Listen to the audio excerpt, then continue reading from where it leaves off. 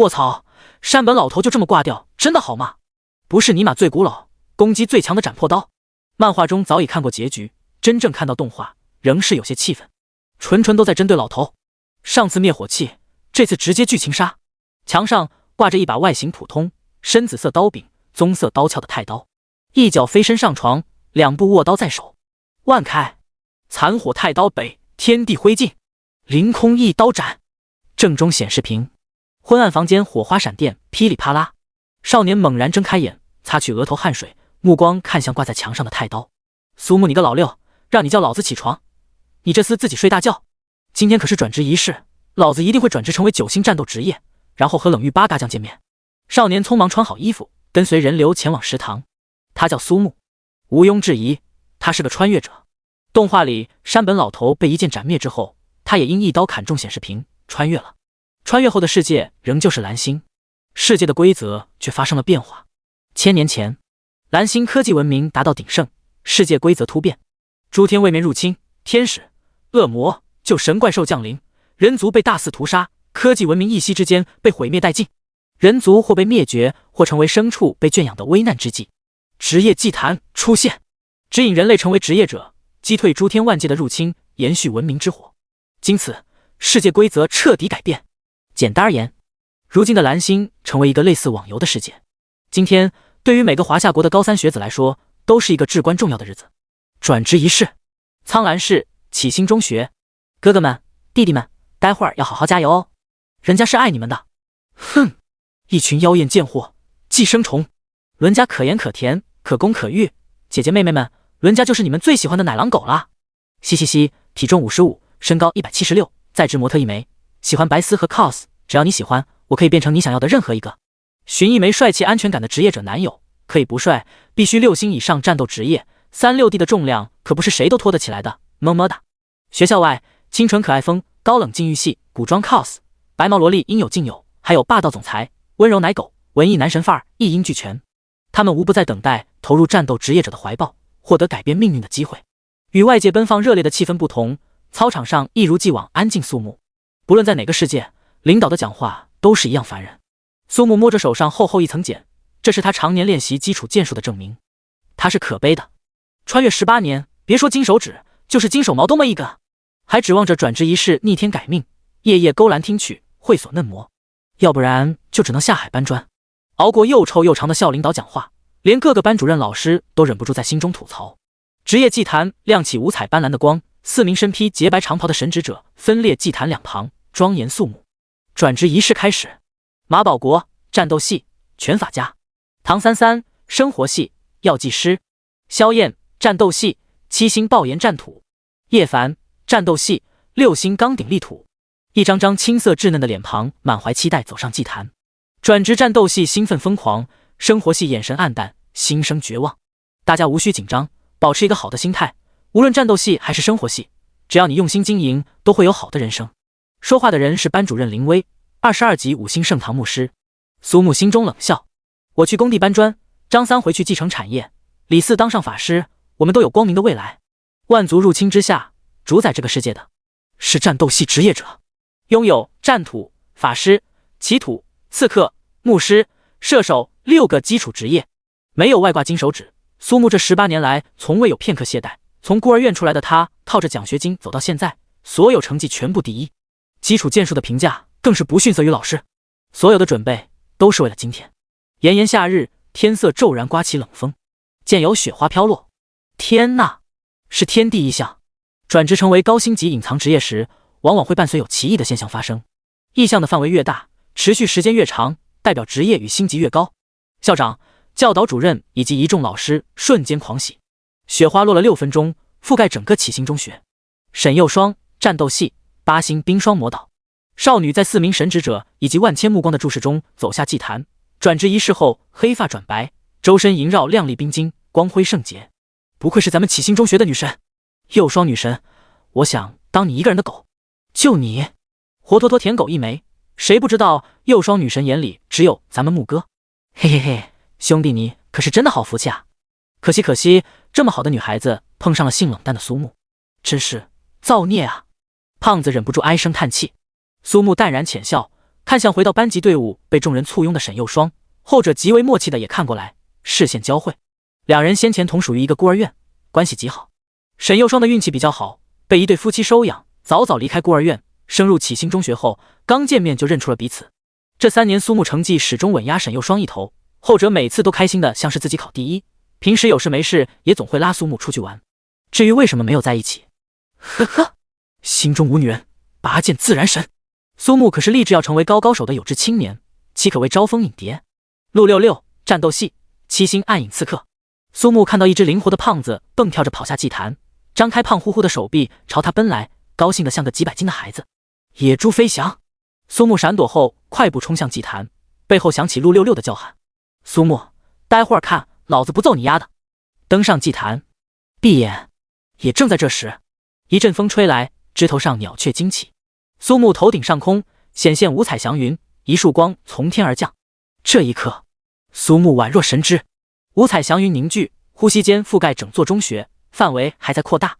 不到1分钟，将整座苍兰市尽数笼罩。暖春细雨，烈日当头，秋风徐徐，寒冬大雪，四季轮转。可怜已经78岁的老校长，淋雨暴晒挨冻，光秃秃脑门上还被砸出3、4个大包。只是还没完，白虹贯日，金光普照。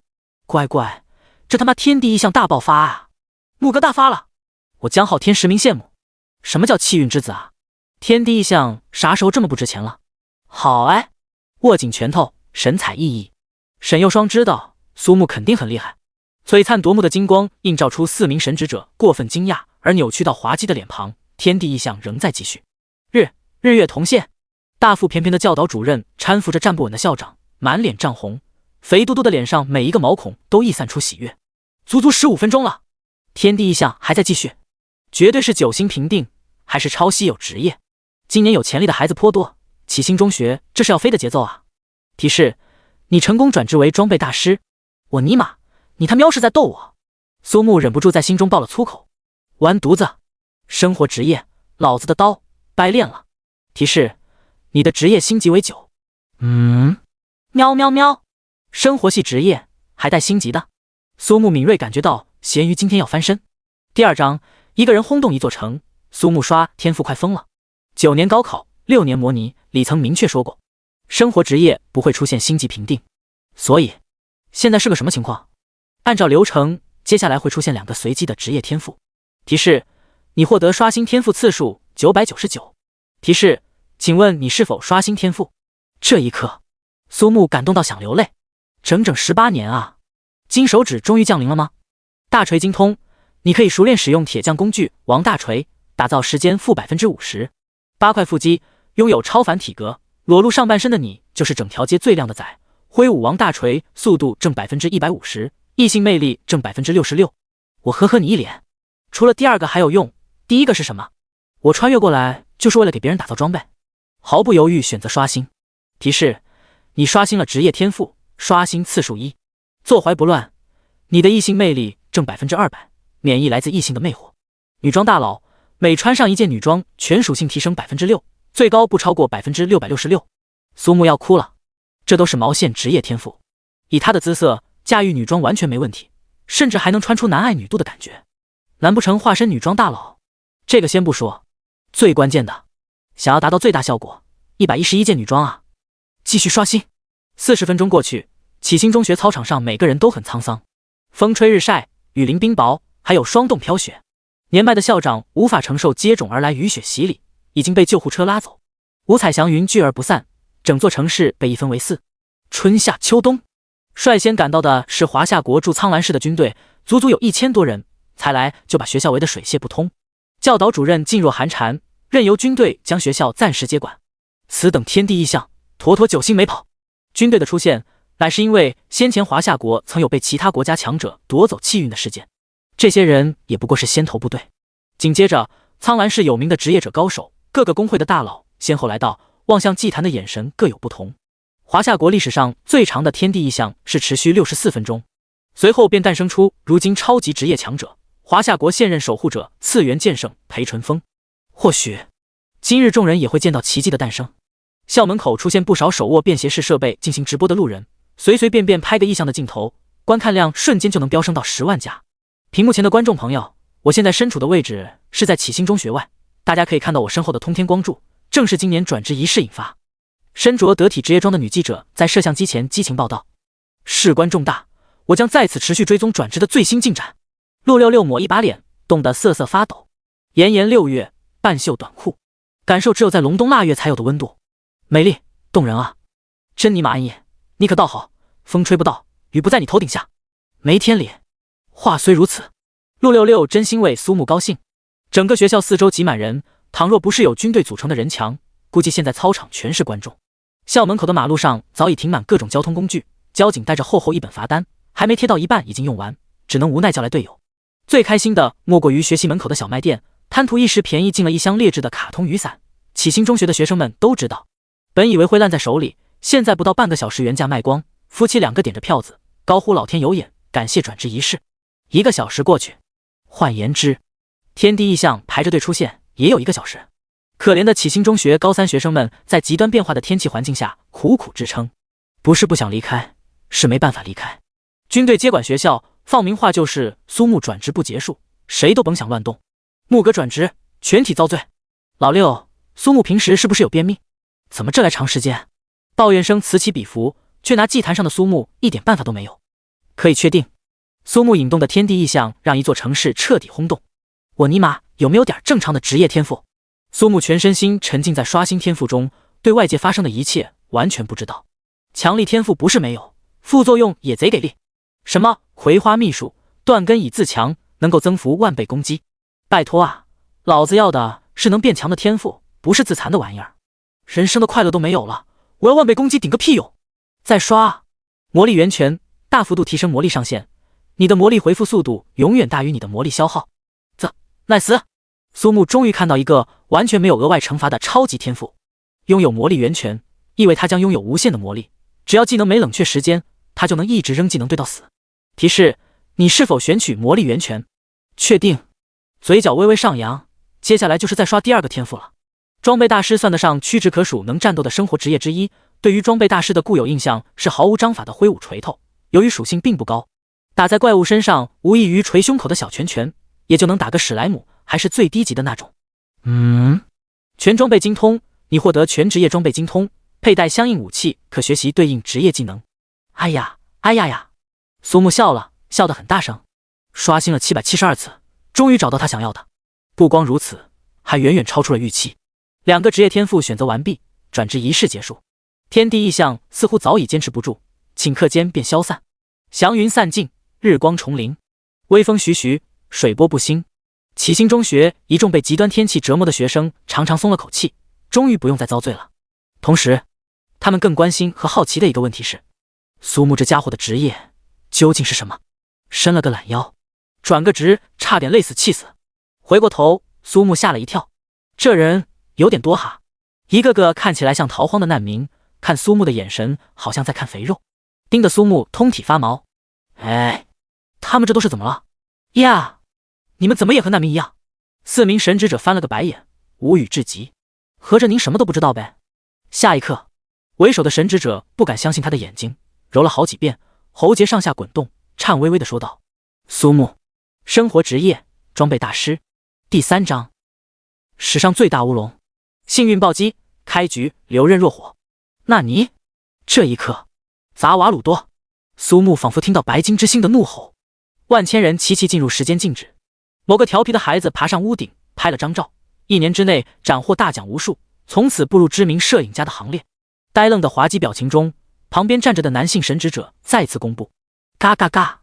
一群乌鸦飞过，意象齐出，最后是个生活职业，搞笑呢吧？老子可是未来华夏国守护者限定，就为了个装备大师，风吹日晒，挨冻淋雨。哈哈，你的妆都掉了，国宝啊你！这就是你的素颜。分手！扑通！教导主任一屁股坐到地上，目瞪口呆。半晌，拿起手机拨通了电话。那一头好不容易脱离危险的老校长正开心地吃着苹果，止不住念叨启星中学在他的手里要发扬光大。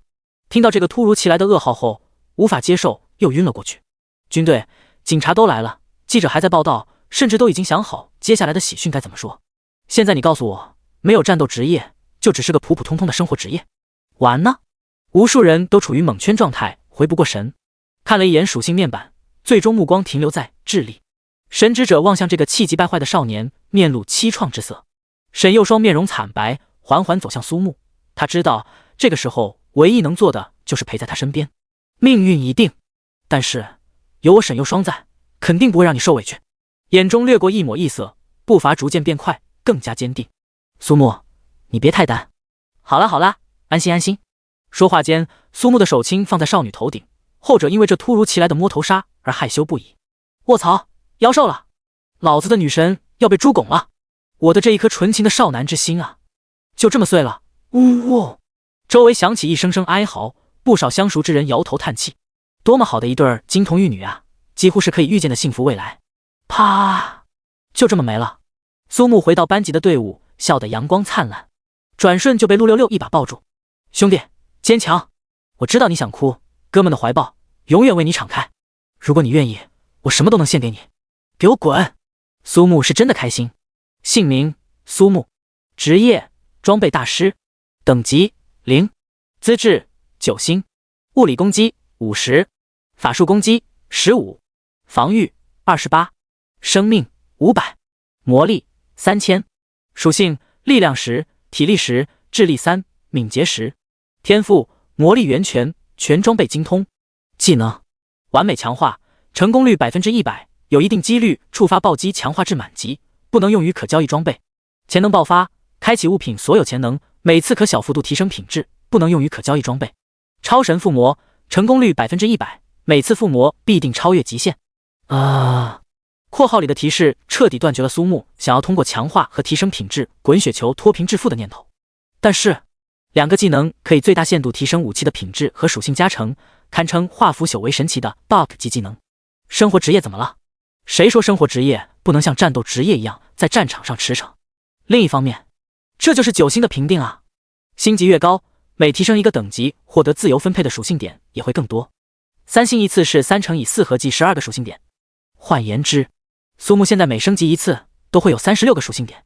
如果在18级完成职业一转，每次升级就会得到72个。如何能不开心？切，忙活半天是生活职业啊，白来一场。那个倒霉蛋儿，这辈子最大的辉煌也就是今天让一众大佬白跑一场，也算牛逼哄哄。之后，苏木被人带到医务室，各项检查完毕，一切正常。可怜的小家伙。不过在人族历史上的确有过出现异象的生活职业。负责检查的医科专家以及教授们相继离开，房间里只有班主任林薇和苏木。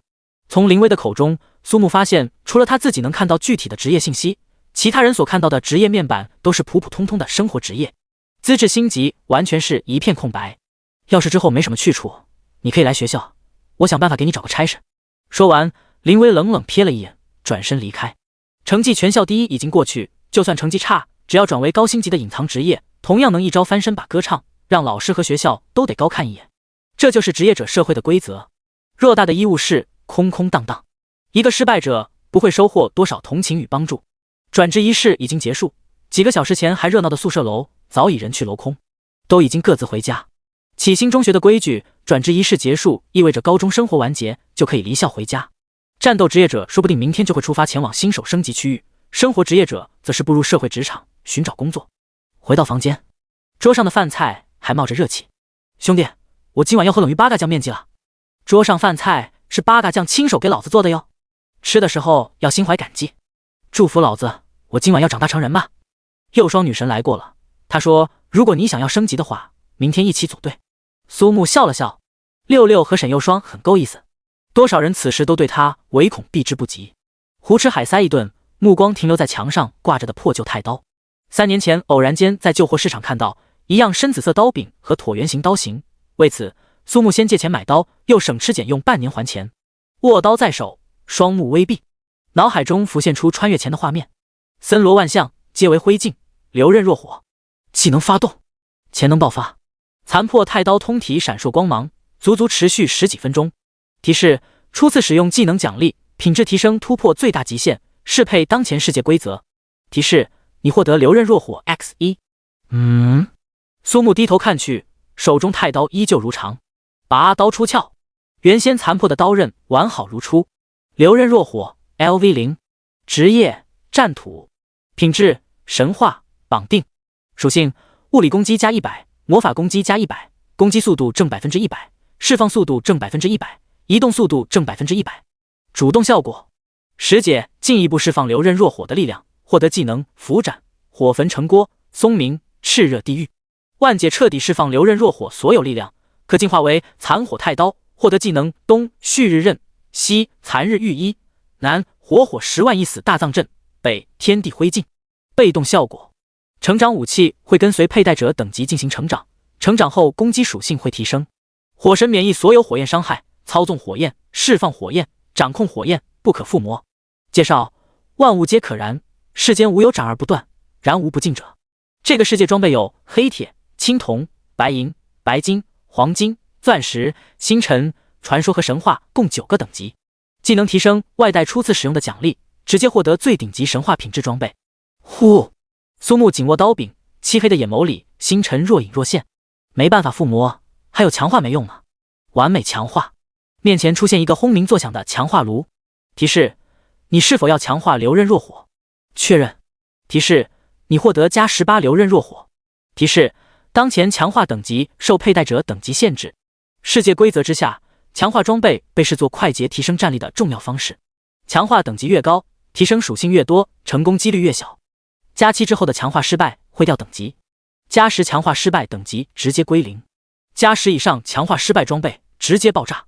苏木不敢想象流刃若火在眼前爆炸的场景。强化到18的流刃若火通体有点星辰下落的强化特效，苏木当即则是关掉强化特效。房门被打开，一个大脑袋探了进来。哎，你不是去找你的梦中女神冷玉八嘎酱吗？这会儿不应该上乐成功或者正在上垒的路上吗？莫非？苏木面露不敢置信的神情，颤巍巍地指着陆六六：你不会这么快吧？这就完事儿了。第4章，新手练级开始。独行幽暗密林，好用的做饭太刀。你丫才快，你全家都快。陆六六一屁股墩儿砸在椅子上，不再说话，显然有心事。不然，家乡祖安，号称10里8乡最出名的文科状元，陆六六能引经据典，说到你怀疑人生。六六，这是真不顺利？是有心理障碍？还是直接缴械投降？总不可能因为对方是个大雕萌妹子吧？我勒个去，尼玛偷窥狂！苏木一愣，竟然还真的说对了。照片上看，容貌能到9分，身材还是六六喜欢的娇小可人。面对这种倒贴上来的妹子，怎么可能拒绝？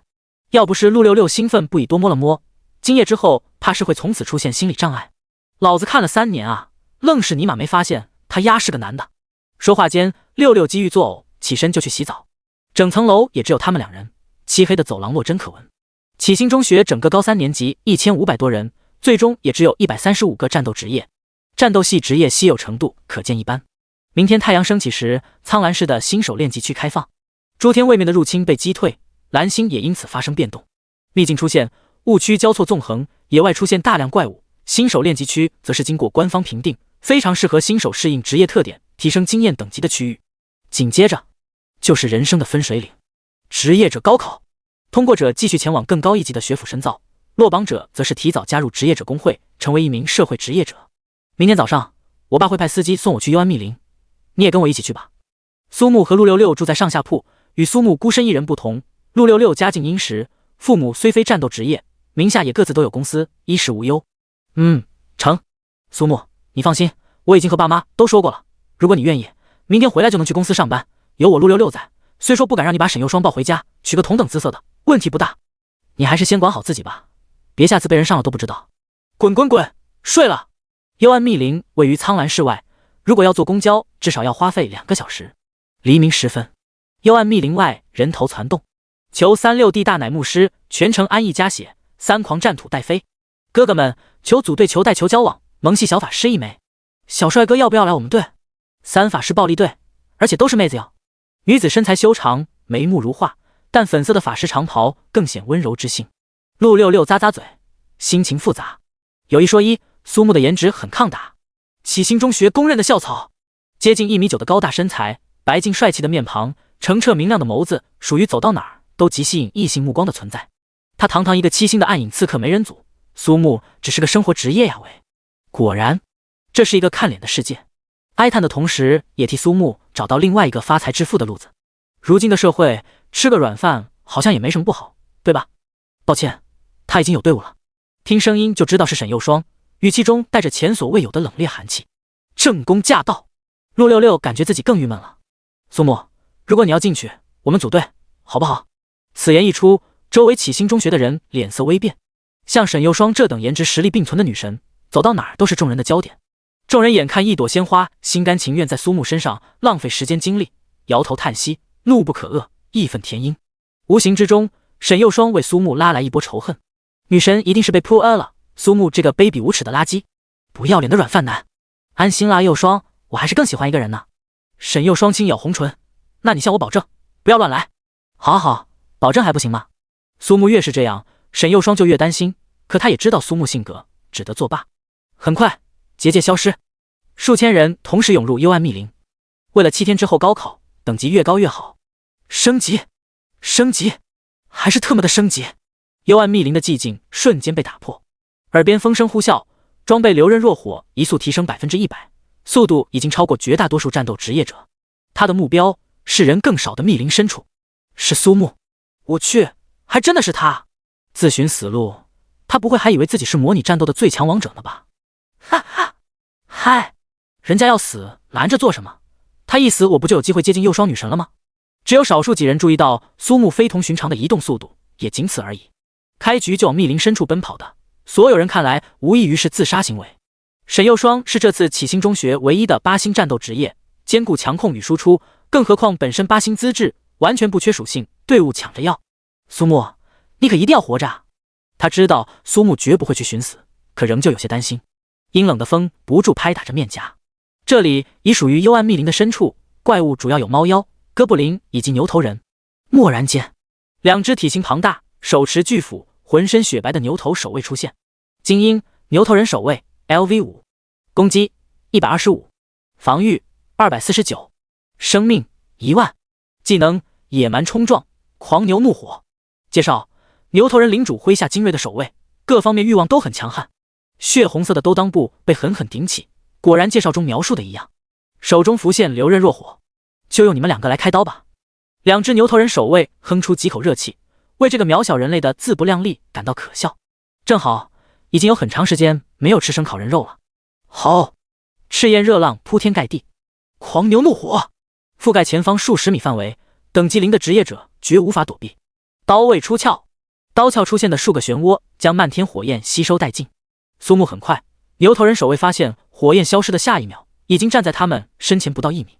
正，一刀横斩，负10865，负11231。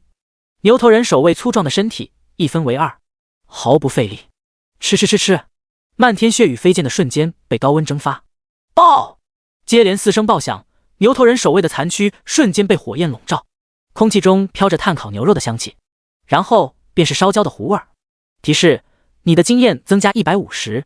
提示：你的经验增加150。提示：你获得烧焦的牛头人胫骨 X2。提示：你获得食物烤焦的牛鞭 X2。提示：你获得食物烧焦的牛肉 X3。这刀不错，不必担心没食物吃。呲了，然后就熟了。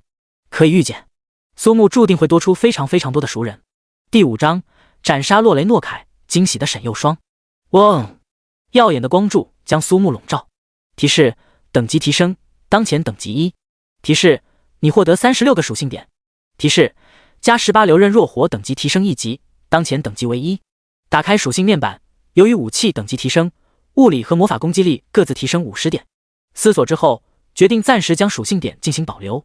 世界规则与网游类似，击杀怪物后，并非所有物品都属于掉落物，职业者也仅仅能拾取作为掉落物存在的战利品。将材料和食物收入储物空间。苏木看着愈发稀少的格子，内心坚定要弄一个储物袋。转职成功后会拥有30格子的储物空间，能够随身携带装备、材料和食物。想要增加储物数量，只有通过储物袋等道具或完成觉醒任务，也就是俗称的1转、2转。苏木向前方继续前进。不多时，藏于密林深处的营地显露，高低不平的围栏，随处可见的各种各样的骷髅，还有巡逻的哥布林小队，属于大型哥布林营地。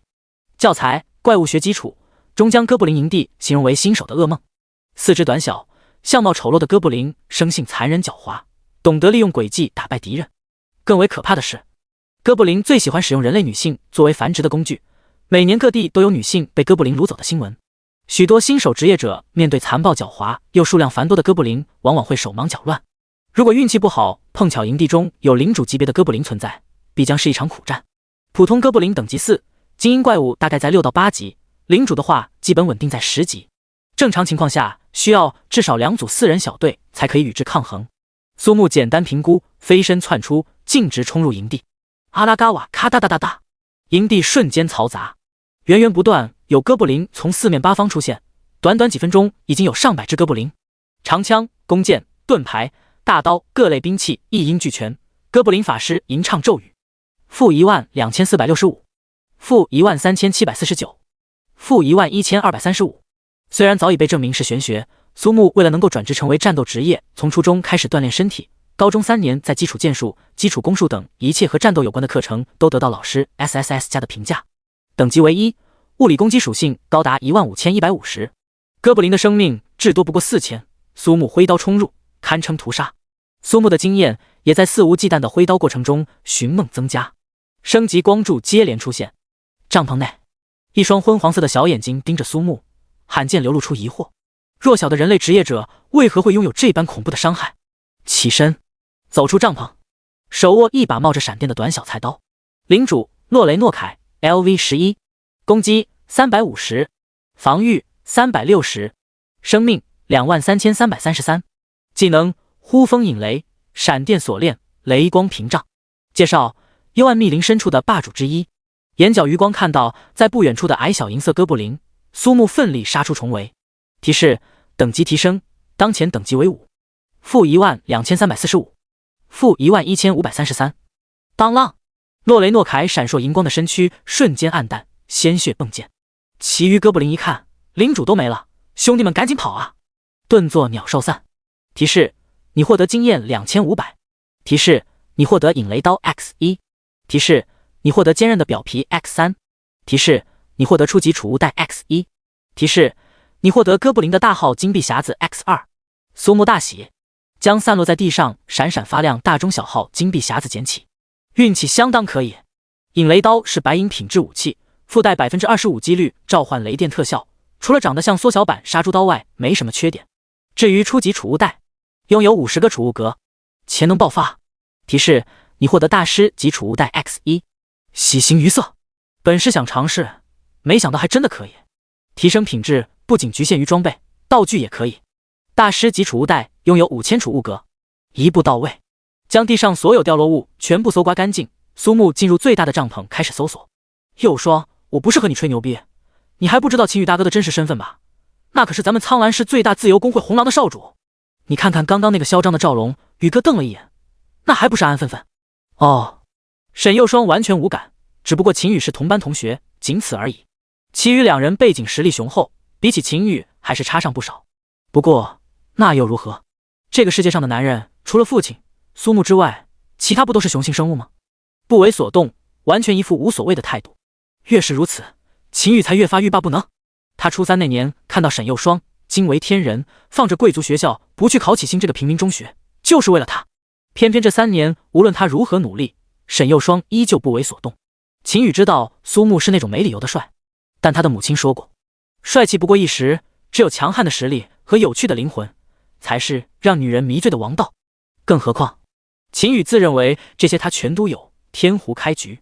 他知道沈幼霜和苏木在孤儿院认识，可是他这个完美的天将，怎么可能敌不过青梅竹马？完全不相信会失败，被人不小心捅出今天身份，却没有收到应有的崇拜，略略让秦羽失望。也正因如此，沈幼霜才有征服的必要。果然和那些妖艳的贱货完全不同。小队中除了沈幼霜是8星职业，其他3人都是7星。经过前期的磨合，熟练后决定朝密林深处进发。一座哥布林营地缓缓浮现，4人都知道哥布林营地的凶险。迟疑间，秦羽大手一挥，直言身怀法术卷轴，大不了砸几个。几十万一张的卷轴对他来说就是毛毛雨。然而他们小心翼翼靠近后，才发现偌大一个营地满是烧焦的肉块，热浪扑面而来，浓郁的血腥味令4人面色惊变。被屠干净了。正在犹豫，苏木从帐篷钻出来，秦羽等人脸色倏尔一变，莫不是先前路上的烧焦肉块也是苏木所为？苏木，沈幼霜俏脸微变，惊喜之情在心中荡漾开来，下意识查看职业面板，5级，比起他和秦羽等人还要高出1级。原来苏木并没有骗他，而是真有自己的手段，就知道无论如何苏木都会很强。美目中有星星闪烁不停，落在秦羽的眼中，刚刚建立起来的自信顷刻间被摔得支离破碎。哥，哎，幼霜，我记得幽暗密林深处不存在介瑞鼠这种怪物吧？没有呢。两人不约而同笑了。第6章，烧烤大师上线，区域级 BOSS 降临，搞清楚状况。现在可不是成绩为王的高1高2，转职仪式结束了，兄弟。秦羽是8星魔剑土，能够在剑术中蕴藏元素力量，属于全距离输出型战土的稀有职业。你苏木算什么？天地异象连环画又能怎么样？不还是个苦逼兮兮的生活职业？秦羽极其愤怒，一路上连正眼都没瞧过他的沈幼霜，竟然对苏木这个垃圾流露出那种神情，合着他就是个舔狗了呗？关键是3年啊！为了征服一个女人，他蛰伏待机，嘘寒问暖了整整3年。沈幼霜始终冷淡拒绝，从未接受竟然会对苏木露出笑容，真就舔到最后一无所有。苏木，摆正你的位置，你和幼霜没有未来，没听到吗？苏木，我们宇哥看在你是同学的份上，好心提醒，不要不识抬举。就你一个臭搞装备的，凭什么和宇少爷竞争？主人一说话，2条狗立马开始乱喷，巴不得当场让苏木自闭。提示：沈幼霜退出队伍。秦羽愣了，他居然会公然退出组队，他怎么敢？啪！清脆的耳光回荡在林间，时间静止。你这个贱人，我爸是秦刚，你竟然敢打我！秦羽捂着脸颊，破口大骂。这样正好，他和2个小弟都是8星职业，就算沈幼霜站到敌对位置，秦羽也不相信凭那2人能秒他。能秒的话，倒立吃翔，优势在我。一个巴掌换一次负距离美妙体验。下一刻，啪！还没有反应过来，秦羽像断了线的风筝笔直飞出，将一棵粗壮的大树拦腰撞断，趴在地上直接昏死了过去。2个小弟机械式转过头，目瞪口呆。沈幼霜轻轻捂着小嘴，惊异连连。以巴掌来说，这个威力过于巨大。貌似我太用力了。上万的物理攻击对一个4级的职业者而言，过于沉重了吗？你们2个等着，我们一定会回来的。噗嗤！沈幼霜笑得花枝乱颤，苏木盯着他的手掌，莞尔一笑。我打就行了，你干嘛打他？谁让他说你是贱人的？提示：沈幼霜邀请你组队。刚想要拒绝，我的队伍因为你可是回不去了，所以今天你要带我升级。同意。提示：你加入了沈幼霜的队伍。嘻嘻嘻。其实沈幼霜有一点他的小心思，装备大师不可能有这种实力，必然是苏木用了他送的终极力量符，一共也才2个而已。接下来要怎么办？还是让我来带你升级吧。然而沈幼霜的想法很快就被改变了。才组队不久，遇到2只棕色巨熊，狂暴熊大，闪电熊2。苏木，看我的！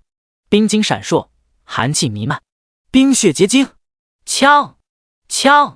魔法才刚刚凝聚成型，酣睡中的巨熊已经被火焰烧焦。提示：你获得经验450。提示：你获得经验400。咔嚓！冰晶消散，沈幼霜呆立当场。这就完了？2只熊是精英怪物，防御属性堪比领主，他的确可以单刷，不过需要先用控制技能限制活动，再拿伤害技能输出，稍有不慎可能还会翻车。装备大师不是只能抡大锤吗？什么时候变得这么猛？那啥，你带盐、孜然或者辣椒面了没？有点焦了，不过撒点调料应该还可以，要不要尝尝？啊！沈幼霜盯着面前黑乎乎的熊掌，犹豫之后终于下口，味道还不错呢，看样子像是烤焦了，但是外焦里嫩。接下来沈幼霜乖巧跟在苏木身后，享受着各种各样的烧烤，小嘴发亮，满是油渍。已经习惯了一刀秒杀，沈幼霜此时内心已经平复，只是后悔为什么没有带点调料过来。他甚至怀疑苏木到底是装备大师还是烧烤大师。烤的是真好吃，烧烤料也是锦上添花，而非雪中送炭。嗡！一道奇异的空间波动在幽暗密林上空扩散，浓重的威压降临在每个新手职业者的肩头。是区域级 BOSS， 诸天位面的入侵被击退，却仍有异域的强悍 BOSS 不时降临，每一次都会造成极大的危害，城市也会被破坏。放任不管，更有极大可能进化为灭国级甚至是世界级 BOSS。乌黑的阴云汇聚而来，四股寒风扎得人遍体生疼。大雪飘落，吼！嘹亮的龙吟声响彻云霄，巨大的身影转瞬即至，漫天狂风如刀，将绿叶彻底斩尽。所有在幽暗密林中的新手职业者仰起头，绝望之下纷纷向外跑去。是冰霜巨龙，区域级 BOSS 中也是顶尖的存在，曾有记载，冰霜巨龙可与灭国级 BOSS 相抗衡。历史上每一次出现都伴随有恐怖的天灾。对于刚刚转职的新手职业者来说，冰霜巨龙的一个小技能余波就可以让他们立时身死，生机渺茫，也不能放弃。轰！冰霜巨龙降落，区域级冰霜巨龙，攻击17000，法术18500，防御35200，生命70万 x4。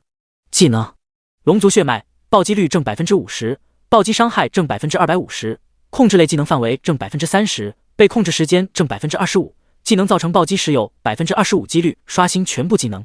冰封结晶，表皮凝结冰层，获得寒冰屏障，防御正 50%。冰冻领域，靠近冰霜巨龙造成减速效果，有几率进入冰冻状态。霜雪风暴，冰属性攻击造成冰冻或减速几率提升 50%， 风属性造成浮空几率提升 50%。寒冰吐息，破冰飞剑，死亡0度。介绍：从寒冰中苏醒的远古巨龙。苏木和沈佑双倒吸一口凉气，无愧区域级 BOSS 之名，仅仅一个龙族血脉的暴击率加成外带技能刷新，运气不好面对的就是来自冰霜巨龙的技能连击。沈佑双拽了拽苏木的衣角，万一巨龙一个不高兴，他俩真有可能被冻成万年不化的冰雕，连名字他都想好了，就叫做相拥的爱。佑双，你想吃烤龙肉不？想吃是想吃，但是怎么吃？那你跑得远远的等我。沈佑双眨了眨闪亮的卡姿兰大眼睛，透着一抹纯真无辜的疑惑。为什么？因为我不想把你变成熟人。第7章，万象森罗，皆为灰烬，流金夹克。苍兰市职业者观测中心，市长赵万山身后跟随一众政府官员，行色匆匆。老爷子！闻言，老者缓缓睁开眼眸，正是华夏国职业者中心苍兰市分部的负责人孟南国。转过身来，赵万山急忙上前询问情况。而今之计，唯有打开屏障，减少战斗对城市的损伤。只是可怜了那些刚刚转职的小家伙们。曾经，苍兰市正因为没有及时打开守护屏障，才会被战斗影响，损失惨重。伤亡情况还没有得到统计，可以想象到，此次之后，苍兰市的新生职业者势必锐减。军队已经赶到现场，孟老放心，已经有大批强者正在赶来的路上。擦拭额头的汗水，赵万山心急如焚。苍兰市最多算4线城市，驻守的职业者队伍在冰霜巨龙面前完全不够看。秦羽3人因祸得福，早早离开密林深处，区域级 BOSS 降临的瞬间，巨大响动恰好将秦羽惊醒。从小弟口中听到苏木和沈佑双的行踪后，当即大笑起来。冰霜巨龙恰好降临在密林深处，那2人说不定已经被压成肉泥。唯二遗憾的是，他没有享受到沈佑双美妙的肉体，也没有向苏木复仇。哼，便宜你们了。陆陆续续有职业者从幽暗密林中奔逃而出的，根据估计，由于冰霜巨龙的突然降临，有将近40%的职业者伤亡。各个中学的校长和班主任老师全部聚集。苏木、沈佑双、苏木，陆六六扯开大嗓子嚎叫着。教务主任和林威听到沈佑双还没出来的消息，几乎要晕过去。那可是这次启星中学仅有的几个8星职业者，肩负着他们的希望。至于苏木，一个生活职业者，擅自跑进新手练级区，就是死也咎由自取。林老师，秦宇跑来向林威报告情况，十分委屈地述说着。苏木一定要前往密林深处，沈佑双同苏木交好，也要同去。他们3个本是好心劝说提醒，沈佑双却是好心当做驴肝肺，不仅直接退队，还当着所有人的面打了个他一个大逼斗。什么？听到消息，又看到秦宇一番痛心疾首的模样，陆六六2腿一软瘫坐在地，扯着嗓子大哭起来。早知就不应该带他过来。教务主任疾言厉色，高呼完蛋，嘴里不停咒骂着苏木。他自己寻死不要紧，还拉上一个极有潜力的沈佑双。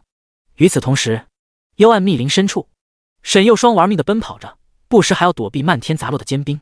他不知道苏木有什么办法，可是自小他就知道苏木绝不会信口开河，孤儿院里每次说要保护他，就一定可以。这次心中没底，却依旧选择相信。半小时过去，料想沈佑双已经跑出幽暗密林，加18流刃若火的首秀，苏木心中同样没底，肯定是不会弱的。终于碰到一个抗揍的怪物，苏木自然是打算把史谢和万姐都尝试一次，至少心里有谱啊。万一直接给沈佑双做成熟人，还不得哭死。苏木傲然屹立，深吸一口气。史谢和万谢的首秀舞台必须盛大而壮丽。万象森罗，古老的咒语穿越时空，脱口而出的瞬间，所握太刀周遭空间发生扭曲，皆为灰烬。热气升腾，雪花在5米开外已经融化。流金夹克，力量鼓动，消失得无影无踪。密码错误，糟糕糟糕，喊顺子耳了。冰霜巨龙已经注意到这个渺小的蝼蚁，方才迸发出令他为之心悸的力量。一颗被火焰包裹的冰球轰然袭来，寒冰流星。苏木脸色突变，高喊道：万象森罗，皆为灰烬，流刃若火。周遭空气嘶嘶作响，因高温而瞬间扭曲。苏木看到他的魔力条正在疯狂的下降与更加疯狂的回复中相互较劲。幸好有天赋，魔力源泉，要不然可能就是传说中1秒真男人，1秒过后直接萎。熊熊烈焰自身体迸发而出，直冲天际。金红色的火焰肆意蔓延扩散，漫天风雪消融，浓厚乌云被烧开，阳光照耀。流刃若火，出鞘！刀刃显露半寸，澎湃的烈焰汹涌而出，须臾间形成直达天际的火焰屏障。冰球表面的火焰被吸收殆尽，一刀斜斩，呲了！冰球被一分为2，砸向两边，火焰的余波将冰霜巨龙逼得连连后退。风助火势，火借风威，顷刻间，一整片幽暗密林化作火海。沈幼霜跨过河流，却被火焰包围，滚滚热浪连绵无尽，先前的寒冷荡然无存，温度在极热与极寒间顷刻转换。躲在屏障内裹着毯子瑟瑟发抖的职业者们下一秒满头大汗。孟老，这是？孟南国身形晃动，震惊之下一把揪掉许多胡子，喃喃自语道：此等威能，老夫生平见所未见，究竟是何方强者？心中咯噔一声，向后连退几步，心头萌生出更加恐怖的推测。来一个区域级 BOSS 还不够，难道还有灭国级甚至世界级的 BOSS 也要降临？若真如此，苍蓝是危矣。与赵万山相视一眼，不由自主叹口气。先前的冰霜巨龙活出一条老命，说不定还能同归于尽，但是灭国级或更高的 BOSS 他也无能为力。深深绝望笼罩心头，唯有寄希望于增援部队赶快到来。陆66已经彻底死心，先有巨龙将士，再有漫天大火，莫不说苏木，就是沈幼霜，估摸也得跪。兄弟，你放心，来年的时候我会给你烧点纸。呜呜呜，哭到伤心处，肥肉乱颤。马路上满是拖家带口，开着车出逃的人们鸣笛不断，叫骂连连。死亡的恐惧之下，暴力事件接连发生，警察忙得焦头烂额。立于火海之中，苏木宛若掌控火焰的神之，一刀横斩，冲天大火化作牢笼，转瞬将冰霜巨龙彻底包裹。火焚城郭，唯有如此，他才能安安分分查看10解之后的技能。10解后会增加4个技能：符斩、火焚城郭、松明、炽热地狱。已经用过符斩和火焚城郭，苏木感受着源源不断冒出的力量，正准备打开属性面板，此时牢笼中的冰霜巨龙如何肯安安分分的被困？刚想从内部突破，炽热烈焰从4面8方袭来，恐怖的伤害与剧烈的灼烧，最终使得巨龙发出冲天哀鸣。然而，火焰牢笼之中，连声音都可以彻底烧尽。好了好了，现在10解用过了，该用万解了。赤焰牢笼消散，伴随着一声转瞬即逝的哀鸣，苏木和沈幼霜两人同时收到击杀提示。哎，就这么没了。第8章，称号屠龙者，第一天直升18级，钻石级装备问世。这什么情况？提示：你获得经验60万，20%。提示：等级提升，当前等级5。提示：等级提升，当前等级6。升级提示接连不断，最后停在17级。沈幼霜小嘴张成 O 形，望向密林深处，震惊万分，异彩连连。真的让他做到了！烧烤大师烧烤成功。话说这个时候，应不应该走到他身边去吃龙肉？嗖嗖嗖，数道身影出现，皆是全副武装。沈幼霜还没有反应过来，不由分说，已经被放上了便携式担架。发现幸存者1名，身体状态良好，15分钟后抵达，请做好相关准备。不是，我没事儿。被牢牢绑在担架上，沈幼霜欲哭无泪，只能眼睁睁看着他由于距离关系自动退出队伍。苍蓝市职业者中心内，人人喜色，尽皆欢呼。孟南国老泪纵横，高喊老天保佑。市长赵万山一屁股坐在椅子上，长长舒了口气。看似行将灭世，却在危机边缘及时刹车。孟老，这么说来，应该是某位强大的职业者出手解决了冰霜巨龙。想来应是如此。如果是更高级别的 BOSS 降临，我们这会儿恐怕早就在阴曹地府报道了呢。向来沉稳持重、不苟言笑的孟南国罕见开起了玩笑，足可见此刻内心的喜悦。究竟是哪位强者呢？孟老，凭您纵横几十年的阅历，可知这位恩人是谁？赵世长，你还真是把我问住了。老夫纵横多年，从未见过如此威能，向来可能是8转、9转的强者。我华夏国土地广博，藏龙卧虎，能人高手不计其数。话虽如此，孟南国心中还有另外一个更可怕的猜想，莫非是比9转更高的神之领域？无论如何，这次的危机算是解除了。提示：你获得经验2400000%。提示：等级提升，当前等级6。提示：你获得36个属性点。提示：等级提升，当前等级18。提示：达到等级上限无法提升，请完成1转任务提升等级上限。提示：你获得称号屠龙者。苏木大喜过望，竟然是公认最难获得的称号。与装备有所限制不同，称号是可以叠加的，每个称号都会有属性加成，称号增多之后，属性也会随之提升。非但如此，新手练级第1天直升18级。换言之，明天一大清早，苏木就能够前往苍兰市职业者中心抽取1转觉醒任务。240万的经验估计足够升到2转等级上限，也就是27级。沈幼霜那妮子估计16、7级差不多。收刀归鞘，拥有280万生命的区域级 BOSS 冰霜巨龙竟然会在流刃若火10解技能火焚成锅之下灰飞烟灭，彻底烧成灰渣，这是苏木始料未及的。四周火焰熊熊燃烧，一把火直接将幽暗密林烧成了烈焰之森。苏木看到不远处闪闪发亮的掉落物，赶忙上前。冰龙之心，玉冰落尘 LV15， 品质钻石，可交易。职业法师，属性魔法攻击加650，精神加50，释放速度正 50%， 移动速度正 10%， 魔法暴击正 10%。 效果玉冰领域，生成半径10米的冰霜领域，进入领域内的敌对目标有 30% 几率移动，速度降低 30%。 法杖通体金蓝，曲线流畅，造型优雅。沈幼霜的职业是冰霜魔导，这把武器正好是他的专属武器，无论外观还是属性都极其适配。不知道什么原因忽然退出组队，应该是没什么危险才对。龙脊胸甲 LV15， 品质白金，职业战土骑土。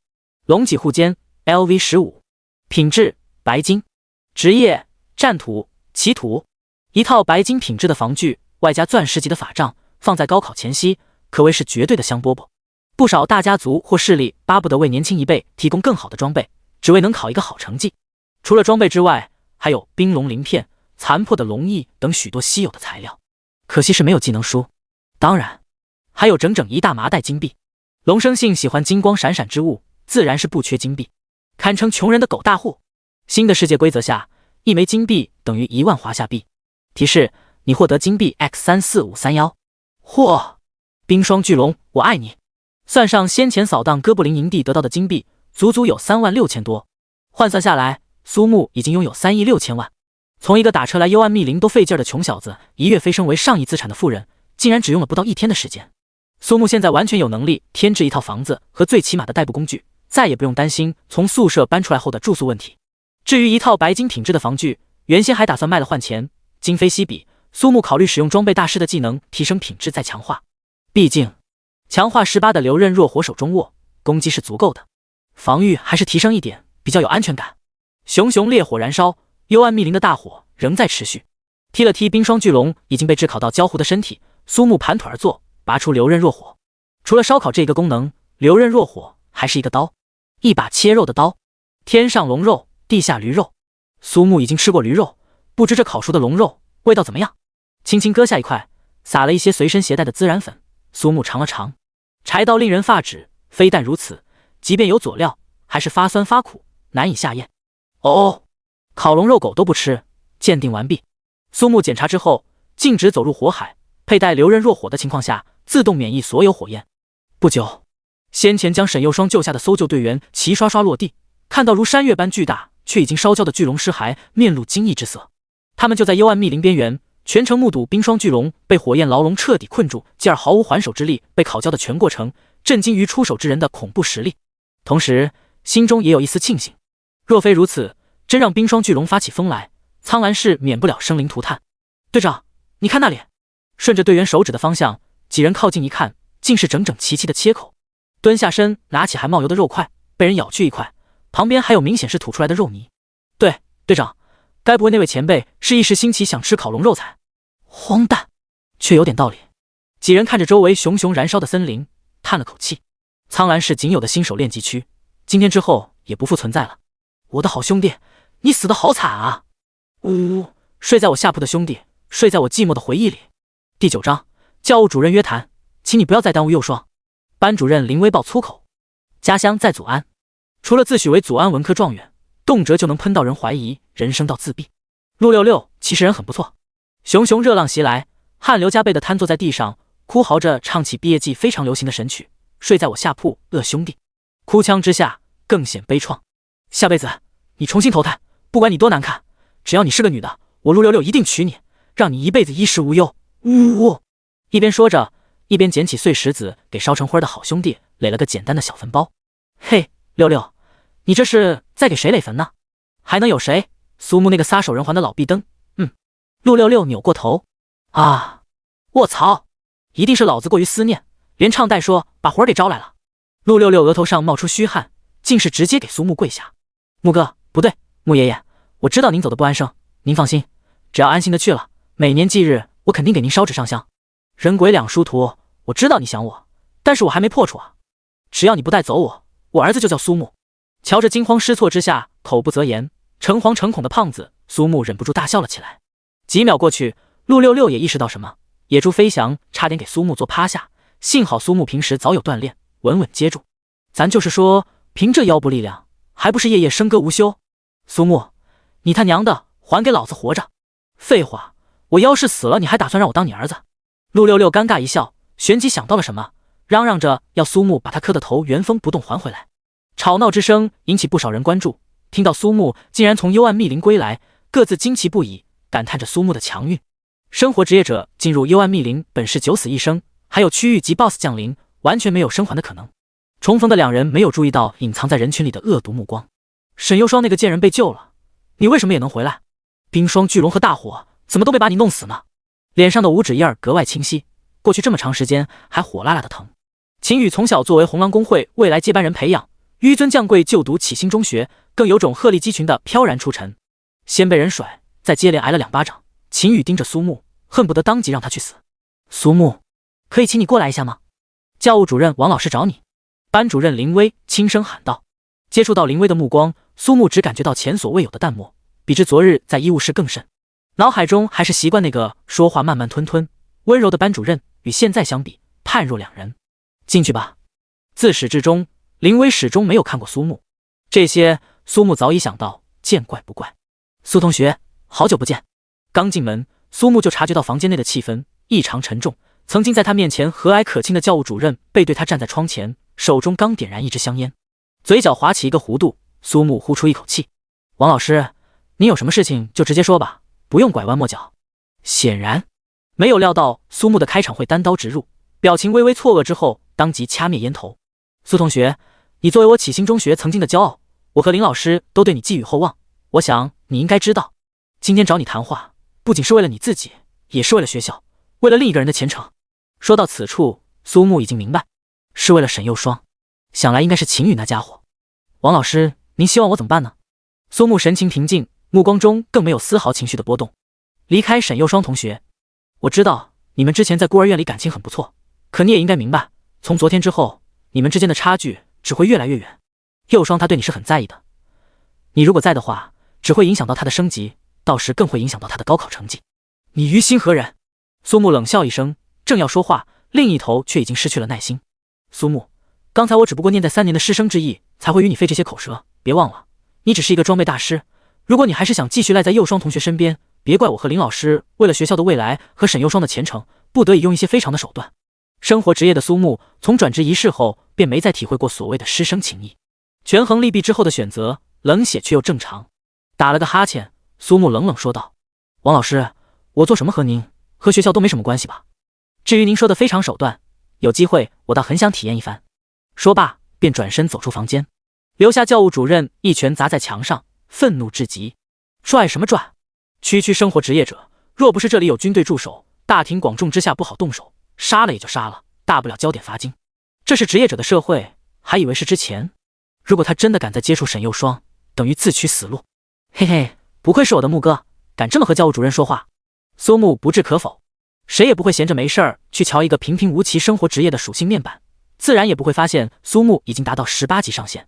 启星中学3年来的教导，刚才已经撇清了关系，之后真的敢玩，苏木倒不介意。问明了沈幼霜所在，苏木和陆六六当即来到医疗帐篷，正好看到医生在按着他做各项检查。待到所有检查结束后，沈幼霜有些窘迫地瞅着笑嘻嘻的两人，暗自生气。对了，这个是送给你的。苏木从储物空间掏出冰龙之心，玉冰落尘，刚一出现，周遭的温度骤然下降，沈幼霜的美目立时亮起。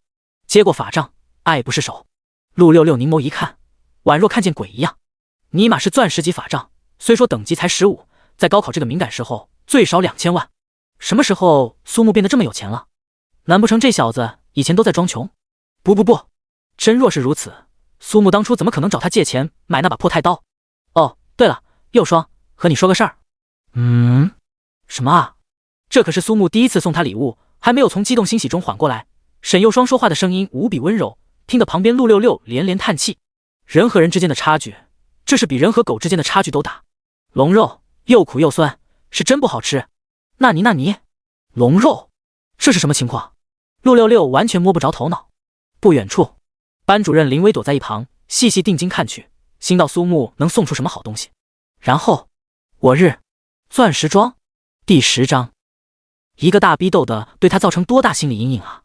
夜晚的苍兰市，华灯闪烁，车辆行人川流不息。红狼公会总部坐落于苍兰市东北角，巨大的红狼雕像屹立，其背后则是一栋摩天大楼。最新款的豪华保姆车飞速驶来，险些撞上雕像。旋即，身材魁梧壮硕、浓妆艳抹的短发女子套着极不合身的粉色长裙冲出车后，直奔最顶层工会会长秦刚的办公室。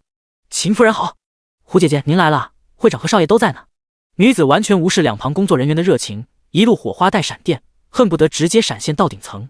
咣当，厚重的实木大门被一把推开，短发女子宛若猛虎冲了进来，看到在沙发上捂着脸的儿子，下一秒咆哮之声让旁边眉头紧皱的秦刚都不免后退几步，那别别扭扭的粉裙子让他的眼睛倍感不适。儿子，妈妈，正是秦羽的母亲胡鲁，也是上一任红狼工会会长的独女。母子相拥的温情场面还没持续几秒，就被尖叫声打破。啊，儿子，我的小心肝儿，是哪个出门被车撞狗伤的烂腿子，把你打成这样的？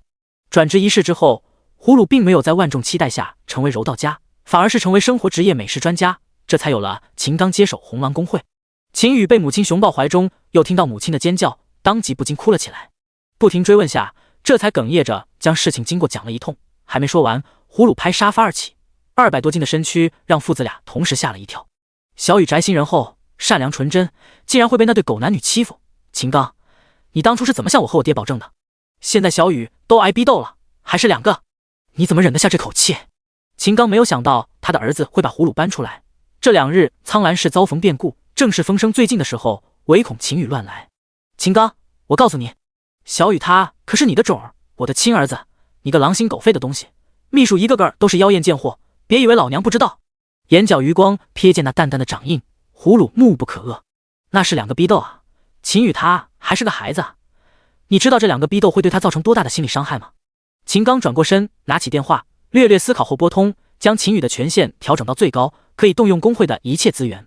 半小时过去，胡鲁拉着秦羽坐上保姆车，扬长而去。天空下起小雨，与陆六六和沈幼霜各自分别。苏木打了个车回到宿舍，却是已经连宿舍门都进不去。宿管大爷指了指放在屋檐下早已被淋湿的被褥，特意说明这是学校的意思。苏木赶快拿上他的一堆破烂绳，快滚！被扫地出门了呗。抱起盖了3年的被褥，直接扔进垃圾桶。苏木回头看了看这座生活学习过3年的地方，呸！天上雨，越下越大。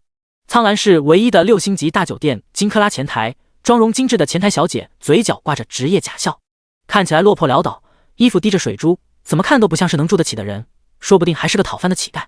不过清秀面庞与滑落的雨滴，衣服贴身能看到完美的身材曲线，宽肩窄腰有翘臀，隐约可见腹肌，估计比电动小马达还要舒服。毋庸置疑，长得是真帅，帅到如果价钱合适，他都想马上请假下班找个情侣酒店马上享用。你好，给我开个房间。抱歉先生，我们酒店已经住满了，现在只剩下最顶楼的元首套房，1晚上66万。本以为会知难而退，哪曾想下一秒看到少年手中多出一个满是乌黑油渍的麻袋，直接抓出一把金币。65、66，够了。你们酒店也能用金币付款吧？可以。前台小姐脸上的笑容像花一样，那叫一个发自内心的亲切友善。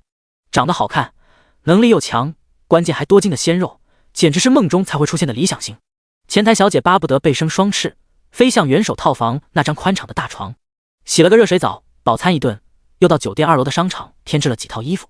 出门直接来到华夏银行办卡，先放了一个小目标进去，毕竟有很多场合是无法使用金币支付。回到酒店已是深夜，苏木点开称号栏，屠龙者，称号，品质青铜，属性力量加25，智力加25，体力加25，敏捷加25，眩晕抗性加35，移动速度正 5%。 效果斩龙，对龙形或龙人形目标伤害增加正 15%。 介绍斩龙族，嚼龙肉，朝不得回，夜不能伏。苏木想起龙肉的味道，差点连隔夜饭都吐了。虽然龙肉味道不咋地，不过掉落是真的多，一次就是3个小目标。职业者最为重要的物理、魔法攻击都可以，唯一欠缺的可能就是防御。将一套龙脊系列防具全部穿搭，触发套装的效果。巨龙守护，受到攻击时有 15% 几率触发龙吟效果，冷却时间15秒。潜能爆发与完美强化之后，一套强化13的黄金品质的防具诞生。查看属性面板，防御暴增至10500，穿戴好的瞬间浑身金光闪闪，巨型落地窗一瞬间光芒闪耀。苏木感叹一句，这才是名副其实的黄金装备。街道行人惊呼不断，不少人当即拿出手机拍视频发斗声。文案为10名羡慕狗大户的一天又要结束了。第二天刚亮，苏木退房，已经熬了一夜的前台小姐姐瞬间就不瞌睡了。刚准备离开，忽听到背后有人急匆匆呼喊，苏木停下脚步，一个身穿粉色衬衣、洁白西装的中年男子气喘吁吁跑上前。你好，你好。说话间，名片已经递了过来。瞥了一眼，新鼎鼎文化有限公司。你好，请问你有成为明星的打算吗？第11章，目标星辰大海。孟南国懵了，依照你的条件，绝对属于难得罕见的身体素质，我相信经过我们的包装和打造，一定会飞速蹿红。白衣男子兴致勃勃地介绍着。苏木将名片放回他的手中。抱歉，没兴趣。我的目标是星辰大海。在错愕的表情中，苏木径直打车前往苍兰市职业者中心。看到通往千岛城的路已经拥堵不堪，新手练级区才开放第一天遭逢重大事故，大火直接把幽暗密林变成了烈焰之森，其中的怪物四散奔逃不说，苍兰市唯一的练级区毁于一旦。高考在即，时间就是生命。苍兰市连夜同邻近城市千岛城达成合作，开放第2个新手练级区，以供苍兰市的高3职业者练级。打开手机，第一个出现的永远是陆66这个老六，分享的资源包括但不限于黑丝、白丝渐变袜，总之应有尽有。看到小封面上和刚才名片一样的图标，我勒个去！一大清早抵达职业者中心，人族击退位面怪物入侵后，各国政府纷纷在城市设立职业者中心，拥有职业祭坛，可以进行转职仪式、觉醒任务抽取、冒险委托接取等功能。正常升级条件下，能够在高考时升到18级，已经属于天才。各个城市的职业者中心都是在高考后的暑假最为繁忙。抽觉醒任务，领冒险委托，称得上新生战斗职业者踏上职业道路的第一道门。现在人极少，稀稀落落，只有一个扫地的老人。不过职业者中心内所有窗口全部开放，工作人员精神饱满，正在收拾卫生。苏木坐到椅子上暂且等待。另一边坐着身穿水手服、粉色披肩长发的女孩，竟然还有人比她到的还早。苏木略感惊讶。等待窗口开放，苏木赶忙跑到就近的窗口，刚要说话，便看到办公的小姐姐们纷纷起身，目光看往楼梯的方向。爷爷，你怎么才下来？我都等死了。小小年纪多等等没坏处，正好爷爷要去开会，坐飞机很快的。哼，这还差不多。月儿还想当苍兰市首个一转觉醒的人呢。少女娇俏可爱，玩起老人就快速向门口走去。你好，不好意思，请问您要办什么业务呢？你好，我想要申请抽取一转觉醒任务。安静的大厅顿时无声。什么？那你正准备出门的少女撒开老人的胳膊，被擦得明亮的小牛皮鞋踩在石板地面，发出清脆的声响。噔噔噔，少女走上前，叉着腰，凝眸看来。噗嗤，少女连忙捂嘴，却是笑得眼角都出现了泪花。生活职业装备大师，新手练级才过去1天，大清早就跑到职业者中心来装备。耶，什么嘛，合着整个就一装逼大师呗。四处张望着，像是在寻找着什么。拜托呀，老铁，就算装也要分清楚场合，时间好吗？现在的剧本都已经这么离谱了吗？苏木，显然这小姑娘是把他当成拍装逼小视频的人了。可柔，不得无礼！这位同学，不好意思。可柔还不给这位同学道歉。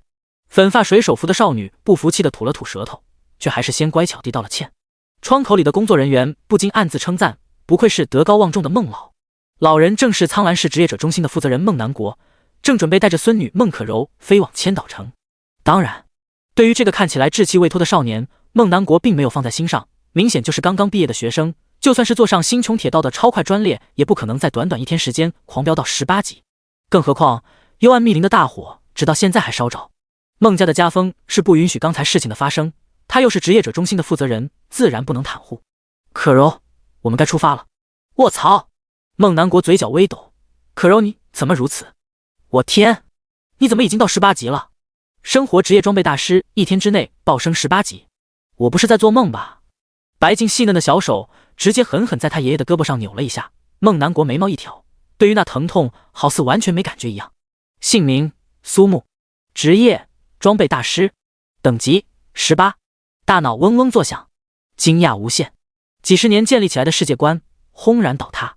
苏木的职业面板带给孟南国的震撼，不亚于普通人近距离看到光头给蓝星书中分，几乎是颠覆性的。并非生活职业不能升级，而是升级也没用啊。你好，请问一转觉醒任务，我是没办法抽取吗？不是这样的，职业者达到18级都可以进入职业祭坛抽取觉醒任务。说话间，一张表格从窗口递出。苏木没有理会惊讶到极点的爷孙两个，拿起笔开始填写。孟可柔凑过脑袋，看到表格上字迹娟秀，是标准的蝇头小楷，他自己的字经常被孟南国戏称为狗爬字。苏木，我看看是启星中学，从那座普通到不能再普通的学校出来的。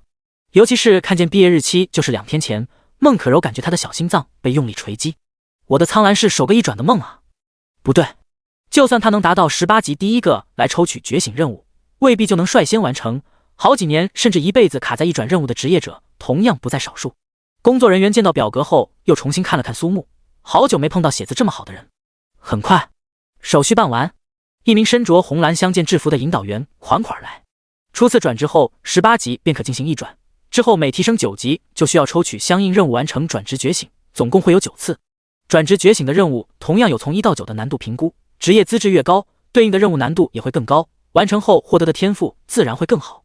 孟南国对这个神秘的少年来了兴趣，几十年来完全不曾见过生活职业者进行转职觉醒，当即跟在两人身后。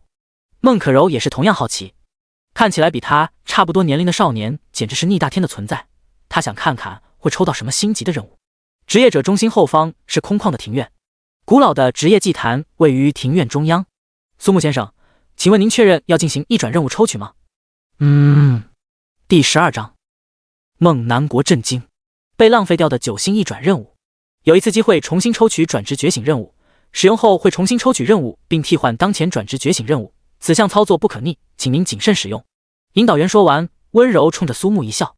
注意事项告知完毕，如果没有其他问题，请您走上职业祭坛进行转职觉醒任务抽取。苏木走上祭坛中央，古老的祭坛舒尔光芒闪耀，点点星辰升起，一枚圣洁的光球浮现，手掌贴合上去。孟南国与孟可柔两人站在边上，并未走入其中。提示：转职觉醒条件检测中。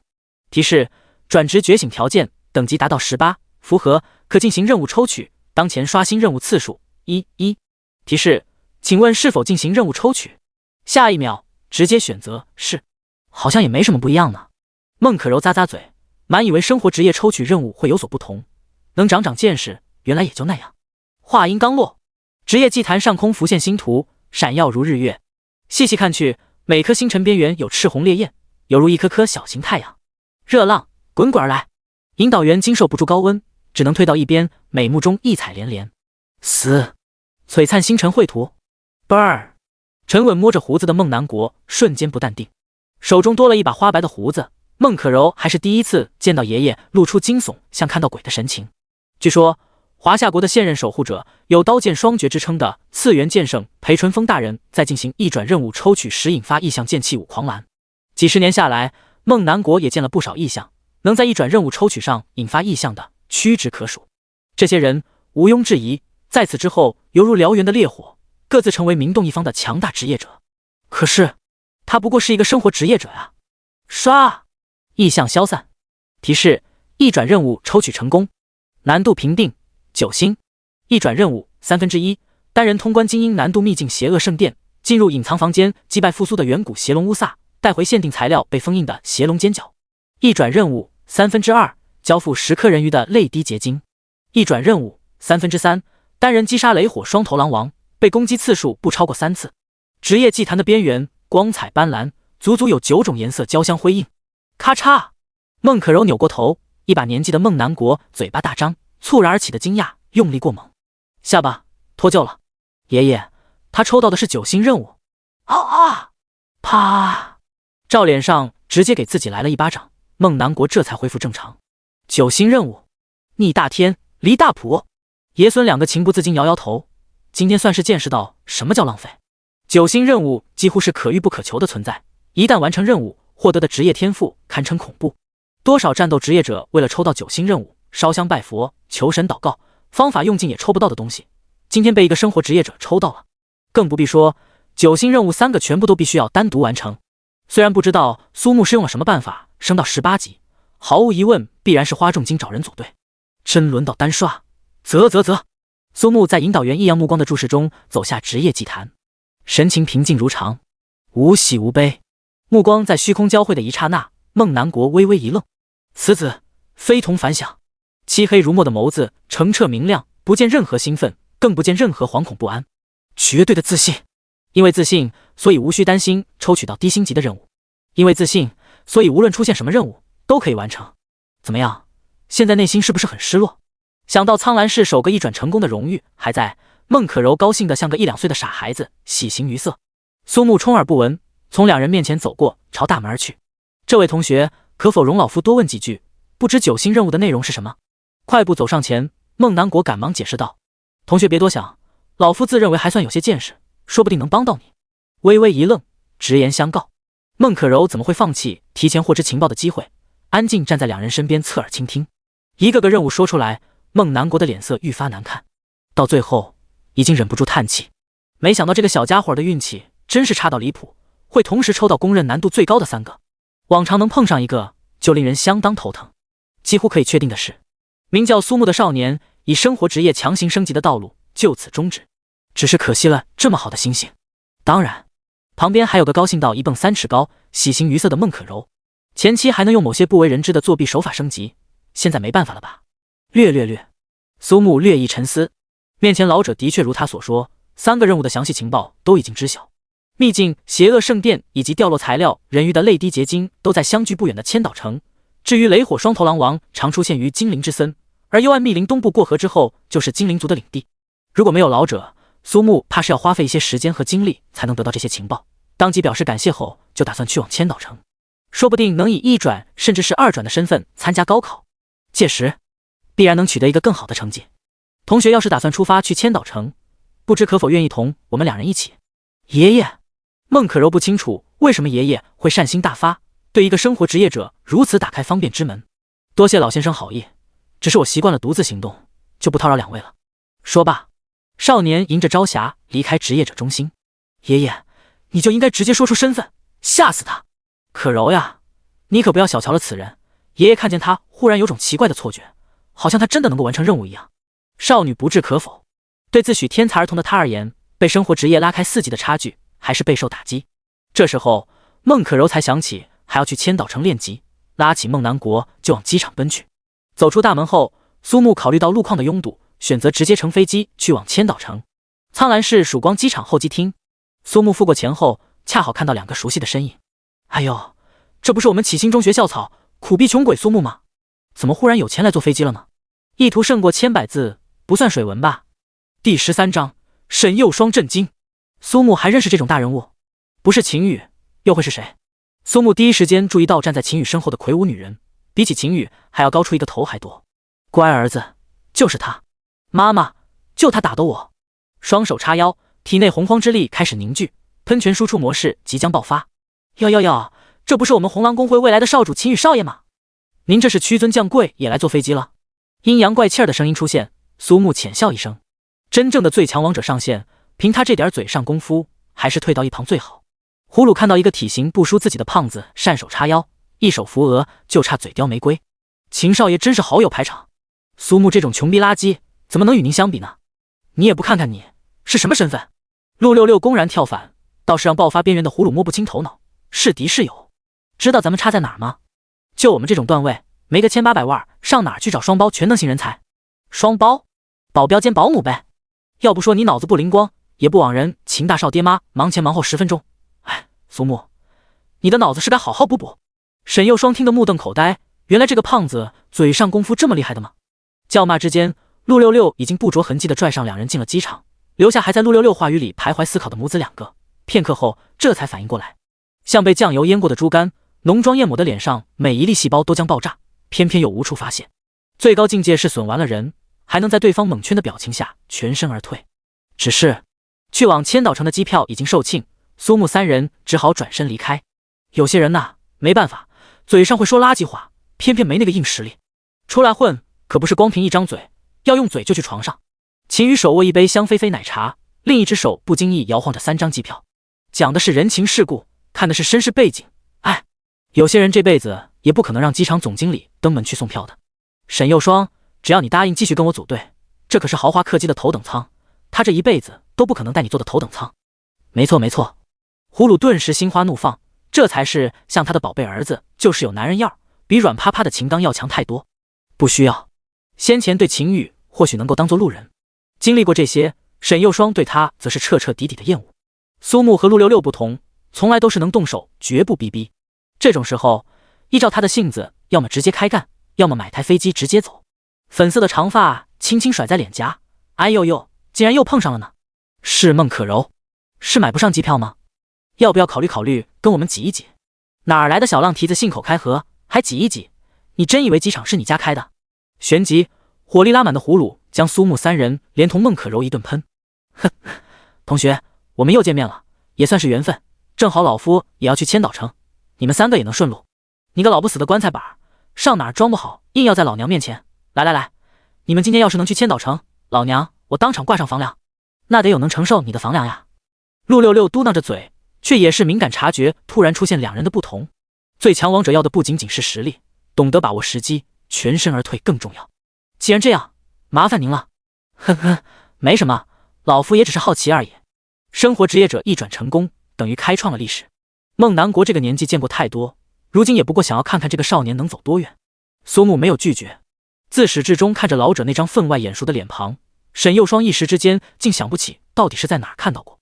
警卫早早过来，除了不时过来劝说苏木三人赔礼道歉，对狂喷不停的胖女人完全无视。眨着大眼睛，孟可柔好奇瞪着叫嚣不停的花冬瓜，十分好奇他那讲素质的爷爷会怎么处理。这时候，围观的吃瓜群众越聚越多，不少人都认得秦宇，更知晓他背后的红狼公会。这几人惹上了秦宇，他妈可是出了名的护犊子，惨哥惨喽！嗨，闲吃萝卜淡操心，你没看见已经有机票了？人家出生在罗马，我们还得奋斗，管那么多做什么？吃你的瓜就行。你们没觉得那老头在哪儿见过？哎，我也感觉很眼熟。才不到10分钟，一个西装男子扒开人群冲进中央。尹东海，你可算来了，就是他打了你表外甥的脸，你看怎么办吧？还有这个老不死和他的小情人，说要带人上飞机，你可要严肃处理。你他妈给我闭嘴！尹东海的一声大喝，直接把葫芦吼懵了。旋即转过头，谄媚的笑容迸发开来。孟老，实在不好意思，这是个意外。哗！人群顿时炸开了锅。孟老，我擦，是孟南国，偶像站在我面前，我竟然不认识。嘻嘻嘻，装逼被打脸，小说里的情节原来都是真的。这个瓜好甜。许多人纷纷拿出手机，要么拍视频准备涨粉，要么索性就开了直播。各位铁子，今儿主播现场直播装杯不成反被啪啪打脸的现实情节，注意了，不是剧本，不是剧本，他是孟南国，一梦千秋的孟南国，苍兰市职业者排名第1。20年前就担任守护者一职。沈幼双拍了拍脑袋，暗自心惊，苏木他竟然认识这种大人物。陆六六直接把脑袋缩了回去，两只小眼睛不停地在苏木和孟南国之间徘徊。自从选择隐退后，孟南国几乎没有任何照片流出，也难怪所有人几乎不认识。30年前的凌厉与如今的和蔼慈祥简直判若两人。贵机场的警卫真是令老夫大开眼界。您误会了孟老，他们都是临时工，下午不，现在我就把他们开除。那是您的事情，与老夫无关。现在老夫要带着他们上飞机。额头冷汗直冒，尹东海点头哈腰，两腿不住的颤抖。孟南国一句话就能让他直接从经理位置上滚下来，心中不住懊悔。您的专机早已经准备好，孟老和可柔小姐还有3位随时可以登机。孟南国走在前方，孟可柔与苏木3人慢悠悠跟着。走过胡鲁秦羽母子身边，陆六六轻轻一拍肩膀，秦羽当即瘫坐在地，浑身冷汗直冒。胡鲁已经坐在地上，呼哧呼哧喘着粗气，颤巍巍摸出手机。六六，你知道苏木他怎么认识孟老的吗？沈又双，你看我这个惊悚的小眼神，像是知道吗？专机起飞，孟南国透窗观云海，陷入沉思。此番去往千岛城，正是为炎帝之事，更不必说还有高考之后城市气运战。唉，多事之秋呢。第14章，火烧邪恶圣殿，苏木化身火葬大师全部送走。得知孟南国的真实身份后，机舱内一片安静。苏木打了个哈欠，直接睡了过去。不多时，已经有轻微的鼾声响起。孟老，您别介意，苏木他就是这么个人，得了一座交通工具就犯困的毛病。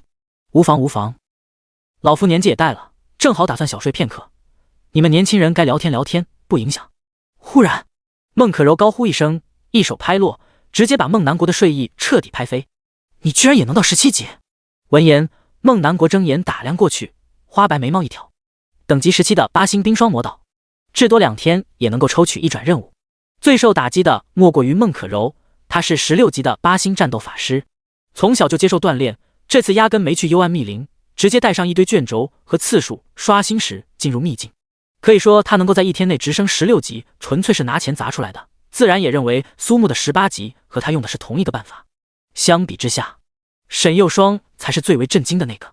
若非和苏木组队，他这会儿没准还不如等级5的陆六六。至于等级最低的胖子，索性两眼一闭，直接去梦里给苏木送本子。飞机降落，分别时，孟南国特别将邪恶圣殿秘境相关情报交代给苏木，随后坐上直接开往千岛城职业者中心的专车。苏木与3人分别后，奔着秘境而去。千岛城顾名思义，大小不一的岛屿如众星拱月，环绕于中央岛四周，碧波荡漾，万里晴空。苍兰市开来的车辆络绎不绝。除了最先开放的荒兽海岛，千岛职业者中心直接开放所有新手练级区域，以应对从苍兰市赶来的职业者。星罗棋布的岛屿中，邪恶圣殿位于骷髅海岛，从船上远远就能看到如巨型骷髅状的海岛。此时岛上并没有多少人，三两两的采矿工人直接在沙滩上躺平，享受日光浴。上岸后，苏木快步奔向中央区域。孟南国的情报精准详细，为他省下许多时间。蓝星上拥有诸多秘境，并非是每一个在进入时都会有所要求或限制。秘境的位置、进入方法以及相关情报同样价值千金。巨型骷髅石的嘴巴位置，苏木按照孟南国的提示找到开启机关后进行旋转。漆黑洞穴中蓦然出现空间之门，秘境邪恶圣殿开启。提示：请选择秘境难度。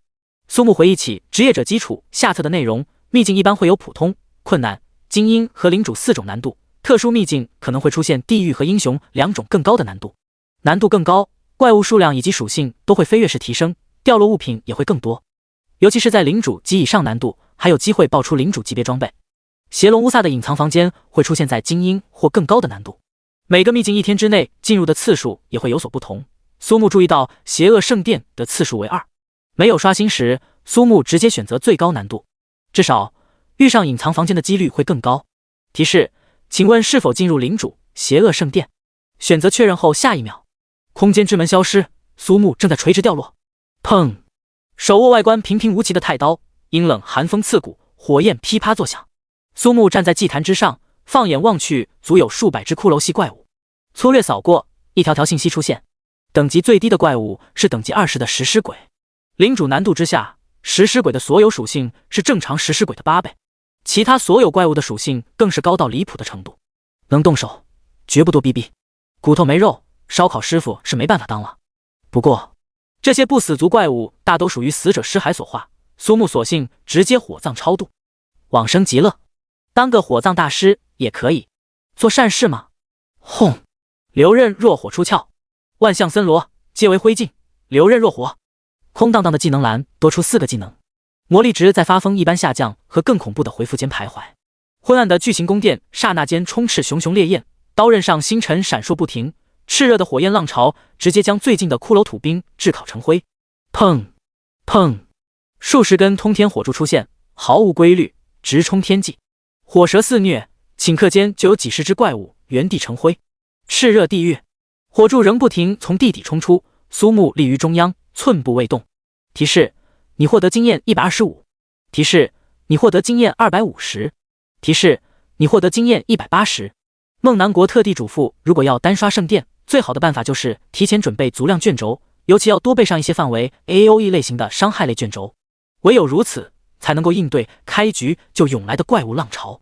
站在最后的骷髅大法师是苏木重点关照的对象，技能一出，瞬间灰飞烟灭，近100根通天大火柱缓缓聚拢。嗡！-73256，-73256，-69353，整片空间都在巨大轰鸣声中颤抖不停。以岩石制成的圣殿勉强承受住高温，并未融化，其余怪物全数死亡。即便逃过了从地底随机冒出的火柱，也难逃最后爆炸。职业者规则之下，原本的斩破刀以及诸多技能全部适配这个世界。炽热地狱则是成为的二段式的超大范围 AOE， 目之所及，四处皆是燃烧的烈焰。从进入圣殿到彻底清空，前后也不过才几分钟。看着断壁残垣，苏木忽然发现，万一之后组队的时候不小心把队友全部变成熟人该怎么办？总不能吃了吧？接下来就是喜闻乐见的环节。领主模式下不会存在没有掉落的情况，相反，望着满满一地的掉落物，苏木只能开心而有痛苦的逝去。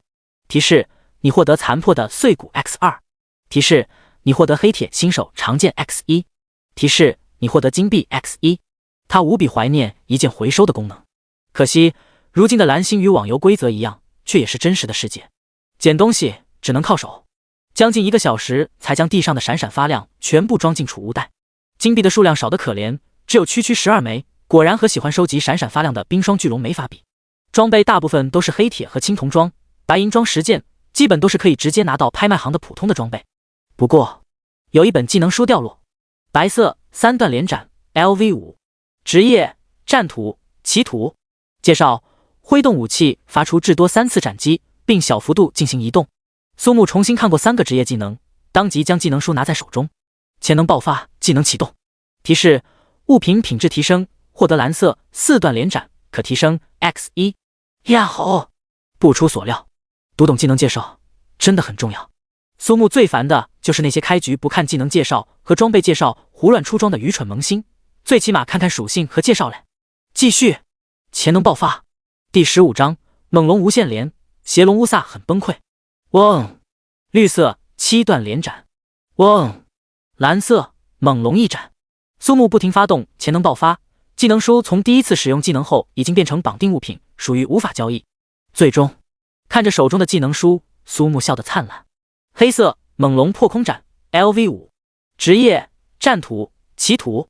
介绍：剑气化龙，长啸破空，消耗大量魔力向前方发动一次斩击，并以极快速度穿过敌人，无次数限制，间隔超过5秒进入冷却，完全就是为他量身定制的技能。在天赋魔力源泉的作用下，他的魔力永远不会用完。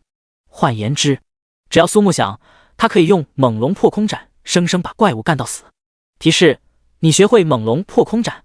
一个闪亮的金色龙头图标出现在空荡荡的技能栏中。事件解除，收刀归鞘。当即苏木轻喝一声，周身剑气沸腾，硕大的金色龙头栩栩如生。猛龙破空斩。砰！负489，剑气消散，墙壁上出现一个深深人形凹陷。真他妈快啊！千岛职业者中心。黑色轿车驶来，缓缓停下。孟南国走下车，快步走入会议室。大屏幕上正循环播放着幽暗密林的照片以及视频，主持者是一个看来与孟南国年龄不相上下的老妇人，千岛职业者中心的负责人欧阳艳华，身材娇小，头发花白，看不清眼眸是闭合还是睁开。所有人神情严肃。孟南国的到来让会议室内的沉寂气氛为之一变。南国，好久不见，正好大家都在，你把详细情况和你的猜想说一说。苍兰市区域及 BOSS 降临，却被神秘强者一招击杀。孟南国将存储设备交给助手，看着大屏幕上出现的烧焦巨龙实体，连同老妪在内，所有人都为之倒吸一口冷气。这是我之后抵达现场亲眼所见，并且还发现了这个。示意之下，屏幕上出现一道整齐的切痕，应是有人特地切下一层薄薄的肉片。正当大家疑惑不解时，下一张照片出现，老妪闭合的眼睛忽然睁开，扶额陷入沉思。这位前辈不会是闻着烤龙肉香气扑鼻，所以切下来尝了尝吧？很有可能。你们不觉得很扯吗？龙肉这种东西又不是没有，咱们千岛城的饭店里就有红烧龙肉、干炸龙派，我今儿早上吃的红焖龙派，那可是能秒杀巨龙的前辈，绝不可能没有尝过龙肉。就不兴人家一时兴起想尝尝烤龙肉，强者的心思我们又怎么会知道？大家七嘴八舌地讨论着，老妪看向闭目养神的孟南国，知道这个会再开下去也没有什么意义，直接解散。会议室只剩下2人。南国，现在你可以把心里的想法说出来了吧？随后，孟南国嘴里吐出来2个字，令老妪脸色大变。炎帝，不可能！老妪噌一下站起，走到窗前，望向无垠海面，内心翻涌。所说炎帝乃是上一任华夏国的守护者，大劫到来时，只身挡在入侵神明之前，与之在异次元空间力战，生死未知。如今已过去数百年，绝无生还可能。证据呢？你难道忘了炎帝成名首战？老妪眼睛睁开，闪过一抹奇异的色彩。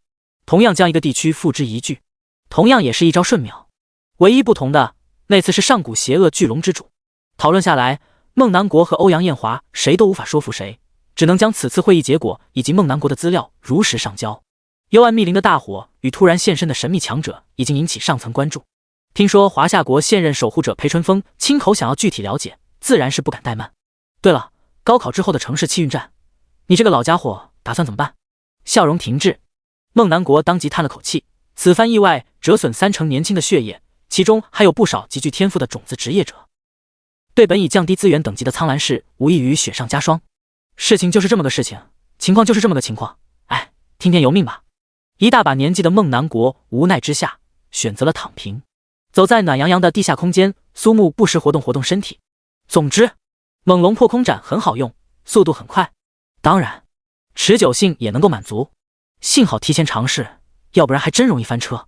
来到孟南国所说的位置，苏木寻找过后不禁流露出失望之色。复苏邪龙所在的隐藏房间并非100%能找到，而是在精英及以上难度才有几率出现。搜寻了足足2个小时，无奈朝秘境出口走去。呼！猛龙破空斩，苏木身化长龙，伴随着一声声龙吟急速而过。反正魔力永远不会枯竭，顺道也能多多适应猛龙破空斩的速度。出口就在眼前，苏木笔直向前。砰！负489，苏木险些又晕了过去，默默额头出现个大包。死！真疼！一扇破旧的铁门缓缓浮现，隐藏房间的大门。进门的瞬间，周围的环境发生剧烈变化。山风呼啸，圆月高悬，硕大的龙头映照月光，周围是星星点点的萤火虫，散发绿光。无数粗重的铁链将巨龙的身躯捆得结结实实，历经岁月却没有出现任何松动。一眼就看到邪龙前方那只贴满神秘符文的尖角，苏木呼出一口气，按捺住激动的心。远古邪龙乌萨 LV25， 攻击1750，法术1500，防御12000，生命35万 x2， 技能剧毒浓雾，灵魂爆碎，亡灵召唤。介绍：被封印的远古巨龙，历经无穷岁月，肉体消磨，复仇之魂永恒不散。弱小的人类，向伟大的龙族献上你的膝盖。好！龙吟响亮，献个毛线膝盖，把你的脚给我拿来。猛龙破空斩，负14211，负11593。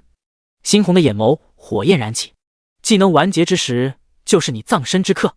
粗重的锁链砸落，扬起漫天灰尘，速度奇快，仍旧比不过猛龙破空斩。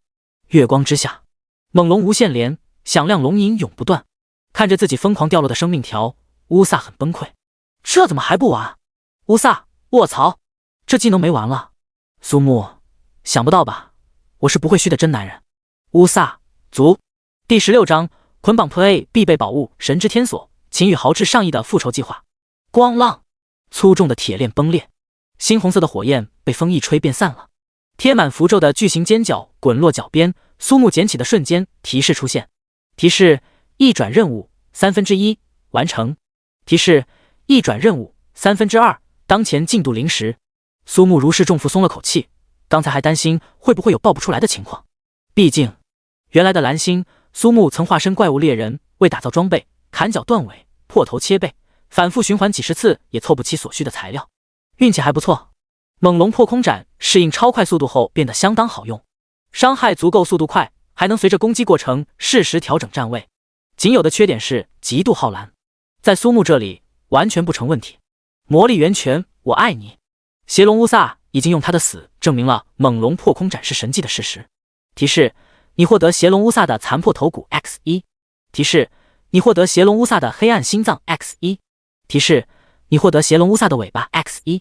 完全是邪龙乌萨给拆了样子，从头到尾巴应有尽有。苏木一股脑将地上所有掉落物全部放进储物袋，又重新检查过一遍，忽然发现尽头角落处有一物璀璨如星。走近拿起，是一根并不算粗斑驳铁链，却通体散发圣洁光芒。星辰困龙锁宝物，属性：防御加200，力量加20，精神加20，体力加20，减速抗性加20，束缚抗性加20。效果：困龙召唤困龙锁可对至多指定2个目标单位施加束缚状态，处于束缚状态下的目标单位移动速度负 150%， 对龙族敌人无目标数量限制，且效果翻倍。介绍：困龙之日斩龙时，恨我无力挥刀剑。苏木只是稍稍一想，许多美妙的画面已经浮现在脑海。嗨嗨，一个正经的人怎么可以瑟瑟还发抖呢？拾取的同时自动变为绑定装备。当然，这种无论战斗还是生活都非常有用的宝物，他绝对不可能卖出或者赠送。非但如此，他还要使用装备大师的技能，升阶外加强化。片刻后，苏木盯着纯金色的锁链，呼吸不免变得急促。居然会直接晋升到神话级，是与流刃若火同样的品阶。神话神之天锁宝物，属性：防御加2000，力量加200，精神加200，体力加200，减速抗性加20，束缚抗性加20。效果：对神之归界，可对至多9个目标单位捆绑，无条件赋予束缚、减速、麻痹状态，受到目标单位资质、种族、等级影响。下一刻，苏木发动技能完美强化。提示：缺少神之语，无法强化。这难不成日后要屠神？也罢也罢，为了高强化装备，神也会成为我的踏脚石。佩戴后缠绕于腰际，同时关闭神话品质的装备特效。腰间多出一条如麻绳粗细的链子。退出秘境，匆匆离开。接下来就是第2个任务。好在梦南国的情报详细，苏木坐船直奔人鱼海岛。期间收到了沈幼霜的消息，半天的疯狂练级如愿抵达18级。第2天准备前往职业者中心抽取一转任务。夜色降临，白日的喧嚣杂乱逐渐归于平静。荒兽海岛某处的洞穴有香味一阵阵飘出，孟可柔欲哭无泪。先出现苏木，现在又加上一个沈幼霜，几乎把他的自信踩了个粉碎。篝火噼啪作响，孟可柔不时给鱼翻个面，唉声叹气。如果不是因为这2个变态的家伙，他何至于风餐露宿荒岛上？对了，幼霜，那家伙就没和你说他的一转任务完成的怎么样？孟可柔将烤鱼拿起，放到嘴边，正准备享受亲手制作的烤鱼。沈幼霜的回答让他瞬间没了心思。哦，你说那个呀？苏木说他还差一个人鱼泪滴结晶就可以完成第2个任务，我估计他明天就能一转成功。混蛋！手里的烤鱼瞬间不香了，啪！烤鱼掉落在地，孟可柔只感觉到他的小心脏被残酷的现实击碎。哎，不是，他一个生活职业，抽到任务都需要单刷的呀。作弊，一定是作弊了，总不会拿着超级王大锤去砸怪物吧？莫非是先有人和他组队，然后在最后关头退出秘境？蹙眉沉思良久，时而叹息，时而发笑，却不自知。否定诸多想法之后，孟可柔彻底进入摆烂。第一是甭想，最多能和沈幼霜争个第2。奋战1天才终于到达12级，秦羽每每想到机场所遭受的屈辱，内心对苏木的恨就多上几分。对方搭乘飞机来千岛城，必然是为提升等级。想到这一点，眼神骤然明亮。红狼公会所有资源都可以调配，有关苏木18年来身世情报全部调查完毕，完全没有与梦南国有所联系。很快，一则消息在千岛城和苍兰市所有新手职业者间流传开来：加快升级就必须要更多击杀怪物，得到经验。秦羽看着自己的属性面板，相当郁闷。怎么1天才到9级？沈幼霜那个贱女人居然都到18级了，这是小母牛坐火箭，牛逼上天了呀！气愤之下，脑海中灵光一闪，让你们这些穷鬼见识见识什么叫超能力的抛瓦！直接发布任务，将怪物打到残血或一击必杀的状态，让他来进行收割。经验超过600亿只怪物2万，现场结清不拖欠。荒兽海岛上许多平民职业者听到后两眼放光，如果顺利的话，一天能赚到几十万甚至是上百万。第一个吃螃蟹的人出现，手握大笔资产的人也绝非少数。仅仅一夜过去，就有无数平民职业者加入其中。毕竟比起虚无缥缈的高考以及不知道在哪儿的三流大学，还是真金白银握在手里最舒服。用这些钱添置些高品质的装备，可远比提升等级来得快捷方便。就算彻底摆烂，那也是会所嫩模排队，应有尽有。天一亮，孟可柔被沈幼霜的惊呼吵醒，揉了揉眼睛，几分钟后骂骂咧咧就朝着荒兽海岛深处的秘境走去。他妈的，还有什么理由睡觉？苏木大清早直接杀入秘境，成功获得最后一个任务材料。也就是说，距离完成一转觉醒，仅仅需要击杀雷火双头狼王即可。沈幼霜今天也会抽任务，再凭空冒出一个人钻到孟可柔前头，到时他就彻底疯掉了。嘟嘟噜，卫星电话的声音。孟可柔不耐烦地接起，是孟南国的声音。对了，可柔，有关那个装备大师苏木的消息，你知道多少？心情才稍稍缓解，听到这个名字，当即就想把电话扔掉。他已经2个任务都完成了。电话那头正与欧阳艳华同桌吃早饭的孟南国一个惊讶，直接把豆浆灌进了鼻子，咳嗽不断，引得欧阳艳华笑个不停。喂，老太婆，你别光笑，我要把这个消息说给你听，你的反应估计也和我差不多。哎呦，你说说看。最快今天，你将会看到完成9星一转任务的装备大师觉醒成功。然后，欧阳艳华当场石化。第17章无条件捆绑，把 BOSS 吊起来砍。一只手轻轻放在孟南国额头。老糊涂了，大早上就说梦话。老脸一红，孟南国听到身后异样的声音，赶忙闪开。两人年轻时有过那么一段，可现在两人都是爷爷奶奶辈儿的，又在大庭广众之下，万一被孟可柔说给家里的母老虎，想想都觉得头疼。我亲眼所见，18级的生活职业装备大师。欧阳艳华怔怔出神，实则心中翻起滔天巨浪。恐怕放眼蓝星都是独一份儿，毋庸置疑是职业都能升级。不过生活职业一来没战斗的能力，升级又有什么用？多少想要逆天改命的天骄，最后都折在职业的鸿沟。倘若真有人能打破职业的障壁，又同为华夏人，欧阳艳华自然是乐见其成。真如你所说，安排好保护的人手了吗？别忘了去年樱花国和泡菜国。放心，这次他们要是敢来，我孟南国几十年还从没在一处翻过2次船。职业者的世界，国与国的竞争演变为各国职业者之间的竞争。一人崛起护一国的传奇，现在的世界规则下并非神话。每年都会发生几起新生的职业者被暗杀的惨剧。去年苍兰市正因为被重点照顾，新生职业者伤亡惨重，才导致城市气运战的失利。今年卯足了劲，又有冰霜巨龙降临。言谈之间，欧阳艳华发现孟南国对这个生活职业者有莫名信心，只能无奈苦笑。老糊涂外加沉重打击，孟南国都开始胡思乱想了吗？欧阳艳华沉沉叹口气，苍兰市今年要是还无法在城市气运战上取得好成绩，接下来苍兰市就要彻底沦为5线城市。窗外晨光熹微，新的一天开始。来千岛城的航班与大巴络绎不绝，返航变得十分容易。苏木走下特快列车，出站后径直前往精灵族在苍兰市驻地办事处申请进入许可。如今的蓝星上诸多种族盘踞，精灵、吸血鬼、恶魔、妖怪这些曾经只存在于小说、动漫里的种族，规则改变后纷纷现世。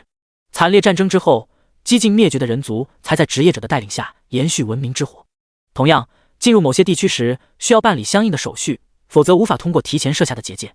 银色长发、姣好容貌的精灵族大姐姐询问进入原因后，这才把一枚青绿色的精灵徽章从窗口递出。精灵徽章道具效果：你拥有进入精灵之森的权限。备注：14日后失效。苏木无奈摇头，费了3个小时，居然只是一个临时性的道具。办理事务上，精灵族与人族还真是一模一样，冗杂繁琐，还要面对各种刁难。苏木走出大厅，不禁感叹：大火燃烧不灭，职业者工会动用数名水系法师才遏制火势，奈何整座森林已经被烧得干净。放眼望去，满是焦黑的树干与荒芜的土地。穿过幽暗密林，是精灵族的栖息地——精灵之森。雷火双头狼王位于其中，不属于秘境领主，却拥有相媲美甚至远远超过一般秘境领主的战力。站在烧焦的山坡上，苏木远远看到浓郁翠绿的精灵之森。这座精灵族栖息的森林受到风之神的庇佑，外围有风神结界，烈焰触碰到结界的瞬间便会被狂风吹散。收到进入精灵之森的提示，苏木吸了一口林间清新的空气，不曾有片刻停留。按照孟南国的指示，很快就发现了正在进食的雷火双头狼王。毋庸置疑，孟南国的提示帮助苏木省下大量时间，内心盘算着一转结束后，如果有时间，最好还是当面道谢。取出流刃若火，苏木凝眸看去，雷火双头狼王 LV20， 攻击1465，法术1500，防御10500，生命20万 ×3， 技能雷火血统，雷属性抗性加300，火属性抗性加350。狼王极速，根据范围内敌对目标增加移动速度和闪避，最高增加 50% 移动速度和 30% 闪避。天雷地火，普通攻击附加雷属性和火属性攻击，物理暴击正 25%， 魔法暴击正 25%。雷火炼狱，敌对目标造成暴击伤害时 100% 发动对范围内发动雷属性和火属性魔法攻击。狂雷天牢，烈焰鞭挞。介绍：盘踞于精灵之森角落的霸主，好吗？挨打触发暴击会100%发动魔法技能，再加上本身就具有的高移速、高闪避，单纯击杀不会有任何难度。但是，一转觉醒的最后任务还有个被击数小于3的要求，稍不留意，功亏一篑。该说，不愧是9星任务的压轴吗？摩挲着腰间的锁链，苏木嘿嘿一笑。在此之前，或许会比较头疼，此刻拥有神之天锁的束缚和减速效果，一切就变得很简单。没办法，优势在我。湛蓝冰冷的眸子中倒映出人影，嘴里咀嚼不停。老虎会在意老鼠的窥探？笑话！雷火双头狼王在这座精灵之森本身就是强大的象征，若非嘴中有更美味的食物，他早已将其变为腹中餐。饶是如此，饱餐一顿也可以吃些餐后零食。结，人再小也是肉。单手卸下腰间锁链，苏木索性也不藏了。一人一狼对视，旋即黝黑轻巧的锁链迸发斑斓光彩。神之天锁发动，蓦然间，四面八法射出9条锁链，将硕大的雷火双头狼王捆了个结结实实。吼！两颗头颅疯狂摆动，企图挣脱锁链。锁链如复古之躯，好似活过来一般，不仅将身体四肢全数捆缚，最后一条锁链直接将2颗头颅彻底锁死。比手指还细的锁链，拥有无可比拟的强度与韧性。狼王死死挣扎，锁链越来越紧。几十秒后，狼王已经变成个大粽子，只剩下毛茸茸的尾巴疯狂摇摆。苏木咧嘴笑着，真是个好东西。日后如果碰上女性吸血鬼或者魅魔的话，马上就能上演捆绑 play 现场秀。呜呼！切！苏木不自觉说出口，锁链似乎能听懂一样，几十吨重的身体轻而易举就被抬到半空。哇呜！是能听懂人话的装备吗？不愧是神话品质的宝物，这种功能简直不要太便利。哎，这么就对了。像一只肥胖的超级大虫子，不停扭动着身体，只能眼睁睁看着苏木这个渺小的人类笑容和煦的缓缓抽出太刀。乖乖着哈，放心，4只眼睛一闭就过去了。第18章，苏木被主播曝光，800万人共同见证，即将要被侮辱了，马上要变得不干净了。狼王欲哭无泪，这个平时随随便便就能拍死的人类，不知用了什么手段将他束缚，完全失去反抗的能力，就连挣脱都没办法做到。高贵的精灵之森霸主，竟然还不如犯错被拴起来的哈土奇。更让他痛苦的是，光滑的毛皮马上就会多出一条条细小的痕迹，就凭你那把普通的刀子，连修指甲都做不到。刀出鞘，一刀砍下，负9435。苏木和狼王同时一愣，伤害这么低，高！又一刀，负9362。摩挲着下巴，苏木略一思考，自言自语：慢就慢点吧。这不是保险吗？就算多出350点火属性抗性，在石姐的流刃若火面前也完全不够看。那可是号称炎热系最古老、攻击力最强的斩破刀，焚尽世间万物，区350点火属性抗性算得了什么？巨额伤害面前，什么都是浮云。关键在于，职业者规则之下，流刃若火石姐下暴击率接近100%，雷、火2种属性都属于多段攻击，万一爽完了任务没过，那才是大乌龙。死亡的阴影笼罩心头，每一刀都是在敲响死亡的丧钟。这个人类的伤害为什么会这么高？18级的人类职业者也才2000，还是暴击之后。只要等技能效果解除，瞬间就能让这个放肆的人类立时毙命。眼看狼王闭上眼睛，苏木望着疯狂变换的蓝条，砍得愈发起劲。一刀就一刀吧。负9435，别出暴击。负9435，别出暴击。汪！堂堂的狼王竟然被砍出了狗叫。苏木可没有什么怜惜之心，嘴里念叨不停，挥刀亦不停歇。负9361。各位家人们，我是一如既往带你们近距离体验职业者生涯的主播笑笑。欢迎进来直播间的宝宝们，主播笑笑，目前24级狂战土，人帅哥甜有腹肌，还是8块哟。感谢笑笑的老婆送的嘉年华，爱你哟宝子。喜欢主播点点关注，有了关注不迷路。我是笑笑。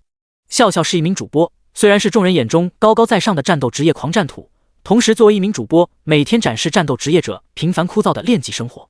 直播间人数8万加，赤裸上身，毫不避讳地展示壮硕的身体，激动的声音响彻林间。今天笑笑来到的地方是精灵之森，对，榜一大姐说的对，就是精灵族那些骚娘们住的地儿。笑笑今天的目标是徒手猎杀10只棕熊。看着屏幕不时闪过的游艇和大别野，啾咪。战斗职业者转行做主播，倒也属于一条出路。至少笑笑年纪轻轻，靠着直播日常买了豪车豪宅，女朋友2天换3个。今天他穿过被火烧光的幽暗密林，直播间人气第一，心里盘算着下播后坐飞机去五亚喝奶茶，享受人生。正在此时，一声响彻云霄的狂笑差点让他摔倒在地。家人们，突发情况！今天笑笑带大家去观看一场大型狩猎秀。眼看直播间的注意力都被转移，人数也在节节攀升，笑笑内心窃喜，不用出力就把钱挣到手，感谢正在刷怪的老铁。循着声音走去，笑笑差点没拿好直播设备，眼前景象属实令他震惊，无疑将直播间观众的期待感拉到顶峰。我勒个去，逆大天了家人们，绝对想不到我看到了什么。点够100万赞主播切镜头，随着画面出现，一声声惊呼在屏幕前出现。旋即，不少经常观看樱花国小电影的老司机们露出会心一笑，倒也满足了某些人的癖好。短短几分钟，人数突破80万。我先说明，不是剧本。笑笑额头渗出激动的汗水，话音儿也颤抖起来。他妈那可是雷火双头狼王啊，领主级的怪物，精灵之森的霸主，让人捆着结结实实吊起来砍，全是平 A 啊！多大仇多大怨？家人们，我来介绍一下，这是一头成年期的雷火双头狼王。一条条弹幕飞过，各种数据帝、懂王以及云战斗职业者开始分析。无关此人有大帝之姿，必是我华夏国高手。依我看，必然是6转7转以上的强者。主播要是再靠近一些，我给你刷999个跑车。就问你敢不敢？千岛城，梦南国正在悠闲享受日光浴，欧阳艳华拿着平板冲了进来。这小子是不是就你说的那个装备大师？哈！猛然间，梦南国2只眼睛几乎要从眼眶里蹦出来，狠狠给了自己一巴掌。不可能，装备大师还有这种天赋？不会是他？只是按照孟可柔所说，这会儿苏木里应在精灵之森才是。摇头，孟南国还是否定了他的推测。开玩笑呢，不是。慢不说苏木，就是他和欧阳艳华联手，也断然不会如此轻松。樱花国特高课的秘密基地，笑笑直播间的画面正在大屏幕播放，一旁技术人员正在尝试处理画面，以求能得到这位神秘职业者的真正样貌。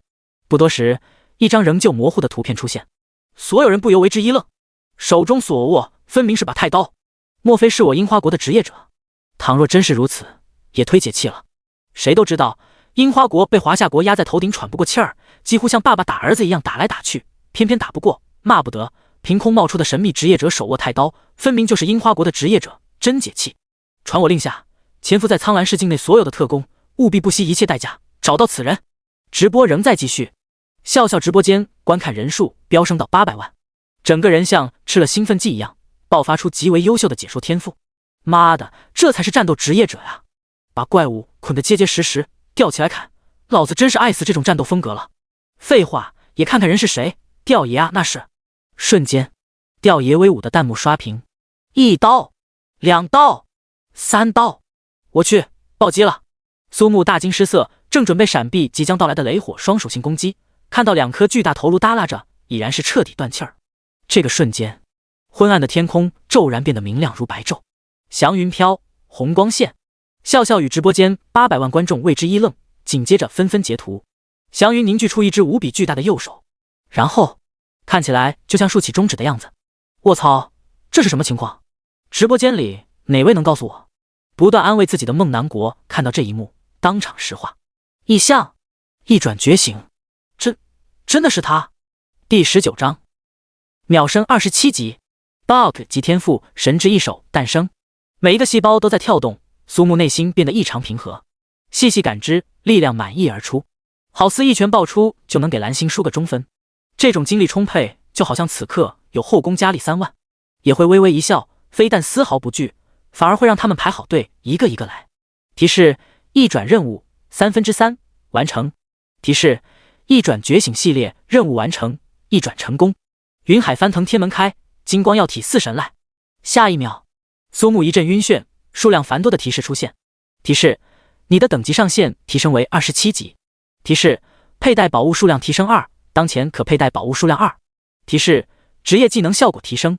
苏木才刚刚从一转的提示中理清头绪，新一轮的提示如风暴般席卷而来。提示：等级提升，当前等级19。提示：你获得72个属性点，当前属性点为720。提示：等级提升，当前等级24。提示：你获得72个属性点，当前属性点为1080。提示：等级提升，当前等级27。提示：你获得72个属性点，当前属性点为1296。提示：达到等级上限无法提升，请完成2转任务提升等级上限。那你，这就又升不动了。苏木此刻是真的有点懵。换言之，他待会儿从精灵之森离开，就又能去职业者中心抽取2转系列任务的样子。一转职业天赋接踵而来。提示：装备大师一转成功，获得职业天赋神之一手。嗡！苏木低头看去，2只手上多出一道奇异复杂的纹路，仅是用看就能体会到纹路潜藏的恐怖力量。什么是神之一手呢？总不会是那方面的神之一手吧？苏木赶紧驱散脑海中邪恶的想法，打开技能的详细介绍。主播笑笑的心脏几乎有那么一瞬间停止了跳动。观看人数1000万，这个梦幻的数字，连前段时间的自产自吃的直播都不曾达到。可以确定的是，今天过后他笑笑也会成功跻身超级大主播的行列，甚至这场直播也会成为一次成功的例子，被拿来引用无数次。对于那个远方的神秘职业者，笑笑对他当真是崇敬外加感激，感慨时来运转，终于可以昂首挺胸回村喽。一场直播估计就能买套江景别墅。听到头顶的树道破空声，笑笑抬头看去，这才发现周围的树梢上早已站满了精灵族。生与死之间，他选择了钱和名。家人们，主播笑笑冒死直播，这不是剧本，你们看到了没？活生生的精灵族。要是觉得主播不容易，点点红心支持，有实力的家人们送礼物给主播打打气。红心闪不停，礼物满屏飞。为首的精灵长老本想一剑穿死下方聒噪的人类，却被身旁的女子按住，眼神示意远方处于异象包裹之下的神秘人族职业者不可轻举妄动。能引动如此规模的异象，定非凡品，贸然动手恐生事端。遵命，公主殿下。笑笑不自觉向后挪动身体，浑身早已被冷汗湿透。在场的精灵族最低都在30级，随手一个技能就能让他凉凉。这场猝然而起的直播，由于观看人数破千万，迅速冲上各大平台和榜单的热搜。苍兰市的媒体一股脑冲进精灵族驻守办事处，最后精灵族长老不得不暂时关闭。对于这一切，苏木并不知晓。审视着技能介绍，他仿佛打开了新世界的大门。神之一手，你可以额外佩戴2种武器，并且可以用神速切换，冷却时间1秒。佩戴武器数量随等级提升增加，最多9种。6个基础职业分别有长剑、法杖、盾牌、匕首、弓箭、魔法书6种基础武器。隐藏职业还有与之相匹配的武器。按照技能介绍，算上原本的武器，也就是说苏木一共可以佩戴至多10种武器。1秒的冷却时间几乎等于没有。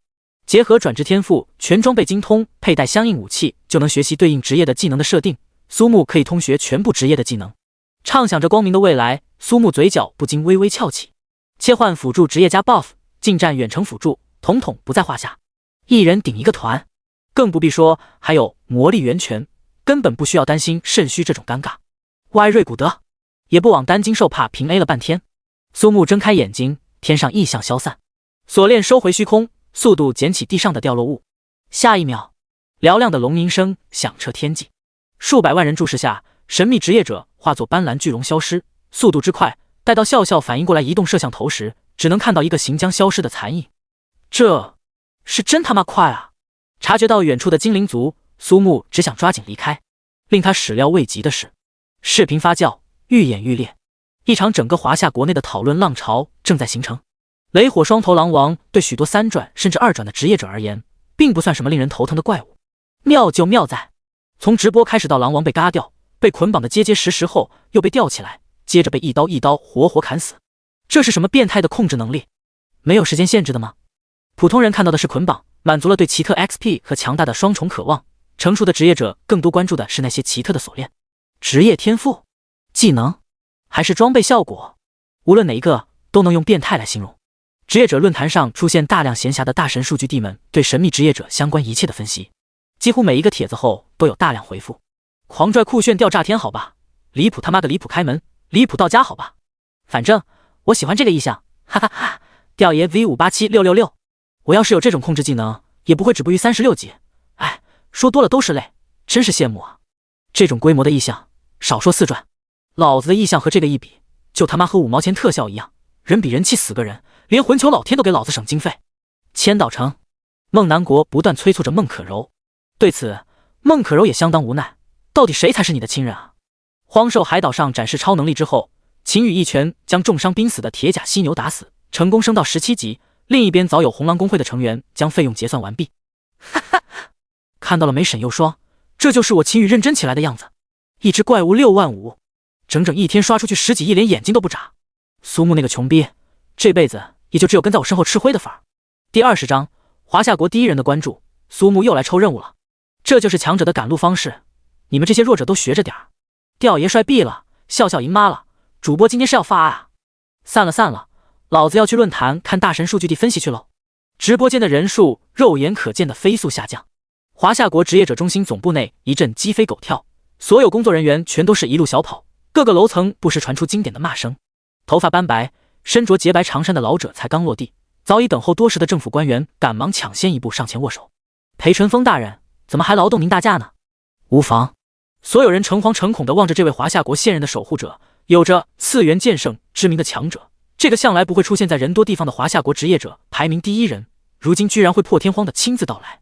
那名直播中偶然发现的神秘职业者竟然能让裴淳风出现，说不准华夏国会出现第2尊守护者。此刻楼内鸡飞狗跳的原因，正是由于倾尽一切手段，仍旧无法探知神秘职业者的身份。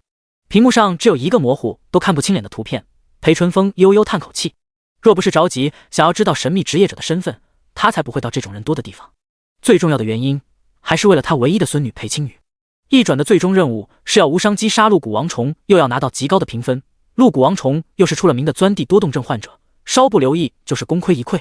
强者组队随手一招把王虫秒了，无伤条件达成，评分不达标。试过所有能想到的办法，眼看高考在即，还是无法完成。不经意出现的视频让裴青羽重新看到了希望。要不是为宝贝孙女，裴淳风又怎会出现在这里？然而，残酷的现实是，依照现有的技术手段，无法得知身份信息。如果谁能够在24小时之内找到此人，要装备给装备，要技能书给技能书，总之，我裴淳风能拿得出来的，任他挑选。说罢，裴淳风离开，身后的响动变得更大了。半小时后，紧急现实任务下发至华夏国各地职业者中心，城市的守护者纷纷出动。华夏国第一强者裴淳风的任务，倘若完成，前途无量。坐在车上，苏木完全没有任何犹豫，直奔职业者中心。你好。啊，你好，是你啊。办公的小姐姐对苏木印象深刻，不仅仅是因为长得帅，还有那一手好字，的确少见。这样干净清爽的少年，天生自带好感。临近下班，其他人都在聊天，窗口内都是打工人下班前浑水摸鱼的交谈声。今天过来办什么业务？我想申请2专觉醒任务的抽取。话音一落，整个大厅重新回归寂静，只有小姐姐手上的笔掉落在地的声音，落针可闻。你说什么？我想申请2转觉醒任务抽取，是没办法申请吗？你符合申请条件了。苏木点点头。下一秒，一声声倒吸冷气的声音传来，仪器上的27格外醒目刺眼。办公的小姐姐感觉心脏狠狠抖动了一下，距离上次来申请才短短几天，这就能抽2转任务了。请问是没办法抽取吗？有，请您还是按照要求填写表格。话语中多了几分对强者的尊敬，眼睛不停打量着苏木，惊奇不已。如果没记错的话，他抽到的是最高难度9星的1转任务，不光完成，还在几天内连升9级。他仿佛看到一颗明亮的巨星在冉冉升起。苏木吗？熟练的操作后，苏木在引导员小姐姐的带领下前往职业祭坛。就在苏木踏进庭院的后一秒，当即拨通了窗口总负责人办公室的电话。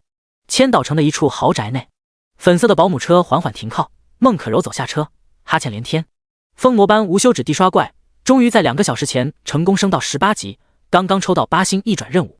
连续刷怪再加上巨大的精神压力，导致此时孟可柔看起来完全没有精神。打过招呼后，就乖巧坐在孟南国身边，机遇要睡过去。小柔儿能有这般决心，难能可贵啊！听你爷爷说，他可是打算好好奖励你一下。眼睛顿时一亮，睡意全无。那爷爷，我一转成功的话，能送我一把钻石或者星辰级别的战矛吗？小柔儿的要求可不低呢。高考前夕正是低等级装备严重溢价的时候，往往一把黄金品质的武器都能炒到上百万价格，至于钻石或者星辰更是有价无市。孟南国嘴角微微抖动，这位小姑奶奶还真敢张口啊！成，不过你还是先把心思放在任务上。说话间，年轻的管家将一份资料情报放在桌上，里面详细记录了有关孟可柔一转任务所涉及到秘境以及诸多怪物的情况。这就是家里有人带来信息的优势。先一步抽取任务的沈幼霜还在通过各种渠道搜寻任务情报，孟可柔已经准备开始完成任务。正在此时，嘟嘟噜，电话铃声响起。我是孟南国。孟可柔将一颗蹄子塞进嘴里，向往着自己手握星辰品质战矛在高考中大放异彩的荣耀时刻。你说什么？再说一遍。电话那头，苍兰市职业者中心负责人不停擦拭额头的汗水，紧张不已。根据我们工作人员说，半小时前，一个名叫苏木的少年来到咱们中心，申请抽取二转觉醒任务抽取。经过我们工作人员辨认，是您先前特意交代我们关注的那个年轻职业者。呼，握手机的手在颤抖，孟南国感觉浑身鸡皮疙瘩掉了一地。欧阳艳华和孟可柔都注意到了异样，安安静静听着。他的任务难度是什么？还是和上次一样，9星的最高难度。瞳孔骤然紧缩，感觉全身血液都要停下来一样。孟南国无法想象这是何等逆天的运气。挂掉电话，孟南国心头瞬间狂喜，拽起孟可柔夺门而出。身后，欧阳艳华不明就里，只能依稀判断与那名叫做苏木的生活职业者有关。如果网上沸沸扬扬的神秘职业者真的是他，一想到华夏国守护者裴春风的紧急现实任务，滔天的运气就摆在面前，如何能不激动？爷爷，爷爷，我们干什么去？回苍兰市见苏木。第21章，超神附魔恐怖增幅，堪比传说的星辰战矛。回到酒店，苏木这才松口气。刚刚在职业者中心许多人的目送下离开，完全是顶格贵宾的礼遇，他略有些不太适应。再一次抽中9星难度的任务，真不知该哭还是该笑。3个系列任务同属于大型秘境因崩坏失落的理想之城。任务1，在24小时内找到引发理想城崩坏的源头并阻止崩坏。任务2，独自守护理想之城24小时，并保证城池损坏度不低于 75%。任务3，完成以上2个任务的前提下，击杀入侵的崩兽女王，并且评分不低于 SSS。 令他高兴的是，这次压根不用搜集情报，所有都可以在官方资料中找到。因崩坏失落的理想之城的进入许可在国家掌控下，想要进入最省心省力的办法就是考入大学。职业者的规则之下，大型以及超大型的秘境都掌握在国家手中。既然如此，苏木暂且将2转任务搁置，留待高考后进入大学再做打算。无伤击杀雷火双头狼王后，将掉落物一股脑全部收起，现在终于有时间来查看一番。掉落物自然是无法与狗大户冰霜巨龙相比，却也相当丰厚。星辰雷火轮转战矛 LV18， 职业战斗法师，属性物理攻击加900，魔法攻击加450，力量加90，敏捷加45，暴击率正 10%， 攻击速度正 25%， 移动速度正 15%。 效果攻击时有 25% 几率增加 25% 攻击速度和 15% 暴击率。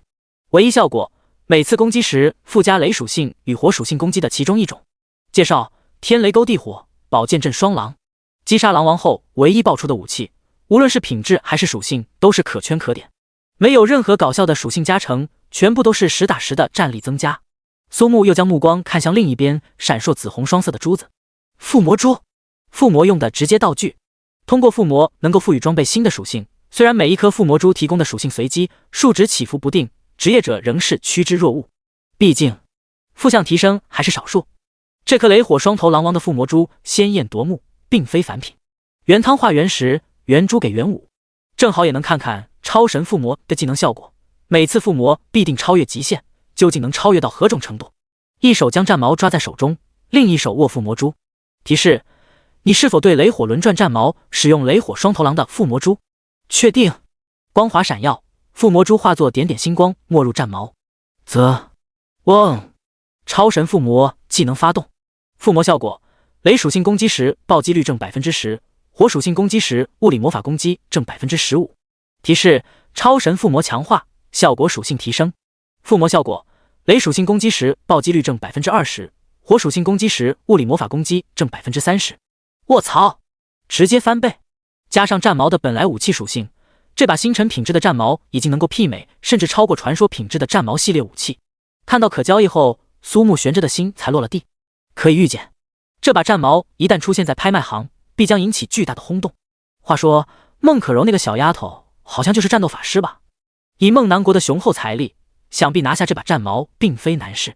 使用屋内的器材进行训练，高强度的训练下，额头渗出汗水。这是苏木练习基础剑术的那一天起就开始坚持的习惯，3年下来，给他的身体带来巨大的提升。感受着身体的变化，一转成功后，整个身体的素质都有了全方位的提升。2倍自重的引体向上能轻易做到上百，他打算试试身体的极限在哪儿。距离高考开启还有2天时间，将明后2天简单做了规划。等级上限已经达到，再升级反而没有太大帮助。短短几天时间，苏木的资产破亿，而且储物空间内有黑铁青铜、白银黄金装备不少，拍卖行出售后估计能到10亿。睡酒店中非长久之计，还是应该整一套属于自己的房子。叮咚，叮咚，苏木听到门铃声，眉头微皱。抱歉，先生，请问睡下了吗？这里有位老先生，迫不及待想要见您，不知您……服务员还没说完，一个苍老的声音直接将其打断。苏同学，是老朽和可柔。一咕噜从床上蹦起来，跑去开门。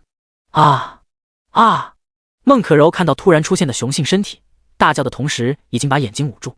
年轻的服务员也是如此，但是手指稍稍挪开一条缝儿，好奇的目光从中看出，原来这就是男生的身体吗？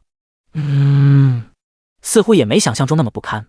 饱满的大胸，清晰的腹肌，浑身上下肌肉线条明显，更不必说还有那徐徐流淌的汗珠，再加上俊美的容颜，堪称对异性绝对的杀气。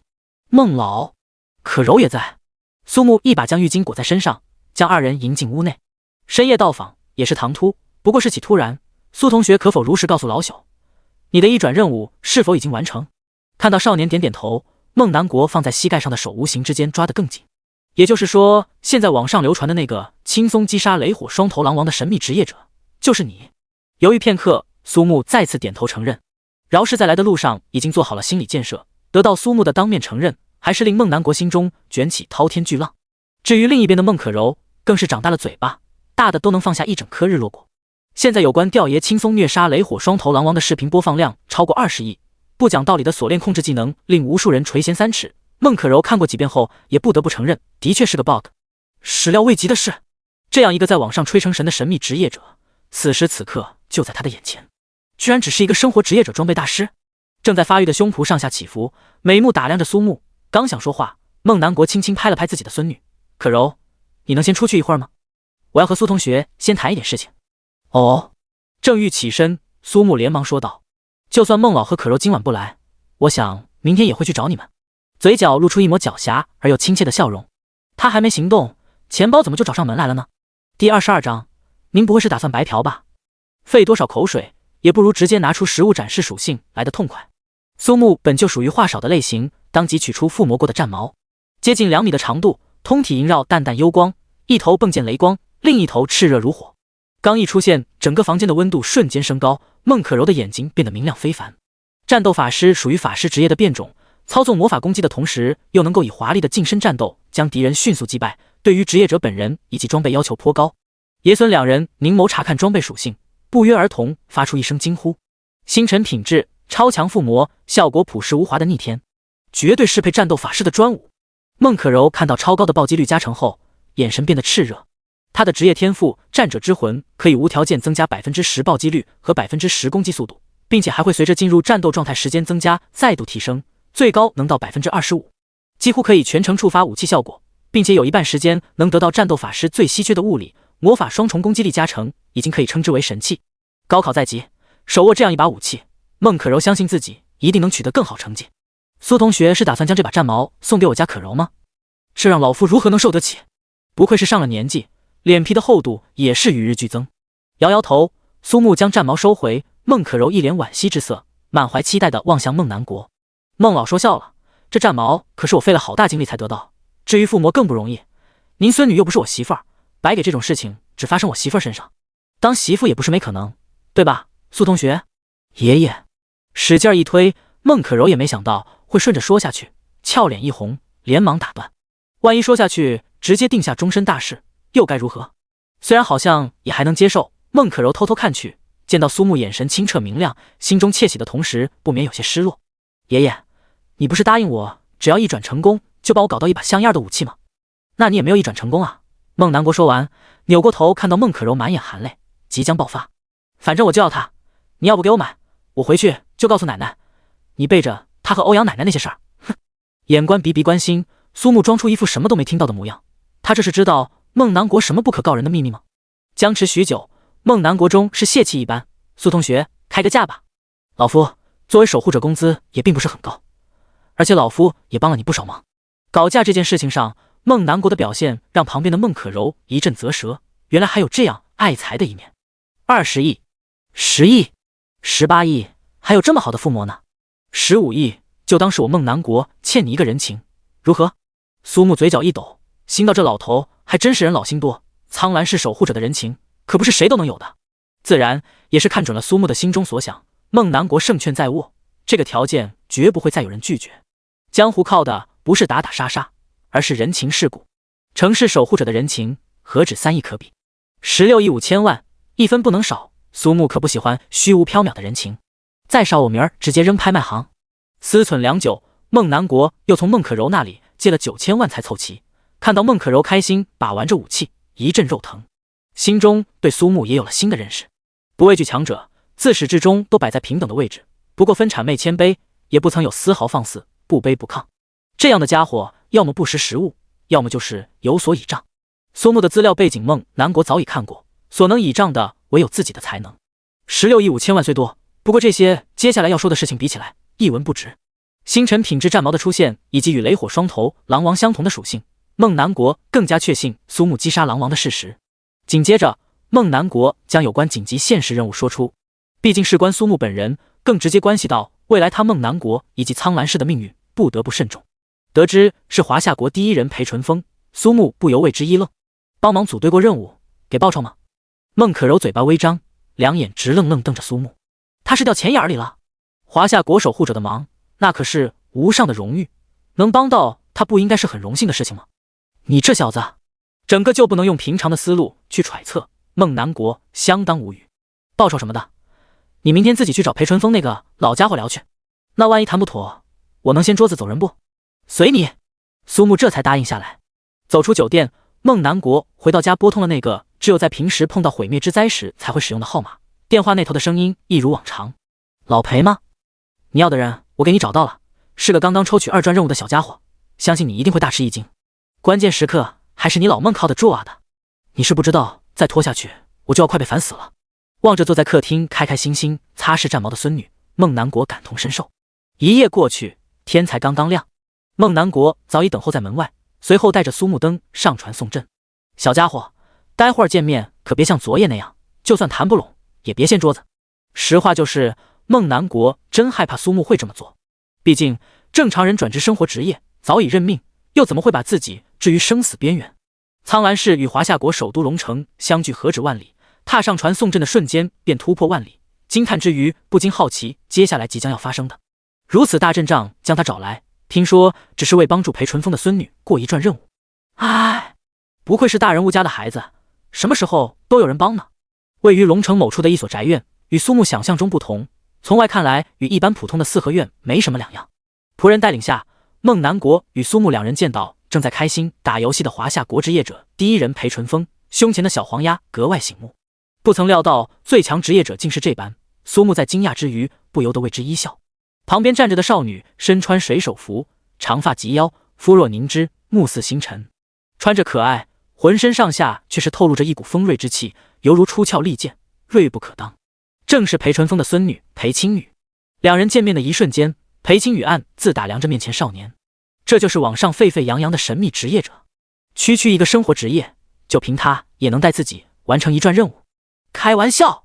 裴青雨冷哼一声，就差把逐客2字说出。他不知道爷爷是上了年纪老糊涂，还是被人蒙骗，怎会相信那种随随便便就能造假的视频呢？目光交汇的瞬间，前者扬起高傲的下颌，露出如白天鹅般优雅白皙的玉颈。老朽在这里就有劳苏木小友帮忙了。裴淳风拱拱手，苏木躬身回礼，察觉有数道目光从周围看来。至于孟南国，从始至终没有多说话，此刻看到裴淳风也是像他一样打算白嫖，嘴角不自觉翘起。昨晚说的硬气，现在不会是没音了吧？呼，裴老，那啥，您不会是直接打算白嫖吧？第23章，捆绑是爱的教育。裴青雨出乎意料的反击。孟南国真想上去直接把苏木的嘴堵上，这小子真敢当着华夏国职业者第一人的面前开口提报酬的事儿，感情不是贪财，那是真的虎。哈哈，装备还是技能书或者其他什么东西，你尽可以开口。爷爷，区区一个装备大师，等级高又有什么用？我过不去的任务，有他就能过。哦，是吗？真不知道您那高高在上的优越感来自何处。我是装备大师不假，别忘了我一转任务昨天成功通过，而你……苏木冷冷一笑，对于这个心高气傲的少女更没有丝毫留情。连一转任务都过不去的小不大弱鸡，有什么资格说我？当着裴淳风的面公然嘲讽他的孙女是个弱鸡，孟南国大惊失色。这次终于是将苏木这张能惹祸的嘴给堵上，生怕裴淳风一怒之下当场把苏木抹杀。苏木的反击令裴青雨脸上青一阵红一阵，如踩到尾巴的小猫咪当场炸毛。奈何苏木说的都是事实，他竟无法反驳一分一毫。我要和你决斗。决斗？我凭什么和你一个连一转任务都过不去的菜鸡决斗呢？苏木打了个哈欠，嘿嘿一笑，没听说过一句话吗？和臭棋篓子下棋，自己也会变成臭棋篓子。高高在上？不好意思，小爷我天生专治各种不服。虽说裴青雨可能佩戴隐蔽信息的装备导致无法看到是什么职业，不过一点都不重要，该捆就捆。神之天锁就是这么没道理，管你什么职业种族，一言不合就是捆绑教育。如果再来一根鞭子，那可太妙了。气死我了！裴青雨机遇发狂，拔刀直接砍来。下一秒，孟南国与裴淳风眼睛一眯，不约而同笑了，因为他们已经看到了决斗的结果。从虚空中突然激射出9条纤细的锁链，瞬间将暴怒的裴青雨捆成个大粽子，依稀还能从锁链的缝隙看到点点雪白。有一说一，裴青雨营养是很好的，年纪轻轻就发育的相当给力，被锁链狠狠挤压之下，满脸通红。有本事放开我，来一场激情热血的决斗！左右来回挣扎，却是越来越紧。裴青雨没想动他，竟能在这些人面前发出这种销魂的声音，浑身雷光迸发，噼啪作响，完全没办法挣脱。切！激情的决斗，谁要和你激情对决？你算什么？苏木感受到从四面八方投来的目光，没有丝毫在意，一步一步缓缓靠近。就喜欢你看不惯我，又干不掉我气急败坏的模样。砰！裴青雨呆住了，他竟然被刚见面的陌生人赏了个暴力，关键年龄似乎比他还要小。服不服？不服！砰！服不服？不服！砰！足足7发暴力，裴青雨眼角含泪，满目通红。别，我服！终于是把这个高高在上的小妮子打服，苏木这才解除神之天锁的束缚，然后扑通，嗷呜，发出一声嚎叫。负666，他喵的，居然还触发暴击呢！裴淳风与孟南国两个老家伙眼球差点从眼眶里蹦出来，尤其是裴淳风，老脸一红，连连叹气。这下说不定还得搭进去一点医药费。暴起的裴青雨直接一口咬下，苏木躲闪不及，然后裴青雨翻身将苏木压在身下，被狠狠一口咬在左边脸上。这下一旁看戏的两个老家伙才上前将裴青雨和苏木分开，后者直接拿袖子赶忙拭去脸上的哈喇子，满脸厌恶之色。你是属狗还是属兔子的？结，我还真的咬过狗。裴淳风还不忘补个刀，他小时候真的咬过狗。不打不相识。经过近距离爱的教育，裴青雨明显乖巧安分了许多，而裴淳风给出的报酬相当优厚，无论是装备还是技能书，可以进入他的私人珍藏里随意挑选，听得孟南国怔失神，连他都有些羡慕苏木的运气，心中不免为信心满满的孟可柔担忧。有苏木在，是状元应该是不太可能。自家孙女很强不假，在见识过不讲道理的锁链捆绑后，孟南国自诩同等级下，连他也无法与之抗衡挣脱，更不必说孟可柔。一番寒暄下来，苏木也不拖沓，发送组队申请，当即就打算开始。裴淳风喜出望外，还真是个有效率的小家伙，不情不愿地接受组队申请。苏木这才看到裴青雨的职业，等级18，八星剑土，基础职业战土的一个分支职业。从刚才迸发的雷光来看，极大可能是超稀有的雷属性剑土，俗称雷霆剑豪。剑出如奔雷，奇速快闪电。两人直接使用传送阵来到秘境风鸣洞穴。苏木眉头一挑，不得不佩服裴青宇的财大气粗。为了方便挑战节省时间，直接在自己家的院子和秘境入口建立暂时的传送阵。洞口被彻底封印，闪烁的符文中溢散出恐怖能量。秘境风鸣洞穴开启。提示：请问是否进入领主风鸣洞穴？不是，只要困难就可以。话音未落，苏木毫不犹豫确定，面前的封印立时破碎，阴冷恶臭的风奔涌而来，两人下一刻被传送进入。完了，这次肯定要失败。秘境风鸣洞穴并不需要任何探索，一条路走到头即可。大致分为4个区域。裴青宇有些后悔，刚刚因为闹别扭，没有同苏木的说清楚任务完成条件。领主难度下，怪物会变得极其恐怖，更不必说中间还有一个需要限时击杀的精英怪，注定是要失败退出了。懊悔不已，却也为时已晚。风声呼啸，冲耳悲鸣。深吸一口气，曼妙的身躯迸发充盈的雷光。保护好自己，领主难度我可照顾不了你。冷冷扔下一句话，裴青宇化作雷光冲向疯狂蠕动而来的王虫幼虫。其实人还不错，就是这个嘴巴哟，真是咬过狗的嘴。摸着出现反应的脸颊，苏木不禁感慨，缓缓掏出+18流刃若火。苏木心道，此番结束后，再把流刃若火强化到当前等级。轰隆轰隆，裴青宇的每次攻击都附带雷属性攻击，轰鸣不断，体长接近2米，通体肉白的幼虫被雷光包裹。-560，-56，--56，-55，一刀斩下，溢散的雷光附加3次额外伤害。普通的单体攻击秒变小型的 AOE 技能，不得不说雷霆剑豪职业天赋的强悍。苏木打量裴青宇的同时，对方也在观察，展示强悍无比的控制技能。如果伤害刮痧，其实完全不需要忌惮。一把普通到不能再普通的太刀。裴青宇还以为苏木的武器会更强悍，毕竟直接秒选领主难度，必然是有所依仗。而今看来，还是准备重开吧。打下去也是浪费时间，一旦超过限定的时间，评分也只能到 SS。4-5只幼虫猛然飞起，呈泰山压顶之势。小心！引刀出鞘，平平无奇的一招横斩。-9545，-9545，-9490，-19120，一斩必杀。第24章无脑莽到底。苏木平平无奇的恐怖伤害，等级相差9级，伤害差出整整16倍。裴青宇揉了揉眼睛，完全不敢相信这是一个生活职业能造成的伤害数字。恍若梦中，拦腰斩断的幼虫散落两边，默默倾诉斩击的霸道。怎么看都只是一次普普通通的平 A 而已，为何能秒杀生命在8500的幼虫？等级压制。可苏木只不过一个装备大师，说白了和铁匠扑抡大锤的铁匠没什么两样，怎么可能超过他一个稀有属性的战斗职业呢？一定是哪里出错了。苏木继续向前，每一刀都是9000加的超高伤害，幼虫密密麻麻，随手一挥就能斩杀至少4只，彻底打破裴青宇身在梦中的幻想。他的心狂跳不止，犹如开天辟地一般。辛辛苦苦10几年建立起来的世界观，在此刻轰然倒塌。才略略发愣的时间，苏木早已开辟出一条修罗场般的血路，粗略估算下来，斩杀超过100只幼虫。那啥，我记得3S 的评分好像还有时间限制，对吧？对的，没错。巨大的伤害鸿沟面前，裴青宇遭到前所未有的挫败。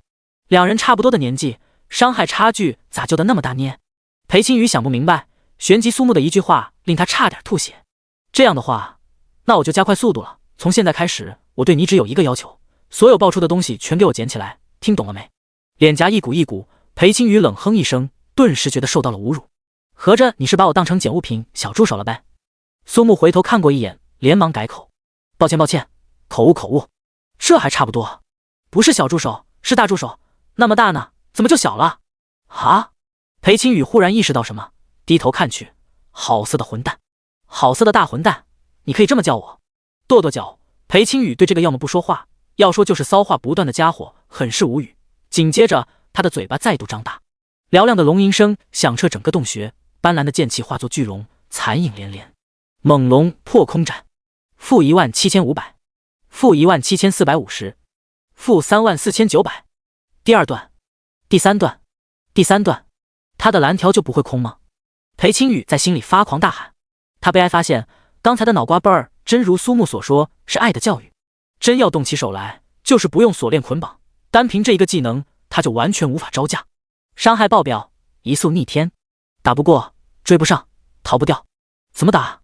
到后来，裴青雨变得麻木。捡东西。知道了。捡东西。你太慢了。知道了。捡快点儿，慢死了。终于，忍无可忍。慢什么慢？就你快，干什么都快，你这个快男！直到苏木将第一区域全部幼虫清理干净，裴青雨仍旧在骂骂咧咧，低头弯腰拾取掉落物，并且十分倔强地拒绝了苏木的帮忙。要是连捡掉落物这种活儿也被苏木抢了去，裴青雨当真会觉得有被侮辱到。他那个超规模的爆表伤害是怎么回事啊？喂！提示：你获得残破的毒囊 X2。提示：你获得破损的毛皮 X1。对了，你打算怎么过第2个和第3个房间？无脑莽过去就完事儿了，只有弱鸡会讨论攻略，强者都是一路砍过去。真气死个人！你才是弱鸡，你全家都是弱鸡。可惜，苏木使用最强赶路技能已经前往下个区域，只留下一个目瞪口呆的裴青雨。蓦然间，裴青雨看到计时器，才过去不到10分钟，内心翻腾，惊骇难耐。如果第2、第3区域也能按照这种速度，说不定有可能刷新由年轻时裴春风创下的66分50秒的最快纪录。想到他可能破掉爷爷的记录，裴青雨顿时燃烧。待他赶到第2区域的入口，一股炽热气浪袭来，那里完全化作赤焰的炼狱，裴青雨完全不敢进入。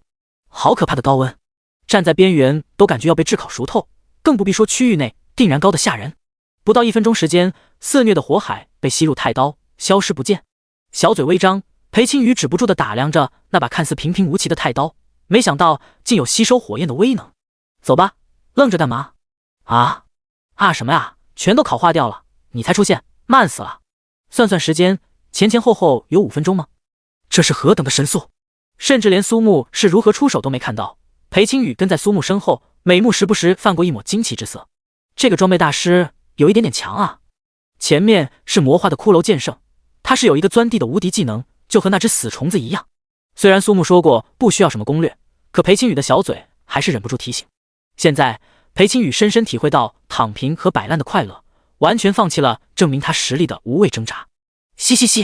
其实当一个只会低头弯腰捡物品的无情机器也蛮不错。虽说不停在嫌弃他动作慢，苏木有时候也会停下来等待。属于口嫌体正直的一类。鉴定完毕，无理的闯入者准备好迎接失败的审判了吗？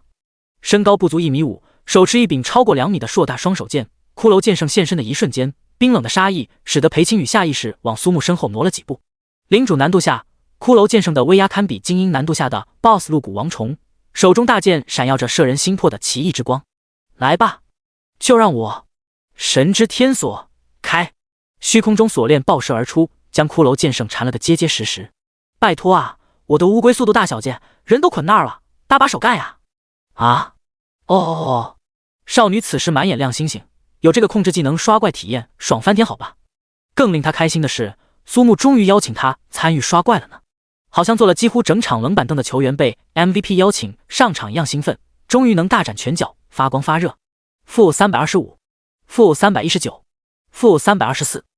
这骷髅剑圣头上跳着歪歪扭扭的3位数，怎么看都像在无声的嘲讽。反观苏木，一次平 A 就是8000加的伤害。裴青雨忽然很想哭，怎么会有这么妖孽的家伙存在？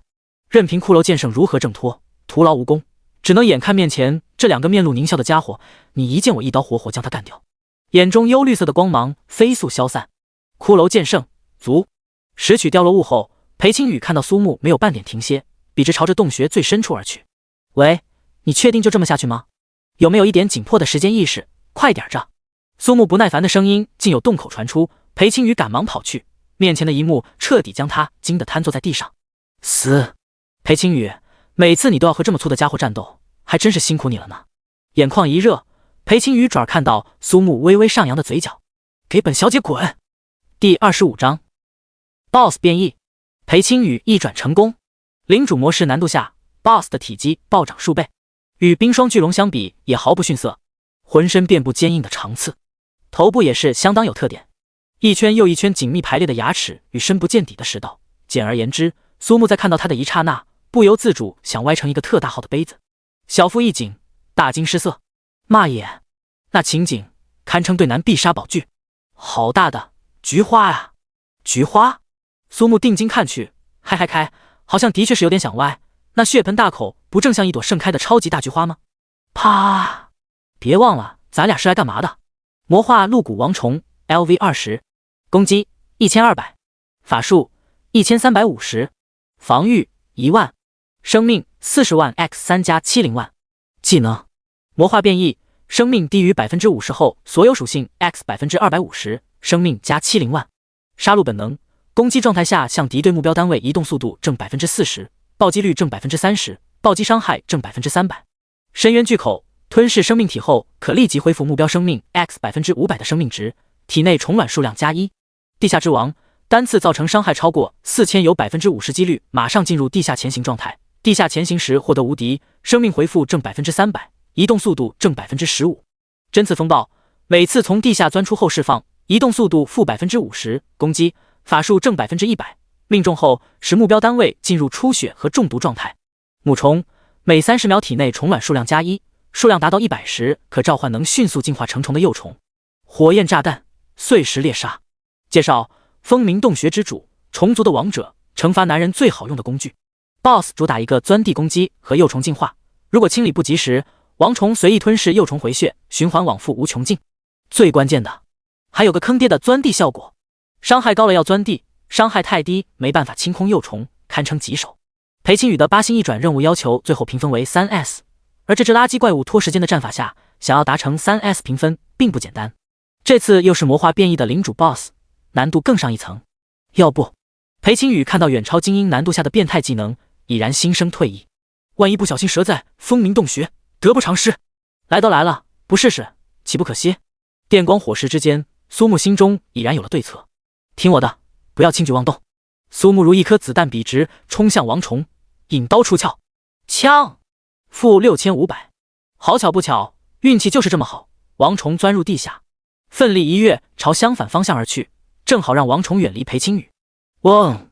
破空之声不断，无数闪烁寒芒的尖刺激射而出，铺天盖地，如雨点般密不透风。眼神变得凝重，的确是一头相当棘手的领主 BOSS。进入针刺风暴后，处于霸体状态，一般的攻击无法打断。手掌轻轻摩挲腰间锁链，瞅准时机，神之天锁开，9条锁链齐齐射出，借疯狂旋转之势，王虫眨眼间被缠成一根金刚火腿，动弹不得，歪锐骨折。难怪裴纯风会花大力气寻找，原来是早就知道破解针刺风暴的方法就是束缚，趁他病要他命。好，猛龙破空斩，斑斓的龙头穿身而过，负11500，负11347，负11635，反复穿梭，王虫被捆了个结实，锁链剧烈响动不断，显然是触发了钻地。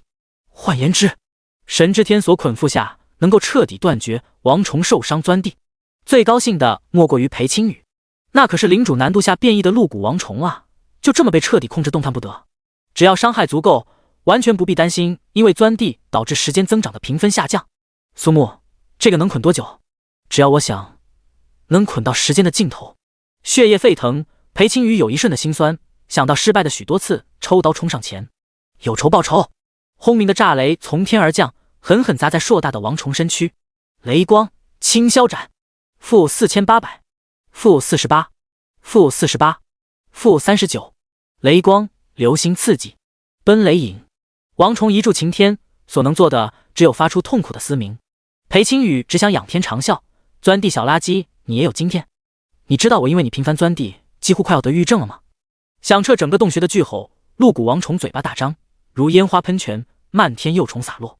两人稍稍一愣，苏木却要比兴奋的裴青宇快了半拍还要多，继续攻击王虫。他们交给我，能够快速进化为成虫，可能稍一迟疑，几十只小杯子虫就会蜂拥而来。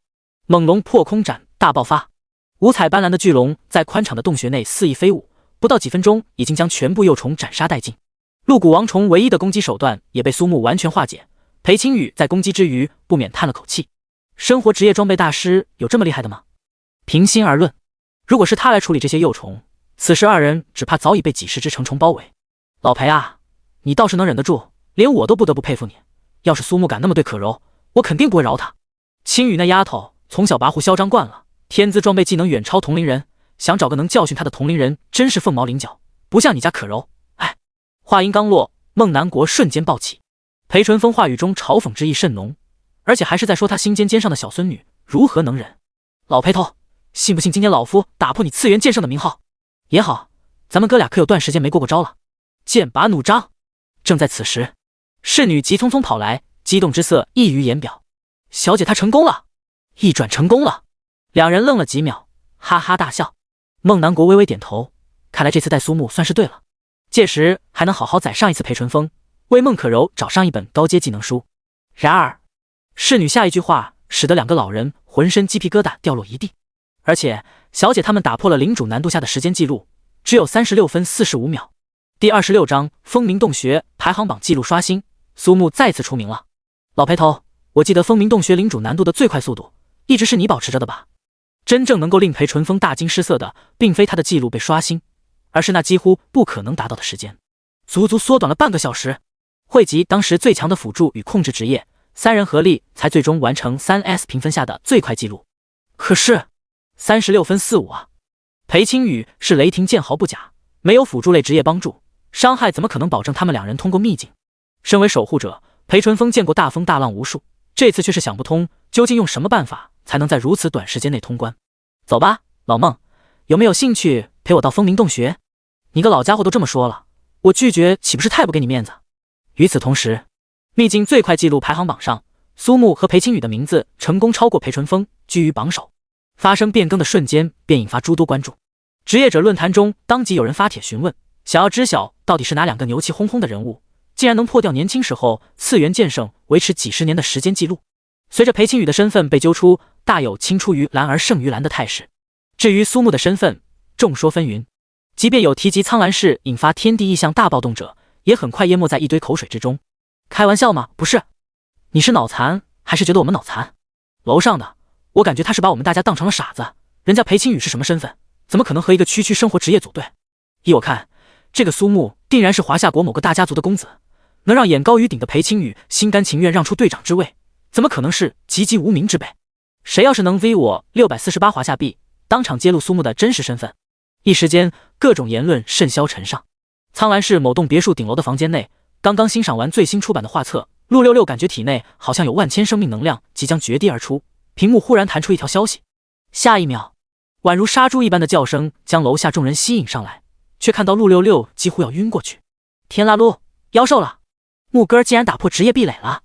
六六爸爸和妈妈凑到电脑屏幕前看过后，六六妈半信半疑：你这小子又发什么羊癫疯？你不是说苏木那苦命的孩子转职成生活职业，还让我替他在咱家公司谋一份好差事吗？哎，真要说的话，咱家这胖子居然是个灵活的刺客，由此看来，这个所谓转职仪式完全都是随机的。陆六六一咕噜爬起来，身体肥肉一抖一抖。有你们这么当爸和妈的，我可是堂堂七星暗影刺客，未来也是统御一方的强者。反正不管你们信不信，这个苏木就是木哥，就凭他现在已经成功一转，我就相信是他。闻言，六六爸和妈摇头苦笑，这都开始说胡话了。谁都知道生活职业完全不可能达到18级，更不可能一转成功。老公，我记得你说过你家是有人得过妄想症的，你该不会觉得六六他？六六妈点点头，要不咱俩明天请个假，带六六去精神病院看看，后天就是高考报名的日子，可不能因为这个耽误孩子的一生前途。正在职业者论坛上与人激情对线的六六还不知道，今夜过后他将解锁精神病院1日游。启星中学，由于老校长住院，教务主任王长贵暂代校长之职。高3年级各个班的班主任正在加急审核班级内所有战斗系职业学生的资料表。忽然他想到了苏木。林老师，你们班那个苏木也打算参加高考吗？是的，王主任，他的志愿一栏有写。想到那日少年的桀骜与出言不逊，王长贵冷笑一声，一个生活职业还参加什么高考？浪费国家资源，增添负担。7班的班主任林威稍稍一愣，已然明白王长贵的话外之音。虽然心中对这个倔强少年的命运深表同情，不过转职成为生活职业的那一刻起，他注定不会对学校的前途有任何帮助。孤儿又是生活职业，日后他只可能是社会的最底层。他的档案说扔也就扔掉了，无所谓的事情。相比之下，还是暂代校长王长贵的命令更重要些。几分钟后，垃圾桶内多了一个纸团。哎，林老师，王主任，你们看，次元剑圣的记录被2个职业者打破了，其中有1人还叫苏木，会不会就是你班的那个？王长贵看到的下一秒，矢口否认。就那种家伙，怎么可能是记录刷新者？我也认为不太可能。如果换成沈幼霜，我还会相信他，完全没希望。林威摇摇头，同样不相信。这时，他忽然想起苏木曾经当众送给沈幼霜一把钻石品质的法杖，这件事情还不曾与王长贵说起，内心中忽而变得不安。林薇浅浅一笑，暗道是自己太过多想。孤儿出身的苏木，如果是战斗系职业，尚且还能够引起学校关注，生活职业吗？呵呵。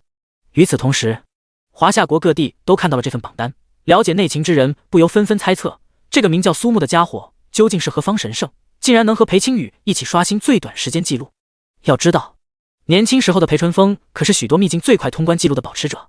千岛城职业者中心，欧阳艳华品了口茶，面前的平板上出现风鸣洞穴的最新排行榜，盯着苏木的名字看了许久。平青宇那丫头还不足以将记录刷进60分以内，带来如此大蜕变的只可能是这个名叫苏木的职业者，再加上孟南国所说能够完成9星一族任务的生活职业者。苏木吗？这种突破壁垒的小家伙，我倒是忽然想要见上一见。震惊之余，欧阳艳华更多的还是好奇，前无古人，未必后无来者，只不过得先见过之后才能知晓。冰河时代，冰枪爆刺，面前怪物倒下的刹那，天地之间霜雪寒雾，冰花覆盖大地。再次睁开双目，墨黑双瞳中骤然有冰花闪烁。沈幼霜一转成功，浑身沐浴在冰雪鹅荣光中，神圣高洁，俨然如女神般不可侵犯。正要将这个好消息告诉苏木，手机弹出的消息却令他为之眉头一皱。这种感觉就好像精心培育的萝卜在熟睡之际被人偷走一样。他居然和别的女人一起组队了。第27章，裴纯风再度震惊，冷却神装出世，幽深洞穴前光柱闪耀，2道身影出现。滴答滴答，裴纯风和孟南国2人停下交谈，目光不约而同看去。青宇，你怎么了？是不是这小子对你做了什么？裴纯风傻眼了，一瞬间展现出的恐怖气势将孟南国吓了一跳，顿时掀起惊涛骇浪，又生出一抹庆幸。还好当初没有将孟可柔安排去组队，要不然岂不和裴青宇一样肉包子打狗，有去无回。不过还是发自内心佩服苏木这小子的胆量，至少换成年轻时候的他是绝没有胆量敢对华夏第一人的孙女干些什么的。宽松的衣衫无风自动，裴纯风爆发的惊人威势排山倒海向苏木碾压而去。裴纯风怒不可，他只是让苏木帮助自家孙女完成最后的一转任务啊！爷爷，你做什么？裴青宇挡在2人之间，我们2个什么都没有，你可不要想歪。对啊，老孟头，你这个老东西关心则乱，好像你打完风鸣洞学出来不是满身粘液一样的。瞪着面前这位不时挠头傻笑的职业者第一人，苏木浅浅一笑，拍了拍身上的灰尘。旁边裴青宇浑身都是白色接近透明的粘液，饱满光滑的长腿上还有粘液滑落，的确是很容易让人想歪。哈哈，老夫的不是，在这里给青宇和苏木道歉。您客气了，裴老，这种情景放在哪个男人身上都很容易想歪。3人微微一愣，孟南国在心底为苏木竖起大拇指，这个小家伙真的是勇。半小时后，院落的某个房间被打开，这是老夫答应你的报酬，青宇能在高考前一转成功，多亏有你的帮助。房间内的物品你可随意挑选一件。说罢，裴纯风示意苏木，放眼看去，大都是些破旧的陈年老物，一脚踏入，周遭巨变，竟然是储物空间。接近3米高的朱漆大柜上，分门别类摆放着裴纯风几十年职业者生涯的珍藏，装备、技能书、丹药、材料应有尽有，琳琅满目。苏木漫步其中，不时拿起感兴趣的装备或技能书查看属性。冲刺奥义千年杀，有 20% 几率发动即死。摇摇头，并不想要学习这种破局神技，虽然是紫色技能，倘若释放技能时恰巧碰上个吃坏肚子的家伙，杀敌1000，心理阴影10000。佛怒火莲，闪电3连鞭，手握加18流刃若火。苏木更想找到有用的技能或者复活的装备道具。如今的蓝星许多规则与网游类似，但是有一条，生命不会重来，万一不小心被嘎掉，除非拥有复活道具，否则真就彻底从这个世界消失。奈何并没有找到，只能退而求其次。与此同时，书房内，裴青宇正眉飞色舞讲述着苏木的朴实无华，超高伤害的平 A， 连魔化的鹿骨王虫都能束缚的神奇锁链。等等，你们在36分45秒内击杀的是魔化变异的 BOSS。 得到裴青宇肯定点头，裴纯风和孟南国不约而同咳嗽，竟是被查枪到。这比他们看到2人刷新了最速通关的记录还要震撼。换言之，如果是没有魔化变异的鹿骨王虫，时间还会再度刷新，说不定都能进入30分以内。悠悠叹口气，裴纯风有那么瞬间的失神。孟爷爷，他真的是生活职业吗？纵横几十年的孟南国与裴春风相视一眼，面露苦笑。以生活职业者来说，苏木的伤害委实高了些，高到他们都震惊。老孟，告诉你，没可能。老裴头，想都别想，这次老夫还指望着他能带领苍兰氏重回巅峰。你要敢打他的主意，我豁出命去也不答应。别人不知道，孟南国可是清楚裴春风的想法。苏木的年纪都能叫你爷爷了，难不成你想让青羽丫头管苏木叫叔叔？这招无形中将裴青羽拉进来。裴春风姬见状，只能打消收苏木当义子的念头。储物空间面积之大，苏木估计外面天已经变黑，才堪堪走完一圈。高阶装备道具、稀有材料丹药不少，奈何没有真正需要的。打算出门时，却看到门后的墙上挂着一副手套，黑铁圆月手套，宝物。属性：敏捷加10，攻击速度正 35%， 释放速度正 35%。唯一效果：月圆，佩戴后所有技能冷却时间负 5%。介绍：这是一副让你变得更快的手套。众所周知，冷却时间缩减对于所有职业来讲都是至关重要的属性，缩减冷却属性的装备十分珍贵，属于可遇不可求的超稀有装备。黑铁装备却堪比黄金，甚至更高品质。虽说是黑铁品质，可谁叫苏木拥有潜能爆发这种提升品质的神技呢？技能品质越高，相对应冷却时间也会增长。一旦将冷却时间缩减，就能体会大招无缝衔接的快乐。决定了，就是他。裴春风看到苏木摇晃着一副不起眼手套出现时，先是一愣，旋即面露不舍。纵观所有珍藏，缩减冷却时间的装备也只有这么一件。一番寒暄后，孟南国带苏木回到苍兰市。月上中天，孟南国分别时不忘添加苏木好友，这才乘车离去。苏木回到酒店已经晚上10点，拿出看似普通的圆月手套，心念一动，双手迸发洁白的神圣之光，潜能爆发。黑铁的属性词缀在这光芒中缓缓变化。传说空月无痕手套，宝物。属性：敏捷加10，攻击速度正 35%， 释放速度正 35%。唯一效果：月圆，佩戴后所有技能冷却时间负 95%。介绍：这是一副让你变得更快的手套。看到装备属性的这一刻，苏木呆愣当场，足足 95% 的冷却时间缩减。也就是说，一个10秒冷却的技能只需要 0.5 秒就能再次使用。刚打算进行强化，奈何提示缺乏材料，暗淡的辉月结晶只能暂且作罢。距离高考开启只有1天时间，苏木躺在床上，刚打开通讯设备，消息提示狂轰乱炸。木哥，那个刷新记录的人是你吗？木哥，你怎么不说话了？该不会是被哪个妹子给干趴下了吧？呼叫速趴赛亚赢苏木，老子因为明天要被爹妈带去精神病院了。苏木，你个畜生，怎么不说话了？卧槽，你该不会真成速趴赛亚人了吧？挠头，苏木实在想不通，他和裴青羽刷新记录和陆66被判定为精神病有什么因果必然联系。嘟嘟噜，沈幼霜。苏木刚刚接起，恰巧听到沈幼霜如释重负呼气的声音。苏木，你在哪儿？语气严肃，不容反驳，好像发现儿子被某个坏女人勾引的母亲，恨不得马上飞到苏木身边，查看包装是否完好。第28章。算了吧，我怕叔叔阿姨误会。叮咚，来得真快。一转成功的沈幼霜眼眸闪烁寒星，长发如瀑布垂落，不时拍打着水蜜桃一样的翘臀。清凉白纱裙，透明水晶凉鞋，娇嫩玉足上有片片红花点缀。炎炎夏日，沈幼霜刚出现，周围温度骤降。进入房间的第一件事，沈幼霜拽起苏木到房间中央，非常认真地检查起来，不时还会轻轻嗅一嗅。灵敏的鼻子闻来闻去，没有异样的味道，这才有些安心地拍拍鼓起的胸脯。那荡漾的风景，无疑给灼热天气下的苏木又添了把火。怎么感觉一转成功后，不仅是属性提升呢，这个容量好像也变大了不少呀。大半夜的过来找我，沈幼霜，你不会是想给我开封吧？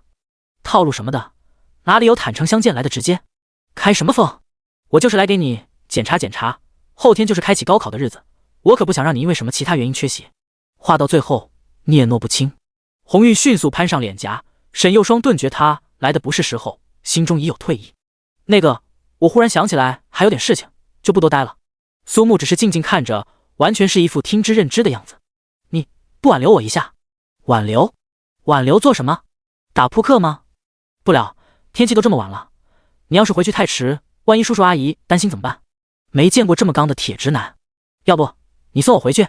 天色这么晚，万一被叔叔阿姨误会怎么办？半夜2点，苏木才拖着疲惫的身躯回到酒店。女人果然麻烦，心中无女人，拔剑才能神啊！时间匆匆而过，苏木到拍卖行购买各种可能会用到的药物和卷轴，本想拉上陆六六一起，听说貌似因为测试通过，留在精神病院做进一步观察。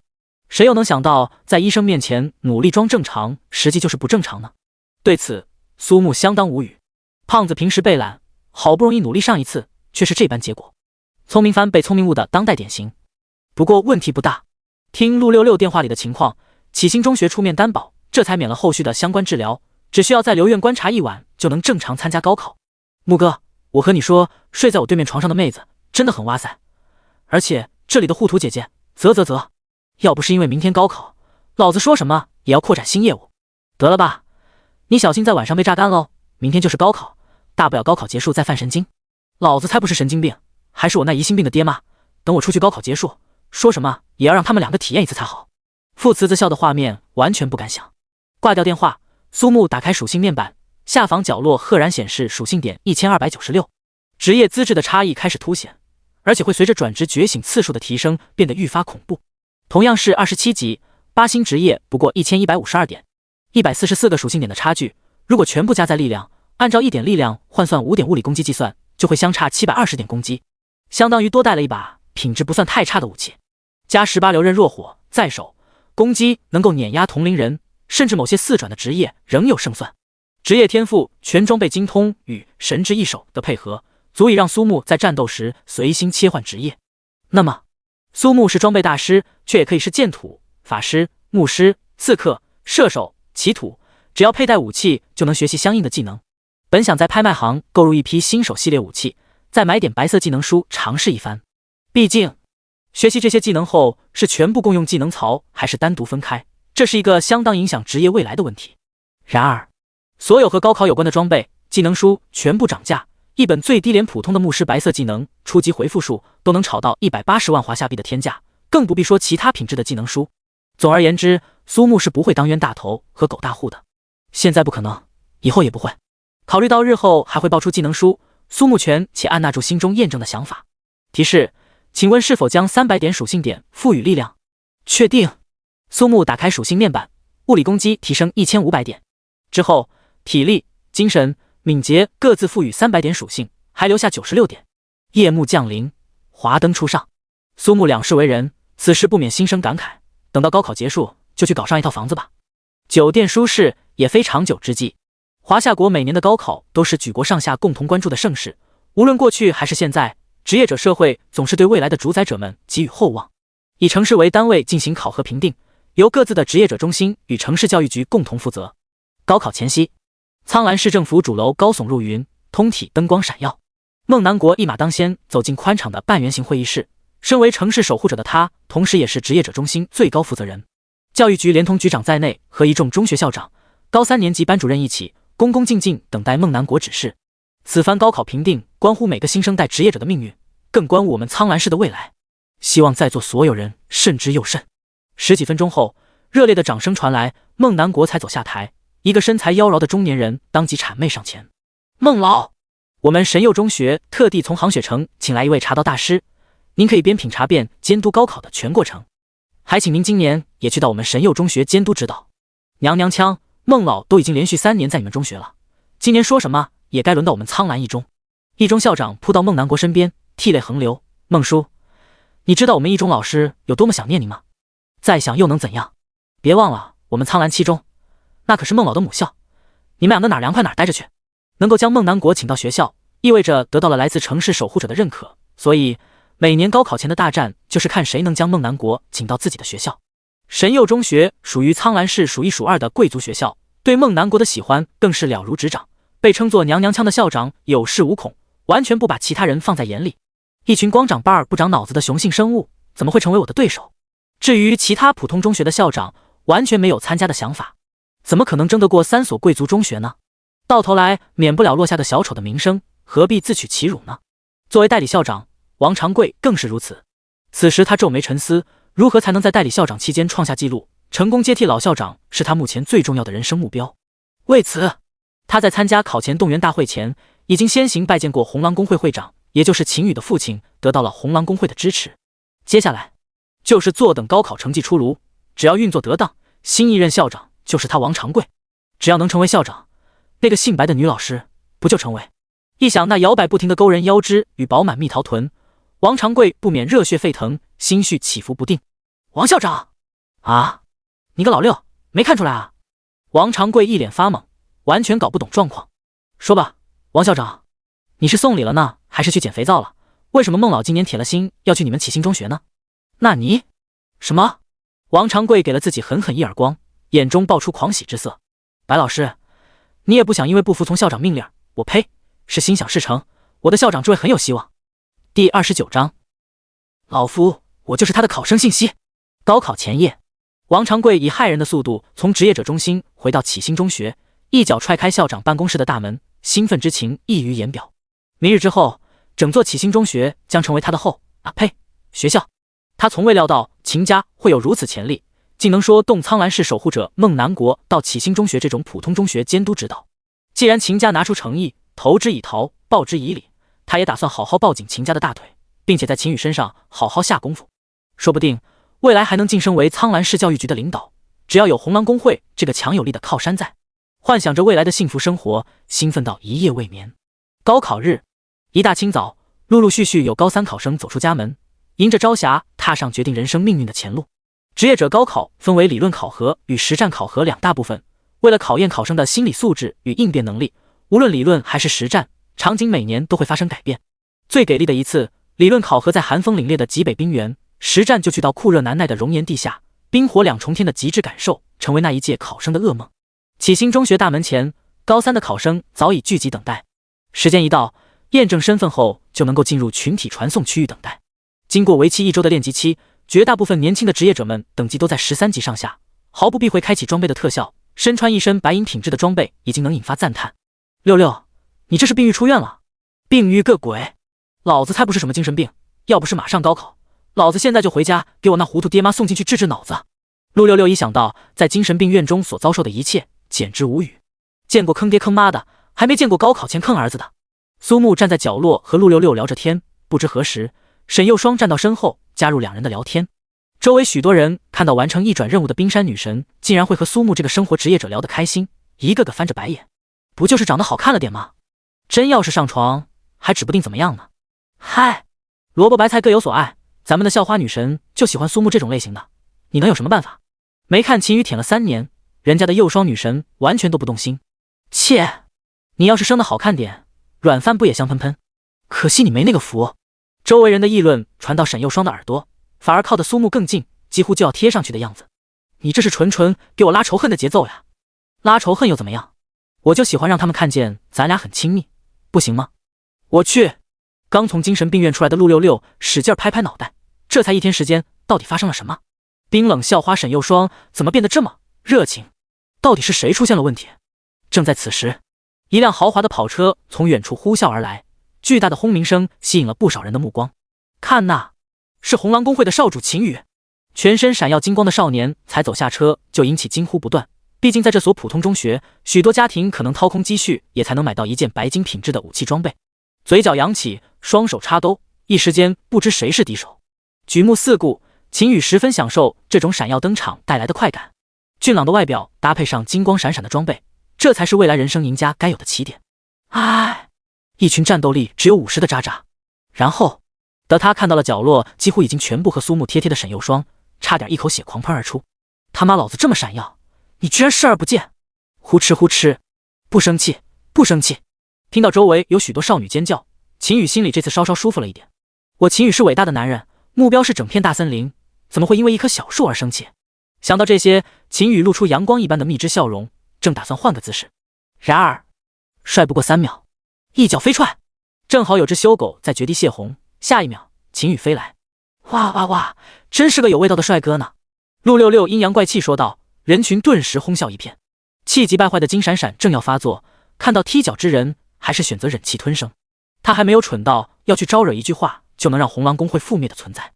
我的天，那不是孟可柔吗？孟可柔，贵族学校里的那个超级天才。与孟可柔一同出现的，还是整个苍兰市的守护者孟南国。我没有看错吧？那可是我的偶像孟南国，他竟然能来咱们启新！尼玛，老子真是走大运了！今年咱们要崛起啊，伙计们！不得不承认，孟南国的出现当即引爆几乎所有等待考生的激情，而孟南国笑容和蔼可亲，说不出的慈祥。至于孟可柔，今天完全是一身干净利落的战斗打扮，黑色紧身皮衣皮裤将发育良好的身材完美勾勒，两条双马尾外带萌系娃娃脸，当真是御姐的身材，萝莉的脸蛋才刚出现就引得一群男生眼睛闪闪发亮，恨不得当场展示肌肉。但是秦羽恭敬走到孟南国面前，孟爷爷好。哦，是秦当的儿子啊。旋即孟南国四处张望，似乎在寻找着什么。爷爷，我看到他了。这才放心点点头，率先一步走入大门。十几分钟后，伴随着悠扬的钟声，高考开启，考生们排队进入。轮到苏木，抱歉，没有您的相关信息。啊！刚刚通过身份验证的味道帅哥秦羽顿时喜笑颜开，默默在心里给可爱的王叔叔点个赞。队伍中还在排队的沈幼霜和陆六六眉头紧皱，却是毫无办法。高考这种场合容不得任何人放肆，稍有差池，不仅仅是取消考试资格那么简单，还有可能被请去义务劳动。苏木有些懵，他格外确定是填写过参加高考，又怎么会考生信息呢？警卫人员，给我把这个扰乱秩序的生活职业者拖出去。说罢，王长贵望向苏木，冷笑一声。他早已知道秦会长的公子最看不惯苏木，而且沈幼霜与苏木走得非常近，倘若在实战考核环节和苏木组队的话，将会影响整个启新中学的综合成绩。当然，牺牲一个不值钱又绝没有报复可能的生活职业者，于公于私都是最好的选择。就凭你还想参加高考，也不看看你是谁？王长贵心安理得，王大说是在为国家节省资源。苏木眼睛一眯，已然知晓是何原因，正要转身离开，一道身影从天而降，气浪轰开警卫。孟南国一手抓着苏木的手腕，苏同学怎么就要走了？说话间，先前还慈眉善目的老人忽而迸发出无上恐怖的气势，随老夫进来，我倒要看看是谁敢拦你。但是孟老他没有考生信息啊。老夫我就是他的考生信息。王长贵校长可还有疑问？第30章，气急败坏的孟南国，理论考核开始。这一刻，不仅是暂代校长的王长贵以及喜上眉梢的秦羽，就连苏木也是相当惊讶。苏木的高考正常进行，接下来出现什么问题，老夫我一力承担。孟南国将多年来身为守护者的气势展示得淋漓尽致，猝然而来的压迫令周围所有人不禁颤抖。正欲说话，孟南国轻轻一拍肩膀：苏同学，我知道你想说什么，先安心高考，剩下的事情交给我来调查。那就麻烦孟老了。近距离的高3考生们目光在苏木和孟南国之间来回游移不停。这怎么可能呢？那可是苍兰市的守护者，真正的大人物，竟然会为了苏木而公然说出那种话。苏木他到底是什么人？莫非苏木他是孟老的亲戚？人群中猜测纷纷，就连门口负责验证身份的工作人员的也没有见过如此愤怒的孟南国。方才一瞬之间流露出的惊人气息令他们的身体颤抖，内心狂跳不止。陆六六拍了拍厚实的胸脯，这才如释重负松了口气，有孟南国再想必不会再出现其他问题。不过木哥他妈就是牛叉啊，不愧是未来刺客之王的铁杆死党，高考结束老子说什么也要带你去开开荤。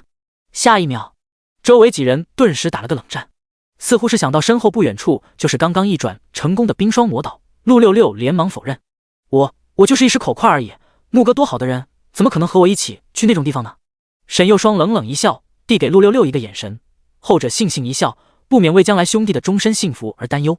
不消多少时间，身份验证完毕，所有启新中学考生静静等待传送开启。提示：即将进行传送，请问是否同意传送？眼前出现消息的一刹那，密密麻麻的文字飞入脑海，所有人不由微微一愣，表情随之发生变化。进入实战考核环节后，每个职业者都会同时传送进入一个未知的超大型秘境，进行为期半月的考核。在此期间，伤亡不可避免。这一份华夏国职业者高考考生须知中详细描述了所有可能遇到的情况，对每个新生代职业者而言，从选择确认的那一刻，也真正开启了作为职业者的道路。苏木呼出一口气，浅笑一声：确认，同意。倒计时结束，脚下出现明亮传送阵。这座巨大群体传送阵能够无视人员数量进行传送，只有在重大事件中才会使用。苏木能够看到有几人脚下并未出现传送阵，换言之，他们放弃了高考，放弃了去到更高等学府进修提升的机会。当然，也有可能他们会更早一步加入职业者工会，变成社会职业者。狂猛的烈风吹得脸颊生疼，周围的场景骤然发生变化，整个苍兰市的高3考生先后出现，空间顿时变得拥挤。湛蓝天空之下，云海翻腾不断，此时此刻，成千上万的考生置身于一艘空中舰艇的甲板上，完全看不到下方的陆地。可嗨嗨，你们好呀！一个欢快活泼声音在所有考生脑海中出现，短暂惊讶后，这才明白是负责理论考核的考官在说话。时间紧迫，也就不啰嗦了。恭喜你们成为第一批出现在亚空航舰的考生，正西方就是你们稍后实战考核所在。我说完之后，你们就会从这里掉下去，然后理论考核也会在你们掉落的同时展开。如果你们答题完毕，可以高呼一句丽娜丽我爱你，然后我的技能就会生效，保证你们安稳落地，开始实战考核。声音停顿，所有人屏息聆听。亚空航舰消失不见，所有考生直接从几十万米的高空开始自由落体。卧槽，下雨了！尼玛，谁给老娘尿了？我今早刚化的妆，胆小鬼给我去死，飞老子嘴里了！每年的理论考核都会在环境上下足功夫，这次更是前所未有的大惊喜。不少人都因此而品尝到独出心裁的味道，痛骂着想出这种坑爹考试环境的老六考官。殊不知，考生们骂得越厉害，考官们就越发开心。提示：华夏国第777次职业者高考理论考核开始。提示：第一题，你身为一个等级55的五转牧师，为了攻略 BOSS 寒毒幽魂蟒与实力相同的职业者组成战法木队伍，经历过3次团灭后将 BOSS 打到只剩下10万生命，成功在即。身为一个合格的辅助，请你当下需要做什么 ？A. 偷偷缩减所有人的生命回复量，争取其他人全部死亡，你成为光荣老六，独吞所有装备经验。B. 全力以赴提供治疗和增益，为了团队奉献自己的一切，我为人人，人人为我。C. 提醒大家不要得意忘形，小心阴沟里翻船，关键时刻丢下队友逃跑。D. 保证手中握有超量回复类技能，用你的36D 大奶把他们迷晕。这道题主要考察的是考生对团队定位以及实战中的理解，苏木很轻松做出了选择。紧接着就是第二道题出现。哎，那万一快落地也没做完该怎么办？苏木一愣，如果没什么措施的话，不会直接摔成肉饼吧？摇摇头，担心这些做什么？反正做不完的人不会是他苏木。将剩下的考生送出校门，启星中学进入封闭状态。闻讯而来的苍兰市教育局相关领导先后进入校长办公室，如犯错的学生那般乖巧站在角落，大气不敢吭一声。暂代校长王长贵面如死灰，低下头不敢说半个字。最后一个赶来的高3、7班班主任林威将门关上后，孟南国的目光扫过每个人，顿时强大威压充斥每个角落。王校长，我就想问问，苏木当时的资料在哪儿？如果他真的填错或者没有填，老夫当着苍兰市所有人的面给你道歉。如果不是，你今天必须要给老夫一个交代。为了一个生活职业者，孟南国竟会如此生气，这是所有人都始料未及的。王长贵自然明白，不过苏木只是个生活职业者，料定孟南国生气的原因定然是为了维护学生参加高考的权利。就算是他做了手脚，但是站在所有角度都是情有可原，顶多责骂几句而已，有什么关系？而他却可以因此获得秦刚的赏识。没错，孟老，是我让林威老师将苏木从名单中抹去。他不过是一个生活职业者，我不让他去也是为了他好，更是为了不影响我们启星中学的成绩。大胆胡闹！孟南国一拳将几十厘米厚的实木大桌打成碎渣，王长贵瞬间瘫坐在地。王长贵，你一个连27级都不到的垃圾，有什么资格剥夺一个已经27级马上就能2转的考生的高考资格？第31章实战考核地图，血色城镇。饱满的胸脯上下起伏不定，7班的班主任林威竟生出莫名的荒诞感觉。那个引发天地异象却又大搞乌龙的苏木，居然到27级能2转了。要知道他努力几年也不过才22级。至于王长贵，也是前段时间花大价钱上金主团才到的25级。换言之，短短1周时间，苏木早已站在比他们更高的位置，说不定还会成为此次苍兰市高考上最大的黑马，带领启星中学登上前所未有的高峰。这一刻，林威站立不停，脸上满是恐惧之色，眼角余光看向大汗淋漓、双腿发颤的王长贵。他们的麻烦大发了。可他只是个生活职业者呀，生活职业者能怎样？你倒是战斗职业，7天之内从0升到27，你能吗？雪白胡须无风自动，孟南国暴怒之下，办公室内所有分管教育的领导噤若寒蝉。若是今日不来，恐怕真会因此而失去一个未来大概率颠覆所有人认知的生活系强者。孟老，我也是为了苏木他着想，这些话我想你可以留到专项调查组过来的时候说。此言一出，王长贵知道他今生再无任何可能成为校长，而专项调查组也会把他之前做的所有事情全部调查清楚，那就不是从启星中学除名那么简单。一刹那，王长贵晕倒在地。警卫将瘫痪到口吐白沫的王长贵拖出，孟南国这才拿起桌上有关此次高考的详细文件。为确保高考公平，就连城市守护者也只能在高考开始后才能查看2项考核的详细情况。见到实战考核的地点，孟南国露出无法置信的神情，眉头紧皱。居然是血色城镇吗？对于这个秘境，他并不陌生。昔年，吸血鬼王族公爵德卡拉率领麾下大军入侵华夏，仅一夜之间将人口在100万级别的城镇染成血红之色，而他正是参与围剿的职业者之一。未曾料到，时隔30年，血色城镇会成高考实战考核的秘境。这次实战考核的难度有些高的离谱，唯有经历过围剿吸血鬼，才会明白那些自命不凡、以鲜血为食的长生种狡猾恐怖。只要能够重创敌人，无所不用其极。色诱、自爆、转化数不胜数。苍兰市所有考点医护人员数量增加1倍，不2倍。孟南国望向窗外，沉沉叹口气。这群初入职业者世界的第一场大战就是如此残酷，可能会成为苍兰市历届高考死伤人数最多的一次。提示：考生苏木理论考核所有试题作答完毕。刚出现提示，苏木感觉笼罩在身体的奇异能量消失不见，彻底成为自由落体运动。陡然加快的速度将旁边考生吓了一跳。同一时间，全国高考中心大屏幕上的数字从0变为1。刚刚还在得意洋洋的出题老师瞬间就不淡定。距离做题才过去不到1小时，这就有人做完了？不相信那些差点榨干精血才想出来的缺德考题会被这么轻易破解。看到大屏幕上出现的分数，所有人都为之脸色大变。满分？得是有多变态才能做出来？抱歉，和葛大爷比，在座都是垃圾。丽娜丽，我爱你。漂浮于高天上的双马尾萝莉睁开眼睛，灿烂的打了个响指。哎嘿，这么快就出现追求者了呢？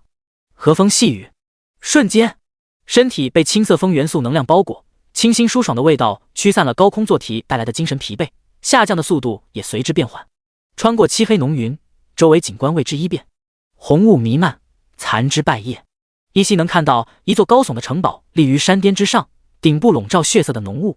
栖息的蝙蝠睁开眼眸，不时有狼啸传来。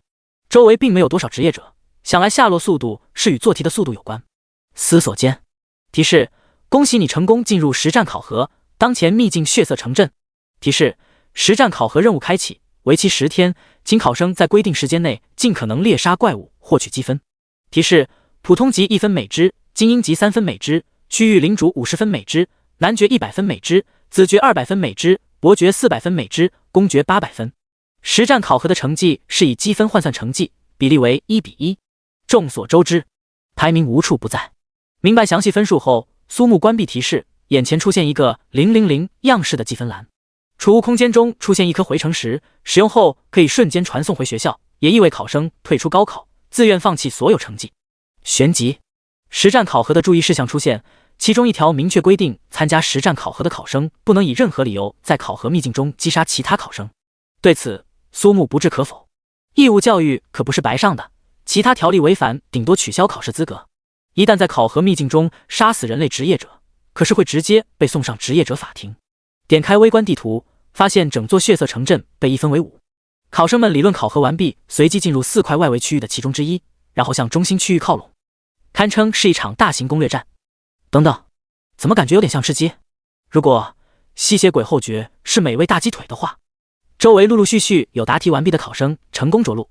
诡谲多变的环境下，寻找好队友结伴前行才是上策。10级占卜树土，乃良优秀，还有增益技能，求靠谱队伍共度10天加。鹰眼射手，求暴力菜刀队，一路刷怪共登荣耀之巅。防止外界提供情报帮助，从传送成功的一刻起，职业者之间的通讯强制关闭，组队也只能遵循就近的原则。考生数量增多，组队声音此起彼伏，苏木快步冲入浓雾。组什么队？单刷才是王道。猛龙破空斩，化作斑斓巨龙，嘹亮的龙吟盖过此起彼伏的组队声音。当即有不少人做出防御姿态，以为是精英级以上的怪物降临。一步跃出，苏木选择直接向中心主城堡前进。前期热身什么的完全是不需要，苏木想要直捣黄龙，一发入魂。最起码先将仅此一个的800分收入囊中。道路崎岖，怪石嶙峋，斑斓的流光巨龙腾跃其间，如丝顺滑，完全不曾因为地形效果而影响。血色城堡顶楼，女子站在窗前，一头乌黑亮丽的长发如瀑布般垂下，2只尖尖的耳朵佩戴血色桃心坠饰，妖娆的身躯被一袭深色礼服包裹，摇晃着水晶高脚杯，饱满的红唇上还残留着暗色的血渍。自从吸血鬼公爵德卡拉与侯爵艾米丽以自我封印躲过一劫，这片土地的统治者便是他阿卡亚。30年前被可恶的华夏国职业者联手封印，而今高贵吸血鬼领地上竟然出现大量行走的美味食物，对每个只能品尝陈年旧血的吸血鬼一族而言，无异于天大的恩赐。零元购的自助餐，谁不爱？倘若将其全数转化，实力必然不在侯爵之下，说不定还能直接晋升为公爵。想到未来的殊荣，情不自禁发出动情的呻吟。无数吸血鬼得到阿卡亚的允诺，迫不及待离开主城堡，不停咽着口水，准备饱餐一顿。红蓝异色双瞳舒儿出现疑惑之色，阿卡亚盯着红色浓雾中蓦然出现的斑斓巨龙，纵然远隔千里，从中透露出的一往无前仍是令阿卡亚感受到威胁。这些食物中莫不是还藏着某些强大的职业者？然后，斑斓巨龙猝然消失不见。苏木摸着额头，这才发现前方出现一层透明的障壁，提示缺少4项神兽影，无法进入核心区域。你妹啊！网游规则下还带这种设定的？第32章，抬手天动万象，伤害不高的侮辱技能。4项神兽影是个什么玩意儿？苏木表示很懵，看来想要吃到吸血鬼侯爵的大鸡腿，还需要花点时间和精力去解开谜题。高考开放的秘境居然还附带解密，苏木稍稍盘算，4个材料，4个外围区域。换言之，将每个区域的领主 BOSS 击杀，就能获得打开透明屏障的关键道具之一。一般来说都是这个样子。苏木揉揉额头，忽然发现身后站着一个身高接近3米的瘦削男子，尖耳獠牙，面色惨白，2只泛着绿光的眸子中透着几分窃喜。石榴，时隔30年，终于能开荤了。哎呀，正愁不知道血色城镇的信息，马上就有活体情报送货上门。这服务，啧。3阶吸血鬼哈萨德 LV16， 攻击1000，法术850，防御6000，生命8万 x2， 技能嗜血獠牙，致命之吻，血族本源，狼人召唤。介绍：臣服于血色城镇之主吸血鬼伯爵阿卡亚的奴仆。吸血鬼吸血成功后，只要愿意就能将被吸血的人转化为附庸吸血鬼。3阶意味哈萨德并非由伯爵阿卡亚直接转化，而是被阿卡亚附庸吸血鬼的附庸吸血鬼所转化，难怪看起来有点弱弱的样子。人类，请向高贵的吸血鬼献上你的膝盖和鲜血，仁慈的吸血鬼可以答应将你转化为4阶吸血鬼，永享生命的欢愉。只不过哈萨德明显找错了人。流刃若火出鞘的瞬间，周围环境变得干燥了许多。仅仅只是一发平 A， 哈萨德已然被斩断左臂。卑微的人类！双目机遇喷火，哈萨德腾空跃起，嘹亮的口哨声响起：让你见识伟大吸血鬼最忠诚的奴仆，出来吧！灰太狼！啊，啥玩意？灰雾涌现，头戴一顶破旧的橘色帽子，手握巨型平底锅，脸上的十字伤格外醒目。几秒后，苏木笑嘻嘻蹲在一人一狼面前，刀刃通体冒火。你们2个，如果不想被我当成烧烤吃掉，问什么说什么，懂？果然不出所料，4项神兽引与苏木所料不差，需要将4只区域 BOSS 击杀才能获得。另外，透明屏障是昔年华夏国强者所设，实力达到子爵是无法进出这层屏障，反而那些稍弱的吸血鬼进出自由。苏木信守诺言，将哈萨德与灰太狼刚刚放走，蓦然间，凭空出现2发天降正义，直接将其秒杀。华擦，积分没加。苏木抬起头，意味深长看了一眼，莫不是什么吸血鬼只能死战，否则就只能死的诅咒？你妹的！早知道还不如我杀了涨点积分。失策！看到地上闪闪发亮的掉落物，只能忍痛含泪收下。白银黑袍法杖，白色落石术，基本就是天降碎石的样子。潜能爆发！苏木嘿嘿一笑，为什么不见天理常区呢？以普遍理性而论，这种技能谁不学谁是傻子。橙色天动万象，凝聚天道万象落下，对范围内所有敌对目标造成巨额伤害的同时，如果没有被砸死，直接进入石化状态。消耗蓝量的多少会直接决定天动万象的技能范围和体积。只要蓝量足够，说不定就能召唤出一发覆盖整座秘境的超级落石，而它的伤害可能连250都不到。扩移，这很中立。至于法杖，则成为苏木学习天动万象最好的道具。将法杖佩戴，苏木察觉到体内蓦然间多出些奇异的能量，当即使用神之一手秒换装备，先前学过的猛龙裂空斩消失不见，取而代之则是空荡荡的技能栏。也就是说，佩戴不同武器，连带技能也是各自独立。法师的第一个技能学习成功，苏木当即将红袍法杖变成强11，品质白金的极品法杖。手握法杖，苏木站在高处，闭眼沉默片刻，脑海中忽然冒出一个好玩的想法。那个，如果没有看错的话，貌似能够调整技能的降落范围。嘿嘿嘿，吸血鬼伯爵好像没办法冲破这层透明屏障，对不对？倘若一个技能超远距离释放的话，岂不是信手拈来？说干就干。高举法杖的瞬间，苏木看到被红色浓雾包围之下的吸血鬼主城堡恰好位于正中。天动万象，蓝条瞬间被疯狂抽干，反复多次。终于，一颗堪比小行星的方形巨石刺破惨淡愁云，现身人间。声势好大，笔直杂落。阿卡亚正在挑选该穿一件什么衣服才能彰显他的非凡身份，蓦然间墙壁崩裂，尘土飞扬。-136，-4，-12，血色城镇的主城堡，吸血鬼们的大本营，直接被一发天动万象干到坍塌，连带着山似乎也矮了几分。是谁？阿卡亚浑身灰尘从城堡废墟下钻出，愤怒的嘶吼响彻天际。他出离的生气，看了效果真要命，实际伤害不够250，伤害不大，侮辱性极强。话音才落，一发比之刚才还要大上1倍的巨石骤然出现。第33章，暗夜之下金闪闪，人族内奸诞生。大地震颤，血色的气浪伴随着恐怖嘶吼，秘境中所有考生和怪物不由脸色大变。谁那么大胆敢直接攻击伯爵大人？魁梧男子回过头，正巧看到足以覆盖整片核心区域的巨石从天砸落，内心惊骇，莫不是华夏国动用了7转甚至8转的强者？这个念头一闪而过，旋即整座城镇的地面出现密密麻麻的裂纹，房屋倾倒，烟雾弥漫。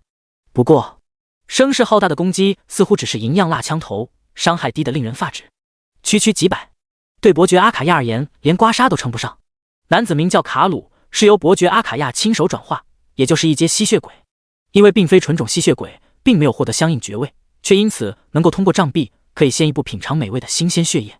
阿卡亚与一众拥有爵位的吸血鬼进入石化状态，灰头土脸，完全无法活动。一阵急促的摇晃，阿卡亚极度愤怒，几千年来还是首次遭受如此侮辱。对方摆明是用这种方式羞辱于他。想到方才猝然遭受攻击时，心中恐慌万分，更是倍感羞耻。血色浓雾将凹凸有致的曼妙身躯全部包裹，阿卡亚身体弹射而出，下一刻直接撞在障壁之上。无能狂怒，妈呀，竟然还有人会禁咒魔法吗？开局直接砸最终 BOSS， 这也太勇了吧！离离原上谱，我赵日天实名羡慕。莫非这片秘境还有其他强者存在？这次高考的难度也推高了。突如其来的陨石攻击令苍兰市所有考生目瞪口呆，还是第一次看到如此大范围的技能，即便远离核心区域老远，4亿的气浪足以将他们吹飞。拍去身上灰土，孟可柔手握加7雷火轮转战矛，下意识打开考生积分排名，发现并未有人分数暴涨，暗淡的眼眸才又出现光彩。居于首位的是来自神华中学的龙远阳，其次则是沈幼霜，他处在第3的位置。幸好，倘若开局有人直接把秘境最终 BOSS 给干掉，他可真是要吐血了。自小跟随孟南国长大，孟可柔相信再不会有其他考生知道如何开启通往核心区域的方法，这就是他的机会所在。不得不说，手握星辰品质战矛，孟可柔更有底气和吸血鬼伯爵来场激情四射的 solo。 奇怪的是，等级最高的苏木居然还是0分。秦大少，你没事吧？待到烟雾散去，秦羽的2条金闪闪大长腿疯狂摆动，身体掉入缝隙中被彻底卡死。3名队友上前如萝卜一样将其拔出，满脸黑泥，狼狈不堪。一身黄金品质的装备熠熠生辉，在血色城镇这般昏暗环境下格外注目。当然，换个角度来说，就是格外拉仇恨。砰！卡鲁如流星般砸落在地，目光戏谑。吃6！曾经是人类，但是被阿卡亚转化为吸血鬼后，他无比喜欢人类男性的精血，痛苦而绝望的嘶吼带给他无与伦比的爽感。秦大少，怎么办？我们看不到他的信息。那又怎样？像这种四肢发达的怪物，一般头脑都傻得要命。你们3个只要全力辅助我，帮你们考个一流学府。闻言，3人大喜。他们都是等级18的辅助职业，被秦羽游说之下组成队伍，不仅承诺会带他们达到一流学府的积分，还应允10天之后付给他们一人500万华夏币的报酬。初级强化术，体力强化，神风加持。几乎在一瞬间，秦羽浑身闪烁七彩光芒，数个增益技能下来，体内源源不断涌出的力量使得秦羽忍不住发出欢快的低吟。哈哈，碰上我是你的运气，我会赏赐你没有任何痛苦的死亡。然后三人看到秦羽瞬间被体型巨大的吸血鬼握到手中，没有半分反抗之力，嘴巴越狂，血越甜。直到此时，秦羽彻底没了刚才的傲气，眼神无比慌乱，近在咫尺的獠牙巨口逼迫他大脑飞速运转。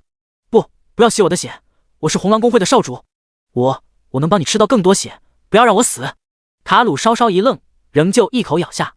不同的是，并非是要彻底洗干，而是要将这个识时务的俊杰转化为吸血鬼。仿佛看到了当初的自己，卡鲁残忍一笑。原来不是只有他会做出这种选择，嘿嘿，这应该算是人族内奸吧，简称人奸。眼眸由黑转红，獠牙凸起，两耳变尖，二阶吸血鬼秦羽诞生。感受到体内疯狂涌出的力量，秦羽忍不住仰天长嚎。安稳落地的下一秒，秦羽已经将3名队友打成重伤。18级的他竟然能够一击秒杀同级的职业者，秦羽狂喜。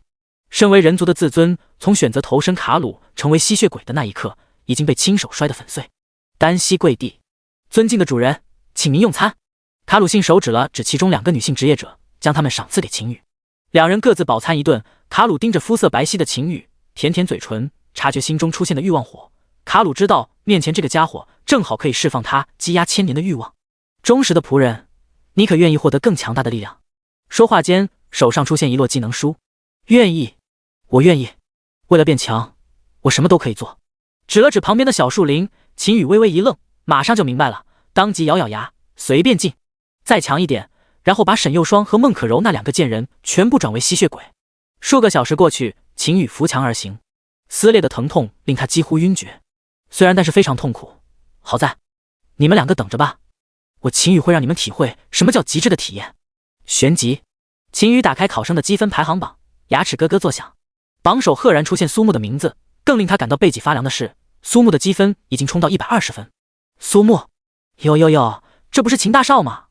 怎么看着像是被撅了呢？这时候，一个贱兮兮的声音在身后响起：“哎，不得不承认，长得帅就是好啊，谁都喜欢，你说是不是？”第34章人形挂件和超级保护气囊。这个声音自然是苏木的死党陆66。对一个男人来说，再没有什么比扶墙而走时被人嘲讽更令他崩溃的。然而，秦羽的态度好到出奇，完全没有生气。陆66，来扶我一把，我实在是顶不住。这份撕裂的剧痛完全不像是装的，反而让陆66同情起这个浑身上下金光闪闪的大少爷。哎，你说说你，干啥不好非要被干，怎么进都好，偏偏要被禁。本是试探的一句话，谁曾想秦羽表情微变，陆66彻底没了言语。感情是真的啊！肥胖的身躯在这时为秦羽提供了坚实的依靠，同为人族，在秘境中互相帮助也是应该。然而，秦羽早已不是人类，而是一个吸血鬼。放松警惕的瞬间，秦羽张开嘴巴，露出尖锐的獠牙。猝然发难，陆66并未有任何提防。Miss， 竟然放空了！趁着秦羽愣神的功夫，胖子展现出前所未有的灵活，闪跳之间早已拉开8、9米的距离。我擦，你他妈还想亲老子脖子！陆66两眼瞪大，完全不敢相信秦羽成为吸血鬼。双脚猛然蹬地，秦羽成为吸血鬼后属于2阶，相当于一转后的人类职业者，属性不可谓不强。嗜血之爪 ，Miss， 又是伤害丢失。陆66飞也似的奔逃，秦羽刚想追，却是2腿发软，只能眼睁睁看着灵活的胖子消失在视野之中。忽然，一颗血色光球激射而出，是卡鲁出手了，只不过的依旧是伤害丢失。陆66是攻击型的暗影刺客，职业天赋却是闪避专精。随着等级提升增加闪避，初始就提供了高达 25% 的闪避，如今的闪避已经达到了 30%。老子好心服你，你却要恩将仇报，秦羽，难怪你被猪拱了。他妈的人间，你就等着木哥来制裁你吧。远方忽有冲天大火爆燃，浓烟滚滚，热风奔涌，数道火柱拔地而起，顷刻间像汇聚爆炸。提示：你获得经验3万。提示：你获得4项神兽引 X1。提示：你获得50积分。此时积分排行榜上再度刷新，苏木以240分高居榜首，与第2名龙远阳之间有130分的差距。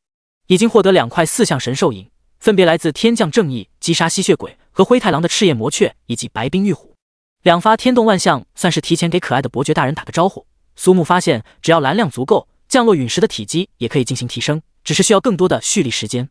逆天的施法距离可以保证苏木在伤害足够的前提下，直接对目标区域实施灭绝性的核打击。将掉落捡起，苏木手中多了一双通体雪白、寒气凛冽的虎皮圈套，铂金极虎泯灭拳套 LV25， 职业拳师，属性物理攻击加1050，力量加95，攻击速度正 15%， 移动速度正 10%。冰属性抗性加45，效果攻击时有 5% 几率使目标单位进入冰冻状态2秒，冷却时间5秒。唯一效果冰霜舞者，攻击冰冻状态敌人暴击率正 20%， 攻击速度正 15%， 移动速度正 10%。 介绍让你快，让你快，让你快。思忖片刻，苏木进行升阶强化，得到加10钻石极虎泯灭拳套。最欣喜的地方莫过于提升冰冻效果持续时间变为4秒，换言之仅有1秒的冷却时间。面对高移速的怪物时，完全可以将其先控制，再切换最强攻击装备留刃弱火输出，然后继续控制，如此循环。冰火两重天的极致享受条件达成。而今距离解开障壁只差2块，苏木只想迅速赶到前往其他2个区域猎杀区域领主。那个我知道可以快速找到区域领主的办法。苏木回头看去，最先看到的竟然是挂在胸前的2只小西瓜。嗨嗨，这个重量是能够直接把人压到窒息的存在，支撑如此重量的竟然是娇小的身躯，完全是巨乳萝莉的模板好吧。你好，我叫玉有容，卡牌大师。脑海中出现一边投掷卡牌一边西瓜 Q 弹乱撞的场景。名字和人真是大啊。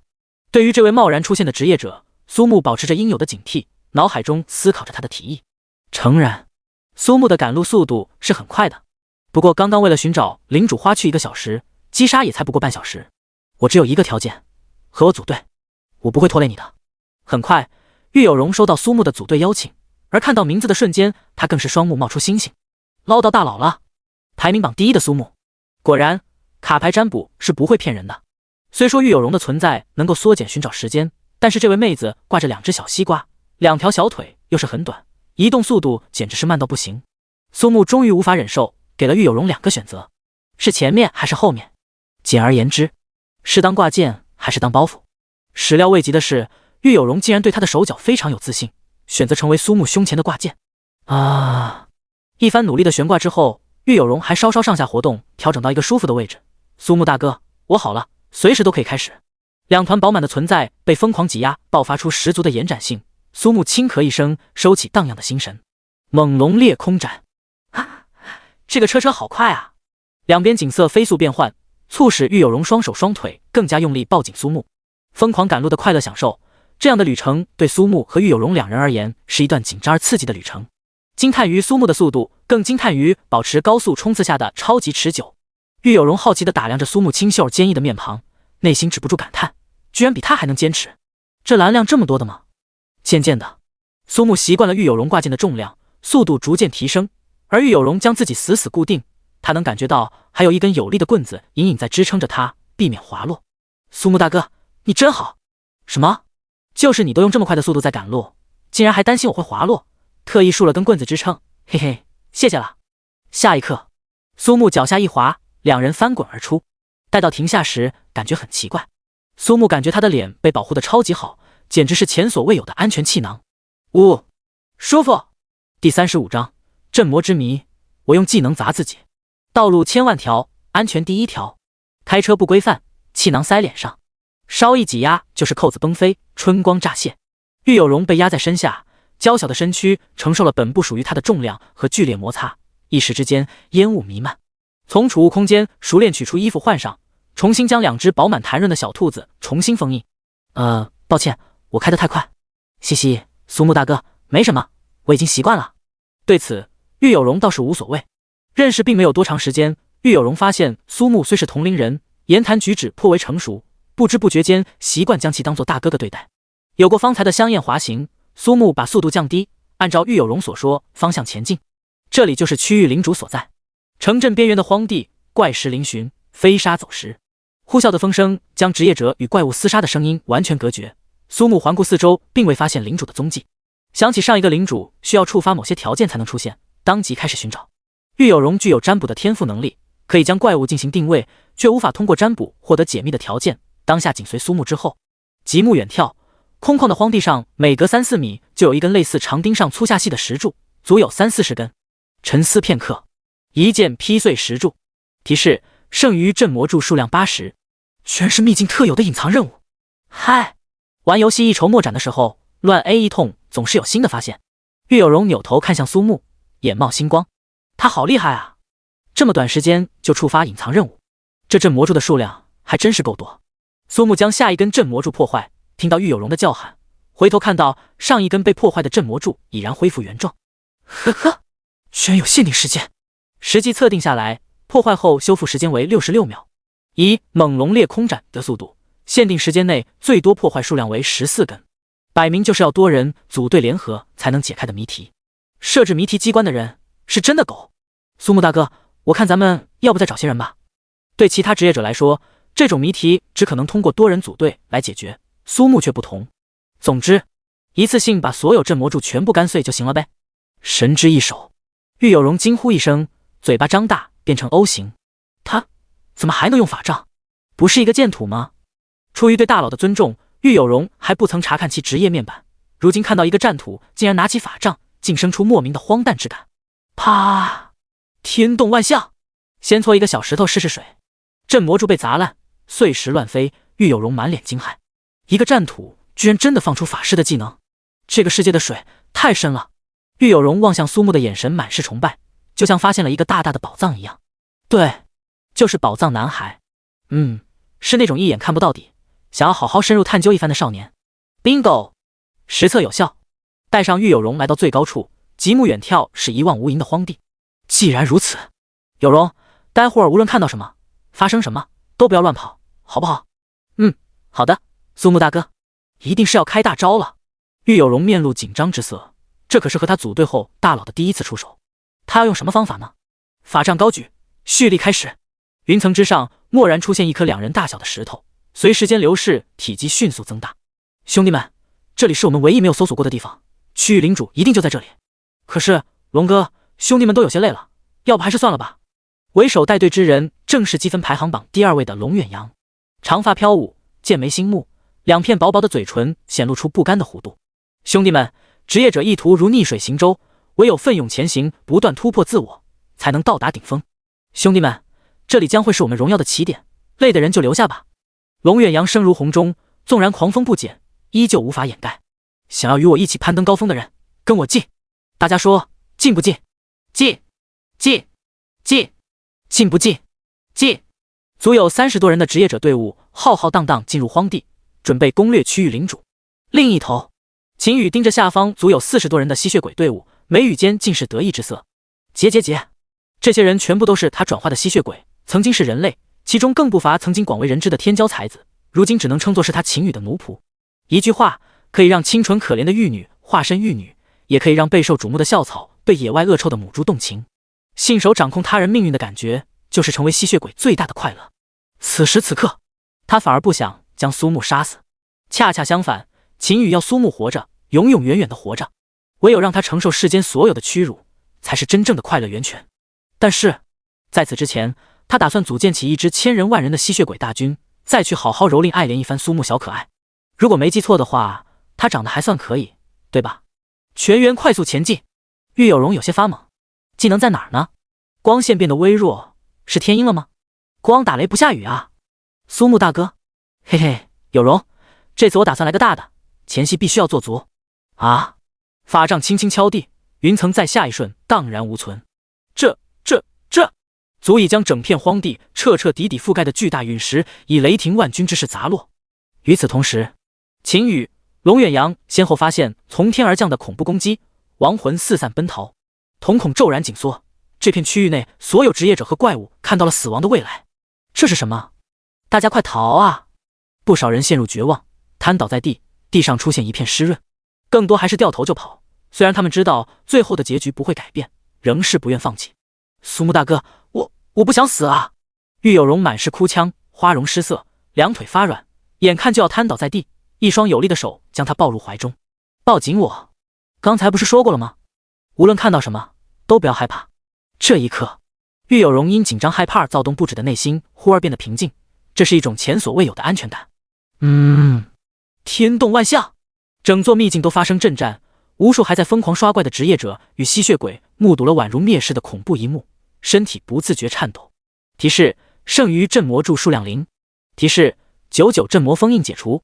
体表的10片掉落，秦羽劫后余生，两腿之间早已湿润不堪。可是再看生命条，才掉了420。哈哈哈哈！大难不死，必有后福。第36章，大佬，一把破胎刀能干啥？万解爆发，垃圾技能。阿卡亚屹立于残破城堡废墟之上，两侧分别有子爵、男爵各20人，个个灰头土脸，狼狈不堪。就算技能声势再浩大，刮痧伤害顶个卵用。若非障壁阻拦，阿卡亚定会率领一众手下将那个卑微的人类职业者当场抹杀。体内的力量在源源不断增加，想来卡鲁等人已经开始大肆转化。若是将全部人类职业者变为吸血鬼，阿卡亚预测他将晋升为公爵。以4只拥有神兽血脉的怪物分别守护开启障壁所需道具，而并非将所有吸血鬼赶尽杀绝。阿卡亚明白华夏国这是将他们当作试炼新人职业者的基石。然而一旦他晋升为公爵，此处便再无可能将其束缚。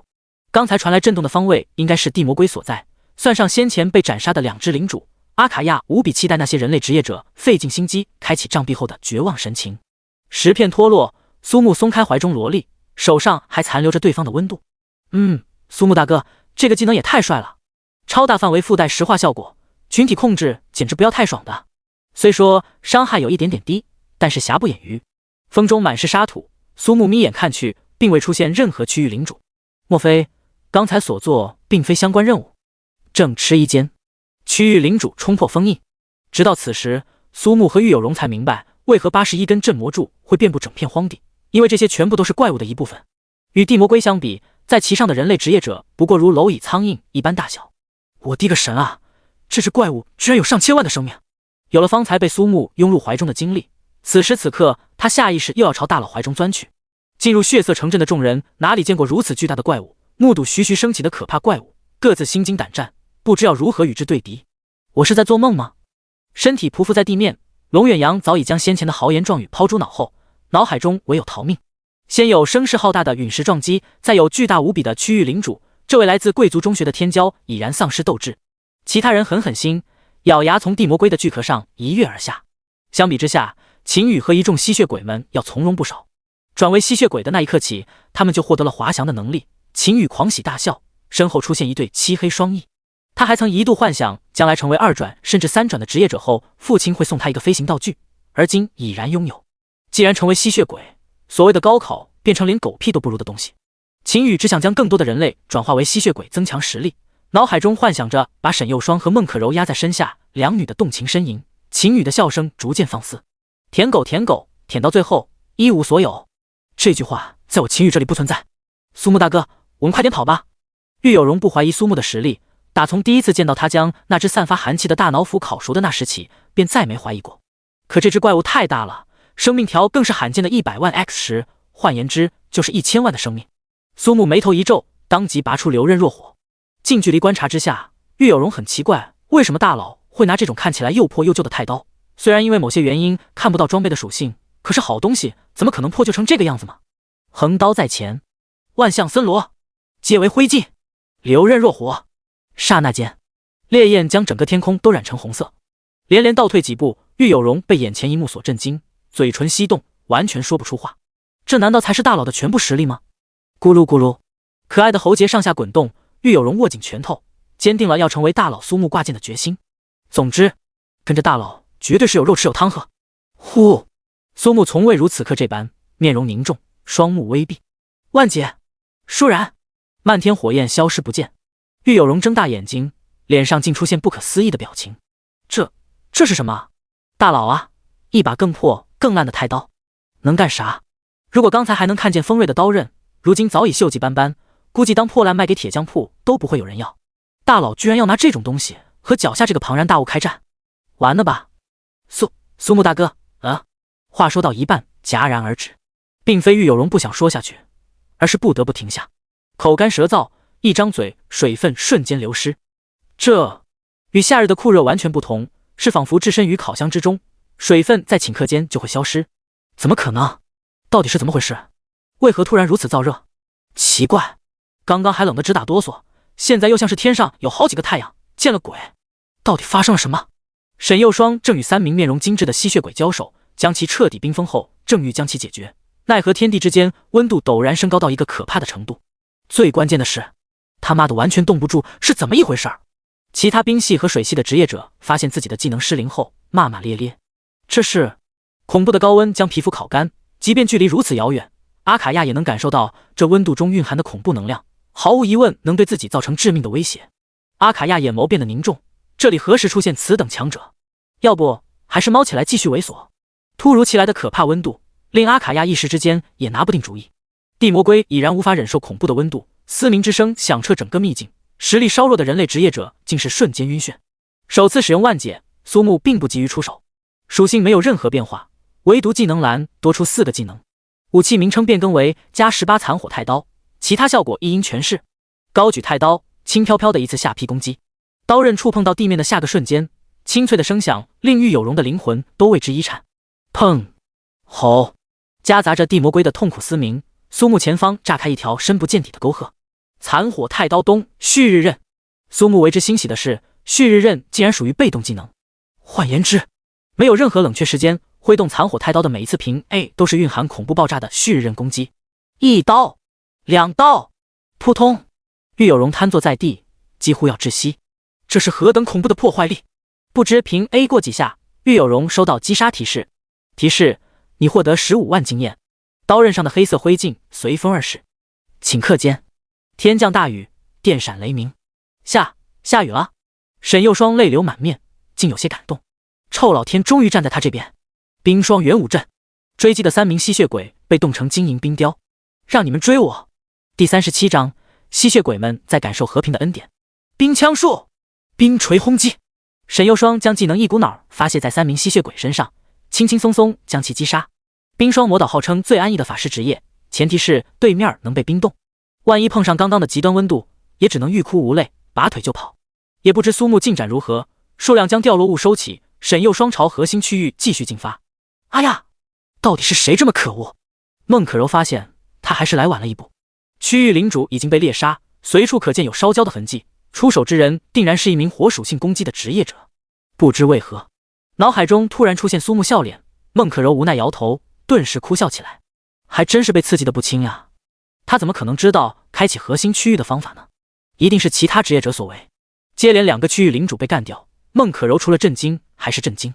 想到方才看到那只宛若堡垒的巨大怪物被秒杀，定然还有其他强悍的职业者存在，孟可柔收起小觑的心思，打开积分排行榜。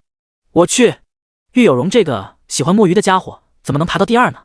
孟可柔感觉心堵难过，距离上次看才间隔不超过半小时，他和玉有容之间拉开600分，对方到底是经历了什么？2人是同班同学，也是从小一起长大的好朋友，除了谈论胸前重量之外，同玉有容的画风都是非常和谐。好胜心瞬间被激发，连摸鱼的家伙都开始努力，孟可柔还有什么资格不拼命？除了胸部轮廓被超越，总不能连高考成绩也不如吧？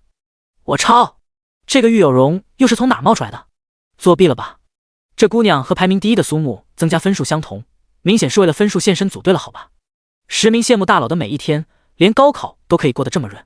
这次高考第1和第2已经确定，吾辈再努力也只能抢第3。妈蛋！与孟可柔反应相同，骂骂咧咧的声音出现在秘境各处。估计孟可柔那个死脑筋现在正崩溃到发狂吧？嘻嘻嘻！玉有容笑得花枝乱颤，波涛澎湃，蹦跳着将地魔龟所有掉落物放在苏木面前。当然要等大佬先挑完，才轮到自己了。1不要钱，2不涂色，白白拿到这么多积分，无论怎么想，玉有容还是觉得是他占了大佬的便宜。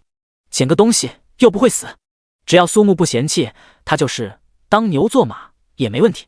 苏木哭笑不得，这妮子还真是把摸鱼修炼到极致，连这种办法都能想得到。不过波涛汹涌的美景倒颇为养眼，战斗之余也需要保持一个好心情才是。数不清的怪物在旭日刃的爆炸之下灰飞烟灭，苏木的积分瞬间暴增894，这还是因为组队分数均摊的结果。如果是苏木一人，那便是1788分，一个可以马上躺平，也绝对被一流学府录取的分数。苏木大哥，你好好休息，放心，我可是很乖很乖的，绝不会私吞。巨乳萝莉俏皮眨眨眼，将最后一堆掉落物放下。单单清点材料就花去2人数个小时。玉有容看到泛着星光的卡盒时，完全是一副小塞迷的模样。你想要的话就拿去。玉有容连忙摆手，当即起身。苏木大哥，我只要这一个装备，其他的都归你，好不好？好，没问题。对此，苏木心安理得，一股脑将所有东西全部收入储物袋，手中还握着一本技能书。要啥来啥，佩戴全套后，解锁战土职业分支中格斗家的技能，现在马上就得到白色气功波，潜能爆发。苏木嘿嘿一笑，提示你获得橙色龟派气功，切换全套，学习技能。查看技能介绍是可以进行蓄力的技能，不过蓄力时间越长，耗蓝量越大，最后的伤害与技能范围会大幅度提升。要不先试试？双手合一，马步蹲身，突然有耀眼光芒出现。苏木看到蓝条随时间流逝，消耗速度愈发加快，手中能量满溢而出，仅凭其扩散的波动就令玉有容感到心悸。这是什么技能？玉有容目光看向苏木所对准的方位，大惊失色。他该不会是想直接对最终大 boss 出手吧？不会吧？大佬他这么勇的吗？嘿嘿，反正有障壁阻隔存在，就是 boss 发狂又能怎么办？华夏民族的传统美德，勤俭节约，好歹也废去不少蓝。这一刻，苏木浑身冒出金色火焰，气势骇人，大喝一声：“龟派气攻！”恐怖的能量光柱向城堡废墟爆射而出，光芒堪比日月，瞬间令天地失色。阿卡亚大人，这是由卡鲁带回来的新鲜血液，请您品尝。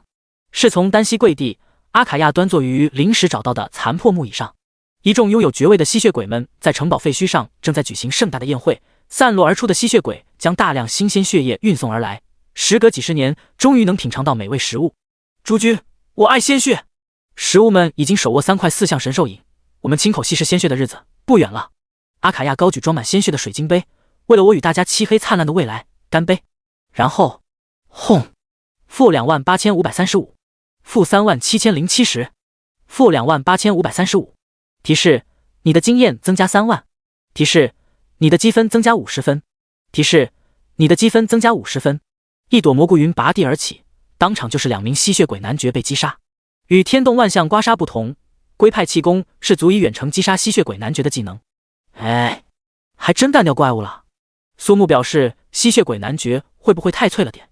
笑得更加灿烂。龟派气功的冷却时间计算，居然是从技能使用的那一刻开始计算。换言之，蓄力时间稍微加长一点，龟派气功可以无缝衔接。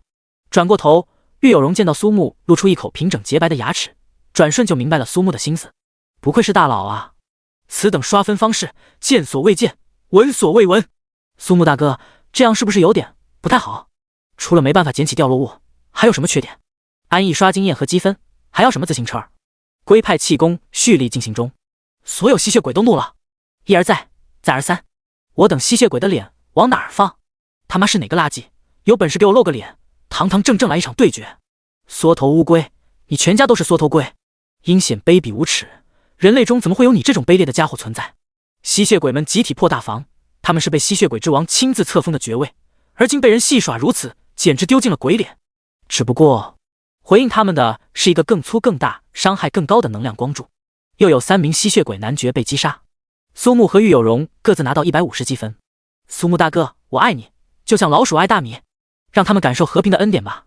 苏木大哥，巨乳萝莉手舞足蹈，兴奋到高潮迭起不断，化身啦啦队，就差配个音箱和彩球。玉有容心中，苏木的形象是那么光辉灿烂，简直是就是他的神，考试的神。是谁？是谁？是谁？阿卡亚驱散烟雾，无能狂怒，这他妈是什么攻击距离？紧接着，又一个能量光柱打来。第38章，我是可以一直坚持的男人。从无能狂怒到麻木不仁，吸血鬼们用了8个小时。在这8个小时内，几百发龟派气功将所有吸血鬼男爵全部带走，外带还是60个吸血鬼子爵。苏木和玉有容的积分暴增1000加。阿卡亚与存活的吸血鬼子爵静静站在平的不能再平的废墟上，活成了没有半点感情的木桩，任凭气功波砸落，连闪躲的心思也完全失去。他们都拥有超额生命恢复技能，要不然也不会在长达8小时的连续轰炸下存活。接连10几发气功波发出，也没收到提示。苏木打了个哈欠，终于是决定停止。如果不是为了积分，他才不愿忍受如此平淡枯燥又乏味的和平轰炸。拍醒打瞌睡的玉有容，后者迷糊之间看到积分2400加，瞬间惊醒。他呼呼大睡摸鱼之时，大佬还在刷分。最后一个区域领主的位置确定了吗？兴奋点点头，指向北方。苏木大哥，这次怎么不开车了？你很想坐车？嘿嘿，坐习惯前排，现在想要试试后排的感觉。无奈翻了个白眼，若非想通过玉有容能够更快确定区域领主的位置，他估计早就一个人单刷。有一说一，倘若不是玉有容将具体位置确定，真要独自寻找，难度无异于大海捞针。休息过几个小时，苏木才又带着玉有容上路。实战考核剩余5天时间，单纯以分数而言，华夏国所有学校任凭挑选，而且还是学校敲锣打鼓欢迎的那种。按照玉有容的说法，剩下时间完全可以躺平睡觉。苏木却是打算开启核心区域的进入权限，追求更高分数。毕竟又不是只有经验和积分，还会掉落装备、材料、技能书。多带一把武器，就需要学习更多技能。最后的区域是一片茂密的树林，正中央的决斗场格外醒目。正当苏木以为区域领主就在决斗场中时，玉有容神秘一笑，却是指向决斗场另外一边的空地，看起来平平无奇，完全不像是区域领主会出现的地方。放心吧，苏木大哥，我就是坑爹坑妈，也绝对不会坑你的，因为你就是我虔诚祈祷才降落人间的考神。二人才刚刚进入森林，表情顿时为之一变，尤其是玉有容，俏脸绯红，几乎能掐而出水，眼角余光看向轻轻摸鼻梁的苏木，内心七上八下。啪啊啪啊！动情的呻吟回荡，细细听来竟是2个男人。玉有容忽然有一个堪称恐怖的推断：大佬，他该不会是弯的吧？玉有容其实对他的容貌和身材有相当的自信，但是从组队到现在，苏木对待他始终彬彬有礼，目不斜视，几乎就差坐怀不乱。回想起那么多同龄人异样的目光，他愈发确定苏木就是。这种情况下，他会不会兽性大发，把自己当成一种工具？达咩达咩，有一说一，他长得非但不差，反而还是属于很帅的那种。从转职成功的那一刻起，也象征着他们已经是成年人。既然是成年人，其实也没10问题了。呻吟声与抽打声停止，想来是已经完事儿。一道身影缓步而来，苏木眼睛一眯，2只寒气凛冽的拳套出现，迈着6亲不认的步伐，肩扛早已虚脱累晕过去的人族职业者。卡鲁的心情相当美妙，几十年没有碰到人类高质量男性，没成想一次性就能出现这么多。刚刚转化了一个晴雨，马上又是一个龙远阳，不过这个的体质明显比晴雨要好上几百倍，如果转成吸血鬼，什么感觉都没了。忽然，卡鲁停下脚步，满脸狂喜之色，活脱脱成了个大赛迷。哧溜，一个更高质量的人类男性出现在眼前，小腹刚刚熄灭的火苗转瞬爆燃。苏木大哥，是吸血鬼和龙远阳。少女震惊不已，那个苍兰氏龙家年轻一代天赋最好之人，他竟然被撅了，是一阶吸血鬼。玉有容是很爱摸鱼不假，其本身同样拥有不凡的实力，这也是苏木最终同意组队的原因之一。他无比清楚龙远阳的真实实力，更明白他更喜欢拖家带口组队战斗。也就是说，面前这个身材魁梧的吸血鬼绝对可以轻松将他干掉。命运抽卡深红，命运抽卡青绿。卡牌大师属于攻击型辅助职业，战斗的武器便是卡牌。苏木感受到身体感知变得更加灵敏，各项属性提升巨大，对玉有容的辅助能力称赞不已。小子，我不想对你使用暴力。放下龙远阳后，卡鲁的压迫感顿时倍增。一阶吸血鬼属于普通吸血鬼的顶点，在网上便是被吸血鬼之王册封爵位。打坏了不好。话音未落，苏木闪身来到镜前，手中早已凝聚龟派气功。管你是什么，在苏木眼中就是个行走的经验包。沛然的能量近距离轰击，卡鲁的反应更快一步，同样也是一道能量波发出，2道能量于虚空中彼此碰撞，竟是演变为一场声势浩大的对波。小家伙，凭你也敢和我比持久力？告诉你吧，老子我别说一夜7次，就是70次都没有问题。数张卡牌射出，伤害却只有几百，卡鲁甚至连躲都没躲。小姑娘不要着急，我会很温柔的把你变成吸血鬼。玉有容脸色一变，不禁自我怀疑，怪物什么时候防御会这么高？异变陡升，苏木浑身被一层金色气焰笼罩，能量光柱暴涨数倍有余，转瞬将卡鲁彻底淹没。-18424，-18424。我虽然不是孙家人，可是对波没输过。还有，我管你一夜7次还是70次，论持久战，我也同样不惧。魔力源泉了解一下，苏木是可以一直坚持的男人。浓烟滚滚，卡鲁喘着粗气，双目布满血丝，出现时的从容荡然无存。下一刻，眼眸中流露出一丝惊恐。苏木的速度快到无法反应，拳套消失不见，取而代之的是一把造型普通、拥有椭圆刀形的太刀。浓重的杀意令卡鲁时隔几十年再次感受到死亡。视野之中唯有苏木一人。引刀出鞘，手势，符斩。一击之下，卡鲁胸前血花荡漾飘散，负145268。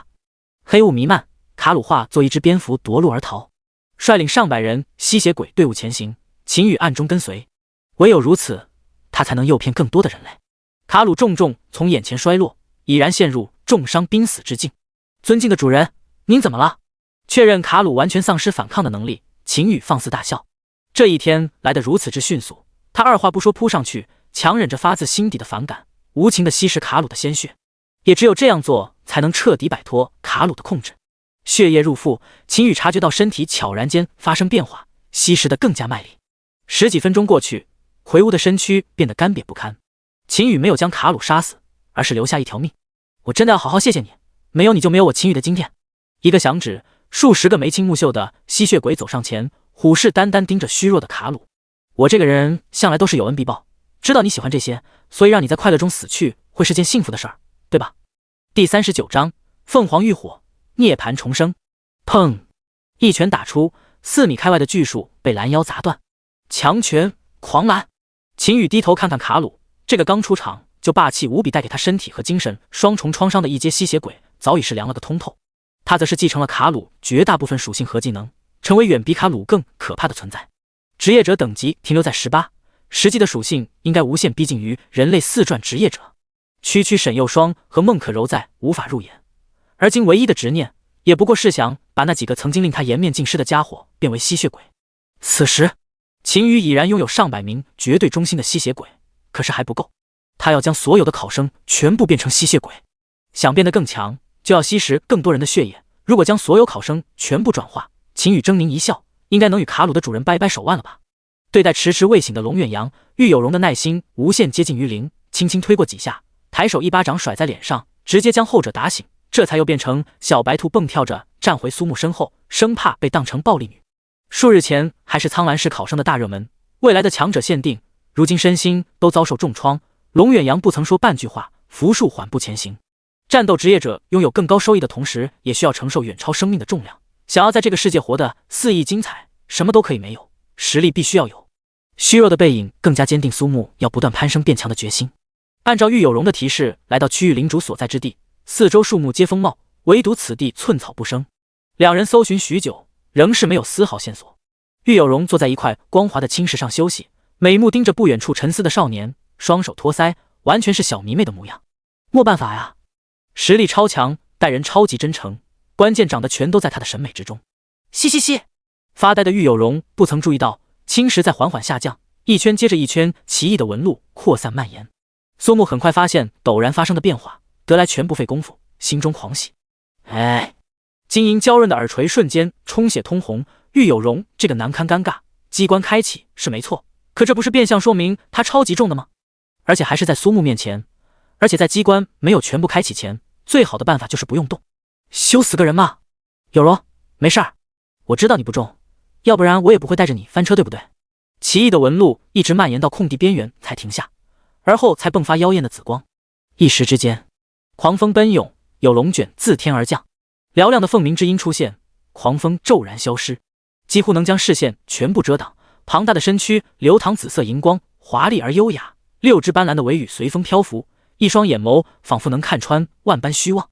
下方眨眼间有梧桐树破土，长成参天巨树，凤凰栖梧桐。最后的区域领主名为紫羽天凤。阿卡亚仰天狂笑，几乎要流下兴奋的眼泪。奶奶的限制出行的障壁终于快要消失，终于不用再忍受莫名其妙射来的技能魔法，唯有鲜血与生命才能洗刷这几日所受的屈辱。所有人都准备好，只要障壁消失，我们就是猎人，我们就是屠夫。花落逐风掌，粉色樱花漂浮而过，吸血鬼应声化作灰烬。所料不错，应该是最后一只区域领主。苏木你真是不做人啊！孟可柔挥动战矛逼退其余吸血鬼，快速向核心区域奔行。通过积分变化，能够推断得到玉有容和苏木组队当混子的结论。而今之计，唯有快速赶到的障壁边缘，只待两人解开障壁的封印，便迅速进入。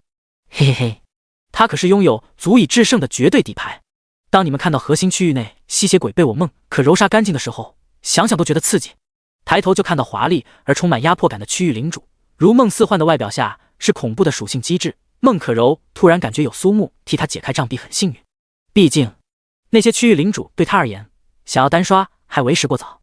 底牌是他打算留给价值800分的吸血鬼伯爵，提早使用真就亏到姥姥家。苏木大哥，我们怎么办？啊？什么怎么办？对大多数人类职业者而言，飞行类怪物都是相当难对付的存在。单单一个会飞，就意味着许多近战职业技能失效，伤害丢失。能扛的打不到，打到的又脆皮。该怎么办就怎么呀，又不是打不过。不愧是大佬，说话就是豪气。可我们先要干什么？首先，你离我远远的。错愕、震惊、可爱的萝莉脸庞上表情复杂，玉有容还是很听话的站到很远。与此同时，紫羽天凤射出漫天羽毛，化身无限子弹加特林。师姐，一刀出鞘，刀身缠绕烈火，化作火焰屏障，将羽毛彻底烧尽。苏木亦立于火海，冲天火光爆燃，出手先将梧桐树化作灰烬。紫羽天凤被激怒，笔直冲来，却不曾料到苏木早已准备完全，火海分出一条通路，向两侧急速展开。紫羽天凤一头扎进，头顶已然被火焰笼罩，身后退路断绝。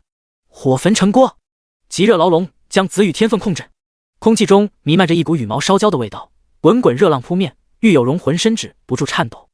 顷刻间，望而生畏的区域领主已然被火焰包裹，满是烈焰的刀刃径直插向地面，一条条火焰巨龙直冲天际。苏木知道，仅凭这一招不能完全将领主束缚。果然，火焰的牢笼的消散，天凤通体赤红，每根羽毛都附着火焰。浴火涅槃，凤凰重生，涅槃赤焰火凤诞生。强大的灵魂威压四溢，玉有容发现他竟生不出一丝一毫的战意，甚至连最熟悉的抽卡动作也变得僵硬而缓慢。这个区域内其他职业者与怪物胆战心惊，生命的本能驱使他们四散奔逃。苏木大哥，远不及地魔龟的体积，赤焰火凤却拥有无可比拟的压迫，几乎使人窒息。血红的眼眸中唯有苏木一人，火凤仰天嘶鸣，仿佛是在昭告这个世界，区区火焰伤害能奈我何？收耳！数十条通天火柱收束。炽热地狱第40章火属性抗性999，让你体会什么是太阳的温度。通天火柱再次化作牢笼，无情在庞大的身体上摩擦。某一刻，灼热的气浪将周围树木水分尽数烤干，树叶肉眼可见变成枯黄。何等恐怖的温度！玉有容无法忍受，只能一步步后退。那道瘦削挺拔的身影深深烙印在记忆，眼眸闪烁震惊的异彩。丝毫不惧怕火焰的吗？赤焰火凤振翅高飞，嘶鸣一声，漫天火雨倾泻而下。有烟无伤定律出现，苏木眼神一眯，信息中赫然写有火属性抗性999，难怪可以冲出火焚成锅，就连炽热地狱也只有少量伤害。对诸多火元素职业而言，火属性抗性999无限接近火属性，伤害免疫。苏木大哥，要不我们先撤吧？见过苏木几次出手，玉有容明白大佬最强攻击手段是手握太刀的状态。可如今赤焰火凤天克苏木，至于他自己，放在眼下这种情形，有和没有一个样。火海的浪潮中，苏木不曾慌乱，又不是同他一样将火属性攻击完全免疫，只是抗性高些而已。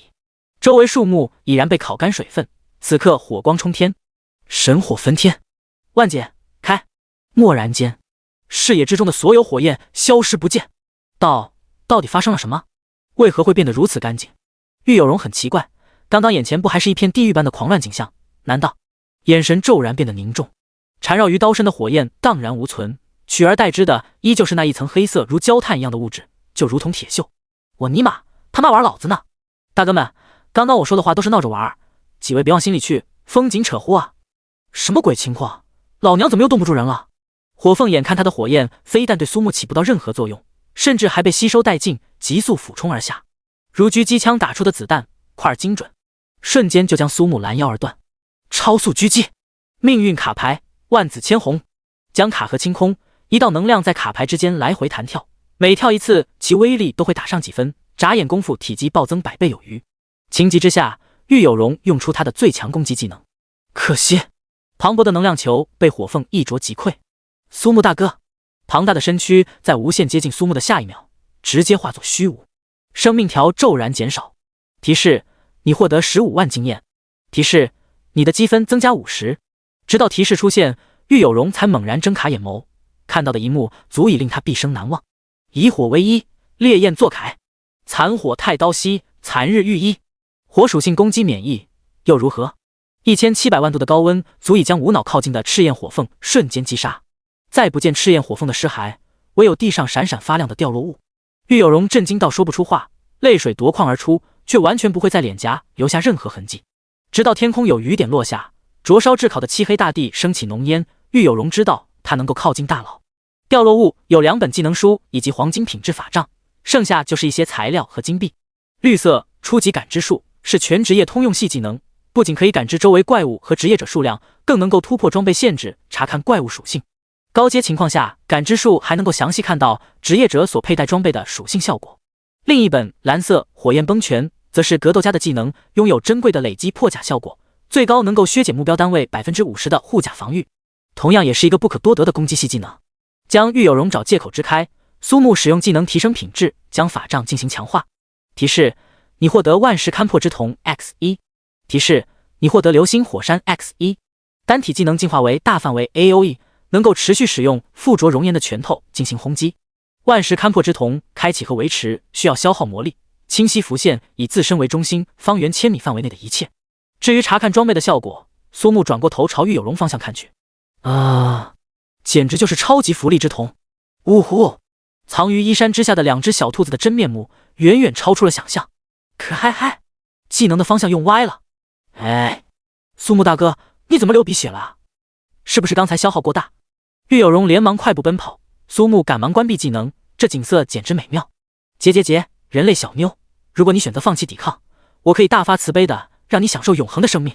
吸血鬼狞笑上前，沈幼霜暗啐一口，心道：为何自己这般倒霉，每次到关键时刻天气都会失灵一下子？一转成功的冰霜魔导冻不住敌人，你说这可怎么整？无比期盼这诡异的高温速度消失，要不然他可真要变成吸血鬼。单手轻松将沈幼霜拎起，一道身影从空中落下。小子，放开那姑娘，让我来！那是一种来自血脉等级的压制，几乎在瞬间，吸血鬼将沈幼霜扔下逃跑。幼霜，你没事吧？眼前之人正是秦羽，几日不见，脸色惨白，双唇血红，那双黑色中隐隐透着杀戮的眼眸令沈幼霜感到害怕。不过一番交谈之后，他还是能确定依旧是他认识的那个秦羽，除了气质发生改变。多谢，我没事。沈幼霜重新恢复先前冰冷的模样，同秦羽保持距离，一切的种种秦羽都看在眼中，当即将心中想法全部说了出来。你放心，幼霜，我以后肯定不会再纠缠你的，强扭的瓜不甜，这个道理我如今明白了。真的吗？你能想明白太好了。嘿嘿，现在想起来还真是很抱歉，先前那么缠着你，还对你和苏木说那些话，对不起。秦羽挠着头，满脸愧疚，就是拿了小金人的影帝过来，也必须竖起大拇指夸赞秦羽的演技，感情自然流露，真诚质朴，很快便打消沈幼霜心中的顾虑。幼霜，你知道苏木在哪儿吗？我其实想当面和他说一声对不起。这样啊，可是我不知道呀。闻言，秦羽的表情瞬间转变，大事不妙。幼霜，苏木真的没和你在一起吗？是啊，你快说，到底是怎么了？我刚才过来的时候，看到苏木被一群吸血鬼和狼人在追，还以为是看错了，现在看来，保不齐真的是他。真的吗？苏木他已经到27级了，不太可能吧？眉头微皱，秦羽暗自心惊，苏木那个垃圾生活职业居然都能到27级，默默在心中给自己的机智点了个赞，幸好提前从沈幼霜口中套出苏木的等级，要不然肯定会被他钻空子逃走。啊，对啊，就是一只吸血鬼子爵带着一堆吸血鬼男爵在追。苏木他就算是27级，双拳也难敌4手啊！秦羽比沈幼霜还要着急，赶忙说道：“要不我们赶忙去救他吧，万一被转化成吸血鬼，就真的麻烦了。关心则乱。”沈幼霜虽是觉察到某些怪异之处，可牵扯到苏木。第41章，活体木装饰技能，吸血鬼伯爵城难民。眼眸中闪过一丝阴狠凶光，秦羽笑得愈发亲切灿烂。好，幼霜，我和你一起。谢谢你了，秦羽。你真是个好人，我尼玛，老子辛辛苦苦3年换来你的一张好人卡。秦羽险些将刚喝进肚子里的鲜血狂喷而出，一瞬间脑门青筋暴起，爆发阴冷的杀意，强制冷静，差点被沈幼霜一句话搞破防。秦羽转身带着沈幼霜便走。结，你这个敬酒不吃吃罚酒的女人，我要你在那个垃圾面前被我一点一点转化成吸血鬼。想到那时的名场面，体内血液一阵沸腾。不过想到沈幼霜提及苏木已经27级，他的脸庞变得扭曲而狰狞。他妈的，凭什么？老子经历过菊花朵朵开的灿烂，方才拥有如今号令吸血鬼大军的实力，他苏木凭什么？凭长得好看？好看顶个卵用啊！旋即嘴角几乎要扯到脑后，露出尖锐森寒的牙齿。届时眼睁睁看到沈幼霜变成吸血鬼，当着他的面登堂入室，最后用实力将怒火冲天、自信满满的苏木踩在脚下，这才是完美的复仇。秦羽，苏木他会不会已经……放心吧，幼霜，苏木他吉人天相，必然不会有事。没有亲眼见识我秦羽的翻盘，苏木他怎么可以去死呢？根据可靠情报，已经有被转化为吸血鬼的职业者再度混入，成为名副其实的人间，里应外合之下，使得人类职业者损失惨重。沈幼霜盯着前方的背影，不是没有过怀疑，想到苏木的安危，并且一路上连番几次试探都无事，渐渐放下警惕之心。提示：集齐4项神兽引 X4， 任务完成。由于组队的缘故，玉有容同样能看到任务提示，眼神飘忽不定，暗自心惊。苏木竟然触发并完成了实战考核秘境中的隐藏任务，简直就是个奇迹。实战考核最简单概括就一句话：杀怪，杀怪，最后还是特么的杀怪。既要在规定时间拿到高分数，还要寻找完成隐藏任务，几乎不可能做到。但是苏木整完了，不仅以碾压的分数高居个人积分榜首位，连带着把他也带到第2的位置。可以想象，高考结束后，玉有容必然可以进入梦寐以求的高等学校。提示：你获得称号4兽护佑。我擦，老娘居然有称号了！兴奋之余，玉有容转身恭恭敬敬鞠躬道谢。吃水不忘挖井人，玉有容无比庆幸他做出了正确的选择。职业天赋卡牌占卜中显示，击杀区域领主之人就是他玉有容的大贵人。如今看来，果然如此。苏木哥，大恩不言谢，无论你出去想要什么，我玉有容都会想办法满足你。对此，苏木不置可否。4项神兽引合一，整片秘境再度被漆黑浓云笼罩。哈哈哈哈！天助我也！终于有人凑齐4项神兽引，我们重见天日的时候到了。阿卡亚热泪盈眶，憋屈的日子进入倒计时，终于不用再忍。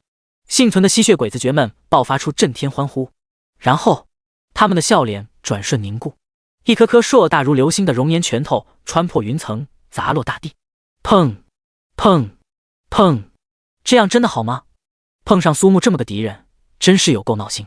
他现在反而有些同情处于核心区域的一众吸血鬼大佬，简直是最佳活体沙包。苏木只要有新技能，都会拿他们练练手。一发又一发滚烫的拳头击射，玉有容手托香腮，静静思考。真的好长，好有力啊！都射了半小时，还这么有劲儿。对苏木超乎常人的耐久力感到震惊，简直就是服用过超级强化版小药丸的感觉。覆盖整片核心区域的熔岩攻击疯狂不停歇，再度带走2名吸血鬼子爵。守在透明障壁之外的孟可柔嘴巴大到能放进去一颗完整的日落果。这届苍蓝市的考生里，什么时候冒出这么多攻击如此恐怖的职业者？此起彼伏的惨叫与咒骂，平素向来优雅高贵的吸血鬼们这次被狠狠羞辱。天动万象，龟派气功，现在又是流星火山，主打一个量大管饱频率高。阿卡亚气急败坏，却也只能来回奔跑躲避，如罐子里的蛐蛐儿，仓皇而狼狈。我以吸血鬼真祖之名起誓，若不杀你，就让我阿卡亚永生永世为奴为婢。反正狼够用，苏木一直射到心生无聊才停下。核心区域内早已变成一片熔岩的泥潭，吸血鬼们个个衣衫不整，满身污秽。嘿嘿，流星火山这个技能用起来比较顺手，苏木很满意。询问过玉有容的意见，后者死乞白赖不要退出组队，说到最后已经开始脱衣服表明决心。见状，苏木也不再强行要求，拿出完整版道具4项神兽影，透明障壁在这个瞬间化作实体，天地无光，万物黯然。吸血鬼们面露狂喜之色，哈哈，颤抖吧人类！待到阴阳逆乱时，伯爵大人占人间，而等末日到了，我们会在地狱看你们成为新的吸血鬼，哈哈哈！吸血鬼们彻底沸腾，与之相对应的人族职业者眼神中多是惊恐绝望。确认，障壁出现一条贯穿天地的裂纹，咔嚓咔嚓，众目睽睽之下，障壁支离破碎，透明如玻璃的碎片倒映出阿卡亚等人荒诞错愕的神情。哈哈，感受我的怒火吧！吸血鬼男爵们正准备四散开来，一道身影出现。少女身着一袭蓝色劲装，长发飘扬，手握一杆星光闪烁的战矛，正是率先进入核心区域的孟可柔。嘿嘿，站在苏木的肩膀上捷足先登，这种感觉可是爽到爆炸。毕竟，只要是摘桃子这种事，搁谁身上都会不由得想放声大笑。饶是如此，孟可柔还是不可思议眨眨眼，环顾四周，遍地废墟，一片狼藉。下方一双双眼睛怎么透着股可怜劲儿？哎，奇了怪，不是说这里是拥有爵位的吸血鬼们居住之地吗？娇憨可爱的少女挠挠头，一时之间也有些分不清。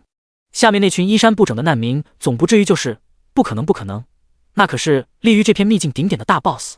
眼前这些人不会是可怜的吸血鬼奴隶吧？那什么，可以请你们乖乖告诉我，吸血鬼伯爵那个老女人在哪儿吗？乌鸦飞过，啊！场面一度相当尴尬。在你面前的就是屹立这片土地吸血鬼顶点，吸血鬼中的吸血鬼，被吸血鬼之王亲手册封的伯爵阿卡亚大人。啊！孟可柔使劲搓搓脸，大吼道：“你们不要看我年纪小就骗我，这个头发烧焦、衣不蔽体又丑陋的老阿姨，怎么会是吸血鬼伯爵呢？好歹也是伯爵，怎么可能一点牌面都没有？” Q 但细腻的峡谷中可是藏有孟南国送给的他的生日礼物，一个能够直接将5转以下职业者或怪物直接秒杀的禁咒卷轴。阿卡亚面色铁青，银牙将红唇咬出血。他妈又不是老娘想这样，还不是都怪那个缺德的东西。此时此刻，有点淡淡的忧伤。那么珍贵的卷轴，孟可柔真不想把它用在下面那个像脆皮烤鸡一样的老阿姨身上。唉，吸血鬼伯爵就是你这个样呀，白期待了。你给老娘闭嘴！阿卡亚气急败坏，我重现人间的第一件事就是把你变成吸血鬼。第42章，孟可柔失算，阿卡亚再度破防。话音刚落，阿卡亚转瞬即至。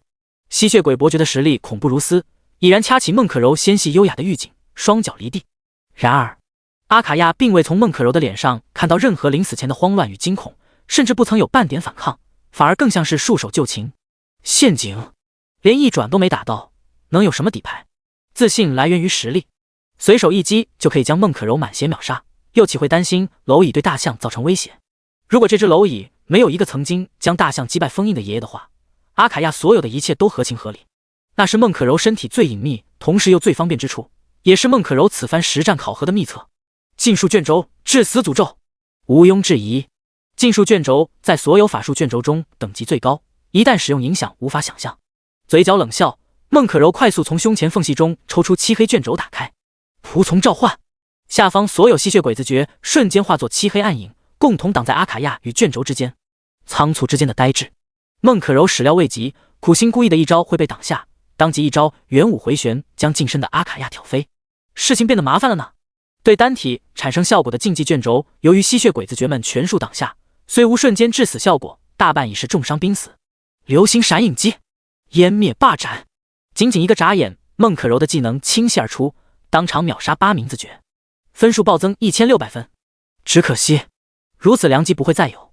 接下来要面对极致愤怒下的伯爵阿卡亚，以及多达40名子爵的围攻。灿然一笑，孟可柔放弃抵抗。倘若只是子爵，尚且还有逃走活命的机会，阿卡亚出手，绝无生还可能。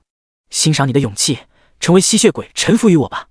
2行清泪流下，孟可柔万念俱灰。好，嘹亮的龙吟声响起，顷刻已至身前。孟可柔睁开眼时，恰巧看到一条燃火的金色巨龙，一剑斩下。哟，这不是号称同辈最强的战斗法师孟可柔女土吗？熟悉的声音，安全的怀抱，孟可柔发现她已经得救。玉有容的阴阳怪气中颇有种酸酸的味道。谢谢，没什么，小事儿。苏木并未多言，几步之后又扭回头，你要是觉得过意不去，出去请我吃饭怎么样？好。玉有容咂咂嘴，孟可柔那种整日忙于提升等级的木头人居然会认识苏木，心里很不爽啊。凝眸看向阿卡亚，全都是问号。顿时明悟，高等阶的怪物都拥有隐藏自身信息的能力，感知术也正是在这种情况才派上用场。万石勘破之瞳，漆黑眼眸蒙上一层晶莹剔透的纱幔，真正的一览无余。有一说一，阿卡亚的身材没得说，完全没有一丝丝赘肉，堪称完美的雕塑身材。苏木连连咳嗽几声，静心定神查看阿卡亚的属性。血雨穿刺地公主伯爵阿卡亚，攻击32500，法术47500，防御5万，生命100万 ×6。技能血王领域，领域范围内对敌人造成减速，每当有目标单位受伤出血，阿卡亚的闪避提升 50%。 猩红玫瑰，暴击伤害正 400%， 每损失50万生命提升 15% 暴击率。生命货币，造成伤害时附加生命汲取效果，有 10% 几率对目标造成虚弱效果。荆棘突刺，无视护甲防具，根据损失生命造成伤害，有 10% 几率造成致死。地狱之犬，王者之城，永恒之吻。介绍：拥有纯正血统的高等贵族，以穿刺享乐的鲜血公主。还来不及一一研究，所有吸血鬼一拥而上，玉有容和孟可柔正欲上前，两只吸血鬼挡路。阿卡亚本能察觉苏木的威胁要远远超过另外两人，速战速决，万象森罗呀，化为灰烬吧！流刃若火，一圈圆斩逼退所有怪物。猛龙裂空斩，瞬间化身狂暴的火龙，仅一击将数人当场斩杀。孟可柔仅仅一瞥，险些当场吐血。怎么感觉苏木面对的都是些普普通通的吸血鬼，而他们两个都是在与真正吸血鬼子爵交手呢？心神动荡之间，被吸血鬼抓住空档，一脚正中小腹，被踢出数十米。玉有容叫苦不迭，身影连番跳跃。大佬手下是脆皮，对他来说情况似乎反过来一样，咬咬牙，玉有容向后退去，吸血鬼迅速跟上。面对势均力敌或短时间无法战胜的对手，在运动中伺机歼灭，玉有容在逃跑中战斗的技巧运用的炉火纯青。阿卡亚暗自心惊，少有吸血鬼子爵能扛下苏木4刀不死，更何况完全无法限制其移动。杂鱼再多也是杂鱼。心念一动，其余的吸血鬼子爵化作蝙蝠向外飞去。以阿卡亚为中心，土地渗出猩红血液，血王盛宴。苏木顿觉阻力大增，随时间增加，阻力变得越来越大。才刚停下，阿卡亚转瞬攻至，神之一手全套，堪堪闪避，挥拳平 A， 负1345，负1298，负1322，附加冰冻状态。不过眨眼冰冻解除，阿卡亚速度再度提升。卑贱的蝼蚁！说话间，一拳便要将苏木脑袋轰碎。神之天锁，虚空射出9条锁链，拳头距离面庞还有不到10厘米。血色深瞳中满是震惊诧异。阿卡亚疯狂挣扎摆动，徒劳无功。嘿嘿，您怎么不说话了呢？高贵的公主殿下，银牙紧咬，阿卡亚索性闭上眼睛，眼不见心不烦。毕竟这种恐怖的控制技能不可能持续太长时间。这个世界很公平，强悍到令他都无法挣脱的控制技能必然有其缺陷，要么时间限制，要么消耗严重。待到挣脱束缚时，定要你血染青天。本以为接下来会面临残酷疯狂的攻击，阿卡亚已然做好心理准备，凭老娘600万的生命，就不信你能秒我。如孟可柔一样的竞技卷轴，怎么可能有第二个？现实是，苏木悠闲走来，细细打量起这位伯爵。虽说活了数百上千年，整个人还是透着几分少女独有的娇羞。信手一捏，嘿嘿嘿，手感不错，货真价实。脑海中想到某位当过肉椅子的吸血鬼小姐姐，眼前这位全身上下都是真的。愤怒与羞耻充斥内心每个角落，阿卡亚破口大骂：有本事就来啊！等我挣脱出去，我要把你变成吸血鬼，叫你天天用舌头清理厕所，休想用你这双脏手玷污我身为吸血鬼的荣耀。看到苏木手中所握之物，阿卡亚面露悲愤，银牙咯咯作响，柔韧性好到令人害怕。关键是他为什么会随身带着东西？阿卡亚有一点点崩溃，他妈的这个技能怎么还不结束？糟糕，要来了！完了！我是吸血鬼伯爵，你不能啊！第43章天地灰烬，爆出个吸血鬼宝宝。废墟之上，啪！负1，啪！负1。你要是个男人，有本事换更粗的来。每一次挥动都是狠狠抽在阿卡亚高傲的内心，伤害没有，侮辱 Max。阿姨，我这么大你也尝试逃跑？阿卡亚接近崩溃，我他妈要是能跑，干嘛还白挨那么多下？是有瘾吗？那啥，要不试试变成蝙蝠？苏木谆谆善诱，瞬间化身导师，然后阿卡亚发现真的管用，顿时有种损失惨重的感觉。他妈白挨了那么多下。苏木眼神一眯，神之天锁的捆缚效果也会有失灵的状况。不过堂堂吸血鬼伯爵，血色城镇最终的领主，还是没能逃得过苏木的毒手。象征尊贵的宝石长裙破烂烂，一袭能看到裸露而出的雪白。果然这种 boss 才对味儿。愤怒至极，阿卡亚浑身被血色铠甲所包裹，背后生出黑色羽翼，单手持一柄大剑，威风凛凛。战斗礼装，完美战斗姿态，阿卡亚的属性将会进一步得到提升。阿卡亚自始至终盯着那把缠绕烈火的太刀，战斗直觉已经拉满，那是属于死亡的火焰。实验结束，苏木单手持刀，他想要的已经得到，再耗下去也没有任何意义。抓紧时间结束战斗吧。万劫残火太刀，刀身满是黑色交融的物质，残破不堪。笑死我了！你不会是想用这种垃圾货色来与我交手吧？放肆的笑声回荡在废墟上空，阿卡亚忽然感到一阵口干舌燥，嘴唇因为过分干裂而出血。这一刻，他才发现，似乎在那把残破太刀出现的瞬间，空气变得无比干燥，体内水分的流失速度加快。我阿卡亚怎么会失败？饶是如此，荆棘突刺，地狱之犬召唤，王者归来。苏木默然不发一语。残火太刀北，天地灰烬，只此一击，断绝焚尽万物。视野中唯有那一柄残破不堪的太刀。阿卡亚手中出现盾牌，血灵圣殿，一座鲜血殿堂猝然凝聚。然而，鲜血的殿堂如何抵挡堪比太阳核心高温的斩击？阿卡亚神形俱灭。提示：你获得100万经验。提示：你的积分增加400。哈哈，沈又霜，现在连老天都站在我这一边。寒冰消融，秦羽从容走出冰雪牢笼，眉宇之间尽是得意之色。我真尼玛服了！又霜若灼出现这种无法使用冰霜法术的极端天气，就连平日里从不骂人的沈又霜也忍不住，敢不敢去坑别人？怎么指着他一个人坑？偏偏是在这种生死一线的危机关头，他最终还是发现秦羽早已由内而外不是人的事实。除了使用冰冻法术限制其行动，沈又霜绝望发现他居然没有任何反制的手段，引以为傲的法术居然对秦羽没有半点作用。沈又霜，认命吧！正在此时，一道暗影于其身后悄然浮现，寒芒毕露，暗影被刺，没有任何攻击特效，朴实无华的攻击却足以致命。突然出现的保护罩连人带匕首全部弹飞。66，保护罩同样拥有伤害，陆66的超高闪避，运气好完全可以看成免疫伤害。秦羽面对两人丝毫不惧，一个响指便召唤出数百人的吸血鬼军队。秦羽，你这个人贱！哈哈，你们也只能逞口舌之力，等我当着苏木的面把你们变成吸血鬼，你们也会变成人间。忽然，天空又霜若灼下奇雨，沈又霜从未有此刻这般开心。冰霜星星，冰雾爆散，所有怪物冻成冰雕。陆66和沈又霜飞快逃离，却同时落入陷阱。与此同时，血色城镇秘境中响起哀嚎，吸血鬼们如何也不曾料到，障壁解除还不到1天，他们的王已然被杀。我尼玛，这是人能干的事儿！苏木居然把最终 BOSS 单刷了，妈的，老子就佩服这种人！刚才是哪只狗在哪儿叫着他要死了来着？我怎么这么不幸呢？苏木他只是个生活职业者呀。血色城镇秘境各处，先前还在为自己生命安危而忧心忡忡的职业者们彻底松了口气。吸血鬼伯爵被干掉，意味着他们又能安心打怪刷分。孟可柔趴在地上气喘吁吁，汗水不停打在地上。就算有无视等级属性的控制道具，也不可能这么快就将其击杀，堪称奇迹。内心波涛汹涌，孟可柔知道他的苍兰市高考第1彻底没希望了，而且说不定连第2都够呛。他击杀一只子绝级的吸血鬼都得小心谨慎。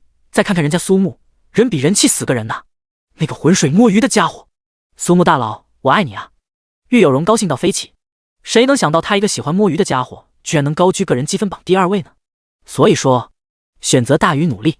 当然，从秘境中出去，必须要好好感谢大佬。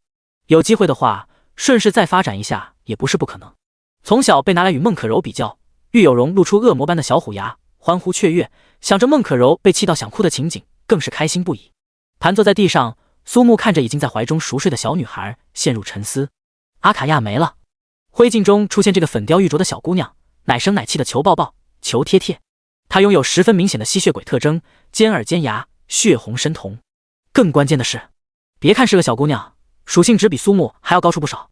冲上来抱住她的下一秒，提示出现。提示：你获得幼年期阿卡亚 X1。苏木很疑惑，他该不是抱出一只宠物宝宝吧？某些原因，苏木还不曾用万世勘破之瞳查看其属性。不行不行，面前零零散散摆放有许多掉落物。苏木拎起熟睡中的阿卡亚，直接放在旁边，天真可爱的面容，完全看不出刚才凶狠的模样。最后的领主被干掉，苏木开始检查所有的掉落物。废墟之下，曾经血色城镇的王者昔年为了保命，不得不进行自我封印。吸血鬼公爵马达拉缓缓睁开眼睛。我亲爱的女儿被杀了吗？第44章飞行道具取得。你不会是吸血鬼之王的孩子吧？启星中学外，一辆价值千万的豪车飞速驶来。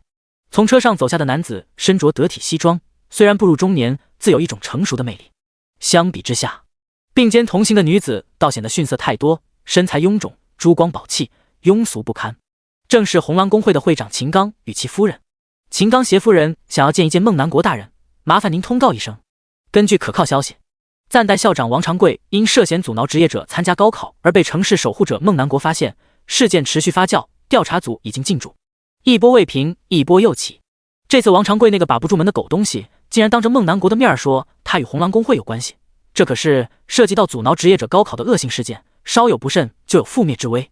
左等右等，妻子胡鲁早已不耐烦，大声开始叫喊，与随后出现的警卫发生冲突。不就是一个垃圾的普通学校吗？知道老娘要去见谁吗？就拦着！胡鲁叉着腰，大声吼道：“信不信老娘明天让学校领导把你们全都开掉？”哦，看来红狼公会倒是与启兴中学的关系很密切嘛。旁边站着的秦刚面色大变，狠狠一巴掌抽在胡鲁脸上，将其打飞出去10几米。这些话偏偏被孟南国听到，岂不让事情更难做？管不住嘴的贱人，待会儿回家好好教训教训你那张烂嘴！扭过头，孟南国早已远去。秦刚眼神闪烁不定，背起已经昏迷的妻子向城外驶去。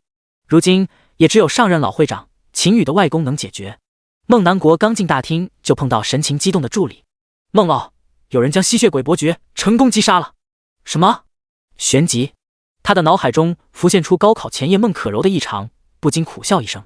嘿嘿，这才是他孟南国的孙女。吸血鬼伯爵阿卡亚何等实力，苍兰市所有参加高考的考生中，又有谁能将其击杀？也只有身怀禁咒法术的孟可柔。如此看来，本就苍兰市高考的状元，必然是孟可柔无疑。老人顿时喜笑颜开，连带走路也变得飘飘然。距离高考结束只剩下不到2天时间，出乎孟南国的预料，并未出现大批考生伤亡的事件。只要再坚持到考核结束，他也能彻底松一口气。窗外鸟儿欢鸣，风和日丽，血色城镇上空乌云不见，大有一副夜尽天明的架势。不愧是你啊，堪比冰霜巨龙的掉落，光金币就有3万多枚。钻石暗杀者之心 LV20， 分类匕首，职业刺客。黄金生命得赞歌 LV20， 分类法器，职业牧师。黄金嗜血灵魂的拷问 LV20， 分类首饰。苏木颇有些开心的揉了揉阿卡亚的小脑袋，后者一个劲儿的翻着白眼。伟大的吸血鬼之王啊，我不过一时兴起胡说八道，您老又怎么可以当真呢？总而言之，无论阿卡亚此刻开心与否，他都彻彻底底由内而外变成了苏木的形状。血雨荆棘的公主阿卡亚 LV27， 种族吸血鬼，所属苏木，攻击18500，法术2万，防御32000，生命70万 x6， 技能荆棘突刺，生命货币。想到方才记忆不曾回复，他竟然会和苏木那般亲近，小脸顿时爬满红晕。虽说如此，好歹算是活下来。那是当然，也不看看我是谁。苏木信手一个暴力，阿卡亚疼到双手抱着脑袋，眼角还有点点晶莹泪珠。说吧，你是谁？我是阿卡亚。还有呢？苏木的仆人。早这么说不就没这出了吗？掉落物相当丰盛，其中有一把钻石品质主增加闪避的刺客装备，与陆66的职业天赋相匹配，正好生日快到了，就当做礼物送出去。技能书有2本，分别属于牧师和射手，蓝色瞬间回复和绿色闪电射击。潜能爆发。阿卡亚亲眼看到2本平平无奇的技能书发生变化，凝眸看去，技能介绍浮现的刹那，他感觉心脏仿佛都停止跳动。黄色神圣祝福。介绍消耗使用者魔力瞬间回复大量生命，超出部分转化为防御属性，冷却时间10分钟。橙色超电磁炮。介绍凝聚电磁能量打出超远距离射击，对射程范围内单位造成持续性麻痹与感电效果，冷却时间1分钟。切换装备后，苏木将技能学习。阿卡亚连连后退，无法相信苏木竟然能突破职业的桎梏学习技能，更令他震惊的还是苏木的恐怖天赋，竟然还能无需任何条件提升技能书的品质。2个平平无奇的技能被他这么一番操作下来，得到的技能连他都为之心惊胆战。你到底是什么人？我吗？我就是一个普普通通的人类职业者呀。普通你个球！你要真是个普通人，老娘会栽在你手里。嘿嘿，多谢你的翅膀啦。最大的收获莫过于爆出了超级稀有的飞行道具。众所周知，一旦拥有飞行的能力，无论赶路还是战斗，天生掌握主动权。手掌中2扇黑色小翅膀像是活着，苏木还能感受到它们跳动的脉络。片刻，阿卡亚瞪着从苏木背后生出的巨大翅膀，上方有极其复杂的纹路，比在他自己身上时还要可怕。揉揉眼睛，阿卡亚分明记得他在吸血鬼之王身上见到过。一眨眼的功夫，苏木拔地而起，直冲云霄，看得阿卡亚目瞪口呆。这还是从他身上爆出来的翅膀，比他使用时要恐怖太多太多。万石勘破之瞳。苏木的目光能看到极远之处，甚至还可以清晰查看职业者或怪物的属性，等于直接开了个透视卦吗？完全是作弊啊！进化后的翅膀提升空中飞行速度之外，还能短时间内提升速度，如虎添翼。阿卡亚情不自禁咽了咽口水，欲言又止。他不会是拥有吸血鬼之王血脉的混血种吧？换言之，难道他是吸血鬼之王的孩子？苏木刚落地，看到阿卡亚痛苦跪在地上，手捂胸口，浑身冒汗。更令他疑惑的是，阿卡亚的眼眸中透露出惊慌与害怕，嘴唇翕动，站立不止。阿卡亚，你怎么了？他要活过来了。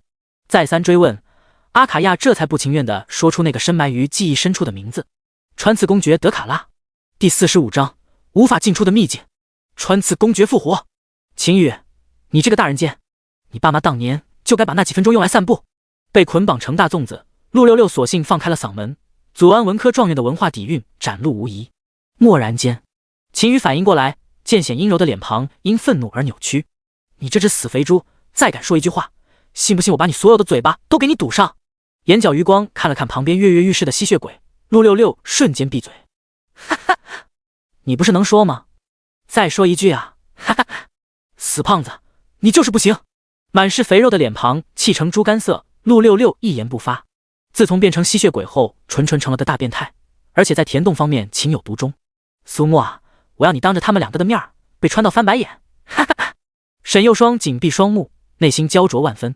从陆六六口中得知苏木将最后的 BOSS 击杀，欢喜之余不免多了几分担忧。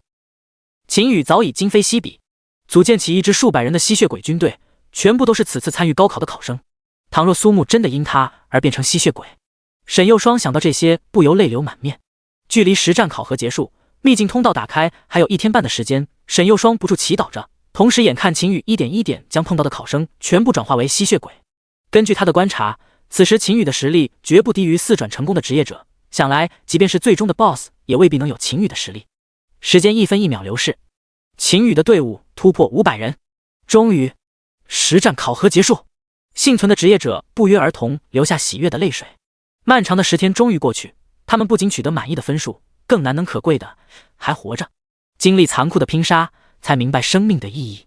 正当所有人等待考试结束提示的时候，转晴的天空骤起阴云，狂乱躁动的风席卷大地，连番炸裂的惊雷让每个盼望走出秘境的考生不由为之紧张。数个小时过去，完全没有任何退出秘境的提示。为什么还没有出口？我的个老天爷，不要玩我呀！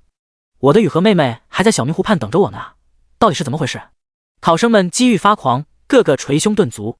有胆大的考生使用回城时，却发现完全不起作用。高楼之上，秦羽迎风而立，脸上说不尽的兴奋。哈哈，欢呼吧，高兴吧！我秦羽果然是天运之子。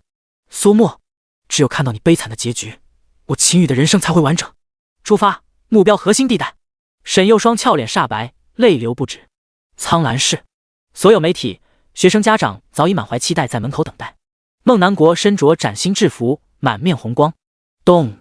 结束的铃声响起，所有人屏息凝神，等待第一位完成实战考核者出现。然而，等待多时，连根毛都没有。人群顿时变得嘈杂不堪。孟南国面色铁青，一辆黑色的轿车停靠在校门前，3名神职者下车，神色匆匆。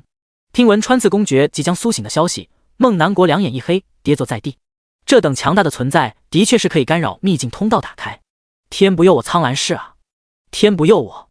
涕泗横流，满面哀伤。为此次参与高考的全体考生，同时也是为他那可爱乖巧的孙女孟可柔。正因当年曾亲身参与穿刺公爵的围剿，孟南国才无比了解那份痛苦的绝望。参加高考的考生中，怎么可能有人与之匹敌？或许事情还没有那么糟糕。根据我们的探测，穿刺公爵德卡拉目前尚处于虚弱状态，其实力最多与4转职业者相仿。如果考生们齐心合力，尚有一线生机。唉，也只能如此。我们事到如今，唯有将希望寄托于那群小家伙们。一瞬间，孟南国苍老10几岁，声音嘶哑，强打精神。数个小时后，面对媒体的镜头，一身黑白长衫的孟南国公布了这个噩耗。夜里，随处能听到人们悲怆的哀嚎。提示：孟可柔加入队伍。苏木耸耸肩，尴尬地摸了摸鼻梁，好似较劲儿一样。孟可柔执意加入队伍。3人躲到核心地带边缘荒废的大楼中。阿卡亚成为苏木星的人形挂件，落地后才缓缓开口说起自己父亲穿刺公爵德卡拉的情报。拥有堪比地图炮的超大范围 AOE 穿刺攻击。听到这里，三人顿时感觉菊花一凉。知父莫若女，阿卡亚没有丝毫隐瞒，完全是父慈子孝的名场面。期间，岳有容和孟可柔目光不停看向一边认真听讲、心无旁骛的少年，暗自心惊。他们各自击杀一只子爵级别的吸血鬼，都完全被榨干。苏木面对的可是伯爵级别，几乎相当于上千只子爵级吸血鬼力量之和。苏木非但干掉 BOSS， 而且怪异的目光看向那个滔滔不绝讲述情报的吸血鬼小萝莉阿卡亚，言语之间称呼苏木为主人。唉，一次高考不仅分数最高，顺手还收了个相当于人类3转实力的吸血鬼女伯爵当仆人，当真是没得比呢。阿卡亚注意到苏木的脸色阴沉，正在迟疑间，忽然听到整齐划一的脚步声由远而近。苏木，我是秦羽，告诉你，沈幼霜这个贱人，还有你最后的兄弟陆66都在我的手里。再过1个小时，如果还不出来，老子就把他们2个变成吸血鬼。沈幼霜被五花大绑扔在地上，周围是多达数百人的吸血鬼军队，其中不乏熟悉的面孔。只不过，如今的他们全都被转化为吸血鬼。秦羽似乎对陆66格外照顾，也可能是萌生了其他的想法。可怜的66被踩在脚下左来右去，而祖安状元嘴巴也没停过。阿卡亚趴在窗台，一时间大惊失色。糟糕，父亲他正愁没有一具合适的肉体。下一秒，地面骤然有血泡冒出，瞬间化作血海。骚年啊，我可以满足你的任何愿望，你可愿意献上你的一切？秦羽的眼前是一条骷髅白骨铺就的通路，尽头是沧桑古朴的王座。如果你愿意获得至高无上的力量，如果你愿意奉献所有的一切，请坐上象征吸血鬼公爵的宝座，你可以拥有你想要的所有。狂喜之中透着几分迷离，秦羽一步一步走向宝座。我的父亲，他彻底苏醒了。第46章，斩杀吸血鬼公爵。秘境崩坏，秦羽坐上古老的王座，转瞬被强大的血气吞噬，再次睁开眼眸，由黑转红。德卡拉完全占据秦羽的身体的同时，原来宿主的灵魂则是彻底消亡。蓦然间，恐怖的气息覆盖整座秘境，每一个拥有生命的存在发自灵魂的战栗。我是秦羽，也是吸血鬼公爵德卡拉。数百只吸血鬼情不自禁下跪，匍匐于德卡拉脚下，他们眼含热泪，面露狂喜之色，新生的力量充斥体内，每个细胞都在欢呼。下一秒，德卡拉抬起头，趴在窗户前的阿卡亚满脸震惊，一个屁股墩儿瘫坐在地。我亲爱的女儿，原来你还活着！脑海中响起的声音令阿卡亚瞬间崩溃。吸血鬼的族群中亲情淡薄，德卡拉占据秦羽身体的第一件事就是品尝自己女儿的鲜血，完成最终的进化。阿卡亚，父亲苏醒了，难道你不高兴吗？心念一动，数百只吸血鬼四散，以秘境中仍然存活的人类为目标，猎杀的游戏拉开序幕。你怎么了？他要吸干我，那你要是把他吸干了，会怎么样？煞白的俏脸嘴角一扯，眼眸中出现疯狂之色。嘿嘿嘿，那我说不定能直接晋升侯爵。三人不由得有些无语，这难道就是属于吸血鬼一族的父慈子孝？我愚蠢的女儿啊，就凭你还想与我抗衡？声音近在咫尺，德卡拉随手一挥，数道血气的能量爆发，源自于灵魂的战栗与恐惧。阿卡亚双目绝望，已然丧失战斗意志，即将被吞噬的间隙，一道身影挡在前方。交给你们了！苏木暴喝一声，抽刀出鞘，万象森罗皆为灰烬。黑色交融的物质以肉眼可见的速度附着于明亮的刀刃，流刃若火。10姐开，万姐开，血色能量猝然化作虚无。现在我是他的主人，绕开我，直接向阿卡亚出手，真是无礼。玉有容艰难地咽了咽口水，嗓子发干，浑身燥热，眼眸死死盯着那把好似被火焰烧焦的太刀，第二次近距离感受，内心更加震撼。德卡拉继承了秦羽的所有记忆，看到这张深深烙印在记忆中的面庞，面容一滞，旋即放肆狂笑。可嗨，得来全不费功夫。愚蠢的女儿啊，你居然选择臣服于人类，以高贵的吸血鬼之身变为侍奉短命人类的奴仆。眼角余光看到三人各自的变化，苏木暗暗一叹，即便已经有所控制，仍然无可避免会对周围的一切造成影响。背生双翼，其上的血色纹路令德卡拉面露异色，分明是人类，为何能拥有吸血鬼之王才能驾驭的血王双翼？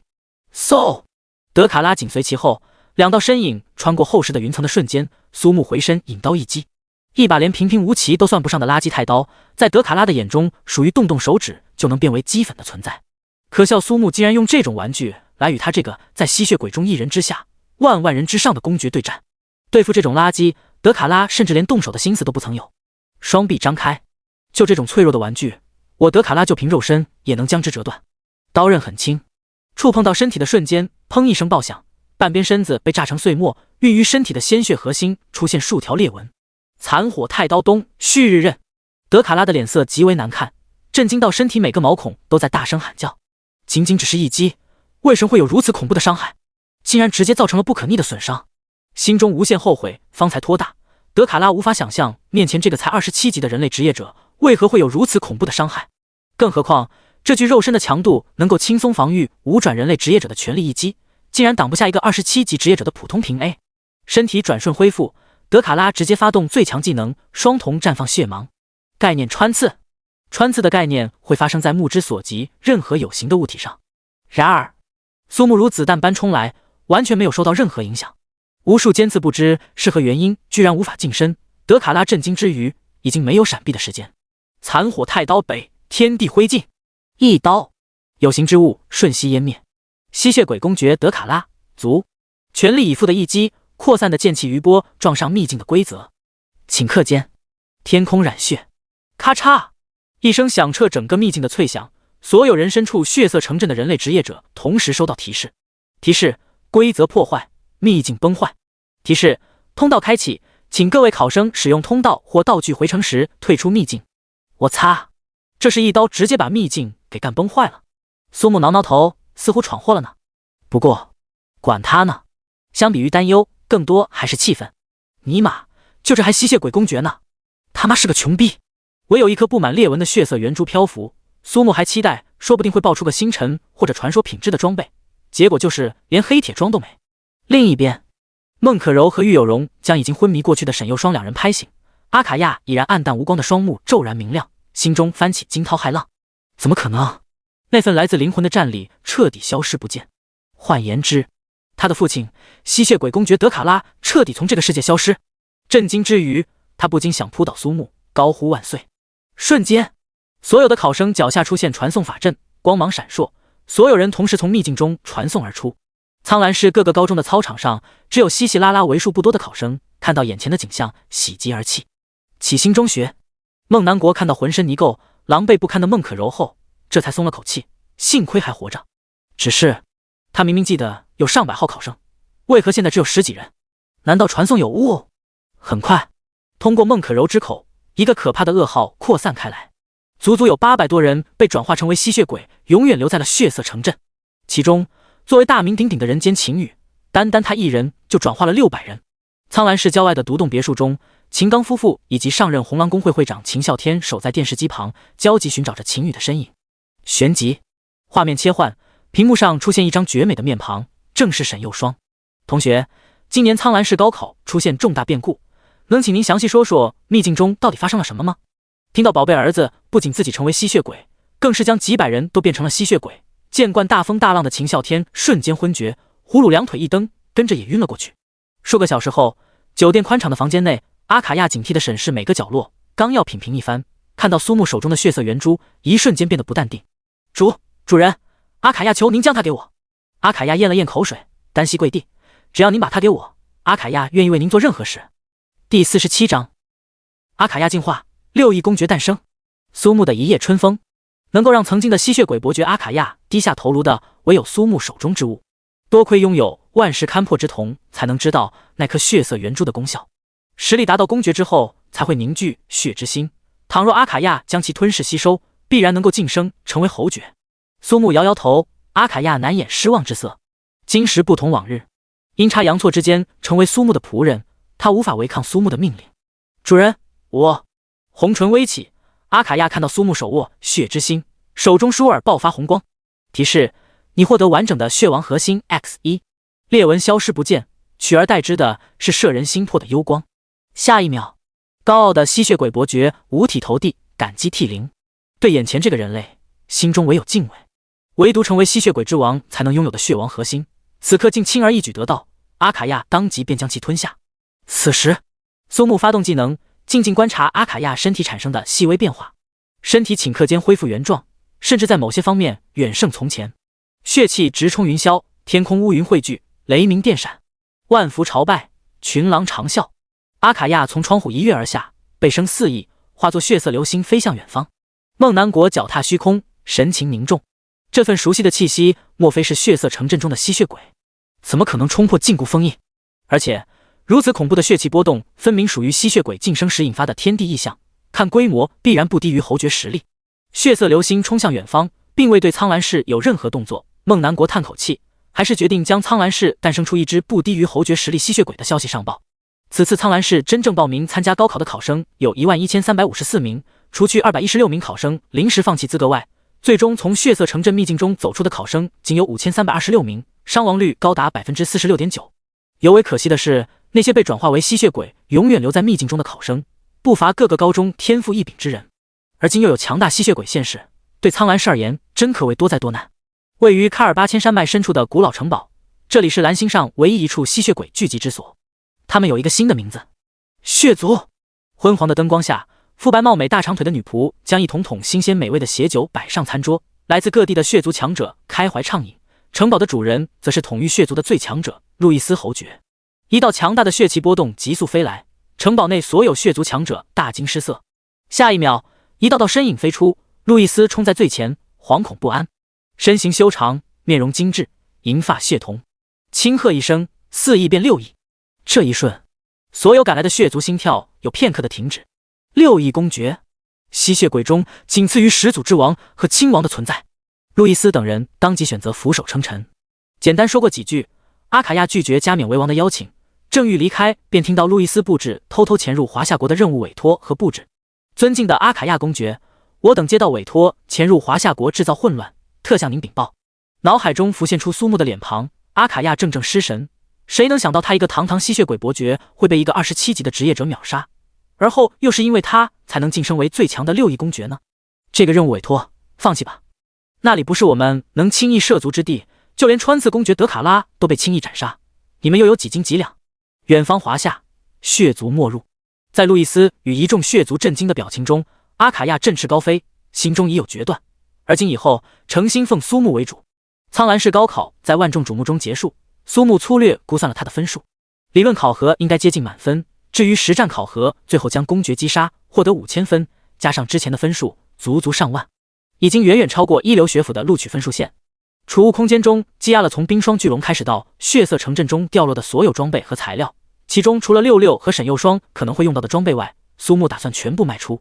因为阿卡亚的存在，在居住酒店或许会有不便，有一套属于他自己的房子也必须要提上日程。打开阿卡亚的属性面板，除去原有的几项，又多一部分信息。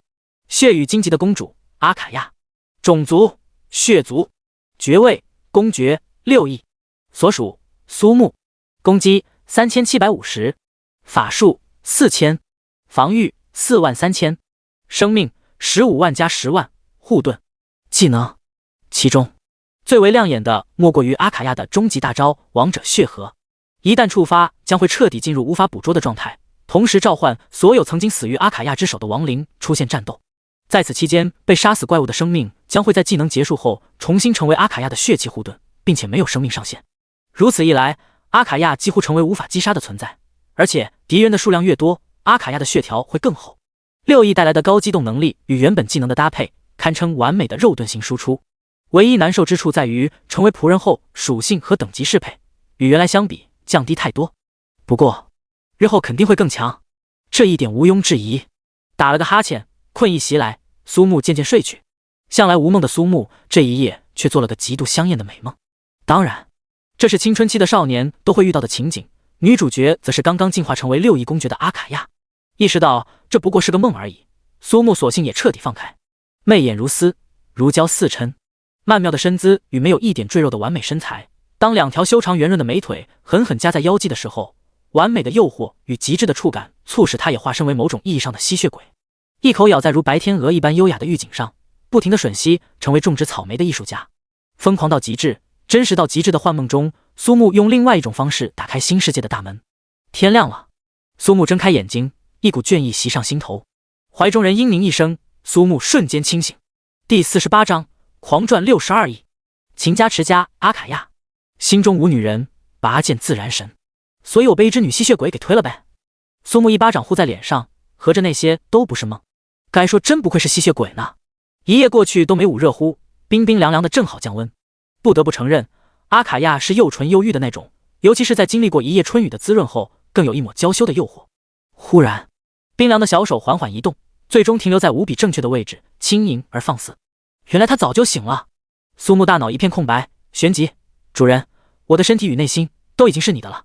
试问，又有谁能在大清早拒绝这样的诱惑？苏木翻身将其压在身下，云雨雷电，无比放肆。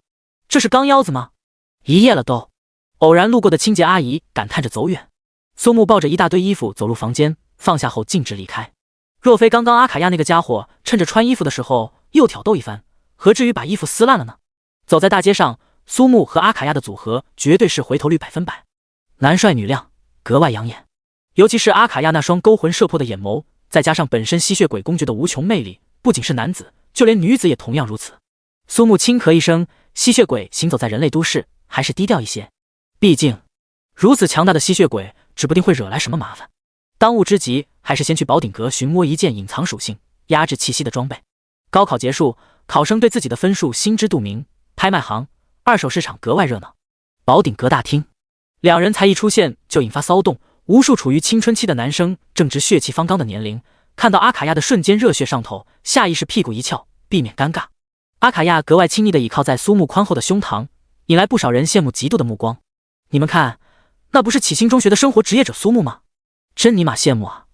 实战考核个人积分第一，明显就是要起飞的节奏，哥儿几个看看就行。人群下意识给两人分开一条通路。苏木看到人群中几张熟悉的面庞，正是曾经的舍友，如今目光躲闪，面露难堪。3年时间，苏木没少帮他们，转至仪式结束，身边只剩下陆六六一个。那一夜过后，苏木与他们注定分属于2个世界。您好，请问2位有预约吗？身穿高开叉旗袍，肤白貌美，颇有几分韵味的引导员微微躬身，十分亲切。听到苏木没有预约，面露微笑，抱歉，宝鼎阁的贵宾室只对我们的高级会员开放。闻言，阿卡亚眼神一凝，气息暴涨，无尽的压力令引导员小姐姐瞬间瘫坐在地。苏木只一个眼神，阿卡亚瞬间恢复成小鸟依人的模样，掏出先前银行办理的黑卡。引导员赶忙站起道歉，能拥有黑卡的职业者身家起码过亿，万一因此损失了大客户，他可吃罪不起。在苏木和阿卡亚消失之后，大厅内许多年轻的职业者纷纷舒了口气。好可怕呀！幸好我刚才没冲上去找死，那一瞬间我嗅到了死亡的味道。据我推测，那个女子绝不会低于5转。苏木是真的厉害啊！你们没看到他一个眼神就让那名强大职业者秒变小女生吗？尼玛是怎么做到的？这人是谁？他都不认识。那可是高考实战考核排名第1。先前苏木的舍友很疑惑，他不是打小在孤儿院长大，无父无母吗？是怎么拥有实力这般强悍的女朋友，还收拾的背服？莫非苏木是华夏国哪个职业者大佬的私生子，现在已经认祖归宗了？倘若如此，他们的肠子都要悔青了。亲手放弃腾飞的机会，原来最有投资眼光的居然是陆六六那个死胖子。贵宾室内，苏木交给阿卡亚如何挑选装备后，径直走入另一个房间，早有人在此等候。尊贵的客人，不知您的拍卖品是？打开储物空间，偌大的房间转瞬被堆满，2个拍卖行鉴定师瞬间傻眼。那啥，你们喊人收拾一下，我这儿还有。2名须发皆白的鉴定师这才意识到可能碰上了100年难得一遇的大单子，赶忙去喊人。不到10分钟，拍卖行老板宋权带着所有鉴定师到来，前前后后搬了10次才完。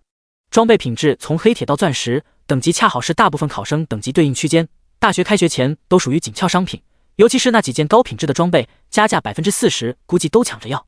这位先生，价格我们已经统计好了，一共是62亿华夏币，按照拍卖行的规矩收取5%的手续费。宋权微微躬身，满脸堆笑，鉴于您这么支持我们，这次手续费我们就不收了，全当交您这个朋友。5%的手续费就是3.1个亿。好，多谢宋老板。这些装备脱手起码65个亿，宋权随口一说就少挣了3个小目标，但是却结交到一个潜力巨大的职业者，无论怎么算，这笔买卖都不亏。账户瞬间多出62亿，苏木挑挑眉，感叹职业者刷钱的速度是真的快。回到贵宾室，恭敬的侍从马上将苏木吩咐的装备送来，正好看到大肆购物的阿卡亚，扶额叹息，女吸血鬼，她也是女人呐。阿卡亚瞬间搂着苏木，奶声奶气的指着地上的装备，这些我都想要，好不好吗？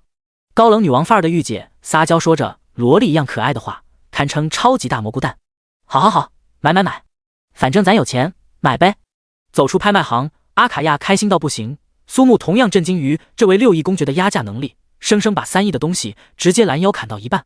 主人，用你们人类的话说，我是不是超级会持家？阿卡亚真的很厉害。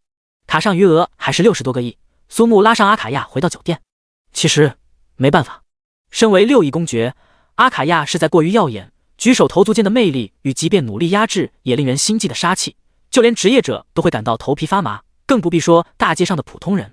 取出刚刚购买的黑铁暗影护符，效果是能够隐藏自身属性，收敛气息，对阿卡亚这个等级的怪物聊胜于无。一番提升强化的骚操作看得阿卡亚目瞪口呆，原来还有这等强化不失败的恐怖能力。灵巧的丁香小蛇舔舐微微干的红唇，阿卡亚接过苏木递过来的护符，市值1000华夏币，新手职业者人手一个的烂大街装备，摇身一变成为价值数亿的星辰品质装备，加15星辰暗影护符。部位宝物，属性力量加100，精神加100，体质加100，敏捷加100。效果可以完全收敛佩戴者气息，完全隐藏属性。佩戴之后，阿卡亚身上的杀气荡然无存。不过杀气消失之后，绝美的容貌与高冷的气质反而更加耀眼。苏木摇摇头，这个没办法避免，总不能给人直接往丑了整吧。正要拉上阿卡亚直奔售楼中心，后者有力一拉，修长饱满的美腿狠狠夹在苏木腰间，媚眼如丝，面起春潮。10岁之位，阿卡亚如今正是在兴头之上。唉，女人呐！深夜，苏木搂着体力耗尽的阿卡亚，悠悠一叹，好像能体会到昏君的快乐，怪不得会荒废朝政啊！一下午能做多事情啊！第49章入住豪宅。高考成绩出炉，全国双科状元诞生。一大清早，苏木清醒之时，身体早已经先一步做出反应。掀开被子，正巧看到面带红霞、浅笑轻盈的阿卡亚，睡梦中刚刚熄灭小火苗再度爆燃。要说会玩，我苏木愿称你为最强。每次都在感叹时间流逝，每次又都会重复的跳进同一条沟壑。走出酒店已然接近中午，主人，每天出门都能看到新鲜的食物，心情真是爽到飞起。那我呢？是不是看到我也想到了食物？阿卡亚一把挽起苏木的胳膊，嘿嘿，主人是不一样的。如果真要形容的话，阿卡亚早就是主人吃到嘴里的菜。苏木忍不住翻了个白眼，这就是个充满诱惑的绝顶尤物，顺带还是个不用怎么休息就能量满格的榨汁机。鉴定完毕，两人来到苍兰市最大的房屋销售中心。很快，一辆豪华的商务车飞速驶出，副驾驶上，年轻的导购小姐热情介绍着有关房源的基本信息。坐落于明镜湖畔，山清水秀，又距离市中心很近，不少苍兰市的政商富要都居住于此。商务车最终停在一栋别墅门前，阿卡亚下车看到房屋的造型便心生喜欢，苏木则更看重房子周边的环境，远离城市喧嚣，空气清新。苏木和阿卡亚两人看的房子属于独栋别墅，花园泳池一应俱全，前后左右都属于独立空间，绿草如茵，翠竹掩映中小桥流水。屋内装修完好，所有家具皆是紫檀沉香精心雕刻，所有生活电器全新未拆，只要再买些生活用品，完全可以直接入住。主人，您感觉可以吗？苏木点点头，的确是相当不错的房源。导购小姐难掩喜色，不由更加殷勤。先生，这套独栋别墅占地600平，附带一个停车场和湖畔花园，地上4层与一个超大的地下室，建筑面积1000平，产权为永久产权。苏木对于这套房子相当满意，至于阿卡亚更是如此。地下室的面积有将近300平，对于喜欢阴暗的他来说，无疑是宽敞舒适的居所。不过，阿卡亚有着身为仆人的自觉，即便心中喜欢，最后的决策权仍旧是交给苏木。至于购买方式，如果能够一次性全部结清，别墅的价格外带物业费、手续费直接开价40亿。如果选择分期支付，最后结算下来大概会多出5亿左右。先生，您是打算？导购小姐话音未落，苏木直接掏出黑卡，多出5亿的价格，傻子才选分期。更何况40亿又不是拿不出来。事实证明，无论在哪儿，只要钱到位，其他所有手续堪称神速。尤其是像苏木这种40亿一次性付清的超级大订单，导购小姐全程都是用跑的，生怕苏木会后悔。不到2个小时搞定房产之后，苏木拉上阿卡亚直奔汽车销售中心，直接付款提车。夜幕降临，一辆暗红色跑车呼啸而来，停在苍兰市最繁华的商业街外。房子车子全部搞定，苏木带着阿卡亚来添置房间里的生活用品。阿卡亚刚一露面就吸引了几乎所有人的目光，比超模还要火辣的身材，修身的牛仔裤与黑色的短款皮上衣，银色长发如瀑布般垂落而下。即便有墨镜封印颜值，单凭气质已经如鹤立鸡群。吸血鬼在骨子里的属于贵族，再加上又是长生种，对各种提升生活品质的小玩意儿研究通透，阿卡亚更是个中好手。紧接着，两人大肆购物，回到别墅又开始布置。当然，工作之余，阿卡亚这只刚刚体会欢愉的小馋猫，时不时就会兽性大发。几天过去，终于将别墅布置成想象中的样子。苏木知道阿卡亚有某些方面的需求，特地带他去定制了一口超级舒适、用料讲究的棺材。放进地下室试试后，阿卡亚情难自已，直接将苏木拉进了棺材。启星中学教学楼有王长贵与林威阻挠职业者参加高考的恶性事件在前，教育局专项官员进驻，确保高考成绩的公开透明。高考成绩分别由理论和实战两部分成绩相加而成，其中理论考试由国家组织判卷，结束后将成绩传回地区职业者中信，满分300。实战考核成绩上不封顶。换言之，实战考核成绩只要够高，是可以将理论考试成绩彻底忽略。老校长与一众高3年级的班主任如火如荼整理所有参加高考的考生资料，孟南国亲自前来，身后跟着苍兰市其他高中的校长和教导主任，每个人神情复杂，启星中学老师们更是不自觉发抖。与上次处理王长贵和林威不同，这次孟南国满面红光，就差把高兴写在脸上。此番前来，我是要恭喜赵校长啊！贵校这次可是出了个全国范围内的双料状元啊！此言一出，面如死灰的老校长瞬间抬头，惊讶而疑惑。孟南国哈哈大笑，将一份成绩单拍在桌上，老校长颤巍巍拿起，其余老师们纷纷凑上前来。理论成绩298。闻言，周围10几所高中的校长们变得不淡定了，扒开人群冲到最前。所有人在看到最后实战考核的分数时，眼珠激突，感觉心脏仿佛都停止跳动。他妈作弊了吧！15855分，这是什么怪胎？不眠不休杀怪都刷不到10000分，怎么可能到15000？校长们沸腾了。孟南国捋着胡子笑个不停。根据小道消息，今年的理论考核是出题中心那帮变态想出来的最难考题，结果前脚还在嘚瑟，苏木第一个交卷还直接弄了个满分。那几个家伙脸上挂不住，鸡蛋里挑骨头，才扣了2分。即便如此，理论考试还是全国第一，而且与第2名有40分的差距。老校长身形摇晃，差点又过去，感受到来自其他高中校长羡慕嫉妒的目光，生生没有晕过去。启星中学这所普通高中算是彻底火了，一时之间老泪纵横，心中对王长贵和林威是前所未有的恨意。就因为他们两个险些葬送了启星中学的未来，如果他们两个在面前，老校长能直接的上去把他们两个渎职的家伙生生咬死。对了，赵校长，不知这位名叫苏木的考生家在哪里？这种好消息我自然要上门当面去说。难得碰上一个理论拔尖儿，实战考核优秀到吓人的好苗子，孟南国其实已经有了收徒的打算，说不定将来能培养出堪比次元剑圣裴春风一样一人护一国的传奇职业者。孟南国大人，这位苏木是一个孤儿，我们不知道啊。闻言，所有人都傻眼了。赵校长，刚刚才表扬过你们，没想到你们工作如此马虎，对待学生的情况如此不作为。我看贵校下个学期的教育经费需要重新开会讨论。孟南国快被启星中学这群家伙气死，一个电话出去，苍兰市各个政府机关迅速行动，只为查找出考生苏木的下落。大喜之后是大悲，赵校长又双若灼晕死过去。第50章登门道歉。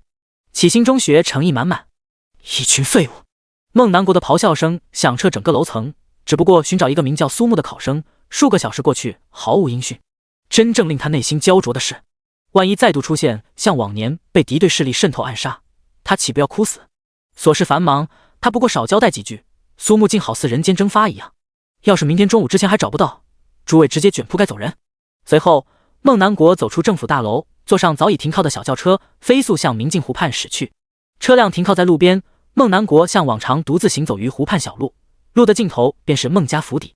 想到家中焦急等待的孟可柔，苍兰的脸庞上出现一抹会心的笑容。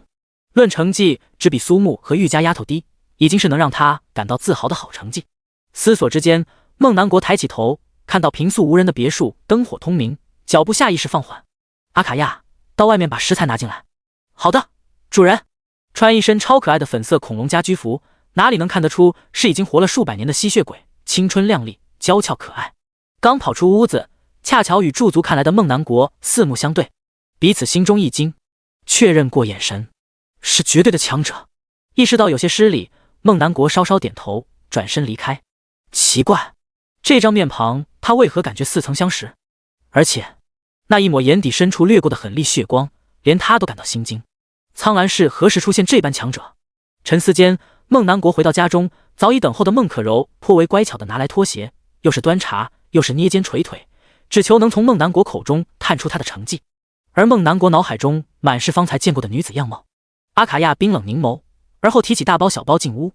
怎么才把东西拿来？哦，刚才出去碰到一个超级猥琐的老头儿，应该还是个不弱的职业者。苏木从厨房探出头，也没有过分在意。心道先前的导购小妹说话夸张，还飞进一只苍蝇都困难，入住还没1天就有毛贼。不过有阿卡亚在，他完全不用担心。如果真敢来，正好给阿卡亚开荤。很快，从厨房传出诱人的香味。阿卡亚开心地走进厨房，将一盘盘色泽诱人、香气四溢的菜肴端上桌。香槟一开，干杯！拿起筷子夹了一块红烧肉送进嘴里，好吃好吃。瞬间化身小迷妹，阿卡亚从未想过原来人类的食物会这么好吃。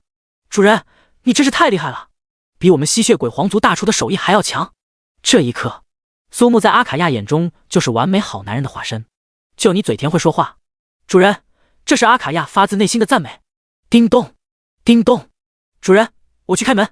阿卡亚放下筷子，从2楼餐厅跃下，打开门，看到一个白发苍苍的老者与2个打扮精致、身穿制服的女子，正是启星中学的老校长以及2位高3年级与苏木关系最好的老师。他们无比庆幸可以提前得知苏木的住址，已经在重症监护室的老校长不顾阻拦，一定要当面致歉。当3人开车来到别墅外，不由得被眼前豪宅所震惊。开门的女子更是令3人心中一颤，已经不能用好看漂亮的词形容，完全是从动漫中走出来一样，令人完全生不出嫉妒。请问这是苏木同学的家吗？主人，是找你的。找我？苏木走下楼，3人看到后不由脸色古怪。这么好看的女子竟然会心甘情愿娇滴滴地说出主人这样有些羞耻的话语，不得不说现在年轻人玩的是真花。冷冷将3人迎进客厅，寒暄过后，3人的目光有意无意瞥向乖巧站在苏木身后的阿卡亚，莫非这是苏木的小女仆？赵校长深夜来此何事？专程来向苏同学道歉。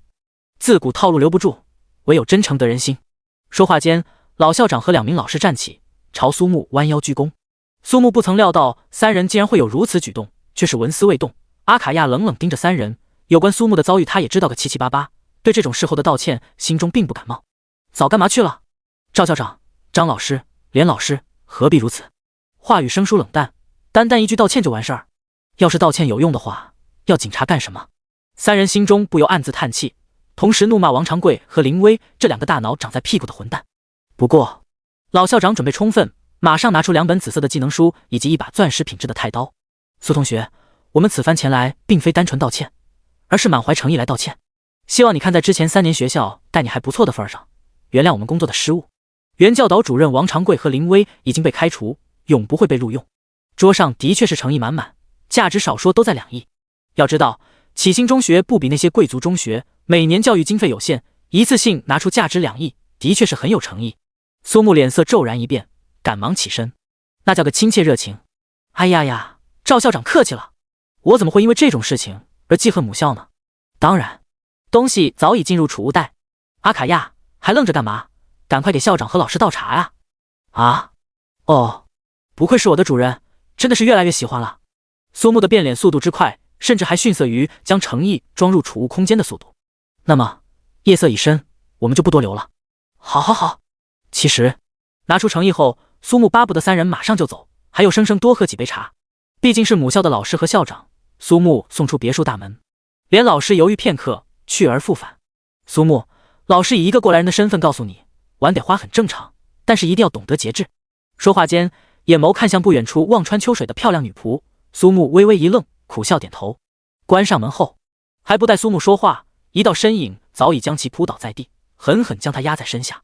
哧溜，丁香小舌舔过油乎乎的红唇，像个偷腥的小猫咪。阿卡亚，这里是走廊，注意着点儿。我才不要，在咱们家就要自由的放肆，这不是主人你说的？所以这是打算在偌大的别墅随处留下美好回忆吗？悠悠叹口气。话说阿卡亚到底是吸血鬼还是魅魔？唉，水到渠成，顺其自然呗。不知过去多少时间，阿卡亚呼呼酣睡。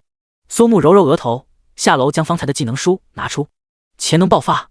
另一边，正在睡梦中的孟南国突然睁开眼，难怪觉得眼熟。血色城镇的吸血鬼伯爵，不仅从秘境中逃出，而且还达到了公爵实力。孟南国的身影瞬间消失，第51章猝然的入侵者。苏木之名杨苍兰。地下室，阿卡亚躺在宽敞舒适的棺材中，呼吸平稳，嘴角翘起，露出甜美的笑容。客厅，苏木手中握着2本技能书。不得不说，老校长为了能够得到苏木的谅解，无论是技能书还是装备，给的都是精挑细选的上乘之物。2本技能书都属于剑土职业专用，其中一本是罕见的 buff 型技能风之步伐，拥有持续消耗魔力提升移动速度的恐怖属性。毋庸置疑，实际战斗中移动速度提升后拥有更高的机动性，同时也能更好进行闪避。另一本黄昏剑光波也是极为稀有的远程攻击技能。众所周知，剑土属于近战职业，超远距离攻击技能往往在战斗中有出其不意的效果。而且经过潜能爆发，品质变为红色后，高原血统效果开启后持续消耗大量魔力，大幅度提升移动速度，完成击杀后能够进一步提升移动速度，技能持续时间内无视目标单位碰撞。作为曾经使用剑圣达成人生首个5杀的联盟玩家，苏木对这个技能并不陌生。不过技能效果略有改变，却变得更加 bug。 倘若怪物数量极多，击杀中不停增加移动速度，会不会在某一刻比肩甚至超过黄猿大舅的闪光速度？至于无视单位碰撞，苏木能够肆意穿梭，完全不用在乎什么围追堵截。另外一个技能幻想大剑天魔失坠，效果清空魔力挥出半弧圆的薄暮光波剑气，能够对龙族以及拥有龙族血脉的单位造成更大伤害。这很契格飞，属于超范围型 AAOE 技能。苏木很想当场试试技能效果，奈何当初可爱的木桩如今正在地下室棺材里熟睡，只得作罢。忽然一股如海浪般奔腾的杀意笼罩整座别墅，阿卡亚的身影猝然出现，挡在苏木前方。尼玛，不是说有绝顶强者坐镇安保吗？主人，这气息是刚才那个猥琐的老头儿。呵呵，苏木眼中跳跃着兴奋的光芒，正愁没个木桩是技能呢，老天马上就赏赐一个能随便出手的木桩，运气真是不错。眼前有黑色羽毛飘落，阿卡亚径直飞上天空与闯入者交战，苏木则是信手将桌上摆放的钻石品质长剑握在手中，刚入手便是冰凉的触感。才一眨眼的功夫，空中爆响不断，两人交手数十招，6翼公爵阿卡亚居然处于下风。此人实力少说也在5转巅峰，有可能是6转甚至更高。伯爵阿卡亚当年一别，可曾想到当年的毛头小子今日能稳压泥头？狂妄！来犯者正是孟南国。激荡的气息扩散，引得苍兰市数个职业者工会的顶尖高手胆战心惊。秦刚站在落地窗前，扶额沉思，莫非是有来犯之敌？否则身为城市守护者的孟南国为何在深夜全力战斗？蓦然间浑身颤抖，远处的一幕即便远隔百里之外，仍是令人感到害怕。阿卡亚刚打算彻底解放战斗姿态，耳边却传来苏木的声音，只得作罢。一瞬的间隙被孟南国敏锐捕捉，万雷轰鸣，手中凝聚出一把40-50米的银色长枪，天雷玄枪。此刻异变陡生，虚空中猝然有9条不起眼的锁链激射而出，瞬间将孟南国彻底控制。眼神一凝，脑海中浮现出一个熟悉的身影，这是居然无法挣脱。阿卡亚身后一道身影冲天起，双手握剑柄，2/3的蓝条被瞬间清空，剑刃迸发数十米剑光，半弧圆的剑光对准孟南国劈落而下。幻想大剑天魔失坠，激昂的剑光将孟南国凝聚的乌云一分为二，更是将凝聚成型的雷电之枪生生斩断。只是由于武器关系，并未造成多大伤害。神之一手，周围温度陡然暴增，加18流刃若火，身体四周出现风之漩涡，苏木感到身体前所未有的轻盈。高原血统，符斩！苏木同学，身影戛然而止。苏木有些傻眼，当即发动技能万石勘破之瞳。是您啊，孟老。烟雾散尽，被五花大绑的孟南国再度尝试，终于将锁链强行挣脱。如此逆天的控制神技，难怪苏木这小子可以轻松通关风鸣洞穴。苏木刻意操纵之下，孟南国并未有所发觉，只当作是后继乏力。饶是如此，27级的新手能将城市守护者完全控制10数秒，已是足以自傲的战绩。别墅中，听到曾经的吸血鬼伯爵，而今的6翼公爵彻底成为苏木的仆人，孟南国的下巴又一次脱臼，好半晌都没有回过神。虽说是龙跃凤鸣，天纵之姿，一朝乘风起，天下谁不知？可一场高考下来，非但理论实战全国第一，顺手还收了个强大的吸血鬼公爵当仆人，已然不能用逆天来形容。瞅了瞅阿卡亚望向苏木的眼神，眼眸之中的丝丝情愫已然掩藏不住，居然是把一只高傲的吸血鬼公爵里里外外都变成了你苏木的形状。唉，自古英雄出少年啊！孟南国心中喟然一叹，不仅是感叹苏木，更是为自家的孙女与苏木在同一个时代，幸运又可悲。这样的小家伙，未来究竟能成长到什么程度呢？两人还未聊几句，便听到一阵嘈杂的声音，竟是全副武装的军队以及赶来支援的各公会高手。看到孟南国与苏木并肩同出，纷纷面露疑惑。这个可以和孟南国一起出来的少年是谁？人群中，秦刚面容变得异常难看，他如何能不认识苏木？劳烦诸位前来，老夫感激不尽。孟南国抓起苏木的手，脸上尽是开心之色。方才只是老夫一时手痒，与苏木小友比试了一番，劳烦诸位担心，明日自会由我孟家人奉上一份谢礼。此言一出，全场鸦雀无声，一双又一双眼睛死死盯着苏木，好似要将他的脸庞深深烙印在脑海。听到了吗？听到了吗？城市守护者孟南国亲口称呼这少年为小友，换言之，孟南国是将苏木摆在与他平等的位置。卧槽，闯大祸了！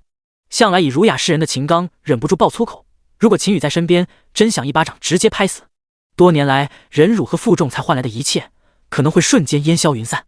此时此刻，他有种浪费10来分钟闭上眼和葫芦再生一个的冲动。苏木之名一夜间被苍兰市所有世家大族和职业者工会所熟知。天亮，一个更加令人惊悚到头皮发麻的消息传遍整个苍兰市。第52章6月飞雪。苍兰市的和平一天，苍兰市出了个全国高考双科状元。职业者高考的规则下，默认实战考核含金量要远高于理论考试。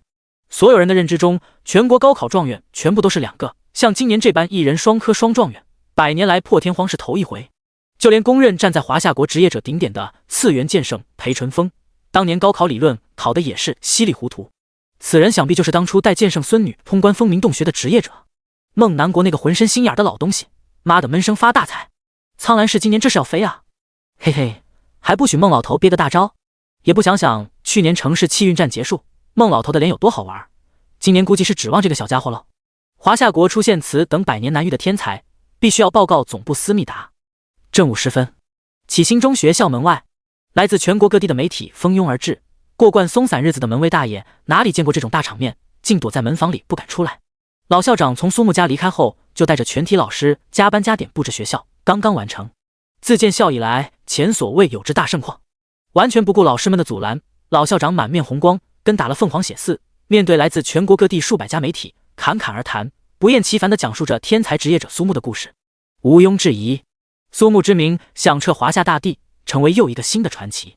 伴随全国职业者中心统一公布成绩，苏木成为压碎几十座城市天才少年们的最后一根稻草。一连数日，小区门口挤满想要采访的媒体记者。不过，安保方面的确做得不错，苏木还从未见过有漏网之鱼。同时，苏木是孤儿的消息不胫而走，瞬间冒出一大堆想要认亲的家庭，每个都是相当有诚意，堪称奥卡斯影帝影后大聚会。时运不济，狗闲人不理，一朝得势，亲朋满天下。对此，苏木只有一个字：滚！隐隐的鼾声从地下室传来，显然是已经在深入浅出的友好交流中心满意足。苏木取出启兴中学的最后一件诚意，是一把等级25的钻石细雪双花刀，拥有罕见的冰元素攻击和能够主动释放将范围内敌人冰冻的武器技能。毫无疑问，在展示诚意上，苏木愿称老校长为最强。潜能爆发，光华碎裂。炎炎夏日，房间内犹如隆冬腊月般寒冷。提示：你获得冰轮丸 X1。苏木顿觉心脏有片刻的停止。冰雪系最强的斩破刀吗？当即点开装备属性，是与流刃若火一样能够成长得神话品质装备，此刻等级为27。收刀入鞘，周围温度骤然开始升高。根据属性描述，佩戴冰轮丸时获得冰属性伤害以及冻结效果免疫。非但如此，天象丛林、天空的一切都可支配。适应职业者世界规则后，这个效果与佩戴者的精神属性有关。简单来说，只要苏木的精神属性足够强，他甚至能够支配整个蓝星的每一处天空。按捺住激动的心情，苏木接连使用完美强化，最终得到加18冰轮丸。看到提示所需要的材料，属于完全都没有听过，和流刃若火的情况相似。嘿嘿，基本够用。一个人来到明镜湖，烈阳高悬，晴空万里。正午时分，苏木站在湖边，额头已经在微微冒汗。说实话，冰轮丸绝对是不输流刃若火的存在，不过使用者嘛，一个1000年来最强死神山本老头，另一个虽然号称天才，奈何时间太短，灵压不够。这个问题在苏木这里不会出现。拔道，天地之间倏尔吹起一道凛冽寒风，脚下隐隐有冰晶浮现，湖中自由的小鱼感受到某种猝然来临的危机，先后跃出水面。长刀指天，端坐于霜天吧。冰轮丸，师姐开！明镜湖一整个肉眼可见被迅速冻结，无声无息之间，天空之上乌云密布，将苍兰市彻底覆盖。飘雪了！卧槽！6月飞雪，老婆你看到了吗？连老天都在为我鸣冤，我真是比窦娥还冤枉呢！大街上叫嚷不断，许多人赶忙回家穿衣服。哈哈，幼雏，你看到了吗？下雪了，下雪了！你能答应做我女朋友了吧？看到女子在错愕中点头，男子脱下短袖，肆意在雪中狂奔。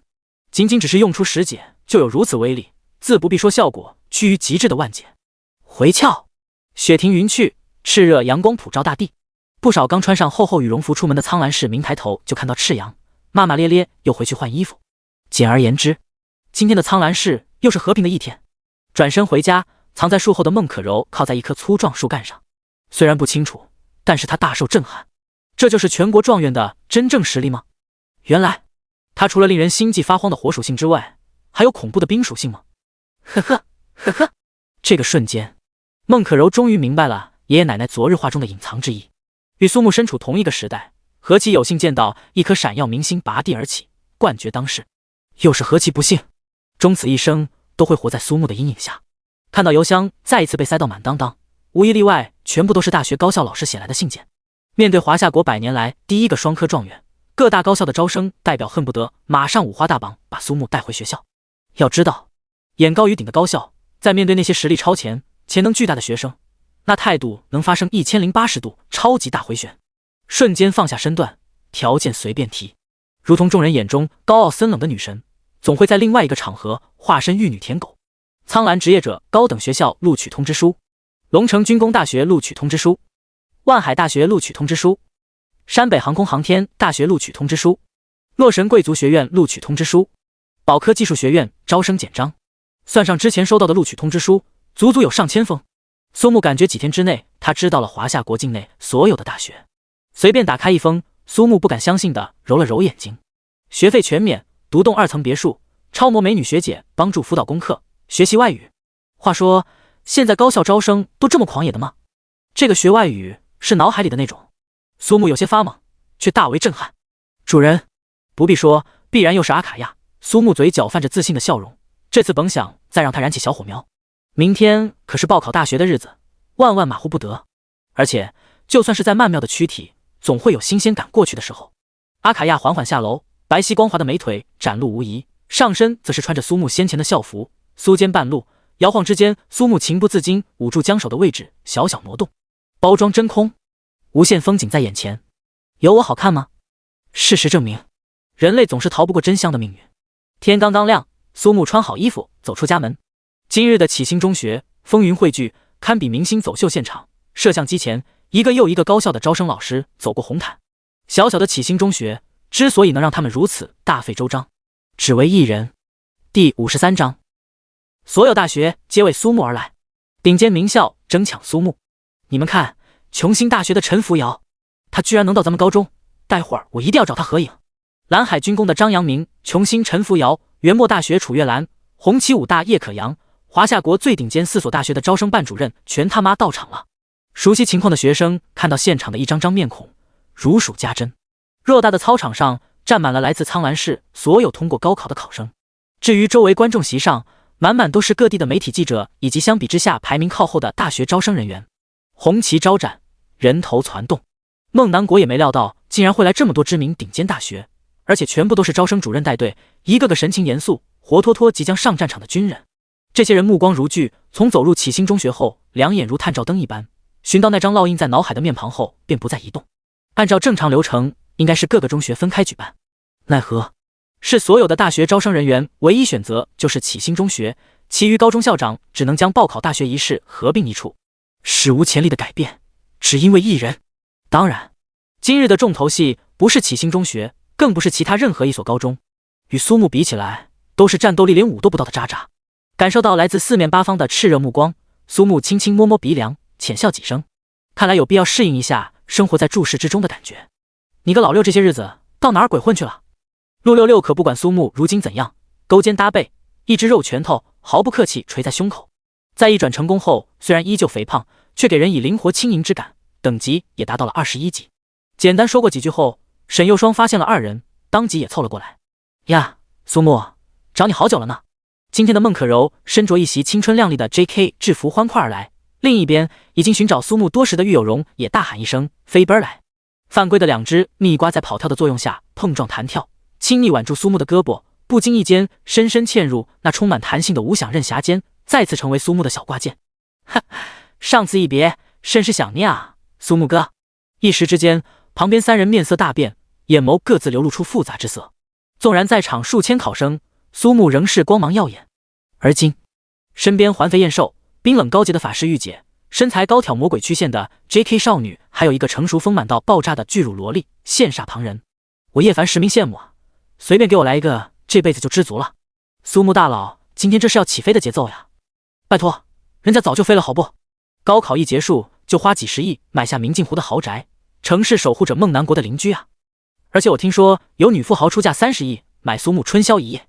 卧槽，真假？原来还能这么玩，果然是有钱人的世界我不懂啊。四周传来的声音令苏木略有尴尬，还有这种贴钱送上门的好事，他怎么不知道？熟悉的升旗仪式结束，接下来是由孟南国公布被一流大学录取的学生姓名：龙远洋万海大学，林磊洛神贵族学院，陆六六清源武大。我真是走了阿姆斯特朗螺旋狗屁运，呸呸呸！老子从今天开始要做个良民，哈哈！昨天没白烧香。人群角落，陆六六一把鼻涕一把泪，当真是开心到飞起。按他的成绩走一流大学不难，现在能被顶尖一流大学录取，与他的职业天赋分不开。孟南国的声音响彻整个操场，掌声经久不散。华夏国的大学根据师资力量等综合划分，最低的是普通大学，往上则是3流、2流、1流学府。至于最好的，则是顶尖名校，处于金字塔顶尖。一旦毕业，最次都是大型职业者工会中层干部，年薪1000万。同样，也有不少人会选择在高考之后进入社会，更早一步成为社会职业者。只是如果能进入更高资质的学府，所获得的资源和平台完全不同。与前世的大学不同，一切以实力说话。正因如此，未转职时，苏木才会不惜一切代价学习理论，锤炼实战技巧。大部分都会进入华夏国任职，几年之后，无一不是身处要职，成为华夏国职业者群体的中坚力量。纵观苍兰市数千名考生，能上2流大学的也不过寥寥200-300人，至于1流大学人数已经锐减至100人以内。被4所顶尖名校录取的考生不过2手之数。饶是如此，这般傲人的成绩已经令孟南国十分满意。最后，孟南国清清嗓子，所有人侧耳倾听。虽然他们人生道路基本确定，却并不妨碍心中的好奇。究竟全国双科状元苏木会选择哪一所高校呢？宽敞的会议室内，苏木刚一进门就感受到无数炽热的目光。能够进入会议室的学校，都是华夏国排名前30的大学。按照苏木的成绩，整个华夏国任何一所大学能随表挑选。为此，国家职业者中心和教育局开会研究，争吵不断，最终决定来一场公平公正竞争，决定权在苏木手中。旋即，不少人流露出异色，不乏有成名许久的职业者，却连一个考生的信息都看不到，更加坚定他们将苏木收入囊中的心思。一时之间，气氛戛然而止，所有大学都在观望，先暴露底牌者无疑会在这场抢人大战中失利，犹豫就会败北，果断也会白给。苏木同学，每年70万无条件奖学金，独栋2层别墅，可以带家人入住，配一台价值300万以内的豪车。率先开战的是琼兴大学陈福尧，优雅的他稍稍整理衣衫，自信而张扬。当即就有不少大学招生主任断绝念头。孟南国未曾料到开局就是王炸，琼兴大学下场也只有同为顶尖1流大学的另外3位能招架得住。稍等，在下蓝海军工张阳明。除了陈主任的条件我们全部满足之外，苏同学毕业之后可以马上进入华夏军队担任军官。此言一出，所有人脸色微变。抢人大战才第2人，已经到如此程度了吗？切，不就是分配工作吗？苏同学只要来我们琼兴，毕业就是全华夏第一顶尖工会琼兴的高层干部。陈福尧直接炸毛，丝毫不惧蓝海军工。叮叮叮，优雅而曼妙的身影走来，成熟而妩媚的渣女大波浪配上黑丝吊带袜，一身职业装的女子轻推眼镜。我们元墨大学满足所有条件外，还提供美女学伴哟。毕业后凭苏同学条件，完全可以成为大明星的哦。顿时，陈扶摇等三人齐齐抱起，斥责楚月兰不按常理出牌，说的好像我们没有一样。苏同学，军装小姐姐更飒。算了吧，谁不知道你们军工都是一堆基佬。苏同学，我们提供你大学4期间所有装备材料消耗，免费强化到10。叶可扬放出终极大招，我们有强化大师，谁敢跟？美人计，金钱，拜托，说条件要看人，就苏木这种像缺钱缺女人的吗？哎呦，小叶子是不是好久没尝过我的大刀，饥渴难耐了？要不我们4个打上一场，输了乖乖离开。哼，我楚月兰像是怕你们的人，打就打，气氛剑拔弩张。谁能想到4所顶尖一流大学的抢人大战竟会发展成各自招生主任的全武行呢？嗨嗨，那啥，我有个条件，谁能答应我就去哪个学校。第54章100个小目标的疯狂。苏木的选择，偌大的会议室落针可闻，不知有哪一所学校可以在下午或者3天以内让我单独进入秘境因崩坏失落的理想之城呢？此言一出，各个大学的招生主任纷纷为之变色。如果可以的话，我可以马上做出决定。这下会议室内甚至连呼吸声都听不到。刚刚还在争论不休的4人神情复杂，犹豫不决。孟南国发现他不是第一次因为苏木而震惊，喟然一叹，心中不免多出几分担忧。因崩坏失落的理想之城属于国家掌握的大型秘境，各个大学虽拥有申请开启的权限，每次都会相当慎重。原因无他，包含解谜、护送、防守、攻坚等多重任务，至多可以有上千人同时进入。一旦通过，将会有超多装备、技能书以及诸多材料产出，所有大学都将其视作提升在校学生实力、丰富学校资源的不二选择。更可怕之处在于，每个大学1年仅有1次免费申请开启的机会，再次申请需要付出上百亿华夏币。也就是说，苏木的这个条件价值100个小目标，不愧是职业2转的9星难度任务。秘境麻烦不说，现实的阻力更是巨大。正因如此，苏木才会在这样的场合提出。4所顶尖大学沉默不言，显然各自正在心中盘算比较。苏同学，给你个建议，可不要把自己看得太重。我万海大学退出了。哼，忠言逆耳，人生道路还长，要定位清晰啊，同学。就你这样，小心最后结局反转，求着都没有人捞。我龙城军工向来不会因个人而放弃集体。孟老，明年再见。这些常人眼中高不可攀的一流学府，最终选择退出这场抢人大战。不到片刻，会议室内只剩下陈扶摇等4人以及他们率领的招生小组成员。为了确保每届新生都能够获得资源，每个大学必定会好好把握唯一的机会。如苏木这般，在场所有人心知肚明，进去也是浪费。多达数百上千人配合才能勉强通关的秘境，又岂是单枪匹马能过？100个亿和近些年来唯一一个全国双科状元，孰轻孰重？而且必须是最近几天就要兑现，强人所难，怎么可能？苍老的脸颊不自觉抖动，孟南国心急如焚。奈何苏木自始至终不为所动，就连数10所高校离开这种场面，眼睛连眨都不眨一下。我滴个神啊！你这是要急死我啊！万一这4所大学也选择放弃，你苏木到时候就是无人可要、无处可去的双科状元，届时可就发过来了，懂不懂啊你？莫非在这巨大喜悦的冲击下昏了头，还是被那只可恶的吸血鬼吹了枕边风？苍兰是好不容易出这么个人物，要是在这里直接夭折，未免过分可惜。孟南国踌躇片刻，终于下了决心，忠言逆耳，当头棒喝。好在还不算晚。孟南国正要说话，楚月兰却要快他一步。苏同学，你只有这个要求？我什么都可以不要。少年目光坚定，面容冷静，所说每一个字都格外清晰。元墨大学相较于其他3所属于新晋升的顶尖一流大学，此次前来楚月兰背负将苏木招进元墨的使命，不惜一切代价，需要像苏木这样绝对的荣耀来增补元墨大学的力量。如果你确定，我可以保证最快明天开启秘境。楚月兰单手放在饱满的胸脯，以此平复因紧张而疯狂跳动的心脏。如百灵鸟一般清脆的嗓音掷地有声，其他3所学校的人都流露出如同看疯子一般的神情。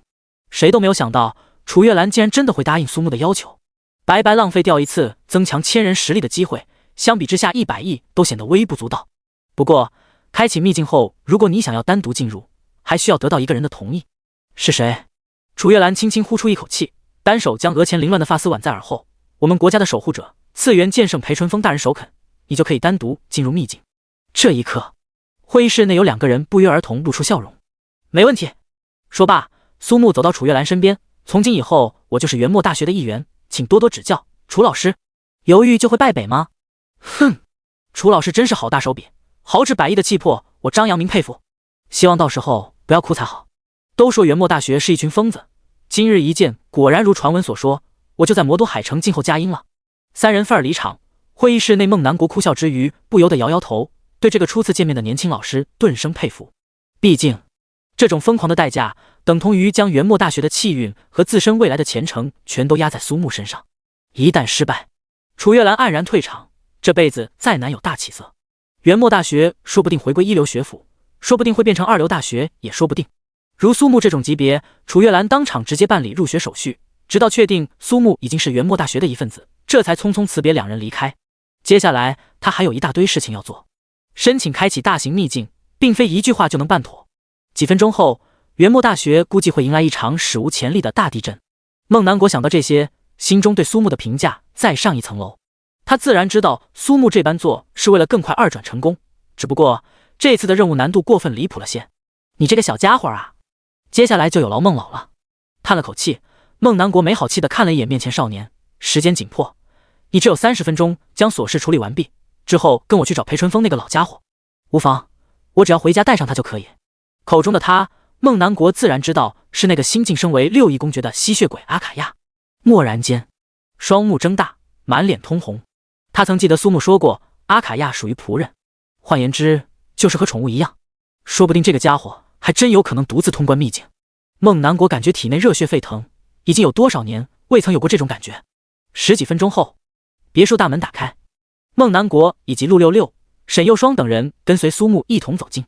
舒儿，一个曼妙的女子缓缓从楼梯走下，仅仅只穿了一件宽松雪白的南土衬衣，五官精致，肌肤胜雪，尤其是那双完美到违规的白皙美腿，晶莹剔透，修长笔直，绝对的艺术品。年轻人玩的是真花呀！孟南国心中感叹一句，目光看向别处。三女更是面红如血，不知该如何是好。咕噜咕噜，他妈的，苏木你是真的润啊！第55章，因崩坏失落的理想之城开启。只要我不尴尬，尴尬的就是别人。阿卡亚快步扑进苏木怀中，娇羞妩媚，哪里能看出这是如今蓝星上血族们公认的女王大人？简单说完，阿卡亚不消片刻换好衣服，完全又是另外一种风格，看得陆66连连咽口水。待到苏木和孟南国乘车离开，三女看向身后的大别墅，神情各不相同。你们说，他们两个做了没？无聊，幼稚。孟可柔和沈佑双手挽手离开，留下一个看着别墅脑洞大开的玉有容和摇头叹气的胖子。这样的人生才叫圆满啊！想到差点撅了的男的，陆66的心理阴影面积大到能把整个蓝星覆盖。真尼玛，把老子弄障碍了！遮阳伞下，裴春风穿着一件粉粉嫩嫩印有布洛尼达的 T 恤，以此烈火，斩无不断。苏木听到这熟悉的声音，嘴角浮现笑意，察觉到身后阿卡亚步伐变得缓慢。作为他的主人，苏木切身感受到阿卡亚心中的惧怕与恐慌，轻轻握住那只冰凉的小手。无妨，说明来意后，裴春风不过轻轻一瞥，两人便有种被窥视之感。不过，裴春风发现他竟然看不透苏木，所有信息全部都是问号。想到上次来还能看到大概，裴春风心中骇然。他可是华夏国职业者排行榜上第1人啊，连个刚高3毕业的孩子职业信息都看不到，说出去岂不让人笑话？为什么要去理想之城？2转9星任务，单人通关3S 评分。我日，他妈还有这种搞人心态的变态任务！裴春风看到孟南国似有若无的点头，终于确信，当即挥挥手，这种小问题为什么专门来跑一趟？我同意了。与此同时，元墨大学位于天宇城内，校长李岩松疯狂在办公室踱步，另一边楚月兰则是乖巧站在门口，不时俏皮的吐吐舌头。兴许裴春风大人会直接拒绝这种近乎疯狂的行为呢？话音刚落，身着制服与黑丝裤袜的秘书推门进入，手中正是关于裴春风同意苏木独自进入秘境因崩坏失落的理想之城函件。我尼玛，他还剑圣大人什么关系？李岩松的咆哮响彻整座办公大楼，最终也只能选择提交申请。到了这一步，已然惊动守护者裴春风，这时候反悔，无异于拿剑圣大人开涮，谁都吃罪不起。孟南国与苏木、阿卡亚三人赶到元墨大学时，楚月兰早已为三人安排好了公寓。主人，阿卡亚得了离开主人就会死的病，不想要一个人住。苏木眨眨眼，后者心领神会，乖巧跟在楚月兰身后入住临时的豪华女生公寓。当然，到了夜晚又是另外一回事。事实上，孟南国听到整夜都是为爱高歌，舞幽壑之前交，泣孤舟之离妇。更令他深感惊讶的还是那超短的充电以及无人可及的续航。疯狂3小时，充电5分钟，怪不得那把吸血鬼阿卡亚收拾到服服帖帖，果然是英雄出少年呐。正午时分，元墨大学巨大场馆内部，校长李岩松、招生主任楚月兰与一众学校老师早已等候多时，看到苏木及其身后戴着墨镜、一袭漆黑制服的阿卡亚时，脸色为之一变，如临大敌。吸血鬼在华夏国属于敌对种族，6亿吸血鬼公爵更是只会在书中出现的强大存在，如此关键节点怎能被意外所破坏？哈哈，李校长，楚老师他只是苏木同学的仆人，并没有什么恶意，大家不必紧张。如果真有恶意，老夫听一晚上的音乐会演唱着又是谁？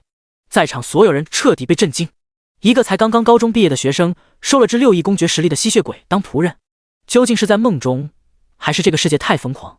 楚月兰确认苏木都知道秘境的信息后，又将几个需要额外注意的细节告知。苏同学，你已经获得裴春风大人的许可，元墨大学自当遵守承诺。李岩松面容凝重，说话间早有人搬来成箱的药物，这些大师级药物希望能帮助通关秘境。元墨大学与你同在，多谢。将药物一股脑全部收入储物空间，苏木面露自信的笑容。嗡，奇异的空间波动震颤，虚空中突然降下一座由命运石雕刻的大门，毫不犹豫走过命运石之门，阿卡亚紧随其后。提示：进入人数1。提示：是否确定开启秘境因崩坏失落的理想之城？毫不犹豫选择确认。提示：检测到确认信息，秘境即将开启。提示：随机融合理想之城背景模板。提示：模板融合中 45%。提示：模板融合完成。提示：根据进入职业者最高等级分配秘境怪物等级。提示：秘境开启，请作为理想之城的一员，抵御源源不断的魔物浪潮，寻找城邦崩坏的源头，拯救这座屹立千年不倒的理想之城。伴随着提示出现，苏木和阿卡亚的脑海中瞬间多出关于这座秘境的详细信息：古老的大地，肆虐的魔物，恐怖的天灾，麻木的人类。名为英雄王的男人的出现，率领人民建立起唯一人类城邦卡梅洛特，成为荒芜大地上人类赖以栖息的理想之城。崩坏的神明无处不在，魔物的母神设下终局，在理想之城中埋下崩坏的种子。景象飞速而逝，待到苏木和阿卡亚睁开双目，人头攒动，声音鼎沸。两人此时正身处这座荒芜大地上建立的理想城邦卡梅洛特之中，所有的一切完全真实。秘境将所有信息排列重组，同一个秘境却有无数种展现方式。不过，虽然场景不同，达成通关秘境的条件完全一样：找到并破坏崩坏源头，在魔物浪潮中最后击败魔物的母神，保护理想城邦。同时，视野的右上方出现倒计时，归零便意味着怪物浪潮出现。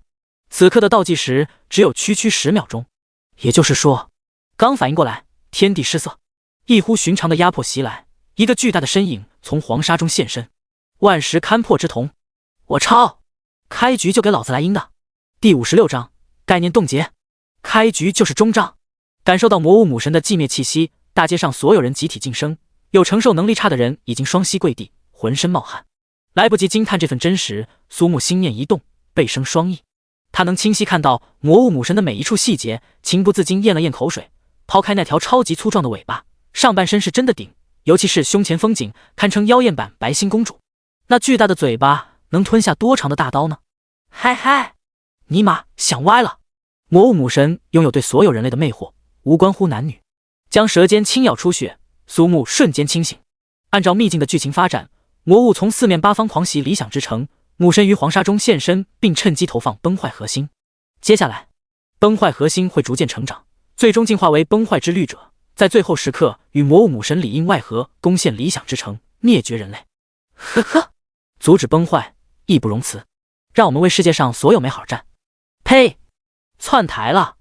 如果正常发展下去，击退魔物守卫城邦，找到崩坏核心，再运动到指定地点，解开谜题召唤仪式，销毁崩坏核心，最后再打一次酣畅淋漓的决战。他们真是麻烦！旋即，高原血统本身有吸血鬼之王羽翼的高额移动速度加成，开启技能速度更是快到离谱。黑色流星如子弹一般射入黄沙之中。魔物母神开局送人头，还打什么最终决战？万石勘破之瞳下穿破黄沙，将魔物母神牢牢锁定。是本体，世界级魔物母神默杜莎，攻击99999，法术99999，防御99999，生命，技能。眼眸变得格外凝重，没想到连万世勘破之瞳都无法看到具体的生命，是因为刚出场不会投入战斗，所以全部属性都格外的高吗？手中一颗闪烁紫光的多面体正是崩坏核心。见状，苏木咬咬牙，将速度提升至极限。剧情发展之下，只要将崩坏核心投放完毕，魔物母神就会顷刻消散，所以现实击杀。眼看魔物母神就要抛出崩坏核心，虚空之中9条锁链将其捆缚。神之天锁发动，黄沙漫天。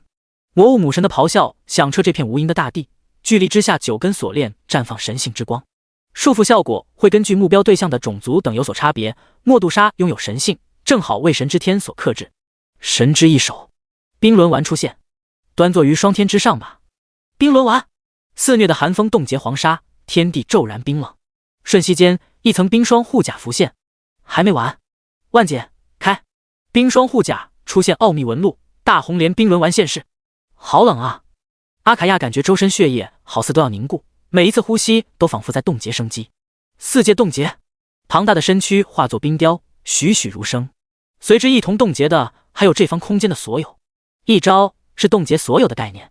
同时，终于也看清默杜莎的生命条，180万 x10，1800万的生命。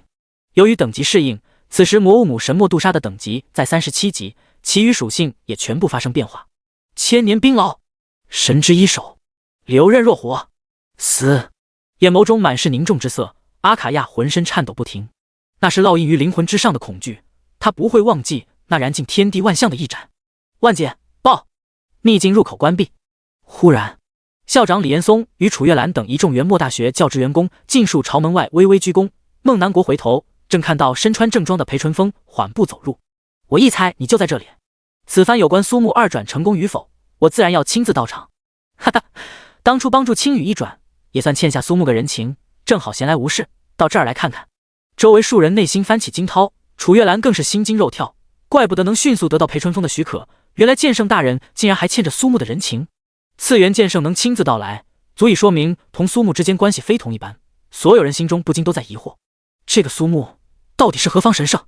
哼，翻了个白眼。孟南国可不信华夏国职业者第一人能有闲的时候，骗鬼呢！别以为我不知道你这个老东西动了什么心思，有我在休想。那我们拭目以待。守护者之间的对话，即便贵为一校之长，也没有资格参与，只能按捺住内心的激动，恭敬站在旁边。众所周知，身为华夏国的守护者，裴纯风向来深居简出，而今出现，无疑将元墨大学抬到一个新的高度。毕竟，裴纯风还不曾出现在其他3所顶尖一流大学，只这一剑，百亿难求啊！刚要说话，李岩松眼疾手快，早将秘境投影打开，虚空中赫然出现超巨大影像。单人攻略大型的1000人秘境，究竟是确有把握，还是年轻气盛？所有人都拭目以待。实况投影刚出现，血红醒目的评分倒映出一张张滑稽的面庞 ，SSS 加。评分出现，也就意味着秘境被攻略成功。更令人震惊的还是那堪称恐怖的通关时间，59秒54。连同裴纯风在内，所有人的喉结都不自觉上下滚动，居然是罕见的最高等级3S 加评分。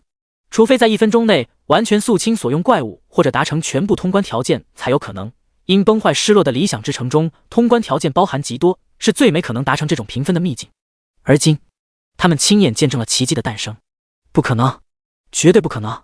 裴纯风大惊失色地吼道。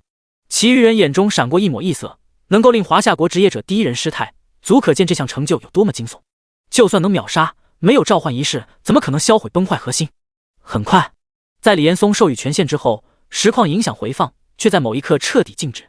待到影像回放正常播放时，只剩下烧成焦炭的魔物母神默杜莎以及诡异的漫天倾盆大雨。无论看过几次，都是一样。这家伙卡 bug 了吧？楚月兰怔怔出神，说出了所有人的心声。第57章，震惊全球，理想之城史上最快通关记录。去告诉那些可能知道详细情报的人，如果敢向外泄露半个字，我裴纯风亲自上门找他们喝茶。短暂的怀疑过后，裴纯风马上意识到，蓝星上所有国家职业者中心会共享大型秘境的通关记录。换言之，这个瞬间，各国职业者中心的大型秘境记录排名已经发生变化。虽不曾显示详细的姓名，但是如此耀眼的成绩必然会引起整个蓝星的大地震。与如此惊人记录截然相反的，却是苏木那可怜巴巴的职业者等级，一旦被敌对势力摸清虚实，直接派出7转8转甚至9转的杀手，顷刻间就能让苏木从这个世界消失。扼杀种子选手是常用的手段，屡见不鲜。更何况还是苏木这种一旦成长起来可能会左右全球局势的职业者，必然会带来敌国不惜一切代价的暗杀。这个世界没有不透风的墙，事态已经严重到必须要裴纯风亲自下场威慑的地步。蓝星上每一处职业者中心的排名悄然发生改变。1. 华夏国因崩坏失落的理想之城，一人负59秒54，评分 SSS 加。2. 自由国高天红海神殿32人负148小时43分23秒44，评分 SSS。大洋的彼岸，自由国首都中心城在深夜之下灯火通明，职业者中心内人人如临大敌。史密斯先生，您召集我们前来，可有要事？金发男子正是自由国的守护者，目光扫过每个人的面庞，他们都是中心城内叫得上名号、实力出色的职业者，不乏全球超一流职业者工会现任会长或顶尖高手。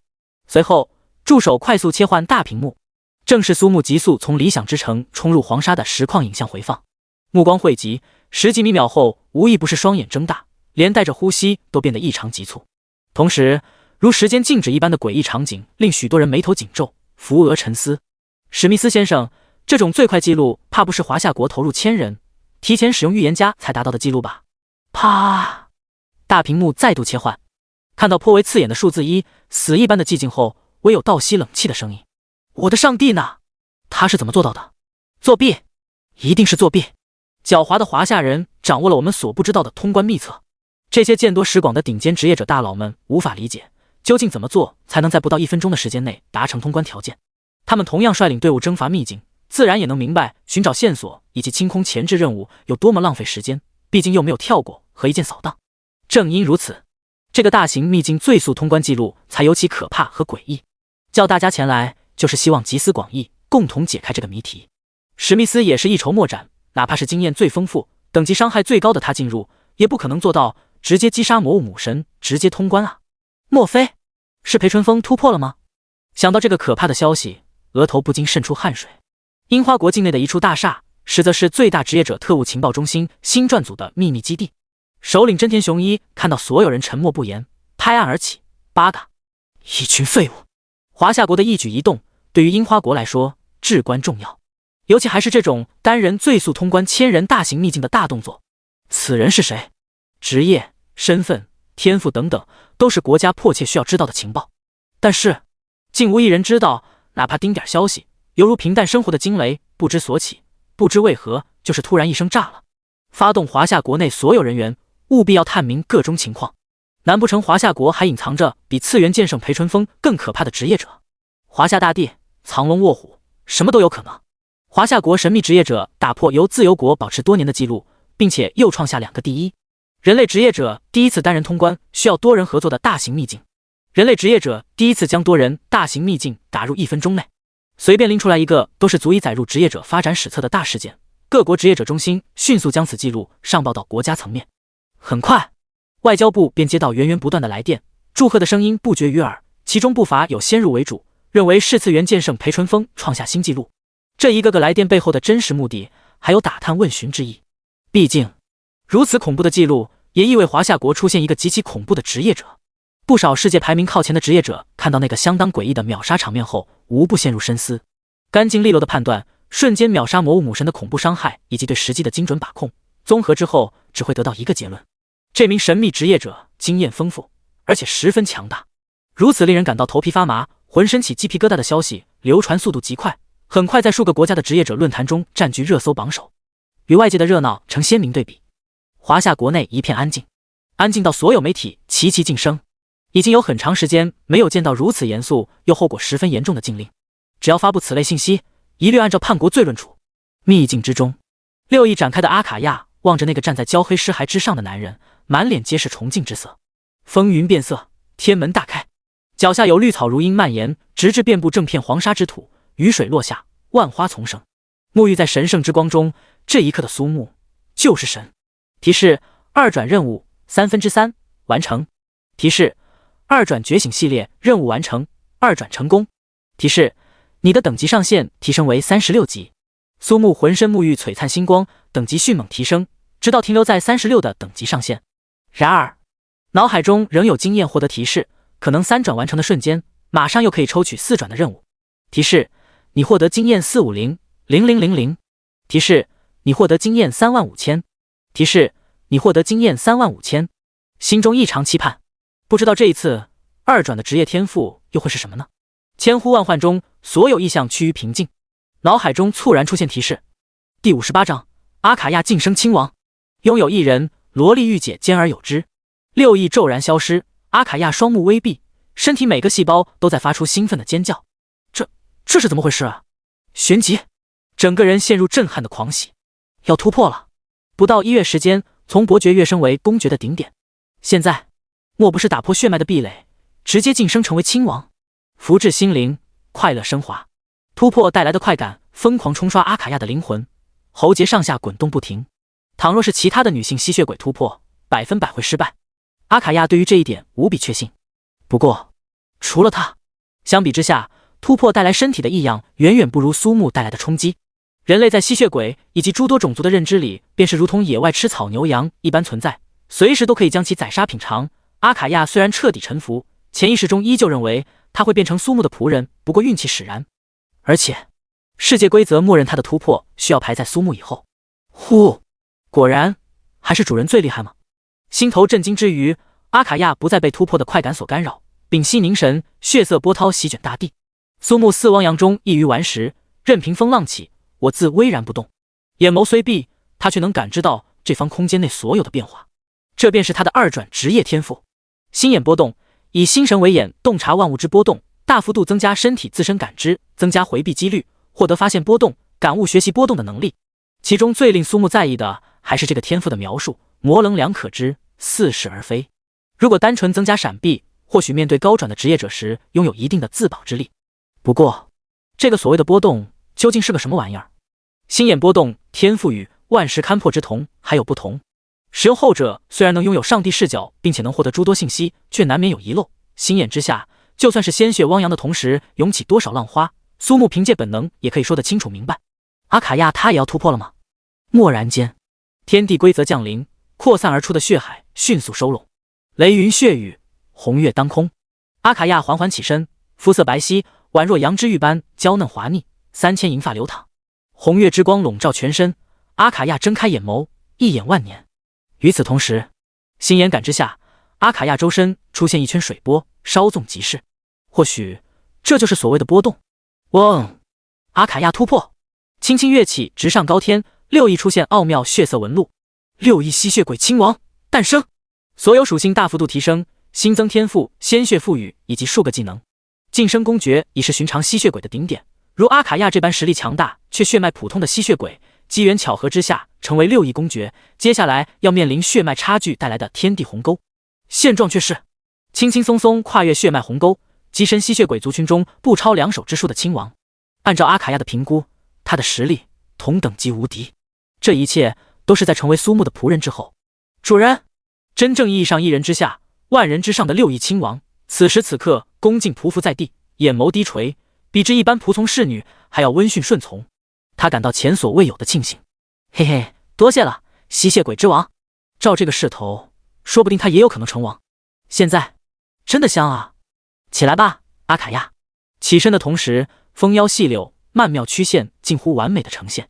抬头了，呲了，衣服的质量很好，却也承受不住这突如其来的挤压。苏木彻底被震惊到，下意识惊呼：他们好活泼啊！话说吸血鬼这个种族有一点点意思啊。依稀记得初见阿卡亚也没有这么大，现在完全就是超模犯规好吧？泡菜国漫画的身材真实呈现，不禁感叹艺术来源于生活啊。如果再晋升那么几次的话，嗨嗨，画面美好，无法自拔。抱歉，语文没学好。主人，我心眼洞察，可爱的吸血鬼大女仆，这是要逆推的节奏啊！赶忙从储物空间中掏出一件黑色长袍，直接将这具惹火的身躯彻底包裹。我知道你很着急，但是你先别着急，正事要紧。方圆10里的土地上满满都是掉落物。要知道，通关秘境因崩坏失落的理想之城，可是能爆出上千人所需的资源，最后的秘境奖励更是足以支撑一所普通大学1年的资源花销。除去这些掉落物，还有分布于理想城邦各处的解谜奖励。两世为人，苏木第一次因为宝贝太多而感到有些崩溃。唉，幸福的烦恼啊！感叹一句，苏木拉上阿卡亚，开启拾荒之旅。俯身弯腰之间，春色无边。主人，现在不是时候。主人，我……别说话，专心捡东西。如此重复几次后，阿卡亚吐了吐舌头，眼眸中血芒闪现。旋即，阿卡亚的身体发生诡异膨胀，砰一声炸裂开来。苏木挑挑眉，放眼望去，全都是缩小版的阿卡亚。主人，我的意思是，这样做能更快一点。话音刚落，这些萝莉阿卡亚们奔赴各处。苏木瞬间开心，看来以后捡东西再不用麻烦，有阿卡亚一个技能，全都搞定。而且，御姐和萝莉集于一身，简直相当哇塞。坐在柔软的沙地，趁着苏木沉思的功夫，阿卡亚略显笨拙地爬到怀中，打了个冷战。你是真的行啊？再次怀疑这家伙究竟是吸血鬼还是魅魔。主人，我没大没小，看我今天不狠狠教训教训你。真的是一天不打，上房揭瓦，稍不留意就是要冲主逆推挖你。啪啪，不到半个小时，数以万计的装备材料技能书堆成3座小山。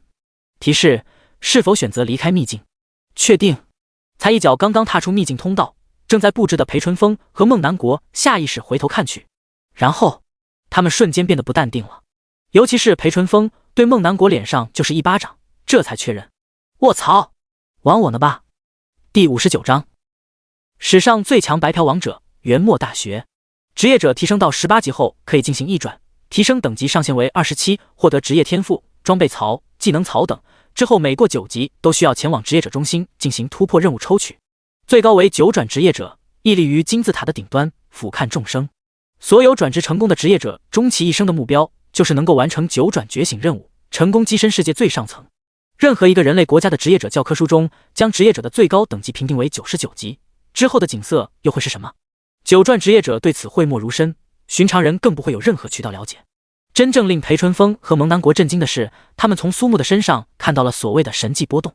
职业者登顶绝巅才会明白，之前的99级不过才是起点，感悟神迹波动才会跨过人与神的沟壑，等级上限将会扩展至无限。所以，裴淳风大门不出，二门不迈，专心致志在他的小院子里打游戏。原因便在于他的9转职业天赋异次元玩家，实力提升和游戏有很大关联，并且还是个成长积累型天赋。简单来讲，打游戏时间越长，游戏种类越多，说不定触发某些条件就会提升异次元玩家的熟练度。只要成长值满，自然而然就可以获得神迹波动。一个天赋将堂堂华夏国守护者生生逼成了高端玩家，常年霸榜多个游戏的世界冠军。当然，拥有这种天赋好歹还有指望，还有奋斗的目标和方向。更悲催的还是许多抵达99级数十年的老怪物，完全不知道这种神迹波动的玩意儿要怎么获得。至于孟南国，为了避免他陷入这种崩溃恐慌的境地，选择金盆洗手，拒绝升级。用网游的术语说，就是卡等级。除非找到确定可行的通路，否则孟南国绝不会冲入99级。孟南国心情颇为复杂，终究还是没有忍住。尤其是在看到裴淳风这个生生把自己逼成游戏睾丸的老家伙，情绪爆发，欲是欢乐。他其实非常理解裴淳风，就像苦修者3步一叩首者终于抵达朝圣之地，发现有人完全不必努力，自然而然就达到目标，能不崩溃？我要冷静冷静。裴淳风凭空消失不见，留下暗自惊叹的众人。孟老，裴老他没事吧？哈哈，无妨无妨，我想他只是看到你有一点点破防罢了。近距离感受之下，孟南国眼睛一眯，内心愈发骇然，竟然真的是神迹波动。说实话，这一刻孟南国真的羡慕到发酸。拥有了神迹波动，苏木只要按照正常路线提升等级，抽任务突破等级，直到99级。尼玛，只是缺经验而已。经验啊喂，那不是消磨时间就能拥有的东西吗？孟老，多谢您这段日子以来的帮助。苏同学客气了。望着苏木的背影，孟南国双手负后，你是2转成功，还拥有了神迹波动。这会儿估计外交部和国家职业者中心那帮人都该跳脚骂娘了吧？一个要思考怎么编瞎话，另一个则要绞尽脑汁想着怎么把这件事情用合理正当的理由糊弄过去，偏偏不做还不行，因为这是职业者第一人裴淳风下的死命令。楚老师，这次真的劳烦您了。躬身，双手作揖，正是华夏国职业者之间最高的礼仪。哈哈，太客气了哟，苏同学。别忘了，你从昨天起就是元末大学的一份子，帮助你也是我们应该做的。更何况，你也没有人让我们失望，不是吗？除了苏木和阿卡亚，最开心的那个莫过于楚月兰。刚刚可是得到了裴春风的亲口夸奖，教师履历上会增添浓墨重彩的一笔，说不定很快就得到晋升，未来进入国家教育局也有可能。1天前正是他当机立断，之后便是校长李岩松压下所有反对意见，用100亿和元墨大学的气运全部压上豪赌一场。结果喜然，不仅仅是赌赢了，而是赢妈了。此时此刻，苏木在李岩松的眼中就是元墨大学彻头彻尾的大福星。刚才裴春风不止一次表示对元墨大学的欣赏，也正因为他们这次赌上校运的梭哈，成功让华夏国的纪录牢牢定在蓝星大型秘境排行榜的榜首，前无古人，可能也不会有再有后来者。单人大型秘境1分钟内打出 SSS 加评分通关，这其中条件随便拎出来2个组合都足以令人感到绝望，更何况是全部组合。能够预见未来几十上百年，华夏国之名将会被牢牢定在排行榜首位，其他所有国家无论多么努力，也只能抢个第2。这可不仅仅是为国争光，简直是为国家争了个大光。100亿和这些比起来，毛都不是。连带着元墨大学独树一帜，能稳稳压过其他3所老牌顶尖一流学府。更让校长李岩松等所有元墨大学教职员工欣喜的，还是裴春风刚出口还热乎着的承诺：我们不会让如此有魄力的高校遭受损失。大手一挥，以国家的名义特别送给元墨大学一次免费进入秘境因崩坏失落的理想之城机会。如此算来，谁才是最大赢家？元墨大学当之无愧，1分钱没花白，嫖到滔天的荣誉以及来自国家层面的关注，还有一个真正意义上对学校心怀感激的全国双科状元。最关键的是，这个状元还是直接单枪匹马干碎自由国独霸多年的大型秘境纪录的超级潜力股，笑不活了，堪称史上最凶残的白嫖。哪怕是在做梦也难以梦到这种比爽文还他妈爽的白嫖情节。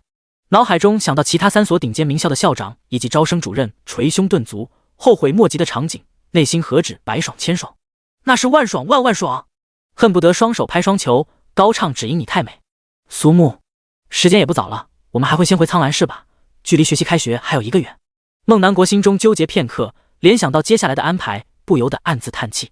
城市气运战在即，而苏木身为全国状元，有机会各大区状元共同挑战圣灵塔域，那可是能令职业者大幅提升经验等级，获取稀有装备技能书的绝好机会。唉，两者前后相差3天，想到苏木会直接拒绝参加城市气运战，孟南国内心苦涩满满。回到苍兰市有什么打算？这个不瞒孟老您，我打算直接去咱们苍兰市职业者中心一趟。去哪里？还有什么事情没做完？苏木漫不经心回答道：哦，也没什么，就是我已经可以抽3转觉醒的任务了。我尼玛，还要不要人活了？孟南国一个踉跄，险些摔倒在地。他们比当年裴春风还妖孽的家伙，升级速度是比坐火箭还快。长江后浪推前浪啊！阿卡亚这时候毫不客气接话，所以你这个猥琐的前浪还是早早上岸，免得被拍死在沙滩上。第60章完全看不懂的3转任务，孟南国被震惊到晕厥。对啊，孟老，我又满级了，这个经验有点多。满脸都是无辜，话语中又满是嫌弃，好像他并不想这样，完全是迫于无奈。这种语气，好似你好端端被绝世美女按住逆推墙上，完成交响乐章之后，明明身心舒爽，嘴上还满是嫌弃，不是一个性质。我尼玛！身为一座城市的守护者，孟南国发现，自从结识苏木之后，他变得粗鲁许多，随随便便就是华夏国骂，心脏突突突狂跳不停。速效救心丸是不是也得带一点？旋即，他想到苏木可是带着女仆给1000人大型秘境来了个瞬间横推，那经验值增加，保守估计够苏木直冲6转甚至7转。寻常职业者2转之后，最担心经验不够，这份痛苦苏木这辈子想必没机会亲身感受。妖孽，气运之子！嘴角不自觉颤动，孟南国直接拽起苏木朝大门走去，留下还处于发懵之中的校长李岩松等人。片刻，楚月兰脸上出现久冬逢春的狂喜。正式开学的那一天，苏木又会是几转？按照这种干净利落的升级和突破速度，比做星穹铁道专列还快。元墨大学可能会迎来史上最高等级的大一新生。校长李岩松回头看看他身后的一众老师教授，瞬间憔悴。应该不会出现新生比指导员或者代课教授职业者等级高的情况吧？不会吧？不会吧？很头疼啊！你们几个有谁打算当苏木的指导员？所有人下意识往后一步。笑话，那可是直接带华夏国瞬间进入大型秘境排行榜的超级狠人，背靠裴春风和孟南国，万一管教的狠了，被守护者请去喝茶怎么办？苦笑一声，李岩松不禁感叹：招进来这么一位，真是快乐的烦恼啊！从元墨大学出来，苏木脸色骤然一变。这是心眼之下，万事万物的波动了然于心，或强悍如火，或阴沉似水，足足有数十个强烈的波动源头在苏木出现的瞬间发生变化。孟南国不易察觉，叹了口气，在拥有神迹波动的职业者面前，除非破入神域，否则所有隐匿技能全部无用。你感觉到多少个？苏木下意识脱口出84个，紧跟身后阿卡亚红唇紧抿，他只察觉到62个，愈发深不可测，好像能够吞噬一切的渊海。不过身心都被主人吞噬的感觉好像也不错呢。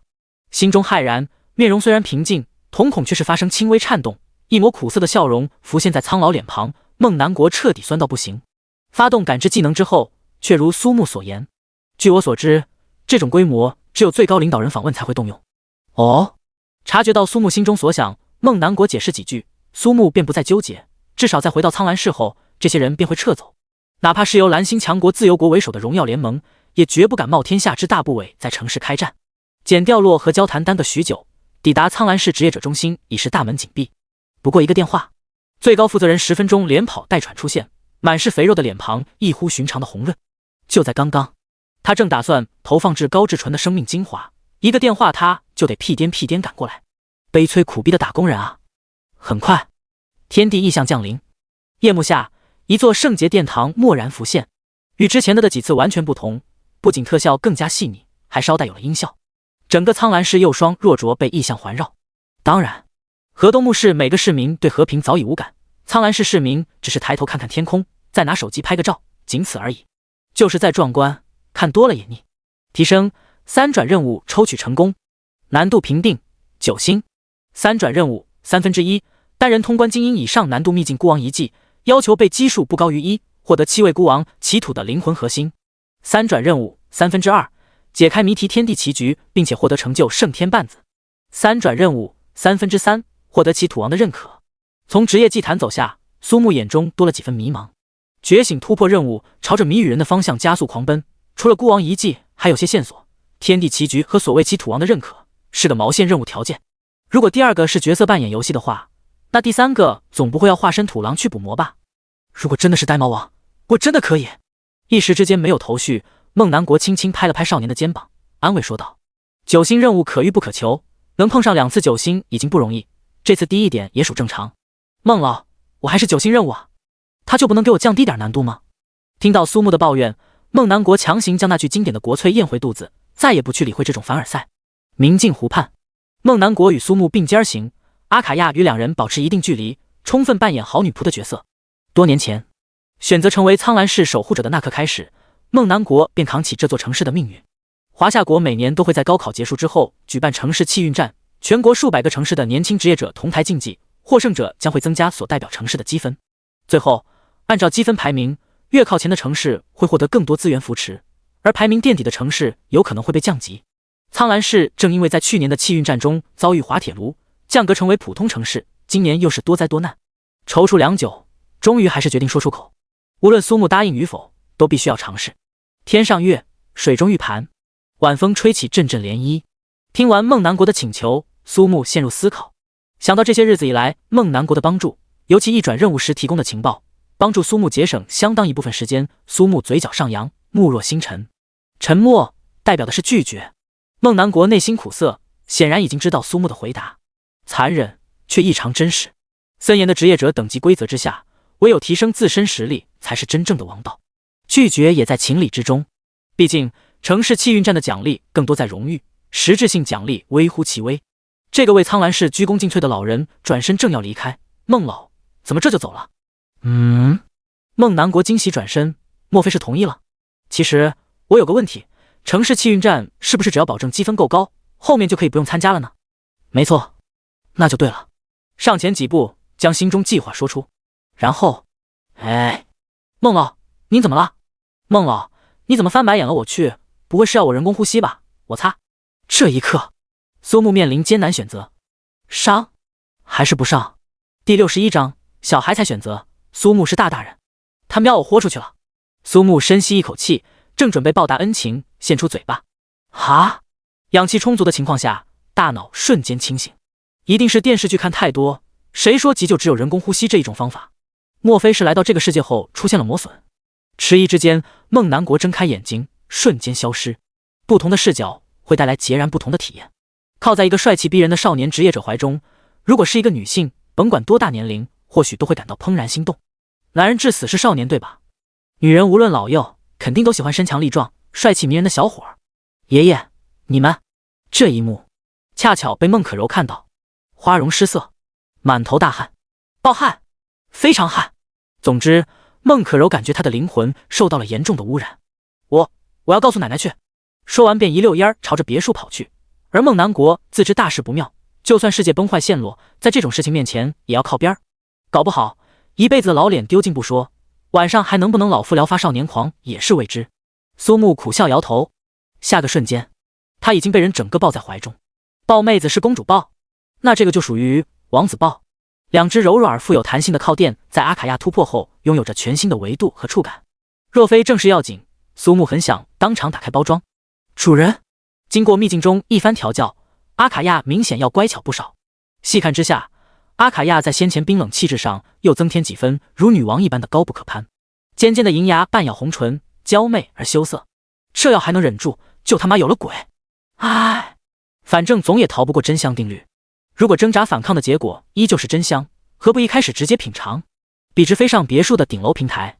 生活的快乐在于想要的时候应有尽有。我想要，能给我吗？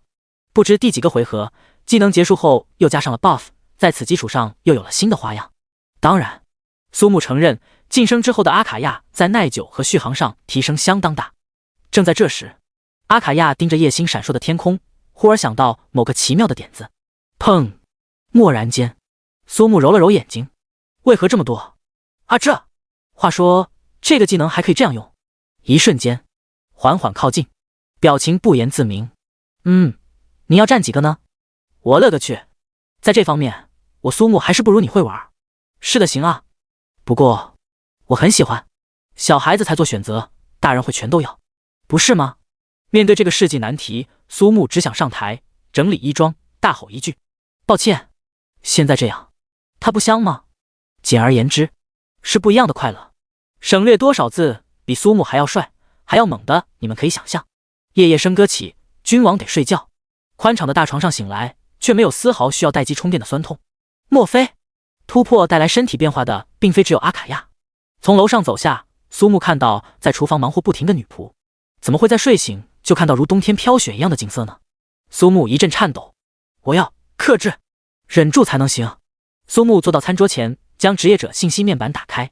二转成功，除了能学习更多技能，佩戴装备的种类和数量有所提升外，还有多到吓人的属性点。储物空间中还有海量的装备和技能书。用餐过后，阿卡亚非常乖巧地使用分身技能，在苏木的指挥下有条不紊地整理。一连数日，苏木和阿卡亚都宅在别墅中整理背包。当然，欲望不可避免。技能书共有3523本，将重复和陆66、沈佑双等人可能会用到的技能书剔除，苏木仍手握432本各种品质的技能书。技能槽有限，学习每个技能变得格外慎重。至于装备材料，不计其数，粗略估计大概上万亿华夏币，能让苍兰市最大的拍卖行宝鼎阁直接姓苏。如果再加上可以出售的技能书，这个数目还会再增加一半还多。另一边，孟南国万字血书才证明他并非是垂涎苏木的美色而假装晕倒，真的有被苏木的疯狂设想而震惊到。城市气运战开启，用2周的时间拿到一个任凭其他城市如何努力都绝不可能达到的高分。接着启程前往龙城，届时龙城中将汇集华夏国各地拥有状元名号的顶尖年轻职业者。按照华夏国高考的奖励政策，无论是理论亦或实战，以城市为最小单位，只要表现出色，拥有状元之名，都可以获得进入圣灵塔域这个世界级单人秘境的资格。只要达成某些条件，可以产出每个职业者梦寐以求的装备和技能书，经验等级更会获得极大提升。也就是说，圣灵塔域是这些年轻职业者大大缩短同老牌职业者差距的重要途径。按照苏木的计划，不仅出色完成了他的使命，为苍兰市带来最多的积分，也不耽搁进入圣灵塔域的挑战。但是又如何保证打出成绩不会被其他城市反超呢？孟南国从听到那刻起便血压升高，已经过去几天，每每想起还是会造成大脑宕机。尼玛，什么脑回路？真的是妖孽才能想出来的办法。然而不得不信，从任何人的嘴里说出孟南国都会觉得是在做梦。这个人是苏木，一切好像顺理成章。那时苏木歪着嘴笑的样子深深烙印在孟南国的脑海，自信而张狂。行走世间，总要面临选择，有选择就会出现取舍。无数人在选择和取舍之后留下岁月的遗憾，终其一生无法弥补。什么都想要，前提是拥有与之对应的实力，而苏木恰恰就拥有这样的实力。同样，孟南国也明白，这将是一场豪赌，他要将苍兰氏未来1年的气运全部压在苏木身上。按照往年的规则，苏木保证前3的成绩，获得积分足以将苍兰氏带回1年前的光景。倘若失手，从此资源惩罚性锐减，由此带来的恶性循环足以让苍兰氏永远陷入万劫不复的深渊。哈哈，老夫活着大半辈子，怎么反而越老越没胆量了呢？孟南国用力一拍大腿，妈妈的，老子豁出去了！正在此时，青色的风旋承载纸鸢而来，消散的瞬间，嘿嘿。第62章，摸鱼划水的风神。3转任务线索出现，多谢您，风神大人。双手接过纸鸢后，风之律动消失不见。华夏国的职业者排行榜第1名，也是一国之守护，属于次元剑圣裴纯风。然而，拥有古老文明的华夏国，又怎会连一个突破99级的职业都没有呢？前方华夏，神明进行。曾有不信邪的天使组织东征，令天地为之色变的神明大军，于一夜间消失殆尽，震惊蓝星。神明进行，不代表没有神。譬如说，现在这位。沉思中，青色的风元素化作手掌摊开。孟南国心中疑惑不解：你们这些老家伙怎么都磨磨唧唧？酒呢？没有酒，我白给你们送信儿呢。风神大人，您稍等，马上。几分钟后，青色手掌抓着一瓶窖藏佳酿，满意离开，留下孟南国羡慕不已。幸好，这位风神大人喜欢喝酒睡觉，是守护者之间公认的摸鱼自由神。可谁又能禁锢无数不在的风呢？一言不合，说不定整个别墅都会被吹走。风元素缠绕之下，纸鸢化作一封信。怀着忐忑的心情将其拆开，孟南国面容愈发凝重。今年的城市气运战分为限时挑战以及团队赛，后者属于新增项目，需要每个城市选出最多7名职业者组成团队进行对战。限时挑战则是职业者单人进入相同的秘境，规定时间内完成击杀任务，会根据通关时间、造成伤害量等诸多条件进行评分。如果按照苏木的计划，最多参加单人限时挑战。老孟，整栋别墅顷刻充斥音浪，直接将干裂的墙皮震落。孟南国哪里还敢迟疑半秒？宽敞的客厅，苏木尴尬挠挠头，看着面前这个过分客气的奶奶，虽是头发全白，脸上多是皱纹，却能够从气质上推断出年轻时定然也属于祸国殃民级别的存在，不禁感叹：岁月何曾败美人？等候几日，迟迟不见孟南国的动静，苏木这才想到亲自拜访，还不曾说明来意，他已经被招呼到客厅，正巧碰上下楼拿饮料的孟可柔。两人闲聊的同时，老人的目光在两人之间来回游移。短暂的迟疑过后，脸上的笑意愈发亲切，越看越觉得般配。一个连他都看不穿的年轻职业者，隐隐还有传说中的神迹波动出现，未来必然是光明坦途，更不必说苏木媲美，甚至远远超过明星的颜值。再者，两人站在一起真的般配啊。只是当听到苏木居然是来找孟南国时，当然，苏木完全没料到那一嗓子超级狮子吼，以至于被狠狠吓了一跳。来了来了，再用一次大河狮吼别墅救他了。怪不得那夜孟南国会不顾一切去追孟可柔。南国，这位是……简单介绍一番，老人正是孟南国的妻子秋月圆。更令苏木震惊的还是秋月圆身上散发出的波动，与孟南国相比要强上太多。换言之，面前这位精神矍铄、气质优雅的老人比孟南国还要强。呵呵，小伙子能力不错，不必好奇，须知人各有志，并非每个职业者都想攀登高峰。苏木尴尬摸摸鼻梁，暗自感叹。接下来，孟南国迫不及待将城市气运战的安排说出，这种往往只有城市守护者才会提前知道的消息，并没有对苏木有任何隐瞒。旁边，秋月圆越听越是心惊，并非他怀疑苏木的能力，而是每次城市气运战所选择秘境都属于暗藏玄机，因为在此期间各个城市选出的职业者可以不限次数挑战，所以打法攻略会时刻变化，由此带来的不稳定因素每分每秒都在增加。往年经常会出现在结束前一刻绝地翻盘的情况，中途就会退出的苏木如何保证成绩？心中虽有疑惑的，看到孟南国自信满满、热血激昂的模样，秋月圆不禁对这个光环加深的少年愈发好奇。想来谨慎小心的孟南国可不像是那种没把握就孤注一掷豪赌的人。苏木沉吟片刻，依旧选择坚持先前的想法。凭借现在的等级属性以及装备技能，他有绝对的自信。网游规则下的秘境再难，还能比宫崎老贼的游戏麻烦？哼，我当年可是挑战过速通的全记录，更何况他妈老子从来没打过这么富裕的仗。孟南国双手作揖，郑重其事。如此，无论成功与否，老夫都感激不尽。若是日后有需要老夫的地方，千万不要客气。嘿嘿嘿，孟老，眼下就有一件事情需要您帮助。做人要学会顺杆爬。三转任务后面2个完全没有任何线索，苏木可不想因为找不到而耽搁觉醒突破。孟南国成名多年，说不定能提供一点情报。听完所有的3转任务，就连秋月园也不自觉长大了嘴巴。老天对这个小家伙是何其残忍啊！第1个任务就不可能完成。且不说被基数这种技术层面的东西，以及秘境在国外之类的客观条件，如果要获得7位孤王7土的灵魂核心，需要在最后濒死时刻用与之相反的属性将其击杀。众所周知，职业者能够使用2到3种属性技能已是凤毛麟角，更何况还是7种。沉思良久，孟南国和秋月园对视一眼，皆是没有任何头绪。抱歉，苏木，没想到我这么快就会被打脸。我和月圆走过蓝星上许多地方，从未见过或者听过有关你3转任务的秘境或者怪物。忽然，秋月圆狠狠一扭孟南国胳膊，与先前孟可柔如出一辙。圣灵塔域的先知圣贤？什么？经此一提醒，孟南国倏尔想到什么，面露激动之色。对，我真是老糊涂了，竟然把你即将要进入圣灵塔域这一茬给忘了。圣灵塔域可谓华夏国最为顶级的秘境，其中云集许多在华夏国历史上实力强大的职业者以及上古神兽。倘若最后爬上最高处，登临绝巅，还会碰到号称无所不知、无所不晓的先知圣贤。或许能通过先知圣贤得知圣天半子和获取齐土王好感的详细情报。苏木缓缓舒了口气，起身拜谢。闲聊下来，秋月园对苏木越发满意。此子日后成就不可限量，天赋实力皆属上乘，更不必说远超同龄人的心性，只要正常发展，最次都是城市守护者。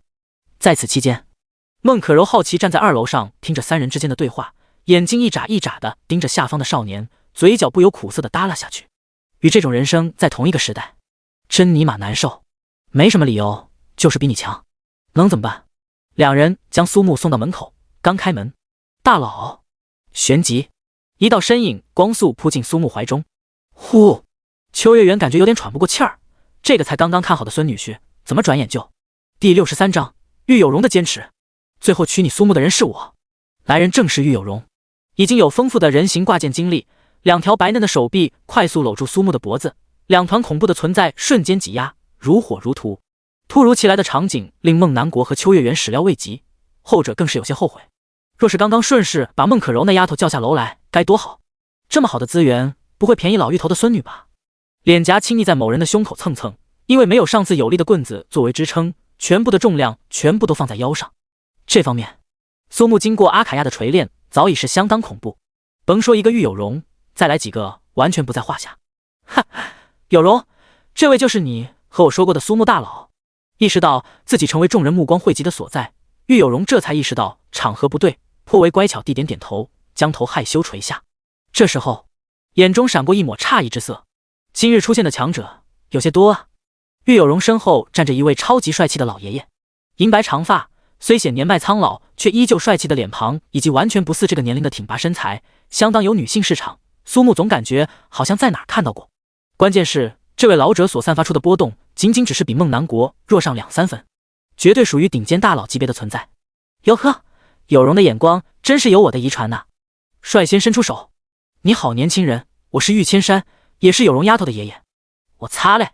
华夏国排名前3的大富豪，东南地区的首富玉千山，没想到居然也是一位强大的职业者。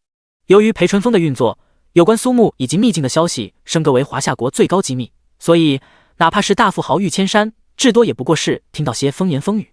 几人再度回到客厅，孟可柔这时缓缓从2楼走下。今日玉有容打扮如洋娃娃一般，少女粉的露肩装，短款白色裙，配上一双小凉拖，不仅成功展示身材，更给人一种可爱亲切感觉。至于孟可柔，修身的牛仔裤，泡泡袖的小上衣，走的又是另外一种清新活泼风。熟人相见，玉千山同孟南国等人交谈，眼角余光却始终关注着角落的苏木。苏同学，有容都和我说过，若不是你，他也不会有实战考核第2的成绩。日后我这个孙女在元墨大学就有劳你多关照了。他选择的不是另外一所学校吗？孟可柔突然问道。嘿嘿嘿，我的职业天赋可是有占卜功能的哟。根据我的占卜，苏木哥可是我此生的大贵人，所以……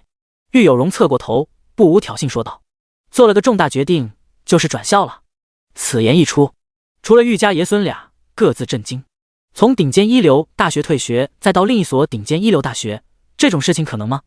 有容丫头坚持，我倒是无所谓，多赞助一所大学而已，简单的和一样。不得不说，有钱是真任性。总之，苏木哥要是组队什么的，别忘了叫上小妹我哈。我看你就是想白嫖，那又怎么了？某人想白嫖，不也没嫖成？总之，三个老人听到他们引以为豪的孙女互相指责，目瞪口呆。熬过了修罗场一般的午餐，苏木辞别众人，来到启星中学校门口，老远就看到一袭淡红长裙的沈幼霜，微风拂过，长发飘舞，一时间，不远处几个打球的少年呆住了。这尼玛是白月光属性的朱砂痣！怦然心动，正要鼓起勇气上前试试能不能搞到 V， 就看他已经乖巧站在一个男子身旁。我靠，老子的纯情少男心啊，又尼玛碎了！两人没说几句话，早有一个神出鬼没的灵活胖子以3步上篮的精准步伐施展泰山压顶。木哥，你这个背刺老子的瓜批！陆六六非常生气，生气到上次从苏木别墅出来，直接回到家中，从床底翻出专门存储精品的 600T 超大硬盘，在一声声震颤灵魂的嚎叫中，最后还没办法突破冷玉八嘎酱带来的障碍。不是说心中无女人，拔剑自然什么？你个老六，害得老子以为你真的不近女色，等了你这么多年，结果你居然已经轮到姥姥家去了。话虽如此，陆六六暗自心惊。如果苏木这几天真的超级润，为什么还能承受住他超过250斤的重量？切，我哪说错了？苏木反唇相讥，我拔的是剑，分明是刀好吧？再说拔剑这种事情是能随便拔随便进的，这种情景沈幼霜早已见怪不怪。不过今天的他在各种方面都展现出身为女生的一点点小心机，譬如走在街上时不知不觉间挽起了苏木的胳膊。哼，本宫在此，尔等休得放肆！三人已经有很长时间没有相聚，走过人间烟火气十分浓重的美食一条街，最终在苏木曾经打过工的博兹小烧烤停下。很快，肉串刺啦作响，香气四溢，老子就馋这一口。啤酒烤肉配小葱，3宫6院金不换。沈幼霜想到上次苏木的野外小烧烤，当即起身去询问老板该如何烤龙肉才好吃。陆六六炫到直打嗝，这才询问苏木将他们两人叫出来的真正目的。这时候，旁边沈幼霜也露出好奇的神色。三人虽然不在同一所大学，往后说不定天各一方。想到此，不禁有些感伤。苏木嘴角一扬，对比某龙王还是要清爽许多。邪魅狂狷的笑容和颜值有相当大的关系，往往油腻和霸总中间差的不是票子，而是脸。提示：苏木向你发起交易，请问是否同意？几分钟后，陆六六抓起一把刚放上火炉的生肉塞进嘴里，竟是感觉活在梦中。另一边沈幼霜脸色阴晴不定，想要付给苏木同等价值的华夏币，却发现就是把它按2来买也完全不够，除非论次。苏木，我们不能，这太贵重了，木哥。话语戛然而止，因为苏木直接制止了两人的话语。高中3年，冷热自知，这些都是我精挑细选的东西，肯定对你们有帮助。一口炫完烤肉，苏木嘿嘿一笑，万一兄弟我将来有难，你们可不能袖手旁观啊！卧槽，什么话？我六六要真是这种人，就让我一辈子找不到男人，呸呸呸，一辈子见女就软。数小时后，庆祝我们3个成功毕业，干杯，干杯！纵有万般思绪，终会散场。高中3年也不过2人而已。陆六六独自走在街上，好奇之下挨个查看属性，越看越清醒。啪啪啪啪，整套堆闪避的防具装备以及罕见加闪避属性的匕首。非但如此，这尼玛附魔技能是根据闪避成功次数回血。陆六六很感动，所以回到家后拿出精心编排的超级大硬盘，打算回赠苏木。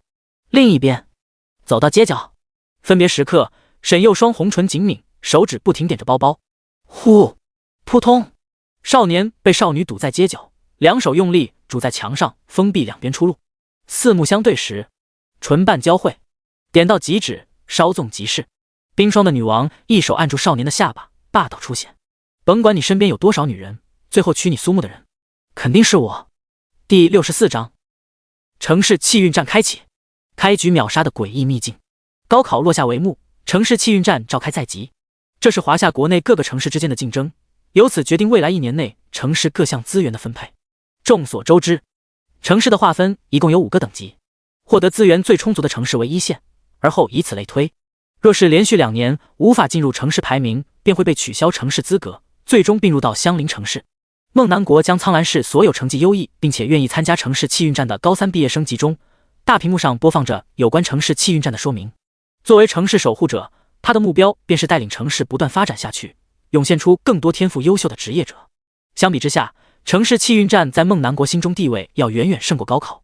会议室很大，却只有寥寥不到100人。对此，梦南国早已习惯，目光不由看向角落的少年，心中多出几分佩服。更多年轻职业者在高考结束后，绝不会在城市气运站这种完全没有产出的地方浪费时间，像苏木这般更是少之又少。或许到明天真正开始的时候，人还会更少。城市气运站所涉及的秘境、怪物，包括比赛的类型，都是到开始当天才会知道，旨在考验各城市守护者以及挑战者们的应变实力。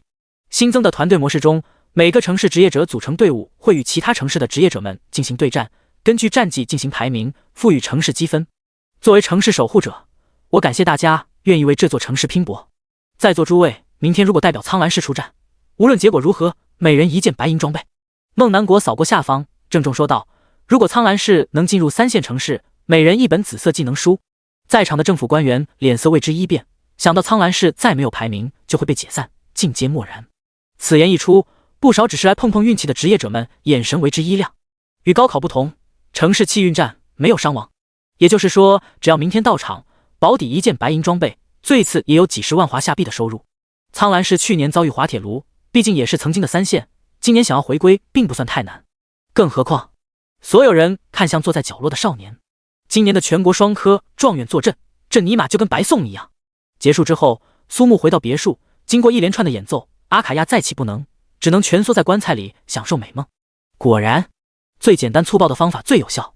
一个女人，以及女吸血鬼，最重要的还是心灵和身体的双重满足。根据梦南国夫妇的情报，秘境孤王遗迹中只有 BOSS 与7个王之祈土，分别对应光暗水火雷冰木7种属性，必须要在王之祈土濒死之际用相反的属性将其击杀，才能获得灵魂核心。检查技能目前仍旧缺少光、暗和木这3种超稀有属性的技能。纵观理想之城中掉落的技能书，竟然只有1本光属性的绿色技能书光之锤击。潜能爆发！苏木握着手中的红色技能书，神情激动。红色神罚忏悔之锤 LV25， 职业牧师。介绍：由神圣之力凝聚出巨大的光属性忏悔之锤，可连续挥动9981次，每锤获得上一锤 50% 的力量，并增加 10% 的攻击速度。若技能中断，冷却时间666秒。居然还是一本持续性技能，虽然中断惩罚相当严重，不过既然都决定要锤死对面，干嘛还要停？旋即又翻出一把黄金品质的大锤武器，潜能爆发，通体幽蓝，比苏木还高出一头的大锤武器现世。传说替身战锤 LV25， 职业牧师，属性攻击加600，防御加600，力量加100，体力加249，智力10，攻击速度负 50%， 移动速度负 20%。 效果超级替身，攻击时有 1% 几率召唤替身使者手持更大战锤出现攻击敌人，持续时间7秒，冷却时间8秒。别想跑，攻击时有 50% 几率使敌人减少 35% 移动速度，持续1秒。嘿嘿，替身战锤主打一个无脑狂砸，正好与神罚忏悔之锤互相配合。强化替身战锤到13后，由于缺乏材料，只得作罢。佩戴装备后学习技能。想到第2天的城市气运站，苏木早早上楼休息，终于能独自一个人睡觉了。天才刚亮，苏木就在阿卡亚美好的叫醒服务下睁开眼睛。城市气运站由于参赛范围覆盖整个华夏国，在每个城市的职业者中心都会设立一个入口，挑战职业者们可以在规定时间内的进入挑战。同时，为了保证能够有更多时间讨论攻略和挑战，职业者中心会在此期间封闭，所有参与的职业者们都会分配到一个独立的房间。开车抵达后，苏木发现那几张熟悉的面孔都在。嗡！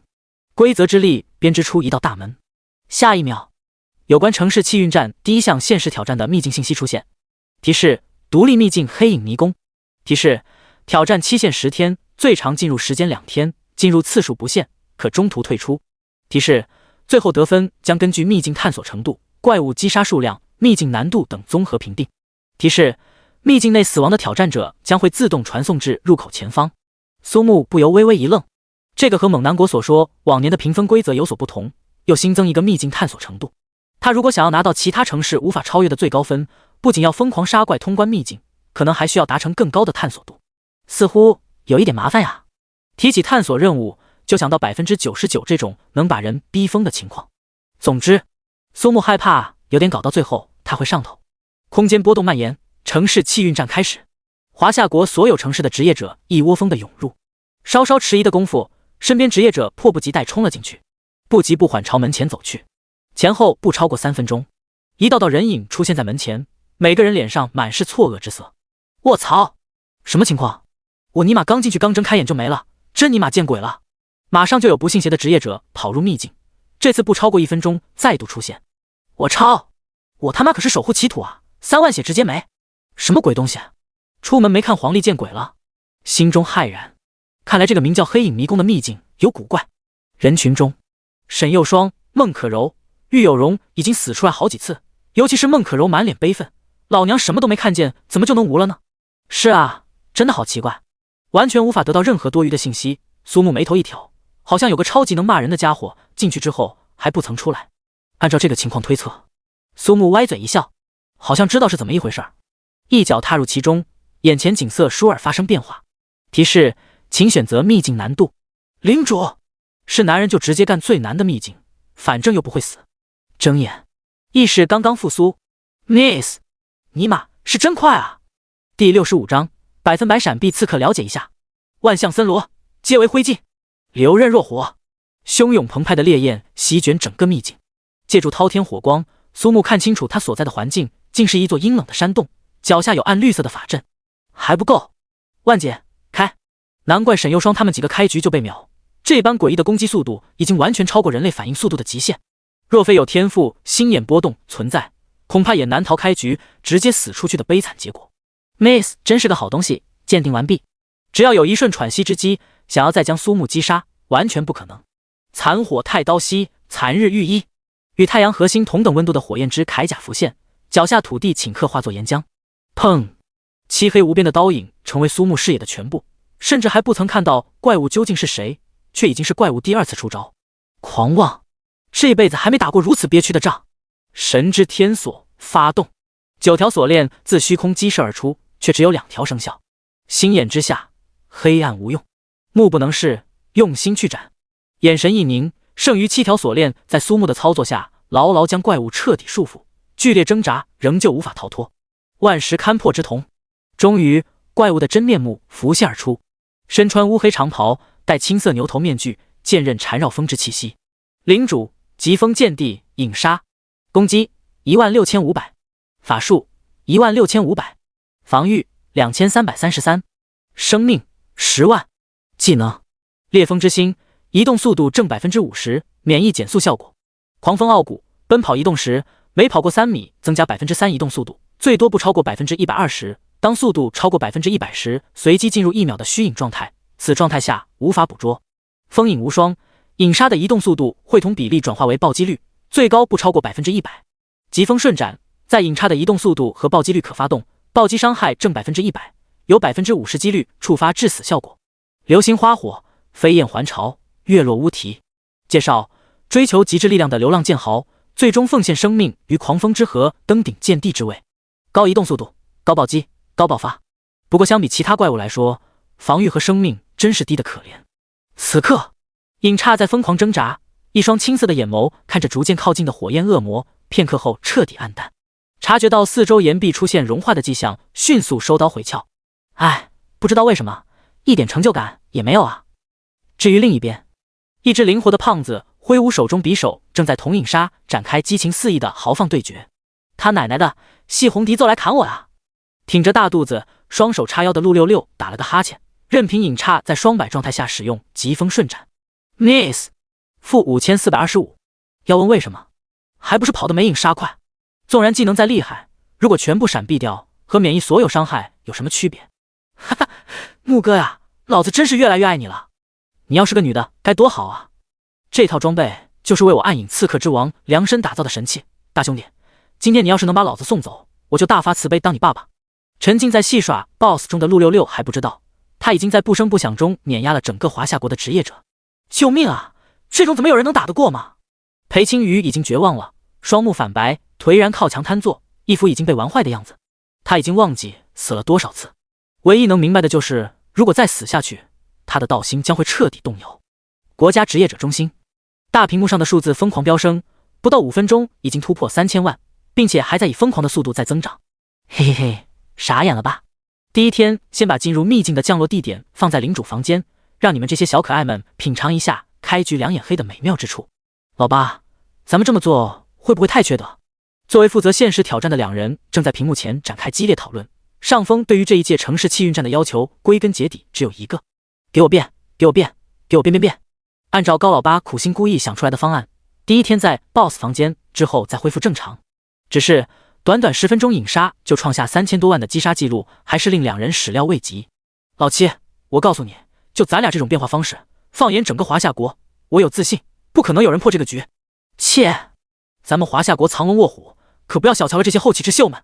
被唤作老八的职业者转过身，背对大屏幕，面向其他工作人员高声大喊，大家也都听到了，如果要有一个开局把领主干掉的，我高老八给大家表演360度花式旋转倒立洗头。如果屏幕一侧的击杀次数瞬间从0变1，迅速制止其他工作人员后，老七笑容玩味。如果什么？如果有2个人，我告诉你们，自产自销。高老八得意洋洋，眉宇之间展现出一切尽在掌控的潇洒自如。然后他看到了那个彩色的数字1，目瞪口呆，呆若木鸡。鸡你太美！高老八震惊到下巴脱臼，也没想到怎么会有人可以破解影杀，超越人类反应极限的恐怖一击。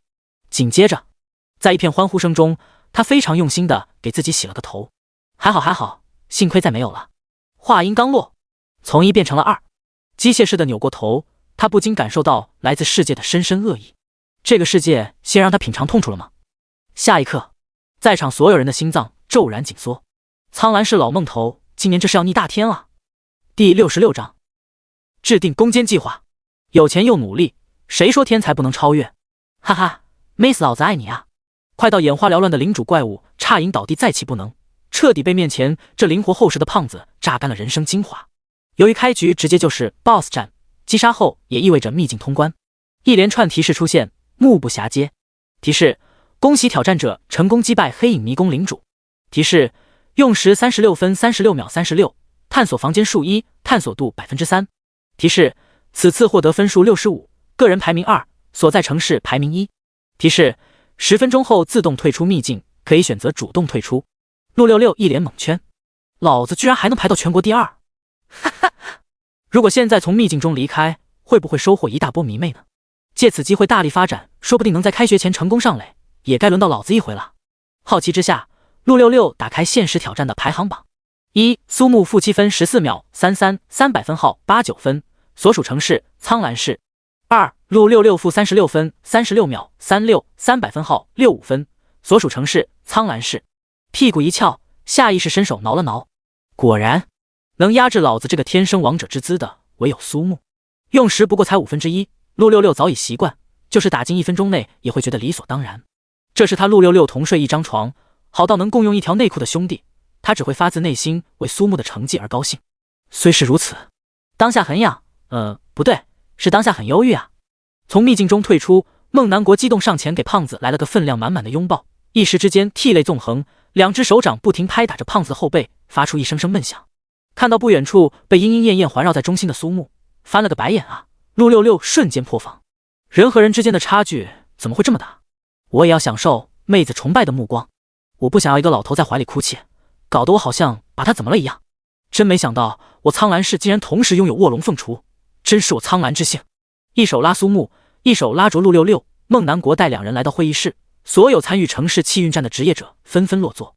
华夏国各地的职业者中心骂声不断，不少自诩天赋卓绝的职业者被秒到怀疑人生，无论尝试多少次，结果完全没变。老七老八这两个绿毛乌龟越来越不做人了。守护者欧阳艳华看着下方一筹莫展、面面相觑的职业者们，内心止不住痛骂。所有人连怪物的腿毛都没摸到一根儿，更不必说提供详细的情报。不过欧阳艳华凭多年经验，很快制定出数个方案，反正又不会死，总能找到怪物机制的漏洞。守护者大人，出现第2个挑战成功的职业者。欧阳艳华看见陆66的名字时，再次被震惊。这就说明孟南国可能已经完全掌握怪物的机制，并找到了应对之法。或许上次千岛城开放秘境，帮助苍兰市渡过难关，这次也该轮到他拉自己一把。华夏国各个城市的守护者看见苏木的名字后，内心不禁叹气，不愧是拿到双科状元的职业者，就连攻坚战也快人一步。再看看身边这些可怜巴巴、望眼欲穿的小家伙们，羡慕嫉妒恨啊！时间推移，很快已经过去3个小时。在此期间，每个城市的职业者都在尝试，手段层出不穷，却也依然连怪的衣角都不曾摸到。城市气运战首日的成绩也能称作首秀，不仅可以提升整体土气，还能够带给其他城市以极大压力。当然，还有最后一个办法。几乎所有守护者脑海中灵光一闪，我这么说，大家应该都懂了吧？苏木详细将领主的技能特点，包括所处的环境说完，不曾有半点隐瞒。而陆66则是补充了许多细节。论起谁是对 BOSS 最熟悉的人，他可是亲身经历沙隐从出场前戏到高潮喷发，最后精疲力竭而亡的全过程，更具有参考性。随后，苏木发现他竟然成为那个带领大家制定攻坚计划的人。更关键的是，会议室内所有职业者并无不服，人人各抒己见。至于本该站在苏木位置的城市守护者，走廊上，孟南国好似一下子年轻20岁，红光满面，爽朗的笑声能传遍整栋楼。哪里，这都是苏木的功劳，我也不过是提供了一点点小小的意见而已。仅只过去1年，处境完全不同。面对同为守护者打来的求助电话，听着去年还公开嘲讽他的老家伙们一个个低下高贵的头颅，言语中更是化身柠檬精，孟南国简直高兴到想要再生一个。嗨嗨，喂，欧阳啊，你没陪着老妪，怎么有功夫给我打电话了？少在这儿给我装傻！孟南国，秘境里的怪物到底怎么回事？刚想好好反呛几句，却听到电话那头欧阳艳华直接大招：“老孟啊，我想你应该也不想让月圆妹子看到当年你写给我的那些情书吧？”噗！一口茶水喷出，孟南国顿时如坠冰窖，几番挣扎还是选择妥协。岳有容自始至终乖巧跟在苏木身后，看到苏木镇定自若地带领所有人制定攻坚计划，满眼星星。很快，苍兰市的职业者们再次踏入黑影迷宫，孟南国不无欣赏地看着苏木和陆66，开怀大笑。数小时后，排行榜上前10名中有7人都出自苍兰，剩下3人分别属于千岛城以及首都龙城。苏木大哥，你看！听到玉有容的惊呼，苏木打开排行榜，看到裴青雨成功凹分数成功，与他仅只差3分。怎么办，苏木大哥？那个叫裴什么雨的好强啊，说不定马上就要超过你了。啪！少女脸颊顿时通红，莹润的耳垂更是红了个通透。嘿嘿，是摸头杀呀！事实证明，面对个子矮过自己很多的女生，这一招从未出现鸡飞蛋打的意外状况。无妨，他强任他强，明月照大江。一瞬间，玉有容惊呆了，难道他完全都不着急的吗？心态也太好了吧！打了个哈欠，苏木睡眼朦胧朝公寓走去。有容，待会儿记得11点叫醒我。几分钟过去，裴青雨的名字成功出现在苏木的头顶，激动到手舞足蹈。他终于堂堂正正超过了那个家伙。自从上次被苏木所震撼，他自觉道心受损，倘若不找机会修补，长此以往定然化作心魔，有损修行。糟糕，最近小说看多了。但是真的想放肆大笑，价值上亿的竞数卷轴玩了命的用，生生将分数推到90。哈哈，看到了没？只要努力，只要有钱，天才也不是不可被战胜的。裴青雨瘫倒在地，气喘吁吁，眼眸透露出强大的战意。虽然身体早已透支，脸上的笑容洋溢着自信。就问你苏木怎么超过我？胜利属于我裴青雨。孟南国急匆匆赶来，听到苏木回房睡觉的消息，抓耳挠腮，偏偏又不敢将其叫醒。这种时候，万一撂蹶子，哎呦，急死个人呐！23点，除去孟南国、玉有容等少数人，其他参加的职业者们全部被安排睡觉，养精蓄锐。首日的争夺实则已经告一段落，之后每一天都会异常重要。苏木准时睁开眼睛，对于凹分，等到时间快要结束的时候再一锤定音，这样才够刺激。成为红莲升降机前，苏木没少用这种办法冲击第一。结。第67章，半场开香槟。苏木上演视听瞬杀，一线城市新海城中央区域，一辆价值数十亿的最新款豪车呼啸而来。少年下车的瞬间，周围响起一声声惊呼。身着雪白西服，胸前一朵鲜红玫瑰格外醒目，肤色白皙，容貌俊俏，尤其是那身不似普通人的贵族气质，无论少年处在任何地方，都如同鹤立鸡群般吸人眼球。神情恬淡，只是步伐匆匆，径直走入职业者中心。早有人掏出手机，不停对着少年拍照，少女们更是被深深吸引，爆发出狂热的喊叫。不少人则是在窃窃私语：这不是咱们南方大区的双科状元文宇飞吗？他来这儿做什么？现在出现还能做什么？肯定是打算参加高考之后的城市气运战啊！我的天，文宇飞进去其他城市还有的玩，纯纯降维打击好吧。不过听说这次全国双科状元也在其中，文宇飞想要大杀四方，估计悬吧。23点30分，文宇飞的出现令新海诚所有职业者的眼神顿时为之一变，一边朝秘境入口缓步前行，旁边早有一名身穿燕尾服的管家跟随，同时将秘境的所有情报和盘托出。宇飞，目前是裴家的丫头暂时领先，你关注的家伙是第二。说话者正是新海诚的守护者文东白。身为华夏国排名前3的大城市，城市气运战第一天竟然榜上无名，在他而言简直是丢人到家。如今看到自己的儿子出现，紧张的心略微放松。此次若没有苏木，文宇飞之名绝对会响彻整个华夏大地。可惜大区的双科状元和苏木这个全国双科比起来，就变得拉垮许多。果不其然，听到苏木参加气运战的消息，文宇飞马上赶来。秘境入口前，文宇飞冷哼一声，装备浮现，竟是一套强化到10的星辰品质装备。周围职业者眼中满是炽热之色。10几分钟之后，排行榜发生变化，新海诚的名字首次出现在排行榜，而且直接就是第一。好哎，文宇飞太给我们新海诚长脸了。什么龙城第一天才，什么全国双科状元，都是放屁。虎父无犬子，大人，少爷他一出手便是全国第一。文东白听到铺天盖地的赞扬，笑得合不拢嘴。那是自然，我儿宇飞有大神之姿，那个名叫苏木的少年不过一时走运而已，哪里如菲儿这般稳扎稳打。今夜高下立判。下一刻，少年出现的瞬间再度进入，如此反复3次，最终将分数提升至95分。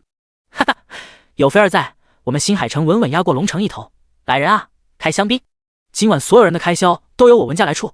新海诚职业者中心内响起震天的欢呼。裴青宇咬牙切齿，泛起血丝的眼睛死死盯着文宇飞的名字。现在对手又多了一个，凭空冒出一个厉害的对手啊！听着玉有容焦灼的话语，孟南国内心更显急躁。偏偏苏木那个家伙姗姗来迟，此刻双手插兜，似乎正在赏月。滴个神呀！难不成这是要摆烂的前兆？苏木大哥，你打算怎么办啊？少年回过身，背对天上明月。今晚的月色真美，对吧？我尼玛，都到什么时候了？你小子还在这里撩妹？孟南国气到直接炫下一整瓶速效救心丸。看看时间，23点55分，距离第一天结束只有不到5分钟。孟南国紧皱的眉头彻底舒展，前后算上所有时间消耗，留给苏木击杀 BOSS 的时间最多只有2分半。回天乏术呢？不过好歹目前苍兰市的综合积分位居第一。孟南国心中不断安慰自己，却看到苏木站在秘境入口，手中多出一把通体冒寒气的太刀，眼角余光看到叶片上的露水凝成冰霜，寒风骤起。加18冰轮丸，师姐开！双臂抱怀，玉有容面容为之一变，刺骨的冷气几乎将他彻底冰封，下意识后退几步，端坐于霜天之上吧。冰轮丸，旋即天地之间风雪弥漫，冰之双翼展开。下一刻，苏木进入秘境之中，意识刚刚出现，向前踏出一步，4界冻结，4步之内冻结所有的概念，包括时间。影杀免疫减速，无法抵挡冰冻，冰爆破碎，10万生命的血条顷刻蒸发，化作虚无。时间恢复流动。面对未知的 BOSS， 神之天锁可以将其束缚，限制其移动和出招。如果从一开始便知道影差100%会趁立足未稳之际使用致死一刀，反而省去跑路的时间。早在同所有职业者共同商讨攻坚方案时，苏木已经敏锐发现影差的攻击意识极强，由此也制定出一个只有他才能做到的方案：时停加瞬秒。不知是谁率先发现，而后华夏国各个城市彻底炸锅。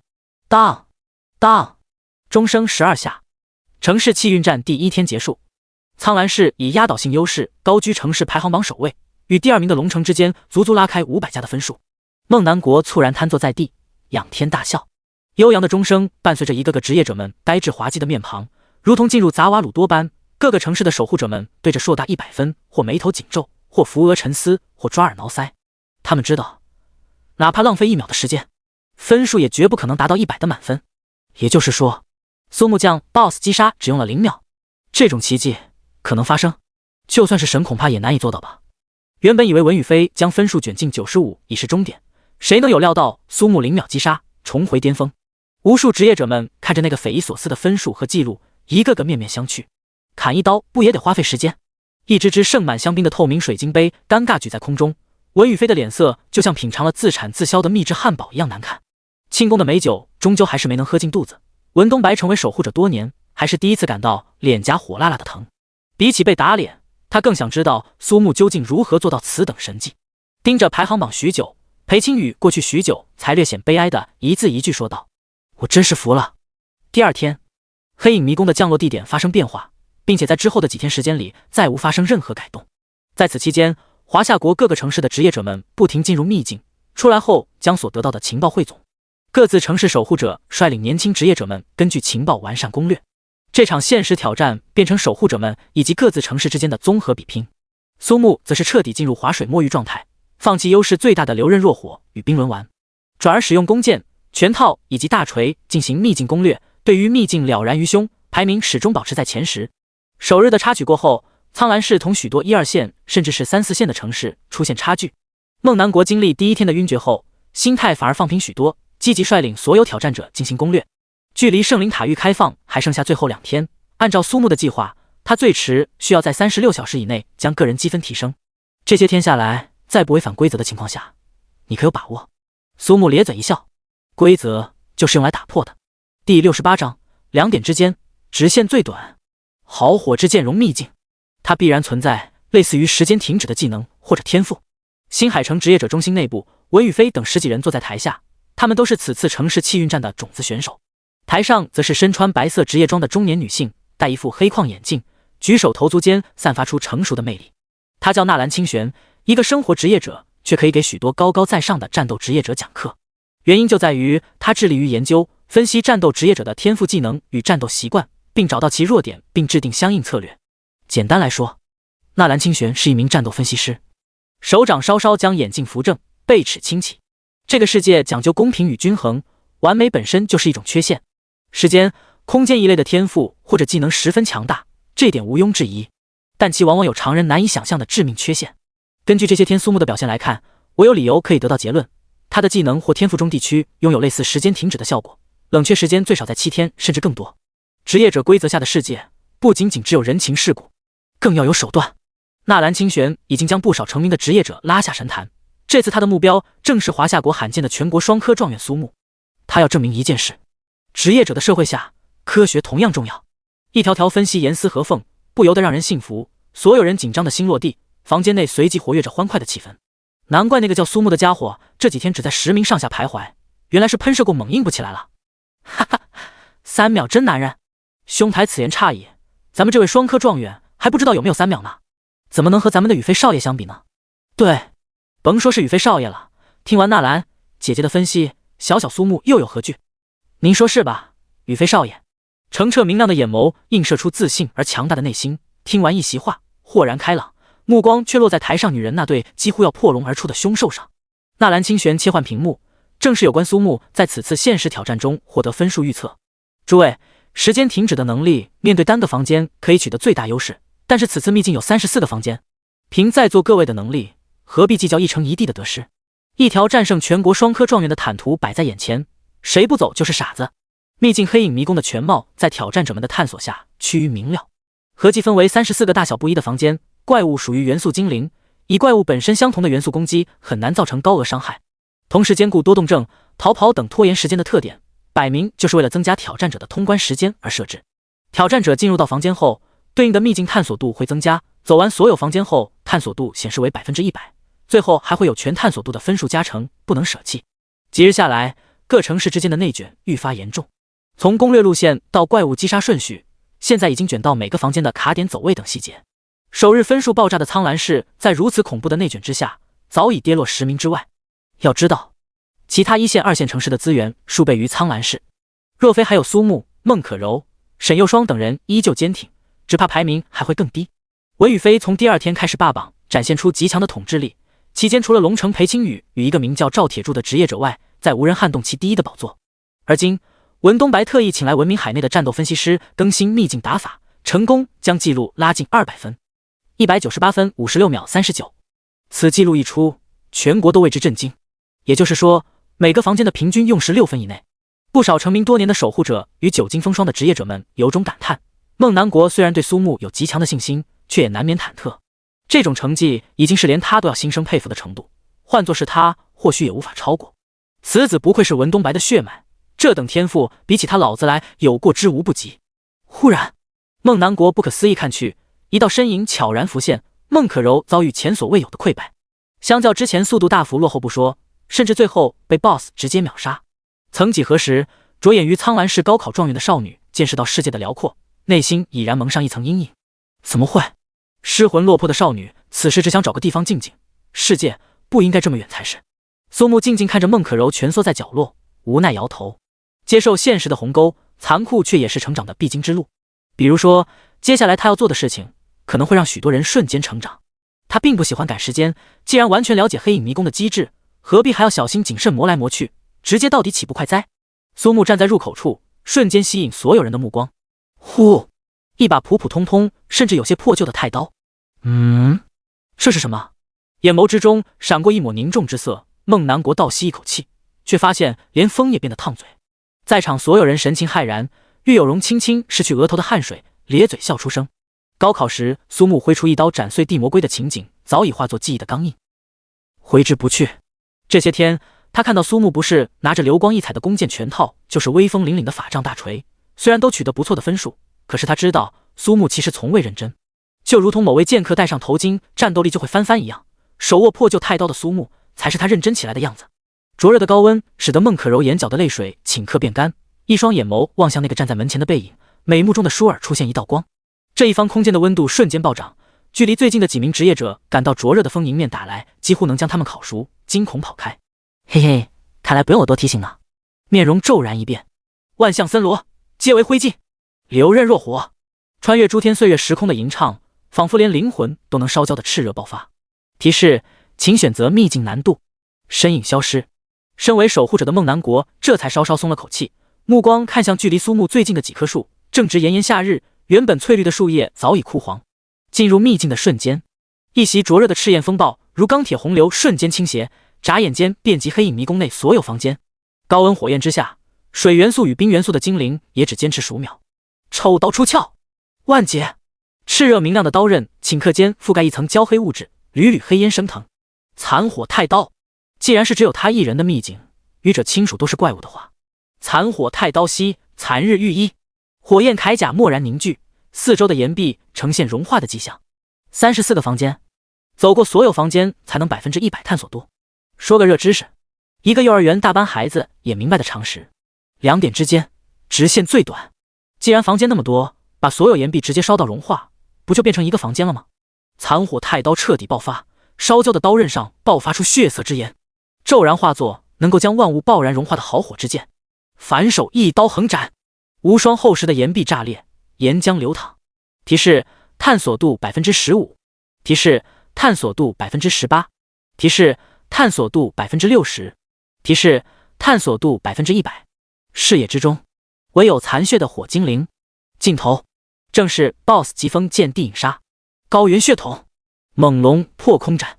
嘹亮的龙吟与呼啸的爆炎编织出毁灭的乐曲。斩杀火精灵，移动速度增加，再斩，再加，到最后，影杀视野中唯有一点红光。声未到，人已至，一刀火葬。第69章，苏木单手插兜，我打完了，你们随意。纳兰清玄 CPU 烧干，冲天的火柱中，影杀尸骨无存。秘境黑影迷宫地形早已改变，如今反而用熔岩洞穴形容似乎更合适恰当。用物理的方法直接整合所有房间，探索度 100% 的条件与最快时间通关秘境2项全部达成。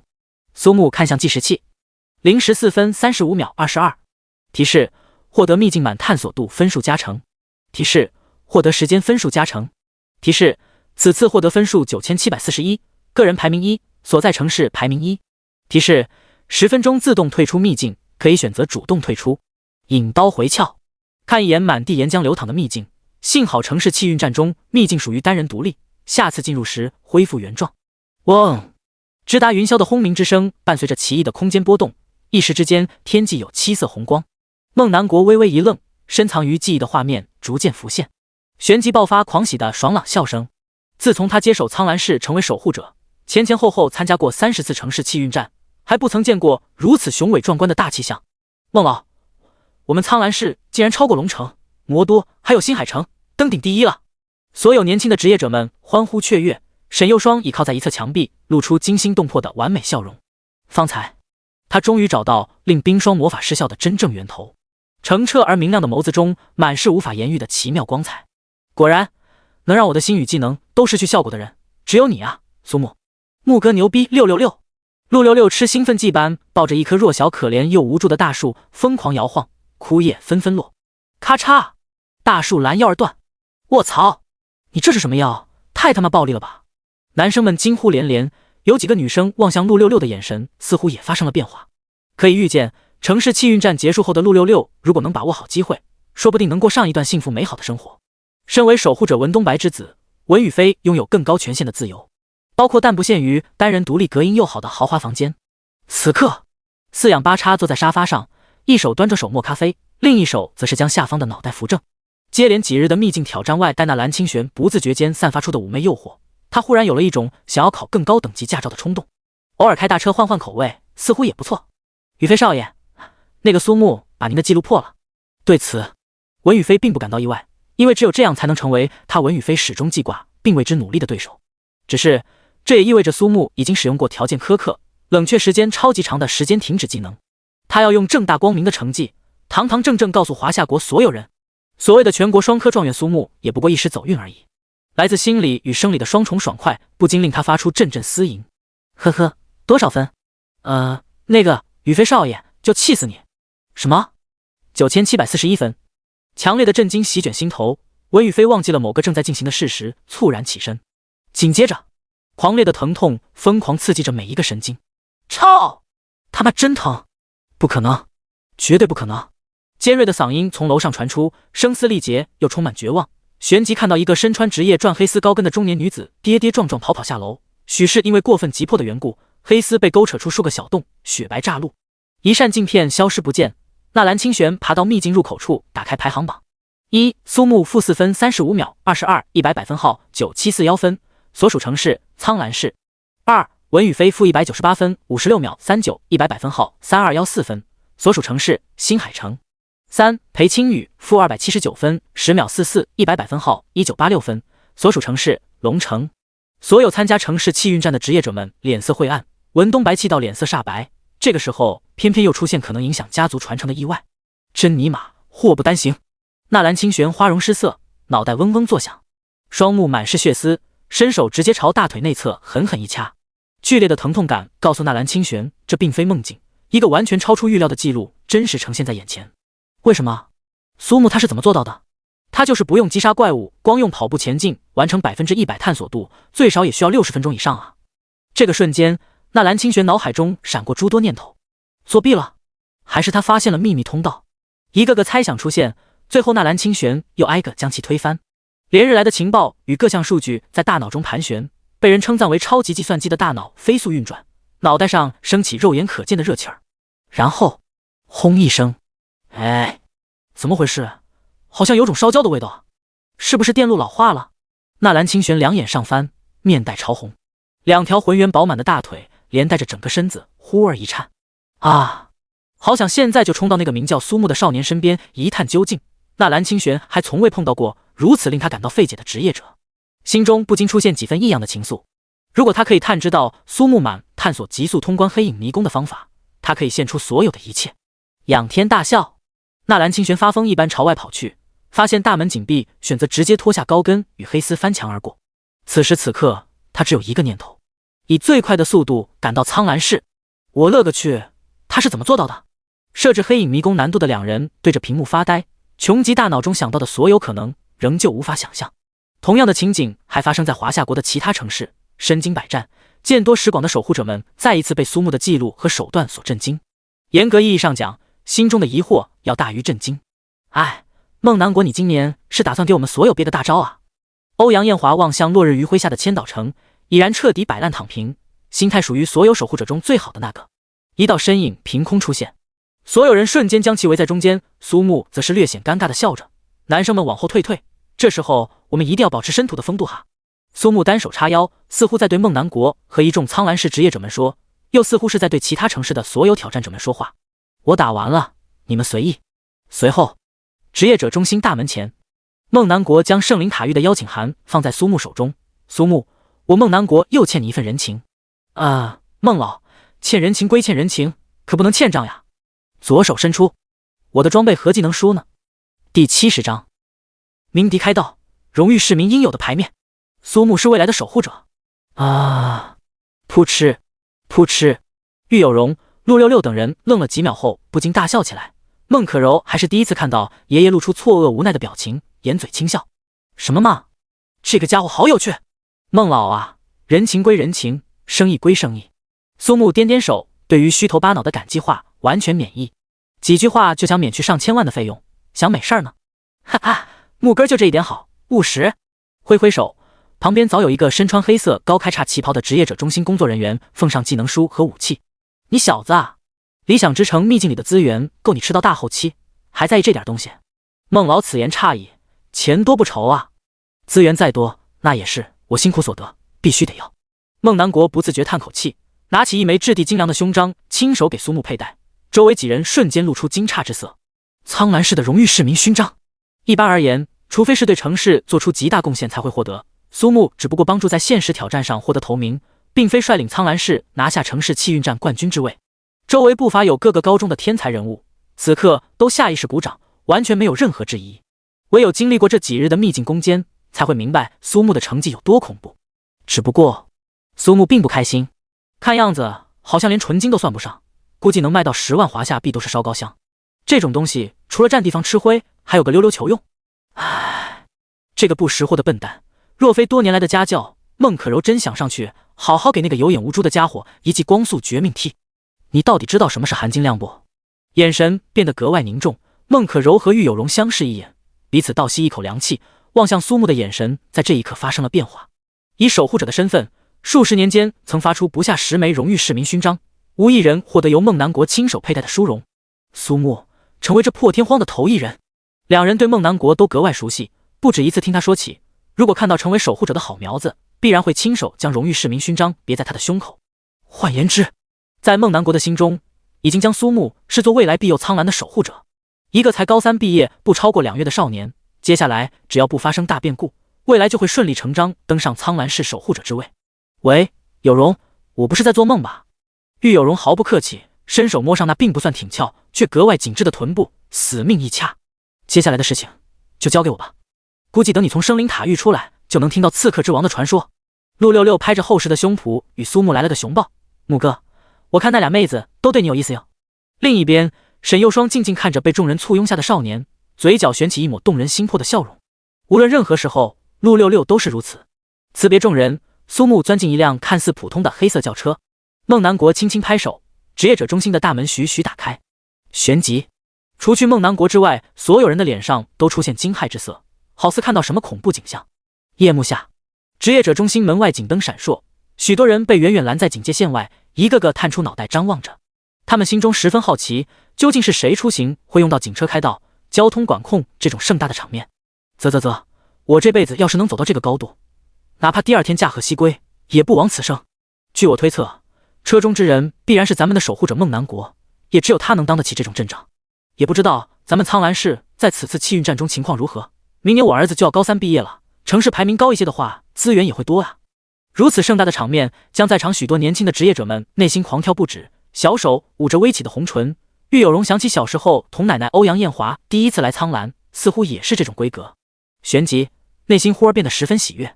嘻嘻嘻，不愧是我玉有容一生的贵人。那句话果然无比正确，选择大于努力。所以，苏木大哥，以后你可就别怪我赖上你了哟。毕竟，能力越大，责任越大嘛。大门关上，孟南国看到每个人的脸上还残余着激动之色。诸位，苏木给我们大家开了个好头，现实挑战只要大家正常发挥，第一名就是我们的。接下来的团队战，哪怕没有苏木，老夫相信你们一样可以成为苍蓝市的英雄。城市气运战结束之日，你们也会成为比这还盛大场面真正的主角。激昂的话语成为每个人的振奋剂。实打实的好处很重要，但是对于这群正处于幻想成为英雄年龄的职业者们，空前荣誉的激励有时会更加重要。通往胜利的大门已经被苏木叩开，最后就是在场所有人齐心协力，共同创下苍蓝市最大的辉煌。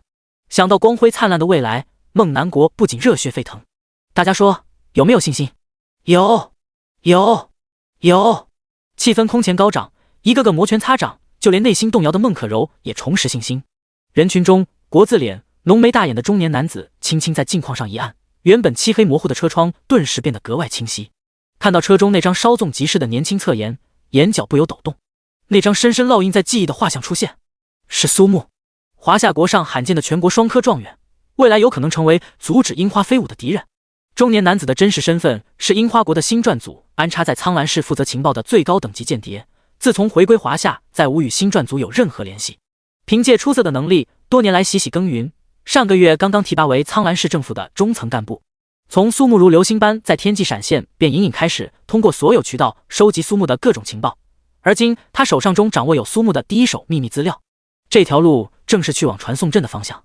本以为只是平常的守护者出行到别的城市，现在看来却是苏木要离开苍蓝。未来的强者尚且还在发育期，此时若不将其彻底扼杀，想到那近乎规则的锁链捆缚。黎明，一份如胖子和小男孩同等震撼的情报出现在星传组核心成员的办公桌上。第71章，特高科与星传组的共同目标。幸运66的刺穿死棘之枪，以历年华夏国高考的难度，全国双科状元的含金量毋庸置疑。樱花国星传组首领真田雄一不时用指节敲击桌面，目光扫过每个人的脸庞。苏木将来势必会成为我樱花国的大敌，我们要在特高科那帮蠢驴发现之前，一举将此人扼杀。樱花国拥有2张情报组织的王牌，星传组与特高科两者始终保持竞争的关系。去年特高科策划了一场针对华夏国年轻天才的围剿计划，战果非凡，其中更是将苍蓝市引以为豪的天才直接暗杀成功，得到来自天皇陛下的褒奖。多年谍报工作的直觉告诉真田雄一，倘若此番将这个名叫苏木的职业者干掉，星传组将会彻底盖过特高科。旋即，大屏幕上出现华夏国目前当红名主播笑笑的成名直播回放，正是苏木在精灵之森击杀雷火双头狼的影像回放。在座无不是樱花国内成名许久的职业者，拥有多次完美暗杀的经验。伴随直播回放进行，一个个的表情开始变得凝重。诸君看完有何对策？真田组长，此次击杀怪物时等级在多少？提问之人乃是新英流出身的剑道天才上泉万刚，不到30岁已经突破成为6转职业者，18级。那你囊 DI 斯嘎。上泉万刚双拳紧握，闭口不言。所有人不由眉头紧皱，更有人瞪大眼睛，显然不敢相信视频中那个将雷火双头狼吊起来轻松锤的年轻人才18级。单刷雷火双头狼这种怪物，最少要保证4转才能万无一失，而视频上少年居然连1转都不到，怎能不令人吃惊？看来此人最大的倚仗就是这个神奇的捆绑技能。上泉万刚点点头，单纯从视频中看，苏木正是凭借那不起眼的锁链才能击杀怪物，若是出手暗杀，锁链的变数必须考虑在内。最终决定出动上百人的暗杀行动队潜入华夏国，一根锁链捆一个，最多也就能限制9个，上百人万无一失。特高科的八嘎娘们，你就等着被我们星传组吞并吧。与此同时，特高科总部内，科长上山春奈着手制定出击杀以苏木为首的华夏国年轻职业者的行动方案。不远万里出动特别行动队刺杀，其他人只是锦上添花，唯有不惜一切代价杀死苏木才是目标。大笔一挥，万里屠苏行动，上百条克制锁链捆绑天赋的方案，就问你怎么失败。而且这次率队行动之人是执行过99次成功暗杀的新田菜菜子，星传组那帮垃圾们怎么比？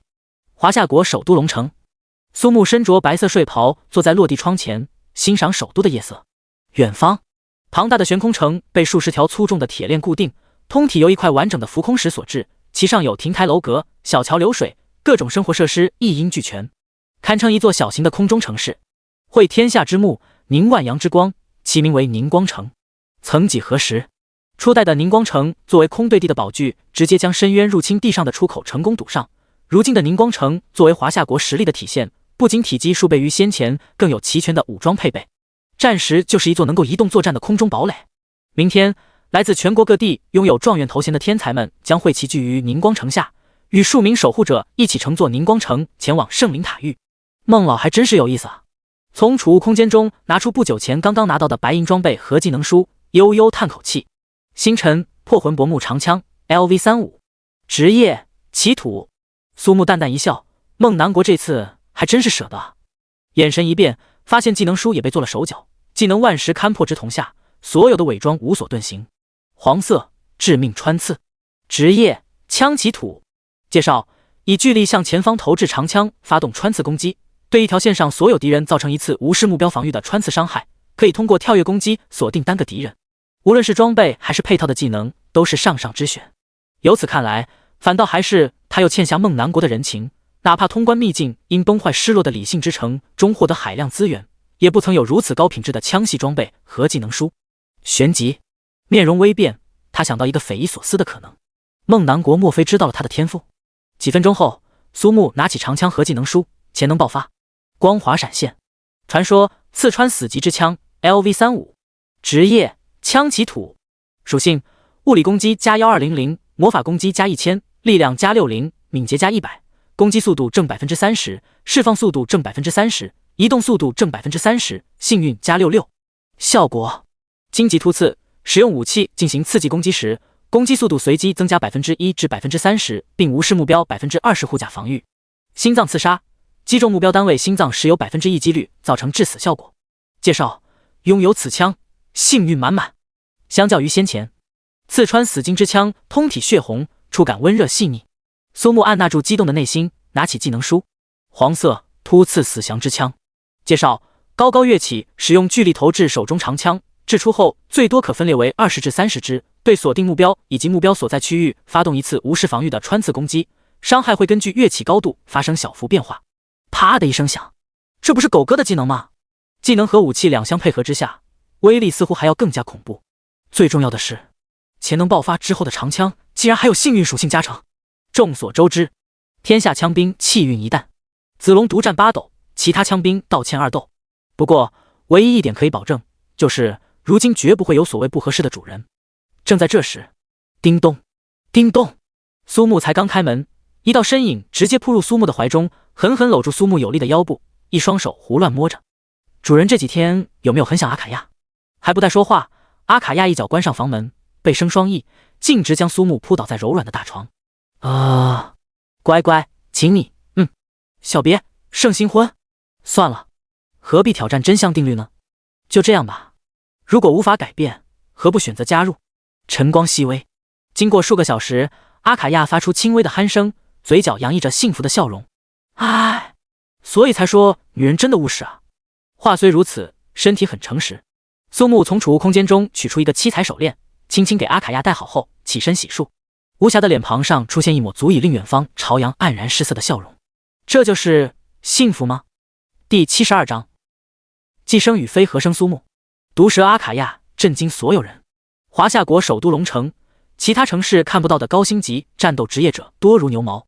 网上曾有个段子，普通人想要在龙城跳楼自杀，刚跳在空中就会有数个7星、8星乃至9星的职业者直接将其救下。身为强大的吸血鬼亲王，阿卡亚一旦被发现，极有可能引来大量高等级职业者围攻。吸血鬼在华夏国属于敌对种族，城市中发现可以直接动手将其击杀，事后还会有官方的奖励。为了避免无谓的流血事件，苏木早已想好应对之策。星辰，隐匿者之心，宝物。属性：力量加7，智力加7，敏捷加7，体力加7。效果：可以完全隐匿自身气息以及属性，免疫宗师级以下感知类技能。晋升亲王之后，阿卡亚在所有方面都与一个正常人类完全相同，加上隐匿者之心的效果，想来即便是守护者也难以感知。银色长发扎成马尾，男士西装一穿，墨镜一戴，谁也不爱。不得不承认，阿卡亚搭配西装的效果堪称完美，英姿飒爽中又有一番独特韵味。好看吗？好看。那现在要我吗？苏木翻了个白眼，郑重其事说道：阿卡亚，请你自重。酒店大堂，主仆二人刚出现在拥挤的酒店大堂，就引发一阵轰动。少年身穿得体运动服，修长挺拔的身材与帅气十足的面庞，再配以自信阳光的笑容，简直绝杀。阿卡亚跟在苏木身后，美艳酷飒的气质不知令多少男性心头一颤。宁光城下，人头涌动，无数媒体与许多家长带着自家的孩子站在警戒线外，准备欣赏全国各地状元的风采，顺带也让自家孩子沾沾状元气儿。当然，由于先前裴淳风下令，导致苏木的照片完全没有流传。不少人同样好奇那位神秘的全国双科状元的庐山真面目。一辆黑色保姆车缓缓停下，少女才刚下车就引起阵阵惊呼，正是龙城的高考实战状元裴青雨。环顾四周，旋即亮出邀请函，直接入场。随着时间流逝，来自各地的状元们先后登场。白色法利拉豪车急速驶来，停车位附近一个完美的漂移停车。文宇飞一袭白色西服，帅气逼人，重量级人物就该在最后登场。还未享受到来自人群的欢呼，便看到一辆平平无奇的出租车在入口处缓缓停下。看到身穿运动服的少年后，人群顿时陷入短暂的安静。酷飒的银发西装女子格外引人注目。谁能告诉我这是哪儿来的精神小伙？坐出租车带女保镖来这装逼了？不知道今天是什么日子吗？我观此人面容不善，一看就不是什么良善之辈。那个女保镖的身材真好，羡慕有钱人的每一天。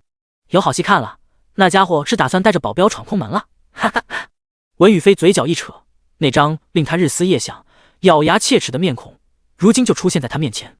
除了女保镖有点料，登场如此穷酸，可笑他竟然被这种稍稍有点钱的小穷人站在头上，双拳紧握，额头上青筋暴起。等着吧，待会儿我就让你知道这个世界的残酷。众目睽睽之下，苏木来到守卫面前，亮出邀请函，正红为底色，龙纹镌刻，几个鎏金小字格外显眼。这是属于全国双科状元的邀请函，整个华夏国只此一份。文宇飞快走几步，与苏木几乎同时掏出邀请函，一样的款式，一样的龙纹，只不过字是普通的毛笔小篆，原来是全国双科状元。您请进。苏木带着阿卡亚走进门后，两名守卫这才过来审核文宇飞的邀请函。呀哈，什么情况？那少年也是状元？我怎么从没见过？蓦然间，脑子灵光的几人双眼一瞪，想到某种可能。我操！榜上有名的所有状元都进去了，那人不会是苏木吧？搞不好真就是他！我他妈忘拍照了！刚才是哪个嘴上不积德的东西说的我老公？真正来到宁光城下，才会明白有多巨大。哟，苏木，好久不见。是啊，我们有一段时间没见了呢。裴青雨的话无疑像一颗投入平静水潭的石子儿，所有人瞬间扭头。在场之人无不是各地顶尖优秀的职业者，天赋卓绝，自然十分好奇这个屹立于所有人之上的全国双科状元究竟是何许人也。然而几乎所有人不约而同面露疑惑之色，甚至有人揉揉眼睛，眼眸中闪过一丝错愕，完全看不到职业者信息。除了长得真心是帅，还有哪儿不一样？苏木察觉到来自四周的敌意，无奈一笑，你还真是给我拉了一手好仇恨啊。只是全国双科状元的名头在那儿，若非此行又都是为了进入圣灵塔域提升实力，完全没必要动手，恐怕当即就会有人上前挑战。文宇飞自小作为万众瞩目的焦点，何曾被人夺走过风头？而今却是被人结结实实抢走了光芒，还是2次。门口守卫略带歉意的笑容与解释，像一柄柄尖刀戳向心脏，羞耻、难堪、愤怒。如果不是苏木，今天在场享受荣光的就是他这个大区的双科状元。既生我文宇飞，何生苏木？悠悠苍天，何薄于我？眼球满是血丝，文宇飞死死盯着苏木，恨不得立即上前将他拉下神坛。蓦然间，阿卡亚摘下墨镜，露出如红宝石一样的眼眸与美艳无瑕的白皙面庞。咕噜咕噜，就连裴青雨都有些嫉妒，肤白如雪，吹弹可破。呼，异域风情的致命诱惑令文宇飞浮想联翩。文宇飞脑海中灵光一闪，想到一个可以让苏木当众出丑的好点子。这位漂亮的小姐，我可否与您说几句话？毫无疑问，文宇飞的举动吸引来自所有人的目光。没事，阿卡亚，去吧。得到苏木的许可，阿卡亚打量着这个长得稍微好看一点的食物，默不作声。漂亮的小姐，这种出门只能坐出租车的穷逼，如何能配您鞍前马后？他出多少钱，我文宇飞是他的千倍万倍。阿卡亚呆愣几秒，如血一样颜色的红唇翘起危险的弧度。就凭你，连主人的一滴某某都不如的垃圾，请你不要在这里开玩笑，好吗？语出惊人，甚至连苏木都有些诧异的转过头，其余人更是惊骇万分。你这个贱人！暴怒之下，一杆通体流淌神圣之光的长枪直刺阿卡亚。第73章，想要同苏木交流经验的守护者，有人御剑而来。18年，何曾有过如此侮辱？文宇飞转职一世，上天将神圣白羽通体笼罩圣光，最终转职9星圣光枪，起土成功。枪起土的基础上，还拥有牧师的神圣属性，攻击治疗强化3位一体，曾登上报纸，成为新海城的风云人物。审判刺激，来势迅猛的长枪突刺，裹挟疾风迅雷，各地的状元们无不色变。虽说是文宇飞有错在先，仅凭一个技能足可看出其恐怖实力。然而阿卡亚不闪不避，单手握拳，迎着枪尖冲撞而上，不自量力。哇！这位银发姐姐好勇哦！白嫩的拳头与裹挟神圣属性的枪尖碰撞的瞬间，竟是发出金铁交鸣之声，闻者无不色变。如此恐怖的肉体强度，防御属性极高，看来这个女保镖应该算守护其土，属于防守肉盾类型。下一秒，阿卡亚向前跨一步，文宇飞笔直倒飞而出。提示：未能击穿敌方护甲。文宇飞怔怔出神，枪旗图本就以突刺出名，破甲属性先有职业能比。就这一个小小的贴身保镖就有如此实力，苏木的实力毋庸置疑。裴青雨凝重望着比自己还高出半头的阿卡亚，暗自思忖，换作是他出手，会不会也无法突破防御？正在此时，数人走入广场，为首者是一名头发花白的年轻男子，龙城的守护者萧洛廷。身边，裴青雨压低声音说道。苏木瞬间了然，竟是华夏国排名仅次于裴春风的职业者，其后跟随9人，6男3女，皆为守护者候选。他们也会同此次各地的状元们一同进入圣灵塔域。萧洛廷目光看向吃瘪的文宇飞，不易察觉叹了口气，耳边浮现出先前孟南国的一通电话。什么没见过世面，容易受人欺负的傻小子，还让老子多多关照。妈的，他不主动欺负别人，我就烧高香了。我是本次负责护送大家前往圣灵塔域的守护者萧洛廷，诸位都是我华夏国未来顶尖的职业者，一旦踏上宁光城的土地，禁止任何人发生任何形式的战斗，违反者我会直接把他从宁光城上踹下去，听明白了吗？话虽如此，萧洛廷的目光始终不曾离开苏木，反倒让苏木苦笑不已。一条条悬梯投掷而下，宁光城距离地面数百米，倘若要攀爬悬梯，极其浪费时间，而萧洛廷几人直接展开飞行道具，高飞而上。文宇飞冷笑一声，朝苏木轻蔑一瞥，这可是价值30亿的飞行道具，是你这辈子也不会拥有的宝贝。神圣之翼，洁白无瑕的羽翼眨眼出现，通体荡漾乳白圣光。裴青瑜等几十人先后展开各自飞行道具，至于那些没有飞行道具的状元们，只能无奈苦笑着攀爬悬梯。都是来自全国各地的天才人物，竞争从刚见面就展开，哪里会有温情脉脉？转眼间，地上只有苏木和阿卡亚。哼，什么全国双科状元，连飞行道具都没有。文宇飞嘲讽说道，振翅加速，他要追上萧洛廷等人。人无我有，人有我优，我文宇飞的成神之路由此开始。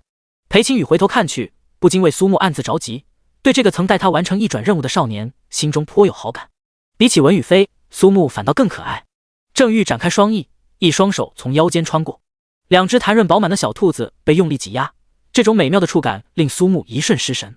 唇瓣轻轻印在脖子上，苏木转瞬明了。嗖，耳边风声呼啸，我擦，这他妈都行！顶级的享受，我也想要这种飞行宝具。木了，这是哪家保镖公司？我也要雇一个。玉璧紧紧搂着苏木，阿卡亚化身人形飞行道具，香艳刺激，带来别样的体验。短短数秒，两人从文宇飞身边掠过，直逼先头部队。阿卡亚自然不会放过这种发力的好机会，一双脚丫从天而降印在文宇飞脸上。砰！一马当先的文宇飞顿时眼前乌黑，身体向下飞去。哎，他的脸上怎么有个脚印儿？不少人看到后捂嘴轻笑，却也感慨保镖的实力非凡。两人迅速逼近，几个呼吸之间已经加入萧洛廷几人的队伍中。周围的候选守护者们完全没料到还有这种解决办法，心中惊叹这届的年轻人果然很会玩。萧洛廷轻轻一笑，不愧是能够让孟南国亲自打电话恳请照顾的职业者，出乎意料啊！努力尝试几次，除去少数几人速度还能提升，大部分人已然接近极限。雷光签到，双翼之上雷光涌现，裴青雨的速度陡然提升3倍还多，眨眼间逼近，距离宁光城还有不到10米。阿卡亚的下颌抵在肩头，红唇小小吮吸苏木的耳垂，吐气如兰。我要加速喽！嗖！守护者们只觉身旁一道黑色闪电掠过，定睛再看，两人已经站在宁光城的平台上。这小子，幸好有孟南国提前打过招呼，要不然萧洛廷估计见到阿卡亚那双吸血鬼之翼后，当场就会直接将其灭杀。吸血鬼本就将人类看作食物，亲王的骄傲更是烙印在灵魂之上的存在。只不过眼前这只吸血鬼亲王吗？如果有机会，萧洛廷很想和苏木来一次促膝长谈，交流一下关于调教吸血鬼的经验。可嗨，一道道人影先后落在平台，身穿旗袍、妆容精致的侍女们早已将茶水饮料端上来。苏木环顾四周着，仅从这一角足可看出宁光城之宏伟。又过去几个小时，所有状元们集结完毕。啊，喂！众人循声看去，遥远天际有人御剑而来，身穿军大衣，头戴一顶毛绒帽，脚上一双黄胶鞋。临近平台上空，怪叫几声，长剑凭空消散。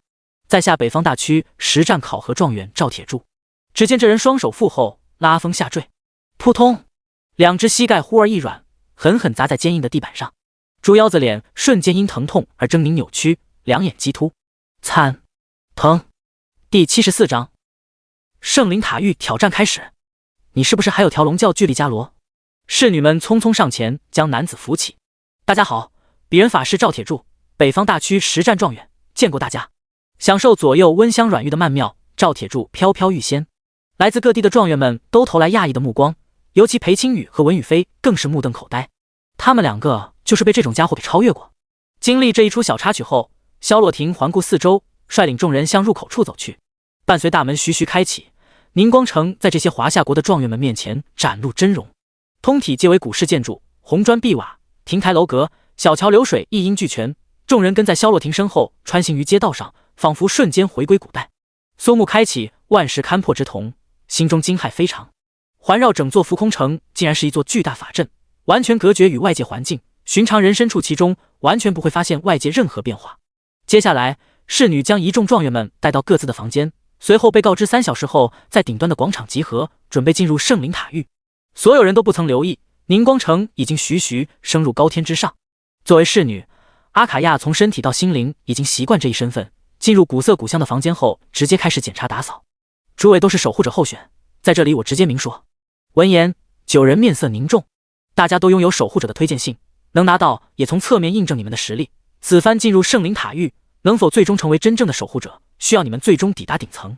萧洛亭的目光扫过每个人的脸庞，获得圣灵先知认可，是成为守护者的最后一步。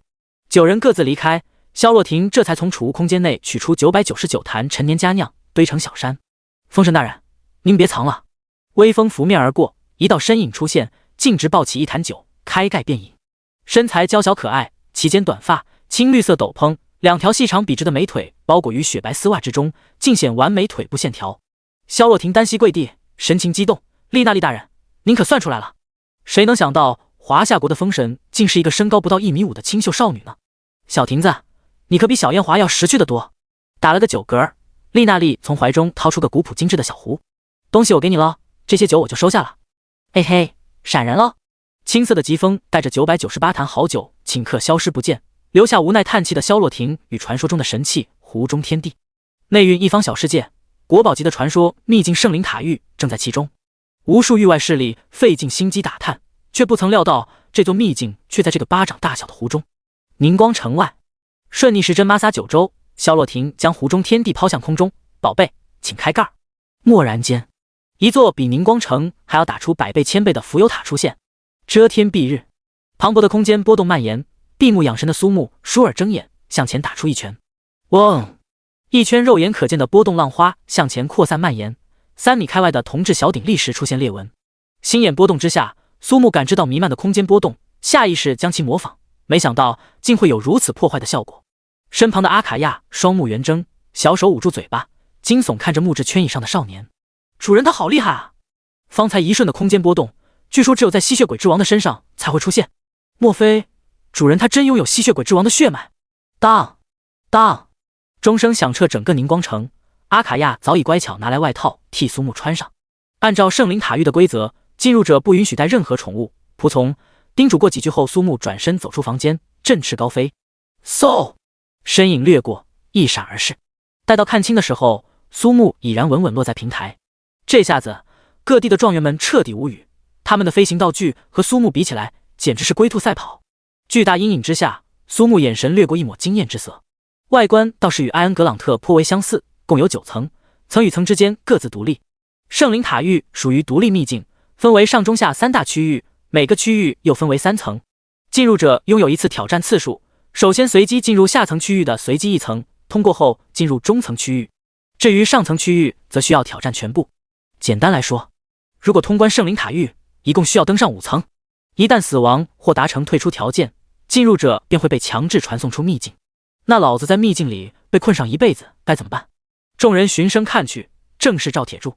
诸位尽可放心，圣灵塔狱开放期限为15天，超过期限会自动传送。当然，在期限内，各位可以自己安排何时进入。看到众人再无其他问题，萧洛亭轻轻一打响指，虚空中出现一幅圣灵塔域的进度图，每一层自上而下分别赋予数字1到9，右上方则是倒计时360时0分0秒。现在我宣布，圣灵塔域挑战正式开始。359时59分59秒。哈哈，先手必胜，老子要做开花见红第一人。有了赵铁柱一马当先，许多状元们随即选择开启圣灵塔域秘境挑战。旋即，进度图上出现赵铁柱的头像，进入后被随即分到第7层。随着挑战者陆续开启，第8层和第9层上也出现了头像。心中了然，砰！我擦！广场上出现一道身影，神情惊愕。这就结束了。进度图上对应的头像暗淡。洛连城理论考核状元出局。不到半小时，偌大的广场只剩下稀稀拉拉几道身影。苏木正要开启秘境挑战，忽有一阵香味传来，烤肉的香味。这种时候是谁在烤肉？苏木转过头，嘴角微扯。5米开外，一个少女专心致志，正在烧烤。黑色的顺直长发及腰，为了烤肉方便使用发带束在脑后，系着蝴蝶结。淡粉围裙缠身，眼角一颗泪痣，引人注目。好端端的秘境挑战，怎么变成烤肉了呢？而且，看到少女的瞬间，刻在记忆里的画面出现。你好，我叫苏木。你好，我是洛牙一，很高兴认识你。话虽如此，少女目不转睛盯着炉火与金黄冒油的肉块，完全没有抬头。那啥，你是不是有条叫巨力伽罗的龙？洛牙一抬头，满是疑惑。你怎么知道我有条龙？不过，它的名字才不叫什么巨力伽罗这种难听名字呢。略略喘口气，苏木看到旁边烤好的肉串，毫不客气。我的小龙龙叫贝纳斯。噗，怎么不叫贝纳勒斯呢？第75章，煮饭就能变强，来自风神丽娜丽的认可。我去，这难道就是所谓命运的邂逅？说实话，洛牙一的烤肉真心好吃。好吃的人，不对，是好吃的烤肉，好看的人。正在这时，一个小家伙探出头来，银蓝色的小眼睛中透着几分好奇，看到苏木拿着原本属于他的烤肉大块躲移，瞬间发出护食的嘶吼。洛牙一伸手直接将名为贝纳斯的小龙从身后拽出来，抬头看向苏木。这个小家伙没什么恶意，他只是比较能吃。烤肉的香气一散，洛牙一熟练将一把烤肉撒上孜然和辣椒放到盘中，从旁处伸出一只雪白的柔仪。好马配好鞍，好酒搭烤肉。苏木惊诧回头，正看到一个短发少女坐在小板凳上吃着烤肉，有滋有味。拥有心眼波动之后，苏木几乎可以探查到所有人与物的波动，为何这个少女的出现他没有半点觉察。居高临下的这个角度，可以清楚看到少女的一双套在白丝里的小脚丫。如果是陆六六在场，短发、平乳加白丝，再加上娇小玲珑的身材，天然就是他理想中的女友。小家伙，要不吃喝好再进去？少女不知从哪里取出一坛子酒，苏木倒也没有拒绝。吃饱喝足才好办事。萧洛亭看到烤肉的洛牙一以及那位本不可能出现的风神丽娜丽，刚想出声提醒苏木别乱掺和，却看到苏木拔掉塞子，咕嘟咕嘟喝起酒来。哎，老孟，我尽力了。风神丽娜丽是酒蒙子，属于整个华夏国守护者都知道的事实。而作为钓饵的酒，都是裴春风从华夏国各地淘来的陈年佳酿，味道甘甜，后劲儿十足，有7口不下床之称。至于另外的烤肉少女，算是这一届状元中的个例。洛牙一是战斗职业不假，天赋与裴春风的打游戏实力就会增强，颇有异曲同工之妙。一句话概括就是，只要煮饭成功，属性就会稳步提升。正在此时，偌大的广场上蓦然出现一个神情错愕的少年，环顾四周之后，竟是哇哇大哭起来。进度图上属于他的头像瞬间暗淡，永远停留在第8层。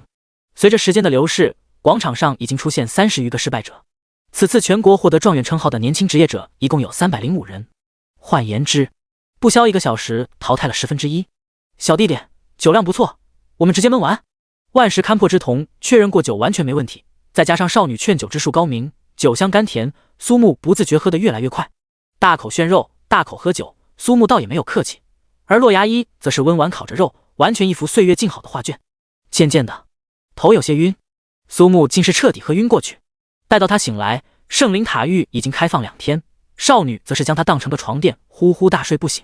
走到进度图前，目前进展最快的状元是名为赵铁柱的法师，已经率先进入第3层，其次则是文宇飞在第5层。候选守护者们全部都处于第2层。呼！提示：是否进入秘境圣灵塔域？确认。提示：欢迎来到圣灵塔域。圣灵塔域集结华夏国强大职业者，薪火相传，生生不息。提示：检测挑战者职业以及属性后，随机分配合适层数。提示：挑战者属性检测中 46%。提示：挑战者属性检测 100%。提示：挑战者属性检测成功，开始分配适合挑战者的灵魂强者。提示：灵魂强者匹配成功。随着一连串的提示，苏木不禁有些期待，他将会面对何等强悍的灵魂强者呢？嗡！规则之力闪现，同一时间，酣睡的少女瞬间苏醒。萧洛婷望着苏木的头像，处于第7层和第8层之间，准确而言是 7.5 层。这到底是怎么一回事？萧洛婷彻底被震惊。她成为龙城守护者数年，还从未听说见过有职业者出现在圣灵塔域2层之间的空隙，少见多怪啊！那个小家伙运气不错，进入下层区域中的隐藏秘境，就是不知道迎接他的会是哪个家伙。听到风神丽娜丽的话后，萧洛婷这才微微松口气。然而丽娜丽下一句话瞬间让她的内心再度空悬。正常情况一般都是历任华夏国的守护者，和裴春风大人差不多，开局就是王炸。事到如今，萧洛婷也只能祈求保佑苏木不会像那些在广场上痛哭流涕的倒霉蛋一样过早被淘汰。他才哪到哪儿？丽娜丽满脸嫌弃，只是停顿数秒后，似乎想到了什么，郑重说道：不过那个小家伙蛮不错，说不定这次圣灵塔域能走出一个好苗子。什么？萧洛婷揉了揉耳朵，眼神之中有错愕与惊异的光彩。他刚才听到了什么？平时从来摸鱼打魂的丽娜丽大人，居然夸人了！天空湛蓝，万里乌云，脚下是一片了无边界的澄澈镜湖，水天一色。立于其上，苏木竟分辨不出他是站在天上还是湖上。提示：击败强敌，进入中层区域。一人站于前方，黑袍长衫，手执3尺清风，整个人如一柄出鞘利剑，仅仅与之面对，凌厉的剑气刺得面颊生疼。眼睛一眯，技能万石勘破之瞳发动，剑之灵仙孔周。孔周向前踏出一步，圈圈涟漪扩散，无声无息中，透明的固有领域展开。万华归尽，须弥白露。苏木的神情猝然一变，刚刚浮现在眼前的信息全部消失。怎么回事？发生了什么？嗖！苏木堪堪躲过孔周如天外流星下坠一样急速的恐怖刺激，手中出现一把普通的太刀，流刃若火。面对未知能力的强敌，苏木看到过前车之鉴，更不敢托大。飞身后跳的同时，孔周单脚用力蹬地，迎面一剑，呼！来吧！刀未出鞘，手已置于刀柄之上，万象森罗，皆为灰烬，流刃若火。师姐开，万姐开，一刀烈焰斩，铮！清脆的金铁交鸣之上，响彻天地湖泊，内心惊跳狂震。苏木震惊之色展露，他妈我的火呢？刀刃明亮如星，我擦，残火太刀呢？孔周一步一步向苏木逼近，在我的固有领域之下，我与你处于相同的起点，所有技能、武器效果全部无法使用。话音刚落，孔周挥剑疾驰而来。第76章，依仗武器和技能的垃圾怎么赢？红色被动技能若现玩感，铮！定！苏木挥刀挡下孔周一剑，很惊讶吗？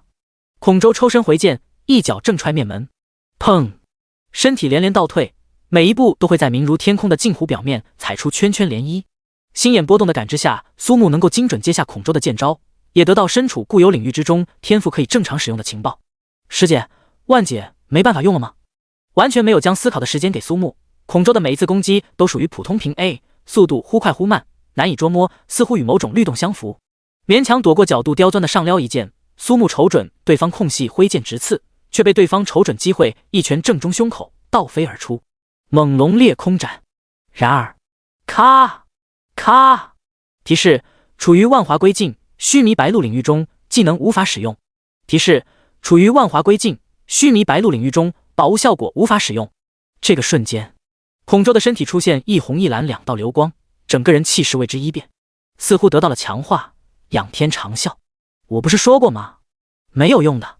裹挟无与伦比的压力，孔周再度攻来，无论速度还是力量全部增强。砰 ！Miss！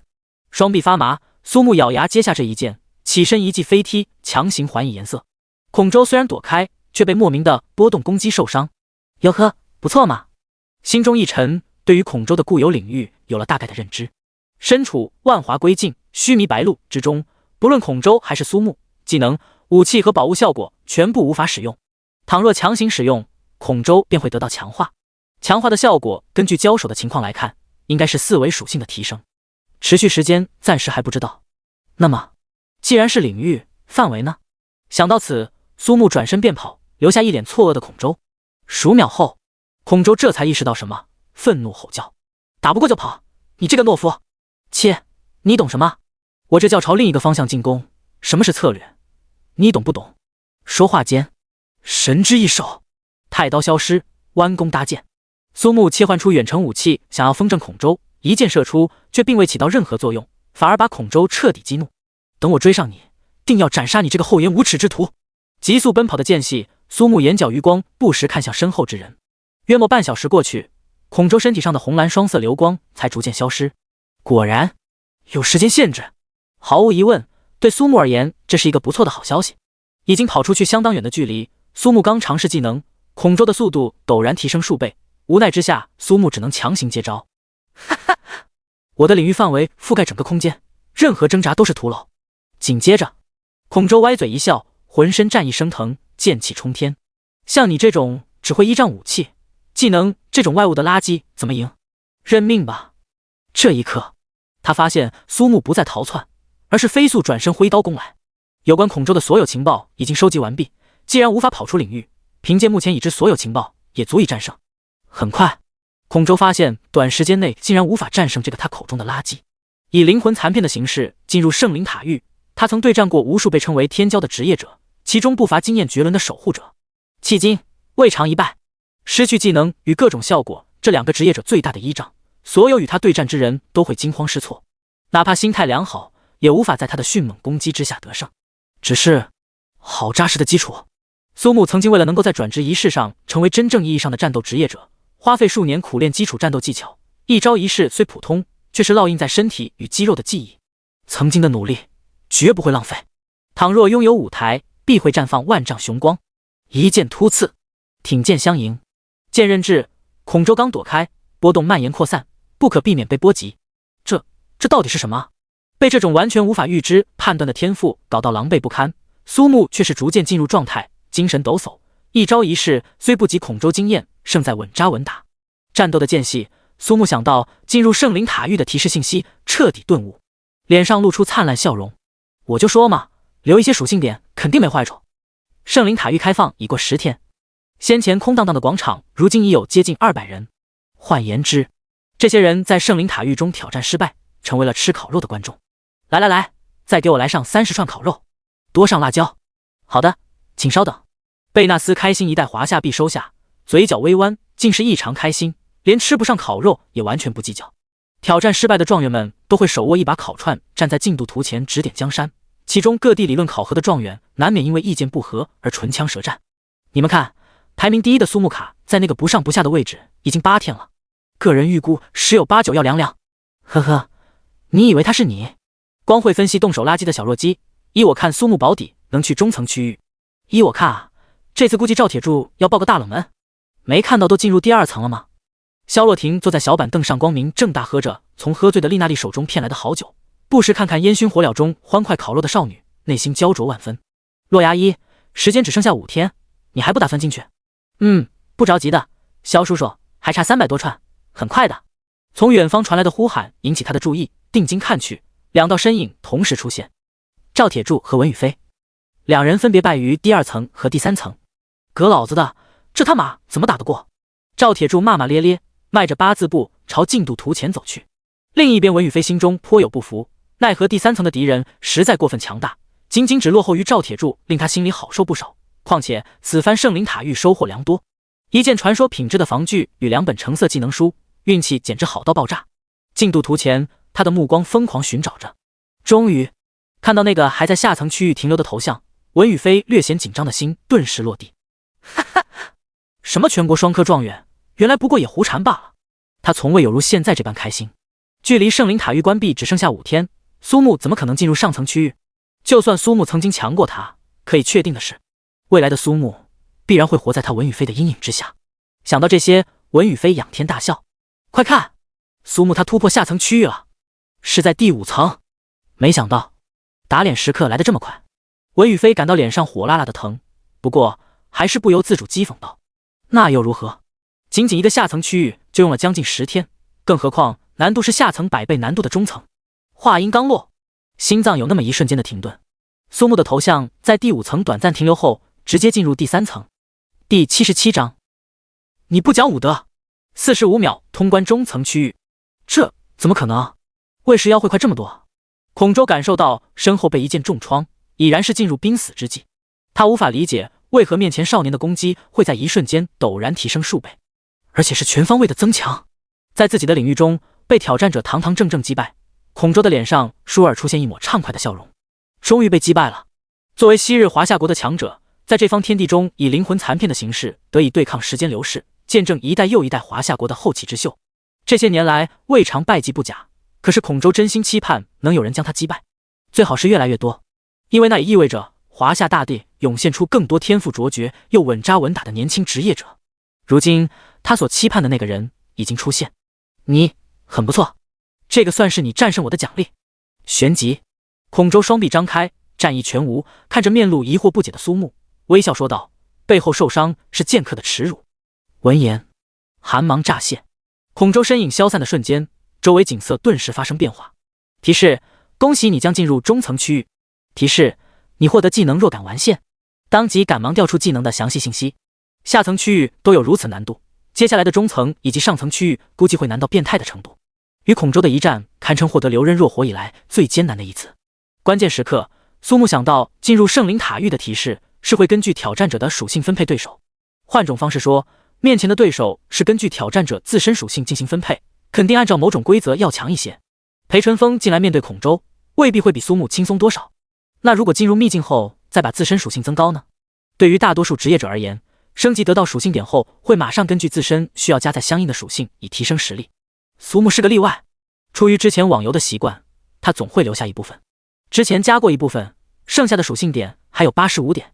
最后属性点全部清空，或许便现在技能上变化不大，但是在无法使用技能的固有领域中变化极其明显。从探索情报到敏锐发现漏洞，苏木也有些期待。如此费心费力打败了孔周，他会留下什么好技能呢？红色若现晚感。介绍：被动技能，以最快的时间感知并发现目标单位的弱点，攻击并命中弱点所造成伤害，无视护甲防御，并有更大概率造成暴击。负，可以感知并发现某些技能的弱点，攻击并命中弱点时可强制消除技能。死，这他喵有点凶啊！由于是直接获得，没有实物的技能书，没办法使用技能潜能爆发，直接就是仅次于黑色品质的红色被动技能，效果堪称变态。须臾之间，苏木发现周围景象白茫茫一片。提示：你已进入中层区域。提示：请在规定时间内找到、发现强者灵魂并将其击败。提示消失的瞬间，秘境关闭倒计时的下方又浮现出一个小的倒计时，9分59秒。屹立于漫天风雪之下，可见度极差。苏木这时候才发现距离圣灵塔域关闭只差5天，眉头微皱，旋即舒展开来。下层区域太难，所以中层直接来送分题。会不会有什么陷阱？这个念头也只是稍稍出现而已，如果是其他环境可能还比较麻烦。暴风雪原吗？简单。抱歉。留刃若火，专克各种冰雪环境。师姐开，万姐开。另一边，朦胧的风雪中，小眼睛滴溜溜一转，摸摸长长的黑胡子。小家伙，看我给你搓个大雪球，直接把你送走。此人正是苏木所在区域的灵魂强者巴努努，生前为镇守至东冰原的9星刺客。技能雪中暴走配合天赋雪球昭和，能在短时间内滚起一个体积超级巨大的雪球。技能伤害按雪球体积指数倍进行增加。结，你只能怨自己的命不好了。手中团出一个雪球，一双并不算长的腿在雪中速度飞快，然后风雪骤停，温度暴增，雪原上的积雪在顷刻间蒸发殆尽。还没来得及反应，一道身影出现，巴努努的黑胡子直接被迎面的热浪点燃。年轻人，你不讲武德！残火太刀北，天地灰烬。巴努努足。时间才刚过去45秒，同时储物空间中多出一枚冰晶肩章。进度图前，无数华夏国各地的顶尖天才惊呼不断。他们成长之路伴随着荣耀与骄傲。华夏国一年参加高考的年轻职业者们数以亿计，可最后拥有状元之名者也不过才300多人。此时，一双双眼睛盯着苏木的头像出现在第3层，疑惑不解：无法相信，错愕难言，就连吃烤肉吃到满嘴流油的萧洛婷也顾不得什么形象，拨开人群来到进度图前。匪夷所思啊！下层区域虽说来一点小插曲，身处 7.5 层，按理来说，中层区域是下层区域难度的100倍以上，怎么可能下层花费8天时间，中层只有不到1分钟呢？这种落差是不是太大了点？哈哈，看来与我同饮的小家伙这是得了大机缘，真的是好帅啊！众人看到一只身高不到1.5米的少女抱着酒坛子飘在空中，两眼放光。文宇飞本就被当众打脸，加之苏木在短时间内攀升到与他相同的层数，心中暴怒非常。现在又听到一个不知从哪里冒出来的少女当着萧洛婷的面夸苏木，不禁大吼：哪儿冒出来的飞机场？给我！砰砰砰！还未说完，青色狂风化作实体抓住文宇飞的脚踝，左右来回狂摔。风神大人，这是文东白的儿子，请您手下留情啊！众人听到后当即单膝跪地，目光不约而同看向那个已经满脸血红的倒霉蛋，目光中满是戏谑。平时仗着老爸是守护者，随口乱说，毫无忌讳。现在惹事儿了吧？萧洛婷不得不佩服文宇飞的勇气，他做了就连他老子文东白做梦都不敢想的事情。风神丽娜丽最爱喝酒摸鱼不假，但是他最讨厌一个词：飞机场。圣灵塔域第3层，苏木眉头舒展开来，摩挲着下巴，不禁夸赞道：原来我这么帅的吗？在他对面不远处，苏木手握流刃若火。第78章，天地灰烬无用，无解技能完美格挡。无语，我这么帅的人如果拒绝爱情，该有多少女孩子伤心难过啊！怪不得阿卡亚，嘿嘿嘿，我要是女的也喜欢。苏木相当无语，如果没有记错的话，他已经淘汰199个自诩不凡天骄的职业者。正好凑个整儿。蓦然间，正引刀出鞘，手势扶斩，完美格挡。苏木抽刀，另一手抵住刀刃束于身前，两把流刃若火于虚空剧烈碰撞，火花飞溅，波动扩散，眼神一凝，飞速后撤。哟，不错嘛，这个年纪掌握踏入神域之人才拥有的波动扩散，倒也不枉生了这一副好皮囊。在下慕容琦，作为你接下来的对手，还望多多指教。说话慢条斯理，慕容琦竟然双手作揖。苏木见状，自然也要向这位前辈回礼，手臂略麻，扶斩的巨大力量分毫不少的以反震之力尽数归还。若非还有领悟到的波动之力，未必能占到上风。圣灵塔域之中拥有华夏国历史上实力强大职业者的灵魂残片，即便真正实力因为规则限制没有全部发挥，同样不可小觑。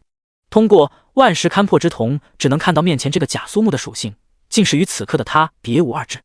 同样拥有流刃若火等一系列装备，甚至还拥有他的猛龙破空斩。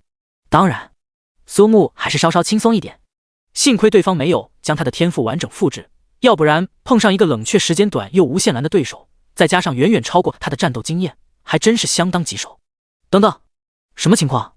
这一刻，苏木的表情倏尔变化，完全没有逃过假苏木的眼睛。四维属性居然平白无故涨了3点。慕容琦完全不着急，只是笑眯眯看着苏木，与孔周和巴努努截然相反。你可是有什么疑惑？不着急，可以慢慢观察，细细思考。战斗之前，如果不掌握对手的充足情报，贸然动手肯定会吃大亏。轻轻一挥手，周围场景随之变化，高山流水，绿草如茵，微风荡漾。如果不介意，坐下来喝杯茶如何？慕容琦的笑容比之天上暖阳毫不逊色，可以顷刻间使人放下心中戒备。然而，咚咚咚，仿佛可以听到内心狂跳的声音。说话的片刻时间，基础属性值又增加了1点。换言之，几句话过去，慕容琦在与苏木相同属性的基础上全部增加4点，那可是足足16个属性点呢。到底是因为什么呢？时间？还是说话的时间或者字数之类的奇怪判定天赋？对于曾经刷出过女装大佬、葵花秘术之类天赋的苏木而言，就是在出现什么奇怪天赋都不觉得稀奇。怎么不来喝茶呢？莫非是饿了？没关系，我这里也有汇集华夏各地的美食。几分钟过去，苏木眼看慕容琦的4项属性全部涨了8点，总不会想要发泄一下欲望吧？在下是灵魂体，可没办法帮你啊。帮个毛线溜溜球！高原血统，神之一手，流刃若火，眨眼间换成刺穿死棘之枪，向前踏出3步后，高高跃起，将全身力量尽数聚于右臂，突刺死降之枪，长枪脱手掷出分裂，笼罩慕容琦周身10米范围。神之一手，超电磁炮，烟雾弥漫，慕容琦不攻反退，何必如此着急？想用拖延时间的办法，一次直接秒我？做梦！话音一出，慕容奇脸色大变。属性复制与4项递增相互配合，从开局慕容奇便想办法拖延时间，已经有无数挑战者在犹豫和思考中被属性碾压的慕容奇一击必杀。思考时间越长，慕容奇的胜算便越大，犹豫就会败北。一枪突刺而来，完美格挡。慕容奇嘴角上扬，被自己的力量反震击伤的滋味不好受吧？结，技能完美格挡几率触发，不仅免疫伤害，还会将伤害的 30% 以反震之力归还。果断，还会白给。唯一令慕容奇始料未及的却是苏木竟然掌握波动之力，每次攻击必然会造成伤害，偏偏反震之力又会被莫名其妙出现的闪避所抵消。慕容奇当即收敛小觑之心，认真迎战。这个小家伙的确厉害。几次交手之后，心中赞叹不已。在所有挑战者中，如苏木这般果决又棘手的不过一手之数。属性已经增加50点。忽然嘴角一咧，不愧是弱线玩感。视野中出现7个颜色深浅不同的圆圈，必然是所谓的弱点。万象森罗，皆为灰烬，流刃若火。万劫，残火太刀北，天地灰烬。完美格挡，必杀的一斩被挡下了。Nice。苏木庆幸之余，不禁对完美格挡有了新的认识。这种几率出现的技能，在慕容奇的手中触发概率是100%吗？经过这一击，苏木也想到了破解完美格挡100%触发的办法。神之一手，全套龟派气功。果不其然，慕容奇下意识调整格挡姿态，却看到苏木手中武器变成了弓箭。-36428。伴随着进度图上裴青羽的头像暗淡，圣灵塔狱中的状元只剩下苏木一人。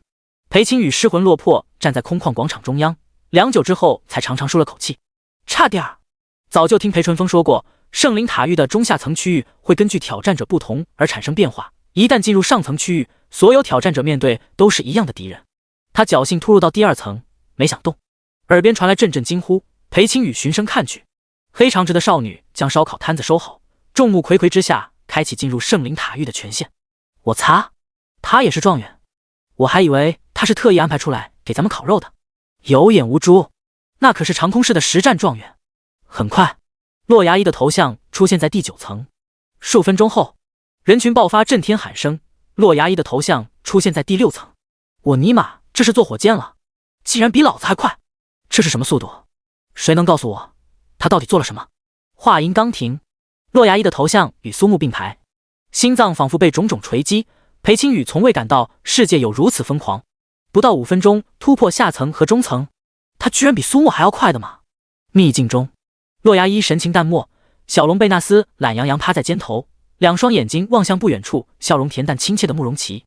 张口刚欲说话，贝纳斯张口发出龙吟之声，洛牙一从身后掏出一盘紫色的咕嘟冒泡的粘稠浓汤。此刻寂灭之时，这是一种来自生理和精神以及味觉的恐怖暴击伤害。慕容奇双手掐着脖子，彻底崩溃。另一边，苏木唤出强化18冰轮丸，端坐于双天之上吧。冰轮丸，万解开，4界冻结。苏木和洛牙一的头像双双出现在第2层。第79章，强者抽刀向更强者。率先进入第1层。圣灵塔狱作为华夏国顶级的秘境，想要拥有进入资格，一种是在高考中获得状元名号，第2种则是成为守护者候选。萧若婷看到苏木和洛牙一共同进入第2层，袖中双拳紧握。事前，苍兰市和长空市的守护者都与他打过招呼，他身为守护者，不言自明。正常发展，说不定将来的守护者队伍就有苏木和洛牙一的一席之地。状元们能够抵达第3层已是不容易，贸贸然冲进第2层，反而不利于职业者走得更远。看到裴青羽从失魂落魄中安然走出，萧若婷不由松口气。第3层进一步压榨职业者的潜力，同时考量职业者对于局势的分析与判断，面对情报不充分的条件能否果决做出反应。毕竟将来职业者所要面对的情况复杂得多。至于第2层，萧若婷每每想起还是心有余悸。真正突破心灵的桎梏，才可以肩负守护之责。迄今为止，华夏国历史上拥有状元名号者尽数止步于此。完现世界，这正是第2层的名字，一个完全真实虚拟世界。晋级第1层的条件完全未知，彻底剥夺战斗职业者的名号与引以为傲的天赋和技能后，又该如何？能够获得进入圣灵塔狱资格者，无不是从过亿人的争夺中脱颖而出，身后的荣耀与骄傲颇多。蓦然间从云巅跌落人间，其感受不亚于直入地狱恶渊。目前300多人的挑战，进入第2层者唯有赵铁柱、裴青宇、苏木以及洛牙一。这一次的守护者候选者早早进入完现世界，还无一人突破至最上层。前2人已然挑战失败，目前距离结束还有不到3天时间。萧若婷只希望苏木和洛牙一不会被完现世界扰乱内心。残酷无情的模拟人生对他们2人而言还是过早了些。进度图前，各地的状元们在经历失败的教训后敞开心扉，开始各自交流起来。如果相谈甚欢，还会互相留下联系方式，顺手再加个好友。文宇飞面色阴沉，坐在不远处的小板凳上，单手捂着左脸，竟无一人向他搭话。一个直言冒犯踏入神域的职业者，其后果可想而知。目光阴沉地看着被围在中间的赵铁柱和裴青宇，如众星拱月一般，内心更是气急。他可是被誉为星海市气运之子，有未来大神之姿的文宇飞，为何竟沦落至此？等着吧，苏木、赵铁柱、裴青宇，还有那个平乳飞机场的垃圾封神，你们的所有一切我都会记在小本本上。不流血，不痛苦，怎么走出属于我文宇飞的逆天之路？输一次，短暂的出糗，又不是一辈子都输，又不是一辈子都出糗。心中不断灌输，文宇飞顿觉他此时站上职业者的巅峰，睥睨人间。精神的胜利才是真正的胜利。18岁，你在启星中学的转职仪式上成功转职生活职业装备大师。你只是一个孤儿，你没有家庭，更没有亲人和住所。你寄希望于转职仪式一飞冲天，没有期盼中的荣耀加身，在学校住了最后一晚。你最好的朋友露露六六正在和冷玉八嘎酱面积探讨生命的含义。所以这里是哪儿？苏木站在启星中学校门口，身旁则是被随意捆束、满是泥污的铺盖卷儿。瓢泼大雨，街上人打着伞，无人注意到如败犬一样的他。没有什么天地异象大爆发，更没有什么刷新天赋，自然留刃若火什么的全都不存在，都是一个失忆的中二少年不切实际的幻想罢了。真实的世界与虚幻的记忆交错。打开职业者信息，只有被淋湿的铺盖卷和装备大师最普通的附魔天赋，失败几率很高的那种。毋庸置疑，这是个真实的世界。苏木差点信以为真，真的以为之前种种都是黄粱一梦，一切不过是他在转职失忆后喝醉酒的胡思乱想。幸亏手机嗡嗡作响，是陆六六发来的消息。哈哈，苏木，老子我做到了，老子尼玛是一夜17次哇，冷玉八嘎酱太好了，你居然不介意他是带伴的？介意个鬼！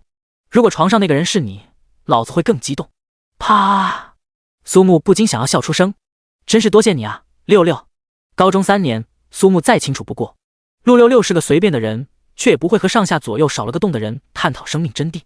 这一点，他非常确信。换言之，身处的这个世界属于真实的虚构世界，没有任何通关的提示。偌大的一个世界究竟会怎样，全凭自己摸索。唉，这个世界做得很棒，除了它不是真的之外，全都很像。苏木抚额在雨中大笑不止，无数曾经的记忆瞬间清晰。他进入圣灵塔域，不仅是为了提升实力，真正的目标是登上这座浮游塔的最高层，见到圣灵先知，通过先知找到3转突破任务的线索。喵喵喵，不就是个真实版的模拟人生游戏？撸起袖子加油干，肯定能找到线索。都是 NPC 的话还如此真实，那苏木想到某些神奇的画面，可嗨嗨。正事要紧，距离圣灵塔域关闭只有不到1天的时间，大多数的年轻职业者都回到各自房间检查收获，提升实力。圣灵塔域属于资源秘境，只要打通其中1层也会有相应奖励，而且还是职业者们最为稀缺的技能书、装备、宝物这些。如何搭配使用至关重要。宁光城上配备有模拟战争的场地设施可供使用，时间一长，拥有状元名号的职业者们都抓紧时间去提升实力。萧若婷牢牢盯着困在第2层的候选守护者，面露无奈的苦笑。这些人能走到现在已是不容易，只不过想要过第2层，实力越强反而越麻烦。他当初饱尝从云巅跌落地狱的痛苦，多亏运气不错，被一个职业强者收留，才得以找到自我，走到最后。后来他与不少人聊天才知道，这种属于运气爆棚的类型，大部分心比天高的职业者最终会在那个世界生不如死的活着。嗡，进度图骤然明亮。萧若婷明白，这是有人率先挣脱第2层的残酷枷锁，进入顶层。瞳孔骤然一缩，完全不敢相信他的眼睛所看到的一切。苏木的头像凌驾于洛牙一和候选守护者们之上。光怪陆离的世界中，少年缓步而行，来到一座雕像前。挑战者，请告诉我，你是如何通过第2层的？苏木闭上眼睛，回想起所有的种种，淡然回答：弱者抽刀向更弱者，强者抽刀向更强者。耸耸肩膀，苏木的脸上露出自信的笑容。我是强者，所以我死了。沉寂片刻，雕像消失不见。说吧，你想知道什么？第80章，通关圣灵塔域。这个先知真抠门。混沌虚无之中，苏木静静审视雕像，不过一个平平无奇的老人，垂首低眉，面容和蔼。若是换在其他地方，不过平平无奇的雕像而已。真正令他心中惊骇的，还是从虚空中传来的声音。想来，说话者必然便是那位圣灵先知，也是苏木进入圣灵塔域的最终目标，就在眼前。然而，仅仅2句话，仿佛耗尽苏木全身的气力，一时之间大汗淋漓，双唇上下如有千斤重担。始终如一的内心在此刻竟出现些许动摇。每个挑战者能够进入第2层，必然有3次战胜强敌，累积强大的胜势。此时无论有多么可怕的敌人出现，也都有战而胜之的绝对把握。双目微闭，苏木想到在完线世界中的一切，情不自禁笑出声。他佩服这座圣灵塔域的设计者，将每一个挑战者的心理捉摸通透。完线世界的苏木以生活职业者的卑微战斗力，迎战6转的职业强者，成功守护一村，拖延时间到援兵赶来，最终除他之外无人死去。不惧死，不畏强，向死而去，才有新生。须臾之间，苏木在完线世界中生活了30年，先前累积的盛世与信心消磨殆尽。真正可怕的还是源于灵魂与精神的疲惫，消耗巨大的精神力量与同圣灵先知对话，内心生出种种负面情绪，也在情理之中。无可名状的不安下，苏木深吸一口气，睁眼，略显佝偻的背影重新挺立，甚至爆发出更加惊人的气势，眼眸澄澈明亮，先前的浑浊荡然无存。我的3转突破任务，圣天绊子与获得其土王好感这2个任务在哪儿？要怎么做？洪亮的声音在虚空混沌的世界回响。片刻后，一声轻叹，大量的信息如洪水般灌入大脑。嗡嗡嗡！萧若婷忍不住叫了声好。有苏木的成功突破后，接连有5位候选守护者成功从完线世界中走出。如此看来，说不定这一届能同时诞生5位真正的守护者。还不待萧若婷细想，有数道金光从天而降，于广场中央缓缓绘出一座奥秘法阵，骇人的气浪蔓延席卷。浩大的声势吸引了所有状元们的关注，眼眸中满是艳羡之色。惊喜看向进度图，果不其然，苏木的头像消失，一条红色的细线从他最初进入的位置处开始徐徐向上延伸，直至第1层。也就是说，苏木他成功通关圣灵塔域。浑身不自觉颤抖几下，萧若婷感觉他已经是10几年没有碰到如此令他热血沸腾的景象。真正的强者，装备属性技能这些终归只是锦上添花，没有属于强者的内心，无异于空中楼阁，华美不实。苏木可以超过同期的状元们进入第2层，尚且处于萧若婷的预料之中。没想到苏木竟然能够战胜那些实力在7转8转的候选守护者，并得到圣灵先知认可，这种几乎不可能发生的事情，此刻就真真实实发生在他的眼前，怎能不激动？法阵城，少年沐浴金光，昂首挺胸，站于天地之间。下一刻，他错愕回头看向圣灵塔域。我擦，就这？问了几句话都没点实质性的奖励，什么破先知，真抠。说实话，苏木满怀期待，那么厉害一先知，最次不给个红色品质技能书啥的，结果什么都没有，白高兴一场。是苏木，我究竟错过了什么？怎么会是苏木？这么拉风的出场方式，比老子御剑成风还要帅气100倍。本以为会亲眼见证守护者的荣耀加身，各地的状元们看到苏木的脸庞，有人惊叹，有人眼神复杂，更多还是羡慕与嫉妒。裴青羽看到苏木的身影，嘴角苦涩一笑，他仿佛能理解文宇飞的抓狂与痛苦。都是双科状元，本以为苏木不过只是多了几分，实力上且处于同一水平线，现在看来完全不在一个次元。他们这些状元傲视同龄人，对候选守护者依旧需要仰望，苏木却能赢过他们，差距并不可怕，资源足够，拥有一颗奋进的心，迟早可以追上。裴青羽在风鸣洞穴见识过苏木实力后，曾如此安慰自己：哼，这份差距是无法突破的吗？真他妈打击人！裴青羽握紧拳头，身为次元剑圣裴纯风的孙女，她绝不会放弃。不少人聚集而来，想要寻找机会同苏木聊上几句。如此恐怖的成绩，足以令这些眼高于顶的各地状元们放下心中的骄傲。未来必然会有苏木一席之地，提前露个脸，顺手加个好友，日后保不齐会有大作用。职业者的社会可不是只有打打杀杀，还有人情世故。做得好，苏木！一个大大的拥抱，有力的巴掌拍在后背，呼呼作响，拼尽全力推开异常兴奋的萧洛婷。苏木翻了个白眼，淡淡说道：“抱歉，我不接受男人的拥抱。”闻言，萧洛婷倒也不生气，只是一个劲儿笑不停。在他的眼中，苏木可比绝世美女要好看太多。了解萧洛婷性格之人都知道，这位是出了名儿的不苟言笑。现在，唉，还是自己不配啊！文宇飞越想越气，愤怒离开。昔日他跟着父亲拜访，之间稍稍表现出嫌弃，就被萧洛婷狠狠当众打了顿屁股。苏木那可是在如此多人面前直接表现出拒绝啊！妈的，萧洛婷，你这个双标狗！30年河东，30年河西，莫欺少年穷。现在你对我爱答不理，将来我会让你高攀不起。走过几步，脑海中幻想着未来萧洛婷跪地亲吻他脚面的情景，文宇飞顿感心情舒畅。精神胜利法真的很好用，纳兰清玄，多谢多谢。很快，苏木便被围在中间，听着无数好听话，略略叹口气。有时候出名也是有一点点烦恼的呀。无人注意到少女蓦然出现，正是在第2层攻略多时的洛牙一，脸颊绯红，嘴角笑个不停，同裴青雨出现时的状态截然不同。嘻嘻嘻，如果有机会的话，他还想去那个世界再去玩玩。那个可爱的笨蛋女孩子叫什么来着？轻轻拍拍脑袋，那张明媚的笑脸逐渐模糊不清。离开完现世界后，生活过的记忆会逐渐返还，直至最后彻底忘却。10几个小时过去，圣灵塔域关闭，宁光城重新出现在龙城。随后，萧洛婷颤巍巍握着纸条走进一幢并不起眼，甚至还有些破旧的房子。这里正是华夏国所有守护者的管理中心。在守护者的口中，这里还有另外一个名字——守护者俱乐部。真正决定守护之名的房间中，萧洛婷将那张圣灵先知写下通过试炼的守护者名字的纸条拿在手上。哈哈，天不怕地不怕的萧洛婷，今儿怎么和个大媳妇儿似的扭扭捏捏？可不像你啊！好了，老裴，别叨老萧了。这次试炼的结果怎么样？萧洛婷扫过前方6人期待的面庞，这才深吸一口气，沉声念道：“李东阳、颜白露、莫不凡。”然后短暂的迟疑停顿后，终于念出了那个本不该出现在纸条上的名字，还有苏木。第81章，未来最年轻的守护者。阿卡亚，你不会来亲戚了吧？昏暗的房间内一片寂静，落针可闻。苦笑一声，就知道是这种情况。说之前心中紧张担忧，大声念完反而如释重负。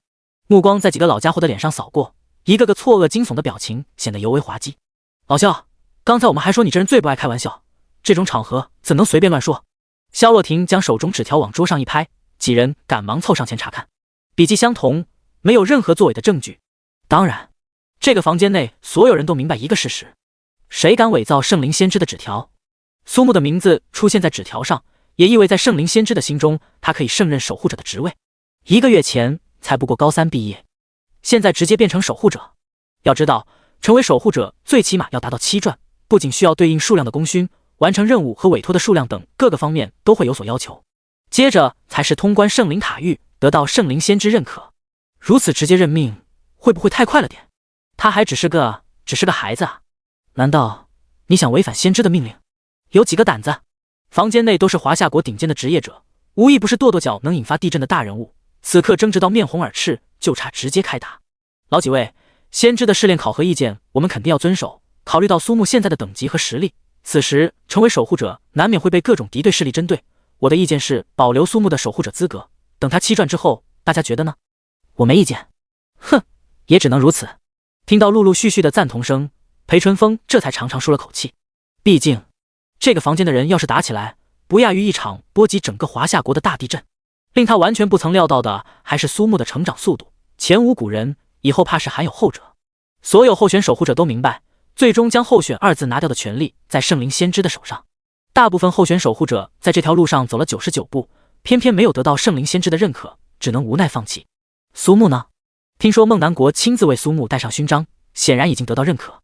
未来时机成熟，得到孟南国推荐成为候选守护者几乎是顺理成章。现在又得到圣灵先知的认可，只要他站到起点，那就是终点。未来最年轻的守护者。这一刻，连裴纯风都有些羡慕苏木的运气。旋即，裴纯风想到元墨大学，现在似乎压力给到学校那边了呢。他倒是很想看看元墨大学能给苏木分配一个什么样的指导员。这个少年的身上承载了太多的荣耀记录，谁又能当他的老师呢？距离开学还有差不多1个月时间按照裴淳风对苏木的了解，必然不会浪费，说不定开学的时候会让所有人大吃一惊呢。见过太多好苗子，裴淳风从未如现在一样期待。龙城的酒店中，苏木刚进房间便取出从圣灵塔狱中得到的2件奖励。首先是击杀巴努努得到的一枚冰晶肩章，先前没有来得及去看属性，现在终于有时间。星辰寒冰的庇佑肩章宝物，属性敏捷加25，精神加50，冰属性抗性加100。效果冰霜猎手在冰雪环境中移动速度正 25%， 并拥有隐身效果，移动时隐身效果自动解除。寒冰之护主动释放，凝结抵御攻击的寒冰将自身冻结30秒，在此期间内收到的伤害负 50%， 恒定冷却时间24小时。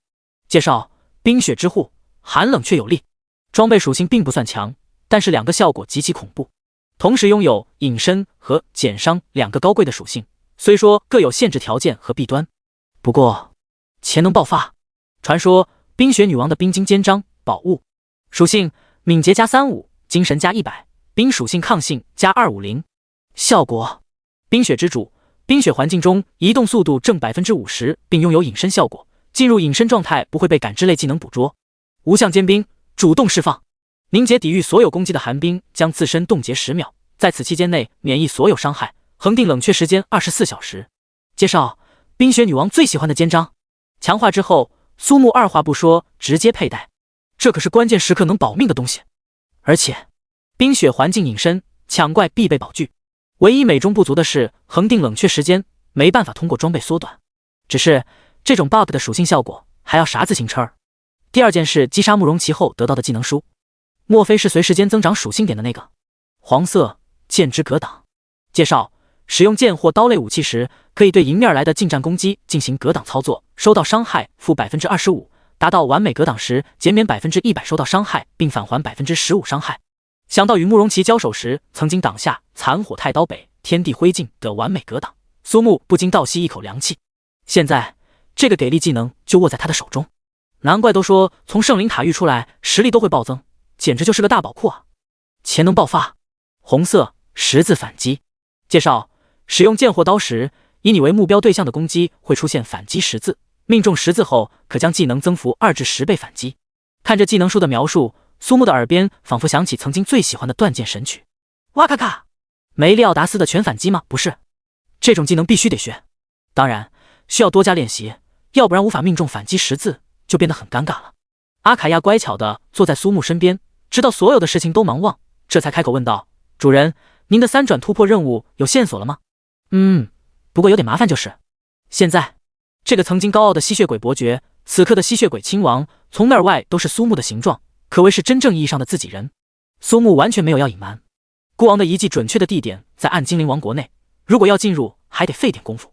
第2个圣天半子的任务地点在迷雾谷，第3个获得其土王认可的任务地点则是需要寻找那座传说中的阿瓦隆湖，搞不好咱俩到后面还得出趟国。阿卡亚会跟着主人去天涯海角，只要有主人在的地方就是天堂，阿卡亚也愿意。哦，是啊，对阿卡亚而言，天堂即地狱。好了，咱们启程回苍兰。苏木刚起身，发现阿卡亚仍旧坐在沙发上，柔嫩玉手拽着衣角，脸颊绯红如春。你怎么了？不会是来亲戚了吧？挠挠头，苏木对吸血鬼生理学懂得并不是很多，不过应该就是这个吧。阿卡亚不易察觉，叹了口气。这个房间1天很贵的，我们才刚进来一会儿。没关系，不差钱儿，时间要紧。可是我想试试。什么？盯着阿卡亚红透几乎要掐出水来的模样，之后目光环视整个房间，浪漫温馨，属于情侣专用。然后不起眼的角落放着些相当有趣的小玩意儿。阿卡亚，你的意思是……我懂了。这么一想，第82章史上最肉的嘲讽刺客，暗精灵王国禁止进入。8月的苍兰市正值盛夏，刚一踏出传送阵，滚滚热浪扑面而来。苏木仍旧是一身普通的运动服，修长挺拔的身材与俊朗阳光的面容，立时便令人眼前一亮。明明在人群里不起眼的装束，却在人流涌动之地如鹤立鸡群一般。至于身后跟着的女子，银发竖起分于2肩，轻薄的白纱泡泡袖短上衣，黑色短裙与白色运动鞋将圆润有力的修长美腿完美展现。像冰山一样的高冷，似地狱般火热的身材，两人走过，回头率100%。如今苍兰市依旧沉浸在城市气运站的喜悦中，街道上随处可见庆祝的标语和装饰，连带着每个人脸上都洋溢笑容。城市气运战综合排名第一，无论在现实挑战还是新增的团队战中，都展露出强悍无比的统治力。这座本就不出名的城市瞬间超过龙城、星海等一众知名大城市，史无前例迈入一线城市的行列。由此而来的各种资源爆炸式增长，房价一夜之间翻了几番，生活在这座城市的每个人都得到肉眼可见的好处。大屏幕轮番出现城市气运战上获胜的职业者，苏木看到几张熟悉的面庞，尤其是陆66绽放的笑容显露出内心的喜悦。最后的大合照上 ，C 位之人正是不可一世、睥睨天下的胖子。嘴角向上一翘，苏木询问有关城市气运战上的情况。哼着调子的司机师傅正愁没个人说话排解无聊，当即便是滔滔不绝讲述起第二场团队战上苍蓝市的表现。要我说啊，最牛的还是那个脸上笑出花的大胖子。兄弟，你知道他在团队战上干了什么吗？不知道，距离到站还有一段时间，大哥你说说呗。司机师傅见苏木完全不知道的模样，得意洋洋说道：“能参加城市气运战，那可都是各个城市的精英啊！咱们这位可倒好，开场直接给这些人问候了个遍。啧，老子平时也不算嘴笨，和他比起来，那是自愧不如啊！兄弟，你是没看到，那些精英们气得脸和猪大肠一个丝儿，全程干着嘲讽和肉盾的活儿，估计最后觉得零击败不好看，拿屁熏晕一个，太他妈对老子脾气了。”听着司机的讲述，就连阿卡亚也是忍俊不禁。苏木看着屏幕上666抱着孟南国颁发的城市气运战最佳 MVP 奖牌，笑得灿烂，发自内心为好兄弟感到高兴。回到别墅，苏木和阿卡亚开始动手清扫，许久未住，早已有一层灰尘。当然，清扫之余，总会在这偌大的别墅中尝试一些新奇的玩法，不得不感叹，学习真的令人快乐。活到老，学到老，古人诚不欺我。短暂的休整后，苏木出现在苍蓝市最西面的暗精灵驻地。众所周知，暗精灵为了追求更强大的力量，选择拥抱黑暗魔法，最终从精灵族中分裂，互相都看不惯对方。在苍蓝市的驻地一东一西，距离最远。相比于精灵族驻地，工作人员是肤白貌美的大姐姐，暗精灵驻地内除了肤色偏黑，拥有银色的及腰长发，身材非但毫不逊色，反而在制服的衬托下更显火辣。只是为什么啊？为什么不行？守卫，把这个大喊大叫的丑陋人类插出去。然后苏木眼看两名气势汹汹的女守卫直接将排在前方的男子插出门去。不过为什么感觉他很兴奋呢？说明来意后，从窗口内传来不耐烦的声音：“没有看门口的通知吗？最近暗精灵王国禁止外人进入。”窗口前，暗精灵大姐姐瞥了一眼，触及那张俊秀非凡的脸庞时，语气稍微缓和：“小帅哥，王国内马上要举行下一任祭司的选拔，所有与外界的联系都会切断。事实证明，精灵族是当之无愧的颜狗。那还有没有什么其他办法呢？距离开学还有20多天，大好时光怎么可以浪费？不去做任务升级增强实力，难道用来做？嗨嗨！”心中仍有不甘，苏木趴在窗口前，嘴巴如抹了蜜一样，拿出在另一个世界追女神的死缠烂打。姐姐还有什么其他的办法吗？我真的是很着急。弟弟可真是没什么办法了呢。暗精灵大姐姐手托香腮，身体稍稍前倾，一双狭长的眸子直勾勾盯着苏木，胸前饱满的存在坚硬的桌沿挤压下，出现一条并不算深的沟壑。心中悠悠叹口气，经过短暂的无力挣扎后，苏木试探问道：“那姐姐，办法什么的先不着急，要不我请您喝上几杯？我知道附近有个还不错的酒馆，我们现在就走。”啊？可现在不是上班时间，反正又没什么人，和弟弟喝酒重要。透过窗口看到起身不经意间露出的腿环和黑色蕾丝吊带袜，苏木直接一巴掌呼在脸上：“拜托啊，仅仅为了个情报而已，不至于还得现身外带输送精华吧？好像暗精灵和吸血鬼一样，都是属于拥有超长寿命的长生种，看着年轻，说不定已经是活了几百上千岁的老奶奶。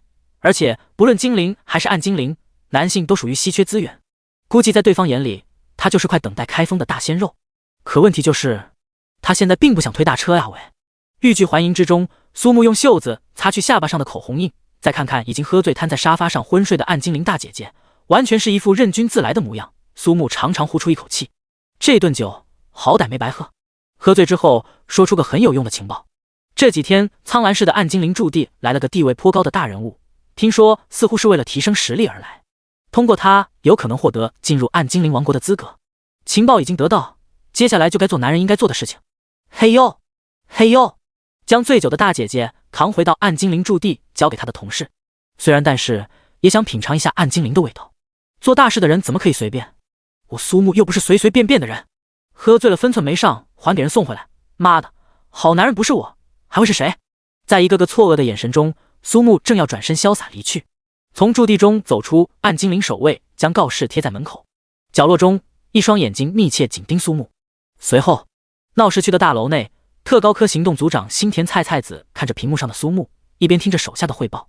看来这个家伙不近女色，我们没办法用色诱的方式将其暗杀。第83章，暗精灵王国的大手笔新撰组暗杀进行时。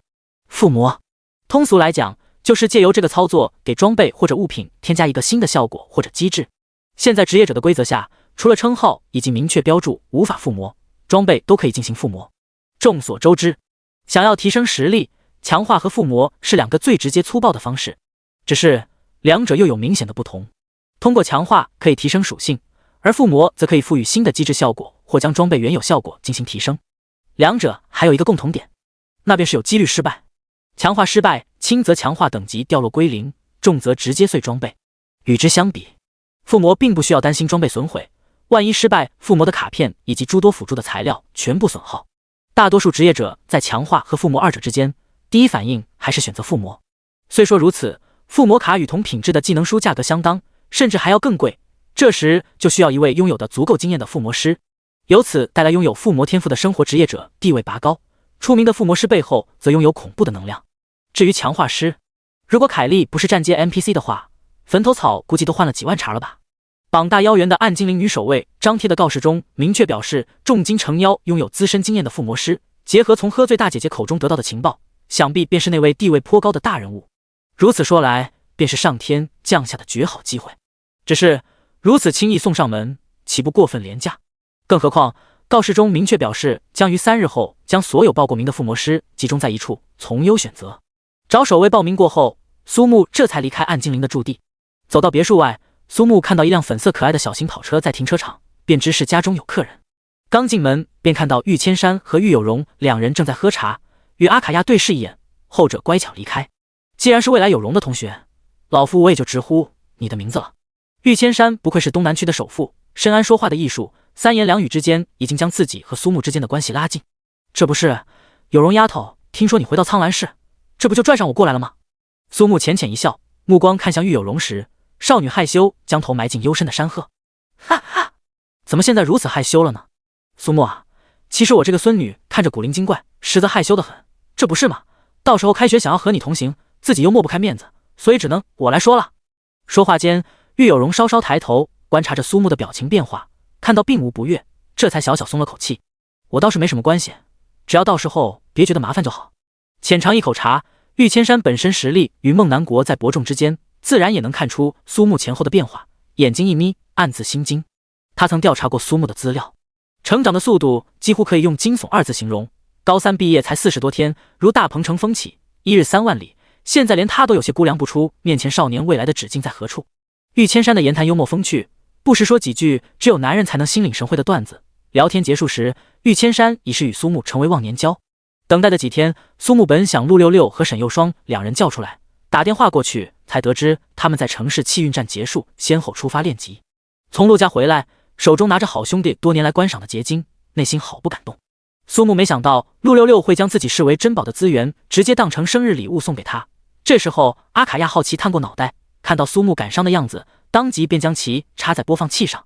接下来再次感悟到，原来生命的真谛竟然比他在情侣酒店中偶然发现的还要丰富千倍万倍，仿佛瞬间打开了新世界的大门。总之，阿卡亚很爱学习。3天时间过得太快，再次来到暗精灵驻地，发现门口早已聚集不少附魔师。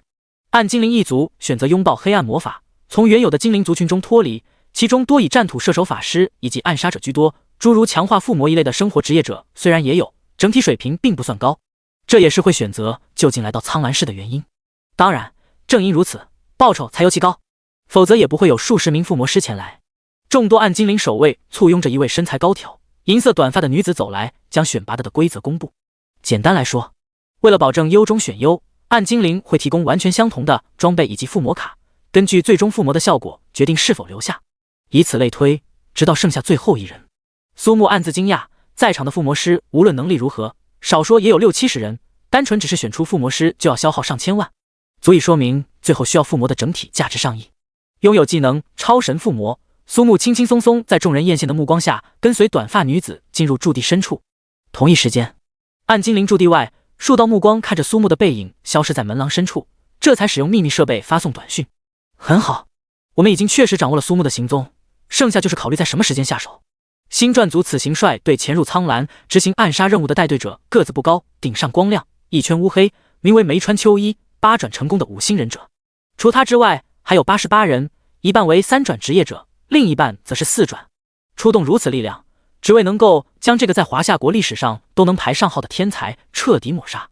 梅川队长，这个苏木此刻正在暗精灵驻地，我们是否直接冲入将其击杀？暗精灵驻地不可轻举妄动，乱来只会令真田族长为难。等他回到别墅，我们要在梦南国的眼皮底下把他杀掉。梅川秋一很有信心，就算苏木的家临近这座城市的守护者梦南国又能怎样？虽不能与梦南国相抗衡，将其阻拦30分钟没有人物问题。88个训练有素的职业者杀手，还怕搞不死一个连3转都没有的少年？他就是要用这种明目张胆的方式，彻底将梦南国的强者之心碾得粉碎。对了，好像特高科的人也来到了这里。听见手下的汇报，梅川秋一咧嘴一笑，一条条命令发出，只待苏木回到别墅，暗杀行动就此展开。第84章，画女硬说难。我要不让你进去就当你奴隶。真正深入暗精灵驻地，发现与想象中完全不同。明亮光滑的大理石墙壁，精美绝伦的青铜吊灯，不算大的会客室中随处可见来自各地的好玩意儿。请您稍等片刻，我去向小主人禀报一声。银色短发女子声如百灵，清脆悦耳。看到苏木翘着2郎腿已经坐下，情不自禁多看了几眼。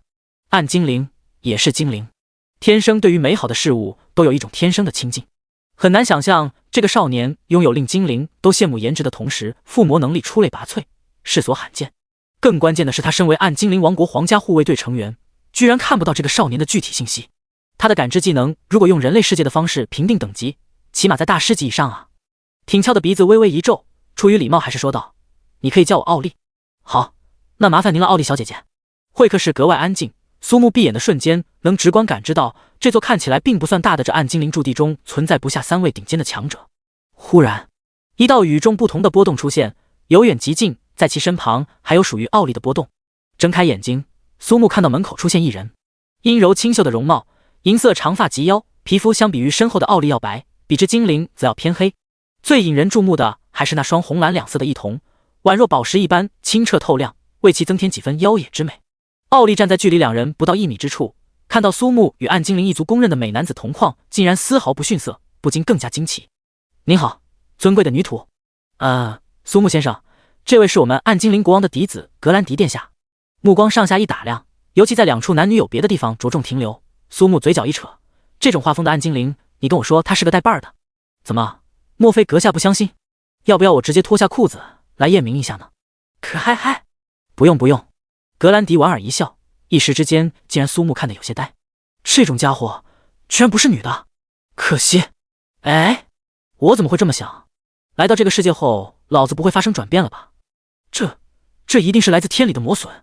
对，就是这个样子。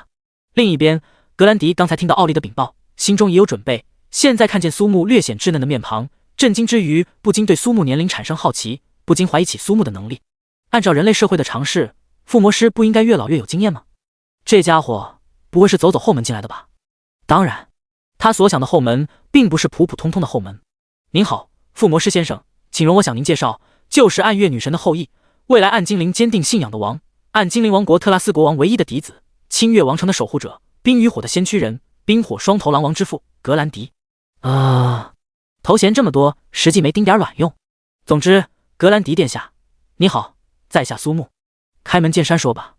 苏木先生，我对您的附魔能力并不是很信任，至少在确定您的水平之前，我还不打算委托您来附魔。这时，奥利非常识趣端上来一对黝黑匕首和附魔卡，明显是还要最后再检验一次。眼睛一眯，苏木完全不在意，信手拿起，与一般附魔师还需要各种前戏准备完全不同。一手附魔卡，一手装备，光芒一闪，匕首通体的幽蓝散发阵阵寒气。完事儿，咣当，随手扔在桌上。奥利和格兰迪急忙查看其属性。格兰迪难掩心中震撼，这只是一件普通的白银品质匕首，附魔卡也不过蓝色。新增的效果被刺命中敌人，有1%几率使目标进入冰冻，攻击冰冻状态下的敌人100%暴击，连他一个射手都羡慕不已。更可怕的是，苏木居然完全不用任何准备就有相当高的成功率，匪夷所思，却是难遇难求。旁边的奥利看向匕首，更是满目炽热，瞬间感觉他手上的黄金匕首一点都不香，额头渗出一层薄汗，当即起身90度鞠躬：“方才是我年少无知冒犯了您，还请原谅。”冷哼一声，苏木起身正要离开，格兰迪重新将其拉回到沙发上：“苏木先生，不，苏大师，您说有什么条件，我一定尽可能满足您。我需要进入暗精灵王国的资格，以及探索秘境孤王的遗迹。”此话一出，格兰迪和奥利顿时脸色突变，犹豫的间隙，苏木起身又要走，奥利先一步拦下，看到格兰迪的眼色，这才将各种隐情讲出。暗精灵王国全境封锁，禁止外人进入的原因是1000年一次的月之祭司选拔即将开始，能否成为下任月之祭司的条件就是候选者通关普通难度孤王的遗迹，并且在决斗中战胜其他候选者。目前的候选者是已故暗精灵国王特拉斯之子格兰迪以及摄政亲王的子嗣佩达纳。本就觊觎暗精灵国王之位的摄政王一方，如果再拥有与国王对等的月之祭司的力量，格兰迪一脉，后果可想而知。年迈的月之祭司有心无力，只能将目前提升实力最显著的附魔卡交给格兰迪，希望他能够借此机会增强实力。之所以来到人类4界，无非是想凭借人类附魔师的力量，将橙色附魔卡冰火奇美拉的效果发挥到极致。然而走过数个城市，浪费不少时间，格兰迪也不曾找到一个能够100%稳定发挥的附魔师。距离孤王的遗迹开启只剩不到半个月的时间，格兰迪目前实力更是远逊色于佩达纳，想要获得肉眼可见提升，附魔是唯一有效的办法。苏木先生，还请您帮助格兰迪殿下，我等必将感念您的恩德。大致听明白后，苏木并不觉得他是个古道热肠之人，摇头笑道：“帮你们，我能得到什么？至于你们的什么恩德这类，敢问有奥利小姐姐胸前几两肉重？”饶是奥利早已听惯各种段子，此刻不由得还是满面绯红。格兰迪看看桌上的匕首，终于狠下一条心：如果您能帮我附魔成功，只要此事结束，我保证能让您探索一次，如何？双目通红，格兰迪的额头之上青筋暴起，发出如野兽般的低吟：“啊，格兰迪殿下，该不会以为这样我就会答应吧？您随便一说，反悔又该怎么办？那是我在你们暗精灵王国内，想要拿捏我，岂不是轻轻松松？”奥利和格兰迪微微一愣，显然没有料到生死存亡就这么一哆嗦。格兰迪忽然迸发出无比强烈的勇气，咬破手指的瞬间，胸前浮现一座巴掌大小的暗精灵法阵。我暗精灵格兰迪以此立血誓，如我没有在获得月之祭司接任者后3日内没有履行承诺，永生永世为奴为婢。啊呸，为奴！说罢，法阵染血，浮于空中裂成2半，分别没入2人心口。如果你苏木附魔失败，我格兰迪以暗月女神之名发誓，此生定不会放过你。奥利面色惊恐，赶忙将格兰迪扶起，心中暗道：这次是真的拼命了。现在可以了吧？如果我不让你进去，我就是你奴隶。苏木挠挠头，面露难色，瞬间令2人如坠冰窟。那啥，我还有一个问题，不知当问不问。你说，你真不是个女的？格兰迪拼尽全身气力，大吼道：“你他妈给我滚！”第85章，请君入瓮来，盛夏夜拾起冬雪。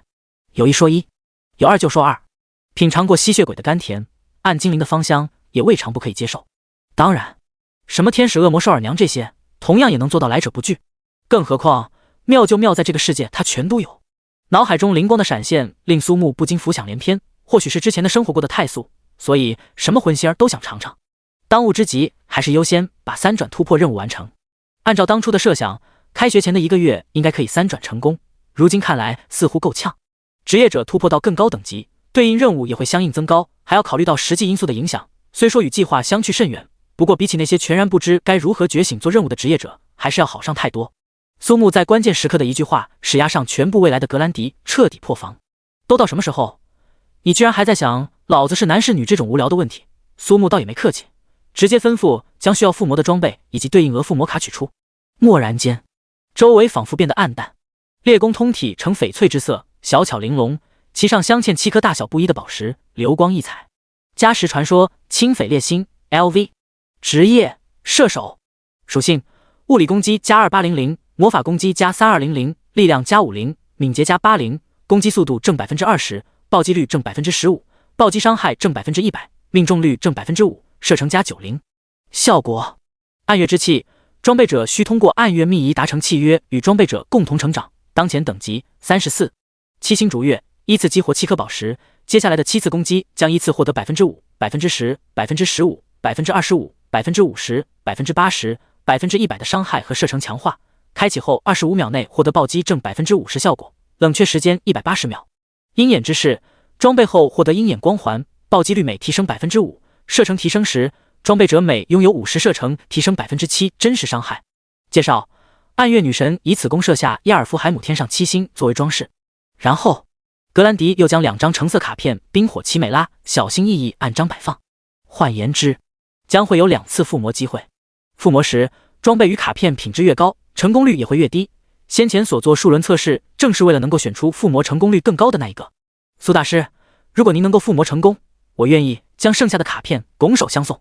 可嗨嗨，这位王子殿下估计不知道，有种东西叫附魔成功率100%。那我们何时动身出发？如果您现在附魔，我们晚上就能出发。二话不说，苏木拿起装备和卡片，超神附魔。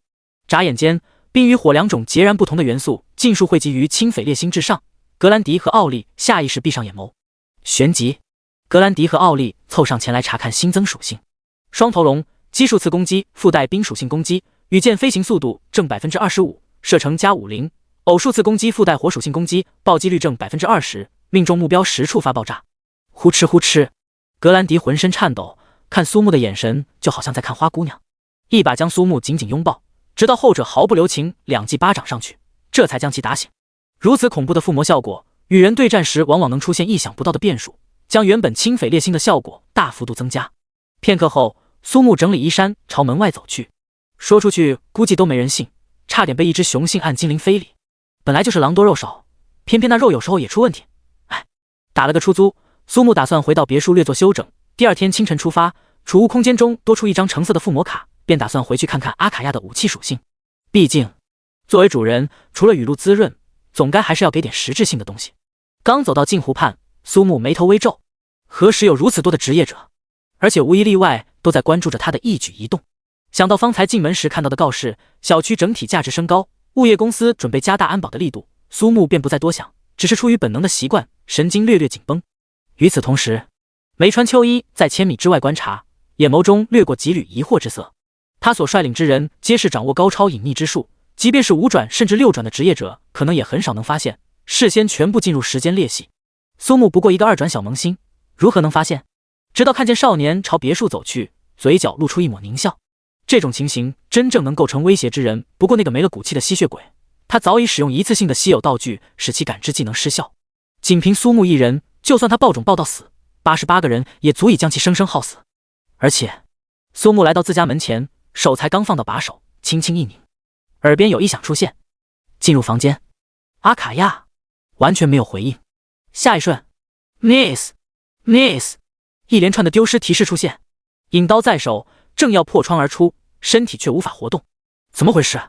万石勘破之瞳，黑影出现，迎面展开一张黑色卷轴，阴沉死气瞬间笼罩全身，感受到体内生机飞快流逝。苏木自知大事不妙，身体快过意识，体表出现晶莹透亮的寒冰结晶，先一步将苏木全身包裹。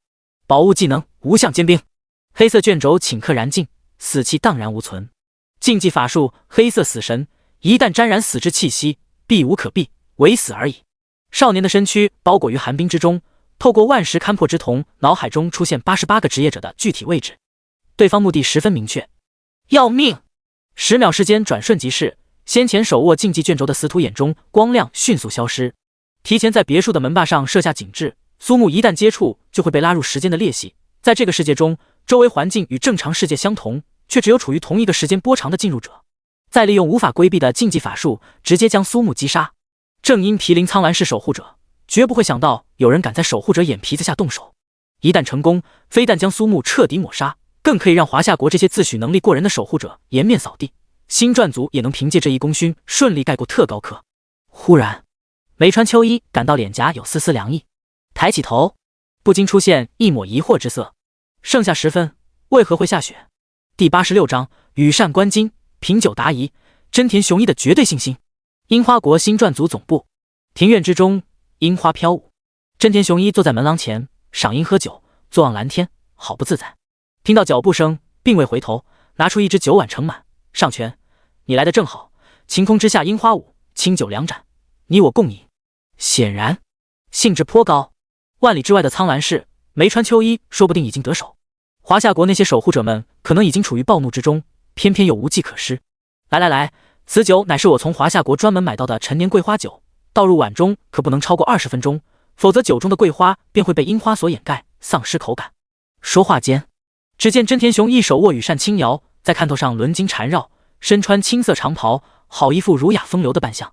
真正崇拜之人，正是华夏国历史上赫赫有名的诸葛武侯丞相。谈笑间，樯橹灰飞烟灭。今日此时，真田雄一就要再现诸葛武侯之风流。赏樱喝酒之间，谈笑风生，兴尽阑珊之余，捷报自万里而来。星传组织名将会成为华夏国挥之不去的噩梦，守护者眼皮子底下全国双科状元被暗杀，无异于让整个华夏国蒙受耻辱，或许还会让几位守护者遭受牵连，从此丧失前进之心也未可知。而他正是那背后之人。说来也赶巧，真田雄一饮酒之间忽然想到缺少一个见证之人。这时候上泉万纲来了，简直是天助我也！所有的迹象无不表明此次行动必成。真田组长，可否请您终止梅川队长的暗杀行动？上泉万纲心急如焚，第六感告诉他此番行动星传组极有可能损失惨重，这才决定赶来阻止。何曾料到真田雄一听罢竟是笑得异常开心。莫要做那无谓的担心，你可知此次行动之深思熟虑？羽扇轻轻将肩头落英拨去，真田毫不掩饰内心之得意欣喜。在距离苍兰氏守护者孟南国住所不足500米的地方，以88名死土的巨大投入，将华夏国放眼历史都屈指可数的双科状元唐而皇之虐杀。当他的尸体出现在孟南国家门口时，真田雄一真想亲眼见证那流民暗杀时的光辉灿烂时刻。毋庸置疑，忧心忡忡赶来阻止暗杀行动的上泉万纲给了真田雄一发挥的空间和舞台。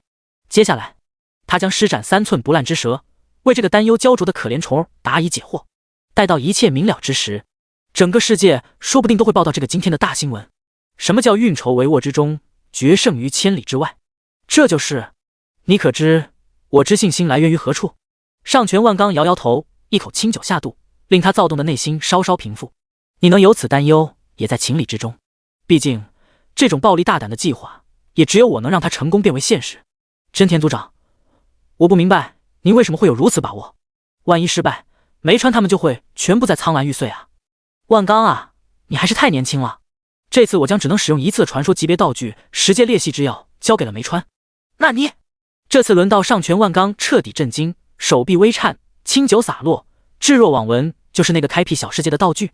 上泉老弟，没错，外带还有88名死土，最低都在40级，还有一册黑色死神的竞技法术卷轴，怎么可能会失败？偌大的庭院中，只有上泉万纲倒吸冷气的声音。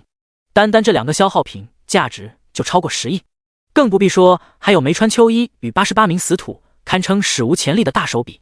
当然，真田雄一此番不惜代价，也是为了能够震惊世界，彻底让特高科的上山春奈仰望。所以，上泉老弟，这下你知道了吧？华夏国有句话叫做谋而后动，就算目标能避开黑色死神的突袭，还有87名死土，怎么可能失败？为2人将酒斟满，真田雄一看向庭院中的樱花，得意洋洋。这将会是华夏国历史上最大的耻辱，同时也是星传组辉煌的起点。真田雄一想到苍兰氏此刻正是酷暑，而他就要在这炎炎夏日再添上一把燎原烈火，垃圾鬼老天，正常几天又不正常了？他奶奶个腿儿！大夏天下个球的雪，阿 T 冷死老子了！大街上随处可以听到骂骂咧咧的行人，如此罕见多变的天气令不少专家变得愁眉苦脸。这尼玛该找个什么理由呢？另一个世界中，雪花飘飘，天地之间一片肃杀之意。忽然，一声惨叫响彻云霄，数十道身影先后出现，看到一人胸口中间鲜血冻成黄眼的冰块，人人皆是脸上铁青。八嘎，八嘎，他在哪儿？他到底在哪儿？同伴惨死，他们却连苏木的腿毛都没看到一根，这种诡异耻辱的情形还是头次遇到。蓦然间，又是一声惨叫，赶到时，一名死土再度惨死，一模一样的背后中刀。这次苏木甚至有时间利用尸体摆出双手竖中指的动作之后再冻成冰雕，伤害不高，侮辱性极强。换言之，他们这些人的等级压制完全没个卵用。这个时候，他们想到那少年第一次消失的时候所说的话：薛气，现在正是猎杀时刻。猎人和猎物的位置居然互换了吗？不到30分钟，先后有20名死土被杀，死亡的阴影笼罩在每个人的心头。死土早已做好慨然赴死的准备，不过只要是人，又怎么可能不怕死？苏木神出鬼没的恐怖杀人手段，唤醒了他们心中对死亡最原始的恐惧。所有人全都聚在一块儿。等级最高的死土下达命令，心中后悔不已。如果不是因为他的犹豫，或许会少几人死去。如今看来，这个名叫苏木的少年拥有操控天气下雪的能力，攻击颇高的同时，还拥有躲避感知的技能或天赋，相当棘手。短短数秒，剩余死土全部聚集。小队长，我们怎么办？那个阴险狡诈的家伙必然就在我们周围，我可以感觉到他正在看着我们。可是，小队长，我们发现不了他啊。在中心被唤作小队长的男子冰冷一笑，沉声说道：“他之所以会使用这种战术，无非也是怕了我们。大不了……”不远处，苏木看到那人手中多了一册火红色的卷轴。可是，小队长，如果在这里使用烈焰风暴，那可是擅自毁灭城市的罪名，届时所有国家问罪怎么办？见识短浅。这里属于十阶裂系，拥有和原本一样的地形和天气，就算把这个世界炸掉，关苍兰是什么事？哦，原来是这样，我明白了。嘿嘿，我也明白了，多谢多谢。苏木打了个哈欠，心中再无顾虑。毕竟是真金白银买的别墅，真要一把火烧了，那是相当心疼了。这才使用冰轮丸的附带技能天象丛林与的宝物冰雪女王的冰晶肩章中冰雪之主的隐身效果展开暗杀。现在吗？结，技能要是随便用，我能让你们后悔来到这个世界。紧接着，透过万石勘破之瞳，苏木确认了烈焰风暴的信息。这个瞬间，禁忌法术启动，神之一手，流刃若火。第87章66对1。你别说我们卑鄙，好歹用这种方式认可了你的实力。席卷整座城市金色烈焰眨眼间将这个世界化作一片赤焰的地狱，就连深不见底的镜湖之水也被彻底烧干。死土们站在防御法阵中，安然无恙，一个个瞪大了眼睛，想要寻找苏木的行踪。禁忌卷轴使用的瞬间，天上飞雪戛然而止。烈焰风暴以恐怖的范围以及惊人的伤害，是与天降蘑菇完全对等的灭城级别禁忌法术，若非在这世界裂系，也不敢轻易使用。诸天万界侵入地球，人类职业者的出现击退了外族保留文明的火种。后来所有人类国家结成人族联盟，一致对外，并约定不可以对他国城市出手，如有违反其他国家，可直接将其灭绝，瓜分所有资源。汹涌的烈焰中，一道身影缓缓浮现。小队长，那个家伙出现了！眼中闪过一抹残忍的笑容，只是所有人下一秒全都惊呆了。咔吧！听到身旁有人下巴脱臼的声音，这些死土置若罔闻。意料之中的情况并未出现，非但没有被烤熟，甚至悠闲地拎个绿色玻璃瓶。能够将整座城市都湮灭的烈焰风暴，居然会对一个36级的小职业者没伤害。被火焰烤到口干舌燥，不远处苏木喝着啤酒哼着小曲儿，将一众死土看到傻眼。我尼玛，还有这种操作！本以为不费吹灰之力就能把那个喜欢背后捅刀子的家伙干掉，现在看来，人家不光在烈焰中过得很润，还欣赏着他们几十人叠罗汉般人挤人的滑稽场面，真是把人都丢到万里之外。巴嘎巴嘎巴嘎，这如何能忍？奈何法术未完，早着急也只能憋着等着。待到烈焰风暴法术结束，整座城市已经化作一片火海，剩余的死土们将苏木团团包围。少年的脚下码着5只空瓶子，还是上次与陆66、沈佑双吃烧烤时所剩。事到如今，苏木早已经是个死人，双拳难敌4手，更何况现在是66对1，等级压制以及人数压制，在这个彻底与现实世界隔绝十阶裂隙，就问你能逃到哪儿？想到方才那个在烈焰中喝啤酒的装逼少年，这些死土们便气不打一处来。都尼玛要死的人了，还尼玛搁那儿装逼喝啤酒？这种只要动动手指就能轻松将其碾死的时刻，每个人的脸上都带着灿烂无比的笑容。先前着实太憋屈了，小子，现在是66对1，可别怪我们以多欺少，卑鄙无耻。在一片得意的笑声中，小日子过得还可以的死土小队长稍稍活动筋骨，至少我们用这种方式承认了你的实力。哈哈，每个人都笑得很开心，开心到肆无忌惮。因为苏木只不过一个36级连3转还未成功的年轻职业者，就算面对5转职业者，他们也有信心将其扑杀到死。苏木也笑了，同样笑得格外欢乐。忽然间，死土们似乎发现温度陡然升高，比之方才禁忌法术烈焰风暴还要高出数倍。不知何时，苏木依然把刀出鞘，只不过刀刃上满是火药炙烤留下的焦痕，也就是一把已经被火药烧到几乎就在碎裂边缘的垃圾刀，甚至还有一缕黑烟。哈哈哈，稍稍呼出一口气。既然城市不会被破坏，那么将那把看似轻轻一掰就会断掉的刀插入地面的瞬间，火焰凝聚出一个火字，大地崩塌，天空燃血，残火太刀难，活火10万一死大葬阵。以极致的高温唤醒曾经死于流刃若火之下的王者之魂，令其短暂重现世间，化作无休止杀戮的骷髅军团。数不清的骷髅在死土们惊悚的目光下爬出地面。吼！震天撼地的龙吟声响起，被击杀的冰霜巨龙出现，一道高挑的身影立于虚空之上。如果阿卡亚看到，必然会惊叫出声。那正是他的父亲，有着川刺之名的吸血鬼公爵德卡拉。那些曾经被苏木使用流刃若火斩杀的强大怪物们，一个接着一个出现。嗡！远方出现缓慢移动的空中堡垒，见多识广的死土小队长呢喃自语：“竟然是地魔龟！这不可能，这不可能！”毫无征兆，这些强大的怪物为何会扎堆出现？被数不清怪物围在正中。少年歪着头，坏坏一笑：“我也不知道是多少对66。你们也不要说我卑鄙无耻，好歹我用这样的方式承认了你们的实力，对吧？现在，你们猜猜这些怪物们本身的技能还会用吗？死土本就不怕死。Z。然而，这一刻，他们感到一种近乎窒息、口干舌燥的绝望。好了，你们可以尽情在我的面前起舞。天空渐暗，苍兰市沉浸在升入1线城市的喜悦中。虽然白天刚有大雪飘落，无疑为盛夏时节增添一抹清凉。梅川秋一听到不远处传来的欢声笑语，心情极度烦躁。从苏木进入十阶裂隙已经过去数个小时，是死是活，总该有个信儿。先前积累的强大信心，如今七上八下，不停在心中安慰着自己。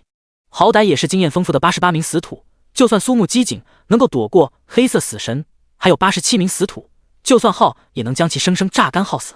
终于，耐心耗尽，梅川秋一出现在别墅门口的瞬间，身后已有一人。樱花国的鼠辈只能做些宵小卑劣的勾当。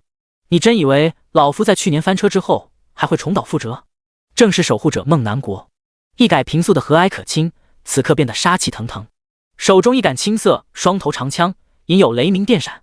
正当梅川秋一想要以隐秘之术遁逃时，忽听得洞天幻化，长梦不绝，周遭景色倏而改变。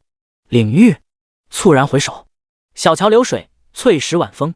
孟南国单手握枪，立于枫树之下，一步两步，可以清晰看到孟南国正在逐渐靠近，走得格外慢，还能将其脸上的戏谑表情看到一清二楚。只是为什么身体会没有反应？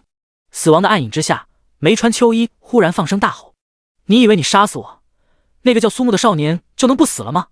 告诉你，他进入十阶裂隙数个小时，这会儿肯定早都凉了。”你说什么？情急之下，领域解除，长枪早已洞穿小腹，嘴角一笑。梅川秋一没想到他连孟南国一招都抵挡不住。可是苏木死了，任务执行成功。仰天高呼之际，一道身影蓦然出现在别墅门前。这一刻，梅川秋一目眦欲裂，内心震颤。第88章反击十字的震撼，照亮夜空的千米金凤。本应凉凉的人再度出现，完全不可能的事情居然发生了。梅川秋一甚至以为属于的失血过多出现的幻觉。88名死土外带两侧足以杀死6转职业强者的竞技卷轴，难道还干不掉一个区36级的苏木？叛变投敌，还是出现什么意外？孟南国从未有如此刻这般高兴，心中更是愧极。嘴上说着不会再度翻车，没想到打脸时刻来得如此之快，对梅川秋一的杀意又加重几分。闪雷轰击，数条电蛇瞬间在其体内炸，血肉横飞。能够获得城市守护者之名，无一不是登顶秘境圣灵塔域，获得先知认可的精彩绝艳之辈。梅川秋一并非不强，本身同样也有越级杀死强者的经验，只是面对一开始就放出领域全力以赴的孟南国，还是过分孱弱。任务会失败吗？钻心彻骨的疼痛忽而消失不见，眼前出现故国的樱花，还有曾经在树下玩耍的场景。临死之际，人生的一幕幕总会如走马灯般接连出现。不可以，万无一失的任务计划折损88名死土，已经属于前所未有的惨败。如果连目标也未能击杀，就算在陌生的土地上玉碎也是耻辱。震惊之余，梅川秋一爆发出前所未有的力量与速度，同苏木不过1000米距离，也是眨眼之间。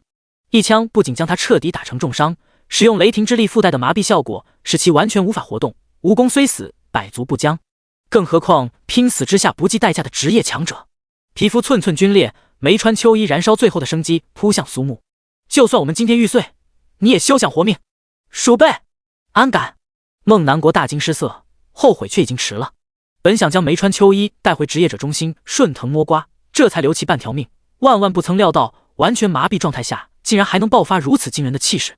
左臂暴涨，孟南国一枪投掷而出，疯狂结印，秘术燃灯，秘术生魔带丸。双手翻飞之间，梅川秋一将数个只能使用一次的增益秘术释放完毕。他和88名死土全都可以死，苏木也必须死。眼神凝重，苏木从十阶裂隙走出的同时，心中已有防备。看到梅川秋一的完全一副要一换一的节奏，漆黑双翼振翅高飞。嗖，嘴角狞笑，取死之道，我预判了你的预判。职业者生涯的最后一击，双手置于嘴边，一只100米之长的火凤汹涌而去。火遁8指火凤，自高阶强者的拼死一击，诸多增益秘术的加持下，已经达到能够对孟南国造成威胁的程度。瞳孔震动，孟南国面色刹那惨白，他从火凤中感受到死亡的气息。连他如此，才36级的苏木，岂不只有死路一条？完了！一是英明，接二连三翻撤。近距离释放的火凤，苏木就算再快，也绝无可能躲开。他甚至想到将梅川秋一杀死之后，连夜到守护者俱乐部卸去守护者之职。惭愧，难受，孟南国一瞬便老去许多。漆黑夜空刹那间被火凤照亮，惊人的气息令城市中不少职业者心惊胆战。哈哈，去死吧！锁定技能，唯有命中目标才会消散。梅川秋一强撑一口气，定要看到苏木被火凤烧成灰烬，他才可以安心咽气。嗡！视野中出现白色十字，忽明忽暗，完全无规律可循。临死还要拉上我垫背，老子我送你个更大的宝贝！不退不躲，苏木反而迎火凤而上。这一幕成为无数职业者这辈子都难以忘却的一幕。100米之距的火凤前方，苏木仅仅只是蝼蚁般的存在。现在看似弱小的蝼蚁竟然发起无谓的冲锋，疯了疯了！这小子疯了！怎么会？不要啊呀！不停摇晃着玉千山的胳膊，玉有容双目满是泪水。难道那个有着很好看笑容的少年会在这火凤之下荡然无存？老孟啊，迟了！你这个老家伙现在怎地如此不中用？玉千山摇头叹气，凭苏木的能力，此番定然十死无生。可惜这等天才少年，而今便要陨落。体积天地之别的两者碰撞的瞬间，想要杀我，谁也不能。声如奔雷，滚滚而来。拔刀出鞘，十字反击，一刀正命中十字交错中心，而那十字正处于最明亮之刻。嘹亮的一声凤鸣之音传出千里，周边的怪物们听到无不瑟瑟发抖。孟南国与梅川秋一听到一声符至心灵的震刀之音，鲜红火凤染成金色，体型暴涨至1000米。梅川秋一甚至还不曾反应，瞬间蒸发，好似从未来到过这个世界。不可能，绝对不可能！他是怎么做到的？少女还是第一次看到爷爷大惊失色的模样，惊讶于苏木的奇怪能力，却是露出幸福的笑容。反正管他呢，只要苏木他还好好活着就可以。金色火凤不曾停留，斜飞入空，一路冲出蓝星，连番击碎数颗陨石。这是什么？某位正在观测的域外文明监察者大惊失色，赶忙在观察日志中写下记录，面露不敢置信的神情。莫非蓝星上有人从此进入神之领域？哎，奇怪，为何只有一次？那个方向是华夏国，数千年的古国，这般底蕴令人羡慕呢。各地的神级强者感受到一闪而逝的神迹波动，不禁发出感慨。树林之中，监视苏木的特高科死土完全无法相信，樱花国的一代强者就这么没了，全身鸡皮疙瘩掉落一地，连忙撤离。星空下，苏木傲然屹立，分毫未伤。孟南国望着消失在天际的金色火凤，心有余悸。那真是属于36级职业者能做到的事情。也就是说，苏木不仅将攻击反弹，而且还是以数倍伤害反弹了回去。不会错的，金色火凤荡漾而出的是神迹波动，是能将他也打成重伤的恐怖反击。眼底深处忽而出现一抹惊惧之色，从圣灵塔域中走出，已经成长到令他也感到害怕的地步了吗？苏木看看自己的双手，微微颤抖，并非因为害怕，而是弹刀成功的感觉是真滴爽到爆炸。结合先前在十阶裂隙中所做实验，已经大致掌握十字反击的使用精髓。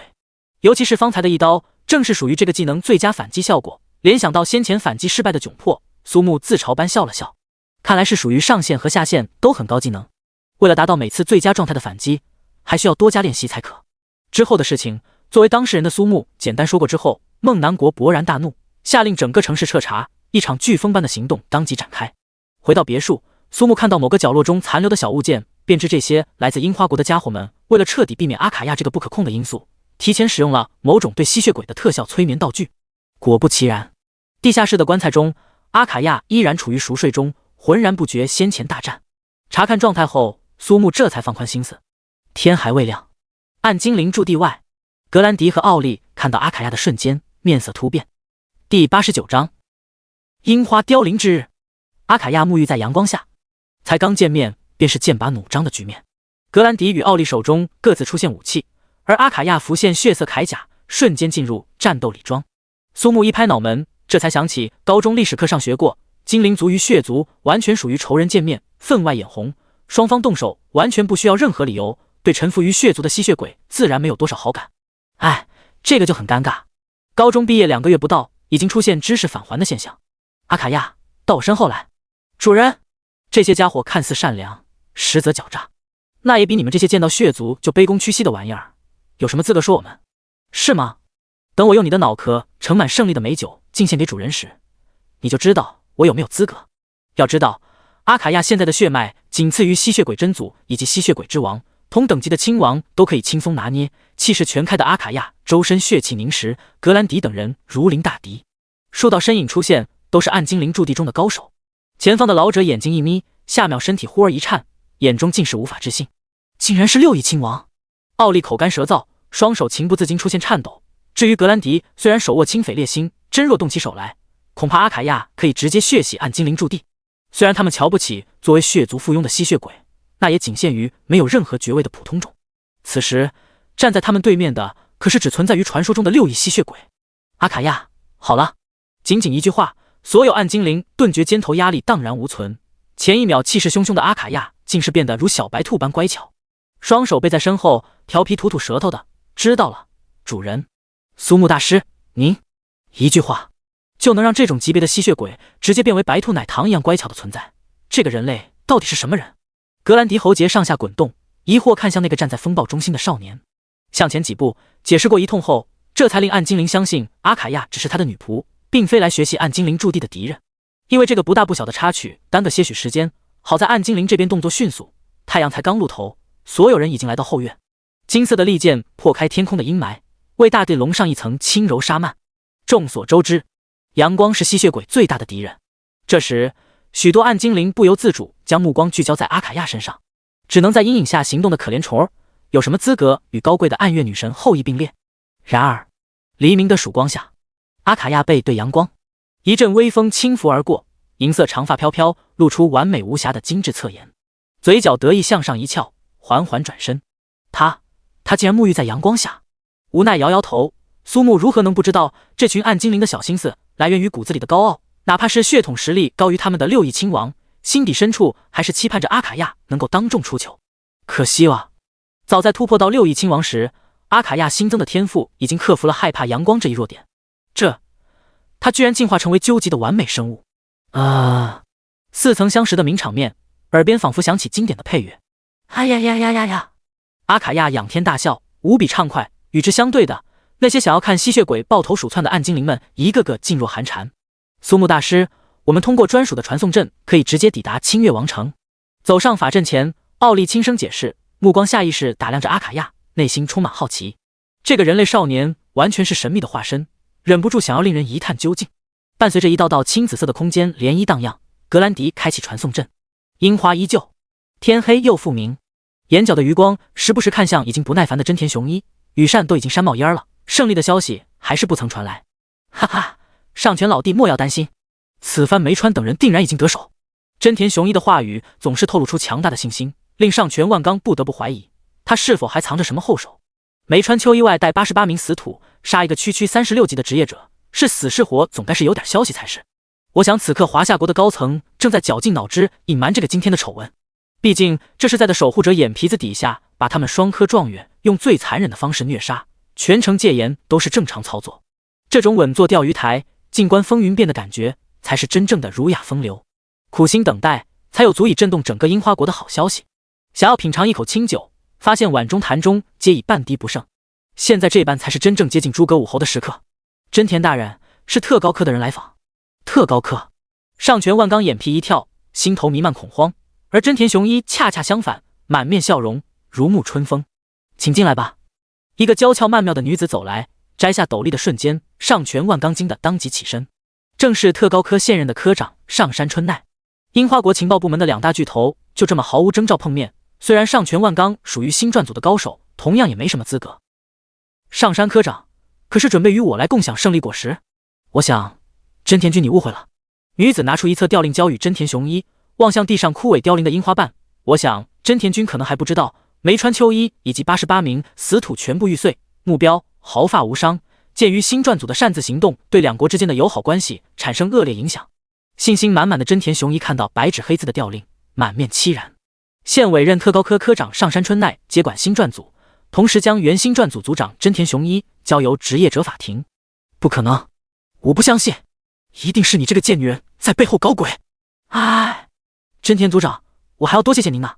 要不是有您和梅川阁下当马前卒，我制定的万里屠苏计划又怎么会成功？踩在您的肩膀上摘桃子，春奈这边感激不尽。一把夺过几乎是光溜溜的羽扇，上山春奈看着近乎崩溃癫狂的昔日对手，不无得意。真田君，顺道说一句，此计正是投石问路，可惜星传组从此之后只是我特高科的附庸而已。如果你还有尽忠之心，玉碎是你最好的选择。连番打击之下，又气又急，真田雄一口吐白沫，当场晕死。与此同时，苏木与阿卡亚跟随格兰迪与奥利等人大张旗鼓穿过青月王城的闹市区，引发巨大的轰动。简单来说，就是有点目不暇接。课本上曾说过，无论精灵族还是暗精灵族，雄性都是相当稀缺的资源。真的来到暗精灵聚集所在，苏木才切身体会到何谓蝴蝶翩翩飞。如果要不发生点什么，怎么有种对不起这里的感觉呢？忽然，他们的头顶正上方一个巨大的黑影的砸落，来势汹汹，隐隐有风雷呼啸之声。格兰迪等人想要闪躲，地面伸出无数漆黑手臂，将他们彻底束缚。摆明就是要将这一行人压扁的节奏，手指轻轻掠过腰间。神之天锁，开！第90章，扮猪太久了，小心真变成猪了。纤细而坚韧的锁链自虚空中射出，天上砸落的巨大身影不过在眨眼间悬停距离几人头顶不过几十厘米的地方。几乎在同一刻，黑色手臂消失，仿佛从未出现。锁链越勒越紧，任凭如何用力也无法挣脱，只能发出不甘心的嘶吼。才刚进入青月王城，就有别出心裁的大礼从天而降。是谁？格兰迪稍稍舒了口气，满满都是幸存之后的心有余悸。一行暗精灵，众人皆弯腰抱头，就连格兰迪这边也同样如此。当然也有例外，如鹤立鸡群，格外显眼。阿卡亚甚至仰起头静静看着那飞速砸落的巨大身躯，嘴角满是嘲讽的笑容。就连身为6翼亲王的他都没什么信心躲过苏木的神奇锁链，更何况这只是个不入流的双头食人魔呢？见此情景，格兰迪震惊之余尴尬将两手放下。苏大师好手段，我格兰迪万分佩服。不易察觉叹口气，苏木居高临下看着身旁的格兰迪，他怎么会和这种软蛋为伍呢？就这种软趴趴的模样，将来获得胜利后如何力排众议，让他探索秘境呢？先前还乱糟糟的声音陡然安静，耳边响起嘈杂的脚步声。刚刚恢复气色的格兰迪看到为首之人的瞬间，眉来有一阵哆嗦。其实从一开始他知道背后的始作俑者，更知道其如此安排的理由。能杀就杀，杀不掉也能趁此机会试探。完全不顾王室与摄政王府以及月之神庙三者间的力量制衡，敢在大庭广众下直接动手之人，在格兰迪的脑海里，这种疯子只有一个。同为月之祭司候选者的竞争对手，暗精灵王国在老国王特拉斯去世后唯一指定的摄政亲王索贝多的亲生女儿佩达娜。头顶上这个重若千钧的双头食人魔便是其诸多护卫的一个。这一切格兰迪都能猜到，他也想抱起反击，给佩达娜来一点这王室的小震撼。可是每每想到处境，心中颇多苦涩。目前仍不是时候。多年来养成谨小慎微的习惯，格兰迪总喜欢谋定而后动，积蓄力量扮演弱者，在关键时刻出手，展露前所未有的惊人一面。嘿嘿，扮猪吃老虎才对味儿，不是吗？哟，格兰迪王兄，小妹衷心欢迎王兄归来。不知这点见面礼，王兄喜欢吗？说话之人皮肤略白，身材娇俏，一只单框无边眼镜格外显眼。虽是有一张娃娃脸，气势凌厉，比起格兰迪真是天上地下。身旁两侧共有8人，高矮胖瘦，其中还有一名忍者装束的黑发少女。呸，达娜妹妹，这个见面礼委实。话音未落，身后忽然传出一声嘹亮之音，刀光乍现，血雨纷飞。总是会争吵身体归属权的双头食人魔再也不用因为身体而争吵，有人已经帮他们做出了决断。8人目睹防御出众的同伴被瞬秒，各自面容突变。轰！高原血统，开！你怎么敢？佩达那一行人如何也想不到，软蛋格兰迪的队伍中竟会有人直接动手。话音才落，心脏骤然一缩，身体自下而上有寒意弥漫，一道身影好似鬼魅，竟能够直接穿身而过。佩达那引以为傲的动态捕捉也仅仅看到残影而已。这一瞬，几人顿觉冰冷刺骨，浓重杀意伴随冰晶巨龙直扑佩达那而来。猛龙裂空斩，关键时刻有2身影横亘在前，众目睽睽之下，面容惊恐，仿佛在诉说内心之惊悚。活灵活现的冰雕立时诞生。你的见面礼我们收下了，希望你也会喜欢我的见面礼。收刀回鞘，笑容前所未有，和煦明媚。来意不善的见面礼我并不喜欢。你触及苏木的眼神，佩达那噤若寒蝉，其他6人更是如临大敌。被冰冻2人皆是不弱，轻易就被冰冻，真若当街动手，胜负难料。格兰迪王兄真是厉害，连这么厉害的队友都能请到，小妹就提前祝格兰迪王兄取得好成绩喽。本是想给个下马威，现在看来情况完全逆转。我们走。身后好漂亮的一刀，生平罕见。这个人类不错嘛，就是不知道持久力如何。小哥有没有兴趣发生点什么呢？这等战力都能与王国的护卫相提并论。蓦然间，四周变得嘈杂，口哨声、惊呼声不绝于耳。对追求力量而不顾一切探索黑暗魔法的暗精灵而言，真正展露出强者的手腕，反而更容易获得他们的好感。几人目瞪口呆，奥利望向逐渐走来的苏木，发自内心佩服。他这些年跟随格兰迪，免不了受些风言风语的嫌弃。暗精灵本就是高傲且脾气火爆的种族，真想好好上去暴锤一顿，奈何格兰迪太软了。至于面对佩达那唯唯诺诺，内心却幻想着将来雄起的王子殿下，更是惊掉下巴。惊喜之余，刚才发生的一幕令他的内心大受震撼。原来还能这么玩吗？论实际战斗力，完全不输佩达那，奥利更是万里挑一的高手。至于2者的身份，也算旗鼓相当。若将苏木换作是他的话，哎呀，浑身起鸡皮疙瘩了。这才是他要的爽。这个瞬间，格兰迪觉得什么扮猪吃老虎弱爆了，他也要直接打脸。然而，同样的情景再现，他真的会选择与佩达那硬碰硬吗？恐怕未必。目光在触及苏木的下一秒，格兰迪光速看向别处，与先前对待佩达那如出一辙。呵，想要扮猪吃老虎吗？哎呀，阿卡亚，若是当猪当太久了，会不会真的变成猪呢？主人，这个问题阿卡亚不知道。2人对话的意有所指，格兰迪脸色难看，青白变幻，这些话如醍醐灌顶，犹如阳光刺破积压多年的心头阴霾，引起深思。苏木回到队伍中，四面八方投来的炽热目光令他有种羊入狼群的悲哀，再一次体会到精灵族性别数量的悬殊。虽说个个都是活了几十上百年的大车，依着现在饥不择食的情况，说不准都是未开封的陈年佳酿呢。品陈酒，推大车，环顾四周，不自觉再度叹气。如果天赋中能多一个黄金腰子，不对，类似于魔力源泉那种，可嗨嗨。小伙子，你可是要做大事的人，万不可被万千蝴蝶迷了眼睛。内心不断告诫自己，苏木嘴中念念有词，心若冰清，天塌不惊。虚空中忽而出现一道似有若无的波动，苏木循着波动的方向看去，并未发现任何异样。位于清月王城东北角的暗月神殿之中，水晶球上恰好浮现出苏木略显疑惑的神情。哦呀，格兰迪还真是为自己寻到一尊大山呢。女子抚摸身旁熟睡的白虎，修长而有力的美腿翘起上下摇摆出诱人的曲线，直到门外有人通禀王子格兰迪等人求见，这才轻拍白虎的大脑袋。亲爱的，走吧。第91章，月之祭司登场。格兰迪的小心思，暗精灵王国中，王族负责世俗琐碎，神殿更像是一种精神的象征。老国王临终前，格兰迪王子尚且年幼，便将权力交予弟弟，也就是摄政王索贝多阁下。格兰迪、奥利、苏木以及阿卡亚4人站在暗月神殿大堂，奥利在苏木身旁，压低声音将王国内的情况简明扼要说明，不仅是出于义务，更是出于某种崇拜。只是如此一来，成为格兰迪一人孤零零站在前方，阿卡亚和奥利分立左右两侧，相比之下，反倒苏木更像是王子殿下。现在王国内部是老国王的旧臣摄政王索贝多以及神殿3者相互制衡，祭司大人更偏向格兰迪王子，这次出发去华夏国也是祭司大人的主意。苏木微微点头，心中了然。又是最经典的3权局面，不过众所周知，多边形中三角形最稳定。等待的间隙，苏木回想起这一路上的经历，以及刚才奥利不自觉的停顿，隐约间察觉事情并不简单。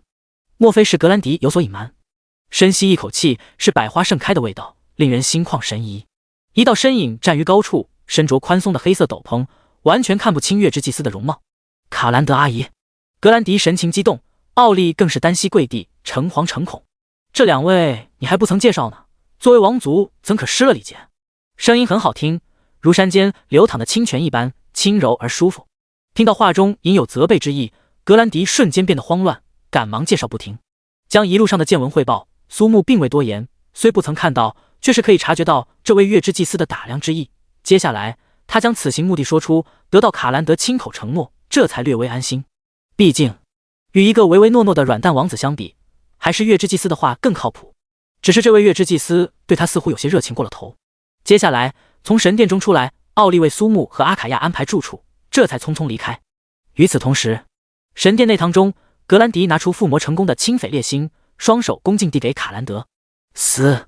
看到属性的瞬间，卡兰德完全无法相信，情不自禁瞪大眼睛，尤其是听到有关苏木的详细情报后，这才满意点头。摄政王索贝多专门为自己的女儿找到樱花国的外援，听说是国立职业者大学中有名的高手。依照选拔的规则，可以寻找队友外援，若是不同种族的帮手，年龄换算需要与之相差无几才可。苏木当街出手，其实力他早已通过观测水晶看到，对方能够察觉到轻微的波动，其实力自然非凡，必然不会弱于对方的外援。得知苏木是华夏国历史上罕见的全国双科状元，心中更是欣喜。得到夸奖，格兰迪心中大喜，略抬起头，恰好看到那一抹雪白，顿时目光炽热。斗篷之下的卡兰德拥有与天空一样颜色的柔顺长发，如月亮般柔美的双目，更不必说傲绝的身材。暗精灵出身，却拥有比精灵族还要白嫩的皮肤，这一袭乳白色纱裙，通体散发圣洁光辉。离别之际，卡兰德出于谨慎，还是多问几句。得知苏木竟完全不知要成为外援之事，顿时脸色大变，联想起对方那恐怖的附魔手段，心惊肉跳。卡兰德阿姨，反正他要进入秘境，现在都已经上船了，到时候帮不帮也由不得他。嘴角一歪，格兰迪信心爆棚，双手插兜，微微扬起下颌，要让卡兰德看到他最好的姿态。糊涂！苏木又岂是受人威胁之辈？佩达娜当街只是将他牵扯进去，几分钟内连损3人。就算他这次被你威胁不得不助你，又岂会不报复于你？如此手段的附魔师，其背后的能量无可估量。可笑格兰迪竟然自以为是。卡兰德气急而笑。你有没有想过，他直接找到佩达娜谈条件，那时你又该如何？稍加细想，格兰迪浑身颤抖不停，面色惨白。卡兰德阿姨，我知道错了，你一定要帮我。唉，若非其父乃是他自小一起长大的玩伴，卡兰德或许早已放弃格兰迪。成事不足败事有余的家伙。深夜，咚咚咚，听到敲门声，苏木起身打开门。我去，好白。我是说裙子，好白。赶忙将几人迎进屋内，借此掩饰方才的尴尬。可是真的很白很白。嗅到熟悉的百花香味，苏木瞬间猜到面前这个通体泛着圣洁光芒的女子，正是刚刚见过的月之祭司卡兰德。格兰迪如同犯错的孩子般站在身后，一言不发。将所有经过说明，苏木淡淡一笑，卡兰德大人所说之事，我已经全都知道了。目光触及桌山那半杯茶水，卡兰德温婉一笑，既然如此，苏木先生有什么条件，尽可开口。苏木盯着那张如神灵一般的面庞，轻轻摩挲茶杯，组队所有的掉落物全部归我，然后祭司大人，您可能还需要再出点血。闻言，格兰迪瞪大满是血丝的双眼，目眦欲裂。他怎么敢？还来不及反驳，便听到卡兰德居然答应了。怎么会？为什么？难道一个短命的人类真的比他还要好？这个瞬间，格兰迪内心忽然有种苦涩发酸的感觉蔓延。苏木做到了他想做却不能做也不敢做的事情。如果我们今夜不曾出现，你会选择直接与佩达娜去谈，对吗？你猜？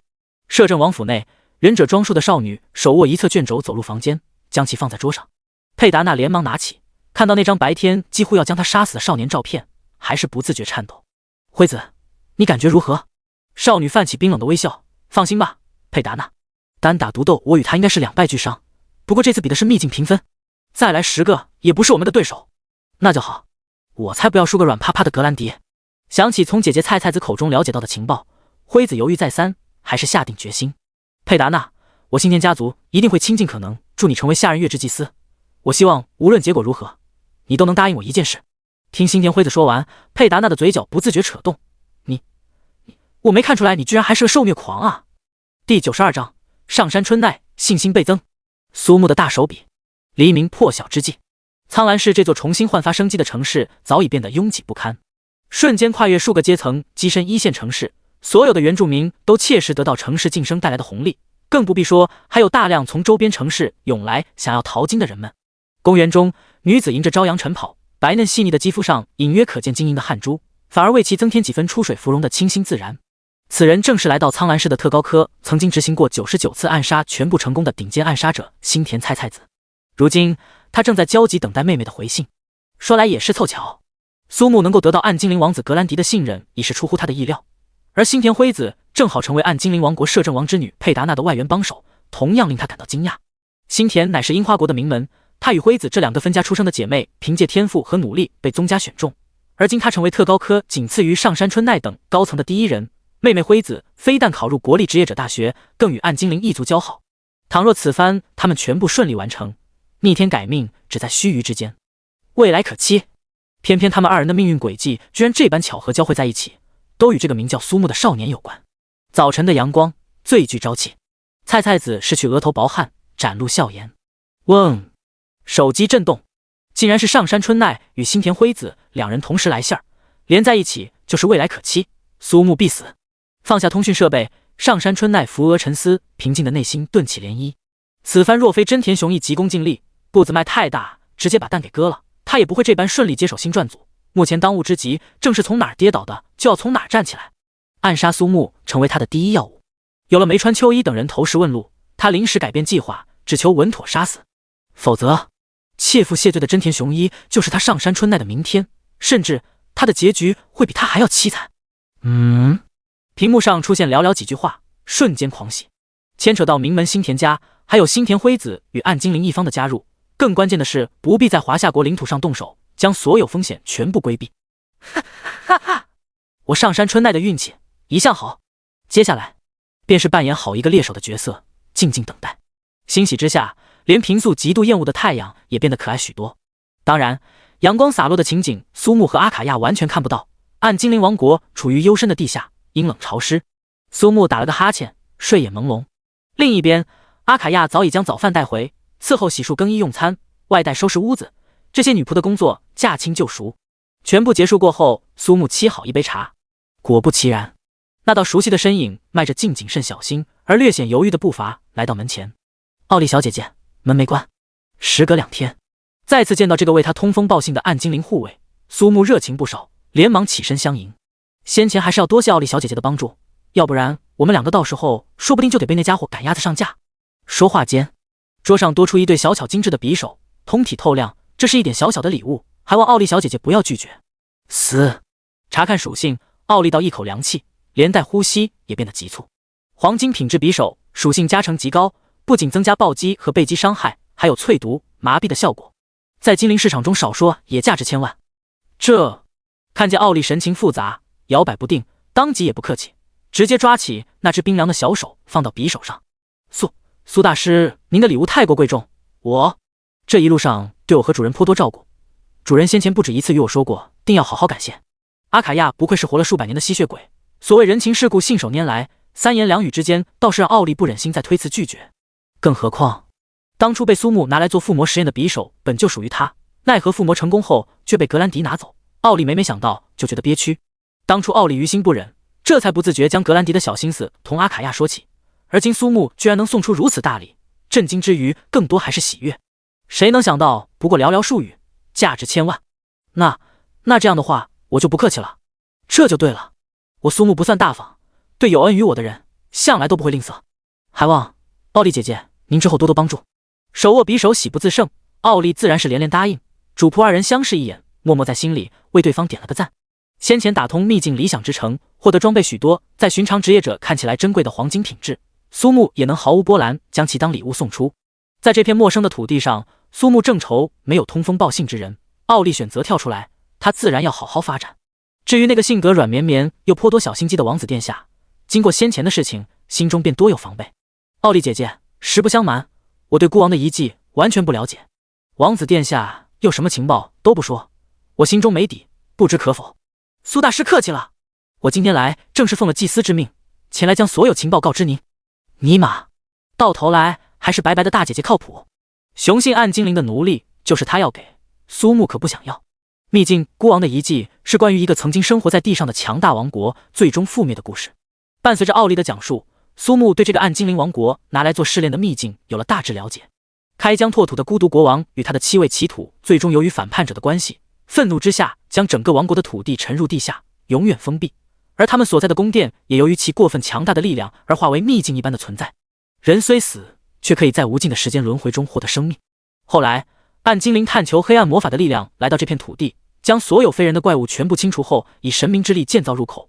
初代的月之祭司将通关孤王的遗迹视作检验候选者实力的重要凭证。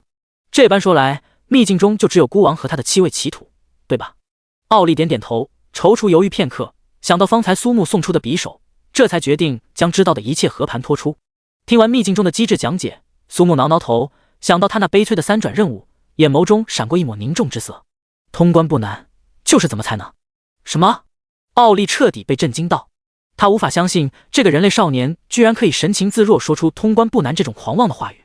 若是其他人说出这种话，奥利必定会出声嘲讽一番。可是唯独这个少年，他却由衷相信。怎么回事？难道我奥利会被一对匕首给收买？时间过得很快，当凄冷的满月之光倒映于精灵之泉时，暗精灵王国下任月之祭司的考核正式拉开序幕。第93章，索贝多的秘册，3宝仪阵容上线。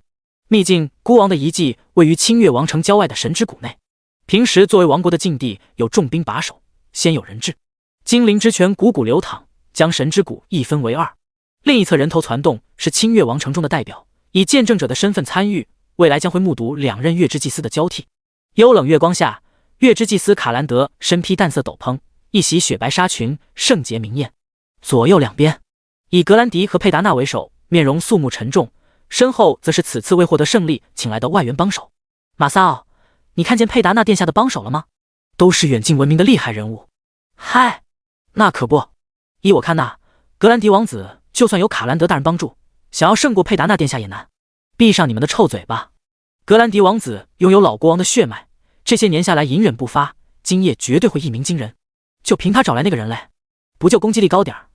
顶个毛用！懂不懂什么是阵容搭配？知道辅助的含金量有多高吗？菜鸡！见证者所在区域的正上方，一个中年男性模样的暗精灵，双手抱怀，有英式狼顾之姿，始终保持从容不迫的笑容。同为王族血脉，如今已贵为暗精灵王国的摄政王，索贝多气势如山，目光不停在苏木和阿卡亚之间徘徊。听到群众的呼声，他的心中更是得意。佩达纳与格兰德2人同为射手职业，目前单体综合实力格兰德略胜。情报显示，如今还佩戴经过附魔的清翡烈星，足可对佩达纳形成属性上的碾压，这一点毋庸置疑。只是，年轻人啊，攻略秘境可从不是一个人的游戏。索贝多花费重金才打造出的完美辅助阵容，为此更不惜找到樱花国巫女世家合作。牧师、增幅主土、巫女3位一体，即回复、增伤、减抗多种功能为一体。尼玛，就是带一头猪都能起飞，更不必说是他的宝贝女儿。配合默契，连精英难度的孤王遗迹都不在话下，可谓稳操胜券。多年来精心布局，就在今日。一旦佩达纳成为下任月之祭司，纵然短时间无法取而代之，只要等到卡兰德退位，摄政王的权势加上神殿的号召力，掌控暗精灵王国轻轻松松。呵呵，一个华夏国历史罕见的双科状元，真以为找来2个厉害点的打手就能赢过3个重金打造的辅助？卡兰德哇，关心则乱，你怕是忘记月之祭司选拔仪式上所找外援需要按照种族进行年龄换算这一茬吧？索贝多的信心爆棚，同一阶段绝不可能有人在攻击上胜过孤王遗迹中的怪物。卡兰德完成一系列仪式后，这才将当众宣布规则：2队同时开启秘境，难度自选，总共有2次挑战机会，最后成绩选取2次最优进行比较。苏木略略点头，阿卡亚和奥利则是乖巧退到一旁。殊不知，2人的举动引得见证者们阵阵惊呼。格兰迪王子该不会被这个家伙骗了吧？2人刷孤王遗迹，完呢！老公啊，您睁开眼看看吧！伟大的暗月女神啊，我要换人！谁呀？格兰迪，谁他妈脑子进水？格兰迪嘴唇不停抖动，眼角余光时不时望向自信满满的苏木，七上八下。无论他和卡兰德如何劝说，苏木始终坚持2人组队，最后连卡兰德也只能妥协。至于本就懦弱的他，也只能听天由命。说实话，心中已经不抱有希望，虽说失败之后在无缘王座，好歹不必看到卡兰德被这个人类少年弄出血，总归还是赚的。殊不知，此番月之祭司选拔已经变成两种组队思路的对抗。三辅助宝仪阵容与担待，队伍中一个忍者装束的少女迎上少年的目光，本能往后退去几步。你是樱花国的人，是又怎样？哦，没什么，只不过想要提前为你悲惨的命运哀叹罢了。苏木并不是大度的人，遭遇刺杀之后，小本本上早已有樱花国的名字。接下来他所要做的事情，无非是先从一个可怜的樱花国妹子这里收一点点小利息。嘿嘿，日月山何在？有仇慢慢算。接下来，请双方同入秘境。满月的光诡异从精灵之泉中折射而出。提示：蕴藏于无穷时间之源的孤高王者，激荡在灵魂的交错回响中站立的呐喊，于满月之光下重临故土。提示：秘境孤王的遗迹开启。提示：请选择秘境难度。毫无疑问，这将是整场对决中的第一个高潮。为保证公平，初代月之祭司设立禁制，人数越多，秘境中怪物生命会相应增加。两人队伍为原有难度基础的 1.8 倍，4人队伍则拥有 3.9 倍的血量。格兰迪颤巍巍选择普通，这瞬间少女直接调至困难。正当格兰迪准备进入时，苏木无奈摇头，好歹掉落物品都归他，区普通难度可不行。大哥，长得好看不是你的错，咱好歹上精英对不？说话间，苏木直接选择精英，开启秘境。望着身影消失的两人，佩达娜等4人微微一愣，嗤笑出声，脑子有坑吧？双人精英模式，怕不是要直接死出来？新田辉子身体的忍者服转瞬替换为白衣红裙。卡兰德眼睛微微眯起，望向高处的索贝多，下意识呼出一口气，竟然是巫女。本以为会是双攻双辅阵容，现在看来居然是经典的3保1。熟悉之人无不发出惊叹，仿佛已经看到最终的结果。那么，就让我看看华夏国历史罕见的双科状元究竟能为我带来什么样的惊喜吧。卡兰德看不透苏木，事到如今也只有选择相信。最终，佩达娜选择困难模式进入。自从奥利将有关孤王的遗迹相关情报和盘托出，苏木完全不担心能不能通过。对于一路走来不是要求评分就是被击的他而言，单纯通关秘境真是不要太简单。真正令他感到头疼的是3转任务，因为按照秘境中 BOSS 的机制，还需要考虑到击杀顺序等各种因素。此时此刻，格兰迪从储物空间中拿出一堆药剂往嘴里猛灌。提示：火属性抗性加25，冰属性抗性加45。提示：火属性抗性加15。提示：冰属性抗性加35。提示：火属性抗性加80。蜿蜒小路的尽头是历经岁月的王之宝座。轰！从地下有奇土雕像迅速升起，咔嚓，石片脱落，露出青色盔甲。孤王奇土疾风，封印解除。下一秒，神之天锁，石解，松明，一道火焰龙卷拔地而起，直冲天际。咕噜，下意识咽了咽口水，口干舌燥。格兰迪暗自庆幸他已经把所有能加火抗的药剂都喝了一遍。神之一手，格兰迪眼睛几乎是要飞出来一般，为何忽然变成一杆血色长枪？突刺死降之枪，神之一手，超电磁炮，火焰猝然消散。好了，下一个，第94章，增幅40倍的伤害，极致3保1阵容的恐怖。佩达娜殿下，自信点，说不定等我们通关出去的时候，那2个家伙已经自动弃权了呢。是啊，战土带射手，这是把秘境当野外了吧？哈哈。说话之人分别为牧师和增幅主土，属于暗精灵王国与佩达娜、格兰迪2人同一阶段中辅助职业的佼佼者。不俗的实力，再加上摄政王索贝多精心打造的辅助装备，3人合力能够将佩达娜的伤害增幅达到8倍以上。这便是职业者规则下最为经典的3保1阵容。你觉得呢？佩达娜扭头看向皱眉不语的巫女新田辉子，嘴角翘起，手中握着一把与她体型几乎完全相同的大弓，品质仅为黄金，却拥有极其恐怖的根据蓄力时间增加伤害的效果，与她的天赋蓄能猛冲天然契合。我认为那个叫苏木的家伙，区一个战土而已，又有何惧？闻言，新田辉子不再说话。从姐姐传来的情报来看，苏木拥有远超同阶段职业者的攻击与伤害，更有堪称无解的束缚技能或宝物，一人可顶输出与控制2种角色。只不过3保1的阵容可谓完美，佩达娜的蓄力一剑伤害之高，足以令人惊掉下巴，更不必说还有多达3名辅助。4人急速奔跑，佩达娜的身体上不时有光芒乍现，力量强化，敏捷强化，感知提升，神灵赐福，钢筋铁骨，时之波动。一连串的增益技能之后，佩达娜浑身上下流光溢彩，充斥力量的身躯令他的信心愈发膨胀。弯弓搭箭，移动速度忽然大幅度下降。蓄力射击，伴随时间的流逝，羽箭之上出现有细小星光掉落。根据蓄力时间增幅伤害，最高提升 2.5 倍以及 100% 的暴击率。众所周知，暴击为基础伤害的2倍，连同3名辅助的增益效果，这一箭最高可以达到原伤害的40倍。换言之，困难模式下，如果暴击触发稳定，佩达娜完全可以实现一箭一个小棚，一个小祈土。新田辉子向前几步，四人听到嗡一声，有一尊祈土雕像从地下升起。作为按精灵王国精神象征月之祭司的考核秘境，孤王的遗迹算上最后的 BOSS 孤王凤梨也才只有8个。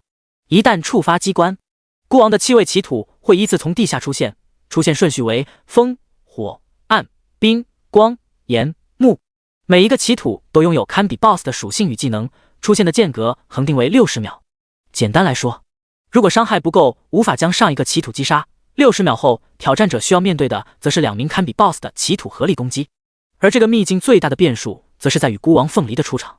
倘若出场时7位忠心耿耿的祈土全部死亡，将会直接触发秘境规则孤王的狂怒，直接发出死亡宣言，无视职业者属性撞体，直接挑战失败。留下不同属性的祈土，对应 BOSS 也会获得完全不同的属性与技能。月之祭司虽为精神象征，本身也兼顾众多职责，能否合理根据自身与队友的搭配，以更快速度通关秘境，同样是候选者实力的体现。祈土雕像解开封印的瞬间，新田辉子瞅准时机，一只带有蒸汽的钩子隔空抛出，蒸汽飞爪，成功命中。勾得漂亮，辉子！旋即，佩达娜一箭射出，负732532。孤王之祈土风被瞬秒，干得漂亮，殿下！即便是新田辉子都不禁暗自啧舌，这种恐怖伤害已经能够实现越级击杀的程度，恐怖如斯！一箭73万的伤害，完全属于人形自走火箭炮。哼，本小姐的火力，谁能招架？史无前例的伤害令心中略有忐忑的佩达娜彻底放下心来。困难模式来磨练4人的配合默契，第2次机会直接挑战精英模式。脑海中猝然浮现出格兰迪和苏木连 BOSS 的面儿都没见到，就被祈土按在地上摩擦摩擦，简直海浪冲天，爽到爆炸。幻想之间，身体已然下意识做出反应，下一发蓄力剑已在弦上。秘境开启已经过去10分钟，卡兰德与阿卡亚聊天的间隙，不时逗弄几下强壮的白虎。同为活过100年以上的老怪物，无论容貌还是身材各有千秋。2人同框出现，引得不远处仅有的几个雄性暗精灵不停吞咽口水。仆人小心翼翼打开一瓶铁塔国皇家酒庄的红葡萄酒，倒入水晶高脚杯。索贝多轻轻一瞥，轻摇曼秀细品，说不出的优雅与惬意。区区一个华夏国的双科状元，还真以为自己是什么大佬级的人物。单带秘境可不是谁都能做到，尤其还是像孤王的遗迹这种超高难度秘境，单带也是需要实力的。小家伙，年轻气盛，今日就让我来好好给你上一课，什么实力做什么事。另一边，奥利听到周围全部都是唱衰格兰迪的呼声，心中甚是烦躁。只是这几日同苏木接触下来，发现对方虽然话不算多，却称得上实力派，并非什么银样蜡枪头。无法理解为何此次会这般莽撞。更令他难以理解的是，向来谨慎的卡兰德与苏木单独相处之后，竟也是对其充满信心。唉，真心无法理解啊！蓦然间，这位暗精灵守卫猛地回过头，眼睛直勾勾盯着那位与阿卡亚交谈甚欢的月之祭司大人。凭借女人的直觉，怎么有种互相交流经验的即视感？不会吧？真的不会吧？这种事情绝无可能发生。对，不可能。心中无间断重复，越是如此，越觉得已经是巫山云雨天晴朗，一切尽在不言中。耳边又想起苏木那时说过的话，要祭司大人出点血。轰！2道身影出现，正是苏木与格兰迪。人群在短暂的错愕过后，顿时爆发巨大的笑声。索贝多更是直接笑道，将嘴中红酒喷出，被呛到咳嗽不停。什么嘛！堂堂的王子殿下，这是什么造型？非常6+7吗？同干净整洁、一尘不染的苏木相比，格兰迪满面乌黑，头发更是烤成弯弯曲曲。刚想反驳，嘴巴一张，马上就是一个漂亮的黑色烟圈。高耸陡峭的岩壁上，倏尔出现通关时间：12分49秒44。除了阿卡亚之外，在场所有人面容呆滞。第95章。啊，对，你说的都对。双人精英模式孤王的遗迹，不到15分钟通关结束。饶是卡兰德对苏木已经有所了解，这个成绩仍是令他感到震撼。高耸的胸脯急促起伏，足可见此时内心之波动。至少已经远远超出他入选月之祭司时的成绩，堪称逆天。身体小小往旁边挪了几分，避免被格兰迪身上的黑色灰尘波及。来自四面八方的呐喊与惊呼将二人彻底淹没，尤其是先前支持格兰迪一方的暗精灵，顿时有种扬眉吐气之感。有气不出，那是傻子！来来，刚才是谁说的？现在给我站出来！哈哈，这个人类太强了！格兰迪王子，我替我老公谢谢你了，死鬼！说好的包包和口红，一会儿马上给我去买。听着下方格兰迪的支持者们放声呐喊，索贝多顿时感到口中的陈年佳酿没了味道，岩壁上的时间就好像一记粉嫩的拳头，每分每秒都在锤击胸口。那可是不到13分的通关时间啊！他如果没有记错的话，按精灵王国上传奇的月之祭司那时也才不过15分多点，可苏木与格兰迪两人配合就能有如此成绩，这种虚妄到极致的不真实感，使得索贝多下意识想要确认究竟属于现实还是在某个梦境。舌尖吃痛，索贝多不禁倒一口凉气。格兰迪就算比佩达纳要略强几分，却也有限，完全可以忽略不计。加之选择精英模式，一点点属性上的优势等同于没有。那么，真正决定胜局之人就是苏木。但是，尼玛，那是我精心打造的3名辅助啊！为什么连个人类的职业者都比不过？除非是苏木的攻击伤害已经远远超过这种情况，但是索贝多苦笑摇头，完全不可能的事情。难不成是？目光看向美目异彩连连的卡兰德，索贝多一拳将把手砸烂。可恶的贱货，你竟然愿意为那种废物做到这种程度！愤怒之余，索贝多从储物空间中掏出4只翠绿的水晶瓶，远古精灵的秘药。介绍：服用后30分钟内所有属性值上升2倍，药效结束后24小时内属性变为原来的1/3，冷却时间60分钟。好在他还有后手，没想到会被逼到这种程度。索贝多死死盯着苏木的背影，本以为高看了一眼，未曾料到还是小瞧了他，脸上浮现狰狞笑容。那个可怜虫儿，王子殿下灰头土脸，就算获胜，也还是将老国王的脸丢了个干净。咦，拥有敏锐观察力的奥利马上就发现乌黑长袍之下，格兰迪的肚子有些鼓，真奇怪。此时此刻，苏木便是所有人目光的焦点，成为远比原之祭司卡兰德更加耀眼的存在。王子殿下您……格兰迪回想起苏木近乎无解的碾压刷怪方式，无论是拥有反弹伤害的炎属性奇土，亦或真正无解的光奇土，苏木可谓算一招先吃遍天。见面先来捆绑 play， 可怜这些怪物在苏木的手中就如同被调教的仆人一般，任凭如何反抗，总有各式各样的小工具令你心悦诚服。甭管那些怪物，反正格兰迪已经发自内心喜欢上了这种刷怪的方式。看着苏木花式虐怪，格兰迪心中某些潜藏的基因似乎渐渐有了苏醒的迹象。他无比庆幸开场疯狂对冰火2种元素属性抗性，这才让他在冰火2重天的洗礼中一边观摩一边学习，要不然只怕他早已成为烤肉或者冰雕。唉，苏木愁眉苦脸，与周围环境格格不入，很快便引起包括格兰迪、奥利等人的注意。几番询问，听到苏木的碎碎念，闻者无不翻白眼儿。尤其是才刚刚上过厕所将肚子清空的王子殿下，就差没有朝着苏木大吼一通。评分 SS， 被击数3，要不是戴个应该是0倍击的，真的是难受啊。这下格兰德白皙的脸基上青红皂白，总之就是想当无语。不就是他没来得及躲开被打了3次，至于吗？有一说一，格兰迪心中满是对苏木的尊敬。先前是因为那一手不俗的附魔，现在则是完全沉浸在对苏木全方位的尊敬与崇拜。对了，阿卡亚，这次出来一些不错的装备和附魔卡，之后如果你愿意，我可小小附魔一下。简单说过几句，奥利手握托盘，将美味的食物和饮料端上来。吃饱喝足，佩达纳等人还是不曾出现。按照此次的规则，如果挑战者想要直接使用第2次机会，可以直接向月之祭司，也就是卡兰德申请。进入前，苏木几番安排，直到格兰迪完全听懂，这才选择领主模式进入。这一次更是在人群中引发轩然大波，清冷月光宛若聚光灯汇集，4道身影出现。佩达纳单手叉腰，双目微闭，2只尖尖的耳朵早已竖起，准备收听来自4面8方的惊呼。然而场面出乎意料的安静。哎，下一秒，此起彼伏的倒吸凉气声音不绝于耳，就连向来沉着冷静的父亲也从椅子上站起。就说嘛，取得如此傲人的成绩，怎么可能没有人惊讶？那啥，借过。啊！佩达纳、新田辉子等4人忽有毛骨悚然之感。笑意盈盈的苏木语，他一个大男人怎么脸红成这个样子？哈哈，你怎妖成这副样子，搞得好像被人给他撅了一样。我擦，你不会是真的吧？若是放在平时，格兰迪恐怕早已暴怒。只不过大局已定，难道还容不下佩达娜说上几句？这点王者的风范，格兰迪自诩还是有的。哼，你们两个才出来，垃圾！啊，对，你说的都对，我们就是垃圾者。苏木笑而不语，只是静静看着格兰迪，长长舒了口气。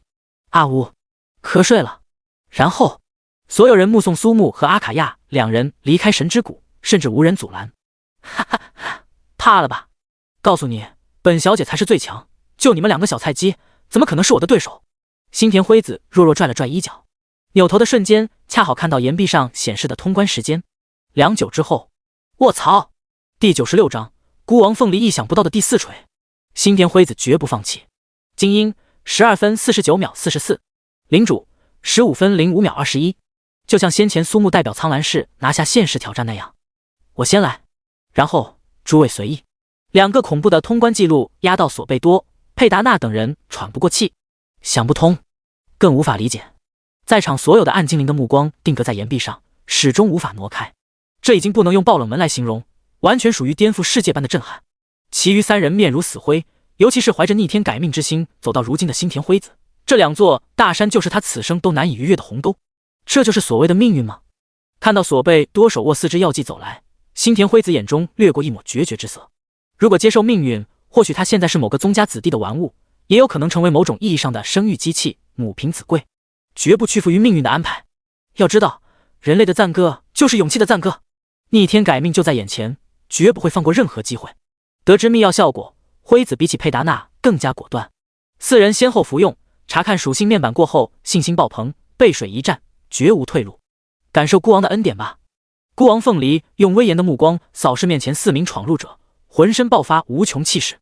这一刻，手中大锤体积暴涨数倍，神情凝重，4人在心中开始读秒。正是孤王凤梨最为可怕的全范围技能，俗称砸地板。挥动大锤3次打击地面，对地面上的所有敌人造成伤害，并100%进入眩晕状态。接下来便是孤王凤梨的追击技能。领主模式下，只要眩晕必定被秒。好在这些机制早已烂熟于心。第一锤，佩达纳等人嘴角露出笑意，砸击地面的瞬间高高跳起。轰！给我！第2锤砸落，嘴角露出笑意，佩达纳甚至在空中对着凤梨扮了个鬼脸。掌握机制后，管你什么疯狗砸地板，还不是轻松戏耍？跪下！巨大的冲击波扩散，掀起肉眼可见的风暴，4人身形不稳，落地时东倒西歪。去死吧！第4锤，纳尼？回到房间，苏木伸了个懒腰，旋即笑盈盈瞅准阿卡亚。阿卡亚，来吧，该是我兑现承诺的时候，脱下来吧。紧接着，阿卡亚不知为何呼出一口气，衣裙直接炸裂，绝美曼妙的身躯之下，星辰湮灭，日月无光。主人，哎，我的阿卡亚呀，咱的意思是说给你装备附魔，不是要，哎呀，不是，你别动呀。总而言之，在充满异域风情的房间，事情短暂告一段落后，适当进行运动并不会有太大影响。夜幕降临，经过相当细致的探索和研究，最终确定适合附魔的部位。苏木接过一条由血色金属打造的精美手链，晶莹剔透的彼岸花格外显眼。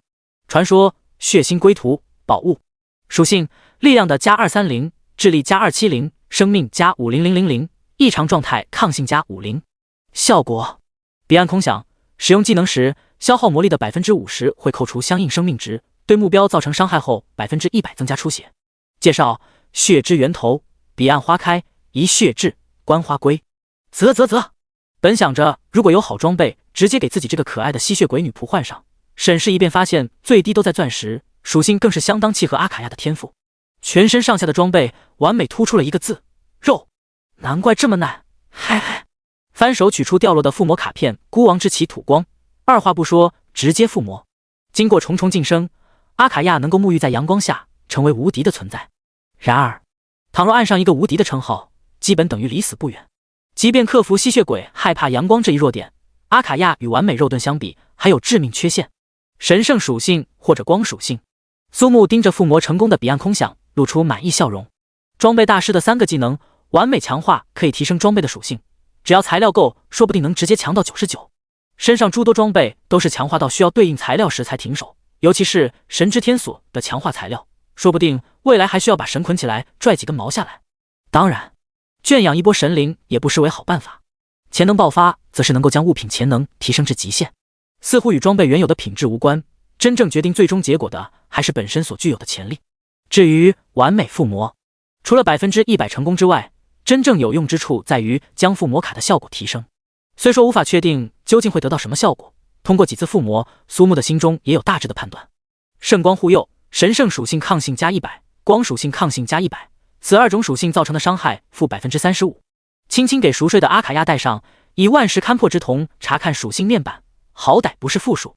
苏木叹了口气，之前玩游戏的强迫症啊。一夜过去，接下来的2天，清月王城内张灯结彩，随处洋溢着喜悦的气息。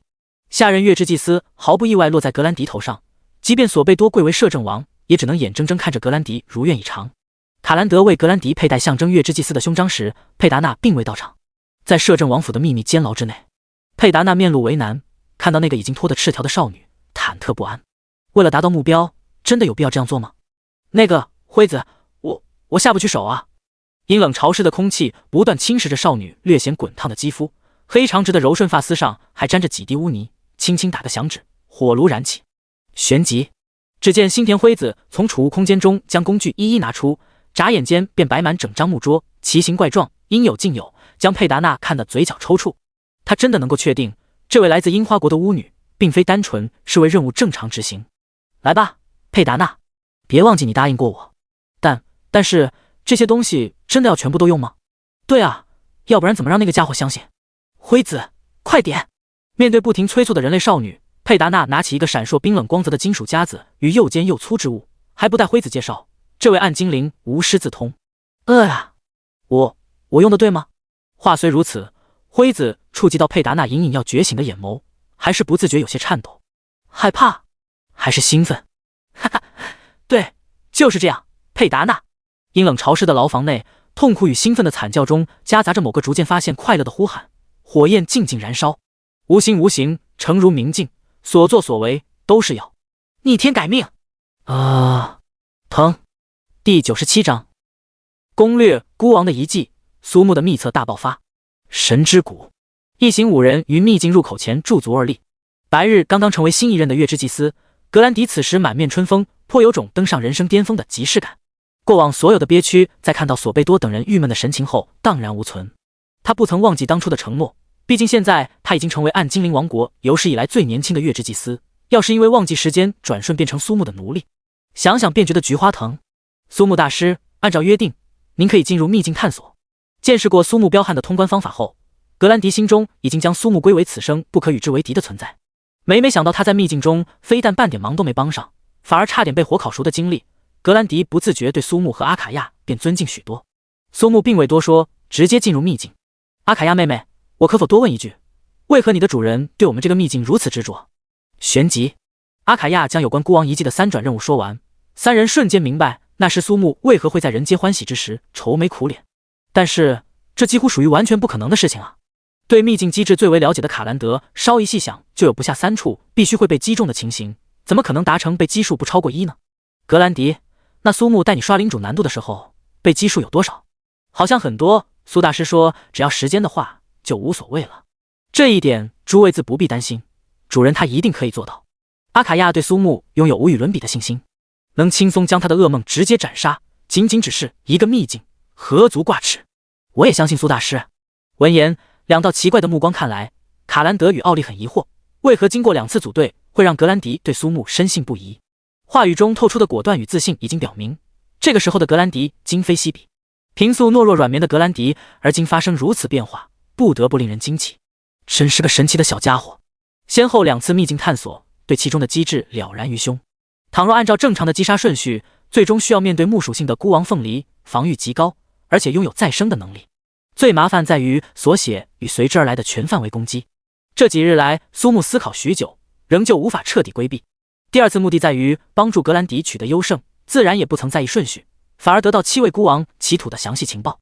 机会只有1次，容不得马虎。手握大红莲冰轮丸，浑身覆盖冰之铠甲，风之祈土解开封印的下一秒，已然成满地碎片。哦，对了，单人进入秘境没有 1.8 倍生命的组队惩罚。趁着等待的间隙，以刀指天，心中开始倒数。火之祈土拥有收到攻击时返还同样攻击次数爆炸伤害的机制，纵然出场直接将其秒杀，也会拥有一次被击数。秘境外卡兰德之所以会怀疑苏木能否达成，其原因正处于此。对任何职业者而言，在火之祈土这里必然会出现至少一次被击。不过，任何职业者并不包含苏木。4、3，心念微动，骤然有暴雪飘落。冰天百花葬，触及雪花之时，便会凝出寒冰之花。累计100朵冰花绽放，便是生命的尽头。出现的瞬间，同时启动连个宝物的能力。神之天锁，无相坚冰。累计次数的话，苏木选择以同样的方式应对。每一朵冰花绽放，寒冰之壁就会出现一次爆炎的轰炸。只是苏木进入伤害免疫状态，不会用被击数出现。98、99、100，冰雪消融，火之祈土陨灭。提示：你的经验增加32000。提示：你获得孤王祈土的灵魂核心火 X1。呼，长长舒了口气，苏木的脸上露出灿烂的笑容，露出一口洁白的牙齿。时间刚刚好。神之一手，万象森罗，皆为灰烬，流刃若火。冰雪消失殆尽，炽热的火焰充斥整片空间。残火太刀北，天地灰烬。炎之祈土出现后，神之天锁将其彻底束缚。真正避免木属性的孤王凤梨所写与全范围攻击，同时又能将其秒杀的最好办法，便是留下炎之祈土。也就是说，最后的 BOSS 孤王凤梨将会以炎属性出现。虽然拥有魔免全反击与物免全反击两种形态，并且孤王凤梨在转换两种模式时会快过炎之祈土，但是本身没有锁，对应状态下另一种伤害的防御低到可怜。孤王凤梨在魔免全反击的状态下使用砸地板的技能，这个瞬间苏木使用技能十字反击，将这一锤的伤害增幅数倍返还。哎，对了，格兰迪，苏木他如何击败的 BOSS 呢？脑海中盘算着什么，卡兰德倏尔想到凤梨堪比全空间的第4次砸地板攻击，心中愈发惊骇。凭先前苏木与格兰迪的防御，一旦波及也会直接被秒。再三追问之下，格兰迪这才说出他曾看到过的惊人一幕。正在这时，苏木的身影缓缓凝现。领主8分12秒03。这下子，格兰迪无奈苦笑，唉，合着他真是个拖油瓶了呗。阿卡亚关切望向苏木，直到看见对方略略点头，这才竖起食指与中指，笑容灿烂。兜兜转转，3转觉醒突破任务第1个才完成。终于明白为何那些职业者们会在漫长的职业者生涯中逐渐放弃。无奈摇摇头，卡兰德瞪着岩壁上的时间记录，心中满是苦涩。作为见证过诸多天才崛起与陨落的月之祭司，他十分明白，这种记录堪称前后无对。暗精灵一族的秘境记录，居然会是由一个人类保持的吗？再多的言语也无法表达三人内心的震撼，心中竟是奇迹般出现同一个想法：接下来必然要第一时间同华夏国交好。拥有如此天纵之才，何愁未来？这个名叫苏木的少年，无论是否站在风口，都将腾飞于高天寰宇。走出神之谷时，看到躺在坚硬土地上的一道雪白，五人面面相觑。新田辉子。第98章，便宜反而最贵，所以送上门的女人不能要。黝黑的土地与雪白的躯体呈现出强烈的反差，身体之上各种各样暗红伤痕，触目惊心，看着无不感到心惊。到底是怎样的折磨，才会将这个数日前被众多暗精灵看好的少女折磨至此？奥利蹲下身，将昏迷的少女翻过来，瞳孔骤然一缩，好残忍！他曾听说过某些私下流传的玩法，这一刻亲眼看到，惊骇之余，对这个被玩弄抛弃的少女多了几分同情之心。苏木下意识要挪开目光，奈何身体很诚实，我只是怀着批判的心情在看，并无任何不良之想。实话说，新田辉子无论从容貌还是身材都堪称美妙，属于乍一看就能引发联想的女子。旁边的格兰迪已然面红耳赤，眼中出现一抹只有男人才懂的炽热。可嗨，奈何对于成天和阿卡亚这种级别待在一起的苏木而言，便是反响平平，内心甚至掀不起一丝波澜。相比之下，反倒更关心此人出现在此背后的原因。委实过分巧合了些。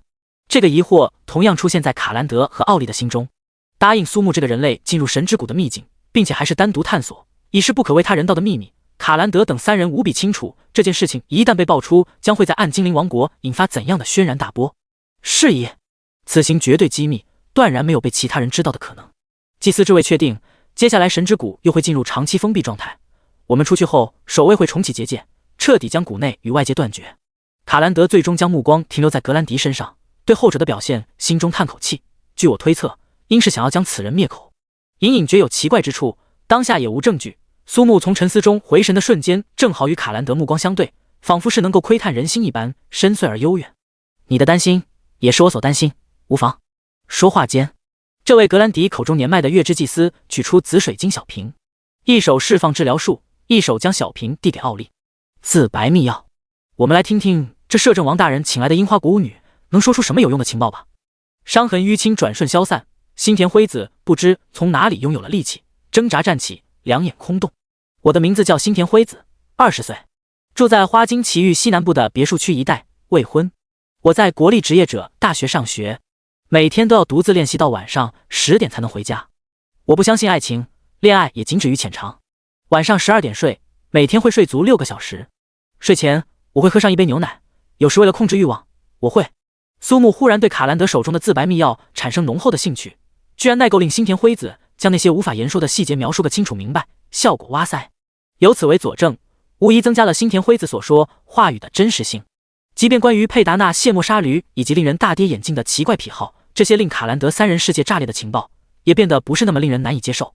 对这个被佩达纳榨干的少女，卡兰德与格兰迪意见完全一致。毕竟敌人的敌人是朋友。距离开学还有不到10天，苏木外出采购许多暗精灵王国的特产之后，刚回到家中，便有一个特殊的客人登门，正是已经弃暗投明的新田辉子，身着一袭热情如火的忍者装，黑长直的秀发扎成一个高高的马尾，雪白肌肤与鲜红的唇色更显樱花国独有的美感。当然，近距离之下，苏木不得不感叹这位的小日子真是过得相当不错，正是桃李年华，却拥有完全豪华的配置。我可以进去吗？请进。简单聊过几句，苏木完全没有任何想要继续发展的想法。辉子小姐，如果您没有什么其他要紧的事情，我还有其他的安排，就请您离开吧。啊，这种巴不得他赶快走的态度，使得新田辉子感到不可思议。莫非苏木真的像姐姐的情报中所说，是一个喜欢飞女的男人？新田辉子对于自己这伸展男装有相当的自信，拥有在大学校园里1天内得到99人表白的傲人成绩。今日似乎在苏木面前完全失去效果。你真的不想再和我多聊一会儿吗，哥哥？少年翻了个白眼，彻底进入无语状态。拜托啊，我苏木看起来像是那种被人一勾引就借坡下驴，顺势入坑的男人？屁事儿没有，在这里唧唧歪歪，影响我提升实力的罪过，要怎么弥补？脸上逐渐阴沉，苏木对这个莫名其妙上门的奇怪女人彻底丧失好感。下一刻，新田辉子突然出手，低头看看那只纤细柔糯的小手，诧异盯着已经要贴上来的少女。怎么说呢？苏木是一个正常的男人，面对某些未知的诱惑，肯定能做到坐怀不乱，却无法保证一点点反应都没有。鲜红的嘴角掠起惊人的弧度，因为他敏锐捕捉到这个少年眼底深处闪过的欲望色彩。从小被家族培养，新田辉子对这些洪水决堤的前兆驾轻就熟，自然也渐渐加重了力道。那现在呢，哥哥？毫无疑问，被一个年纪略长于自己的女人喊这2个字，本身就有奇怪的诱惑。哎，那要不你稍微等我会儿？为什么呢？因为我想要去洗个澡。这时候，苏木像一个吃素很久之人，蓦然看到桌上摆满了肉，渴望却又生出几分望而却步的恐惧。新田辉子转身站起的瞬间，苏木心中咯噔一下，居然是空的。他这么会玩的吗？火急火燎跑出门去，临了还不忘关上。哼，我就知道，区一个男人，真不知道姐姐干什么要做那些毫无意义的准备。我们明明有最简单粗暴的办法，难道人真的是越长大胆子就变得越小？如果说这个世界上真有如此妙事，会轮得上自己？唉，长长叹一口气，苏木想起某次被倒贴的经历，尼玛，居然会是仙人跳！所以那有女人不顾一切疯狂倒贴，究竟是你太大，还是另有所图？成年人的世界里，不要钱的东西往往最贵重，倒贴送上门的便宜女人，那更是要都不能要。如此动作，说不定另有所图。黑暗森林法则告诉我们，有怀疑的话，直接先打上一炮试试看。主人，您在这里做什么？哟，阿卡亚，你可算回来了。旋即，苏木指了指房间，可爱的仆人阿卡亚心领神会。对了，主人，卡兰德说请您去神殿，有要事相商。之后，苏木朝神殿走去，阿卡亚则是推门进入房间。GD， 声音戛然而止。我想，你可以叫我姐姐大人。面对笑容灿烂走进的阿卡亚，早已用上必胜黑王宝具的少女满是惊恐。听到房间内响起的娇喘之声，苏木这才放下心。未曾料到，被引入神殿后堂，正巧撞上颇为清凉的年迈祭司，少年满头黑线。不是你说的吗？要让我出一点血。第99章，究竟谁才是猎手？新田姐妹之伤。不得不佩服华夏国语言的博大精深。此出血，非彼出血。放着送上门的新田辉子，这边又出来个卡兰德。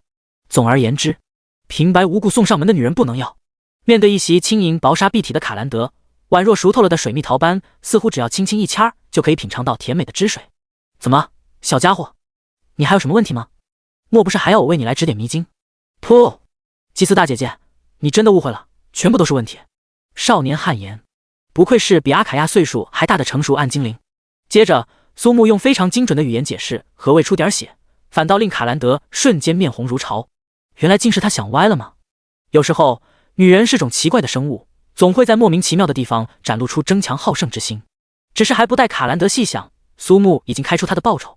十几分钟后，苏木走出神殿，心有余悸回头看去，如果再多待上片刻，说不定真会被卡兰德吃干抹净。苏木并不缺少技能书与装备，再加上这次挑战孤王遗迹的掉落物，可谓选择多多。反倒对先前审讯新田辉子的自白密钥有相当的兴趣。手握10瓶自白密钥，再次回到房间时，阿卡亚已经非常麻溜的将所有事情处理完毕。夜晚，心焦如焚的新田菜菜子如愿以偿收到了有关苏木的行程安排。事到如今，他已经集齐了所有胜利的元素，静静等待的猎手终于到了对猎物露出獠牙的时刻。开学日临近，苏木和阿卡亚同卡兰德、格兰迪等人道别后踏上归途。真正令二人大感意外之事，分明是要赶时间，却谢绝了使用传送阵直接回到苍蓝的提议，反而决定穿过暗精灵王国进入幽暗密林深处。离别当日，卡兰德看到隐约间伫立在阿卡亚身后的少女新田辉子，若有所思，想到这些日子以来格兰迪对其百般示好，骚年，你还是太嫩了点，终究错付了啊。与此同时，幽暗密林之中，新田菜菜子早已率人布置完毕。无动冥王之居属于特高科中绝对的杀气，只要标记者进入范围内，便会自动被吸入无动冥王的居所。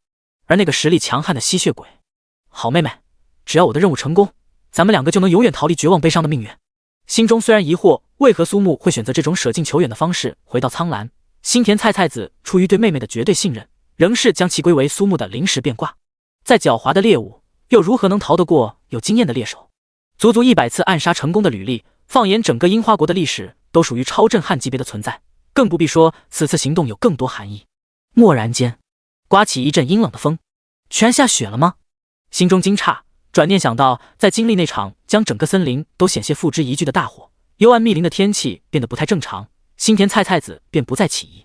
只是飘落雪花，无关大局。早已习惯了漫长的等待，新田菜菜子并未像梅川秋一那般人数众多，一行3人皆是能力出众之辈，人不在多，而在精。有了这般要人的履历，成为新撰组的组长必然不在话下。隐藏于角落的新田菜菜子想到一路走来的奋斗，心中暗叹逆天改命之难。所幸万般准备皆已就绪，只差那只可爱的小鳖入瓮。早已习惯漫长的等待，3人的耐心几乎要耗尽的时候，苏木的身影出现在视野中。忐忑不安地期盼着，直到苏木瞬间消失，吸血鬼阿卡亚的脚下浮现出圣洁的6芒星法阵，新田菜菜子的眼眸中爆发出狂喜之色。成功了！而作为一切最大的功臣，新田辉子面无表情，双手垂落，静静看着处于痛苦中的阿卡亚，嘴角一寸寸要咧到耳朵根儿。你这个贱女人啊！主人，你怎么了？伴随着阿卡亚凄厉的嘶吼，响彻整片空间，磅礴的杀意化作气浪蔓延，宿鸟高飞，走兽奔逃。3道身影凭空出现。辉子，姐姐，我为你骄傲，你果然拥有成为顶尖暗杀者的潜力。苏木被吸入无动冥王的居所，就连8转职业者也无法逃离，更遑论一个连大学都还没上的菜鸡职业者。为了防护阿卡亚干扰，新田菜菜子不惜花重金从教廷购入克制吸血鬼的6芒星咒符，圣洁的光明之力足以将吸血鬼之王击杀，还怕干不掉一个小小的阿卡亚？嗡！一道诡谲的声音响起，3人如释重负，面露喜色。新田大姐头，目标已死，我们成功了！恭喜新田姐姐！巨大的喜悦之下，新田菜菜子忍不住挥拳向天，去你妈的臭老天！谁说命运无法改变？而今之后，她将以新田家族分家之女的身份凌驾于宗家之上，再也不用仰人鼻息屈辱的生活。那些高高在上的宗家之人，自此以后会在她面前瑟瑟发抖。滚烫的泪水情不自禁流下，新田菜菜子难掩内心的激动，只敢活在黑暗与阴影之下的可怜虫。圣洁的光辉笼罩阿卡亚身体的每一寸，脸庞因痛苦而狰狞扭曲，布满血丝的双目死死瞪着新田菜菜子。只在他身前不到1米，奈何有6芒星咒符的作用，阿卡亚完全动弹不得。杀人要杀尽，斩草要除根的道理，新田菜菜子十分清楚。而今他正是要看到阿卡亚彻底死去才会离开。然而，时间一分一秒流逝，阿卡亚的嘶吼变成了喘息，圣洁的光好似失去效用般。四目相对，新田菜菜子内心狂震，噗嗤，一柄长刀穿胸而过。我可爱的欧奈桑啊，你惊不惊喜，意不意外呢？内心的疼痛远远超过肉体，新田菜菜子的震惊直冲天际，万万没想到，居然会是自己最可爱听话的妹妹背刺了他。喂，为什么？嘿嘿嘿，当然是因为你可爱的一抹多已经成为了我忠心耿耿的仆从了。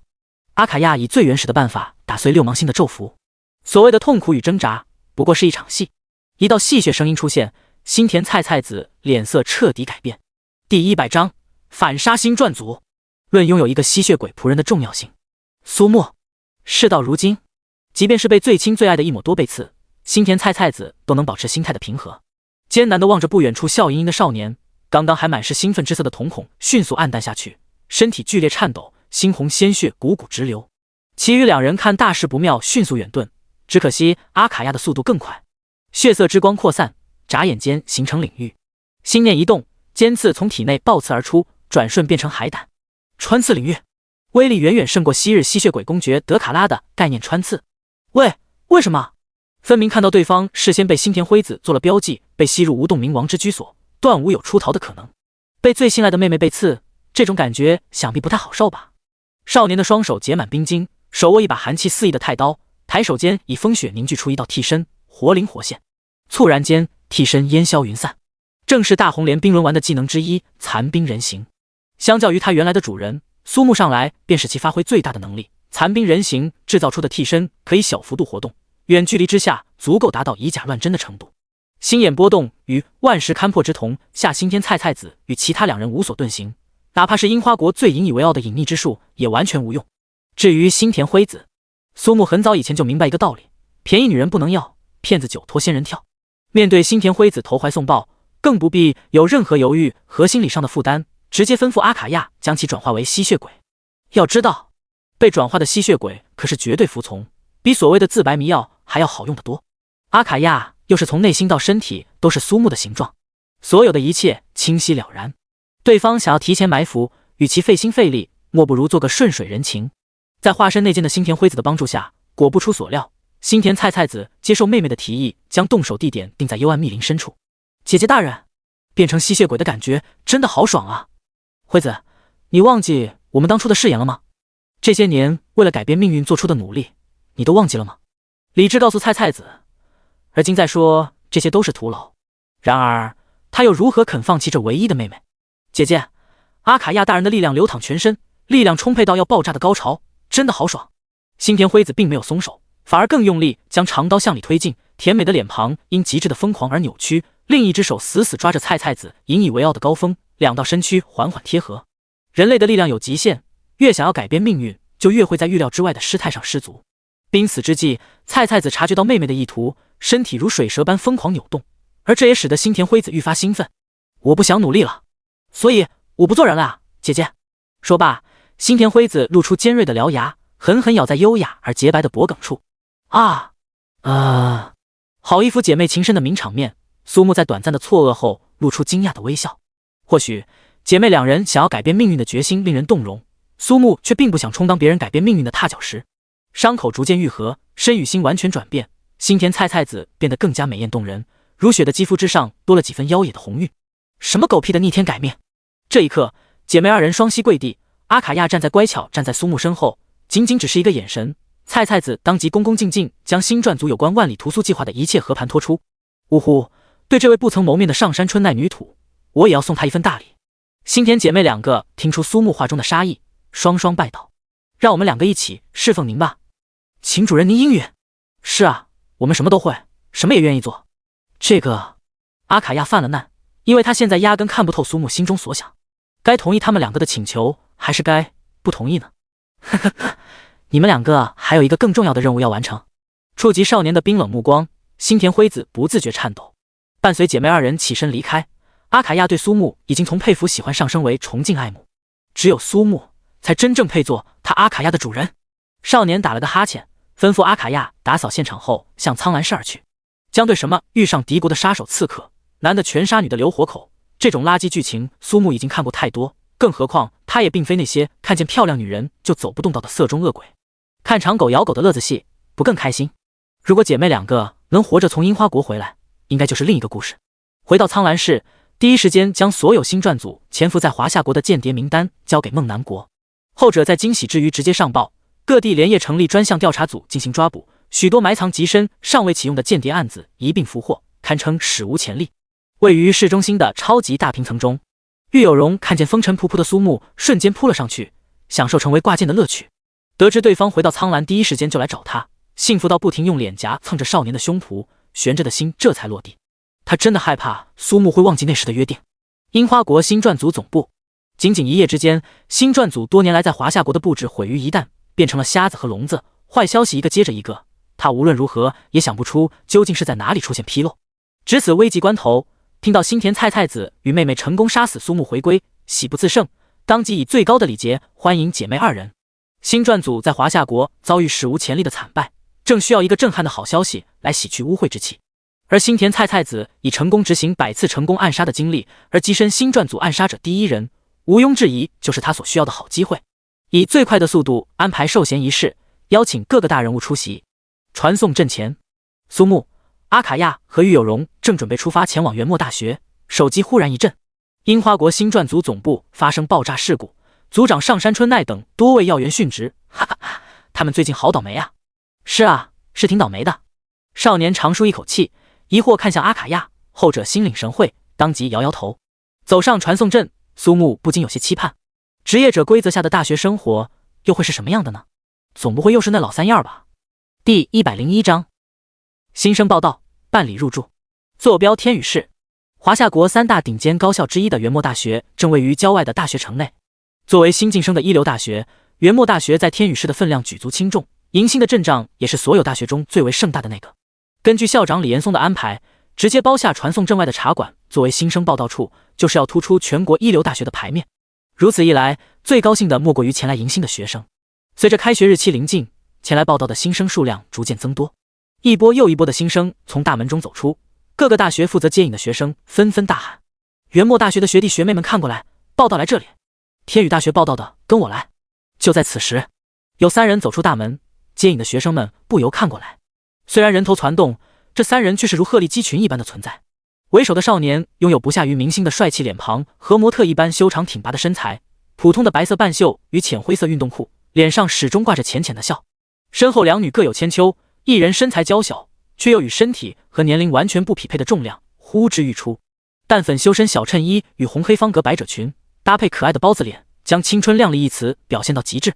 至于另一人，更是令不少处于萌动期的男学生荷尔蒙瞬间爆发。银色长发，完美容颜与魔鬼一样的身材，浑身散发出如冰山般的寒冷，分明就是一朵生长在雪原的高岭之花。无论男女，都是极为吸睛的存在，出现的瞬间便成为全场的焦点。看到他们朝着元墨大学的方向走去，其他几所大学蠢蠢欲动的男生只能无奈叹气。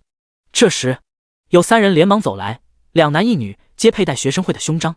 梳着高马尾的女生看着苏木，脸颊因为天气的原因略略泛红。学弟你好，我是负责迎这次新生的入学接待，报到的流程是先在这里登记，然后会有专车送你们前往学校，之后分配宿舍，熟悉校区这些。其他2名男生极其热情地向玉有容和阿卡亚介绍，抱歉，我不是新生，只是跟着主人俩陪学伴读的女仆。闻言，3人震惊不已，周围听到的学生更是投来诧异的目光。女生的反应速度很快，连忙招呼苏木和玉有容进行报到和登记。至于另外2名男生摇头叹气，赶忙去人群中寻找可爱呆萌的学妹。这位同学，请你说一下你的学号。说话间，负责登记的女子从抽屉中取出一个手环，高马尾女生热情向2人介绍，这是元墨大学为所有在校学生定制的通讯设备，其中不仅包含基础的联络通讯，在校期间的各种功能信息都包含在内，一定要保存好哟。女子快速在键盘上将学号敲入，下一刻瞪着屏幕惊呼道：你就是苏木！此言一出，周围瞬间安静，有几人迅速围上前来，高马尾女子更是盯着苏木的脸庞怔怔出神。现在高考中获得全国双科状元，又在之后的城市气运战中打出史无前例的好成绩，对于这位还未入学就有相当大名气的学弟，网上却出其没有任何影响资料，所有迎新成员心中都有隐隐的好奇。如今就在眼前，自然是惊讶不已。有什么问题吗？啊，没什么没什么，不好意思啊。岳有容嘿嘿一笑，仿佛早已有所预料。很快办理完报到的手续后，高马尾女子刚打算招呼三人上专车，早有一名等候许久的老者走上前：“小姐，车已经准备好了，您和您的朋友可以直接开车过去。”学姐，那我们就学校见了。好，我叫宋鑫，现在的话是校学生会的成员，如果之后有什么事情可以找我。哇，学姐你真的好厉害啊！可以让我加你一个好友吗？苏木看着自来熟的少女，不出几句话就和宋鑫打成一片，心中感叹，不愧是玉千山的孙女，这份天赋有过之而无不及。校门口停满了各式各样的车辆，阿卡亚在驾驶方面拥有异乎寻常的天赋，优雅到极致的漂移停车引来不少人惊叹的目光。走入学校大门，已经有新生接待上前。简单聊过几句之后，岳有容已经被拉走，苏木则跟在名叫林范的学长身后向男生宿舍走去。学弟，我先带你去办理入住手续。苏木点点头，虽然被这个突然出现的学长弄得有些发懵，却总比他之前打车被宰跑错学校要好太多。行走在校园的林荫大道上，少年咧嘴一笑，幸福的大学生活马上就要开始了。林范长得很是壮实，说话瓮声瓮气，相当热情地介绍着学校里的一切。这里是教学楼，基本所有的理论课都会在这里。那边的话是模拟对战场，几乎包含所有怪物的数据。回头看到阿卡亚，林范尴尬挠挠头：“学弟，你该不会是要带着他入住男生宿舍吧？”还不待苏木回答，阿卡亚摘下墨镜，露出血色双瞳：“主人到哪儿，我就去哪儿。”主人？林范不停打量着苏木，因为穿着的关系，虽然在新生中颇为显眼，心中却是将苏木认为是那种天赋颇高，但是没有多少经济实力的新生。没想到居然还带着如此姿色的女仆，林范这才开始解释：“学弟，大家都是男人，带个女生进去，这个不合适。如果有家属这些，要么缴纳费用申请多余的宿舍，或者直接申请单间公寓或者别墅。我才不要和主人分开，你带着我们去申请别墅。”“好的，没问题。”转过头走了几步，林范这才意识到不对劲儿，明明他才是学长啊。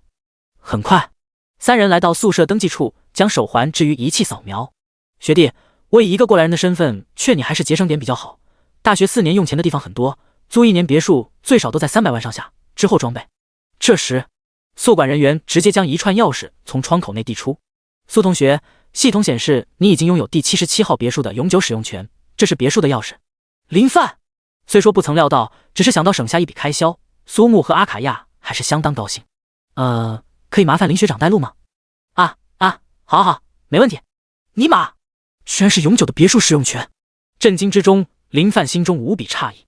按照元墨大学的惯例，大一的新生必须入住集体宿舍，如果想要出来单住，必须等到大2。倏尔，林范似乎想到了什么：“学弟，你该不会是那个苏木吧？”看到少年点头，林范瞬间无语：“你怎么不早说？学长，你也没问啊。”第102章，导师楚月兰，助理纳兰清玄。真正开始上课在2天之后，正好你也可以好好熟悉一下环境。分别之时，林范热情给这位还不曾入学就有恐怖名气的学弟传授经验。“哦，对，我差点忘说，这2天一定要先去教学楼看看你的分班信息，要不然等到上课那天可就很捉急了。学弟，如果你还有什么问题，刚才不是已经加上好友了吗？直接用手环问我就好。”叮嘱过许多，林范这才离开。苏木想起之前上大学时候的经历，也有这样一位学长，心中对这位不厌其烦的学长颇多感谢。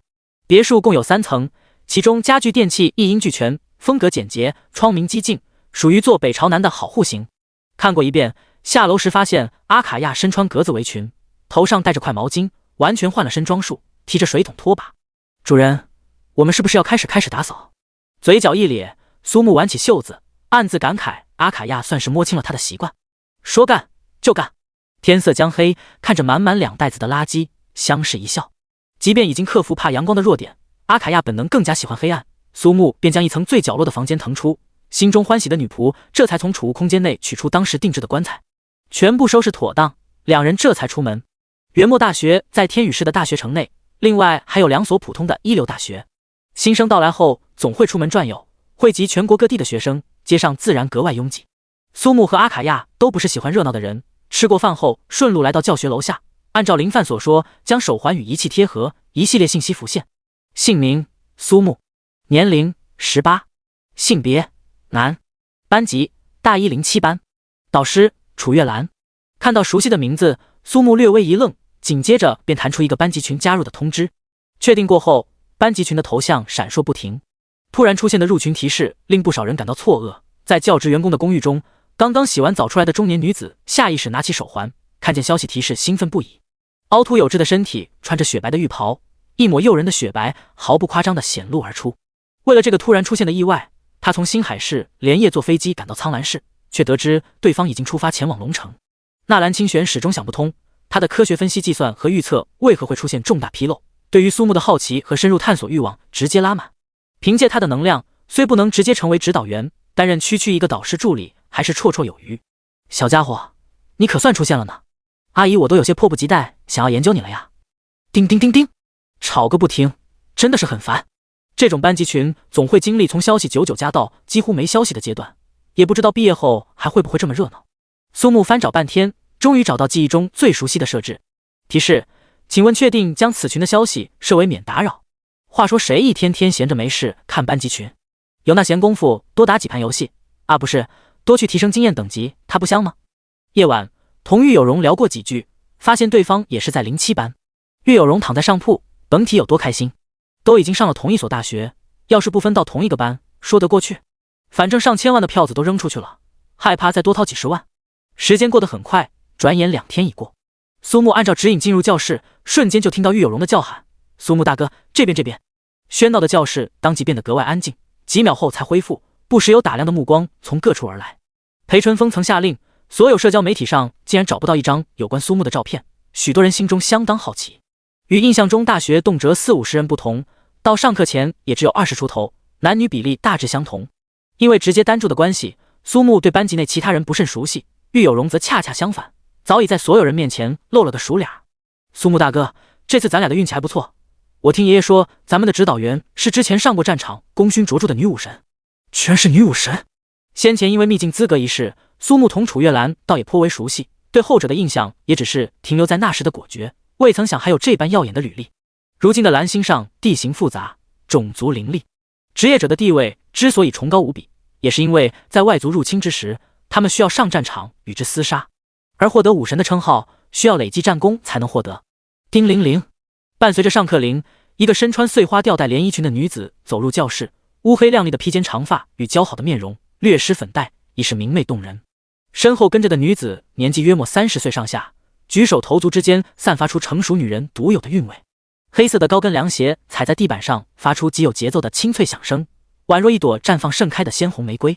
听到身后的几人咽口水的声音，狱有容下意识扯了扯嘴角，厌恶之色一闪而过，同时偷偷看向身旁的苏木，却是神情自若，目光清澈，心中更是一喜。为首女子便是大一07班的导师楚月兰，走上讲台，目光看向下方众人，展露笑颜。29个人都到齐了呢，很好，大家这么守时，我很高兴。我先来介绍一下吧，我叫楚月兰，51级血魔狂战，今年3月份刚入职，也是今年大17班的指导员。我是第一次在大学当正规的导师，你们是我带的第1届学生。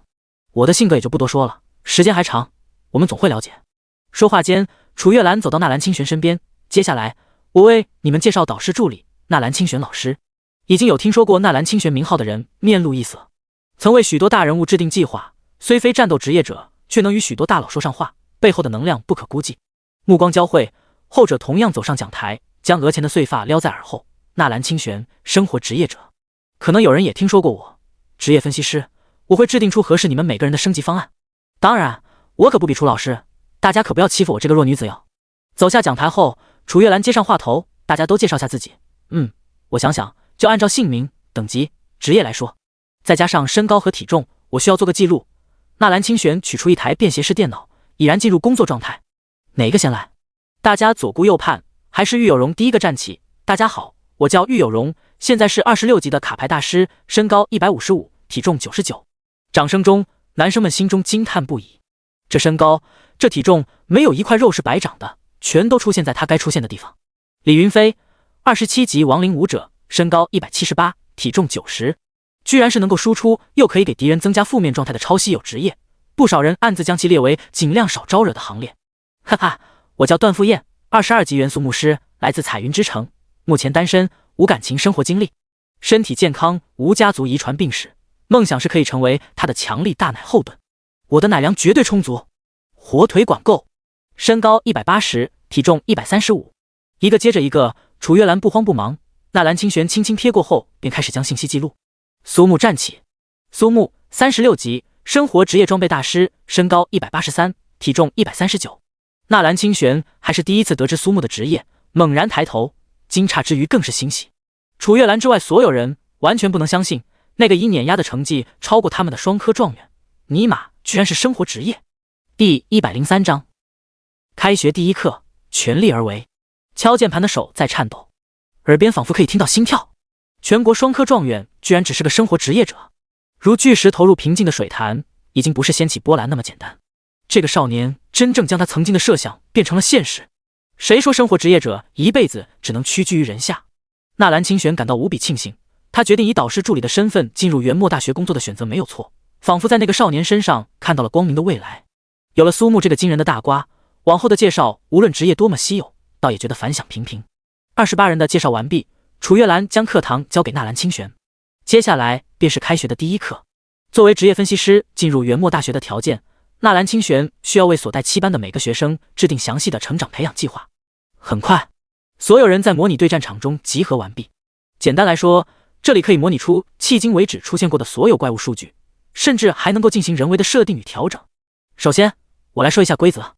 很简单，待会儿我会根据系统检测的数据选择合适的怪物，你们只需要用出全力将其击败就可以。一旁，楚月兰则是进行了补充说明。根据学号的顺序，率先出场的是那位话最多的元素牧师段富彦，众人站在高处，透过玻璃窗观看。嗡，属性检测完毕，系统匹配中 85%， 已从资料库中选择适配对象骸骨食尸鬼，属性变更，敏捷提升 35%， 力量提升 10%， 战斗场景分配埋骨之地。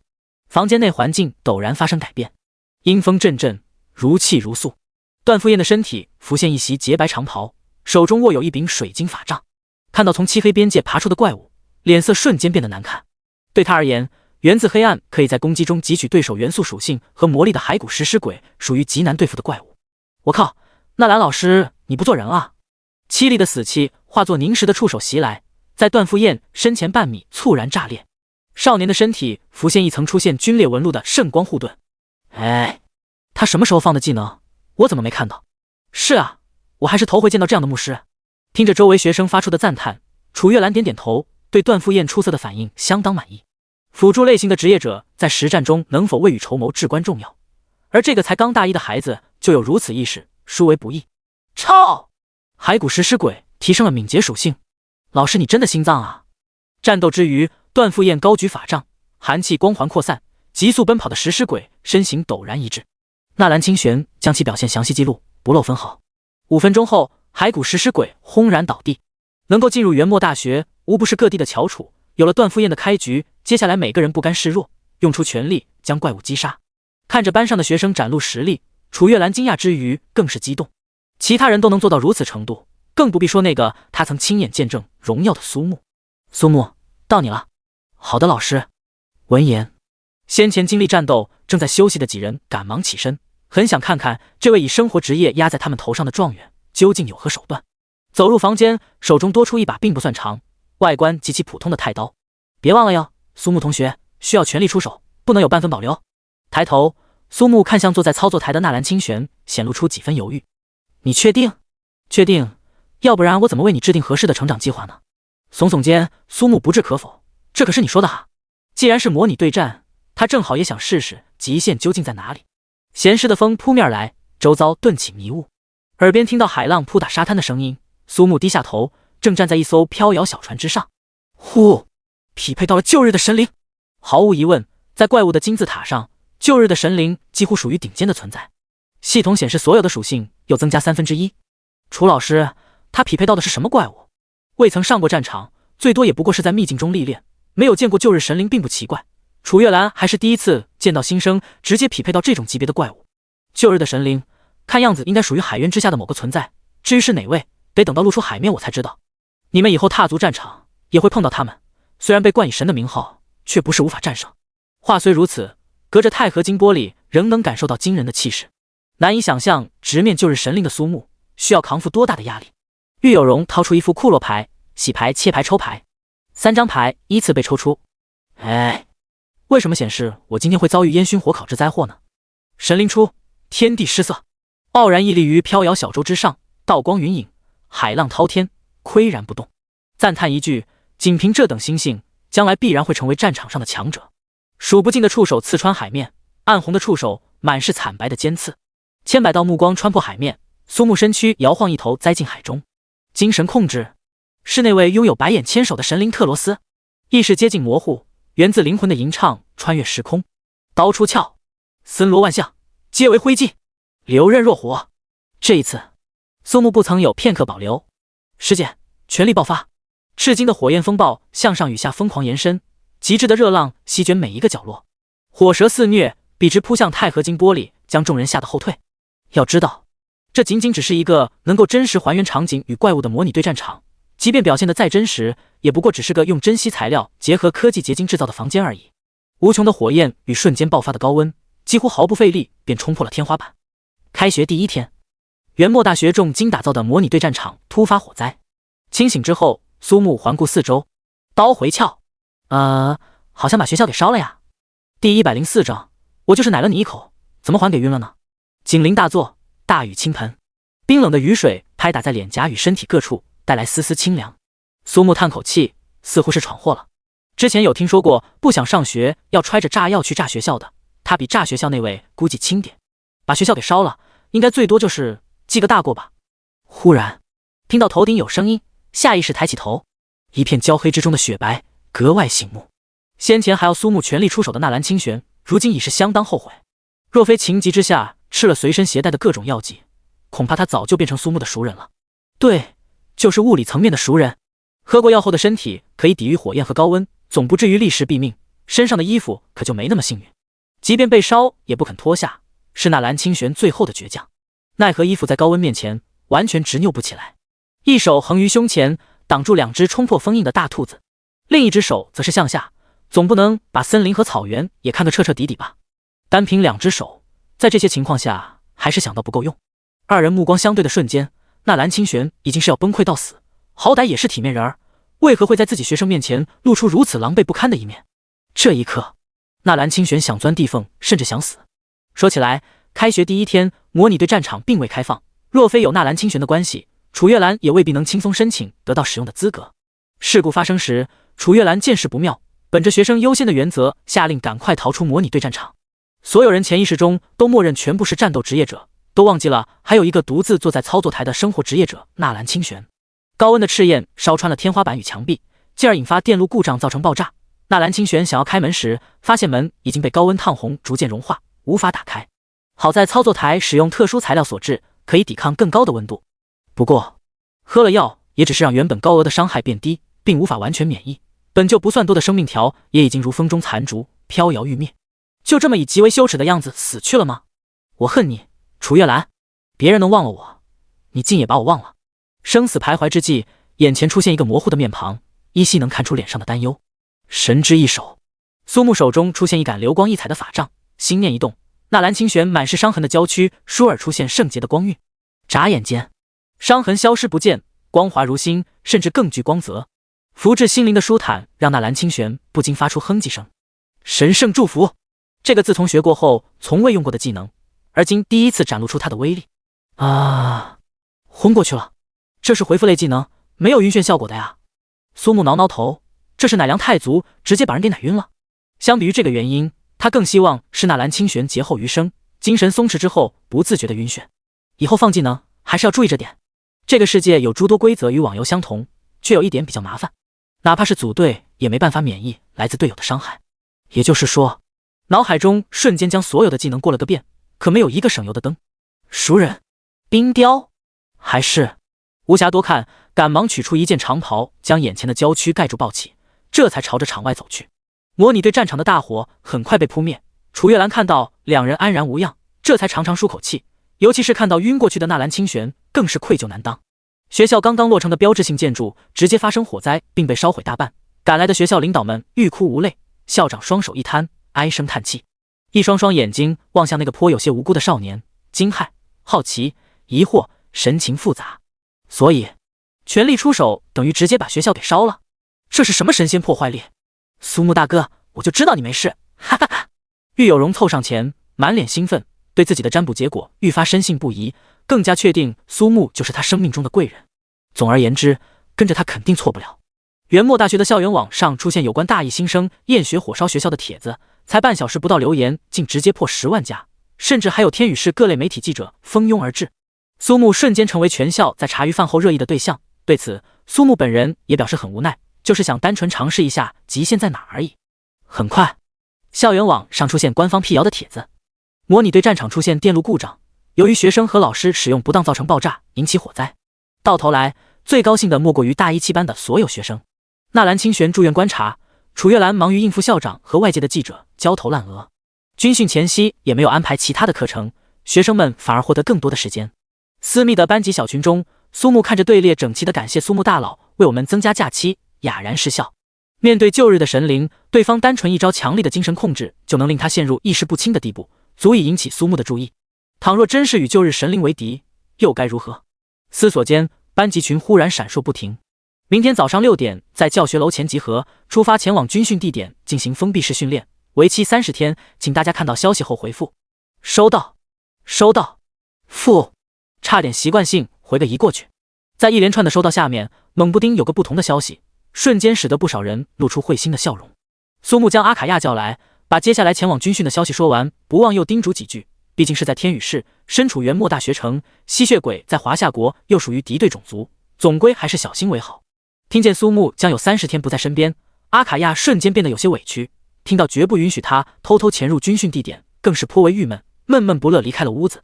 苏木刚进被窝想睡觉，忽觉被子里一阵冰凉，瞬间将苏木圈了起来。阿卡亚，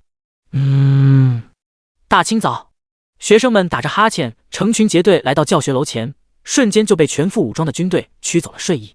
曾经上过战场的楚月兰微微一愣，这些人身上有着极为明显的杀意，显然是刚从战场上撤下来不久。作为指导员，他对此次军训也不甚了解，全部信息处于保密状态。现在看来，似乎这次军训的内容并不简单。6点，一声令下，军人们把守所有要道，禁止通行。还有3个卡点来的倒霉蛋儿，因为就迟了10几秒被拦在外，3言2语不合，选择直接硬闯。能够进入元墨大学，都是来自全国各地的佼佼者，心中更抱有侥幸。这里是元墨大学，这些军人绝不可能乱来，又能将他们怎样？请手下。他们的导师话音未落，3人如断了线的风筝倒飞而出10几米，躺在地上生死未知。一众校领导当即脸色大变，这一幕被所有人、学生和导师看到，内心咯噔一跳。看来这次军训的要求相当严格，对吧？楚老师，楚月兰看到这种架势，倏尔想到一个几乎不可能的可能，莫非直接要他们上战场？第105章，欢迎来到迷雾区，光荣的开拓者们。军训还未开始，就有如此事故发生，相关人员将3人拖了下去，看样子应该是受了极为严重的伤。大家如果有事情，我会和他们沟通，千万不要发生冲突，听明白了吗？放心吧，楚姐姐，我们可没有那么傻。呀，你小子倒是会套近乎啊！导师什么时候成你姐姐了？有了这个小插曲，接下来的事情反而好办了许多。一个膀大腰圆的军官简单说明注意事项后，以班为单位向操场进发。看到操场上停有10几架武装直升机，楚月兰不易察觉地舒了口气，幸好不是像他之前军训那样直接拉上战场试炼。可是军方为什么会放弃传送阵不用，反而用最原始的手段呢？楚老师见多识广，没想到会想不通这种简单的事情。清玄姐，你已经知道了吗？单纯以年龄而言，纳兰清玄要年长于楚月兰，听到如此亲昵的称呼，心中本还有怨气，瞬间消弭于无形，当即也是改口。月兰妹妹想想，如果军训地点有传送阵，军方还有如此大费周章？楚月兰瞬间明白，眼神中透露出浓浓的担忧。10几架直升机先后起飞，场面极为壮观。哇，苏木大哥，原来这就是坐飞机的快乐吗？有容，你居然没坐过飞机？苏木惊诧看向身旁少女，周围人也都投来好奇的目光。现在这个年代，居然还有没坐过飞机的人存在？别开玩笑了，有容。段富燕凑上前，难不成你是从小使用传送阵？对啊，我家院子里就有一个通用的，用起来很方便。不过坐飞机的感觉真的好好玩。此言一出，连同楚月兰在内所有人暗自啧舌，修建一座通用传送阵何止10几亿，纯属于凡尔赛式发言。许多人瞬间没有了聊下去的欲望，人比人果然是比不过。嘿嘿，不过还是比不了苏木哥的车舒服。玉有容本以为自己说完这句话苏木会有反应，未曾想对对方居然已经睡了过去。哦，对了，听3个6的胖子说过，苏木有一坐交通工具就睡觉的毛病。嘻嘻嘻，只要不是载具杀手，想怎么睡都可以。6个小时后，直升机降落，刚下飞机，顿觉眼前一亮。苍翠树木的掩映下，是一座赛博朋克式的建筑。叮叮叮，所有人的手环同时都到一则校内短讯：大一3班曹某峰、刘某强、高某福因军训迟到，严重违反校规，经研究决定予以开除出校处分。我擦，刘业强可是30市的状元，这就直接开除了？还说呢，那3个人有2个都是状元，另外一个是我们市综合成绩第2，丢人啊！大学的军训这么严，幸好定了闹铃。人群顿时变得嘈杂，直至一个面容肃穆的国字脸大叔出现，恐怖的威压降临。纳兰清玄本身最弱，扑通直接坐倒在地，满脸惊惶。是战区的将军欧阳淼，他要负责军训。楚月兰再次见到曾经率领他们在战场抵御异族怪物的长官，心中惊骇不言自明。每个人都在咬牙坚持，连班级导师也不例外。除了一个人，虽然苏木并不知道为何他感受不到任何压力，不过总归也是好事，在一群低头抗争的人中格外显眼。呵，果然如母亲所说，领悟了神之波动的小家伙，这种运气好到让人眼红。当然，他也并非是毫无动作。纳兰清玄嘻嘻一笑，他是越来越喜欢这个人了呢。看到苏木带头盘腿坐下，玉有容有样学样，一瞬间坐倒大片。大家好，我的名字是欧阳淼，也是这次你们军训的总教官。接下来相信我们会度过一个美好的军训生活。紧接着，虚空出现一条幽深的隧道，从中传出汽笛声。空间列车，一种只要确定位置的空间坐标就能抵达的交通工具。众所周知，人族在职业者率领下打退了诸天位面各族的入侵，地形发生剧烈变化，诞生出许多无人区，其中怪物肆虐，种族林立，在地图上显示为迷雾状态。开拓迷雾区，建立据点城市，同样属于军队的任务。月兰，这次的军训内容想必会很有趣，我都有些期待了呢。楚月兰神情凝重，心中已在盘算。迷雾区相较于秘境与城市郊外区域会更加凶险，比起诡谲多变、动辄团灭的战场，自然要温和太多。用这种方法锻炼大义新生，能够使他们更快进入状态。如此倒也难怪会是军队直接负责。放眼整个华夏国，即便是职业者中心，也无法承担起护卫大义新生开荒的重担。军队带领下有序登上列车，看似不算大的车厢，实则内含乾坤。不仅配备舒适的躺椅、各类水果饮料，还有不少消遣时光的玩意儿。如果想要洗澡，还有单人的浴室。诸位开拓者们，大家中午好，我是本次空间列车的列车长蝴蝶。列车长的介绍下，所有人都对此次军训内容有所了解。简单来说，并无严格的军训任务，只有一个要求：向前向前再向前，直到将整片迷雾区彻底在地图上点亮。那么各位开拓者们，本次空间列车即将到站，请大家就近坐好。蝴蝶感谢各位的乘坐，我们下次不见不散。到站已是黄昏时分，裹挟黄沙的狂风不断拍打着面颊，此起彼伏的魔物嘶吼为这片土地增添几分凄怆。刚下车，众人便感受到来自迷雾区的荒凉气息，每个人的脸上不由自主显露出凝重之色。荒兽高原，这片迷雾区的名字。一夜的休息过后，天还未亮，集合的号角响彻整座城市。每个人都换好制服，佩戴手环，列队等待。迎着朝阳的光，最高长官欧阳淼登上高台，声如洪钟大吕：欢迎来到迷雾区光荣的开拓者们！现在我来说明为期30天的开拓任务。第106章下马威。兄弟，给个面子呗！表现优异者，毕业后可直接以土官身份入伍。参加军训，你们就是军人。此地就是战场，一切行动听指挥，战场抗命者轻则驱逐，重则上军事法庭。以班级为单位的分配，正副2名教官引导大家熟悉开荒各项事宜，7日后可自行开荒。说话间，高台下方的军人散开，两两一组走到各班队伍前带离。为首教官是名短发女子，可爱的鹅蛋脸上却触目惊心的刀疤，目光锐利。相比之下，副教官身材高大魁梧，始终挂着笑容，倒是和蔼可亲的多。逐个发放便携式入耳耳机，按照2人的指示操作耳机同手环相连接。我叫秋雪，大家以后可以叫我邱教官，42级。这位是我的助手周博，33级。2人皆是军人，说话简明扼要，干脆利落。只不过听到自家这位副教官才33级，7班全体目光不由自主集中在队伍末尾的少年身上。如果没记错的话，开学时这位兄弟说自己已经是36级，远远超出大一新生的平均水平，甚至比许多大2的学长学姐等级还要高。更不曾想到周博居然还会落后苏木整整3级。有什么问题吗？报告邱教官，苏木他36级，还是全国双科状元。郁有容完全无视了苏木的眼神，话刚说完，就看到周勃的脸色青白相接，尴尬不已。少女的脸上不自觉浮现出欣喜之色，颇有种小媳妇儿向人骄傲介绍自家夫君的即视感。秋雪脸上的喜悦之色一闪而逝，与周勃对视一眼，后者心领神会。再看苏木，不过是个细皮嫩肉、初出茅庐的小雏儿，肯定是什么大家族动用资源拔苗助长的结果，不足为惧。应该说是个看起来很挺，实际很软的鸡，正好拿来好好震慑一番。一般而言，想要手下服从命令听话，适当展露些手段，比如找个出头鸟好好敲打一顿，非常有必要。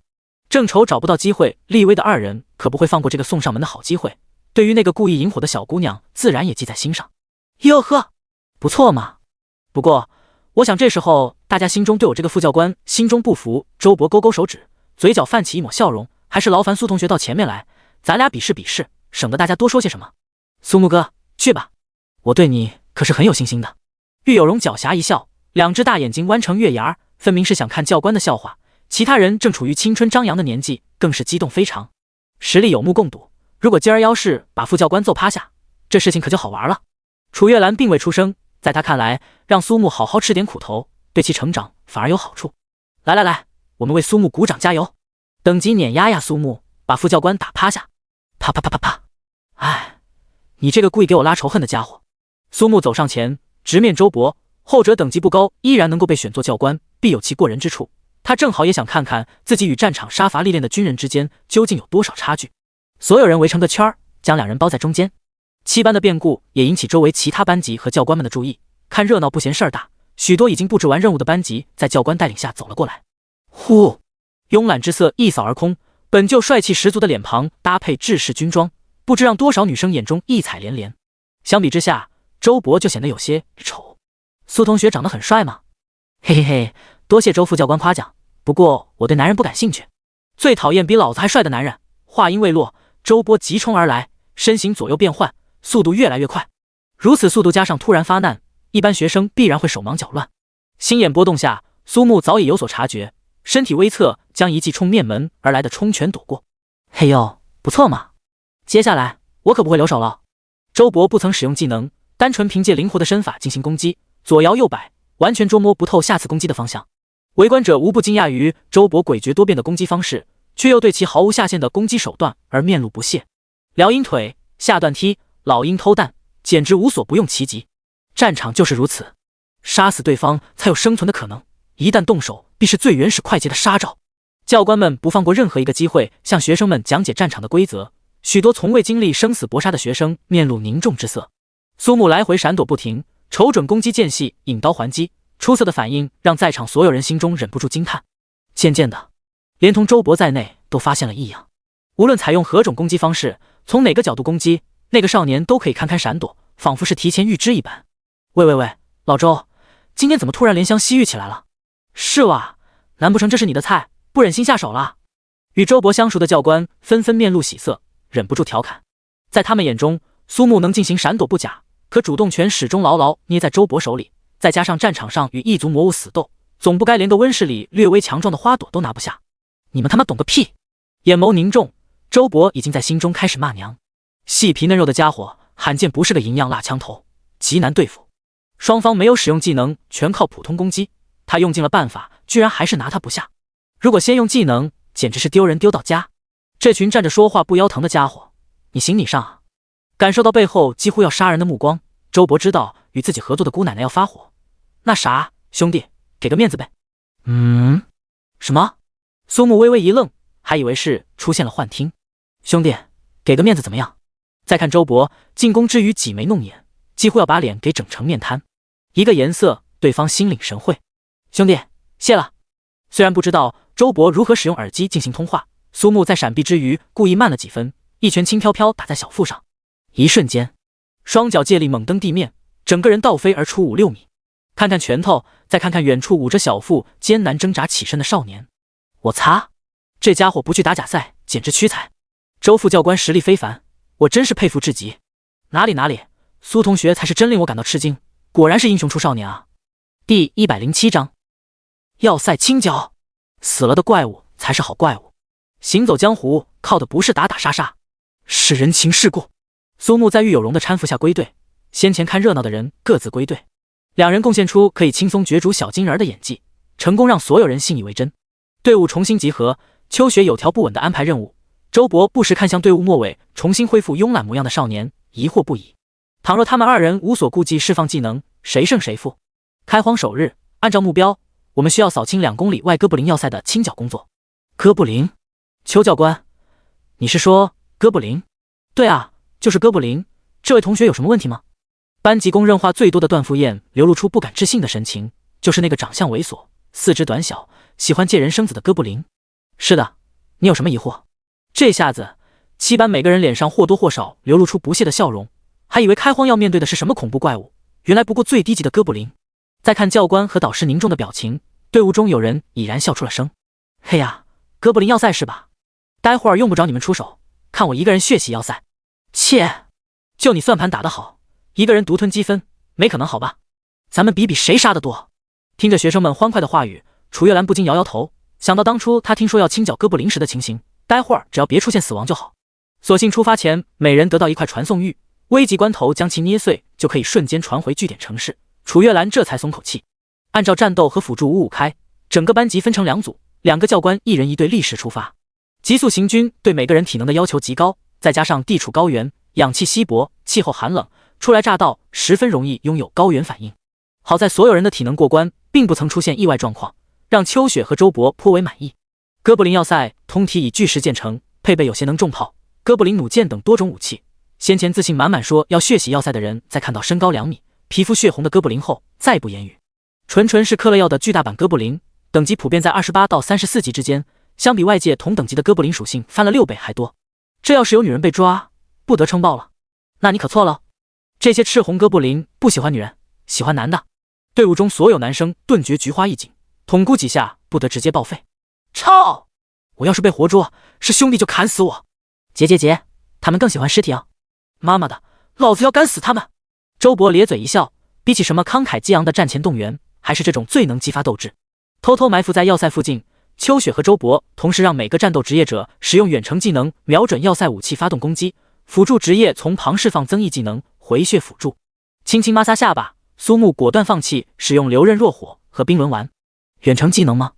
沉思片刻，苏木换上拳套，周勃彻底傻眼，合着对方还是个拳法家。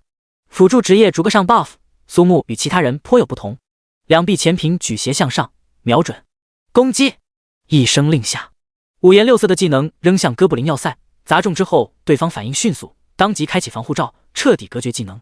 先手攻击，秋雪周勃本想将要塞上武器破坏，减少强攻要塞的伤亡，可惜要塞中明显有哥布林大法师一类的存在，实际破坏不超过30%，强攻要塞说不定会造成伤亡。这边所有人技能都放过一轮，苏木的技能才刚准备完毕，双拳接连不断朝天空发射，气得旁边周勃调教骂娘：娘西皮脸，你打歪了！疯狂发射之余，苏木扭头一笑，露出一口洁白的牙齿，完全是个人畜无害的好少年。周副教官，别着急，让子弹飞一会儿。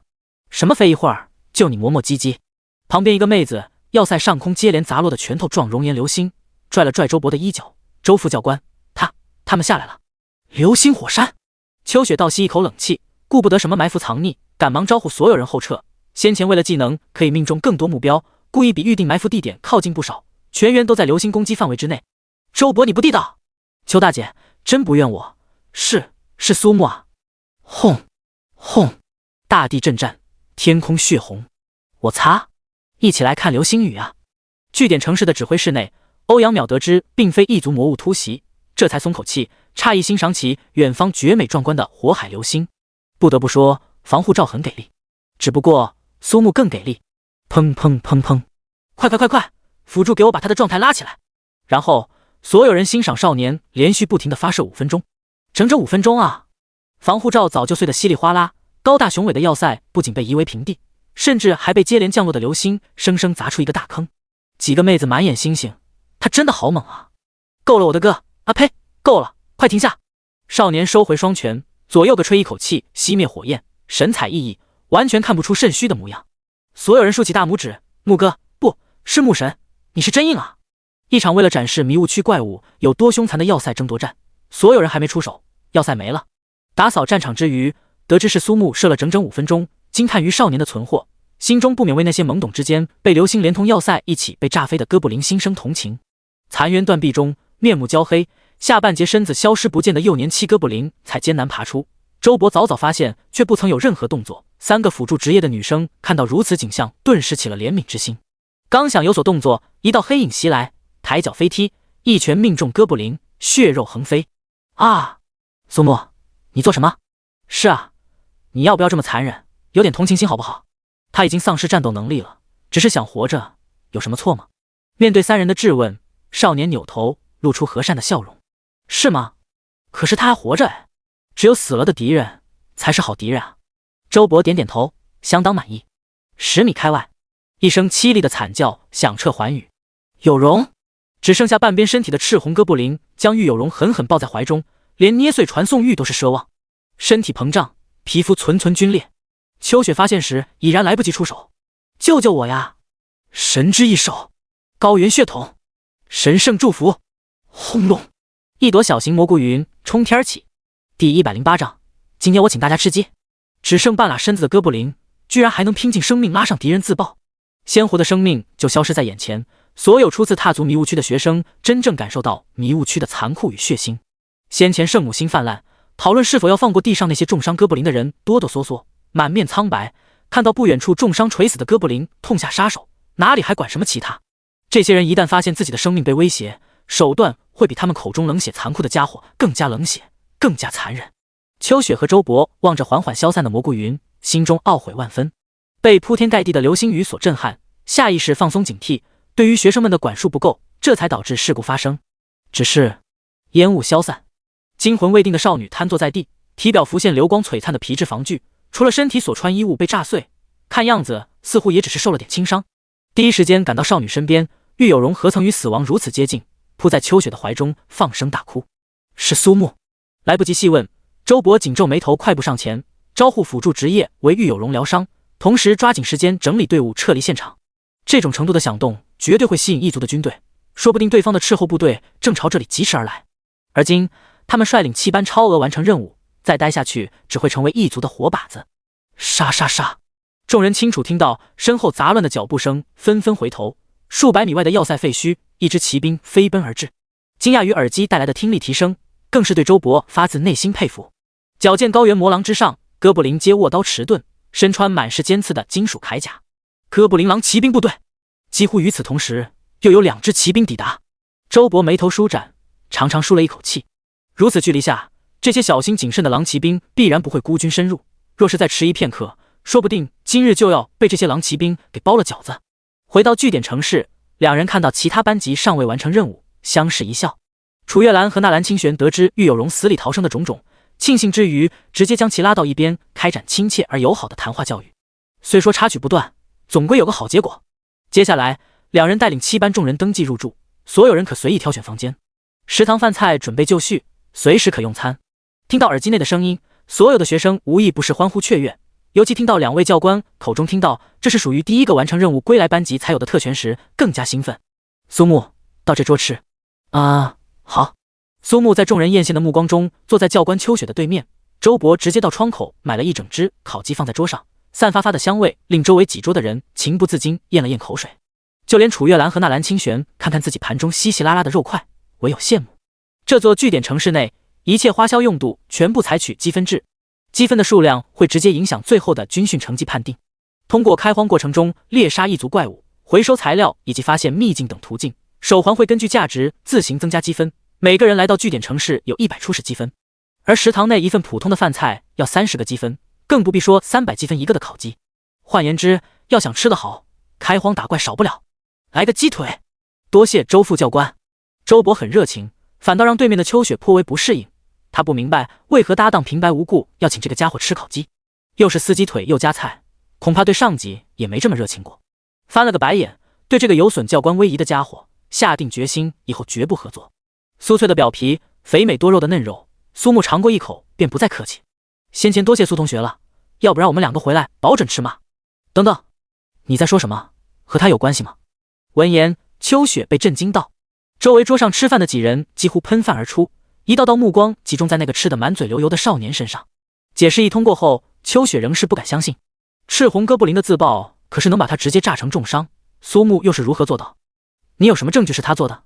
这时候，苏木直接切换法杖，圣洁的光辉瞬间笼罩秋雪，后者察觉到暴增的防御属性，一口盐汽水直接把周勃喷到怀疑人生。明明是回复类技能，溢出的部分居然转化成了防御力。秋雪顿时明悟，还想吃什么随便点，今天我请客。教官，你说真的？秋雪拍拍胸前宏伟，啪啪作响。怎么，你还以为我能赖账？想吃什么直接点去。少年跑的那叫一个快，回过头轻轻一瞥，师傅，给我上10只烤鸡，一人1瓶盐汽水，都记在秋雪教官的账上。嘴角一扯，秋雪就差吐血，那可是将近7000积分啊！今天我请大家吃鸡，喝盐汽水，庆祝我们首日军训成功。闻言，偌大的食堂内瞬间充满欢快的气氛。这个真的可以，所有人都明白一件事，苏木这个人能处。旋即，烤鸡上桌，盐汽水开盖，所有人都很快乐，除了那个真正掏钱却连个名字都没有的可怜女人。伙计，敢这么堂而皇之坑教官，你很不要脸，不过我很喜欢。一来二去，苏木和周勃迅速熟悉，玻璃瓶一碰，直接开吹。结账时，周勃正打算离开，秋雪拽住衣角，扭扭捏捏半天，搭档，借我1000积分。那个小王八蛋把我吃穷了。7班人吃完刚出食堂大门，其他班才刚刚结束任务回归，一个个灰头土脸，神情疲惫，走进食堂一看，满地都是鸡骨头。我尼玛，7班的人哪来的积分吃烤鸡？一夜之后，秋雪在整个据点城市有了一个新的称呼，大善人。7天时间过得很快，转眼间便到了自行开荒的时候，距离军训结束还有23天时间。当欧阳淼说完积分排名前10人的奖励，所有人都不再淡定。属性果实，一次性消耗道具，相传为虚数之术所结，吃下后可以随机增加一点属性。这个世界属性的高低直接会影响到战争的最后走向，绝对是超级稀有的宝物。所有人都不再淡定。队伍才刚解散，苏木看到面前几十个妹子发来的组队申请，光是拒绝就耗费了10几分钟。原因无他，7天时间，苏木绝对是最为耀眼的那个，和他组队只要别随便乱动，不被误伤，绝对是又省心又省力。提示：玉有容向你发来组队申请，拒绝。如此反复数次。苏木哥，你不要我了？呵呵，别以为我不知道你想干什么，光想吃现成的可不行。哎呦，苏木大哥，你就要了我吧！这一瞬间，所有人目光都看了过来。第109章，第一个任务：潜伏与暗杀。说什么我也不会答应你，自己组队去。玉有容悠悠叹口气，知道这次是彻底当不成混子，只能自食其力。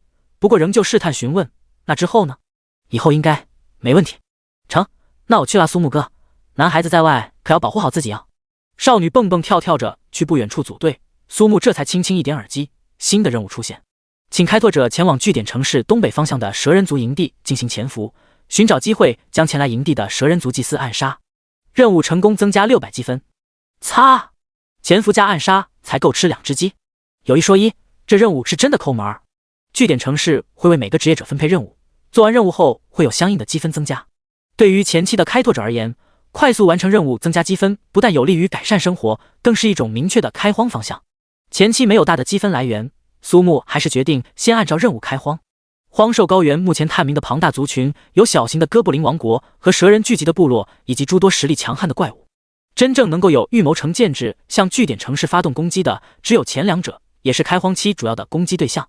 想要更多的资源，只有开拓出更大面积的迷雾区。弱肉强食本就如此，每年从迷雾区中走出进攻人类城市的一族不计其数，想要更好生存就必须不断开拓，这些早已习惯。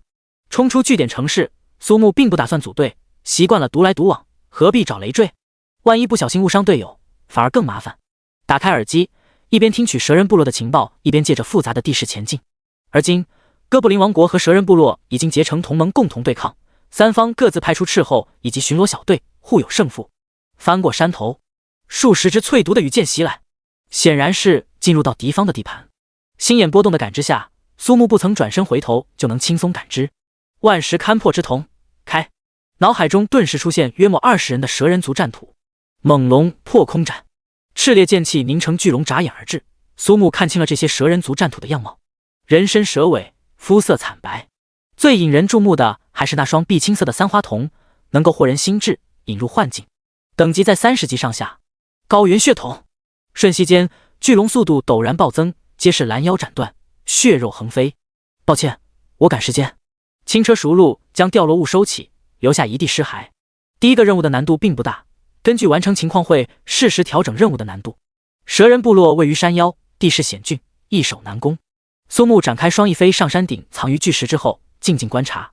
若非无法确定蛇人祭司是否已在部落，苏木早已冲入营地直接开干。打草惊蛇？不存在。暗杀？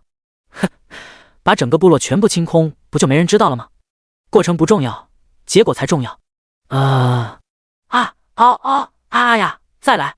哎，什么声音？风声呼啸，苏木几乎有些怀疑他的耳朵。关掉耳机，重新打开，令人血脉喷张的娇喘此起彼伏，连绵不绝。低头看去，少年满头黑线。蛇性本淫，蛇人族更是拥有极强繁殖能力的族群。简单来说，茶余饭后来2发，酒足饭饱来几发。此时此刻，锣鼓全天，鞭炮齐鸣，少年感觉自己还是太年轻，没见过世面，这种居高临下的视角估计也难再有。不知过去多久，苏木感觉自己已经对娇喘产生了抗性。一个面相阴柔俊美、宽肩窄腰又有8块腹肌的男子出现，打开手环进行对比。苏木舔舔嘴唇，目标出现。再看下去，指不定能学到多少东西。众所周知，这些东西看多了之后，总会有种想要亲身参与其中的想法。唯一的办法就是直接开炮。神之一手，双手置于腰际，能量凝聚，蓝条左右横跳。嘿嘿嘿，为你们激情四射、技术拉满的造蛇运动来点苏木牌小震撼。一行6人翻山越岭，好不容易来到蛇人部落所在山脚下。听着上方传来的声音，2名女孩子瞬间脸红。至于另外4人，露出只有男人能懂的会心一笑。我们来的正是时候，趁他们躁，要他们命。可是我们这样会不会有点缺德？队伍中一个女生弱弱问了一句，其他几人丝毫不以为意。放心吧，谁让他们总喜欢开炮呢？怪谁？6人哼哧哼哧开始爬山。龟派气功波！苏木暴喝一声，哈梅哈梅哈！听你们射了半天，也该轮到我了。耀眼的能量波斜射而来，贯穿山腹，无数即将抵达顶峰的蛇人骂骂咧咧冲了出来。少年单手握血色长枪撑地一跃，整个人从陡峭的岩壁急速滑落。我诅咒你！神圣的仪式被打断，蛇人祭祀恼羞成怒，双手高举，数道紫色毒雾喷涌而出。猛毒狂雾，双脚蹬地跳起，本就居高临下，又是奋力跳跃，其高度可想而知。单臂发力，血色长枪上红光爆碎。若线丸感，心脏锁定。蛇人祭祀感知到这一枪的恐怖威力，心生退意。奈何苏木早有准备，虚空中有锁链激射而出。神之天锁，突刺死降之枪，心脏刺穿，一击必杀。数十道能量长枪轰炸地面，强横的威力令整座山峦颤抖不断。6人恰巧爬到山的背面，只觉地动山摇，碎石落下。我擦，这些家伙的腰是打桩机做的，他妈也忒猛了吧！最强的蛇人祭祀被杀，所有人蛇人一拥而上。苏木倒是开心，省得费功夫。流刃若火出现，火焚成锅。极致的高温中，整个部落付之一炬，近100只蛇人在狂乱的扭曲中被烤熟。蒸，引刀回鞘。有了上次烤龙肉烧糊的经历，在烧烤火候的把握上，苏木进步可不是一点半点。放眼望去，遍地都是烤好的蛇肉。话说，这个味道怎么样呢？刚盘腿坐下，便听到背后的脚步声。6人千辛万苦爬上山腰，蛇人营地不复存在，只有一个少年摊开桌布，摆好调料准备烧烤。呀哈，有没有兴趣吃点烤蛇肉？第110章开业大酬宾，吃烧烤送材料，相逢就是缘分。正好我带着啤酒，来点儿。烧焦的废墟上，少年在金黄冒油的蛇肉上撒了点孜然和辣椒面，捏了一小撮盐，就着啤酒大快朵颐。独有的蛇肉味道混杂着孜然的清香，的确是上好的美味。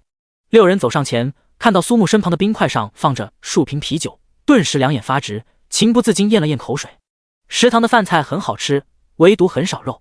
对于囊中羞涩的学生而言，不少人都打算在做完第1个人任务后，先去食堂狠狠吃上一顿。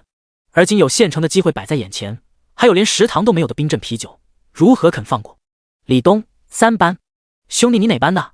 苏木7班，大拇指轻轻发力，酒盖飞起。李东不再客气，另外5人见状也不憋着，纷纷坐下。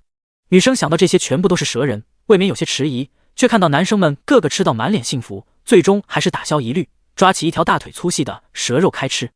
你就是那个全国状元？先前的少女害羞问道。我叫牟冬雪，也是3班的。闻言，抱着烤蛇肉猛啃的几人陡然停下，各自惊讶，怪不得我觉得这个名字在哪儿听过，哈哈哈，我赵强佩服。没想到全国状元还有这种烧烤的技术，好次好次。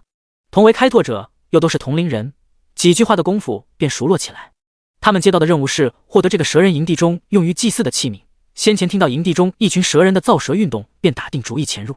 只是如今，祭祀用的器皿，就是你们用的这些。苏木倒也爽快，直言待会儿吃完烧烤，他们就能拿走。忧心忡忡的六人听罢，眉头舒展，食量大增。这样，待会儿你开个价，总不能让你吃亏。交个朋友，今儿就算烧烤摊子开业酬宾，这些器皿算我送给你们的。兄弟能处，酒足饭饱，就连先前心有顾虑的女生也是吃到小腹微微鼓起，连带着内心对于蛇人的恐惧也消除不少。毕竟是会动的食材，之后想吃肉的话，宰几个蛇人烤着吃，岂不妙哉？某人嘿嘿一笑，伸出手，虽说都是兄弟姐妹，不过又是烧烤又是啤酒，我这个人做生意从来公道，一个人20万，不多吧？几人的谢谢二字刚到嘴边，瞬间傻眼。这个价格就是烤龙肉也没这个价吧？放心吧，龙肉我吃过，死难吃，要真是龙肉我可不要你们这个价。经过一番亲切友好却不失热情真诚的交流之后，苏木的账户多了115万华夏币，以及李东签名按手印的欠条。你们怎么就走了呢？苏木望着六人落荒而逃的背影，咧嘴一笑。开门大吉，在这个荒兽高原做个小买卖，赚点小钱，不失为发财致富的好门路。痛骂着黑心商户苏木，偏偏又拿对方没办法，正准备回到据点城市报告教官，某人从天而降。你想干什么？别担心，我只是来送材料的。这时候才想起来此的目的，只是看着笑盈盈的少年，生怕又是新的陷阱。这个多钱？你们忘性可真大，不是说开业大酬宾免费送的吗？牟冬雪颤巍巍接过器皿，几人顿时松了口气。对了，跑腿费3万，谁给我付一下？欢迎再来。六人欲哭无泪，却又无可奈何。打开手环，在个人积分榜上，苏木以600分居于首位。任务交付完毕后，积分顿时变成800，是第2名的4倍还多。清空一个营地，将所有的资源利用到极致，连带蛇人也变成了食材，继而换成华夏币入账，属实算个好主意。一顿烧烤的功夫赚了118万，心里美滋滋，恨不得原地拍个扳神的大招为自己点赞。不知道赤红哥布林要是烤着吃味道如何？恭喜开拓者苏木完成潜伏暗杀任务，获得开拓等级提升，当前开拓等级为2，任务难度解锁，当前任务难度2颗星。果然如此，先前欧阳淼介绍时曾说过会自动评估完成任务情况，随着完成任务数量与质量的提升，获得任务难度也会增加。任务发布，据点城市刚刚遭受星爆鳞甲龙袭击，现已向东北方向飞离，请开拓者找到其行踪并探明巢穴位置。听闻被袭击，苏木这才看到班级群的头像闪烁不停，才刚打开就看到一张十分清晰的抓拍图片，某人的呼吸不自觉变得急促，这尼玛不是那只恶心的粪怪吗？耳边似乎响起独特的 BGM， 另外一个让苏木吃尽苦头的是那个大丝瓜一样的家伙。苏木忽然很想再吃一次烧烤龙肉，烤星爆鳞甲龙的肉。班级群内都是有关驱逐星爆鳞甲龙的讨论，一个个都表示大开眼界，居然有幸见证一场味道冲天的怪物驱逐战。众所周知，驱逐用的导弹采用石狮蚁的粪便特制而成。看时间在半小时前，苏木凝望天际，双翼出现，腾空而起。冬雪，你干什么又给那家伙3万？还嫌把咱们坑得不够吗？这个钱先说好，我们几个可不负责。咱们几个回去据点城市就去找教官评评理。全国状元怎么了？全国状元就能为所欲为了？几人越想越气愤，尤其是4个男生居然在自己班的女生面狠狠出糗，还哪有什么日后？牟冬雪没有反驳，静静跟在5人身后。他有见过苏木从圣灵塔狱中出来时的恢宏气象，而且凭他们6人的真实水平，想要取得祭祀器皿，恐怕真要费不少功夫。以结果而言，并无不妥。等着，算我赵强瞎了眼，居然和你称兄道弟，回去谁也别拦着我，我要不举报他威胁勒索，军训期间喝酒，我就不姓赵。忽然，一块砖头从天而降，正中赵强头顶。血！妈，我流血了！啊呸，是哪个缺的玩意儿？少女望向天空，有道黑影一闪而逝。第111章，食堂加餐，请感谢苏木。拥有爱管闲事的特性，无论任何怪物因为任何理由争斗，星爆鳞甲龙都会扮演空中警察的角色，因其高超的防御力与被攻击就会爆炸的特性，堪称荒兽高原巨型怪物中的精锐。狂风掠过脸颊，苏木冰冷一笑：精锐？什么他娘的精锐？老子打的就是精锐！想想之前戏耍咩咩子时突然登场，直接猫车滚回家，喵呜是在录视频好不？穿越前后，新仇旧恨一起算。自从被偷袭，万事勘破之瞳便始终开启。当然，和牟东学几人吃烧烤的时候也是如此，充分理解了秀色可餐这4个字真正的含义，真的是很下饭。远方，一个黑影不紧不慢的飞行，眼睛眯起，星爆鳞甲龙的信息出现。星爆鳞甲龙 LV40， 攻击4500，法术5400，防御28900，生命50万 x5。技能中二之魂，拥有区域性检索感知，奔赴目标时速度正 25%， 体力损耗负 50%。爆炸鳞甲，受到攻击时掉落龙鳞，对范围内敌对单位造成火属性爆炸伤害。鳞甲再生，5秒内掉落数量超过100的鳞片时，鳞片再生速度正 200%， 自身防御正 50%。超能狂怒，战斗中累计掉落鳞片达到1000人，所有鳞片获得追踪效果，造成爆炸伤害负 10%。空中轰炸，毒火吐息，定点投掷。介绍：我最帅，我最牛，所有冲突我解决。阳光下，黝黑的龙鳞散发如天生星辰一般的迷人光泽，两扇巨大的龙翼悠闲地扇着，接近30米的巨大躯体并未给人以粗鄙丑陋的感觉，不得不惊叹造物主的神奇。抛开事实看样貌，星爆鳞甲龙无疑将龙族的高贵和优雅展现得淋漓尽致。苏木刚掏出流刃若火，吧唧吧唧嘴，上次烤冰霜巨龙的肉是真心难吃。在烧烤方面，苏木自觉与真正的南派烧烤大师还有很大差距。身为荒兽高原的精锐和空中的霸主，星爆鳞甲龙的生活一直过得很滋润。每天在金光灿灿的巢穴中醒来，轻轻松松就可以从其他怪物的嘴里抢到一天所需的食物。人族的据点城市老早就看不爽，苦于那几只母龙精力旺盛，总是令他在高潮迭起中忘记。多亏前来送食物的蛇人族圣女提醒，要不然估计真把这码事儿忘在脑后。说起来，刚才翻了哪只小母龙的牌子来着？真是幸福的龙生啊！淡黄色的瞳孔骤然紧缩，远方急速飞来的黑影分明就是冲他而来，居然是个细皮嫩肉的人类男子。嘿嘿嘿，这是龙神知道我马上要开枝散叶，所以特地送来的礼物吗？龙族中普遍认为保养得好的人类男性具有强化腰子的惊人功效。金子火焰喷涌而出，横跨天际。下方，无数生灵不约而同抬头，聚焦于高空中猝然发难的星爆鳞甲龙。至于另一边渺小的蝼蚁，如何能躲开速度奇快的火焰攻击？轰隆！无数目光注视下，那黑影不闪不避，迎火焰而上。这是哪个部队的人？总部请回答。指挥室的屏幕上，欧阳淼看到放大数百倍的图像后，始终负后的双手直接拍在冰冷的栏杆上，给我调取苏木的任务信息。好小子，这是要指导黄龙吗？告诉发来问询之人停下手头工作，用手环传递现场影像。印象中似乎只有那个在外域战场的疯子有过这种壮举。欧阳淼对苏木的兴趣更大了。满身欲火，分毫未伤，高原血统。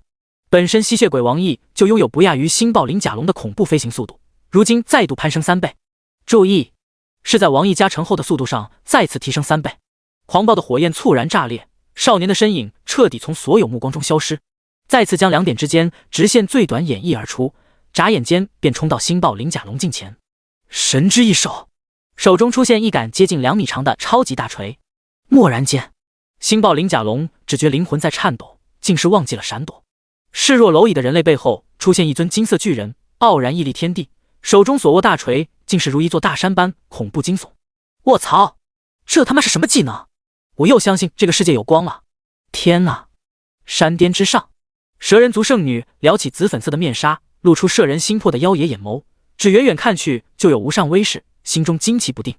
圣女殿下，星爆鳞甲龙刚刚去骚扰过华夏国人类的据点城市，可以确定对其出手者必然是华夏国中人。圣女急忙打开影像水晶，倘若真是如此，恐怕需要族中大将甚至是女王亲自前来。当头一锤，正中脑门，强力的波动扩散遍及全身，早已松动的鳞片如雨点般落下。下方正好是一个庞大的哥布林营地，炊烟袅袅，外出归来的哥布林部队正准备吃饭。阿卡达瓦里咕噜啦啦呀呀，嘎嘎哇啦咔，大地震颤，远在数千米外的据点城市也感受到轻微的晃动。两眼向上一翻，星爆鳞甲龙彻底丧失意识。苏木缓缓降落，四周一群赤红哥布林跟看见鬼似一哄而散。端坐于霜天之上吧，冰轮丸。话说，龙肉好不好吃，得问问专业的人。一刀斩出，极致的冰寒之力顺着血管汹涌澎湃，全身血液凝固。10数个小时过去，据点城市外，苏木拽着一条彻底冻僵的完整巨龙出现，快步冲入食堂后厨。王阿姨，我搞了点龙肉回来，您帮着给搞搞呗。么神子，龙肉？小苏你不要开玩笑了，阿姨忙得很。直到苏木将巨龙放在食堂后院，一众厨师彻底傻眼。很快，分散于各地执行任务的职业者同时收到一个消息，接下来为期半个月都是免费的龙肉套餐，包括龙肉羹、煎烤、烹炸火锅，一应俱全。最关键的是，只要100积分。消息的最后，请感谢苏木。第112章，苏同学，你也不想私开小灶被教官知道吧？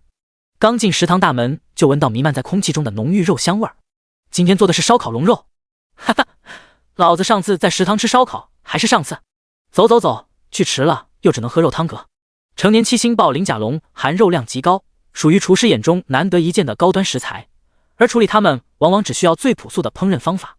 平时抠搜的食堂阿姨几番尝试后自废修为，成名许久的一勺三斗从此退出江湖。听说这个激动人心的消息后，许多已经深入荒兽高原深处的探索小队不远千里回到据点城市，宽敞的食堂顿时显得格外拥挤。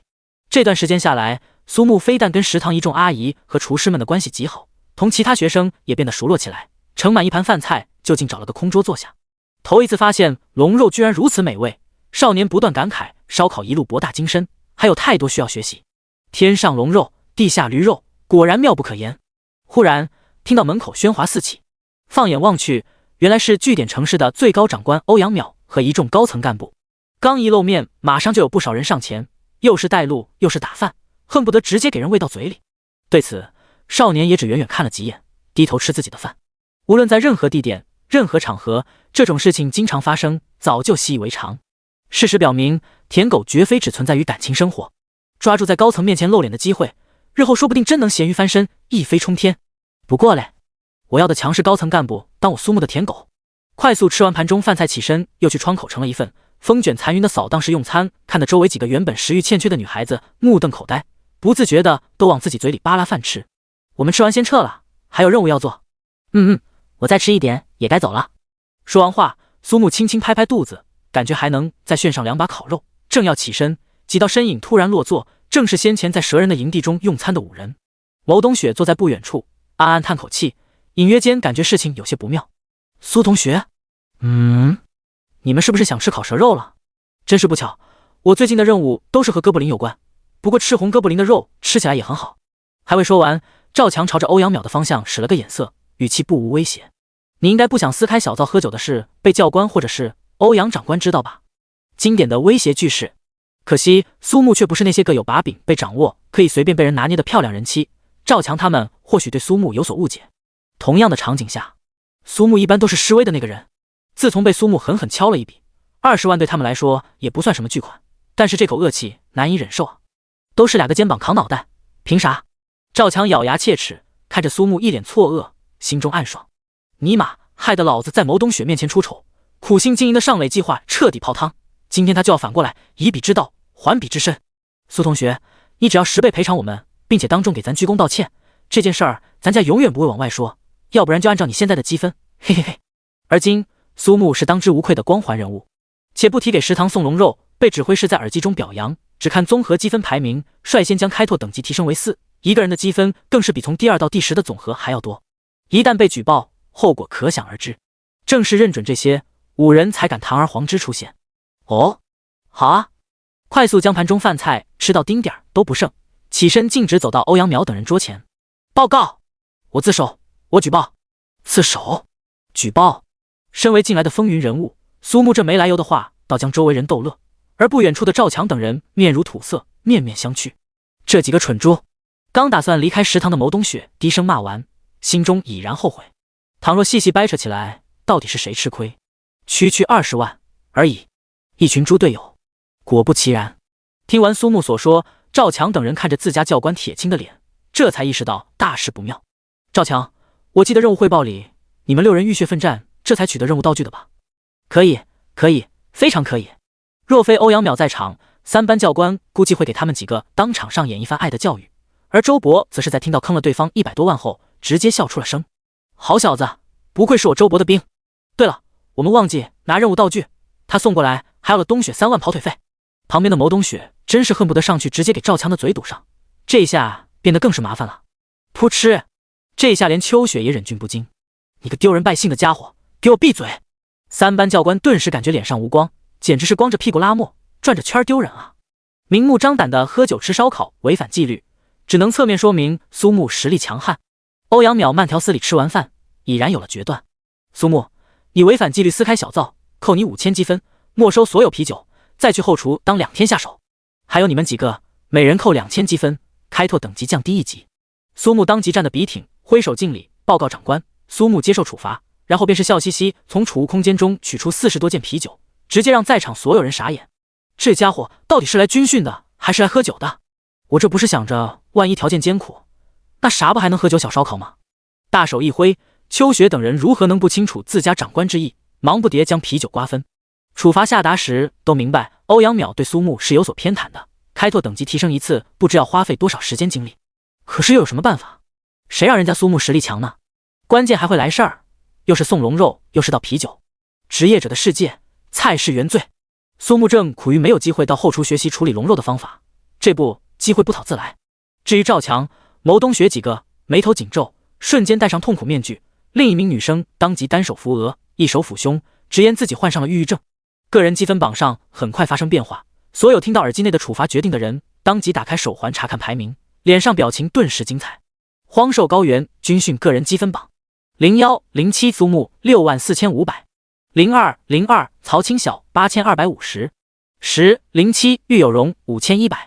与此同时，排名在中游的赵强瞬间垫底，而且因为开拓等级降低，连带着任务获得积分降低，可以说未来前景已然注定。赵强望着走入食堂后厨的苏木，瘫坐在地，怎么直接就掀桌子了呢？第113章，处理龙肉的秘策。夜深人静，据点城市的指挥室内，欧阳淼几人进入后便将房门反锁。秋雪和周伯麻溜从储物空间内将一件件啤酒取出，开盖。嘿嘿，多谢队长。作为一路跟随欧阳淼走来的老兵，对这位老上司的脾气了解得一清二楚。酒醉误事，小酌怡情，每人一杯，剩下留给那些没喝的家伙们。哈哈哈，多谢欧阳长官，我都有好几年没喝过了，嘿嘿。这些职业者跟随他转战各处，酬劳颇丰，只是缺少休息的时间。他们的任务就是开拓，尽一切可能开拓迷雾区，为国家获得更多资源。一杯啤酒的时间和口味已是难能可贵。指挥室内顿时洋溢着欢乐，所有人都选择小口慢饮，生怕一口闷完。调取苏木的评估报告。巨大的全息投影上出现苏木的头像，旁边则是有关苏木的档案资料，包括迄今为止所有的秘境通关记录，除去裴春风下令隐藏有关理想之城的记录，全部记录在案。秋雪和周勃还是第一次看到苏木的履历，后者手一松，玻璃杯自由落体，好在反应迅速，直接拿嘴去接，这才没有浪费来之不易的啤酒。任务完成度评分 SSS 加，职业者潜力评估 SSS 加，职业者作战评分 SSS 加，职业者培养级别 SSS 加。这两人有生以来还是第一次看到职业者能够获得如此高的系统评价，4项全部都是最顶级，与军队中传奇将军霍青完全相同。昔年，在某次异位面的开荒中，华夏国派出3路大军与5位魔神率领的联合军正面较量，那时担任突击队长的他忽然在战场失联，直接震动高层。1月后，双方交战正酣，异位面深处的魔神老家直接被拆，彻底奠定胜局。战争结束才知道，正是霍青率领的突击小队在诡谲莫测的迷雾区万里奔袭，才有华夏国异位面开荒首胜。凭借此场战役，华夏国成为继自由国后第2个拥有异位面据点城市的人族国家。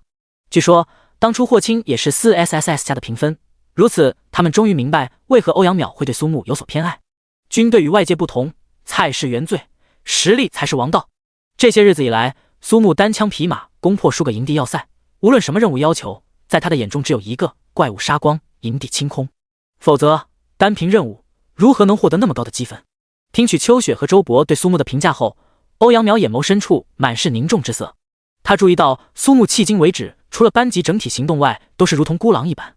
众所周知，战场上从来都没有万人敌，就算再厉害的职业者也会有魔力耗尽，被敌人针对的时候，无情的绞肉机器可以粉碎一切天才。处罚结束后，全部给他安排团队型任务。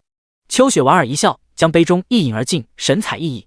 他深知欧阳淼的爱才之心，肆意生长的旺盛树木总需要有园丁修剪才能长得更高。天还未亮，苏木已经早早来到食堂后厨报道，热情地和认识的阿姨及厨师们打着招呼。这个处罚对苏木更像是一场休假，忙碌任务之余，顺道提升烧烤技能，向烧烤大师的光明未来大踏步前进。当然，积分排名第一的苏木被罚在后厨食堂严禁做任务，有许多人翘首以盼，希冀着第一换人，奈何差距实在太大，最有机会的9人也只是相对于其他人来说，近乎恐怖的积分差距直接让众人陷入摆烂状态。后厨帮忙的美好时光转瞬即逝，最后一晚，苏木刚打算下班回去睡觉，先前负责处理龙肉的高师傅将他叫住。再看后院的空地上，燃烧正旺的小火炉与一块手臂粗细的龙里脊。苏木定睛一看，莫不是要传授他让龙肉变好吃的办法？高哥，这是要收我为徒的架势啊！苏兄弟，收徒谈不上，咱要是给你收成徒弟，欧阳三水还不得给我骂一顿？这些天你在后厨帮忙，我也知道你想知道让龙肉好吃的秘诀。说话间，将一盆黏糊糊、略有腥味的透明液体递给苏木。双眼一瞪，苏木已经明白，手指蘸了点放进嘴里。那啥，高哥，你这个处理龙肉的秘法是不是从某个叫香菱的少女手中所得？哎，这个秘方可是我爷爷的爷爷的爷爷从一位带着小宠物的丸子头少女大厨那儿偷学的。你小子还知道这种东西？呵呵，史莱姆粘液吗？这种东西好像也只有那位喷火转轮真君会用。嘿嘿，既然高哥这么看得起我，咱俩喝点。你小子的啤酒不是都被没收了？看见苏木取出2瓶白酒，男子微微一愣，开怀大笑。我又没说光有啤酒，对吧？距离城市数公里外的山崖下，蛇人族前行者小队于月光的阴影下浮现，一行10几人皆是熟悉华夏国据点城市各中规则的好手。再次明确潜入计划目标，在指定地点安置邪能炸弹，找到敌人指挥系统并尽可能破坏。每个蛇人检查各自地图后，佩戴好手环与耳机。身材婀娜的队长分发给每个人1枚粉红色小药丸，同时入口。瞬间，蛇人的身体发生剧烈变化，原本的蛇身开始分裂出2条人类的腿，蛇人族的特征消失不见。让那些人类在蛇人的阴影下颤抖吧。换衣服，准备行动。寂冷的月光下，2人撸串饮酒，好不快活。为避免因为烧烤的浓烟而被发现，特地准备大量的无烟炭，外带苏木发动冰轮丸的天象丛林掀起微风。来，高哥的，我敬你一杯，这个秘方我一定会替您发扬光大。我这辈子应该就这样了，当个火头军其实也还算不错，关键是真的能挣到钱，等你们军训结束的时候，正好轮到我休息，到时候还能回家看看老婆孩子。喝至微醺，苏木听到这动情的话语，下意识挠挠头，这话听着怎么有点不太对劲儿呢？云过遮月，蛇人族前行者小队突破外围防御，成功进入据点城市。第114章黎明时分的斩首行动。迷雾区深处，一条条峡谷交错纵横，大大小小的洞穴星罗棋布，这里便是蛇人族在荒兽高原的部落。近段时间以来，因为华夏国据点城市的出现，曾经互相敌对的双方结成同盟，共同对抗战斗力非凡的人族职业者。群星璀璨，万里无云，微风吹动轻薄面纱，露出绝美的容颜。一双如羊脂玉样的娇嫩小足在月光映照下晶莹可爱，踩在泥泞土地上不染半分尘埃。殿下，斩首行动已经展开的，目前所有前行者都已进入据点城市。好，2条紧实饱满的长腿倏尔化作白鳞蛇身，闪电般钻入峡谷岩壁上的狭小山洞中，空间陡然宽敞许多。男性蛇人祭司们聚集在水晶球旁，双手高举，其中有10数个不同颜色、大小不一的气泡，看似无序在水晶球内移动。每个气泡都代表一位蛇人族的前行者，倘若气泡破碎，便意味着陨落。那些猥琐的哥布林开始行动了吗？我们的斥候部队已经侦测到哥布林将军沃里克带领大批部队向据点城市移动，预计在黎明前到达。听到这些，紧皱的眉头舒展，猩红色的10字瞳孔露出一抹喜色。表面上前行者们进入安置邪能炸弹，暗中破坏，实则为探明据点城市内最高长官位置，直接用雷霆手段远距离精准打击。一旦遭遇变故，据点城市内乱作一团，早已埋伏好的哥布林大军趁乱进攻。严密监视哥布林大军移动，稍有变故马上汇报。华夏国兵书中就有明修栈道，暗度陈仓，少女冷笑连连。可怜那些猥琐的哥布林还不知道他们只不过炮灰而已。这就是读书和脑子里只想色色的差别。想到那个一心要他当王妃的猥琐哥布林国王，直欲作呕。待到攻下哥布林王国，他定要尝尝烤哥布林鞭是什么味道。夜晚的荒兽高原，狂风肆虐，苏木醉眼朦胧，吃饱喝足。高哥，等回去我请嫂子和侄女吃饭，到时候尝尝我的手艺。行，我就不送你了，还得收拾院子。望着少年踉跄的背影，男子浅笑，是个好孩子。要是囡囡再大10来岁，给我当女婿，哈哈。刺骨的风吹散酒意，少年独自走在街道。忽然，数道非同寻常的全新波动出现，虽是有些许不同，可以确定是蛇人族。据点城市有阵法守护，还有诸多探测手段，如何会有蛇人族？是谁？看到不远处的身影，苏木快跑向前，开启万时勘破之瞳，职业者信息出现，并无异样，只是其散发出的波动100%就是蛇人族。身前2米，两人融入阴影，消失不见。殊不知，他们的动向早已无所遁形。闪避躲开钻胸一击，指尖有耀眼电光跳跃，超电磁炮蔓延开来的银色电蛇将其吞噬，电流遍及全身的瞬间形成高热的温度，一人当场被电熟。操！怎么死了？还想着用麻痹效果直接生擒问点情报出来，这防御也忒垃圾了点。算了，幸好还有一个神之天锁，虚空激射而出的锁链直接将另一人捆成粽子。你是？眼球突出，身体暴涨。砰！被擒获直接选择自爆。苏木看着飞溅四周的碎肉血沫，感叹这些蛇人的果决狠辣。无论这些蛇人目的是什么，可以确定这些蛇人能够突破守护阵。猎杀的过程中，迅速将蛇人潜入的消息报告教官，一时间警铃大作。秋雪通过耳机简单汇报后，随即赶往指挥室，身后不远处一道不起眼的暗影紧紧跟随。然而，这些蛇人无论从气息属性还是手环等重要细节，都与开拓者完全相同。苏木则是当下可以迅速分辨的职业者。周伯与数名教官在苏木的带领下悍然攻杀蛇人前行者，并且在宿舍与重要军事设施下发现哥布林王国专用的邪能炸弹，转瞬便明白这些潜入者的目的。好小子，这次最少都是个2等功，违反个纪律还能立功，这运气好的没边儿。军队立个功无不是绞尽脑汁，说不定还得负伤，也难怪教官们羡慕不已。苏木这种纯就是送上门白捡的功劳啊！不到2小时，蛇人族前行者大部分覆灭，教官们再次见识到苏木无与伦比的感知能力，内心惊叹连连。要知道，他们无疑不是经验丰富的战土，面对这些前行者也是毫无办法。若非有苏木，定会花费更多时间精力。而苏木初次开荒，严格意义上说，连军人都不是。周副教官，还有一个。苏木一马当先，教官们紧随其后。军训的学生们见此一幕，心情复杂。这种紧急情况下，他们被命令禁止外出，连上厕所都只能憋着。再看看人家苏木领着一众教官们东奔西跑，所有同伴全部死亡。当初发放化形药丸的前行者队长凄惶悲怆，他未曾料到人类中拥有可以轻松破解伪装之术的职业者存在。幸亏圣女殿下棋高一招，临行前授予他稀有道具，而今这座城市最高长官所在地点范围坐标成功发送，前行者小队任务圆满完成。啪！长边角度刁钻，内蕴风雷。自爆前1秒，秋雪已近身前不到半米，手心迸发白色电弧。秘技掌心雷，举重若轻，迅疾如风，正中眉心。啊！眨眼间，通体冒黑烟，体内水分大部分被灼烧。赶来的苏木眼神一凝，心中疑惑毫不掩饰。若要阻止蛇人族自爆，需在自爆前夕杀其大脑，自然无事。嘻嘻，学到了。这是唯一一具还算完好的蛇人族前行者尸体。苏木嗅了嗅空气中的肉香味，不易察觉咽咽口水，苦笑摇头。现在怎么什么肉都敢吃呢？唉，这一定是来自天理的磨损。对，肯定就是这样。教官们围上前去，目光顿时集中在蛇人前行者佩戴的手环和耳机上，拿到手中轻轻一掂量，惊诧不已。居然是真的！一旦监测到职业者死亡，他们就会自动爆炸。这些华夏国开拓者军队所特有的装备，蛇人族如何会有？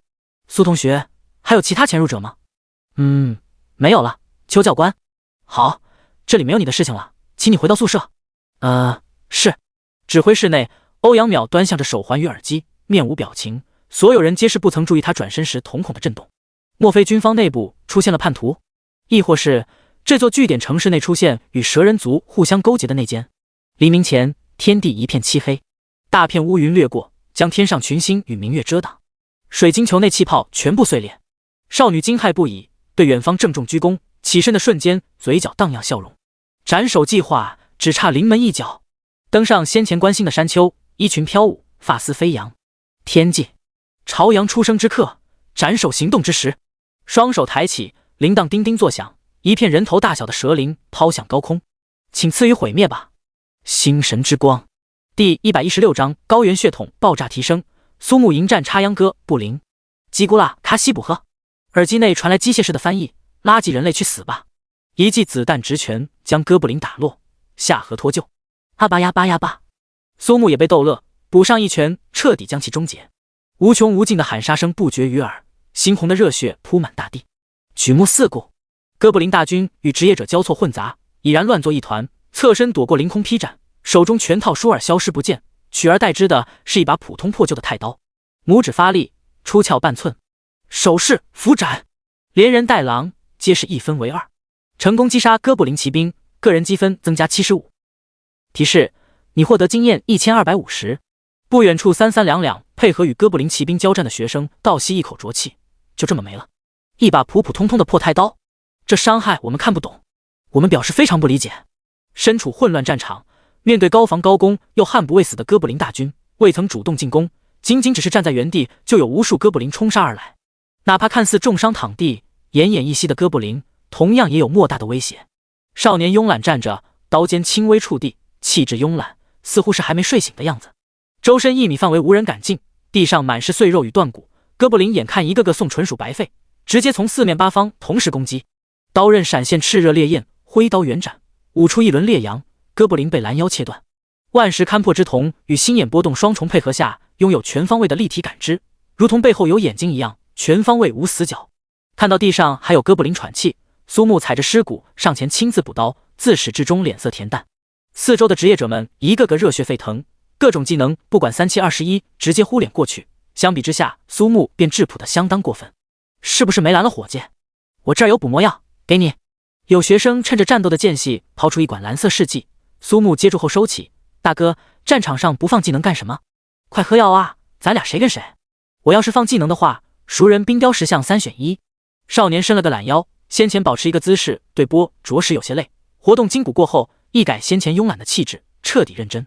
高原血统，身体陡然变得轻盈而灵快，周身围绕风旋，属性面板上移动速度数值暴增。苏木朝前方踏出一步，脚未落地，就有嘹亮的龙吟刺破战场的杂乱喧嚣的，令所有人都为之一震。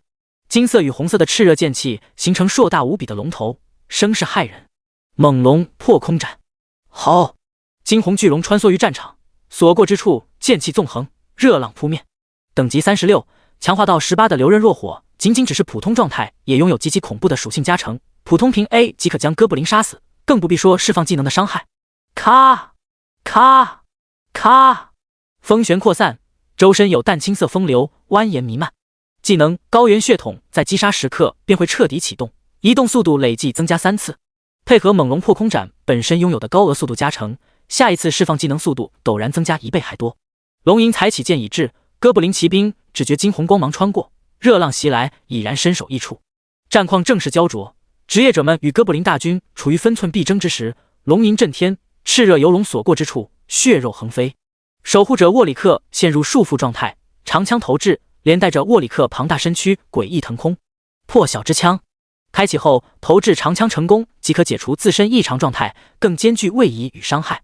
眨眼间，笔直砸落游龙前方，6杆长枪接连掷出，游龙蜿蜒闪躲，直冲沃里克，眸子中闪露凶光。双手张开的瞬间，6杆长枪先后飞回，而沃里克的身体在此时闪跃跳动，竟是改变了长枪飞行的轨迹。沃里克从一开始便预判苏木的行动，6杆长枪飞回的轨迹恰好见苏木退路封死。不好，寒钢，没问题，荣耀加身，开！数道身影疾驰，正是据点城市军队的中坚力量。他们虽无法单独对抗沃里克，凭借组队交错配合与异常状态，尚且可以阻止其加入战场。而今看到沃里克这般手段，身穿重型铠甲的守护奇土疯魔般冲到最前，大盾插地，金光暴涨，正是守护奇土的防御技能。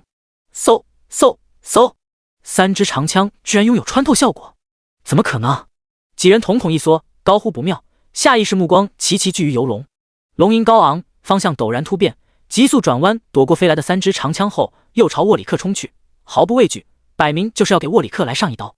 这倒是个不吃亏的主儿。战机稍纵即逝，趁苏木吸引沃里克仇恨的间隙，他们将速度提升至最快，仍旧无法追上游龙。接连击杀之后，高原血统彻底被激活，已然快过声音。再度投掷而出的长枪又一次被召回，其速快似闪电，其威奔腾若雷霆，6刃归鞘。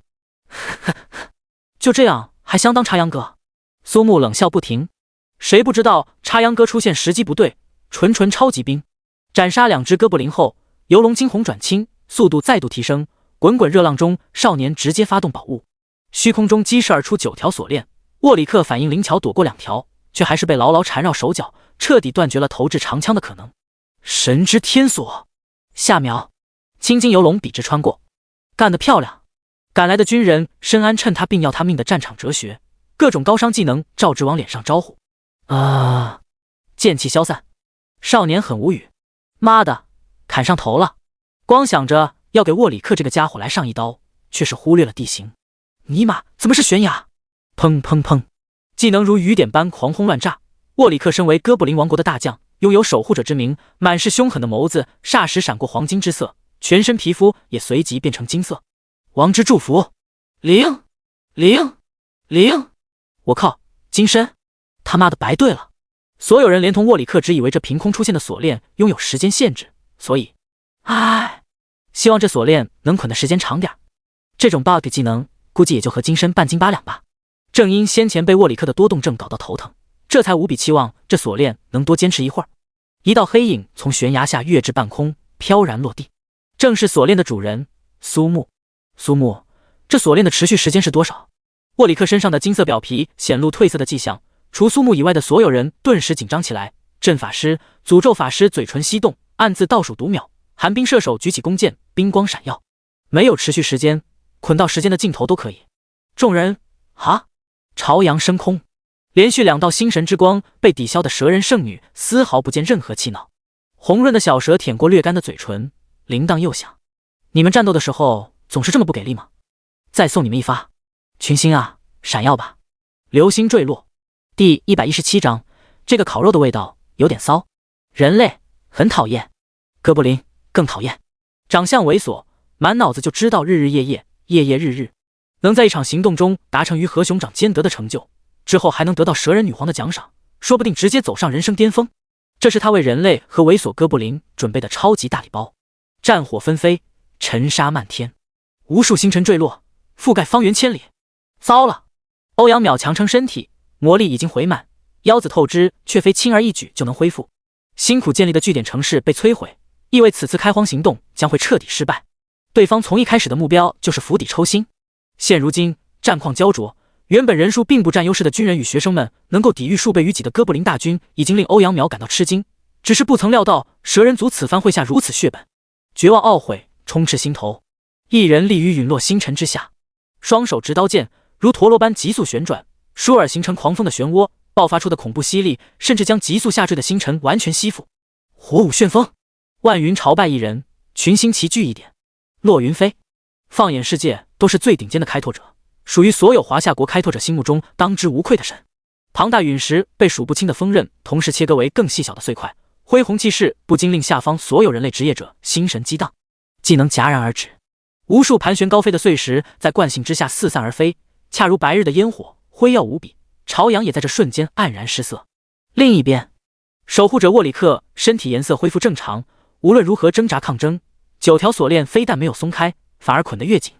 影子束缚术，冰霜射击，禁锢之光。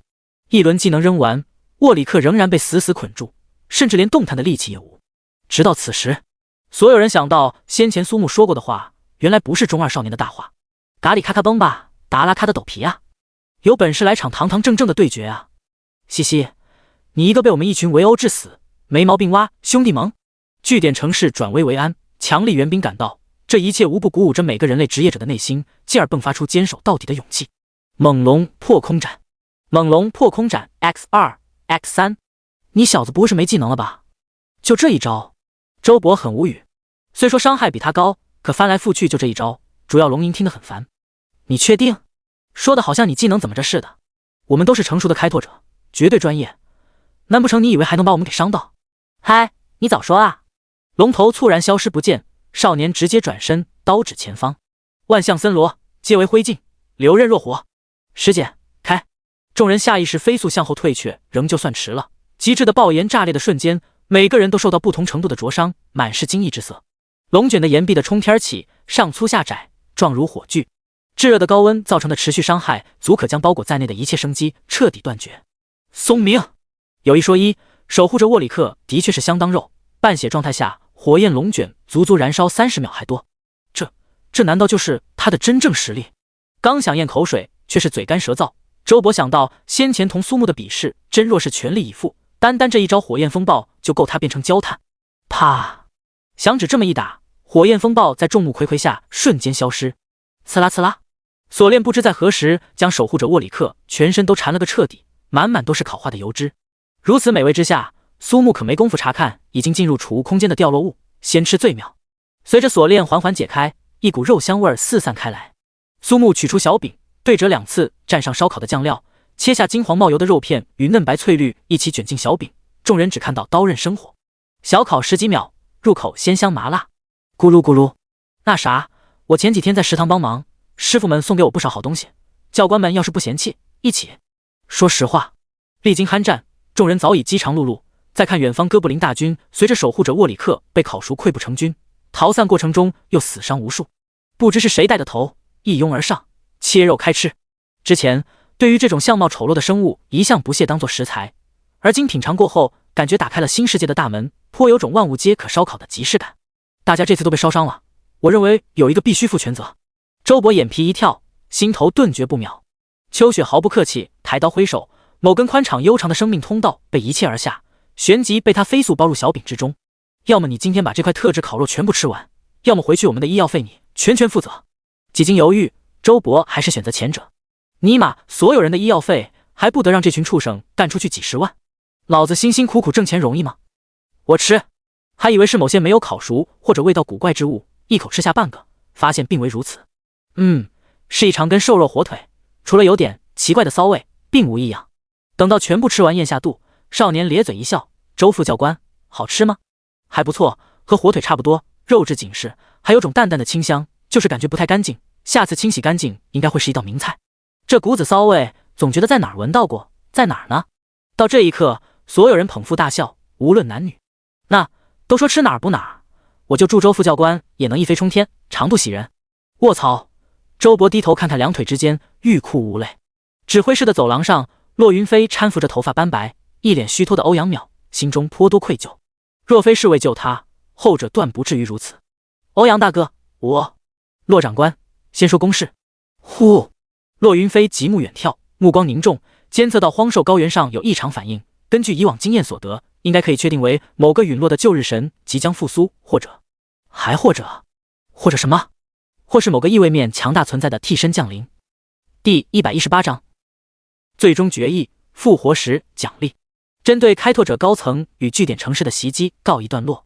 一夜的奋战过后，旷野之上随处可见哥布林军队与人类职业者的尸体。存活的军人们在短暂的休整后，开始回收同袍的尸体。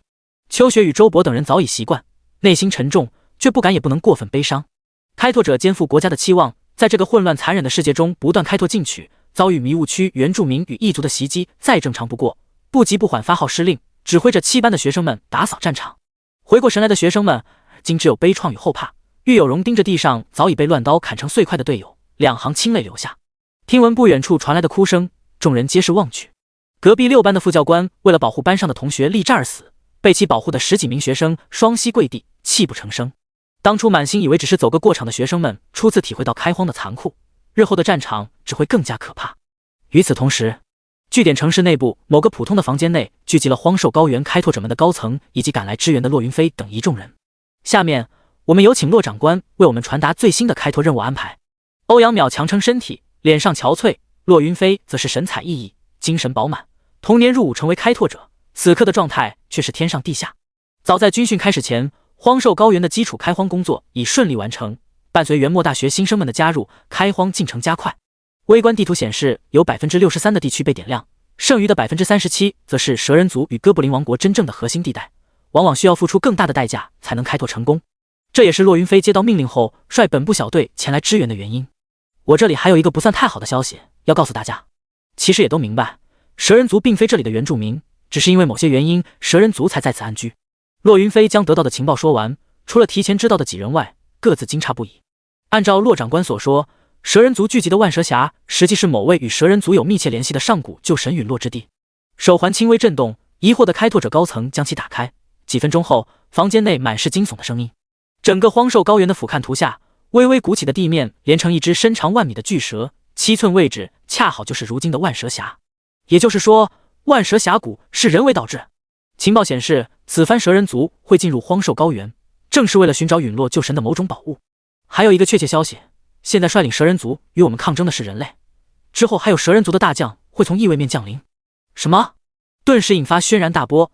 欧阳淼早就知道，再次听到仍旧无法相信。一个接着一个的消息令所有人感到压力山大。谁能料到，这次差点毁了据点城市的计划，居然出自人类之手？此番迷雾区开荒至关重要，遇事艰难才要更加坚持。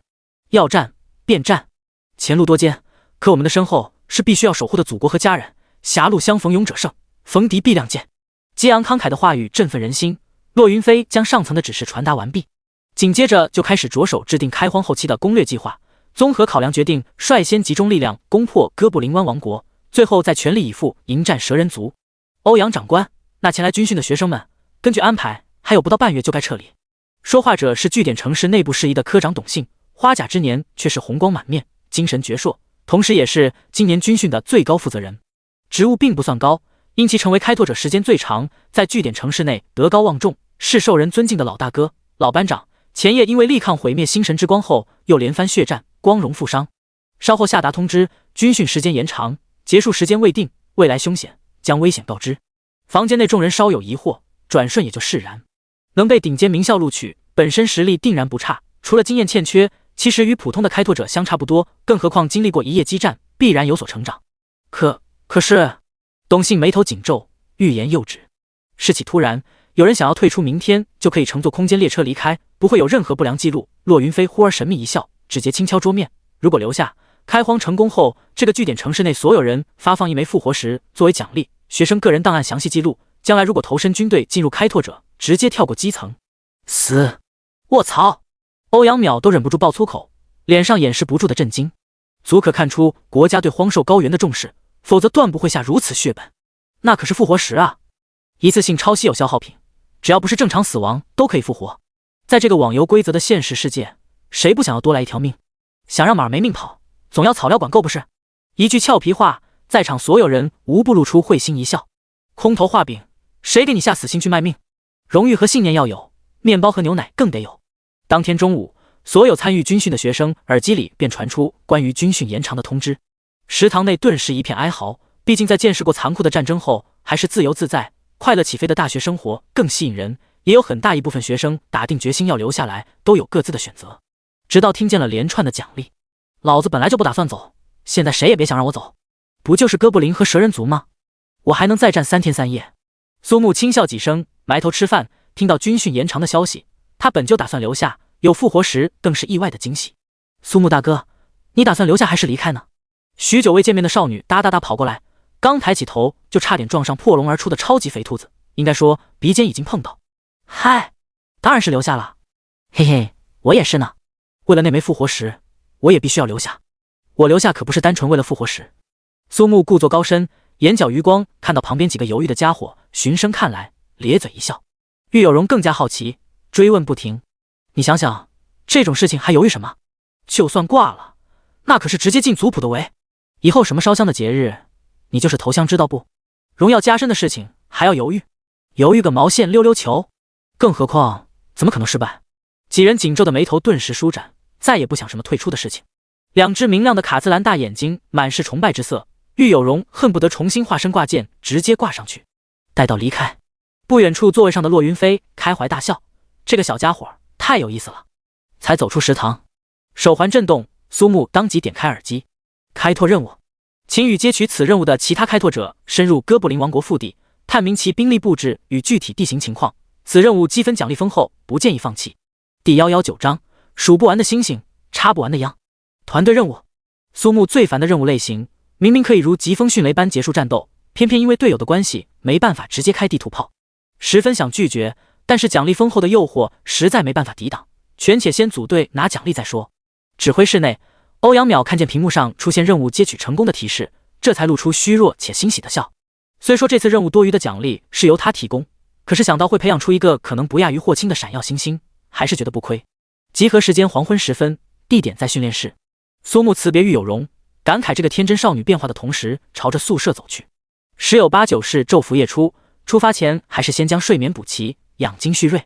这个时间段除了选择在据点城市内休息，其余人都在外执行任务，宿舍空无一人。苏木从储物空间内取出2本技能书，分别是星爆鳞甲龙掉落的蓝色星辰护甲，以及从守护者沃里克获得的紫色6刃龟壳。嘻嘻嘻，先前没有时间查看，现在终于有了机会。蓝色星辰护甲，职业拳法家等。介绍：召唤星辰环绕周身，星辰数量会随时间增长逐渐增多，受到攻击时减少20%伤害。紫色6刃龟壳，职业枪骑图等。介绍：消耗大量魔力，最多可凝聚出6把烈刃光枪进行投掷，可随时召唤投掷出烈刃光枪回到自己身边，以投掷先后顺序依次召唤。在飞行过程中，对路径上所有敌对目标造成一次无视80%护甲防御的穿刺伤害。轻轻摩擦下巴，苏木2手各拿1本，潜能爆发，嘿嘿一笑，直接从床上坐起。砰！咔嚓！擦！疼！睡在我上铺的兄弟，对不起了，我把你床给顶出个窟窿。橙色群星念流，职业拳法家等。介绍：初始消耗魔力值，召唤1颗念气流星环绕周身，对周身范围所有单位造成光属性击打伤害，间隔秒念气流星数量增加1且无数量限制，每拥有1颗念气流星，自身防御力增加5%。切换拳头后直接选择学习。虽说这个技能念气流星增加的间隔稍长，在瞬息万变的战场上可能还没新增几个战斗便彻底结束，可是瑕不掩瑜，他是上不封顶的呀。如果提前开技能攒念气流星的数量，只要时间够长，这个世界就没有什么能秒我。至于另一个，更是令苏木嗅到恐怖的味道。红色万刃龟壳，职业枪骑图等。介绍：消耗大量魔力，凝聚烈刃光枪进行投掷，开启技能后会消耗大量魔力，持续时间内无光枪数量限制，并且能随时召唤投掷出烈刃光枪回到自己身边，以投掷先后顺序依次飞回身边。飞行过程中，对路径上所有敌对目标造成一次无护甲防御的穿刺伤害。每根烈刃光枪每穿过一个目标，增加2%暴击率和10%暴击伤害。噗！技能介绍的文字好多，苏木忍不住在心中吐槽，但是想要玩好游戏，熟读技能介绍必不可省。其实这个技能很轻松就可以描述，开启技能后疯狂扔枪就行。化身插秧 Star 的快乐，我就是战场上最亮的那个仔，看我不插死你们！二话不说直接学习。苏木此时此刻无比想要冲出据点城市，找几个倒霉的落单蛇人或者哥布林，用烈刃光枪试试手感。可嗨，我邪恶了，睡觉。少年拿被子捂着头，沉沉睡去。太阳即将落山时，手环震动，半天都没有回应过后，放出轻微的电流。操！差点忘了这个手环还有电击叫床的服务。苏木飞快关闭电击功能，找到后勤组的人，把上铺兄弟的床修好，这才洗漱吃饭，来到训练室附近。半小时过去，苏木挠挠头，表示异常震撼。手环上显示深入哥布林王国腹地探查的前行任务，加上苏木共有6人，男女各半。怎么现在只来了3个妹子？不，1个大姐姐，2个小妹妹。当然，这里说的不是年龄，懂的都懂。邱教官，另外2个男生呢？哼，那种软不拉几的家伙，这会儿估计在列车上被打屁股呢吧？苏木略有羞涩的挠挠头。你们说，我是该感谢他们呢，还是该感谢他们呢？只是，作为相当正经的好骚年，苏木可从来没想过什么战场情缘这种只存在于小说里的情节。万一在骑马过河的时候被怪物发现，那场景，啧，估计这辈子再没有支撑高头大马的硬度了吧。队长自然落在教官秋雪身上。出发前，秋雪扭头打量着3人。秋雪42级，御魔狂战；苏木36级，装备大师，把我当成个战土就行。另外2个女生经历战场磨砺，飒爽干脆，健壮也不扭捏。长发鹅蛋脸女生拍拍堪比草原的胸脯。孙萌萌27级，偏向控制和辅助的召唤师。周陆欢25级，我是个暗器师，请大家千万不要嫌弃我很善良的，明明看起来是个很大的姐姐，性格却是那种软萌的妹子类型。想必因为暗器的缘故受了不少苦吧。众所周知，暗器师最擅长的莫过于用毒或者其他管用但是为人所不齿的方式，许多自诩光正的职业者几乎不会与暗器师组队，每人都将队友信息牢记于心，而后从训练室一侧的小门安静离开据点城市，朝着哥布林王国而去。开荒的最后阶段往往会爆发极度惨烈的大型战役，如果能够在开战前利用小股精英前行渗透，既能摸清兵力部署，又能够根据情况搞点破坏，直接削弱其战力，这些也是秋雪、苏木等人此行的目标。战争过去数日，在守卫的陪同下，蛇人圣女来到约定地点。先前的计划失败，哥布林王国无疑损失最为惨重，哪怕内心不情愿，可是为了联合哥布林共抗人类，他必须要来。左等右等不来，面纱下的娇媚脸庞甚是不耐烦。呜呜，号角震天，圣女这才发现她已经被包围，放眼望去是数不尽的哥布林土兵。更关键的是，蛇人守卫居然与那些哥布林站在一起，这是遭到了背叛吗？少女一时间大脑空白，万千污秽不堪散发情欲的目光下，少女彻底绝望，瑟瑟发抖。如果光哥布林国王的话，可还有数以万计哥布林以及他们的坐骑。我擦，这种情况下，就是一片肥沃的黑土地也得被彻底扬了啊！第120章，非我族类，其心必异。咚咚咚，有鼓声突现，高原狂野上萧瑟疾风又起，步伐齐整，旌旗飒飒。两队魁梧雄壮的哥布林昂首阔步而来，全副武装，披坚执锐。其后则是一座由256只巨型哥布林充当动力的战车。与哥布林大军不同，战车的顶端的哥布林好似侏儒，通体呈现如翠玉的晶莹之色，身后背着4杆颜色各异的大旗。哥布林之王高格以及他的亲卫队登场，直到看见某个高大的身影，蛇人圣女的眼中从此失去了光。蛇人族的大将泽卡，喂，为什么？伊兰娜，现在陛下与母国要求你履行圣女最后的义务。泽卡声如洪钟，字字如刀，一句话决定了伊兰娜的命运。每个蛇人族圣女如果无法建立功勋，就会被送往各处充当增加好感度的工具人。伊兰娜想到那个又矮又丑、令人作呕的身体会在不久之后像条蠕动的蛆虫彻底将她占有，她就胃里翻江倒海，阵阵恶心，顿时瘫软在地。亲卫狞笑着上前，将数日前还高高在上的圣女大人装入麻袋，周围所有哥布林发出震天欢呼。哥布林大军如潮水般迅速离去，泽卡显露鄙夷不屑之色。荒兽高原曾是蛇神奥罗巴克降临之地，壮志未酬就碰上神秘的存在，被一刀斩断7寸，瞬间陨落。蛇人族自此沉寂，对外再无任何动作。而今女帝陛下晋升在即，迎回救神头骨对蛇人族意义非凡。泽卡完全不理解那个疯女人梅比乌斯的脑回路，居然会力荐这种玷污蛇人纯洁血统的混血种执行重要任务，关键还得到女帝陛下的赞同。非我族类，其心必异。哪怕从婴儿培养，也难以改变伊兰娜拥有1半人类基因的事实。在此之前，泽卡对女帝陛下颇有微词，现在他却满满都是敬佩。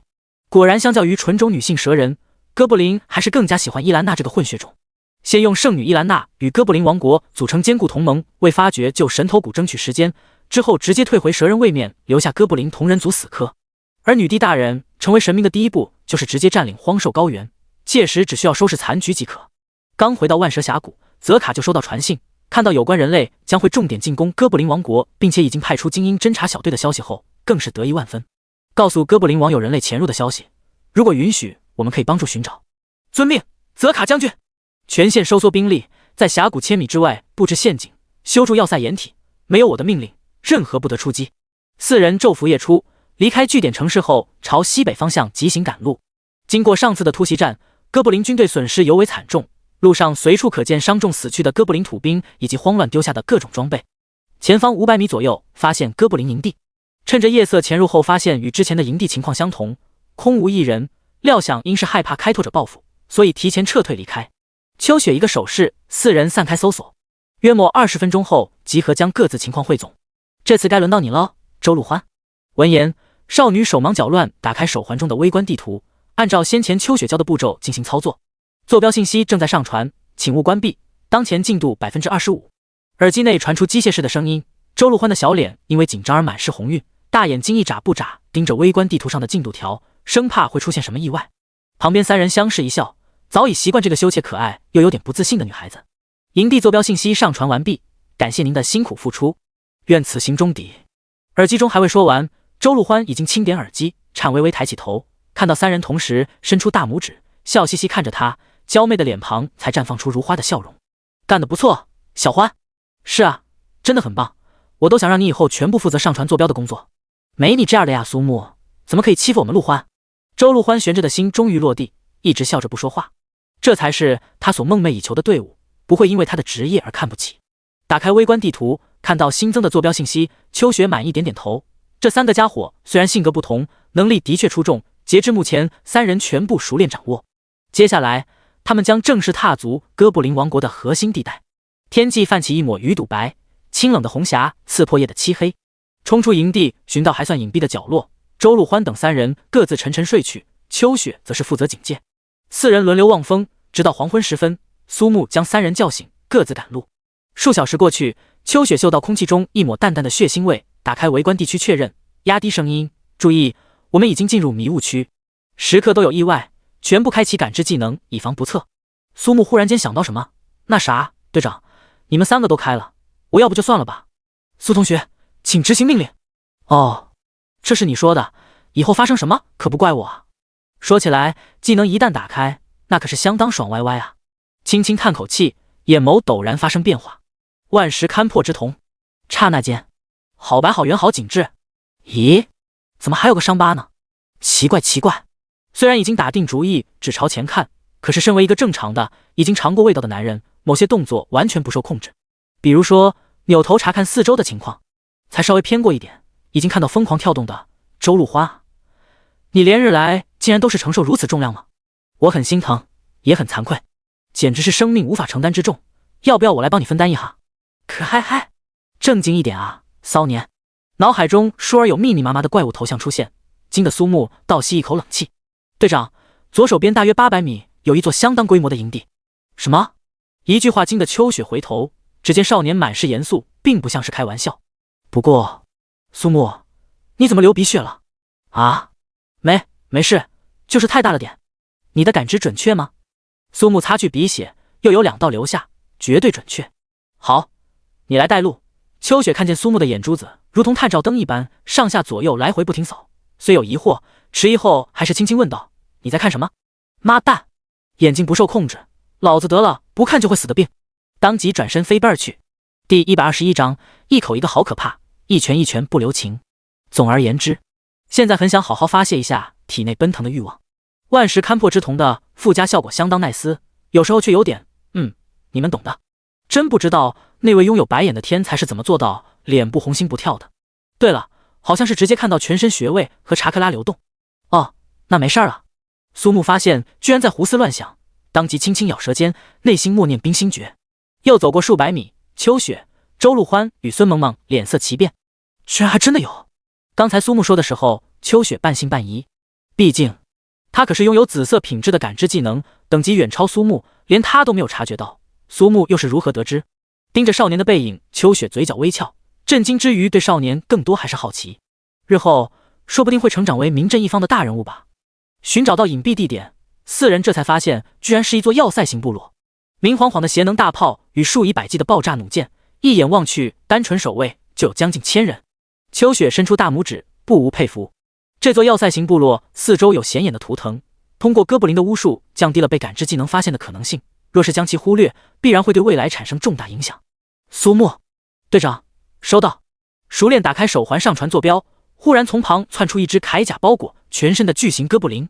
为了保证坐标尽可能准确，4人与部落相距不超200米，一旦发出巨大响动，必然会引发骚乱。关键时刻，距离最近的周陆欢反应甚至超过了队长秋雪，信手就是一根不易察觉的银针甩出。幻影针，中毒，恰好命中咽喉，肌肉毒素瞬间蔓延全身，身体瞬间变得僵硬，喉结上下滚动，偏偏发不出半点声音。几乎在同时，一把紫砂对准眼睛抛洒，迷雾煞，失明。娇小玲珑的身影迈出3步，高高跃起，手中多出一块板砖对准拍下，直接造成眩晕。狂喜板砖落地瞬间一拳正命中2腿之间，一连串轻微爆炸，3人闻到发霉的味道，居然直接用毒直接让工具发霉，而且由于恐怖的身高差，应该是100%命中。基尼太霉。苏木嘴角一扯，先前伸展开来的通道迅速软了下去，尼玛是真的可怕。就这还没完，闪身来到哥布林身后，一个扫堂腿。为了避免引发巨响，双臂发力将其轻柔着地，周陆欢可不顾3721，翻身骑了上去。不知何时，他为自己换上尖锐的利爪，毒龙霸王拳，连续14拳，最终将哥布林砸到面目全非，脑壳碎裂，周陆欢才彻底停手。虽然但是哥布林属于敌人，可看到周陆欢的一系列操作，3人不由自主摇头叹息，特尼玛惨了。周陆欢双手食指对点，嘟嘟囔囔，抱歉啊，他真的好可怕啊，我就给他送走了，你们不会觉得我残忍吧？眼看3人沉默不言，少女生怕会像之前那样将他孤立，赶忙解释，咱们受到攻击殴打，会感觉疼痛、害怕或是露出破绽，可是他们只是怪尾，完全不会有那样的感觉。所以，这就是你的战斗方式吗？面面相觑，不约而同面露笑容。放心吧，陆欢，我们因为有你这么一个可靠的队友而高兴，怎么会觉得你残忍呢？真的吗？不瞒你们说，刚才我觉得好可怕啊，他那么大，那么强壮。苏木满头黑线，一口一个好可怕，一拳一拳不留情。处决巨型哥布林不曾引起发觉，不得不承认暗器师恐怖如斯。检查坐标上传成功后，4人赶忙撤退，继续向腹地前进。几日下来，队伍之间的配合愈发默契，变化最大的则是周陆欢。见到其他人并不嫌弃他的作战方式，骨子里潜藏的好战因子得到完美释放，一路上的零星敌人都是由他解决。而苏木等人也得以看到暗器师天马行空、浪漫而残忍的战斗方式。陆欢，如果以后我能爆出一把范围伤害的臂铠，肯定便宜卖你。啊，是那个啊，我早都有了，不过那个动静太大，队长不是说要暗杀吗？说话间，周陆欢直接换上硕大的机械装甲，将2条看似柔弱的手臂包裹，凸显出绝对的力量。先前刚见面时，孙萌萌个性活泼，周陆欢害羞怕生。熟悉之后，两人的性格则是彻底反转。周陆欢大大咧咧，与苏木关系最好，孙萌萌反而不怎么说话。半月过去，终于是摸到哥布林王国外围。说是王国，也不过更高级的营地而已。一眼看不到头，数以千计的邪能大炮与投石机，所有守卫最次都是皮糙肉厚的巨型哥布林，还有上万红兜帽哥布林，属于哥布林军队中的精英。虽然单个很容易通过组队配合击杀，但是组成阵型战斗力会提升数倍。结合地图来看，在哥布林王国周围还有大小7座要塞型部落，拥有相当数量的哥布林军队。倘若绕开这些部落直接攻击，一旦进攻失利，就会遭到来自7方的支援。最好的办法就是先将这7个要塞型部落一一拔除，最后进攻哥布林王国。时间为3天3夜，萌萌跟我、苏木你和陆欢一组，使用手环的闪时记录功能，将这座营地的重要军备布置拍下。这是此行任务的最后一个目标，同样也是最危险的环节，稍不留神就会打草惊蛇。而惊动之后的结果就是直面无穷无尽的哥布林大军，结局唯有死路一条。这段时间，苏木已经展现出身为成熟开拓者所具备的一切品质，其进步速度之快，远远超过秋雪以及欧阳淼预测。万事小心，切莫轻言放弃。放心吧，队长，你才是要小心。哈哈哈！重新调整手环上的计时器，两分开。苏木和周陆欢一路沿着城墙外围行进，发现侧面还有一个并不起眼的小门。才拍完照，两人察觉到地面震动，是一队从远处飞奔而来的骑兵大军，就近躲入旁边的沟壑。这群骑兵速度极快，远超先前碰到过的任何哥布林骑兵，而且他们的方向似乎并不是那道小门。不对，通过万世勘破之瞳可以精确感知，苏木看到这群骑兵诡异奋兵包夹。卧槽！陆欢，我们被发现了。第122章，当包袱太累，我还是当挂件吧。几个眨眼的功夫复盘完毕，苏木此事绝非偶然。哥布林骑兵部队从远处飞奔而来，原本是朝侧门而去，却在某个节点直接偏离路线，分叉包围。显然是早就知道他们的存在，蓄意为之。此处距离哥布林王国颇近，真若动起手来，一旦惊动哥布林王国中与守护者沃里克差不多甚至更高等级的存在，只怕周陆欢就得交代在这儿。战场上一瞬的判断往往会决定最后的结果。周陆欢还在迟疑，苏木一把将他拽起，朝相反方向奔跑。陆欢，你是想当包袱还是挂件？啊？苏木，你在说什么啊？周陆欢很疑惑，大脑隐隐有起火的迹象。拍砖因人，他能做到花样百出，其他方面就显得有一点点迟钝。我想当包袱。事情紧急，才刚回答完毕，苏木一把拽起周陆欢往背上一扔，后者在惊叹少侠好臂力的同时，也明白了什么是包袱，身体如八爪鱼一样的紧密贴合，脚步一个踉跄，险些摔倒。咔！人不大，道挺重，周身出现风旋，移动速度暴增。高原血统！周陆欢还没回过神，狂风扑面，惊呼一声，差点直接掉落在地，双臂环绕脖子，2条有力的长腿在身前交叉。有生以来还是第一次，真的好快啊！后续追赶而来的哥布林骑兵捏爆一块紫色石头，周陆欢顿觉双腿无力，这才意识到对方使用了某种大幅度减速的道具。然而对苏木完全没有任何影响，这才安心下来，身体贴得更紧，完全是不顾小白兔，直接可以压成兔饼的那种。100米开外，哥布林盾甲兵一字排开，黝黑发亮的盾牌映照出天上明月，显然是早有准备。苏木赶忙让周陆欢联系秋雪，似乎有些不太对劲。下一秒，苏木手握流刃若火，周身剑气弥漫，须臾间凝聚斑斓龙头，速度竟是在高原血统加持下再度激增。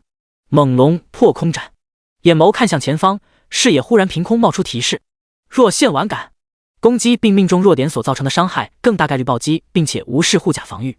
换言之，就是举着雄伟铁山，在苏木眼中也会裸装蹦迪一样。肩后盾墙没有起到哪怕一丝一毫的阻拦，盾牌与藏身其后的重甲哥布林被瞬杀，完美的防御阵线就这么轻松被巨龙冲出巨大缺口。嘎瓦里呱啦，人皆捏爆胸腔10伏，光滑乍现，浑身肌肉暴涨1倍，额头血管凸起，连带胯下坐骑奔狼也得到强化，发出高昂嚎叫。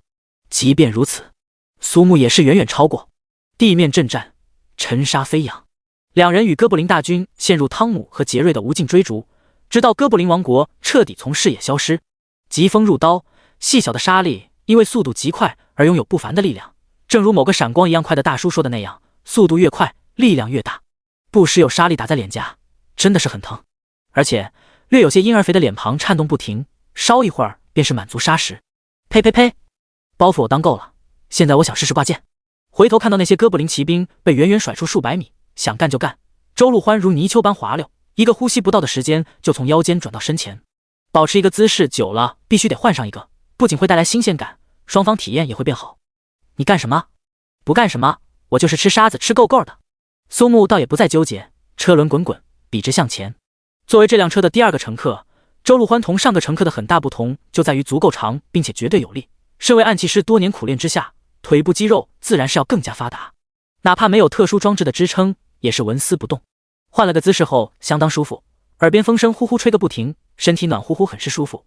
周陆欢渐渐陷入一个甜美的幻梦，他睡着了。哥布林骑兵们几乎快要发狂，减速符石居然对其毫无作用，狂化符石增幅 25% 的移动速度还追赶不上。2条腿的人类还能跑得过4条腿狂化后的奔狼，这种事情有可能发生。一路向东数千米的距离，感知下除了这些穷追不舍的哥布林骑兵外，再无如同守护者沃里克一般的精英怪物，同时四周也没有埋伏。尼玛，连口气儿都不让老子喘，说啥也要让你们付出身体的代价。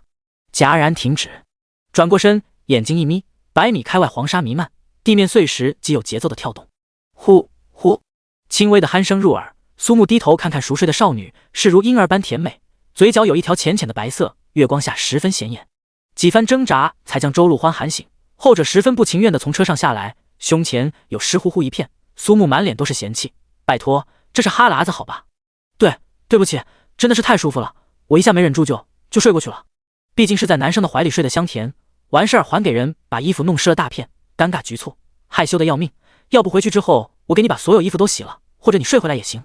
哎，还有这种解决办法吗？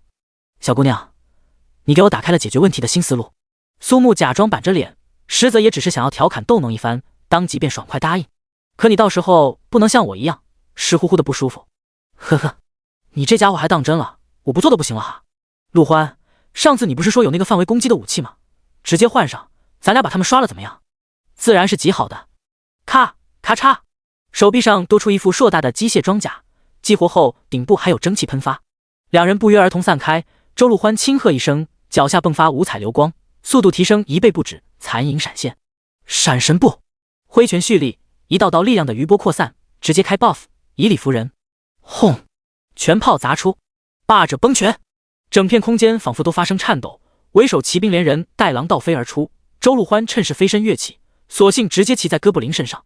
周围骑兵当即便要冲上前来，直接将其斩杀。然而，砰！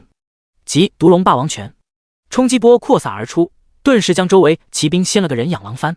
最关键的是，还有伤害啊！哦，原来如此。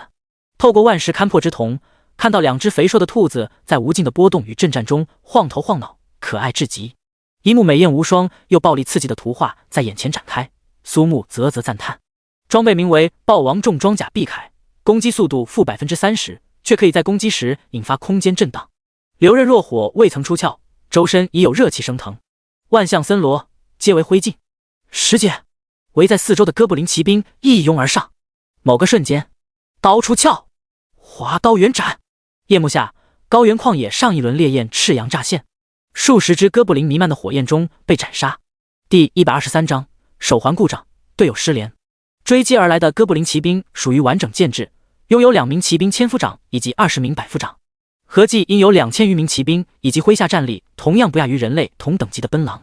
换言之，苏木和周陆欢需要同时面对4000只怪物，还是开启狂化模式，完全免疫疼痛，拥有更高抗打断的怪物。最为麻烦之处在于哥布林一旦进入残血会发彻底疯狂，不顾一切贴身自爆。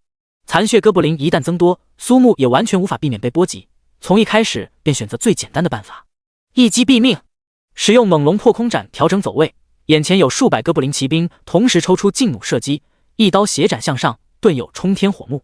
5只哥布林千夫长发起冲锋突破火幕，挥刀就砍，奈何早已有所察觉，先一步使用猛龙破空斩走位闪躲，回身刀刃指前，火焰龙卷向前爆发，瞬间将躲闪不见的哥布林骑兵吞噬。松鸣，时间一长，空气中弥漫着一股焦糊的味道，好在苏木早已习惯。轰！听到这声爆炸，便知是周陆欢撑不住要崩，一刀身下扫斩，火焚城锅，面前区域当即被火焰覆盖，如同火焰的五指山将范围内所有怪物直接镇压。极致的温度会逐渐将怪物燃烧殆尽。转身看去，周陆欢面容憔悴，丝丝缕缕的长发湿润，武器也从碧铠换成重量更轻的淬毒利爪。自古以来，战场上从无万人敌，人力有尽时，更何况还是面对等级和属性只比自身稍弱一点的哥布林骑兵，周陆欢的表现已经让苏木另眼相看。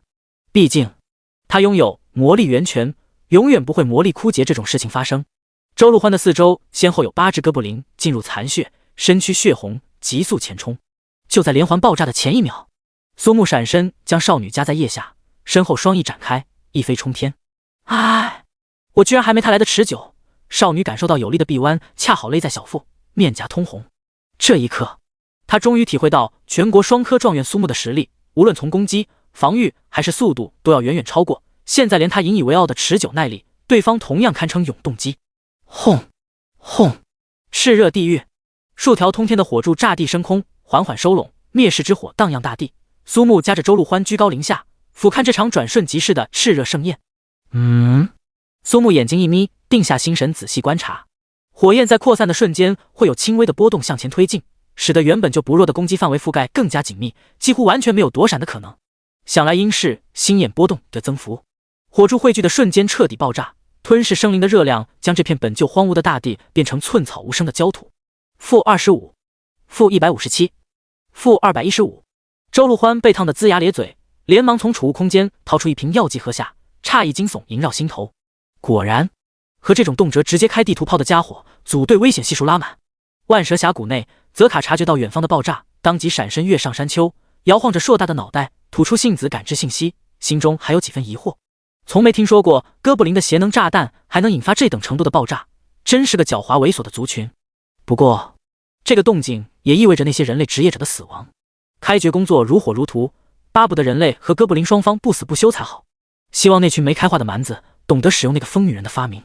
泽卡与华夏国开拓者交手数次，对他们的手环耳机印象颇深，奈何凭借梅比乌斯的能力，也无法从浩繁如星海的波长中寻到正确的那个。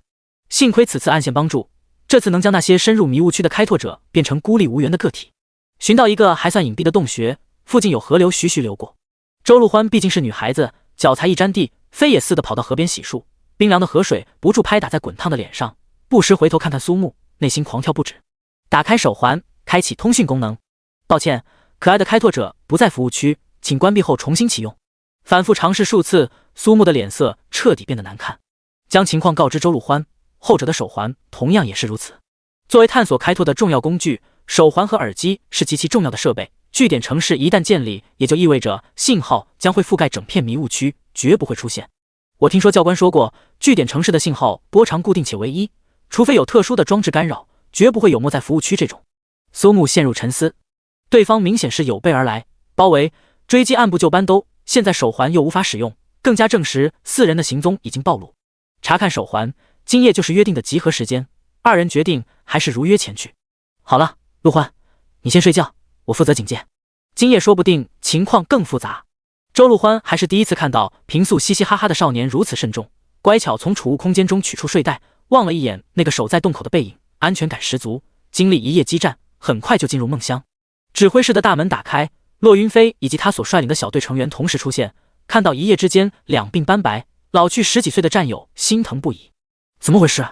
报告骆长官，秋雪、苏木、周陆欢，孙萌萌失去联络，系统判定其已经在执行任务过程中死亡。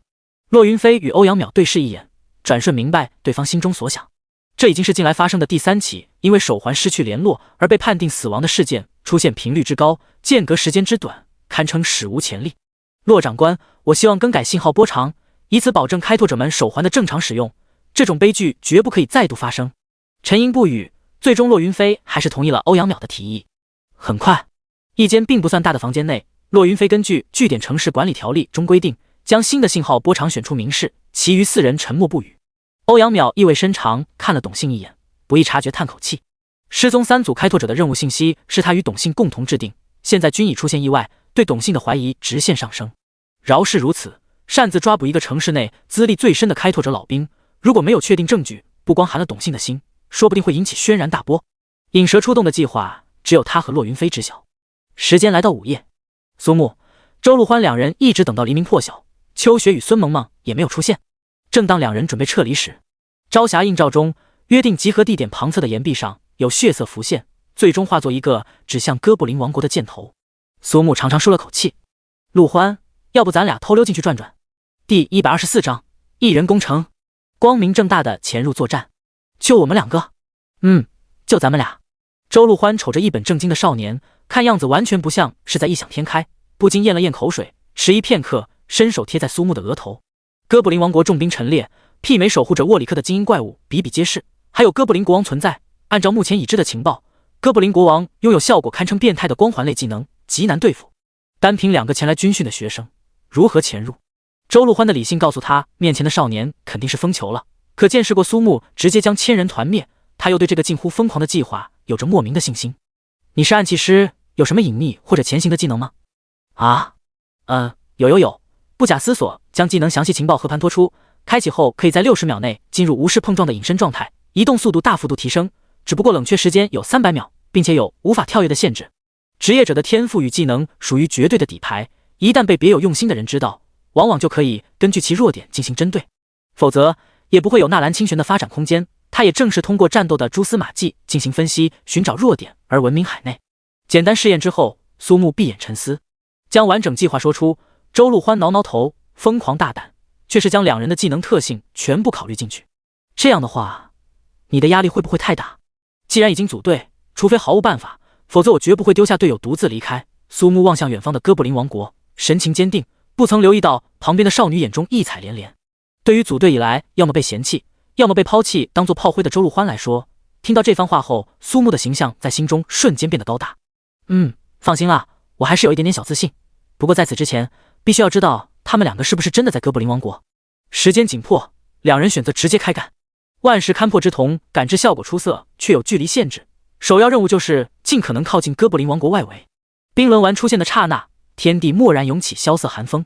抽刀高举，直至天空，天象从临。这一刻，苏木就是天地之间的唯一。周陆欢竟是看得呆住了，鼻尖一凉，下雪了。极目远眺，视线所及已是一片苍茫。魔力条疯狂触底，却是他此生永远无法抵达的尽头，压榨所有的魔力，落雪的范围极大。无声无息，身影瞬间消失。周陆欢睁大眼睛，左顾右盼，使用感知技能也无法探寻，就好像从未出现过。宝物效果，冰雪之主发动。冰雪环境下移动速度正 50%， 并获得无法侦测捕捉的隐身效果。周陆欢露出一抹复杂的神情，他究竟是怎么样一个人？完全看不透，不论任何时候，永远都有令人惊讶的能力展现。难道这就是传说中的宝藏男孩吗？忽然，一幕异想画面的出现，使得少女紧张的内心霎时荡漾。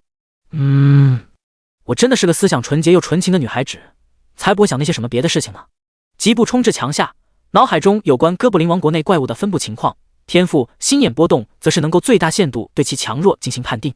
高原血统，苏木以超绝的速度环绕哥布林王国1周，终于是在偏向西南的方位发现了孙萌萌，无疑表示血色箭头所指无误。将具体方位告知周陆欢，也意味着潜入行动正式拉开序幕。想到接下来的凶险，周陆欢顿时有些犹豫。啪！手掌轻抚脑袋，少女脸上满是羞涩，心中却暗喜，几乎是要将头埋入无响刃匣间。放心啦，陆欢，要对我有信心。倒是你，可别潜入进去被逮了。苏木凑到耳边，故意压低声音，温热的气息不断拍打着愈发晶莹红润的耳垂。可别被可恶的哥布林把大白兔揉成红烧兔子！坏蛋，你才是！别让哥布林把香肠给吃了！少年微微一愣，开怀大笑，缓步前进，换刀为枪，信手舞出血色梨花，化身为枪术大家，潇洒风流，一人无畏无惧地朝那座宛若怪兽一般的堡垒走去。止步！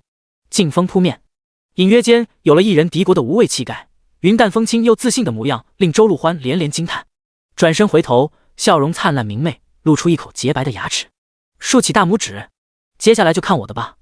万刃归鞘技能开启，摊开手掌的瞬间，一把血红色的烈刃光枪骤然凝聚，瞄准投掷，一气呵成。然后是第二支、第三支，顺手之后速度越来越快，每一次投掷都是对城墙上贤能打炮的致命打击。突如其来的袭击也令城墙上乱作一团。其实苏木真的很想直接来一发超级蓄力加倍的天动万象，好让这群哥布林知道什么叫做天理长驱与巨收并蓄，或者流星火山对上一波当见面礼。想到万一秋雪和孙萌萌动弹不得，还不得直接变成雕塑叫花鸡？坚厚的城墙在烈刃光枪面前如一层窗户纸，轻而易举被洞穿。123、124、125，周陆欢惊叹于苏木的超远距离攻击，自身则是悄悄迂回到哥布林王国大门侧边，城头上的弓箭手与邪能大炮光速还击，奈何苏木只有一人，目标极小，更兼风骚走位，开启高原血统之后全程无伤。呀哈，都是属乌龟的，怎么还不出来？苏木看到城头哥布林弓箭手愈发增多，偏偏就是不开门，当即再靠近300米，飞枪无数，不停在木质城墙上留下窟窿。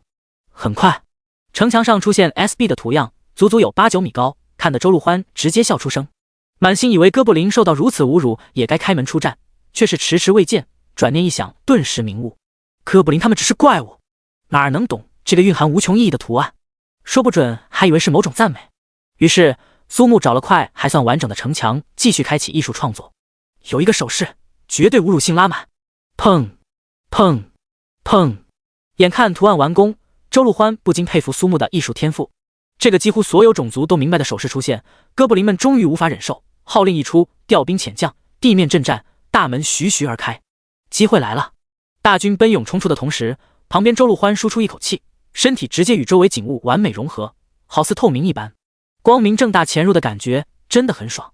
平淡的脸庞中是露出笑容，现在身边可没10队友，也就不会发生烤熟队友这种扯淡的事情。不过在此之前，足足1200根烈刃光枪插在地上，万刃归鞘，收。第125章，出世火力，伊兰娜的觉醒。有一说一，烈刃光枪呈现银亮的血红色，通体流淌微光，实属罕见的珍品，比起哥布林本身配发的武器，不知要高级多少。自然就有许多哥布林动起了小心思，胆大者早就上前尝试拔出。心念微动，千余长枪先后倒飞而回，又一次在城墙上的留下痕迹。非但如此，哥布林军队近1000人列阵冲锋，准备将这个渺小人类乱刀砍死。号令刚发出，菊花就承受了贯通的穿刺攻击，苏木更是不断调整走位，保证每一把倒回的长枪轨迹尽可能多地穿过哥布林。瞬间有半数以上的哥布林土兵直接被捅穿。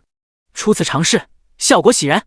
万刃归鞘这技能持续时间与魔力储备实际挂钩，魔力足够的情况下，可以不停凝聚烈刃光枪头投掷攻击。前摇略长，并且对走位有相当要求。不过从另外角度来看，只要时间够长，数量足够，也能是神。神之一手，换枪拔刀，万象森罗皆为灰烬，流刃若火。10节、万节，残火太刀现世。之前还是大雪飘落，转瞬已是如夏日酷暑一般，城墙上雪水融化，一定程度路上避免了自燃。快步流星，一刀斩落，刀尖触地，火花突现，轰隆！幽深沟壑舒尔出现，绵延100米，数十只哥布林尸骨无存，其余哥布林躲闪不及，直接掉落，狼狈不堪。残火太刀东旭日刃，然后哥布林土兵们正欲爬出，熊熊大火爆燃冲天，付之一炬。城墙上无数哥布林目睹这地狱般的景象，当即就有数十个身穿红色兜帽的哥布林手执镰刀跃下，各个属性远超守护者沃里克。哥布林国王高格直属亲卫，红袍纠察队。另一边，大摇大摆冲入哥布林王国，一路畅通无阻。周陆欢可没有多余心思顾及其他，技能结束前必须要找到藏身之所。身后热浪灼灼，听到震天巨响，下意识回头一看，立时头皮发麻。远方，少年立于沟壑的尽头，通体缠绕火字眼铠，宛若执掌烈焰的神明。震惊之余，周陆欢刚跨入大门，腥臭的味道直让他作呕，差点把隔夜饭吐出来。放眼望去，随处可见大大小小如包子一般的建筑，大多都是木质。远处有一座高塔格外醒目，正是哥布林国王的宫殿。如此脏乱差的环境，反倒是利于隐蔽，很快钻进草垛，这才长长呼出一口气。耶！大摇大摆潜入成功，这个计划可行。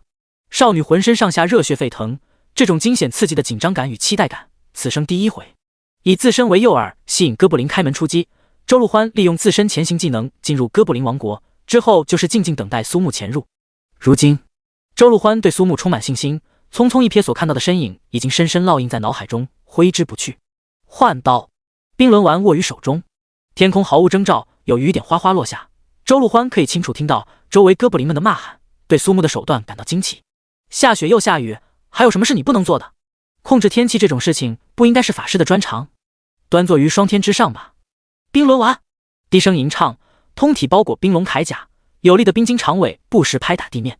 猛龙破空斩，不退反进，霎时将浑身湿透的红袍纠察队化作冰雕。嘿嘿，先挂水再冻结。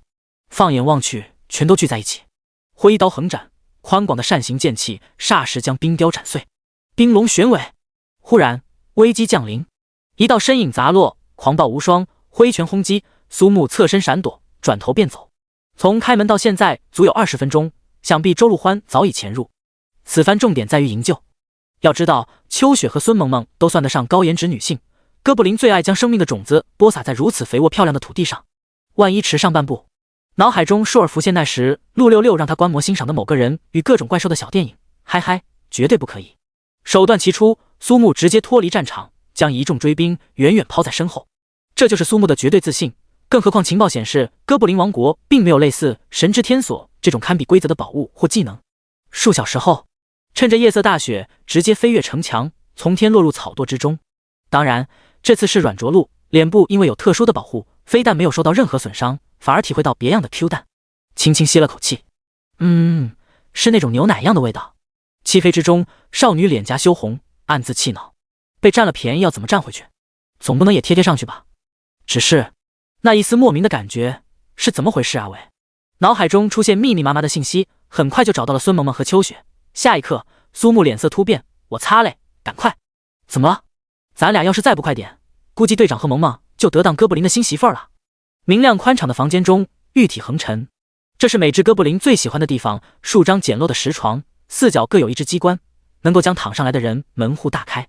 此时此刻，秋雪以及孙萌萌被彻底固定，极度惊恐之下，完全忽略了刺骨的冰冷。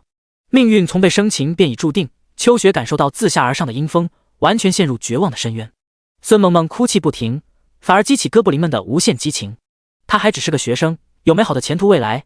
今夜过后，他将彻底沦为生育和发泄的工具，想要咬舌自尽，却无论如何也做不到。角落，少女被绑，冰冷看着面前发生的一切，眼神暗淡无光。正是昔日蛇人族的圣女伊兰娜。两个即将走上刑场的人类女性的现在，就是她的未来。作为哥布林国王高格的皇后，这是她要献上肉体前最后的仪式，以观摩者见证幼年哥布林的诞生。凄怆悲凉的哭喊勾起伊兰娜幼年的回忆，刹那间面无血色，被封存的记忆弹跳而出，两张和蔼可亲的人类脸庞出现。内心无法接受，可事实就是如此。爸爸，唉。第126章，一把大火，一人回国。下意识便答应了。这个场景下似乎也并无不妥。伊兰娜几乎以为死期将至，下一秒就有寒气扑面。这个时候，房间内所有的哥布林都毫不避讳撩起两腿之间的破布，何曾听说过箭塔顶部？在他们眼中，秋雪和孙萌萌绝对是罕见的人类高质量女性。这位苏木直接收割作案工具提供了绝好的机会。有周陆欢的暗器配合，转瞬便是庖丁切牛。旋即，苏木终于明白，难怪哥布林的数量会如此多，原来时间竟是在这些地方节省。对了，怪不得都说小电影骗人。想起那只胖子看完后高呼自己居然没一只哥布林持久的画面，苏木已经打定主意，等回去定要第一时间打电话过去。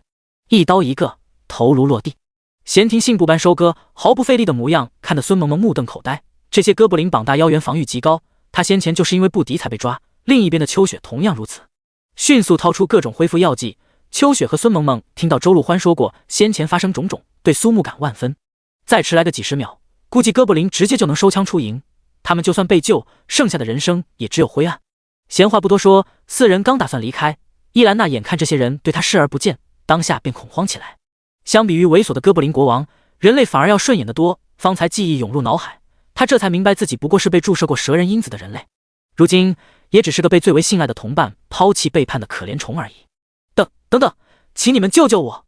素未谋面，身份神秘，再加上明显的蛇人族特征，四人心照不宣，对其视而不见。救你？为什么？为了你可以与我们为敌。透过万石勘破之瞳，苏木看到伊兰娜的称号，蛇人圣女破晓辉月，心中虽有疑惑，却也不去多想，快速撤离才是最重要。我能帮助你们找到蛇人族藏身据点城市的奸细，请相信我，因为我也是一个人类。休要胡说，开拓者怎么会与蛇人族交好？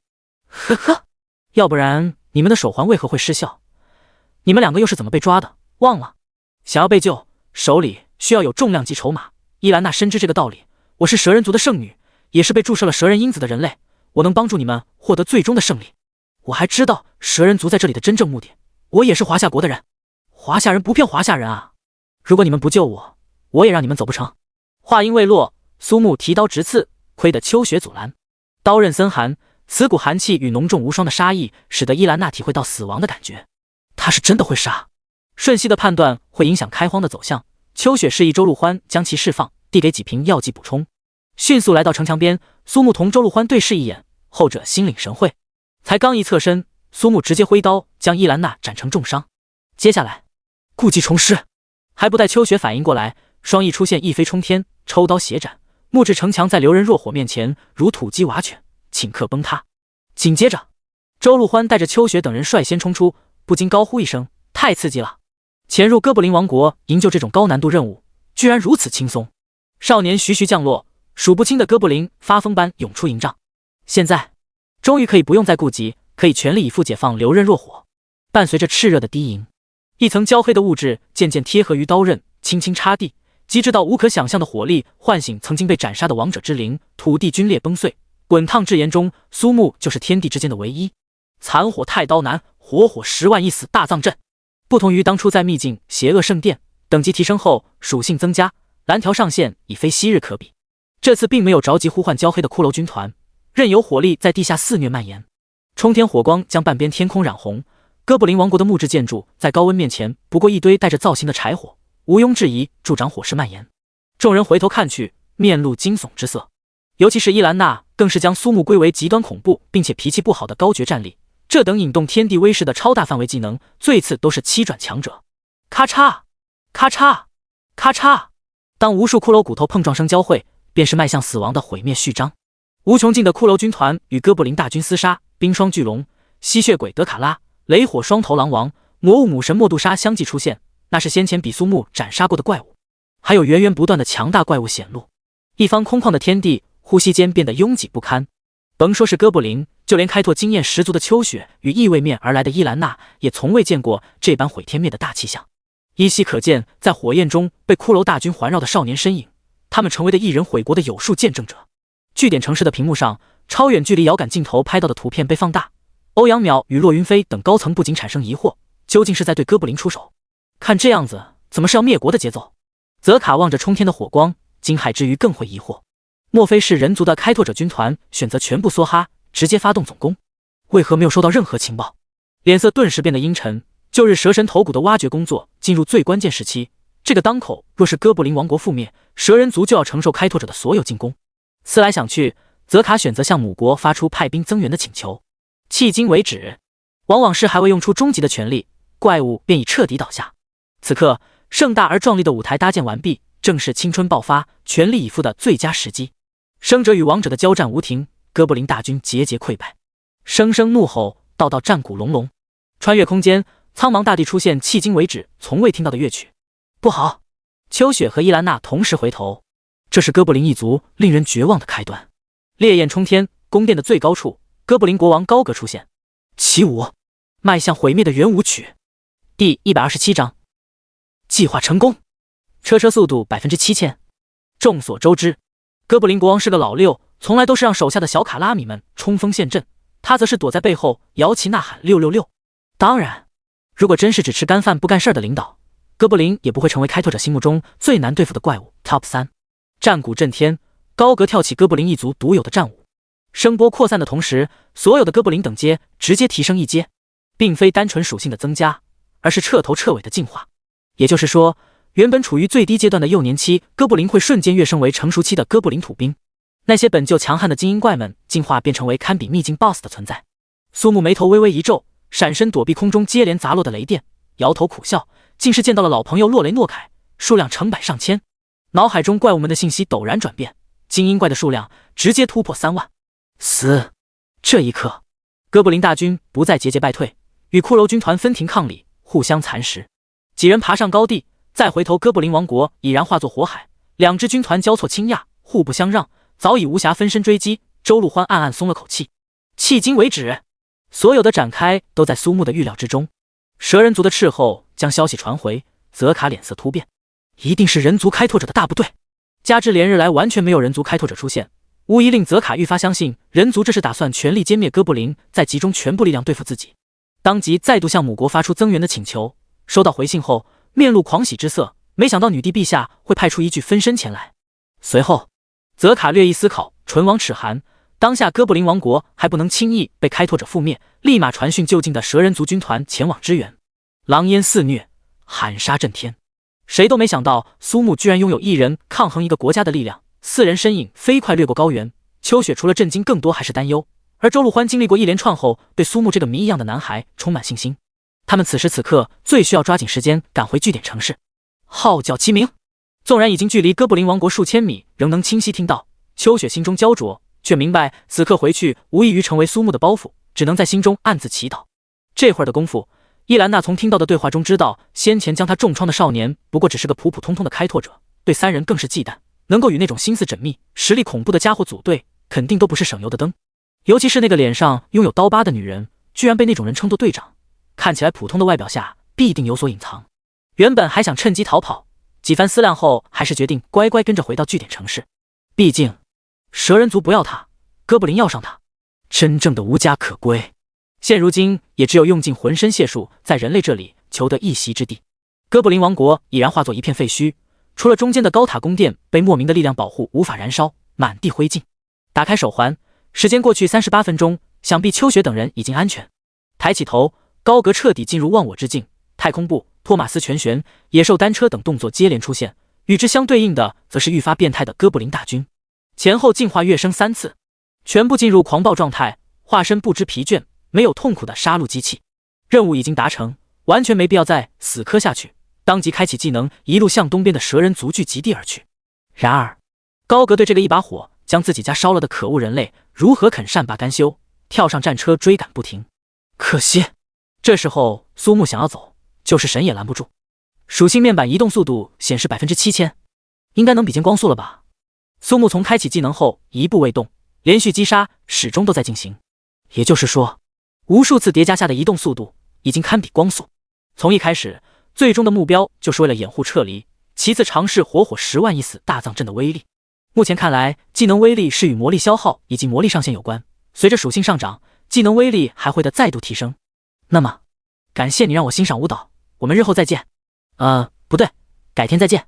转身开跑，霎时无影无踪，留下一群陷入狂暴状态的哥布林大军与国王高阁在灰烬废墟之上凌乱，呆若木鸡。目标就这么丢失了。砰！负2453，我尼玛，属实情景再现了属于。碎尸掉落，大字形的凹陷深坑中，苏木龇牙咧嘴，被卡住动弹不得。好半晌过去，苏木拍了拍身上的尘土，感慨光速的不容易，对某位戴眼镜大叔的反应能力者更是佩服。这时苏木才发现3-4米外站着一个身材高挑的女子，比之阿卡亚还要略高一头，梳着基式长发，容貌绝美，眉心一点朱砂，眼角一颗泪痣，耳垂挂着黄金耳饰，吹弹可破的肌肤仿佛会被风沙拍碎，一双黑色恨天高踩在凹凸不平的土地，完美显露出优美的腿部线条。咦，怎么看不到这家伙的属性信息呢？难不成万石勘破之瞳失去了作用？奈何眼前一具雪白曼妙的绝好肉体，甚至能看清肌肤下血管以及深色的草原，可嗨嗨！卑微的两脚虫，看见本王还不跪下求饶？否则我若动了雷霆之怒，定叫你尸骨无存！女子厉声呵斥，一巴掌照直山来，苏木抽刀便砍，如莲藕一般的玉臂同刀刃撞击的瞬间，居然发出金铁交鸣之声，火花飞溅。啊！什么情况？交击之下，两道波动互相冲撞，空间隐隐有碎裂的迹象。相比之下，女子内心更加惊骇，面前的少年居然也窥探到了神之波动。妈的，这女人好大的劲儿！旋即，玉腿高抬，一脚蹬出，直取眉心，快若闪电，威比雷霆，估计直接能让脑袋如西瓜一样当场爆碎。身体迅速下沉。负13，居然是真空上阵！姑娘，你也忒猛了吧？而女子看起来娇弱，实则力量属性远超苏木，如铁鞭的长腿再度袭来，苏木连连后退，瞅准间隙抽刀相迎。几个回合下来，心中不免恼火。妈撒腰间锁链，女子长腿直踹，一记断子绝孙脚狠辣至极，神之天锁发动，9条锁链直接将其牢牢捆绑。至于姿势嘛，大概便是一横一竖，可以欣赏到茂盛的草原风光。垃圾！你以为凭借这种东西就把我困住？女子的自信来源于实力，虽说只是替身，却拥有1/3的神性，更不必说本体即将踏足神之领域，区区铁锁何足挂齿？稍一蓄力就要挣脱。纹丝不动，反复尝试数次，看似破旧的锁链竟是无比坚韧。一阵风吹过，总而言之，如此姿势下真的很凉快。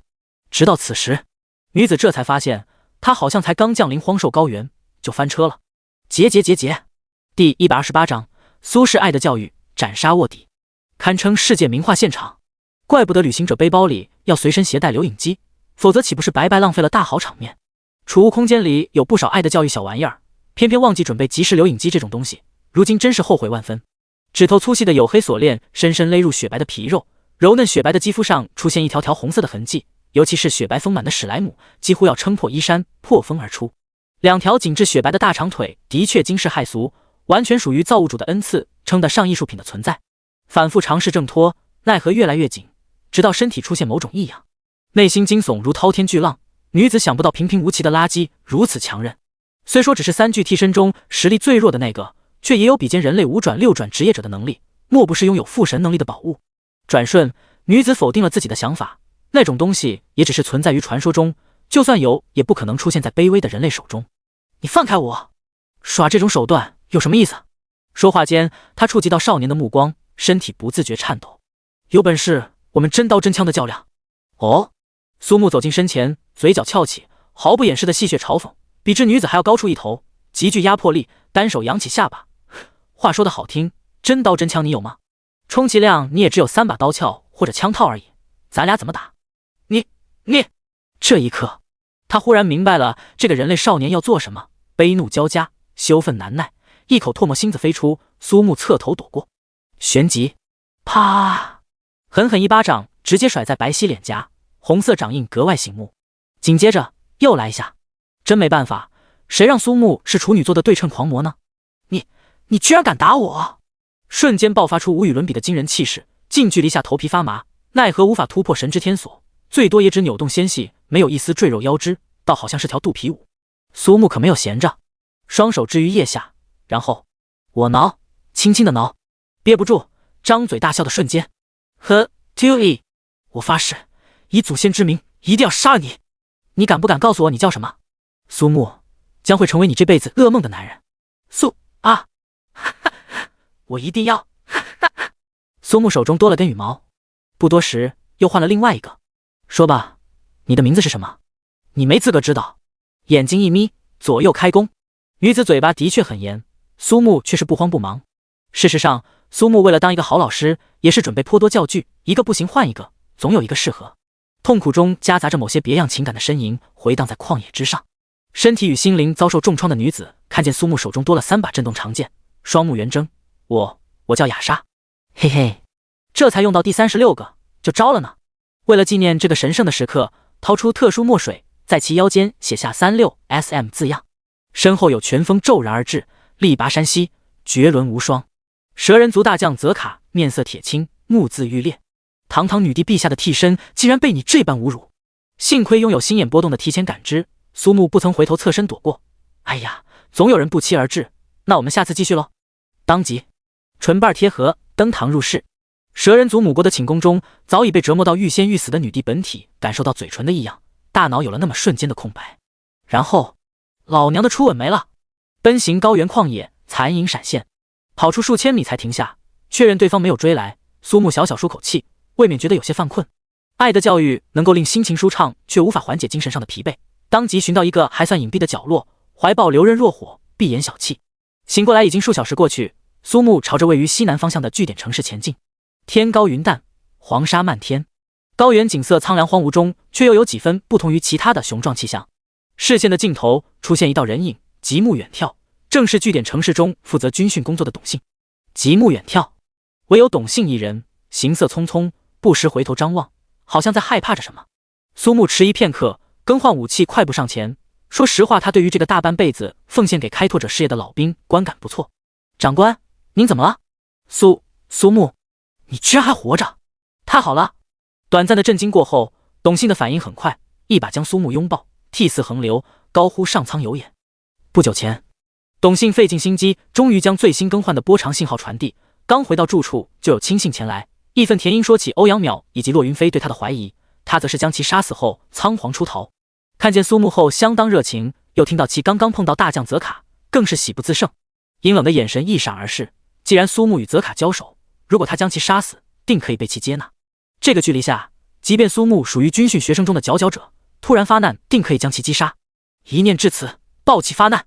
本身就是4转成功的7星刺客，拥有被击100%暴击、500%暴击伤害，并且1%几率致死，难道还秒不了一个区菜鸟？双脚猛然蹬地，手中紧握匕首，闪电背刺，锋锐的匕首刺入颈后，眼神一凝，顿起爆炸。如此一来，苏木算是彻底凉凉。咔嚓，裂纹出现，身躯化作冰块，残兵人形。噗嗤，董信低下头，无法置信这个残酷的现实。刀刃一转，迅即上斩。我可不像你这个被刺的小人。指挥室内，欧阳淼与骆云飞面容沉重。开拓者历史上的奇耻大辱，董信叛逃令他难以接受，更为自己的迟疑而悔恨莫及。这时候，两人听到已经死去的秋雪3人归来的消息，心头阴霾被稍微冲散，尤其是听到还带回了投诚的蛇人族圣女，不禁倒吸一口凉气。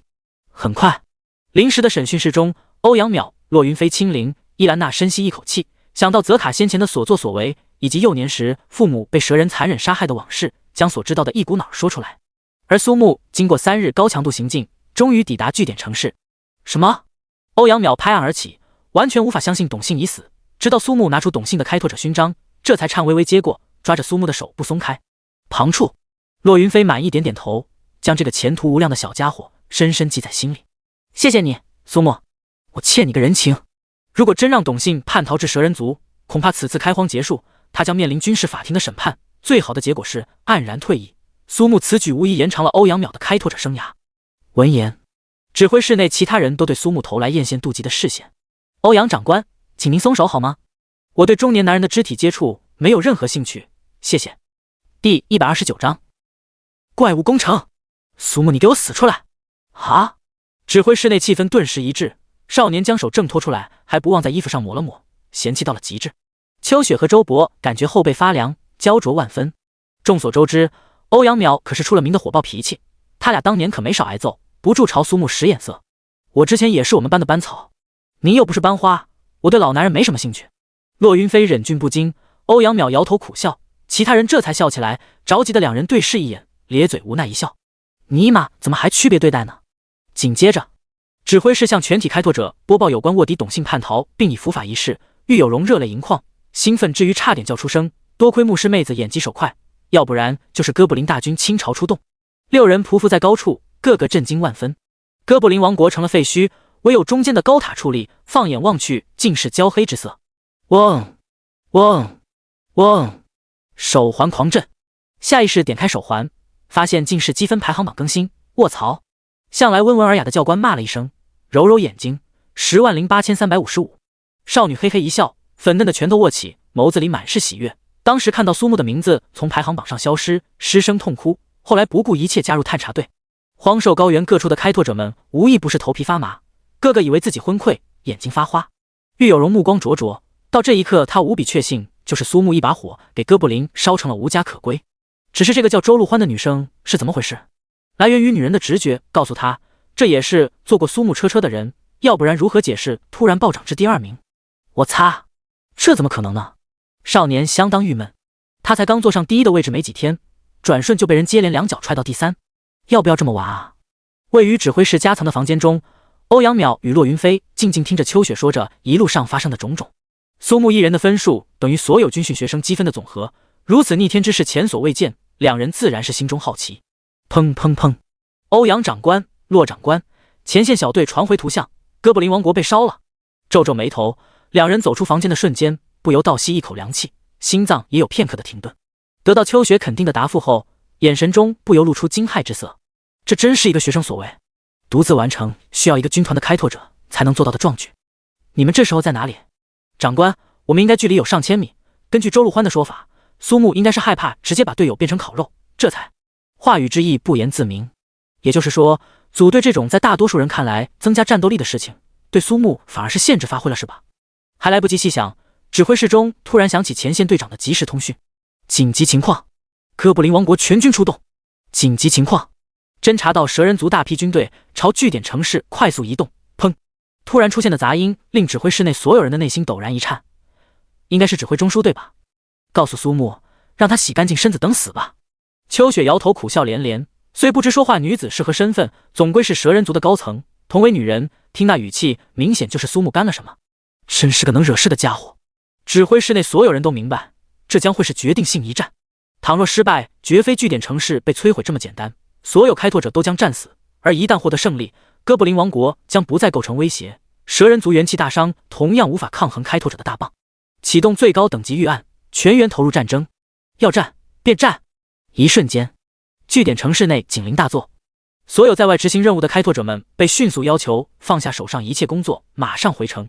城市内的开拓者们满脸严肃，排队到军需处领取补给。资历深的老开拓者们在大战开始前向年轻人们传授大型战争的经验，顺道再吹嘘一波自己当年的英勇事迹。苏木检查储物空间以及领取的补给物品，周陆欢和孙萌萌下意识走来。有过之前的经历，苏木无疑是战场上最值得信赖的队友。看着面前发来的组队申请，苏木不假思索拒绝：抱歉，这种情况下我更想单独作战。那好吧，不过你可不要过分的勉强自己，生命才最重要的，答应我可以吗？少女鼓起勇气说出心里话，睁开眼时刹那羞红了脸。苏木自然感觉到周陆欢的心意，如上次那般轻轻拍了拍脑袋，放心好了，与其担心，我还不如多想想自己怎么在大战中存活。地面出现轻微的震颤，沙砾跳动，气氛陡然变得压抑。极目远眺，漫山遍野的怪物迈着齐整的步伐行进，距离城市不足30里。看到坐在战车上的女子，泽卡毕恭毕敬立于身后，苏木稍稍一愣，不过看到其雪白腰腹上的字样，还是忍不住笑出声。压抑的时间总是过得极快。大战开始前，列队集合完毕。玉有容蹦跳着站在苏木身边，绽放出迄今为止最开心的笑容。苏木大哥，我知道你肯定不会死的。开拓的风雨和战场厮杀加速了玉有容的成长，而今她早已不是当初那个投机取巧又有些小任性的少女。高台上，欧阳淼、骆云飞等人神情肃穆，目光扫视过每个人的脸庞。开拓者们向着无尽彼岸，群星中会于此。你们中必将有人死去，生者会永远铭记于心。战火将起，我将永远坚守；战火纷飞，我将勇往直前。大家说，怪物就在那里，我们要怎么办？欧阳淼的声音传遍整个据点城市，瞬间成为点燃战役的火苗。战！战！战！喊声震天，如山呼海啸。玉有容眨巴眨巴眼睛，竟是莫名有些感伤。苏木揉了揉小脑袋，待会儿要小心喽。没问题，苏木大哥。如果……犹豫片刻，玉有容刚鼓足了劲儿，却听一道清冷威严的女声从四面八方响起，仿佛无处不在。苏木，你个流氓，他妈给我死出来！第130章哥布林战舞。十字反击，以下克上。萧瑟阴风掠地而过，凄凉野草随风摇摆。据点城市外，开拓者集结。哥布林大军倾巢出动，数量繁多的哥布林面容狰狞，嘶吼震天。直到看见那座宏伟高塔，欧阳淼眼神一眯，随便一个手势，手下人心领神会，转身奔回据点城市。东侧，蛇人族不甘寂寞，强军出动，远非先前可比。三方孤注一掷，彼此试探，短兵相接之后，以此战决定荒兽高原的归属。领军多年的欧阳淼也感觉到窒息。骆云飞死死盯着侧坐于战车上的雅莎，眼神锐利。他的小队成员密切关注大将泽卡的动向。与哥布林的数量碾压完全不同，蛇人族属于精英路线，单雅莎与泽卡两人就有浩如烟海的恐怖压迫。空气凝固，诡异的寂静下，战鼓顿起。熟悉的旋律，熟悉的战舞。迈向毁灭的圆舞曲。所有哥布林肉眼可见发生变化，整体进化一阶。号角起，国王高阁舞姿突变，不到几个呼吸的功夫，哥布林大军再度进化，又是一阶。无数学生咕噜咕噜咽了咽口水，即便早已见识过哥布林军团的老兵们也感觉头皮发麻。全员跃迁，成为精锐。完成2次进化前后也不过才5-6分钟，苏木疑惑回头，颇为不解。难不成还要等哥布林完成进化才攻击？很快，他得到了答案。据点城市形态发生转变，一杆口径巨大的炮筒出现，正是欧阳淼为国王高阁准备的见面礼。消耗全部能源，拥有直接蒸发山岳之威的能量大炮。擒贼先擒王，更何况哥布林国王跳起战舞将无法进行闪避。二营长，给老子开炮干他丫的！炮响，全员攻击！今日一战，定鼎高原，开拓无疆。话音才落，震耳欲聋的能量巨炮喷发，数百支红袍纠察队一跃而起抗衡，刹那有半数直接蒸发，却也成功将其阻拦。为首的开拓者大喊一声，率先迈动脚步。死一般的寂静被打破，三方土兵宛如汹涌洪流悍然冲撞，瞬间死伤无数。他妈的这么多亲卫！一口扔掉烟头，装备悄然浮现，穿白袍，身负硕大十字架，遍体萦绕圣光，双手播撒圣光，开拓者沐浴光辉，属性小幅度提升。圣光赐福！岳有容信手拈来数张黄色卡牌，一一投掷，直接使哥布林陷入短暂眩晕，队友技能紧随其后，轰然爆炸。开拓者各自组成小队，互相配合，复杂多变的技能与默契的配合弥补数量上的差距。一个眼神，泽卡吐出信子，稍稍活动筋骨，浑身上下肌肉鼓胀，如流星一般坠入战场。早已有所警觉的骆云飞小队成员7人，在他落地的下一秒，笔直冲来与其缠斗。划破苍穹的龙吟响起，赤金的巨龙成为战场的焦点。迅捷游弋，所过之处血肉翻飞，速度也越来越快，窜入哥布林军团后方。苏木没有任何顾忌，这小子真是小瞧他了。眼眸中透露出欣喜，苏木的亮眼表演让一众开拓者高层们惊叹不已。如此胆量气魄，确实罕见。正愁找不到苏木的雅莎银牙紧咬红唇，身体陡然消失，2条修长有力的长腿迈开急速穿行，径直朝赤金巨龙而去。给我让开！双手撑地，长腿旋转如风车，无差别踢击中之即死。风舞天蓝，在其前方有骆云飞横亘，双手持刀剑，这才阻止雅莎的攻势。反而抗之，骆云飞挡下女帝雅莎的替身，其小队成员负责与泽卡战斗。身为广域范围辅助职业圣光天启者的欧阳淼负责总揽全局，其余开拓者与哥布林军团与蛇人精锐交战。所有的设想于此时呈现。只是国王高阁的战舞再次发生转变，悲怆的乐章之下，哥布林军队又一次进化。之后不到15分钟的时间连续发生进化，算上开战前的2次，哥布林军团跃迁进化整整7次。也就是说，哪怕幼年期刚上战场的哥布林，现在也达到超越普通秘境领主的存在。战争的天平在这时发生剧烈倾斜，竟然是7连的进化乐章。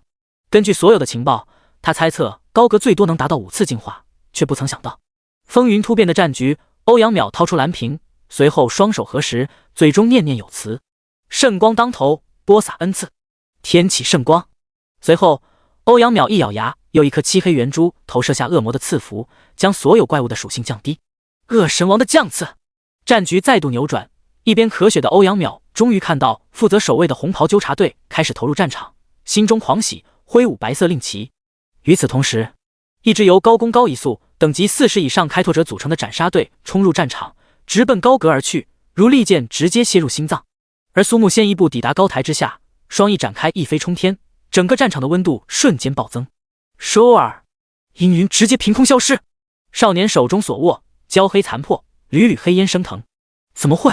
穿插战场的斩杀队成员不免震惊，他们从少年的身上感受到死亡的炽热气息。掠空而下，残火太刀北，天地灰烬。2道身影交错，国王高阁转瞬燃成乌黑焦炭。他杀了哥布林国王高阁。好哎，这下群龙无首，赢定了。下一秒，被烧焦的大手抓住苏木脚踝扔出，掌心发射雷电轰击。雅莎自然也不会放过这个杀死苏木的绝佳时机，双手虚空一拉，能量利剑爆射而出。骆月飞想要拦下，还是迟了一步。苏木大哥！岳有容咬咬牙，脚下浮现卡牌法阵，直接瞬移拦下苏木，清空牌和展开屏障。数条铁链锁地，双手奋力拉拽。周陆欢眼球布满血丝，100吨巨石被高高抛起。然而，2人拼尽全力也不过延缓，制造出转瞬的时间差。如此，对苏木而言便已足够。无穷雷光肆虐，将屏障打出条条金星裂痕，巨石也被能量长剑刺穿炸碎。谢谢啦，有容。看到少女被烧伤的脸颊与身体，苏木心中顿起怜惜之心。幸好察觉到玉有容后，当即解除火之铠甲，怀中抱妹，抽身挥刀横斩，技能发动，十字反击，增幅8倍的利剑调转再度射向雅莎，速度之快无法躲避，一剑贯穿，定于大地。以下克上。洛云飞被这突如其来的攻击惊吓到脸色激变，完全想不通到底发生了什么。借助斩击于是旋转，技能消失的前一刻再度命中无尽雷光显示的十字，技能再发动，毁天灭地的雷光化龙将哥布林国王高阁连带高塔宫殿彻底湮灭，扩散的雷光洞穿10余名红袍纠察队。抱歉，嘿嘿，苏木大哥，你没事就好。好像有粉红的小泡泡出现。神之一手，神圣祝福。落地时，玉有容恢复如初。周围人看到这种相当风骚的场面，直接无语。还能这样？远方的废墟之下，胶皮脱落，哥布林国王高阁再度睁眼。第131章，哥布林溃败，雅莎自戮。他真的只是个学生，委实过分亮眼。斩杀队成员不知该如何评价，这是直接把他们的任务也抢了。欧阳淼抑制不住内心激动，仰天大笑，一口鲜血再度喷出。即便他发了疯一样磕蓝屏，身后早就堆出一座小山，仍旧无法同时维持2个广域辅助技能，蓝量不够，氪命来凑。想到当初转职仪式上，好消息是成为超稀有辅助职业圣光天启者，坏消息只有5星。随着国王高阁的死亡，所有哥布林会进入长时间虚弱状态，成为任人宰割的绵羊，直接奠定胜局。还不带高兴，天空有雷光炸裂，全部开拓者脚下出现紫色骷髅头的法阵。不好！眼疾手快，抓起一颗胶囊塞进嘴里，蓝条上限增加 25%， 同时回满。欧阳淼将十字架插地，背后出现圣洁天使护佑圣光庆盾。第3个广域型防御技能直接把蓝条榨干。旋即雷霆降临，战场直接化作一片雷光之海，躲闪不及的蛇人原地烤焦，就差一把孜然辣椒面。身影屹立于高塔废墟，通体雷光闪耀，哥布林们如发情般嚎叫不停。吐气倍增，苏木眼睛一眯，信息浮现。哥布林国王高阁闪耀型 LV45， 攻击6200，法术7450，防御500XM， 生命300万。技能王皇血脉，高阁拥有最上级哥布林血统，根据范围内哥布林数量决定其防御力，当前哥布林数量4583。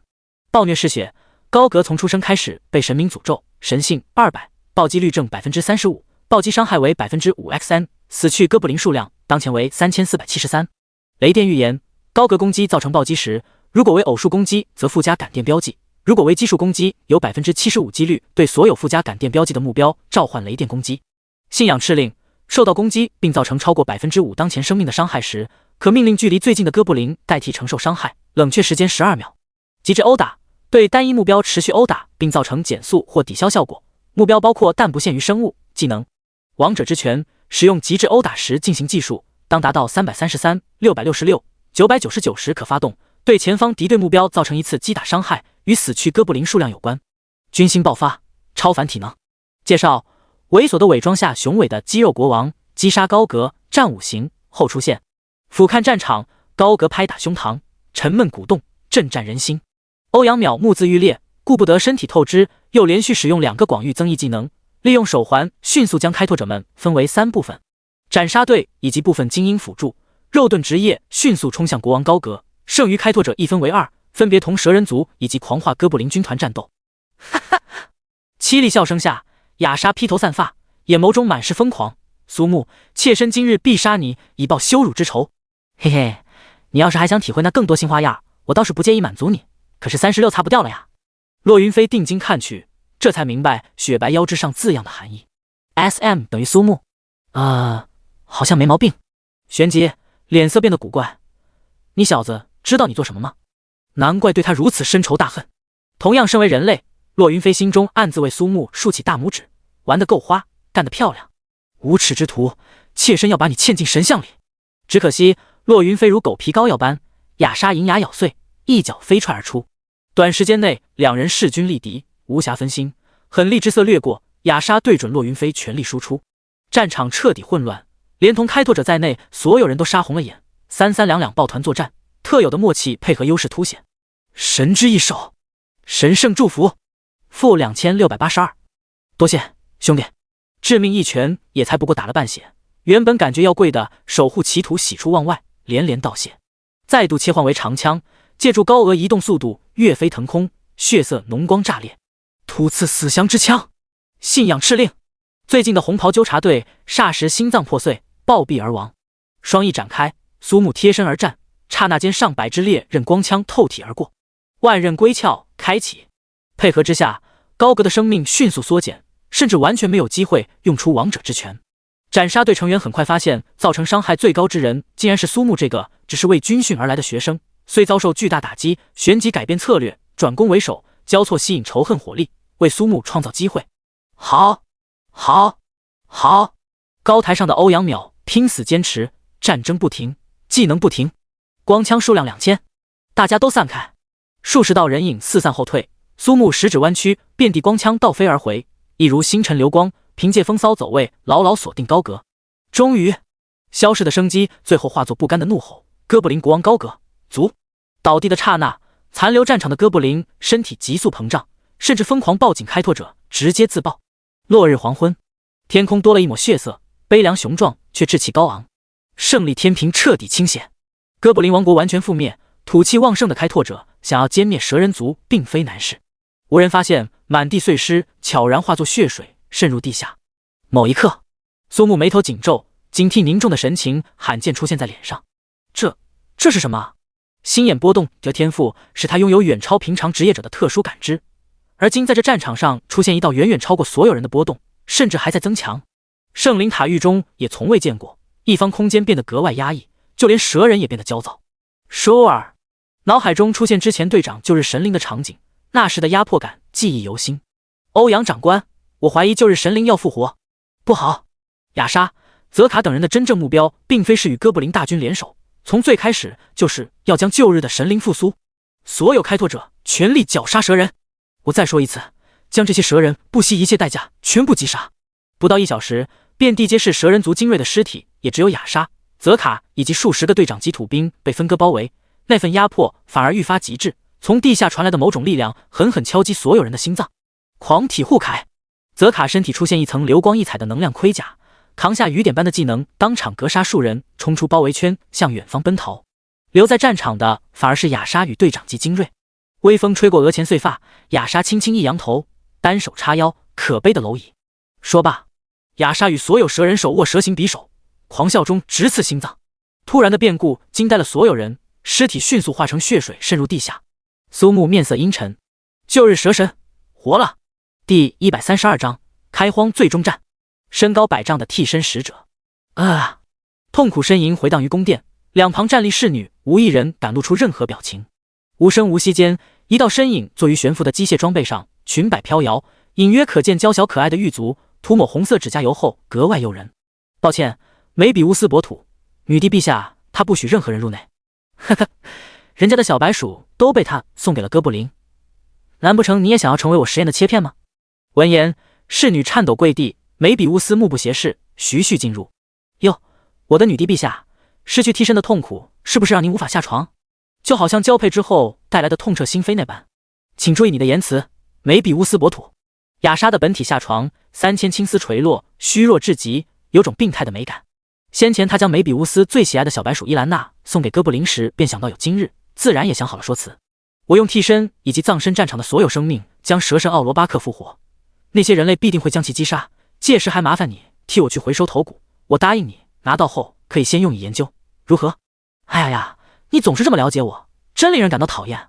望着梅比乌斯消失的背影，雅莎双腿颤抖不停，想到那个人类对自己的所作所为，雪白脸颊攀附一层红晕。如此羞辱，妾身定要你千倍万倍偿还。神灵的气息降临，每个开拓者发自心底感到恐惧。苏木一脸轻松，对于曾经直面就神的他来说，并不觉得有什么，恰恰相反，还有些发自内心的兴奋。这个沙袋足够大。所有人或坐或躺，掏出补给包恢复体力，抓紧时间缓解战争带来的疲惫。压抑之中，大地崩塌，烟尘漫天。蛇神奥罗巴克跨越时间长河，再次君临这片土地，还不曾反应，听到身后巨响，众人回头，神情凄凉。据点城市已变成一片废墟。早在破土而出之前，万蛇峡谷蛇走洞空，唯留下泽卡蛰伏待机，只待人类将奥罗巴克击杀，他便能不费吹灰之力获得救神头骨。欧阳淼与骆云飞目光惊悚，眼底深处满是绝望。全盛时期尚且无法抗衡，更何况现在的疲惫之师。开荒中战就在此时。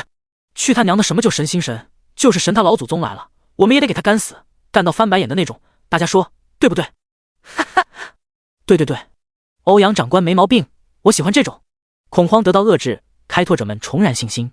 关键节点，有关奥罗巴克的各种情报至关重要。很快，所有人发现感知技能完全失效，凝眸看去，全都是神灵拥有类似于迷雾的能力，可以隐藏自己的属性信息。欧阳淼察觉到手环震动，看到苏木发来的文字，喜不自胜。他居然能看到！这个少年带给他的惊喜越来越多，心中打定主意，军训结束后一定要将其纳入开拓者队伍。紧接着，所与手环中出现奥罗巴克的属性信息。简单来说，属性高到可怕，生命值更是达到9500万。相比之下，还是哥布林国王高格的机制最麻烦，一时令所有人信心倍增。见识过高格的二段变身以及前后完全不同的进攻方式，蛇神奥罗巴克就像个只会嘤嘤嘤的傻白甜，充其量又大又粗，又长又快而已。数月的开荒之旅，只剩下眼前这个大家伙。骆云飞以及小队成员各自成为前锋，带头冲向蛇神奥罗巴克。才刚交手，奥罗巴克便展示出强悍绝伦的压制力，随便一击便足以秒杀任何一个职业者，当场就有10几个职业者如蝼蚁般被碾死。展翅高飞，苏木顺着奥罗巴克蜿蜒起伏的身体飞行，绵延何止万里。苏木，你干什么？邱教官，体积那么大，我找个宽敞点的地方。面对少年高情商的发言，秋雪甚是无奈，明显是嫌弃人多碍事儿呗。高原旷野，泽卡以秘术潜匿。苏木从天落下，似笑非笑。泽卡见状，不免心跳加速，杀意涌现，长长舒了口气，绝不可因一时冲动破坏女帝陛下的计划。神之一手，流星火山，一直发射到无聊，转换姿势，龟派气功，然后结，还有出场率最低的武器。转瞬，泽卡双目圆睁，看见苏木手握一把超级巨大的幽蓝战锤，来不及惊叹，下一秒更是感觉大脑空白。长达10米，通体金光，战锤无双，神罚忏悔之锤，一锤砸落，大地震颤。第二锤的力量更大，速度更快。卧槽，这是什么技能？泽卡从未见过如此技能，只看那少年如发疯般舞动战锤，虎虎生风。嗡，死！替身战锤攻击效果触发，攻击时1%几率召唤替身使者攻击。一尊高达100丈的金色巨人通天彻地，如天神降临，手握一柄万米大锤。蛇神奥罗巴克与之相比，倒显得渺小可怜。轰隆隆！所有人被这一幕所惊吓，看其疯狂攻击奥罗巴克，不由松了口气。秋雪内心掀起惊涛骇浪，金色巨人出现，正是刚才苏木远去的方向，加之先前从天而降的熔岩流星，这家伙究竟还藏着些什么？奥罗巴克打算移动闪躲，移动速度负35%，大锤9981下，再加上金色替身，简直不要太慢。硕大头颅调转，欧阳淼直接惊掉下巴。一般而言，怪物的仇恨都是在攻击最高的那一边，苏木一人的攻击比得过这么多人？开玩笑呢吧？极限的拉扯需要顶尖的意识与灵巧的操作，手中刀剑合二为一。骆云飞腾空而起，9条青色游龙翻飞凝聚，眨眼形成一柄贯穿苍穹的龙刀。青龙的力量，青龙破日，一套锤法结束，神情气爽，看得泽卡目瞪口呆。旧日的蛇神完全变成一个巨大沙袋，这是他完全不曾料到的景象。神之一手，端坐于双天之上吧。冰轮丸，万劫，大红莲冰轮丸，挥刀向天，阴云凝聚，大雪飘落在庞大身躯之上，结出朵朵冰花。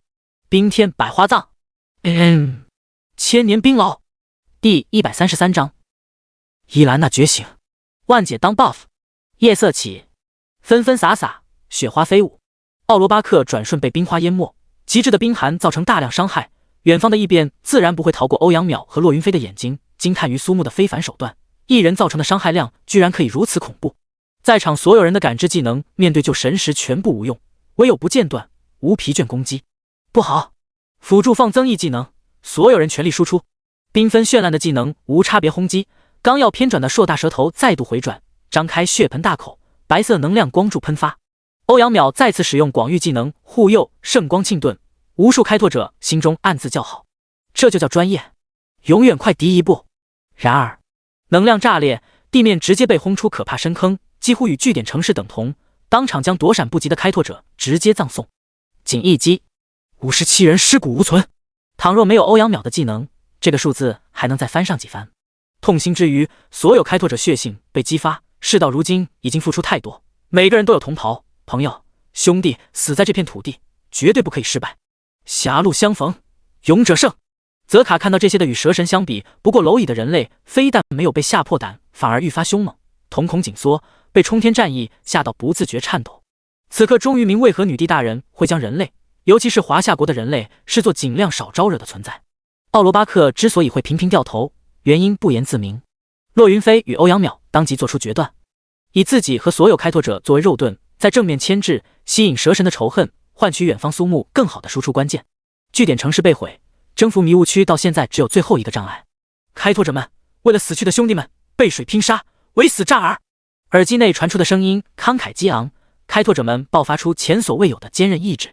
你好，我想要加入你们，那也是我的敌人。到这一步，摆在面前只有一条路，帮助人类战胜奥罗巴克，或者死。方才被后勤部队从据点城市的废墟下救出，感慨之余，所有被封印的记忆全部出现。如果没有蛇人族从迷雾区入侵，他的父母就不可能死。或许他这会儿也是一个小有名气的职业者，拥有幸福美满的家庭，还有爸爸和妈妈。一切的罪魁祸首都是蛇人族。去吧，你的资料我们已经查到，他们都是很优秀的职业者。后勤人员送来耳机与手环，伊兰娜心头一暖，眼眸波光粼粼。谢谢，我不会辱没他们的名声。伊兰娜走过2步，修长双腿已变成雪白蛇身，娇嫩皮肤隐隐有鳞片浮现。如今她无比讨厌这副模样，可是从注射蛇人因子并且活下来的那一刻起，她想要战斗就只能以这副姿态。耳机中，欧阳淼说着有关伊兰娜的悲惨童年，无疑更激发了开拓者战而胜之、坚持到底的决心。这个叛徒早知道人类靠不住。泽卡双拳紧握，决定抢夺蛇神头骨之后，定要将伊兰娜当场格杀。与此同时，苏木全力输出超过2小时，缩减 95% 冷却时间与魔力源泉 PK 的组合，让他成为久战不软的男人。奈何奥罗巴克纯就是个血牛，高频率的输出之下还有3000万生命。少年笑得很开心，像个2、3岁的孩子一样天真可爱。这才是他一直想要的酣畅淋漓的战斗，能够把所有技能刷上一遍。呜呼，难怪光头会渴望一场热血沸腾的交手，从来都喜欢无限活力，特尼玛爽。通过耳机报告剩余血量，欧阳淼直接下达总攻的指令。苏木重新取出流刃若火，放眼望去是数不清的冰花。关键奥罗巴克又长又粗，简直是绝佳的大鸟起飞赛道。你说对吧，狄老爷？可惜了，我记得融化反应是 200% 的火元素伤害。万象森罗皆为灰烬，流刃若火。10劫，万劫，残火太刀在手，高高跃起，吸血鬼王翼在清冷月光下展开，冰花猝然蒸发，丝丝缕缕白气弥漫。残火太刀息，残日御衣，如9天烈阳君临地表，荒兽高原上河流顷刻蒸发，温度暴增。焦黑的刀刃被一层无形之焰包裹，嘻嘻嘻，刀尖轻触，血肉翻飞，以肉眼可见的速度被烤熟、烤焦，直至变成黑色的碎末。残火太刀东旭日刃，连续平 A 攻击，奥罗巴克的身体损坏严重。抱歉，这是个被动技能。如此抗揍的沙袋又有绝好的输出环境，苏木当然是要好好利用，知己才能克敌。以往大多都是还没用出全力，怪物已经无了，怎么整花活儿？双手握刀柄，魔力条瞬间清空，剑气暴涨，转瞬千里。夜色月光之下，天地唯此一人。挥出一道半弧圆的赤金薄暮光波剑气，幻想大剑，天魔失坠。呼，眼睛眯起，庞大如山岳的身躯出现弱点提示，若现完感，一剑斩落，暴击。奥罗巴克仰天嘶吼悲鸣，无视护甲防御的炽热斩击，直接将其一分为2，落于身躯之上。猛龙破空斩，迷幻的空间之门于无声无息中猝然打开，妖冶邪魅的身影缓缓浮现，前凸后翘。环顾四周，万蛇峡谷内狼藉一片，足可看到撤离时的狼狈。手指缠绕青绿色的披肩长发，女子娇媚轻笑，才一呼吸，炙热空气烫得鼻子生疼。哎呀呀，好干燥的空气，对皮肤可不太好呢。此人正是泽卡口中的疯女人，蛇人族母国地位仅次于女帝雅莎的梅比乌斯博土。筹谋多年，这才借助人类的开荒，将被斩杀的蛇神奥罗巴克以血葬秘仪复活。真正目标在于被击杀后获得关键道具蛇神头骨，吸纳就神力量，本就距离成神仅差一层薄膜的女帝雅莎便可进入神之领域。在此之前，奥罗巴克的头骨属于他。紧接着，梅比乌斯察觉到某个非比寻常的存在，顿时来了兴趣。沉吟片刻，身下土地变成漆黑空间，整个人徐徐潜入。你们都是这场伟大实验中有用的切片。按照人类的说法，你们都是开拓迷雾区的英雄，对吧？嘻嘻，英雄们的谢幕必将盛大而壮丽。奥罗巴克身体的某处，梅比乌斯将一针试剂缓缓推入。我为你们准备好了无比辉煌的舞台，究竟抵达失败的尽头，还是胜利的彼岸呢？起舞吧，我可爱的实验切片们！话音未落，苏木狠狠抽了自己一巴掌，高呼大喊：卧槽！什么鬼？第134章蛇女吹箫，霞云幻月发动。蛇神奥罗巴克还有隐藏能力，明明没有这种恐怖的回血能力才是。9500万的生命条才过去不到1分钟，暴增至9550万。不仅是简单的生命回复那么简单，是连带着生命上限一起在升高啊！蛇神的生命以极快速度恢复，生命上限也在上涨。什么？这他妈什么鬼？欧阳长官，回血速度超过了我们的伤害。欧阳淼还以为出现了幻听，直到听见第二遍，脸色顿时变得极其难看。开拓者们已是强弩之末，完全凭着坚定信念强撑一口气。如果所料不错，战前发放的补给已经见底，陡然出现的变故无疑会成为压垮骆驼的最后一根稻草。战场风云突变，什么意外情况都有可能出现，只是像这次异变横生不断，完全出乎意料，还是欧阳淼生平仅见。如果这时候停下就是前功尽弃，那些人就都白死了。最后关头，唯有坚持方可推开曙光的大门。所有开拓者全部投入战斗。欧阳淼作为广域辅助职业，同时也是这场开荒中战的最高指挥官，瞬间的判断会决定战争最后的走向。据点城市被毁，后勤部队无法向前线输送补给，短时间内也无法呼叫增援。目前情况下，哪怕空间列车抵达，也无法安全撤离。真正意义上的背水一战，毫无退路，唯有杀死奥罗巴克。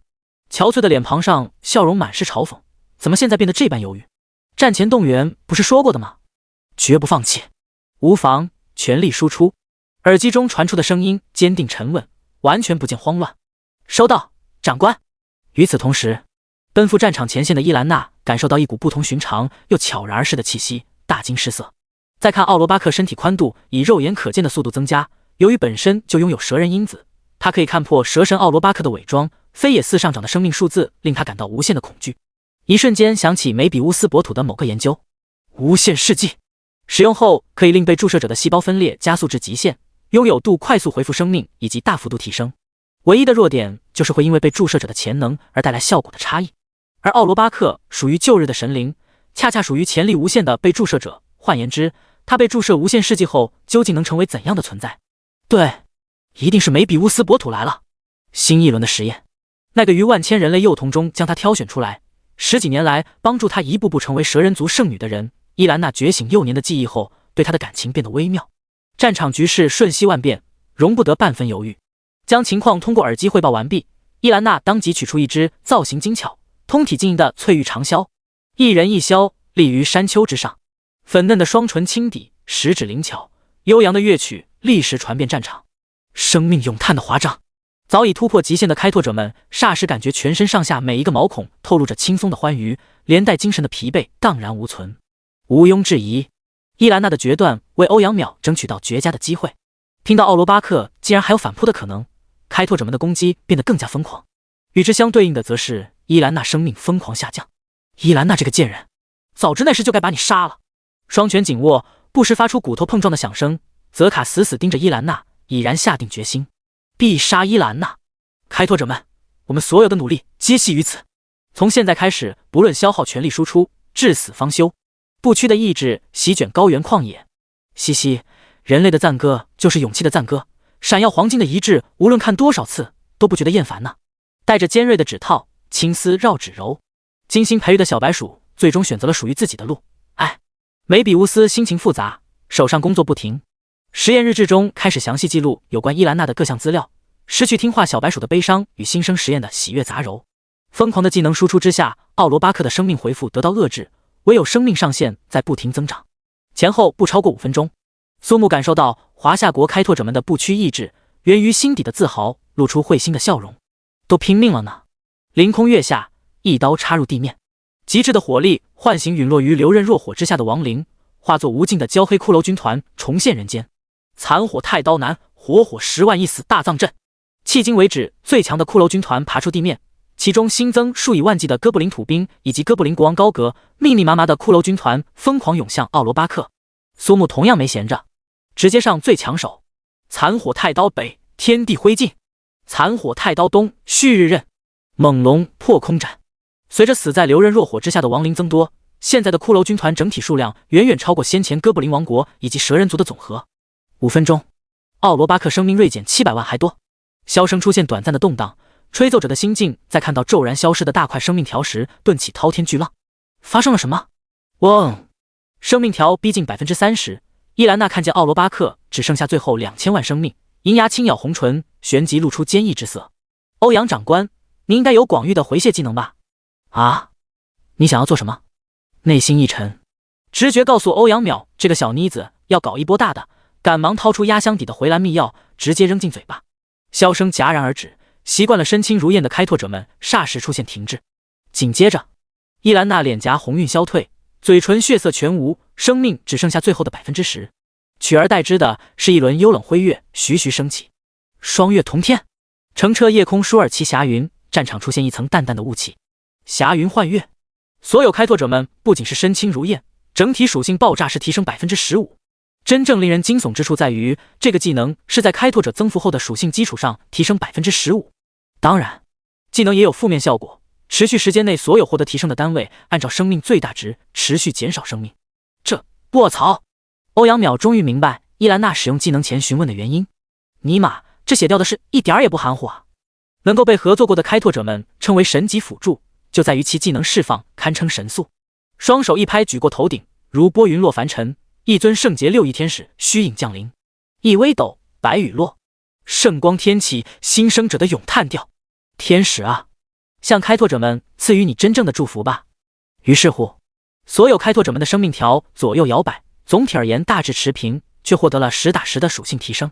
可怜的奥罗巴克被前捅后入，生命直掉得飞快，不是15分钟，生命已经见底。苏木飞于双月之间，轻喝一声，剑刃暴涨100倍有余。幻想大剑天魔失坠，双手倒握大剑插入蛇身，急速向前。奥罗巴克被一分为二。开拓者们，还有最后一击！闻听此言，所有人面露狂喜之色，就连洛云飞也是如此。长时间的消耗，连他都吃不消，更何况其他人。七彩技能铺天盖地砸向那颗硕大头颅，苏木俯冲而起。旧日的蛇神奥罗巴克卒！轰隆隆，地面剧烈震颤，尘土飞扬。所有人在这一刻颓然瘫坐在地上，不约而同向后躺去，已经是连欢呼的力气也无。这时候，无数目光望向夜空的渺小身影，完全没有精疲力尽，身体被掏空的虚弱感觉，反而神采奕奕，好像正处于兴奋的高潮。时机已到，猎杀时刻！狂体护铠，泽卡迅猛窜出，直冲伊兰娜。第135章，无限者梅比乌斯，先出其不意，埋伏他一波。哎，老子再开个狂体铠甲，哪个敢挡？谁人能拦？这就是属于泽卡的自信。谁能料到三方混战会直接上升为决定荒兽高原归属的最终决战？他看到所有开拓者早早透支身体极限，无论身体还是心灵都处于疲惫状态。紧绷的弦一旦放松，再拉起来可就是难如登天。叛徒伊兰娜，现在就是你的死期！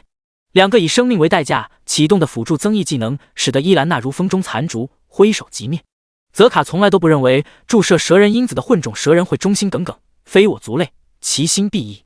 之前若非有梅比乌斯推波助澜，加之女帝雅莎的纵容，伊兰娜何德何能可以登顶圣女之位？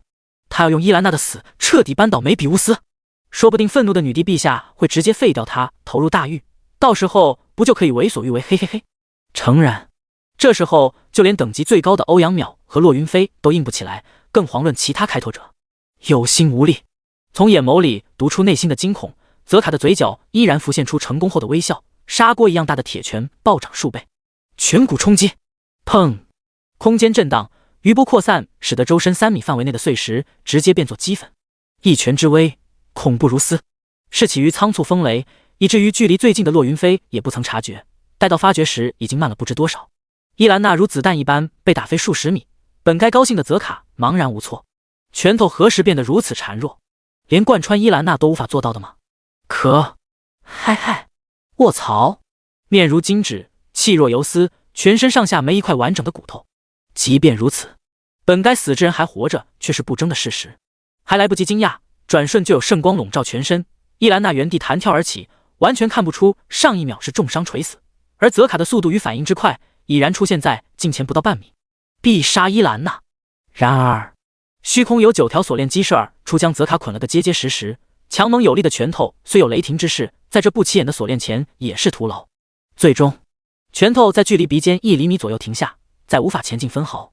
强如女帝雅莎的替身，也只能在锁链下乖乖被苏木用36种小玩意儿折腾。泽卡的神性虽不及雅莎，神之天锁的捆缚同样无法挣开。吼！泽卡全力以赴，周身出现桃红色气焰，声势骇人，同样无法改变被束缚的现状。一道黑影从天而降，正是久战不软的苏木。先救人再捆绑，笑盈盈望着5大3粗、虎背熊腰的大将泽卡，那是背后偷袭的良子，今天也该清算了。这时候，绝大多数开拓者已经无力再战，甚至一部分直接失去了意识。少数开拓者挣扎起身，若非苏木，估计能让泽卡直接开无双全部收割。少女诧异摸着平坦光滑的小腹，对其颇多感激。泽卡的铁拳在蛇人母国有着赫赫威名，凭他孱弱的防御，就是翻个翻也挡不下。他究竟做了什么？眉头微皱，虽然他的感知技能并没有发现那个人，可是直觉告诉他，那个人就在附近。面色红润的苏木与所有人的虚弱形成鲜明对比，在他出现的一刻，连同欧阳淼、骆云飞在内，不由稍稍松了口气。可是他真能够挡下泽卡？奈何蓝药空空，又该如何？所有办法用尽，泽卡才悲哀发现这铁链子挣脱不开。苏木缓缓走来，切换武器为拳套，一拳直接轰击小腹，报了偷袭的仇。然后双手置于腰间，能量疯狂汇集，龟派气功，蓄力的见血。泽卡脚下的土地发生松动，一条不起眼的暗绿色小蛇直接没入其身体。我亲爱的泽卡将军，哦不，是我可爱的实验切片，在此我仅代表个人为你无私奉献表示感谢。颅内一道娇滴滴的妩媚声音响起，喉结上下滚动，浑身冒汗。此刻才发现他已经无法活动，甚至连说话的能力也完全丧失。嘻嘻嘻，知道为什么我会在这里吗？肯定是你尊敬的女帝陛下，她并不相信你了。杀人之前还要诛心。我知道你很着急，但是请你先别着急。所有人的注意力全部放在苏木与泽卡这边，完全不曾注意到奥罗巴克头颅下方的土地发生诡异变化。一条雪白如藕的手臂悄然深入探索，直至摸到那枚潜藏于某处的蛇神真骨。实验的名字是有关零下防御对蛇人族伤害的增幅程度数据采集，实验对象为新晋小白鼠以及另外一个实验切片。放心吧，回去之后我会说向敬爱的女帝陛下详细说明，你的丰功伟绩定会传遍整个母国。最后，我从小养大的小白鼠承蒙你的照顾了，那么拜拜喽。他居然是为了他。蓄力完成，苏木近距离轰击，耀眼的能量波触及厚实胸膛，当即穿过。我擦，龟派气功什么时候这么猛了？有一说一，苏木对他的实力大致还有个 AC 数，抛开流刃若火与冰轮丸，其他技能虽然伤害不俗，还没达到惊世骇俗。为何有种泽卡完全零防御甚至负防御的感觉？先前负责阻击的骆云飞小队成员心态原地爆炸，那可是全盛状态的蛇人族大将啊！他们哪个不是远远超过苏木，还不是被锤打到怀疑人生？他他妈凭什么？凭长得帅？这一幕落在伊兰娜眼中，成为铭记永生的记忆。属实成绩过分亮眼，堂堂蛇人族大将被一个只是来军训的学生众目睽睽之下满血秒杀，谁能想到？异变陡升，蜿蜒曲折无尽的奥罗巴克尸体之下，土地变作乌黑的泥沼，顷刻间将其淹没。然后，一只巨大的怪物冲天起，天有异象，繁密传送法阵突现，翠绿光柱投射。我的小白鼠，这个见面礼你喜欢吗？脑海中突然出现的声音将苏木吓了一跳。你是谁？嘻嘻，只是个热爱研究的可爱女孩子而已。无限者梅比乌斯，他们都这么称呼我。我更喜欢梅比乌斯博土多一些。希望你可以最终来到我的面前，接受我的一切。死！老子这是被病娇给盯上了。曙光黎明之中，汽笛声响，空间列车疾驰而来。一人身穿蓝袍，手戴白手套，轻轻一个响指就能引动9天雷霆。煌煌雷霆，尊无号令。第136章迷雾区开荒终幕，战鼓悲鸣，缅怀英灵，破无万敌。单手插兜，黑色短发根根如针，眼眸刹那已是雷霆之色。啪！两指摩擦的瞬间，有轻微电花闪烁，却被空间列车的汽笛声所掩盖。千米之巨的怪物几乎可以看作蛇人的放大版，通体缠绕清脆雷光，威势无匹。浓郁乌云完全将传送法阵连同翠绿光柱完全遮挡，轻松阻止传送。骆云飞和欧阳淼同时抬起头，终是松了口气。支援者赶来了，而且是最强的那个。他的名字是霍青，在无数开拓者与军人的心中，他还有另外一个称呼——冠军。有他在，就算是蛇人族女帝亲临，也未必能讨到好处。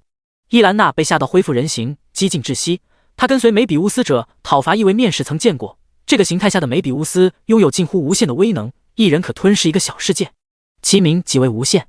无限吞噬之蛇。从某种意义上说，梅比乌斯的危险程度远远超过复活的旧日蛇神奥罗巴克。而今，所有人都是精疲力尽，好不容易才将奥罗巴克杀死，又如何抗衡能够无限者梅比乌斯？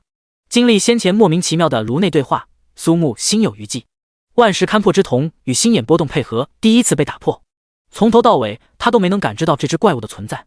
如此巨大的怪物所散发的波动，居然比普通哥布林还远远不如，怎能不令他感到惊讶？呼！迅速调整状态，握紧手中刀，管他是病娇还是其他什么，干到趴下就行。空间列车急速驶来，遥远的天际响彻轰鸣的汽笛，所有开拓者眼中爆发狂喜之色。响指一打，九天雷霆化作山岳，笔直砸落，奇力万钧，恍若灭世。怪物丝毫不惧，挥舞权杖相迎，一时之间相持不下，溢散的雷光惊心动魄，撕裂到空间。狮子搏兔尚且全力，霍青的双指再度摩擦，雷霆山岳重量加几分，体积加几分，须臾之间连续10次，遮天蔽日。无限者梅比乌斯与冠军霍青的对抗，无声无息又极其惊悚。开拓者们抬头看向天空，胸腔压抑，身体沉重。留下来吧。霍青抽出另一只手，又是轻轻一打响指。雷霆山岳之上，在天星山。见识过梅比乌斯的恐怖，此时看到他被压制到毫无还手之力，头皮发麻，惊讶万分。然而，一只遮天大手降落，直取霍青。防御之时，也减轻了对雷山的控制。怪物抓住这片刻的间隙，全力破开雷山，即将没入传送法阵。从地面有金色流星拔地而起，与此同时，有锁链飞速缠绕。超电磁炮，神之天锁，干得漂亮！就连霍青也忍不住出声赞叹，第一次注意到少年的身影。奋力震碎巨手，万千雷光携带无上道门封印激射而出。来了就甭想走。一边再度出现，怪物的身躯竟是直接脱，完全成为死物。一道渺小的身影趁机钻入空间法阵，成功逃脱。可恶！霍青暴怒万分，响指重重叩响，雷霆巨龙紧随其后没入空间法阵，目标锁定，除非命中，否则绝不会停下前进的脚步。雷龙出海，蛇人母国。颇有些狼狈的梅比乌斯才爬出法阵，下一刻便有雷龙轰然而至，娇媚的身躯立时被雷霆撕碎，只剩下那枚成功抢夺带回的蛇神真骨。啊呀呀呀，还真是厉害呢！幸亏还有雅莎出手，要不然我还得亲自去一趟。真正的梅比乌斯连连感慨，几条触手将蛇神真骨拾起，置于手中把玩。拥有无限之名，又岂是如此轻易能被杀死？哥布林王国全灭，蛇人族除了先期撤退的祭祀以及仓促逃走的梅比乌斯之外，也是全部战死。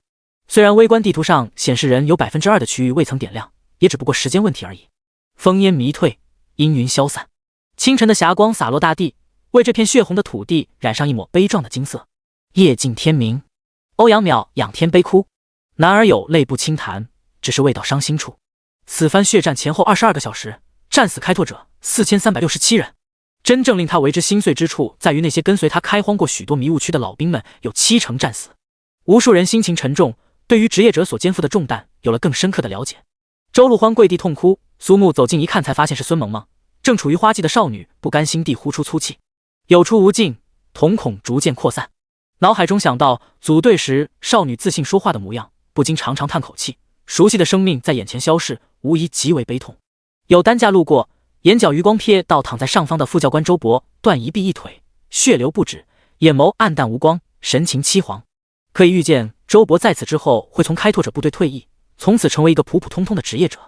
接下来的半月时间，所有人都投入到据点城市的重建工作，心情悲痛，却只能选择接受，并通过时间消磨。伊兰娜一手策划并发起了斩首行动，对据点城市造成严重的破坏。后来在投诚后，主动提供所知的一切情报，积极参与最终决战，成为获得胜利的重要因素。最终，军事法庭对伊兰娜作出裁决：姓名伊兰娜，性别女，年龄19岁，种族半人类，被注射蛇人因子，职业不详，偏辅助，判处监禁服役。荒兽高原的开荒成功，使得华夏国整体资源大幅增加，能够培养更多优秀的职业者，在同各方的竞争中拥有更大优势。苏木凭借格外亮眼的表现，再一次出现在华夏国高层的会议上。有关他的未来，守护者俱乐部明确表态，苏木是他们的人，军方毫不相让，一连数日嘴炮不停。所有参加军训的学生出乎意料，全部参与到据点城市建立以及荒兽高原开荒的扫尾工作中，毫无怨言。数月过去，一座比之前更宏伟气阔的据点城市建立，在其旁边，按照开荒的惯例，所有在开荒中战死人员名字被雕刻于石碑之上。悲怆鼓声起，缅怀逝去的英灵，宣告荒兽高原开荒成功。默哀之后，一个个大箱子被抬上来，众人看到箱中物品，不由得长长呼出一口气。第137章奖励发放。军训结束，在场连同开拓者以及前来军训的学生一共有4692人，也就是说，这些大箱子里一共有同等数量的复活石。正因为经历战争，眼睁睁看到鲜活而熟悉的生命在眼前消逝，才会愈发明白复活石的重要。职业者的规则下，科技同样发达，各种灵丹妙药再加上飞速发展的医疗水平，并不存在无法攻克的疑难杂症。换言之，除非寿命到头之外，拥有复活石的职业者等同于多了一条命，而且还是那种死亡后直接原地满状态复活的超稀有道具，在全世界拍卖行都属于有价无市。浴血奋战之后的奖励的确是香的可怕。有关积分排名，奖励在军训结束前交付手环时发放。欧阳淼说完，大手一挥，按照顺序发放复活石奖励。刚入手便出现信息提示，请问是否绑定道具？绑定后不可以交易。提示，绑定后复活石无法对除绑定对象外其他人使用，且仅可以在绑定对象进入死亡状态后生效。毫不犹豫选择确定，手中黝黑的复活石当场迸发璀璨流光，直接没入身体消失不见。场上许多人发出惊呼。提示，成功绑定生命规则道具复活石，当前可复活次数1。苏木咂咂嘴，尴尬挠挠头。先前听说复活石属于绑定道具时，还曾想过获得后尝试用潜能爆发来一波，就算增加个复活次数也是极好的。现在看来，分明就是他想的过分美好。不过短短一句话的提示消息，可以获得不少有用情报，比如说生命规则道具，会不会以后还有什么时间规则、空间规则之类的好玩意儿呢？无穷世界，诸天位面，必然潜藏有太多秘密等待被挖掘，无疑令苏木变强的决心更加坚定。唯有变得更强，才能在这个风云变幻的世界中活得更舒服。毕竟，好男儿志在四方，好女人由我开箱。嗨嗨！据点城市的落成仪式结束，对于初中只是军训的学生来说，空间列车出发前的这一周都属于自由活动时间，可以享受难得的悠闲时光。与此同时，按照先前所说，此次军训成绩会直接记入学生的个人档案，将来如果投身军队进入开拓者，可以直接跳过基层历练，直接从军官开始。手环中出现这部分的规则，简单来就是根据积分区间划分，学生按照积分1:1换算为开拓贡献度，由此决定将来投身开拓者队伍的职位。开拓者的职位体系非常简洁，职位从低到高分为初级开拓者、中级开拓者、高级开拓者、特级开拓者、降级开拓者、帅级开拓者与最高的皇级开拓者，合共7阶。一旦进入降级，就可以单独负责区域开荒任务。随着职位提升，开荒迷雾区的面积与难度会直线上升。每个职位阶段根据能力测定，又有段位细分，最低1段，最高9段。正常入伍分配成为开拓者后，需要经过1年的基层历练，才能积攒贡献度，获得职位提升。而元末大学这届大一的新生们，因为事起突然，经历残酷的开荒战争，属于立功直接跳过基层历练，不知令多少从普通战土一路走来的开拓者们羡慕。微观地图探索度达到100%时，所有学生的积分永久定格。苏木的积分达到235455分，已经是第2名到第10名积分总和的2倍还多。如果救援队友、摧毁哥布林王国基础设施以及斩杀叛徒董信也算分数的话，只会更高。不仅创下单场军训积分最高的记录，更是以微弱优势拿下开拓者单次迷雾区开荒获得最对贡献度的记录。积分1:1换算贡献度，苏木能直接成为1段降级开拓者，能够单独负责最小面积迷雾区的开荒工作。为此事，欧阳淼、骆云飞以及霍青3人连日来争吵不休，最终评判为9段特级开拓者。将来从大学毕业，如果进入开拓者队伍，苏木的起点可能就是许多人的终点。距离空间列车发出还有3天时间，苏木从耳机中听到可以前往军需处领取积分排名的奖励，当即前往。走廊上，一人斜靠墙壁，双臂抱怀，显然已经等候多时。面如冠玉，目若朗星，身姿修长，多年开拓者的生涯使其拥有远超同龄人的成熟与果决，身负冠军之名，不时会有鼓起勇气上前打招呼的年轻开拓者。看到苏木走来，霍青直接将其拦住，开门见山：“苏木，你的战绩与实力，我这些天已经了解清楚。虽然等级还不够，不过我希望你可以作为编外成员。所谓编外成员，并不需要参加所有开荒行动，平时也有自己的时间，相当于提前做了决定，中途还能随时退出。”周围过往之人顿时停下脚步，纷纷向苏木投来羡慕的眼神。纯纯就是天上点馅儿饼的大好事。霍青啊，几乎是每个开拓者的偶像，不到30岁的年龄，已经成为华夏国屈指可数的帅级开拓者，所率领开拓小队，个个都是难得一见的精英级职业者。显然，苏木的才能得到了大佬的赏识，居然会无视只能招收毕业生的规则，直接邀请。不过，出乎所有人意料，少年十分纠结。那啥，霍青长官，有工资吗？按照小队平均工资45%发放。还有，成，我加入。霍青心里直骂娘，所以你小子是因为担心编外成员的工资才纠结的吗？这个消息如飓风一样席卷整个据点城市，欧阳淼和骆云飞高呼上当。原来那个家伙借口上厕所是直捣黄龙去了，卑鄙无耻，阴险狡诈。明明他们两人也打算争抢一下苏木。对此，霍青只有一句话：兵者，诡道也。来到军需处，迟疑片刻，还是摘下耳机和手环。后勤人员将其放进特殊装置，大屏幕顿时出现6个鲜红数字。身后排队学生一个个在这惊人的数字下目瞪口呆，呆若木鸡。一直冷漠的后勤人员不敢置信地揉揉眼睛，变脸的速度堪比吃了闪光果实，在欢声笑语中拿出20个包装精美的木盒。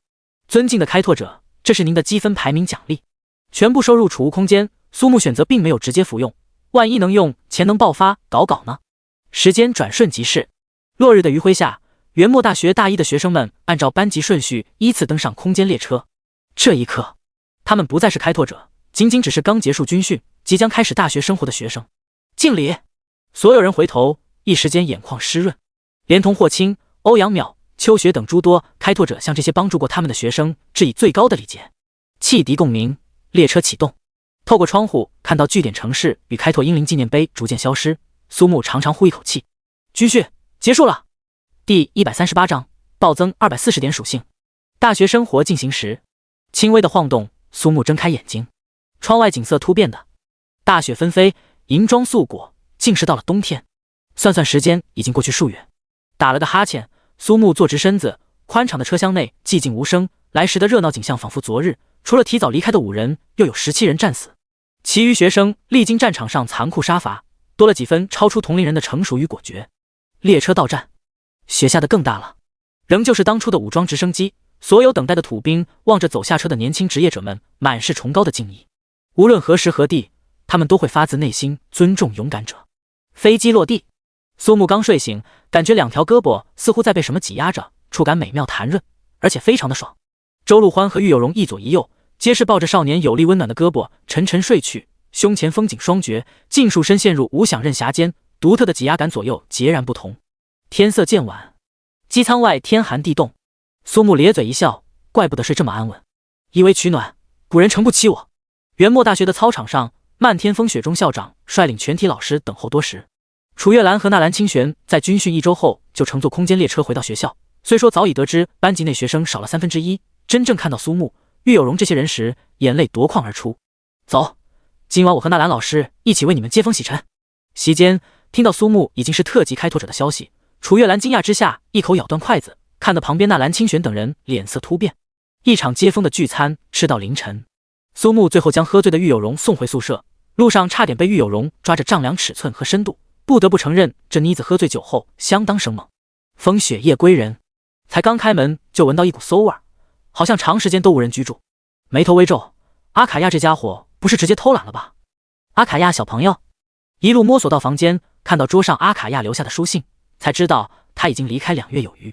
信上说他受邀前往卡尔巴千山深处的血族城堡参加集会，结束之后就会回来。哼，这个仆人有点不听话啊！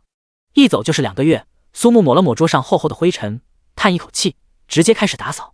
心中虽有担心，不过既然是去参加血族的集会，想来应该不会有什么危险。6亿公爵的实力，再加上万金油的天赋，就算碰上什么招惹不起的存在，总还是能全身而退。哼哼，等你回来就是100次啊，100次！收拾完毕，钟声敲过6下，取出一枚通体晶莹剔透的幽红果实，定睛看去，信息浮现：虚树之树果实已绑定。介绍：这是一种可以增加使用者属性的道具，服用后可永久增加1点随机属性。相当于20点随机属性。既然都已经明确标注已绑定，也就是无法交易的类型，当即使用，潜能爆发，手中七彩流光闪烁不停。苏木面露喜色，如果行不通，早就会有提示，幸亏当时没有，直接吃进嘴里。提示：获得熟透了的虚树之树果实，手中果实的颜色的确是加深许多，效果变为全属性加3，20颗果实吃进肚子能增加60点全属性，如果按照升级获取技能点换算，就是白白多了240个属性点，这才是真正实打实的提升。将所有果实催熟完毕，兴致勃勃的苏木迫不及待拿起一枚大口咬下，味道好像拿醋浸泡过的烂皮鞋，难吃至极，估计就和恶魔果实的味道有得一拼。吃完一个，内心便有了阴影，更不必说还有19个。想到属性提升，拼了！他妈的，这个味道和臭鸡蛋搭配鲱鱼罐头有得一拼，我擦嘞！元末大学给所有从荒兽高原回来的学生们有1周的休息适应时间，几个月来学校发生了翻天覆地的变化。先前被苏木烧塌的模拟对战场经过休憩变得愈发气派，因为此次军训延长，加之还有不少人原本军训结束时间选择回到学校，元末大学决定重新进行分班。7天之后，这群经历过战火洗礼的大一新生正式开始上课。对曾经习惯5天满课、2天满活动的苏木而言，元末大学的生活几乎可以用幸福美好来形容。学期末只要保证每门课分数在年级前2%，就可以不必来上课，甚至还能向指导员请假外出完成委托。所谓的社团活动也大多是些志同道合的职业者们组织在一起组队升级类型，简直不要太舒服。尤其是没有什么强制参加的无聊活动，苏木瞬间对元末大学好感度拉满。自从开荒归来，玉有容好像一下子成长许多。开学不到半月就申请出发完成觉醒突破任务，目光坚定，行事果断，令玉千山一时颇为不适应，却又发自心底感到高兴，暗叹玉家后继有人，必有腾飞之日。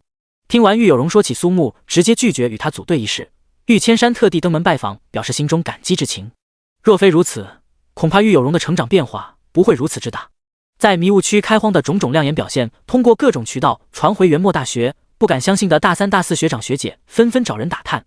尤其听到苏木已经成为霍青小队的编外成员，更是羡慕嫉妒。自然也有想要通过击败苏木引起关注，从而达到晋升的高年级学长学姐，全部无一例外打到背服，直至怀疑人生。1个月的时间很快，苏木每日早出晚归，不是在上课就是在上课的路上，就连晚上回到别墅也没有闲着，整理归纳笔记，外加查找相关情报，顺道借助玉千山的关系结识华夏国有名的棋手讨教，为第2个觉醒突破任务做准备。期间与周陆欢一起前往孙萌萌的家乡，看到孙父孙母生活安定富足，这才留下一笔不菲的钱财后满意离开。夜深人静时，嘟嘟噜嘟嘟噜，苏木拿起手机，迷魂谷至东冰原西北部裂界深处，开启时间年末岁初。长长舒了口气，直接发了条短讯给指导员楚月兰。结合圣灵塔玉先知的引导以及玉千山强大的情报网络，终于找到第2个觉醒突破任务圣天半子所在地点迷魂谷的具体位置。大雪飘零时踏上旅途。第139章收集情报。才刚出门，不远处一辆豪华保姆车缓缓驶来，车上坐着玉千山。上车后看见面前摆放整齐的夜宵，苏木倒也不客气，一边吃一边听玉千山讲起关于迷魂谷的相关情报。数日前，4人组成的职业者小队花重金雇佣向导深入至东冰原以北的裂界深处探索，不料途中遭遇寒潮，向导带领他们进入一座山谷躲避风雪，没想到又碰上异族埋伏，最终只有1人失魂落魄逃回。玉千山品了一口热可可，眼神不自觉打量起苏木。我已经找人问过了，那个向导带他们躲避风雪的峡谷就是你要找的迷魂谷。之前他登门拜谢，偶然间得知了苏木正在打探有关迷魂谷的情报，自然是想要卖苏木这个人情。根据准确的情报，冰原以北发现大批异鬼骸魔的踪迹，近几个月至东冰原不算太平，似乎有变为灰区的势头，也不知道那些人都在干什么。开拓者开荒成功后，由于其他原因导致重新被迷雾侵吞，也就是灰区的由来。也就是说，被开荒成功多年的至东冰原现在正处于动荡时期，甚至随时都有可能沦陷在异鬼骸魔的铁蹄之下。迷魂谷属于土朗族的修炼圣地，凭这个吊坠，那家伙肯定会帮你。不过我还是建议你找那个幸存者打探一番。据我所知，现在的土朗族已有几十年不曾进入。静静听着情报，少年沉默不语。这才只是3转的突破觉醒任务，居然如此麻烦，尼玛！也难怪有些职业者会一辈子困在某个等级，无法突破。所以，觉醒突破任务的难度不仅仅是任务条件和怪物机制，还需要克服种种诸如现实等客观条件呗。说罢，车内有片刻的安静。玉千山看向窗外飘雪，悠悠叹口气：“有容丫头的确是成长太多，刚刚还收到她的短讯。人老话多，真的谢谢你。玉老，您真的客气。我只是觉得职业者需要有自己的力量，纯依靠别人，终归会让自己身陷险境。”少年的话语掷地有声，令玉千山赞许似点点头，心中也越是满意。抵达传送阵外，玉千山拿出一枚吊坠，眼神怅惘：“这是我与一位土朗族人的信物，若是你遇到什么困难，尽可找他。谢谢。”嗨，自家人不说两家话，小子，此番前路多艰，万事小心。天色渐明，风雪愈大。至东滨原本就气温极低，隆冬时节更是刺骨寒风如刀。据点城市临东城东南角，苏木走出传送阵，街道上空无一人，两旁建筑大多为低矮造型，弧形屋顶充满异域风情。走入酒店办理入住手续，苏木闭眼小憩。上午，苏木吃过早饭出门，街道上行人三三两两，其中有不少拥有兔耳或狼耳的人类，正是原本就生活在这片区域的子民土朗族。就好像荒兽高原上的哥布林王国那样，只是最后他们选择与华夏国合作，共同对抗异鬼骸魔。所有环节已经被玉千山打点，有其超能力的加持，一切都非常顺利。奈何幸存者所说大多属于异鬼骸魔的情报，对迷魂谷只有零星半点提及。不过苏木注意到幸存者的职业是操控牧师，精神属性相当高。即便如此，整个人仍旧处于混乱的状态，抛开经历的因素，推断迷魂谷内必然有造成精神混乱之物。联想到先前在模拟对战场直面救神的经历，当初旅店大门直奔城市内药剂店与拍卖行采购，毕竟是单刷，总该提前做好准备才是。将所有可能会用到的物资采购完毕，又在临东城内四处走动，并没有得到多少有用的情报。寻着也有情报，最好的办法就是找到一个对迷魂谷有所了解的土朗族人。时间一长，苏木发现临东城内完全找不到土朗族，皱眉沉思。片刻后，他径直走入附近一家脏乱的小酒馆，找个角落坐下，请几个醉鬼喝到开心，自然而然可以了解到临东城最真实的情况。而今的至东冰原人类和土朗族的关系并不算好，甚至可能处于敌对的状态。由于某些人类非同一般的奇怪癖好，导致现在冰原上出现许多自称冰原猎手的职业者。他们的主要工作就是搜寻捕获落单的土朗族人，然后转手送进地下黑市，明码标价拍卖。加之临东城的城主对此视而不见，土朗族在几次三番被无视后，索性直接将人类视作敌人。后来索性直接举族藏匿，再无人能找到土朗族的行踪。现在一个平常货色的土朗族也能卖到几百万华夏币的天价。眉头微皱，右手轻轻摩挲下巴，事情好像开始变得麻烦起来。按照开拓者以及据点城市的要求，对待合作或者投降的迷雾区原住民需要给予同等对待。更何况北部边境还有异鬼骸魔虎视眈眈，随时都有可能重新将寒潮再度铺满整个冰原。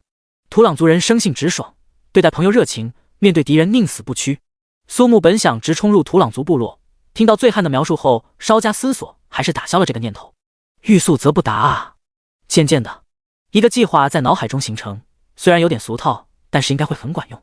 又是几箱好酒下去，成功从醉汉的口中套出地下黑市的位置。结账时，又通过调酒师打探到3天之后将会有新一轮的黑市拍卖。接下来的3天，苏木一边尝试其他办法，一边则是利用玉家在临东城的势力以及超能力，成功叩开地下黑市的大门。前后花去45万华夏币，才得到一张拍卖行的邀请函。我尼玛，这是害怕有人举报吗？午夜的钟声彻底被呼啸的风声所淹没。100米的地下灯火通明，温暖如春。一座类似于运动场的建筑内，足足有上千人身着隐匿斗篷，佩戴面具。中间则是一方30平左右的高台，拍卖主持人肤白貌美大长腿，兔耳黑丝比基尼，热情奔放，搔首弄姿，直接贡献蜡舞，令无数人血脉喷张，疯狂吼叫。主持人卖不卖？多少元子跟我回家？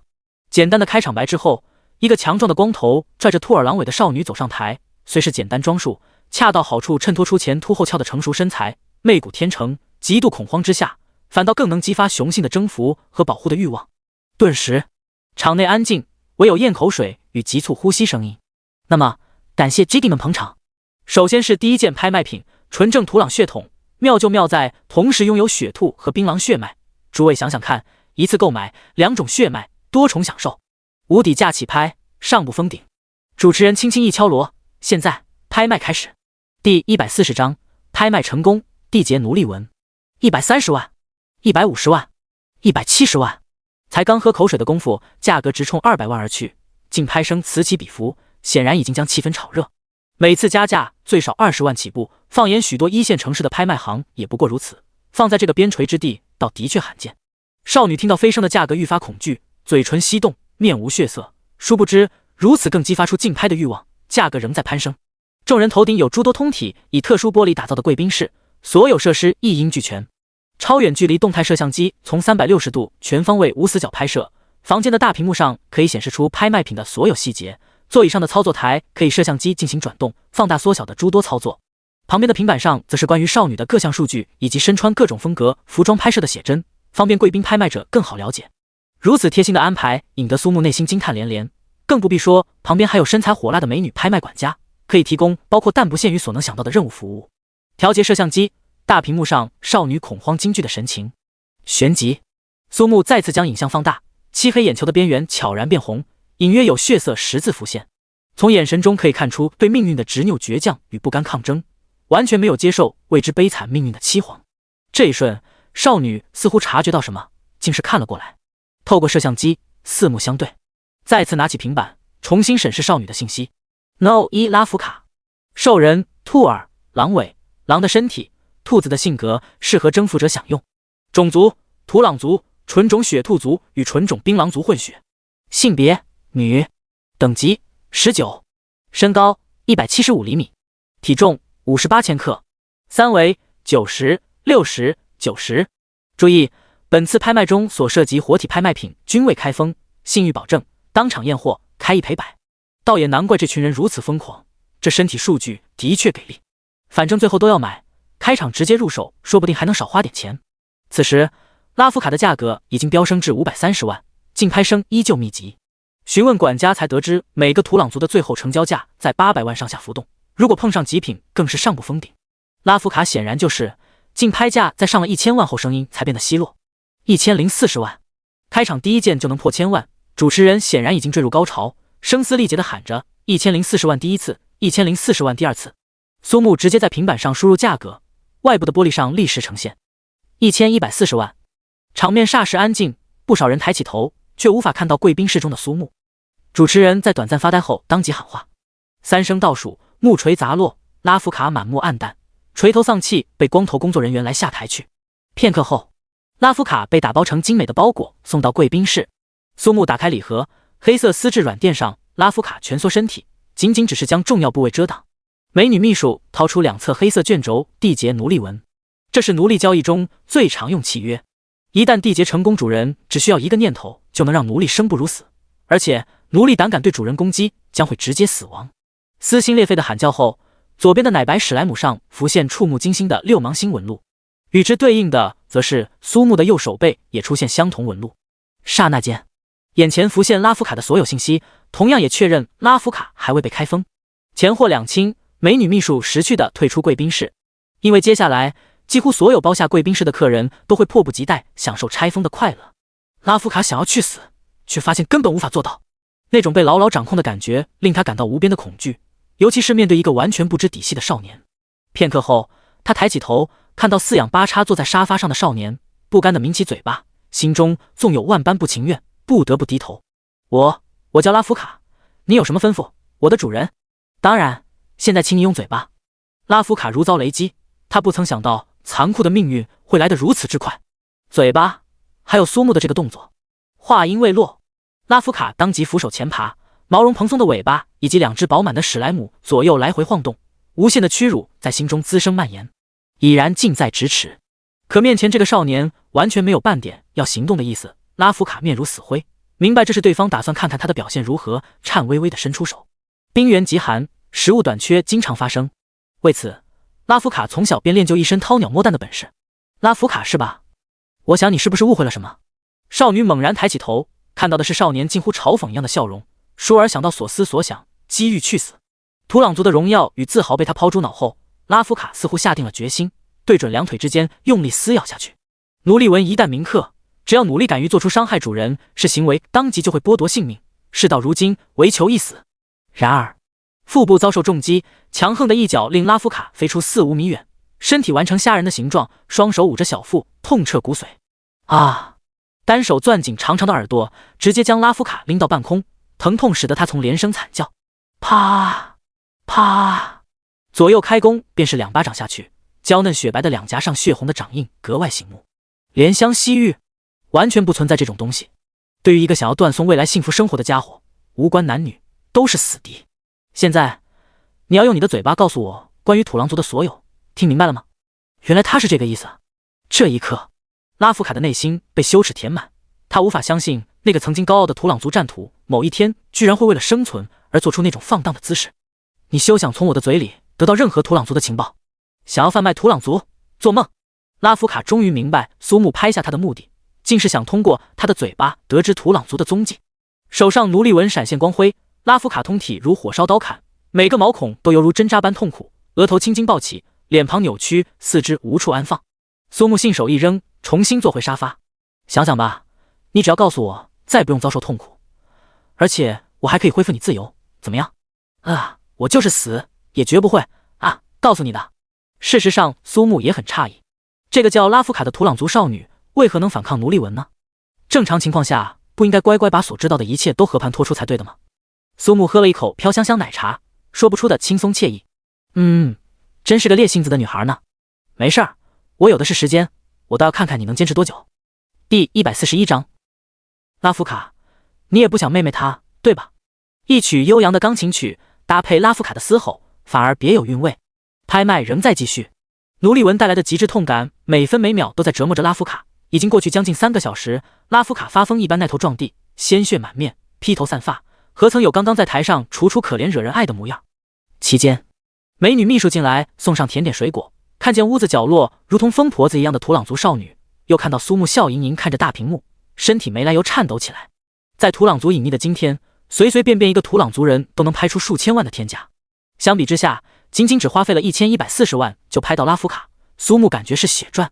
唯一比较无语的地方就是这个女孩子意志如铁，单纯的痛苦完全无法使她屈服。土朗族在她心中的地位之高，远远超过她的生命以及贞洁。不易察觉叹了口气，苏木停止了奴隶纹对拉夫卡的折磨，转而思考该用什么办法才可以让拉夫卡乖乖说出土朗族的具体位置。玉千山的情报中，迷魂谷是土朗族向导带领下进入。拉夫卡，你知道迷魂谷怎么去吗？那是我们土朗族的修炼圣地，只有获得雪兔、槟榔2位图腾神共同认可之人才知道具体位置。我只不过土朗族一个不入流的猎手，如何知道？就知道是这个样子。先前计划拍下个土朗族人，直接撬开他的嘴巴前往迷魂谷，要么就是通过这个人找到土朗族的驻地。正在此时，苏木发现拉夫卡的神情突变，死死盯着大屏幕上那个粉雕玉琢的小女孩，眼角泛起泪花。貌似这就是他的弱点吧？姐，他是谁啊？我妹啊！下意识的回答戛然而止，拉夫卡猝然瘫坐在地，他从苏木的脸上看到了如同恶魔一般的笑容。妹妹啊，那就好说了，姐妹花的快乐绝对是1加1大于2，5、6、7、8都有可能，好吧？如果问苏木是怎么知道的，那必须要感谢陆66，他的精品珍藏里专门就有姐妹特辑。可嗨！苏木拿起平板翻出小女孩的资料，天真可爱的笑容几乎是要将她的心都要萌化。才不过4岁的年纪就被拿来拍卖，作为本场拍卖的压轴好物，她的出场成为整晚拍卖气氛的最高潮。小女孩名叫敏泰，与姐姐拉夫卡不同，属于纯种的雪兔血脉，2只毛茸茸的洁白长耳朵，一朵雪球似的尾巴，的确是能够勾起许多人变态的欲望。很快，敏泰的价格突破到一个小目标，每次加价都在100万以上。显然，敏泰作为压轴，着实分量足够。依旧是用刚才的办法，一直等到无人再竞拍，这才选择出手。和等级突破任务比起来，就是掏空钱包也会毫不犹豫。14亿5300万第一次，全场鸦雀无声，直接加价到全场再无人敢跟，这得是多么雄厚的财富实力！不禁有人猜想起贵宾室中人的身份，定然是华夏国内实力顶尖的大佬，或者财富排行榜的上至人，否则断无如此可怕财力。要知道，用这些钱拿来购买装备或者技能书，都是飞跃式的提升。除了那些人，谁还有这种闲情逸致？14亿5300万第3次成交，拉夫卡惊呆了，他完全没想到和妹妹2个人都会栽在这个少年手中。方才他已经深深体会到苏木的可怕，完全没有所谓的怜香惜玉和同情，真正意义上的铁血心肠。妹妹敏泰落在这种人手里，不多时，正处于睡眠状态的小女孩如期而至，刷过卡后，美女秘书与一种工作人员毕恭毕敬退出房间。拉夫卡不顾一切扑上前，看到妹妹只是处于睡眠之中才松口气，转瞬就意识到背后的目光。拉夫卡，你也不想妹妹她品尝姐姐的痛苦，对吧？仅仅一句话，拉夫卡直接破防。打蛇打七寸，拉夫卡的七寸就是妹妹敏泰，此刻双膝跪地，抱着少年的双腿，痛哭流涕。只要你放过她，你做什么我都愿意。说着话，已经发疯一般脱下衣服，春光乍泄。告诉我关于土朗族你所知道的一切，然后带我去找你们的族长或者祭祀，就这么简单，听懂了吗？区区美色诱惑，我苏木又岂是随便之人？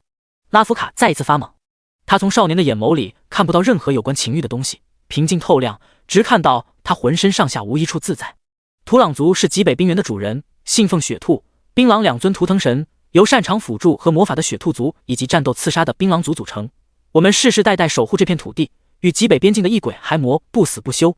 人族入侵，我们与人族合作，共同对抗异鬼骸魔，在冰线山上修筑玉东长城。我不要听这些已经记在课本上的东西，请告诉我现在土朗族在哪儿？苏木深吸一口气，重新恢复镇静。拉夫卡，如果你好好表现，找到土朗族时，我可以解除敏泰的奴隶纹。你跟在我身边，把所有钱偿还完毕之后，我也会恢复你自由身，怎么样？你找土朗族做什么？迷魂谷玩任务，我凭什么相信你？你还有不相信我的理由？要不要我现在就……察觉到目光看向熟睡中的敏泰，拉夫卡彻底疯狂，一个劲儿表示自己相信。虽说中间出现一点点插曲，最终也算圆满解决。借由拉夫卡之口，苏木也了解到更多有关异鬼骸魔的情报。通体凝聚冰霜，能够将战死的生灵进行转化，所过之处寒潮肆虐。曾经被人族与土朗族付出惨重代价打败，并赶到冰线山以北的边境，近一段日子又有进攻的迹象。想要进入迷魂谷，必须在土朗族获得图腾神认可的勇土带领下翻越冰线山，进入极北边境中的裂界才能寻到。不得不说，有拉夫卡的帮助，很快就相关装备以及消耗品的采购，同时也给姐妹两个添置了几身衣服。反正都记在了拉夫卡的头上，只要能顺利把第二个觉醒突破任务做完，苏木完全不心疼。而且苏木对于拉夫卡受尽折磨也不曾吐露半点情报，也是相当佩服。在妹妹面前给予拉夫卡以尊重，果然得到更多情报。几天下来，敏泰对面前这位和善友好大哥哥的好感度蹭往上涨，见到两人相处融洽，拉夫卡也慢慢放下心，遵照当时的承诺，尽心尽力帮助苏木。所有准备齐全，未来天气情况良好。拉夫卡身穿血色大衣，跨上最新款的冰原摩托，另一边敏泰笨拙地爬上苏木的摩托，毫不客气坐在前方，看得拉夫卡真无语。出发！好哎，出发喽！摩托轰鸣爆发，径直冲出林东城大门，进入茫茫无垠的冰原。第142章冰原寻踪，拉夫卡的三重形态。哇呀！敏泰还是第一次乘坐人类的交通工具，兴奋的手舞足蹈，险些从雪地摩托上掉落，幸亏有苏木眼疾手快。敏泰，你给我安分点，信不信我揍你？不要啊，苏木哥哥，你看姐姐她。怀中小萝莉泪眼汪汪，不时抽鼻子，小脸冻得通红。仅仅一个眼神，拉夫卡缩脖子，秒耸，狠狠瞪了一眼这时候张牙舞爪的敏泰，不再言语。你的仇，姐姐我记下了，以后会找你算账的。少年嘴角微弯，浅笑两声，温暖的手在敏泰头上宠溺揉了几下，算是报酬。离开林东城已过去数天，这样的场景几乎每天都会上演。敏泰狐假虎威，仗着有苏木在调皮捣蛋，倒是把拉夫卡气了个半死。你知道他是谁吗？看着是有一副好看皮囊，心肠比起万年寒冰更冷，前途未知。倘若真找到土朗族驻地，说话不算数，又该如何？虽是生闷气，看到敏泰天真无邪的笑容，想来被抓获后并没有过分为难，或是灌输什么奇怪的东西，这点让拉夫卡悬着心稍稍落地。他却完全不同，每想到地下黑市中的奴隶训练营，便不禁颤抖，没日没夜被灌输各种理论和姿势，以至于他有时还能梦到在做那些羞耻的事情。如果有机会，真想喝上一口遗忘河水，直接把脑子清空。苏木哥哥，姐姐她为什么会怕你呢？敏泰像个小大人似的轻底下颌，若有所思。那当然是因为我比他要强很多，如果他不听话的话，我就会毫不留情地教训他。对此，拉夫卡必须得承认，想起先前较量时被踢到屁股肿起，愈发觉得羞耻。哦，那我以后要改口叫你姐夫了。旋即，敏泰甜甜叫了声姐夫。给我闭嘴！小女孩什么都不懂，皱着眉头，心中满满疑惑。姐姐，你不是说过谁要比你强，你就一辈子听他话，还要嫁给他的吗？脸颊舒尔变得滚烫，细小冰碴都能迅速消融的那种，触及到少年戏谑的目光，简直就是完美的社死现场。原来还有这种好玩的事情。敏泰，为了以后可以深入了解，你可要多给我说说。你少得寸进尺。抱歉，我的尺寸可以很多的。2辆雪地摩托飞快掠过冰原，戏弄拉夫卡为行程增添不少乐趣。苏木点开摩托上的冰原地图，他们现在刚刚进入冰原腹地。抬起头，漫天风雪中恰好能看见连绵展开的山脉，从上方俯瞰，恰如一条线横穿冰原，也就有了冰线山的名字。兜兜转转在风雪中寻找2周，依旧没能找到任何有关土朗族的蛛丝马迹，就连拉夫卡也变得焦灼不安。夜晚，寒风凛冽，拳头大小的雪花洋洋洒洒，山洞内篝火噼啪作响。敏泰早早就熟睡过去。拉夫卡凝视火苗，陷入沉思。他被冰原猎手组织雪浮图抓获在半年前，后来听说那些猎手们将所有土朗族用于联络的标记破解，无奈只能抛弃原有营地，全部隐匿。想来定是因为这个原因，没有留下任何标记。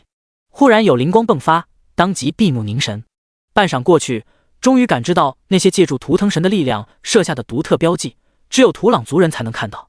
将这些同苏木说完，对方道了声谢，同样睡去。他居然会对自己这个奴隶说谢谢，真是个怪人。第二天一大早吃过饭后，3人马上出发。循着留下的特殊标记，拉夫卡看向位于东部高耸入云的大山。我想他们全部翻过绵龙雪山到山那头去了。随后雪地摩托疾驰而去。登山前，苏木从储物空间内掏出3把黄金品质的武器扔给拉夫卡，后者面露惊诧，这是他一个奴隶能用的装备。稍一迟疑，马上就明白个中含义。正常情况下，购买土朗族奴隶只是为了满足欲望，并不会考虑用来战斗，而苏木却是个例，早在出发前便已经询问清楚拉夫卡的天赋与技能。就算找到土朗族，也不过归还敏泰自由。购买2人所有的花销，需要拉夫卡跟在苏木身边打工来还。当然，想要避免用手用嘴用身体还债，就必须要向苏木证明。从现在开始，路上碰到的所有怪物都要由你来解决，听明白了吗？懂了。手握沉甸甸的武器，拉夫卡查看时才发现装备属性与他极为契合，不由得对苏木的残暴恶魔形象有所改观。开拓者开荒时会将所有对据点城市有危害的怪物或者势力全部拔除，自然也会留下威胁不大的资源。绵龙雪山正是如此。敏泰趴在苏木肩头，看到远方高飞于天的寒金翼龙，还未说话，就有一道黑影闪跃跳动而出。翼龙也发现了这个迅疾而来的身影，瞬间凝聚冰枪，只见黑影辗转腾挪，灵活自如。接近时，身体忽然向后猛然后撤，一记标枪破空，穿心而过。击中的下秒，拉夫卡双手浮现锐爪，如闪电般靠近，将其撕碎。等级24的寒金翼龙直接被满血秒杀。经历数次激战，拉夫卡已经找回属于土朗族战土的骄傲，同时他的天赋与技能也令苏木着实有一点点惊喜。由于身负雪兔与槟榔双重血脉，拉夫卡合计拥有雪兔法师、槟榔刺客以及均衡混合3种形态，每种形态都可以佩戴武器，拥有完全不同的技能机制，一共可以佩戴法师系、刺客系、战土系3种武器。其中每次变换形态成功后，都能短暂增加当前形态下技能的伤害与游动速度，并且可以叠加2次。拉夫卡打算秒杀超过自身6级的怪物，先采用高移速高闪避的雪兔形态靠近，接着转化为槟榔刺客形态投掷标枪，最后转化为均衡混合形态叠加2次伤害增幅。苏木拍拍手，敏泰高兴跑上去抱住姐姐的大腿，兴奋不已。蓦然间，他想到一个问题：如此给力的天赋与技能，属于极度能拉扯的类型，又是怎样被冰原猎手们擒获的呢？翻了个白眼，拉夫卡低头看着手中黄金品质的利爪，没好气道：你以为我之前还能用得起这种品质的装备？捧腹大笑，原来如此。脑海中浮现出之前被杀成狗的奈德利，一套连招猛如虎，再看伤害不如狗，最后被舍友狂喷的一幕。拉夫卡不易察觉，叹口气，就算这样，他对上苏木也没有任何胜算。刚扭头，双目立时瞪大，连说话的声音都有些颤。我们找到了。第143章地下黑市覆灭。雪浮图出动。隆冬腊月是极北冰原1年中风雪者戏虐最为严重的时期。下午3、4点钟，临冬城的街道上已经空无一人，防守城墙的土兵依旧坚守岗位，任凭大雪飘落自岿然不动。换防的间隙，一道道矫健的身影同时跃上几十米的城墙，将松懈的土兵打晕。即便有发现者，声音尽数淹没于风雪。所有人按照计划，3队的人穿上这些人的衣服，守住城墙。其他人跟我来。为首的男子正是土朗族的现任族长奥加万，此番趁暴雪潜入，就是要向这些人类展示獠牙锐爪。近半年来，原本上不得台面的冰原猎手大行其道，有越来越多的人类职业者加入其中，向林东城主夏侯眼里反映，从未有过任何动作。随着上次大规模的捕获行动，他终于看清楚了夏侯眼里的真正面目。买卖土朗族人的幕后黑手正是此人。奥加万率先跳下，其余土朗族的勇土紧随其后，目标正是地下黑市的奴隶营。风雪是属于土朗族的世界，前后不过2个小时便将彻底解放了所有奴隶，将地下黑市彻底捣毁。目光急促地寻找着烙印在脑海中的那个人，一无所获。奥加万大哥，他们几个说嫂子不久前刚刚被送进了城主的府邸。什么？你们几个跟我来，其余人护送他们安全撤离，老地方见。一路上，奥加万把速度提升到最快，甚至完全不曾掩盖任何气息，争分夺秒冲向林东城中最为豪华的宅邸。曾经与夏侯眼里共事多次，他深知此人颇有所谓的魏武遗风。简单来说，如果去迟一步，说不定他的老婆就会被开。毫不犹豫破窗而入，奥加万看到眼前一幕，顿时怒不可遏。女子面露欣喜，迅速跑到他的身后，亲卫赶忙将一件长袍为其披上。夏侯眼里身材魁梧，与土朗族相比毫不逊色。方才他正在享受戏耍与捕猎的愉悦，直到上手才发现雪兔族的人妻当真是他的最爱。异鬼还魔入侵在即，你们贸然闯入城主府邸，意欲何为？难道土朗族忘记当初开荒时的约定了吗？声如惊雷，竟是盖过风雪呼啸，土兵鱼贯而入，径直冲来。刹那间，刺眼夺目的白光让所有人下意识闭眼。奥加万几人迅速撤离，身形引入风雪。这些违背誓言的家伙，明明知道异鬼还魔即将入侵，还敢公然挑衅。难道你能忍得下这口恶气？马上就能论到上垒，眼睁睁看着溜走，不觉得可惜？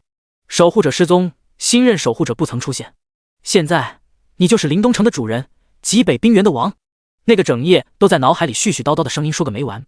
夏侯万彻逐渐变得恍惚，自从守护者时辰越过冰线山，深入边境失踪，那个声音就开始出现。他十分了解夏侯眼里内心深处真正的渴望，一夜又一夜帮助他认同潜藏于内心的黑暗，接受属于他的真正愉悦。是的，你想的没错，所有的一切都是时辰的错，你才是受害者。对于那些敢于挑衅你去权威的土朗族人，你该怎么办？这时候，夏侯眼里终于彻底接受了潜藏于内心的黑暗，显露出真实的自我。跨出一步，身后骤然浮现碧青色法阵，嘴里呢喃不停，有万千能量羽箭锁定目标击射。城外，所有人均已被救出，奥加万背着妻子在队伍末尾，两人同时觉察到近乎毁灭的能量波动，当即起身回转，左臂出现巨大盾牌。呼！身后浮现槟榔图腾，仰天长啸，毛茸茸的雪兔图腾悄然从远方蹦跳而来，两人同时召唤图腾神，以土朗之名，冰雪之意，铸成此志。盾牌猛然插地，须臾间有绵延100里、高有1000米的冰雪城墙直冲天际。砰砰砰！风元素的羽箭无法穿透厚实的冰山，只能留下道道或深或浅的痕迹。夏侯眼里丝毫没有显露出任何失望之色，屹立于城外的通天冰山仿佛无言的嘲讽，单手拂面，疯狂大笑：“攘外必先安内！”土朗族胆敢攻击林东城，就是破坏当初与开拓者的约定，会成为对抗异鬼骸魔的不稳定因素。所以，传我号令，雪浮屠大军开拔，搜索，杀死所有的土朗族。这是战争，你死我活的战争！一声声夸赞之中，夏侯眼里彻底迷失了自我。另一边，舒适温暖的营帐中，苏木整个人裹进睡袋，听着咕嘟咕嘟的声音，闭目养神，十分惬意。回想起刚才那些土朗族人看见拉夫卡与敏泰的表情，料定姐妹两个地位绝非常人。当然，依照先前的约定，找到土朗族营地后，就会敏泰自由之身。心念稍稍一动，手臂上的奴隶纹悄然脱落。这些人明显属于吃软不吃硬的类型，强来必然会起到完全相反的效果，得不偿失。社会讲的是人情世故，不是打打杀杀。果不其然，解除奴隶纹才几分钟，拉夫卡就掀开门帘冲了进来，双膝跪地，神情激动。谢谢你。拉夫卡望向那张俊秀的面庞，好像是要将其烙印在灵魂里一样，咬破两手中指，在两侧脸颊划下一道血痕。我拉夫卡以雪兔和槟榔两位图腾神起誓，还清债务前必将以苏木为主，绝不背叛。如有违反，终生为奴。掷地有声的话语翻到令苏木精神为之一振，更多还是在想该怎么做才能让面前少女违反誓言呢？主人，你有什么吩咐？嘴角微弯，一抹喜悦之色悄然而逝。这正是他想要的效果。从解除敏泰奴隶纹的那一刻起，拉夫卡的心灵已经完全变成了他的形状。虽然身体还有待开发，倒也属于随时随地随便什么手法姿势，可嗨嗨，正是要紧兄弟。拉夫卡双手置于身前，恭敬站立。主人，族长不在，明早祭司大人会与您见面，我也会用最大的力量帮助主人，请您放心，好。不久，苏木沉沉睡去。拉夫卡听到轻微的鼾声，悄悄回头，绽放绝美笑颜。晌午时分，苏木在拉夫卡的带领下走进中间最大的营帐，土朗族的祭祀正在其中。第144章，救治奥加万，血浮屠来袭。营帐内，唯有一个看来有40岁上下的女子，长发飘逸，身披洁白长袍。转过身时，苏木看见她左眼戴着眼罩，脸颊的十字刀疤非但没有让她看起来狰狞，反而多了几分野性的魅力。土朗族现任祭司玛雅早已从拉夫卡那里有所了解，寒暄几句，直接进入正题。苏木先生，在此我还是要感谢您仗义出手。迷魂谷是我土朗族历代勇土们的试炼之所，不知您意欲何为？完成我的觉醒突破任务，我来此也正是因为这个，还希望您能看在我把他们两个买出来的份上，行个方便，如何？闻言，玛雅淡淡一笑，面前这个少年说话倒是滴水不漏，特意强调是将两人买出。再加上昨夜主动解除敏泰的奴隶纹，一路上对姐妹两人照顾有加，完全不同于那些冷血变态的买主。还未曾谈条件，土朗族已是先欠人情，又如何再好开口？如此说来，我若是再为难，反而显得我土朗族不懂知恩图报。不易察觉松了口气，只是还不待苏木出言道谢，玛雅话锋一转，但是能够决定此事的只有族长奥加万，现今他外出不在，还望苏木先生稍作等待，我会尽全力帮助您的，这点大可放心。必须要承认，姜还是老的辣。从营帐内出来，苏木第一时间询问拉夫卡，得到的答案与玛雅如出一辙。迷魂谷是土朗族勇土们的试炼之所，前往所需的活体地图以及开启凭证都是代代族长的相传之物。现在拉夫卡在恢复敏泰自由身后，对待苏木几乎是言听计从，只要不是危害土朗族，但有所知无不言。虽是想早早完成任务，奈何奥加万不在，苏木也只得暂且住下。土朗族对待朋友是出了名儿的热情好客，尤其听到拉夫卡、敏泰姐妹两个的遭遇后，更是对这位长相不错的少年颇多好感。几天相处下来，与土朗族人打成一片，每每在雪夜时总会被邀请参加宴会，日子过得极快。这日，苏木被请入营帐，玛雅备好烤全羊与美酒，等候多时。此番正为了答谢苏木一路上对姐妹两个照顾有加。这时候才从玛雅的只言片语中隐约感觉到拉夫卡与敏泰地位非同凡响，尤其是年幼的敏泰似乎与土朗族所崇奉的两位图腾神有所联系。席间，玛雅踌躇多时，这才试探性询问：10几年前，我在雪原上曾经救下一个你们人类的职业者，那时我们两个一起配合杀死异鬼骸魔大将，后来他便杳无音讯，不知苏木先生有没有听说过他的名字？又是犹豫了片刻，玛雅这才说出那个牢记于心10几年的名字。听罢，苏木脸色瞬间变得古怪，脑海中忽然浮现出当时初见玉千山时候，虽是与孟南国差不多年纪，却拥有完全不同的形象，属于那种上了年纪却相当有魅力的男人，想来年轻时必然更甚。先前因为事情进展顺利，并没有将那枚信物取出，只是希望在关键时候有奇效。看样子，玉千山的那位古人就是眼前这位土朗族祭司大人。不瞒您说，我来的时候，玉老还曾交给我一个信物。说话间掏出信物，对面瞬间石化。旋即，苏木感觉气氛有些诡异，从来古井无波的玛雅格外激动。估计这两位之间还有一点不得不说的小故事。正在此时，拉夫卡快步冲进来，玛雅祭司，奥加万大哥他。两人同时起身，均是紧张万分。毕竟，奥加万要是没了，岂不又要回归原点？营帐外一片嘈杂，愤怒的吼叫声中夹杂着许多痛苦的呻吟。拨开人群一看，真是惨不忍睹。鲜红的血液洒落在洁白的雪地上，格外显眼。其中一个年轻貌美的女子搀扶着体型壮硕的男子，看见玛雅出现，当即大声求救：“祭司大人，是人族的血浮屠，你快救救奥加万！都怪我，如果不是我，也不会激怒夏侯眼里。”奥加万浑身浴血，皮肤皲裂，奄奄一息，随时都有可能直接过去。还不待众人反应过来，苏木手中光华迸发，一杆造型古朴的法杖出现，单手伸出，心念一动，神圣祝福。嗡！奥加万呻吟不断，圣光绕体，裂痕以肉眼可见的速度恢复。仅仅只是几个呼吸的功夫，重伤垂死的奥加万居然生龙活虎，面色红润有光泽，哪里还能看出来受过重伤？所有土朗族人惊诧望着苏木，他们未曾想到这个很有钱的人类少年居然有此等逆天的回复手段。万一死了，届时估计就要在茫茫冰原上寻找，还不得到猴年马月。况且借此机会施恩于奥加万，总不至于再用什么理由拒绝。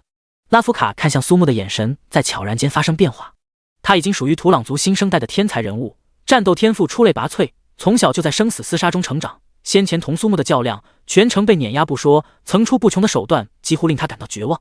他到底还藏着多少东西？傲家万走到苏木面前，单膝跪地献上土朗族感谢恩人时的最高礼节。所有人对这个平时待人亲切真诚的少年更是佩服，高声欢呼不停。忽然，声音戛然而止。苏木面容凝重，他已经感知到周围密密麻麻的职业者。土朗族人都是天生的猎手，自然能感知到环境的变化。傲家万冷哼一声：“你们难道就做些偷鸡摸狗的勾当？对付公然破坏承诺的叛徒，何必用正大光明的手段？”机车的轰鸣声震耳欲聋。所有人这时候才发现，土朗族已经被彻底包围。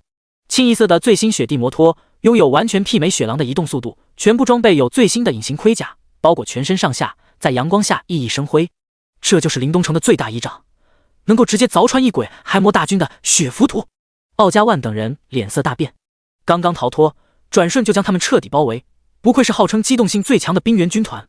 接到林东城主夏侯大人的命令，对公然撕毁承诺、破坏抗击异鬼骸魔战线的土朗族予以毁灭。居高临下，人皆摩托重甲，更不必说血浮屠军团人均都是百战精锐，一旦开打，土朗族难逃被消灭的命运。颠倒黑白的垃圾，是你们违反承诺在先。凌霄，你我多年交情，难道还比不过那个垃圾的一指军令吗？呵呵，傲家万，休要在这里扯你我之间的交情，只会让我愈发感觉到耻辱。现在全军。还不待说完，有黑影从土朗族中飞出，还请稍等。第145章特级开拓之证。林东城一变，你是？为首男子长相粗犷，抱须环眼，全副武装下威风凛凛，气势骇人，虽是人类之身，与傲家万相比犹有过之。凌霄，现任血浮屠的军团长，8段特级开拓者，曾经作为开拓者完成对极北冰原的开荒工作，并大力促成人类和土朗族之间缔结共同抗击异鬼骸魔的约定，与傲家万一时熟悉。他看着面前的人类少年，眉头紧皱。根据城主府的消息以及各种情报调查显示，土朗族早有想要将人类赶出这片土地的想法，而且已经付诸行动，先后破坏数个临时补给据点，沾满了人类的鲜血。即便有人类，也应该是俘虏才对。请您停止对土朗族的进攻，我想这里必然有什么误会。苏木话音刚落，凌霄直接暴怒：“你是何人？胆敢公然要我违抗军令？我劝你速速让开，否则血浮屠铁蹄之下绝不留情。”附近的血浮屠土兵心中冷笑不止，心中不禁有些期待，他们想要看看这个不自量力的少年最终会是什么下场。一个毛儿都没长全的家伙，还想扮演调停人的角色，小说看多了吧？但看苏木丝毫不动气，俊秀的脸庞上忽而露出一抹自信的笑容，从储物空间中取出一物，捏在2指之间。凌霄以及周围的土兵舒尔心中狂震，更有甚者早已标出一句国粹。阳光下，徽章映射出7色光辉，尤其是那个数字9格外显眼。每个开拓者都会拥有一枚开拓之证，既是开拓者身份的证明，同时也会彰显其段位和职务。苏木手中所拿正是9段特级开拓之证，在开荒结束之后，每个人都会被授予对应的开拓之证。换言之，从开拓者职务上来说，苏木还要高出凌霄整整一段。胡扯呢吧？这种魔幻的场景是可能在现实中上演的吗？面容格外凝重，眼眸深处掠过一抹不敢置信的惊诧。凌霄自然能辨认出真假，不禁好奇苏木德是完成什么惊世骇俗的任务，才能在这个年纪拥有如此功勋。你军令在身，还请您谅解。凌霄的态度与方才完全不同，语气中多了几分尊敬。地上盖有林东城主府红戳的军令，就算您的职务比我高，我也不能违反城主的命令。这时候，刚刚来到近前的傲家万听见，脚下一滑，略有些惊悚地望向苏木。我的个乖乖，他比凌霄的职位还要高。走上前同凌霄当面对质，一番开诚布公交谈后，无论是凌霄还是傲家万都意识到有蹊跷。苏木沉吟不语，皱着眉头思考，好像是有人在故意激化血浮屠和土朗族之间的矛盾。一方面大肆抓捕土朗族人奴役训练拍卖，傲家万向城主府多次反映不曾有结果，为求自保，只能对来犯的冰原猎手刀割相向。凌霄这边得到的情报却是土朗族多次挑衅，恶意摧毁临时据点，待到他们赶去现场，的确是土朗族的行事风格，再加上之前攻入城主府事件，更加坐实土朗族不顾异鬼骸魔进攻，违背昔日承诺的情报。在血浮屠与土朗族之间的唯一纽带，就是林东城主夏侯眼里，诸多故意夸大或是隐瞒的情报与诸多事件千丝万缕都与城主府有关。林统领，你与傲家万族长刚才也都彼此说完，的确是存在误会与谜团。两人下意识点点头，都认可了苏木的说法。外有大敌，毫无意义的内耗并不会带来胜利，莫不如我们共同前往林东城，与城主夏侯眼里当面对质。看见凌霄和傲家万都是沉默犹豫，当即又解释道：林统领，除了9段特级开拓者，我也是冠军霍青小队的编外成员，这2个身份，我想足够得到你的信任。另外，奥加万族长可敢相信我一次，率领全部土朗族人走一趟灵东城？”这时，一个土兵直接跳出来：“你算什么东西？”轰！炽热的火焰刹那将其吞噬，眨眼间猝然消失。土兵全身焦黑，嘴巴连连吐出黑烟，直接被烧成垂死之态。当然，我苏木也不想平白无故在极北冰原有太多不认识的熟人，所以我的建议还是请2位多多考虑。见识到这等烧烤手段，还思考个啥？不认识的熟人，原来是这么个熟悉法。凌霄不禁掂量七起三方的实力，先礼后兵，杀鸡儆猴，属实让苏木玩了个明白。对那个在关键时刻跳出来的倒霉蛋颇多赞赏，正愁没机会展示拳头，马上就奉献自己的肉体。对于这等好人，考个7、8分熟才是对他最大的尊敬。好，我同意。土朗族全族人的性命，我就交付给苏木先生了。此事之后若有所需，力所能及范围之内，无有不从。既然这样，我也只能同意。不过全程我们必须与土朗族同行。重新回到土朗族后，玛雅发现奥加万对苏木尊敬有加，已经完全超出对待恩人的范畴，不禁万分奇怪。前往灵东城的路上，问及奥加万原因，了解到事情全貌的玛雅不自觉叹口气，竟是不曾料到这个平易近人、和蔼可亲的少年，年纪轻轻已是身居高位。如果没有苏木从中斡旋，恐怕凌霄那个执拗的性子绝不会那么容易屈服。是啊，此子将来成就不可估量，告诉我们所有族人，切不可在苏木先生面前造次。灵东城外，雪浮屠和土朗族各自扎营，苏木、奥加万、凌霄3人进入城内，发现街上一片狼藉，随处可见有猩红血迹与残肢碎尸。城主府建筑被烧毁，倒塌大半，许多守卫土兵惊慌失措。询问后才得知，城主夏侯眼里在这场大火之后无故失踪。不久前有异鬼骸魔突入，引发骚乱。幸亏开拓者总部提前察觉到灵东城的异况，早早派出一位新城主前来，这才将影响降到最低。3人彼此对视一眼，忽然听到背后声音，想必2位就是雪浮屠统领凌霄与土朗族族长奥加万吧。各自转身，发现一个两鬓斑白的儒雅中年人立于身后，一袭青衫，背负等身剑匣，笑盈盈看着3人。这位应该就是苏木吧？我是开拓者总部派来接管灵东城的新任城主罗延清。第146章，王座现，一王出。我已时辰谢祭见。抱歉，有一鬼骸魔潜入，待到事情平息，我们再做详谈。匆匆说过几句话，新城主罗延清得到情况先行离开。苏木、奥加万、凌霄兵分3路，各自寻找潜入的怪物。与雪浮屠以及土朗族一路前来，对异鬼骸魔已经有所了解。自从开拓者们与土朗族共同合作，将其击败，兵线山脉以南之后，再无异鬼骸魔出现。而今防线被突破，城主失踪，属实算震动总部的大事件。异鬼骸魔拥有隐匿伪装能力，可以轻松躲过职业者感知类技能，最低等的异鬼相当于30级的人类职业者，一旦潜入城区，后果不堪设想。即便如此，伪装隐匿在苏木面前完全起不到任何作用，不论如何伪装都无法改变其本质，所散发出的波动仍旧带着凛凛寒气。抽刀出鞘，径直冲入负责搜寻的土兵队伍，仅一击便让末尾的土兵身首分离。一瞬间，皮肤脱落，露出冰晶的骨骼和血肉，失去头颅的身体发疯般挥舞利爪，身躯沾染大火，仍旧无法阻挡其活动。万石勘破之瞳，异鬼骸魔的身体一览无余，其左肩上有心脏跳动。旋即一刀刺出，正中左肩，异鬼骸魔直接化作飞灰，就此消失无踪。结合所知情报，对异鬼骸魔有了更深的了解。与一般的怪物不同，常规的击杀方式还无法让其直接死亡，原有生命条归零后会进入特殊的精化状态，能够减缓大部分攻击，甚至还能再战斗很长时间。对应的解决办法就是找到潜藏于体内的寒冰之心，并将其破坏。其他几个守卫心有余悸，若是苏木再迟些出手，他们定免不了偷袭被杀，变为异鬼骸魔的厄运。灵东城内的异鬼骸魔在围剿下很快被清除。事情平息后，几人坐在血迹斑驳的厅堂，还不待开口，新城主罗延清走到奥加万面前鞠躬致歉。奥加万族长，此番是我们工作失职，才给土朗族造成无法弥补的伤害与损失，开拓者总部一定会竭尽所能给土朗族做出补偿。紧接着，罗延清向几人说明有关夏侯眼里叛逃之事。开荒决战中，将统领异鬼骸魔的鬼王当场格杀，并将其掉落的一块古朴异铁残片作为战利品收藏。后来城主夏侯眼里无意中被残片所捕获，继而才出现之后的所有事端。下达雪浮屠毁灭土朗族的军令后，彻底迷失自我的夏侯眼里一把火将城主府烧毁，引异鬼骸魔入城，他自己也是四下逃窜。夏侯眼里是我们开拓者的叛徒，此事我们定会给您和土朗族一个说法。奥加万冷哼一声，只是对苏木表示感谢后，大步流星走出城主府。罗延清长长叹口气，看来要和土朗族修复关系这件事任重道远啊。凌霄面色苍白，后怕万分。若非有苏木横插一脚，他怕是指挥血浮屠直接将土朗族彻底消灭，届时即便没有违反军令，也会因此而送上军事法庭，生死未卜。刚想要表示感谢，罗延清抢先一步。交谈结束，苏木走出城主府，回到土朗族，将罗延清把众多被拍卖的土朗族人救出的消息告知，这才令怒不可遏的土朗族人稍稍平复。此番事件之后，苏木在土朗族的地位直线上升，许多土朗族人将其视作救命恩人。拉夫卡更没有想到苏木的能量如此巨大，而玛雅和奥加万当即便将前往迷魂谷的活体地图以及开启凭证交出。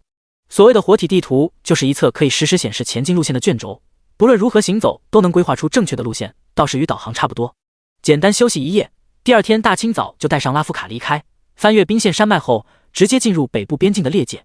狂风肆虐，漫天风雪飘洒不停，夏侯眼里一路向北狂奔，终于赶在消息抵达冰线山脉前，成功凭借城主的身份穿过豫东长城，成功来到脑海中声音所说地点。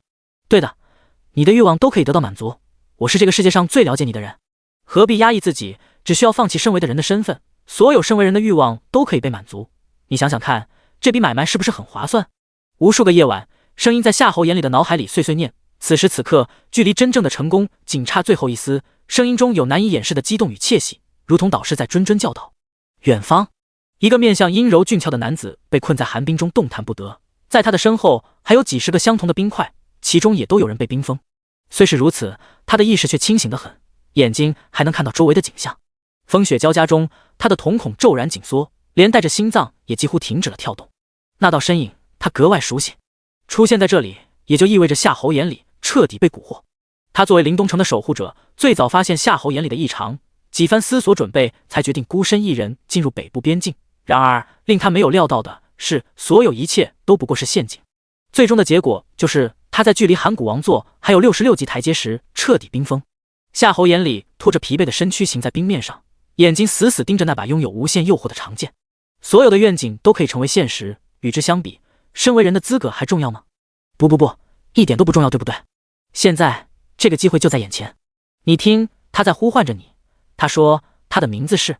双手已经握住长长的剑柄，漆黑的眼眸陡然蒙上一层冰雪的薄纱，嘴唇翕动，跟着脑海中的声音一起轻声细语，悲霜哀呼。铮！长剑拔出，下一刻，在台阶的最高处，王座升起，所有异鬼还魔真正的力量源泉，双股王座重现人间。夏侯眼里一扫先前疲惫，快步走去，在其身后有无数进入冰眠的强大异鬼，还魔苏醒，破冰而出。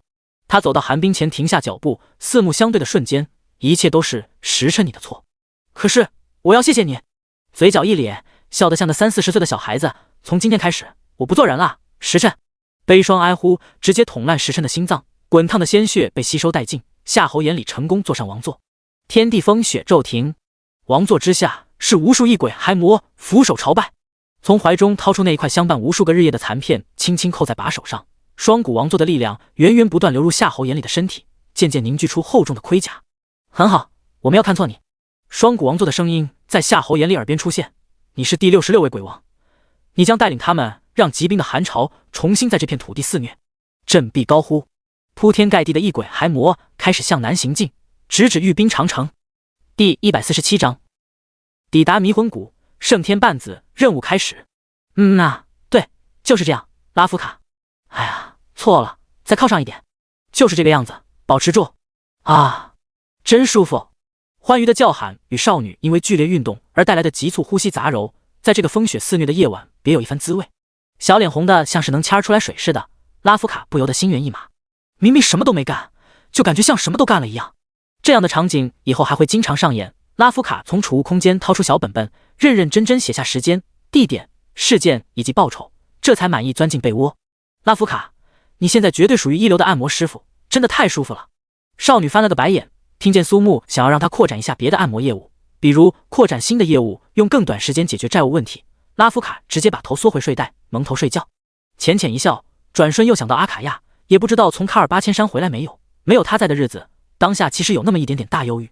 北部边境异鬼还魔数量增多，结合已知情报，两人穿过玉冰长城后选择往东方向前进。凭借活体地图的指引，一路上几乎没有碰到异鬼骸魔大部队，其他零散的怪物全部交给拉夫卡去对付。如今也到25级，利用独特的天赋和技能机制，出色的拉扯和干扰能力与经验相融合，现在的拉夫卡能轻松应对等级超过5级的敌人。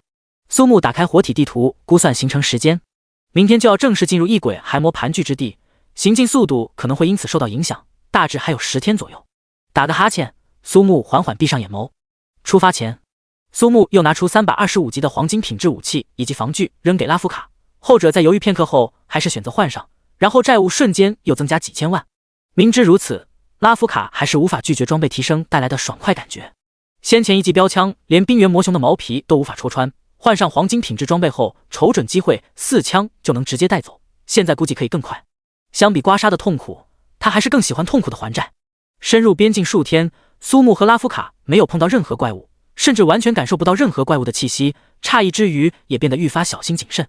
终于，活体地图显示距离迷魂谷是0米，刚取出开启的凭证，面前的空间缓缓被撕裂出一条口子，正是迷魂谷所在的裂界。先前土朗族向导为了躲避风雪才进入山谷，可是自从出了御冰长城之后，无时无刻不在下雪，又为何要躲避风雪呢？看见苏木脸色变化，拉夫卡询问之后嘻嘻一笑，主人有所不知，冰原上异鬼骸魔大军所过之处寒潮涌动，我们都是以风雪代称，想必那些人肯定是碰上大规模军团。两人先后走入裂界中，眼睛下意识一眨，周遭景物突变。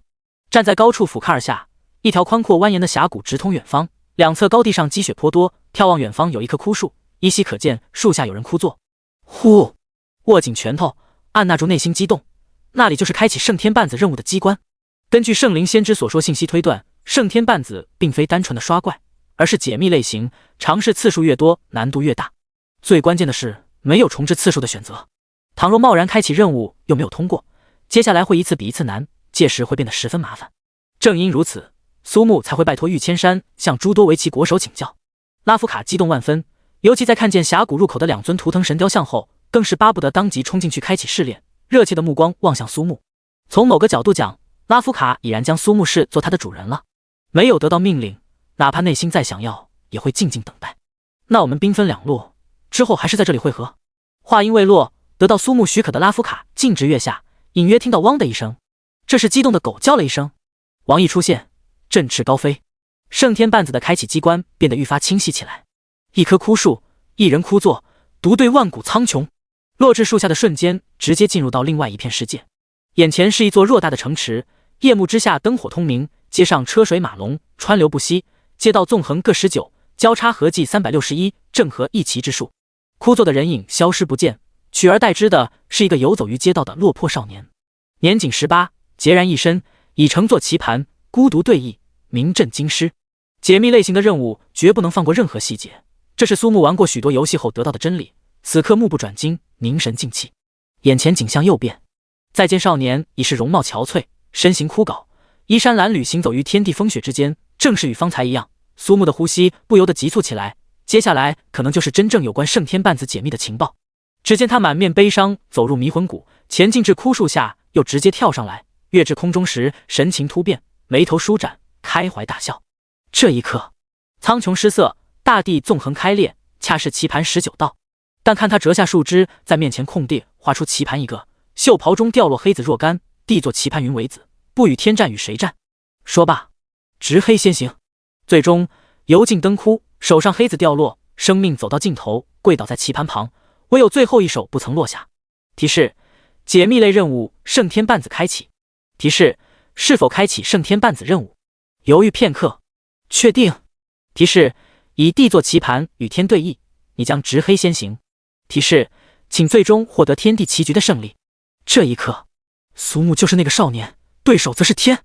当然，这次打算来点不一样的。棋手落子天元，啪！有流星从天而降，有白云作子落下。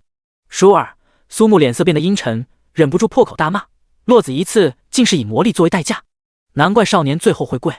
不过老子的魔力取之不尽，用之不竭，尽管来你的吧。茫然无措看着前方良久，好半晌才吐出一句经典的国粹：卧槽，老子居然输了，到底是哪里出了问题？苏木脑海如走马灯一样闪现与圣天绊子有关的所有画面，如此反复数次，对时间的流逝毫无感知。某一刻，直接从原地蹦起，我明白了，原来是这样。第148章天人棋局破解。前人栽树，后人乘凉。有关少年的回忆开始对忆前曾面色难看进入谷内，再次出现就是直接从谷内跃起，表情也发生变化，像是难题解开一般。苏木猜想，少年之所以会输，并非是因为棋力比天弱，而是受限于落子的机制。以刚才的棋局来看，少年棋力绝对稳压一头，也就是下到最后蓝条见底，导致无法落子，这才会输。这个限制对苏木而言完全不存在，只不过还需要得到一点契机或者提示来弥补双方棋力的差距。目光投向迷魂谷，拉夫卡刚才迫不及待开启迷魂谷秘境的入口。每个土朗族的勇土都需要通关秘境，不仅可以得到高品质的装备或者技能，最关键是能够得到图腾神的祝福，战力飙涨。先前奥加万和玛雅以为苏木完成觉醒突破任务需要进入秘境，再加上还有拉夫卡所给凭证是2张，刚刚拉夫卡已经用去一次，苏木手握最后的凭证思忖片刻，最终决定先放弃使用凭证的想法。毕竟少年进入时没有使用凭证，解密这种环节务必追求一模一样。结合先前从幸存者口中得到的情报，进谷前从储物空间掏出精神属性增益药剂与异常状态抵抗药剂一顿猛喝，苏木才缓缓进入。走过转角，豁然开朗。与外面冰天雪地大不相同，谷内呈现的却是一副鸟语花香、绿树如茵的世外桃源景象。微风拂面而过，舒适的暖风让苏木误以为现在是春天。视野尽头有绿芽破土而出，肉眼可见的速度成长，须臾间变为一棵参天巨树。从其模样来看，像极了课本插画上的菩提树。蓦然间，瞳孔骤然紧缩，连带着头皮发麻。树后走出一白衫男子，3000青丝垂落，丰润如玉，举世无双。两侧有水生黑白两色莲，朵朵绽放。他抬起头，眼眸如电，却在一瞬间恢复恬然，轻挥手，面前土地便有纵横19道成棋盘。客从远方来，无以招待，唯有一局棋尚且能拿得出手，还望不吝赏光赐教。不知阁下孰黑孰白？待到回过神，两人之间不过咫尺。要知道先前相距不下1000米，竟在须臾之间缩地成寸。直黑先行。苏木才一抬手，就有漆黑莲子飞至，仍旧是毫不客气落子天元。白袍男子稍一愣神，浅笑轻盈，也紧跟落子。两人对弈都属于蓄势待发，落子如飞，剑起大龙，双龙腾飞缠绕。苏木率先屠龙，全神贯注于棋盘之上，无暇顾及其他。周身景色变化如一年四季转换，苏木更不曾察觉到谷外翻天覆地。从他们对弈开局，无垠土地上出现沟壑纵横各19，气势磅礴，蕴含天地山河，宇宙万象，自成一方小世界。每落一子，阴与阳发生变化，世界随之变动，暗合无穷变化之术。渐渐的，苏木落子速度变缓，压力倍增，并非是因为碰到难解之局，而是每次落子都要承受莫大压力，仿佛要将整个世界提起再落下，连续多次已经心力憔悴。反观白袍男子神情自若，甚至愈发轻松。对弈者需以世间万物变化之术为基，轮回阴阳两道为引。天之所以为天，不过高高在上，能看见世间万物从无到有，极致消亡，生老病死。轻提一子落下，咫尺间骤起红雷。看惯这些，自然就有你我身在棋局中人类所无法拥有的大气魄、大格局。不过当局外人太久了，总归少一些局内人的烟火气，未免要追求局面而忽略了棋子本身的抗争。人若胜天，也不过半子而已，也仅仅只有半子可胜天，如此才是胜天之道。胜负棋盘内，也在棋盘外。话音落，眼神舒尔明亮万分，苏木几乎要仰天大笑。最后一子落下，棋局之上双龙灭尽，黑子胜白子，只半子而已。嗡嗡嗡，头晕目眩，几乎站立不稳。待到清醒时，周遭景象点点消失不见。呼，居然是一盘指导棋。所谓指导棋，就是棋力更高的人为了能够让棋力低的人明白棋理变化而故意设下的棋局。白袍男子虽在其中，从最开始就在局外。苏木双眼紧闭，不停回想起刚才与白袍男子的棋局变化，从每一步都记得下在哪个位置，到后来逐渐模糊，直至彻底忘记。这时候他抬起头，恰巧看见位于迷魂谷两侧高崖上的枯树，兴奋之情难以掩饰，当即双脚踏地跃上高空。终于明白为何先前少年也是眉头紧皱踏入迷魂谷，跃出时已然云消雾散，拨云见日。原来如此。苏木下意识回头看去，心脏骤停，一瞬看到宇宙世界的诞生与毁灭，万事万物变化无常，实是超脱天地的大气象。这正是白袍男子与苏木所下指导棋的真正气魄所在。见到这些的苏木实则悄然具备与天对弈的资格以及相匹配的实力。苏木没有察觉到，再次落地时所具有的神迹波动在无声无息之间又增强了几分。第二次解密开始。提示：是否开启圣天半子任务？确定。起手不变，落子天元。迷魂谷内的对弈看似在须臾之间，实则穿过沧桑岁月。苏木此刻获得一种状态，视野超脱天地万物，却又身在其中。原本与华夏国诸多围棋国手切磋，已经具备不同常人的棋力，这种超然物外的状态下棋力更甚。现在他真正具备与天对弈的棋力和心性。进入对弈之后的这片世界风起云涌，阴阳气息交错纵横。哈哈，我出来了！嗷汪啊呸！拉夫卡站在迷魂谷的另一头，巨大兴奋之下，不禁发出月圆之夜才有的狼嚎，想要第一时间与苏木分享他的喜悦，奈何刚一冒头，就看见有白云凝聚的巨大棋子落下，亡魂丧胆，缩回头找下一个地方冒头，然后黑子落下。如此连续几次，拉夫卡指着天空大声叫骂：“我是堂堂土朗族的勇土，不是地鼠！”瞬间，看到高崖之上一道伟岸的身影屹立不倒，周身缠绕黑与白的流光，宛若谪仙落凡尘，隐隐溢散而出的气息令他感受到毁灭与死亡，一刹便是永恒，牢记于灵魂，再无法忘却，目不转睛，异彩连连。发出一声轻喝，所看景象愈发明了。狮子搏兔尚且用全力，更何况现在对方大龙垂死挣扎，正是痛打落水狗，毫不留情。最后一子落下，恰好那少年心力憔悴之时未曾下出的一手。啪！这场天人棋局仓促之间荡然无存。天高云淡风轻，哪里还有什么棋盘？提示：成功破解天地棋局，获得棋圣传承，黑白双煞 X1。提示：你达成成就圣天半子。提示：三转任务2/3完成。提示：三转任务3/3，当前进度01。睁开双眼，嘴角一翘，当即朝着先前白袍男子的方向拜谢后，又对着枯坐的少年鞠躬。若非有他们两人，想要破解天地棋局几乎属于不可能完成的任务。咔嚓！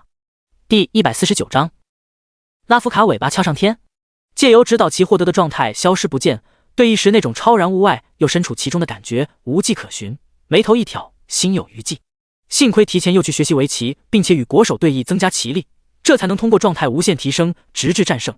如果完全零基础，压根就不会有任何提升。直至状态消失，苏木才从提示中看出提升的计算方式为乘法。面前升起一方黑玉棋桌，其上有2罐棋子。苏木稍一尝试，当即就被收入储物空间。提示：你达成成就尊师重道，获得墨玉棋桌 X1， 菩提莲花棋子 X2。嘻嘻嘻，居然还有这种隐藏的成就，这种时候果然懂点礼仪没坏处。距离成功3转还差最后一个任务，想到要帮助呆毛王就很激动了。懂的都懂，最好是类似补魔的任务，魔力无限量大管宝，嘿嘿。储物空间内多出一本技能书，当即取出。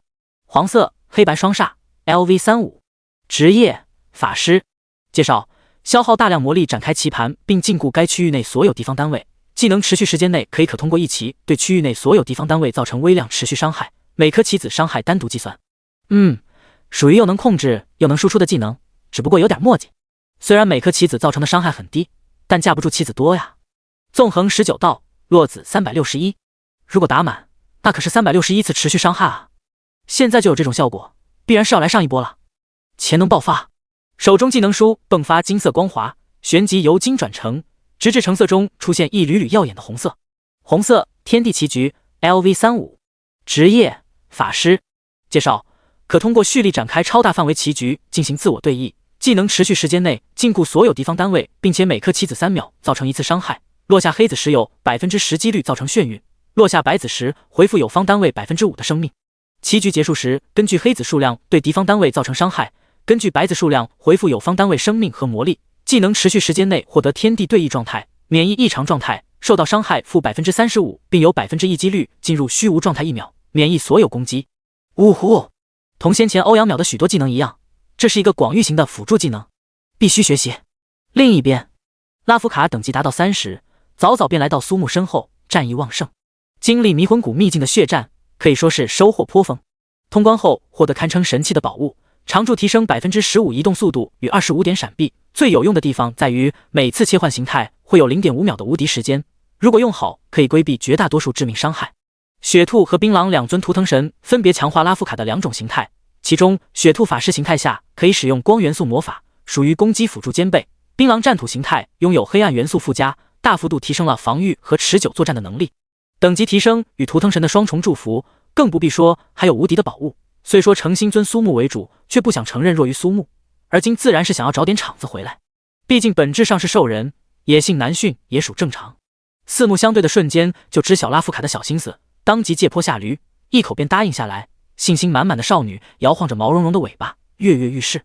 可是你这次要输了，可怎么办？输的话，我这一路上还的债全部作废，这样不太好吧？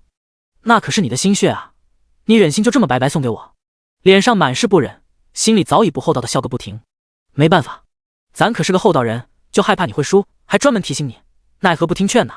要不咱们换个条件，你若是输了的话，让我玩玩你的尾巴，怎么样？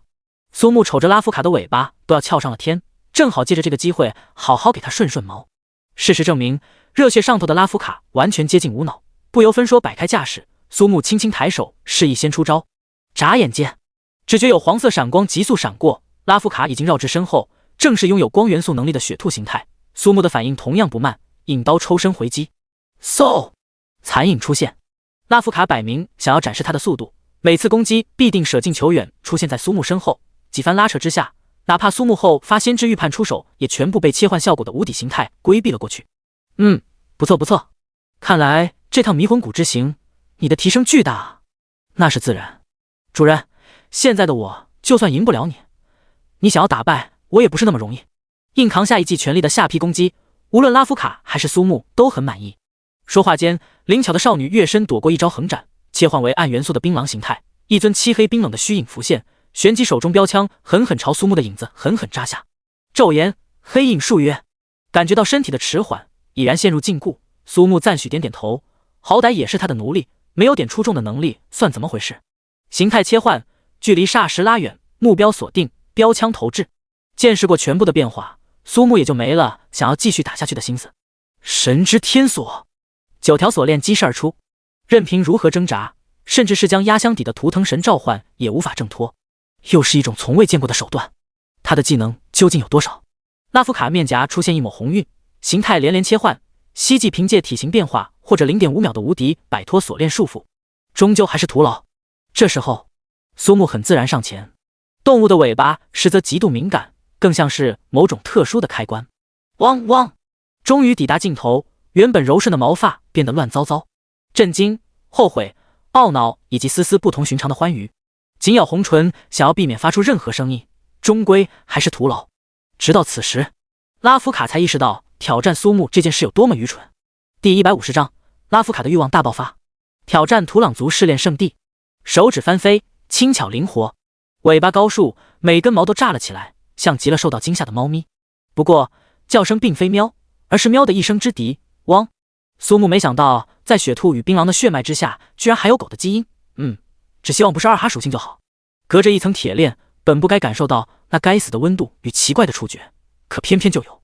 放下所有之后，拉夫卡不禁发出阵阵似娇喘的呻吟，隐隐夹杂几声不同寻常的汪汪，前后加起来也不过10几分钟，好像感觉过去有夜那么漫长。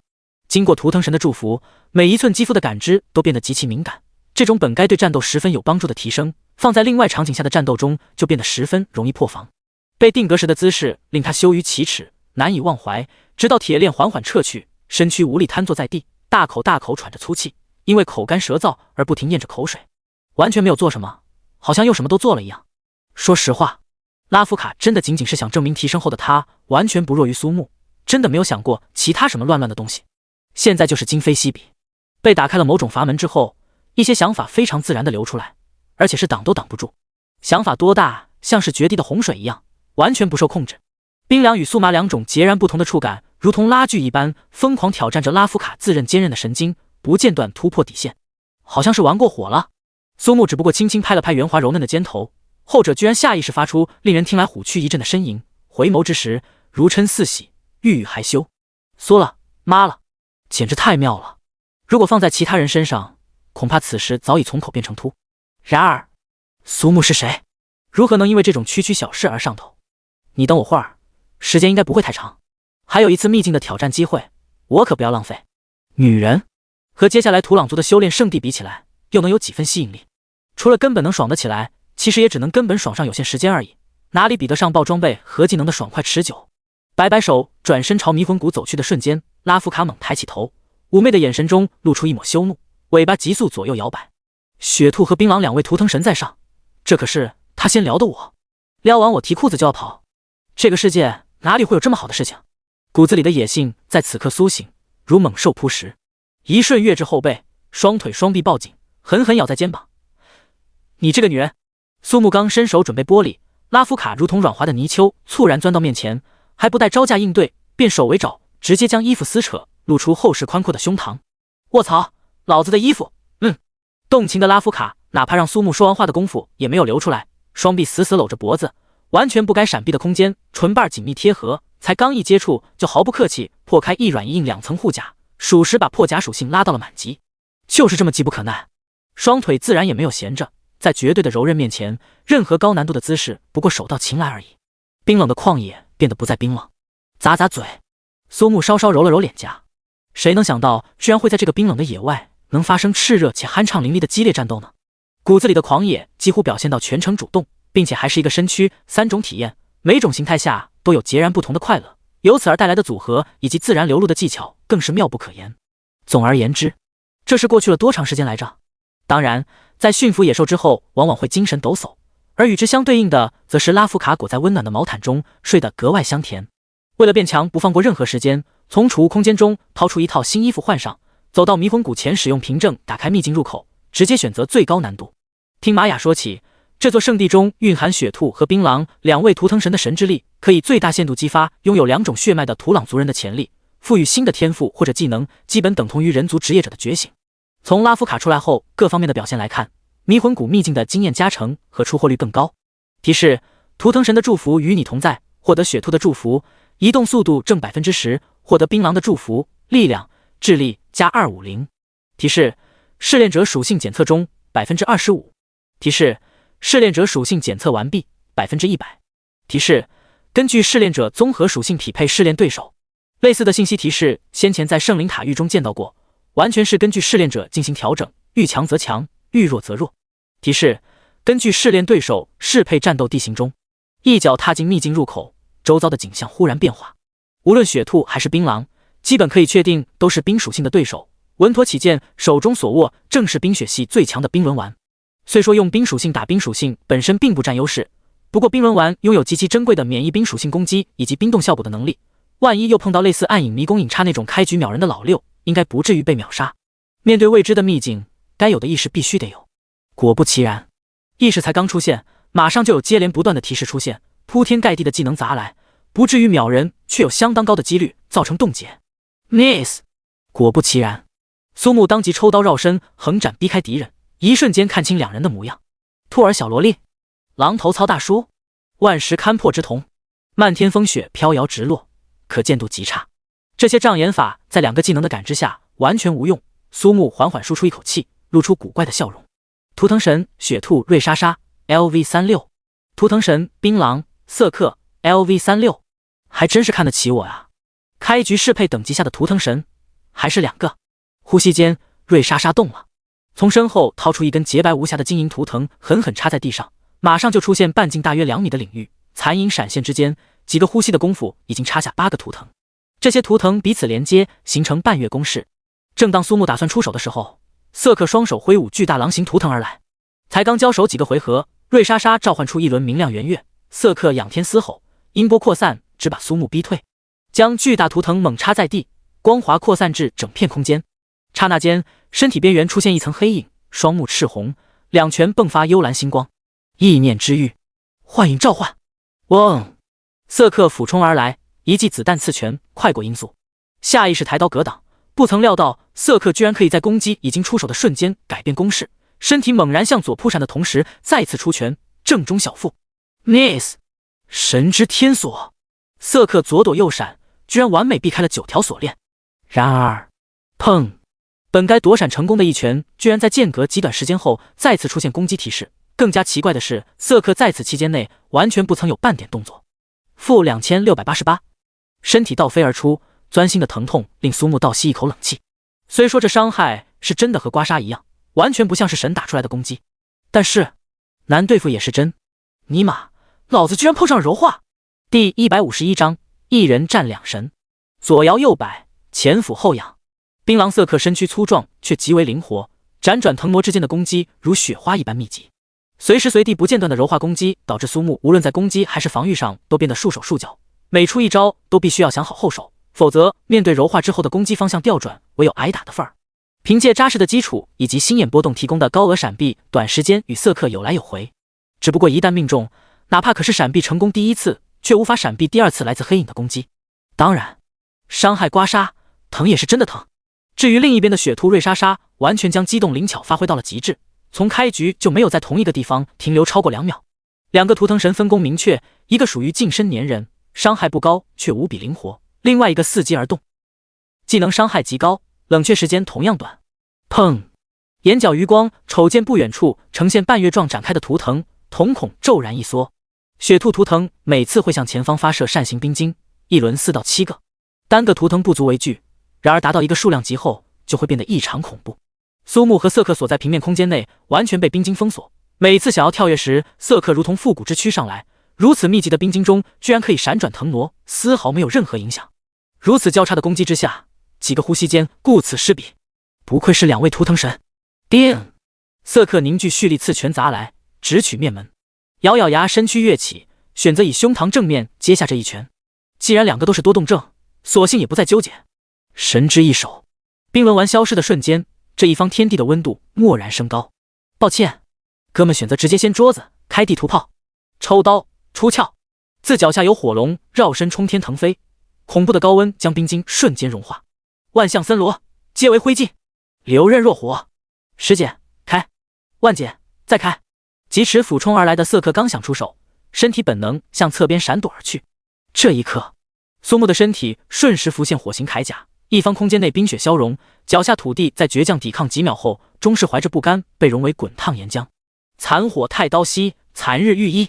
与一般的防御技能不同，残日御衣不会提供任何防御力加成，与之相对应的是媲美太阳核心的极致温度，足足1500万度，可以将任何攻击在瞬间灼烧殆尽的恐怖高温。还要什么防御？色客高昂战后，彻底变成狼头人身，覆盖黑冰盔甲的怪物，并且如果细细看去，身体边缘出现2重黑影。换言之，一次攻击命中后，还会有无法闪避的2次攻击。双重幻影召唤，迅猛突进至身前1米，充斥暗元素的黑冰盔甲可以暂时阻隔太阳核心的极致温度，也仅仅10几秒而已。忽然爆发的骇人吸力令苏木站立不稳，就好像深海的漩涡一样，居然不自觉向拳头飞去。倏尔，色客爆发可怕攻速，如加特林一样密集的子弹刺拳，加上双重幻影的效果，一拳顶3拳，摆明就是比拼消耗。究竟是苏木先被锤死，还是自己死得更快呢？漩涡飓风拳，而瑞莎莎也没有闲着，翻手出现半径足有数百米的寒冰光球，轻喝一声，自心口处冒出火焰，遍及全身。寒冰光球竟是逐渐变小，再变小。噬魔增幅，魔法压缩，选择对整片空间出手。飙升的战力早已超过等级36所能承载的上限，让瑞莎莎和色客感受到无与伦比的威胁。于是乎，2尊图腾神在相同时间选择用出各自最强的技能。很明显，释放漩涡飓风拳的色客失去了移动的能力，再也没办法像刚才那样闪避锁链。同等级的技能对拼，苏木还真是没有怕过。神之天锁，9条锁链将色客缠了个结结实实，下一秒绝灭的一击如期而至，足以将所有一切尽数斩灭燃烧。残火太刀北，天地灰烬，色客直接被火焰化作虚无。这时候，压缩成一枚水滴大小的寒冰光球突破光速，瑞莎莎真正的杀招袭来。刹那的判断决定最后的终局。宝物发动，无相尖冰，轰隆！寒冰光球炸裂，直接将3人身处的空间炸成了碎片，连带着瑞莎莎自己直接化作虚无。好可怕的无差别攻击技能！躲在坚冰中的苏木暗自感慨，眼前出现了通关的提示。提示：成功击败图腾神槟榔色客，获得黄色柔化肌肉 X1， 紫色幻影召唤 X1。提示：成功击败图腾神雪兔瑞莎莎，获得紫色灵活施法 X1， 紫色噬魔增幅 X1。待到宝物技能解除，已经站在迷魂谷的出口，拉夫卡还在入口处附近的山洞中。苏木从储物空间中取出4本技能书，面露喜悦。简直是大获丰收啊！尤其是在见识过2尊图腾神使用这些技能的效果后，更是觉得赚妈了。简单看过技能效果后，直接使用技能将潜能提升到极限。提示：获得黑色柔化极意 X1。提示：获得橙色暗影附身 X1。提示：获得橙色施法奥义 X1。提示：获得红色魔力燃烧 X1。其中柔化极意属于战土通用被动技能，暗影附身则是拳法家专属。施法奥义和魔力燃烧都是法师技能，前者被动，后者属于增益 buff。不愧是忽悠土朗族的图腾神，这出手果然大方，比那个什么只知道提供情报其他抠抠搜搜的圣灵先知好得太多。当即把4个技能学习，起身返回入口处。拉夫卡还处于熟睡的状态，苏木很无语，但是想到先前的确是拉夫卡的运动量会更大一点，而且3种形态下简直难以用剧烈形容描述，当即叹了口气，从储物空间掏出各种食材。当烤肉的香味蔓延的时候，拉夫卡被强制开机。经历过坦诚相见与多次友好热烈的深入交流后，少女多了几分成熟的妩媚与坦然，哪怕不着存履，周围只有苏木一人，自是无所顾忌。吃饱喝足。紧接着，某人忽然感觉吃的有些太多，迫不及待重新钻入温暖的怀抱。等等，这是我最后一身，辞了，我尼玛，真是日了狗了。汪，对哦，你也不至于这么配合我吧？那你喜欢吗？嘿嘿，一点点而已。第152章，喂，拉夫卡，要不咱们直接偷家怎么样？战旗飘扬，寒芒万里。守城卫队，土朗族与林东城半数以上的军队皆陈列于御兵长城之上，数以万计的能量大炮与元素强弩一字排开。新任城主罗延清、长城守卫军军长苏烈方、土朗族族长奥加万与祭司玛雅共同站于高处，眺望远方集结完毕，虎视眈眈的异鬼海魔大军。其中站于骸骨巨龙之上，身披寒冰铠甲手握悲霜哀呼的新一代鬼王夏侯眼里格外引人注目。本就不俗的实力，又获得双骨王座与神器悲霜哀呼的加持，即便远隔万米，仍旧令人心有余悸。抱歉，城主大人，是我们未能及时看出夏侯眼里那个叛徒，这才放任其通过。我苏烈方有失察之罪，此番我们长城守卫军定当死战，洗刷耻辱。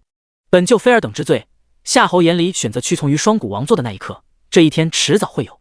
大战之前，我们自当精诚团结，刚才的话切莫再说。罗延清转身朝奥加万与玛雅行开拓者最高的致谢礼仪，感谢奥加万族长和玛雅祭司不计较先前我们的过失，也请2位放心，战争结束后，我罗延清定当还土朗族以公道。对此，2人并未接话，只是望向铺天盖地的异鬼骸魔大军，淡然道：这些话等打退这些怪物再说吧。这时候，夏侯眼里缓缓将悲霜哀呼高高举起，刹那间，异鬼骸魔大军发出崩山裂地的呼嚎，随后如同潮水一般向御兵长城发起进攻。在他们身后是遮天蔽日的寒潮。今日唯死战！能量大炮齐鸣，元素强弩射出一支支足以撕裂空间的锐剑，远程职业者疯狂倾洒技能，御兵长城的攻防战就此展开。心疼捡起雪地上的衣服碎片，旁边拉夫卡则是毫不客气，拍着胸脯表示买衣服的花销都可以记在他的账上，反正债多不愁，也不缺几身衣服的钱。苏木翻了个白眼，撇撇嘴，表示很无语。这妮子经过无数次深入浅出的探索，完全变成了他的个人独享专属版。这钱，啊呸，一码归一码。此番前来迷魂谷的收获相当丰厚，得到5本强力技能和一套超稀有的围棋与棋桌，顺道还有可遇可甜的兽人妹子。如果往后的任务都是这样子，还有4、5、6、7、8、9许多任务，岂不是说先前买的别墅完全不够用？因为这种事情买房子搞多大面积都不心疼。按照先前奥加万交代的方法，将裂界的出口换出，先后离开。天空灰暗，冷风似乎能将灵魂也冻结一般。湖面不曾被冻结，唯有一条寒冰小路通向远方，尽头则是盘旋蜿蜒向上的台阶，隐约可见两侧有许多冰雕。最高处是寒冰与白骨组成的王座，俯瞰人间。如此景象不禁令苏木和拉夫卡一时之间摸不到头脑。这是哪儿？拉夫卡盯着高处的王座，似乎想到了什么，不敢置信地摇晃脑袋。为什么我们会来到这儿？不可能，不可能的！一把将惊慌失措的拉弗拉抱入怀中，安抚过后，才从其嘴里得知身处何地。寒灵之界，土朗族同一鬼骸魔属于世世代代的不死不休，族内就有关图腾神位永远断绝异鬼骸魔的力量源头，带领勇土深入极北边境，跨越裂界，来到异鬼骸魔母巢所在地的传说。双骨王座就是鬼王和异鬼骸魔们的力量源头，只要王座不灭，就会有源源不断的鬼王出现。口耳相传之下，已过去无数年，不少后辈也只是把它当作故事来听。直到看见半空中的双骨王座，拉夫卡这才无比确定，当初实力强大的图腾生与勇土们在寒灵之界也唯有仓皇出逃，现在不过2人而已。拉夫卡顿觉死期将至，本以为说完这些苏木能够撒丫子就跑，何曾想对方非但不害怕，反而更加兴奋。透过万石勘破之瞳与心眼波动感知，这一方世界完全没有任何怪物存在。这意味着什么？就是联盟和荣耀偷个家，还是不是有小兵，有英雄传送干扰？虽然不知道那些沉睡的异鬼骸魔们去了哪里，但现在可是完全没有任何干扰的啊！这要是不偷个家，对得起谁？喂，拉夫卡，要不咱们直接偷家怎么样？啊！你疯了！理智告诉拉夫卡不能做，但是当苏木拉起他的手，触及到少年的目光，拉夫卡颤巍巍点点头，无法拒绝。可恶啊！我这是怎么了？难道是中了美男计？快步穿过湖面，两人注意到某个奇形怪状的凹陷，拉夫卡更加确信这里就是异鬼骸魔的母巢，想必凹陷就是神器杯双哀呼所在。时辰？怎么会是他？拉夫卡一眼就认出最下方寒冰中脸型狰狞扭曲之人，正是已经失踪许久的灵东城守护者时辰。心脏处的贯穿剑伤醒目刺眼，血液早已凝固，眼眸光彩不见，显然已经死去多时。随着台阶往上，两旁的冰雕都曾是活生生的人，致死的部位完全相同，被一剑捅穿心脏，霎时毙命。尽头是双骨王座，通体晶莹，白骨为架，骷髅坐基，寒冰包裹，透露出截然不同的华贵典美。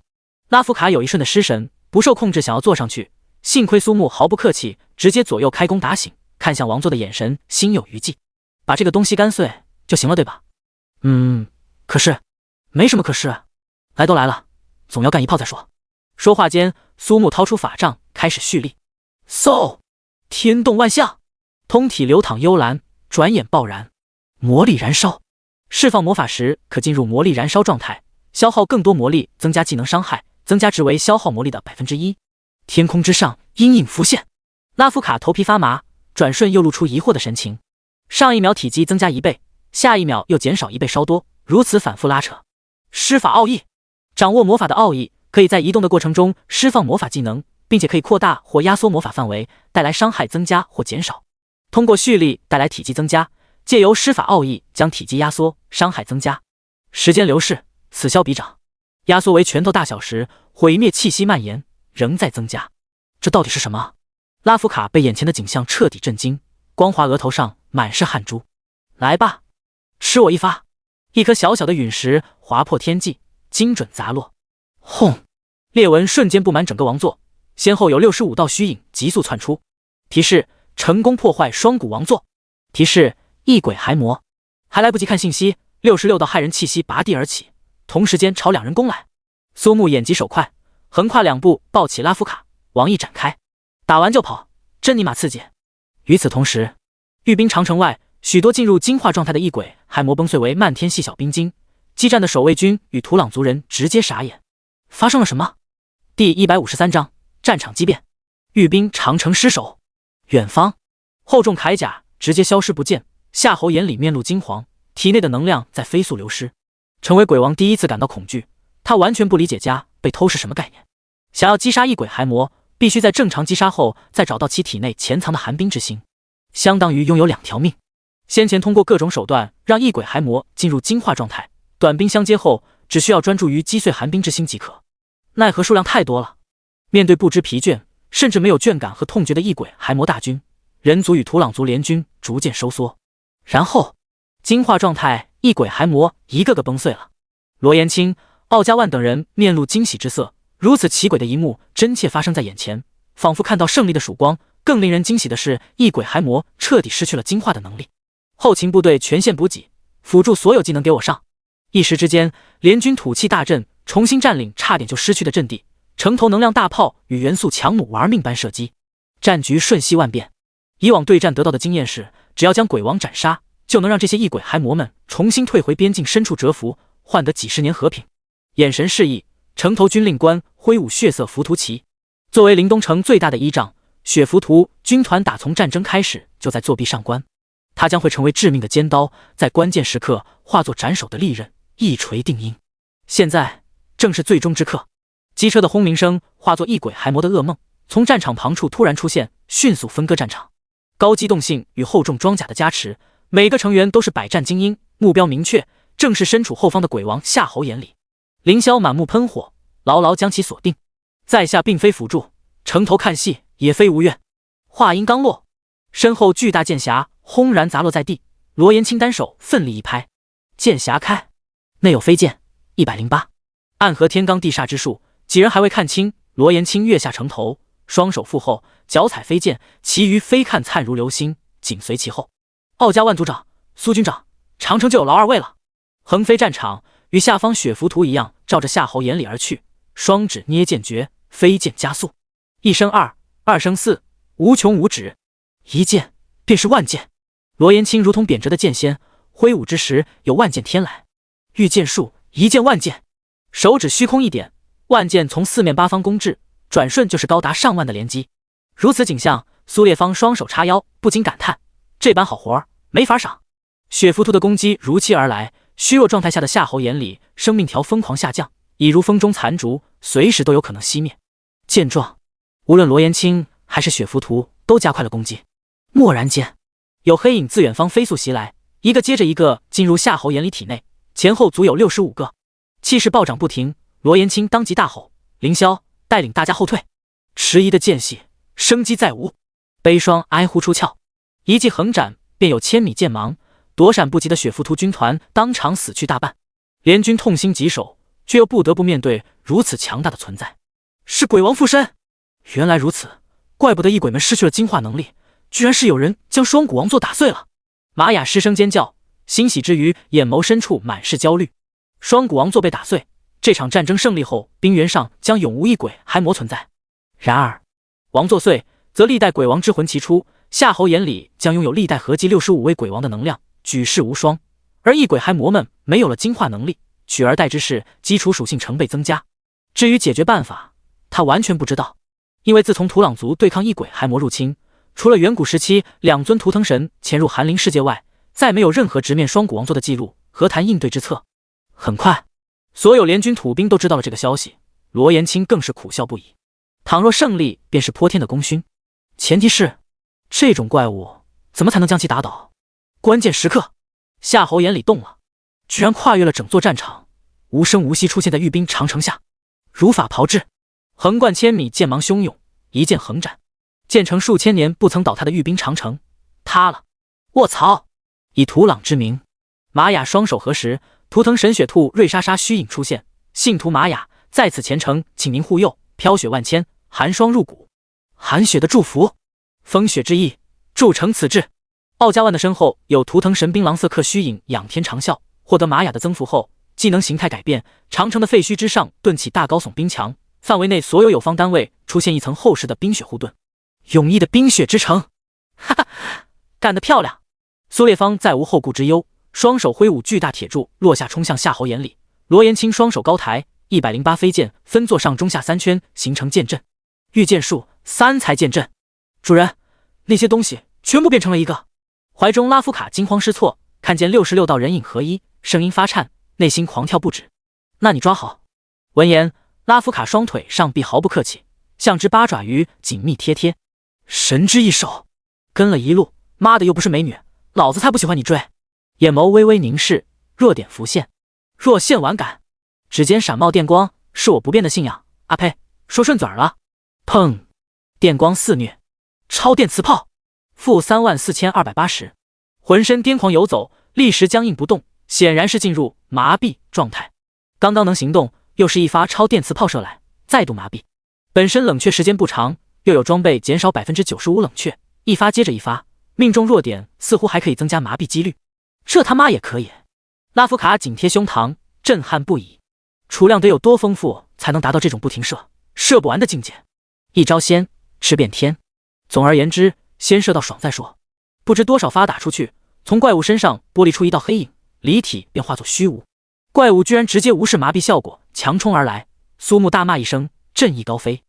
第154章，抱歉，你只有66次机会，我却有更多可能。尼玛，打不死！明明看到生命条触底，怎么还有反弹呢？莫不是在逗我？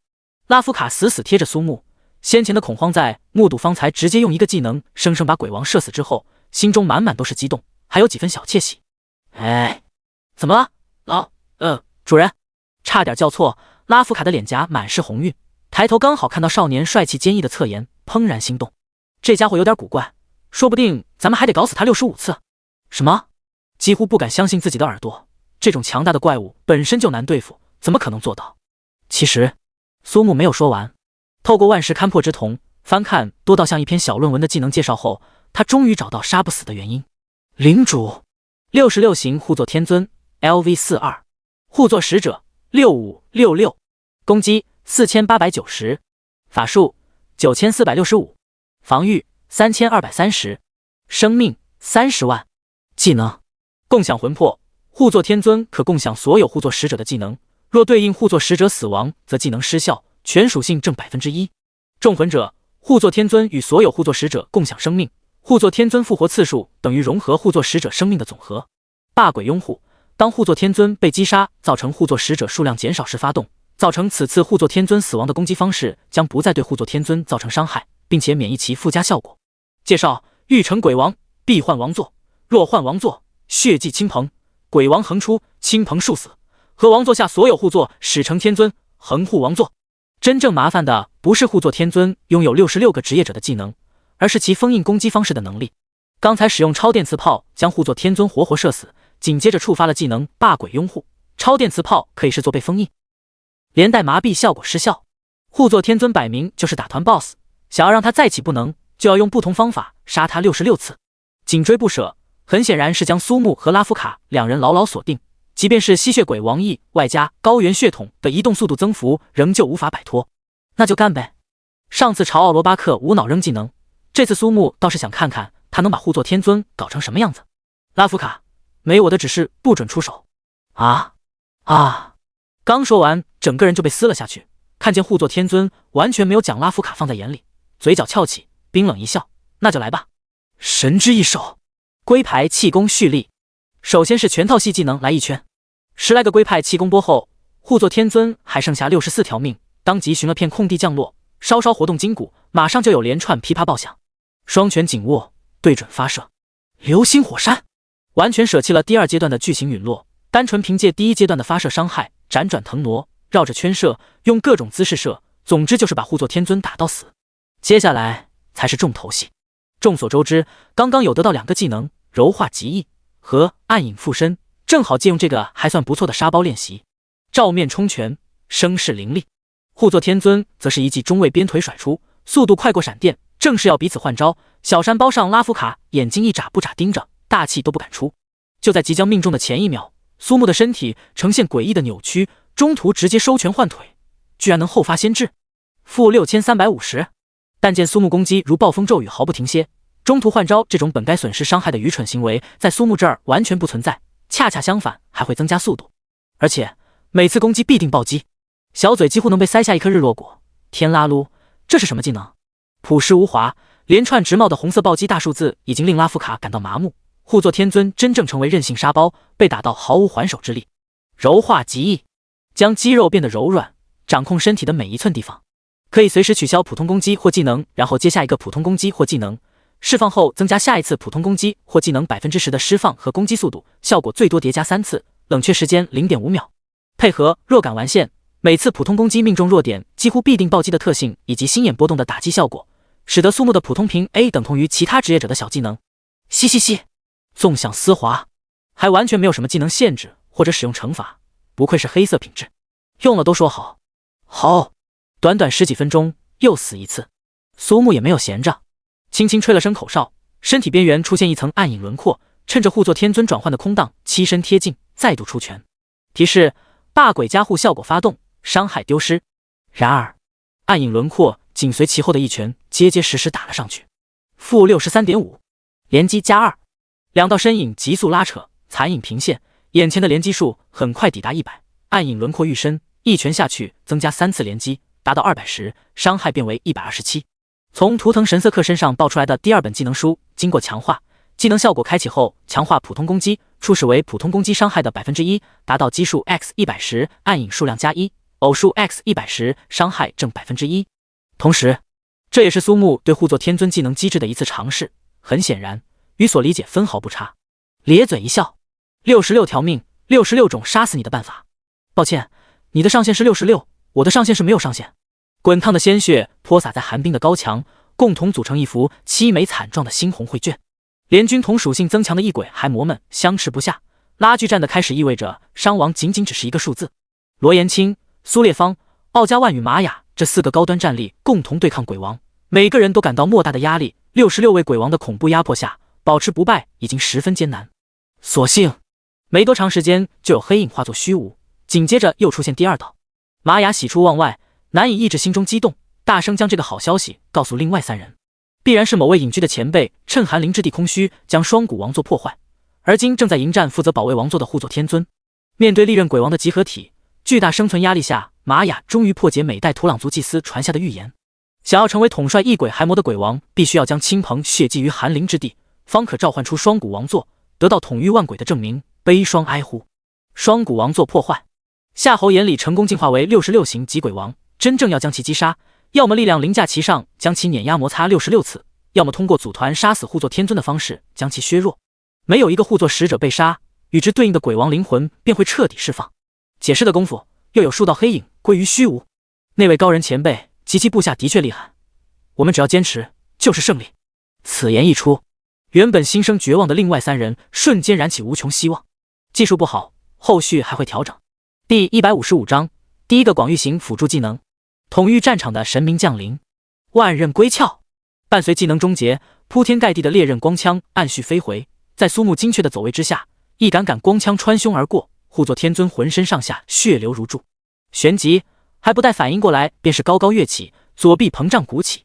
霸鬼拥护才刚刚苏醒，血色长枪精准命中心脏，强横的力量撕碎心脏，洞穿身躯，突刺死降之枪。技能频出，眼花缭乱，双手死死攥着血，被冻得通红而不自知。拉夫卡悲哀发现，与他对战苏木自始至终都在放水，而且还是放成大海的那种。脑子里的技术早已在震惊中忘到了九霄云外，惊叹于苏木的技能，更对其非人般的持久力头皮发麻，内心惊悚。都说人力有尽时，他就没个休息的时候吗？难怪先前能把3重形态下的自己干到精疲力尽，昏昏欲睡。事实证明，什么耕坏的地，只有累死的牛之类的话都是放屁。人和人不能一概而论，真要碰上这种就干不完的耕地机，怕不是能把整片土地从里到外翻上一遍。蓦然间，拉夫卡单手扶胸，面颊绯红。我这是怎么了？好端端为何会想到那些东西上面？胡思乱想的拉夫卡没有注意到苏木换枪抽刀，久战之下非但不显疲惫，反而神采飞扬，愈发兴奋。又过去半小时之后，66条命已经被苏木蹂躏到只剩下2条，旋即唤出残日御衣，双臂张开，终于给了护座天尊一次攻击的机会，然后就没了。高达1500万度的高温比肩太阳核心，瞬间便燃尽了倒数第2条命。从灰烬中重新站起的护座天尊变成最初见到的时辰的样貌，才刚睁开眼，目之所及唯有一片包裹焦黑物质的刀刃。这样就很好，终于要解脱了吗？漠然的脸庞倏尔浮现满足的笑容，原来等待我的是火葬吗？好像也不错啊，多谢。一刀斩落66型护座天尊卒，身躯被烤成酥脆，连掉落的雨滴也无法承受，直接化作一滩灰烬。冰雪之天忽然下起了倾盆的大雨，诧异抬起头，拉夫卡这才发现，居然是冲天起的高温将飘落的雪花直接化成了水滴。他眼中完全不可能单刷的怪物护座天尊，就这么被苏木一人单刷了。反观下方空地上站立的少年，经历过如此激烈的战斗，衣衫上也不过多了些泥泞的污点而已。瞳孔骤然一凝，看见灰烬中有一物黝黑粗犷，甚至还是生锈的那种，当即收入储物空间，抬头望向高处正正出神的拉夫卡，嘿嘿一笑。终于要没了吗？喜悦和兴奋的泪水夺眶而出，玛雅已经很久没有像这么激动过。土朗族与异鬼骸魔持续1000年的不死不休，终于要在他这里画上句号，以后纵然身死，逢年过节祭祀先辈时，他也是居于主位，仅次于图腾神的存在。当然，吃水不忘挖井人，待到战争结束，他定要找到那位破坏双谷王座、击杀护座天尊的大人物，表达感谢之情。坚持住，现在就剩夏侯眼里一个了。这个时候，异变突起，夏侯眼里的身体忽然出现裂纹，脸庞痛苦，发出撕心裂肺的惨叫，旋即使用悲霜哀呼，直插心脏。不好，这家伙要与我们同归于尽。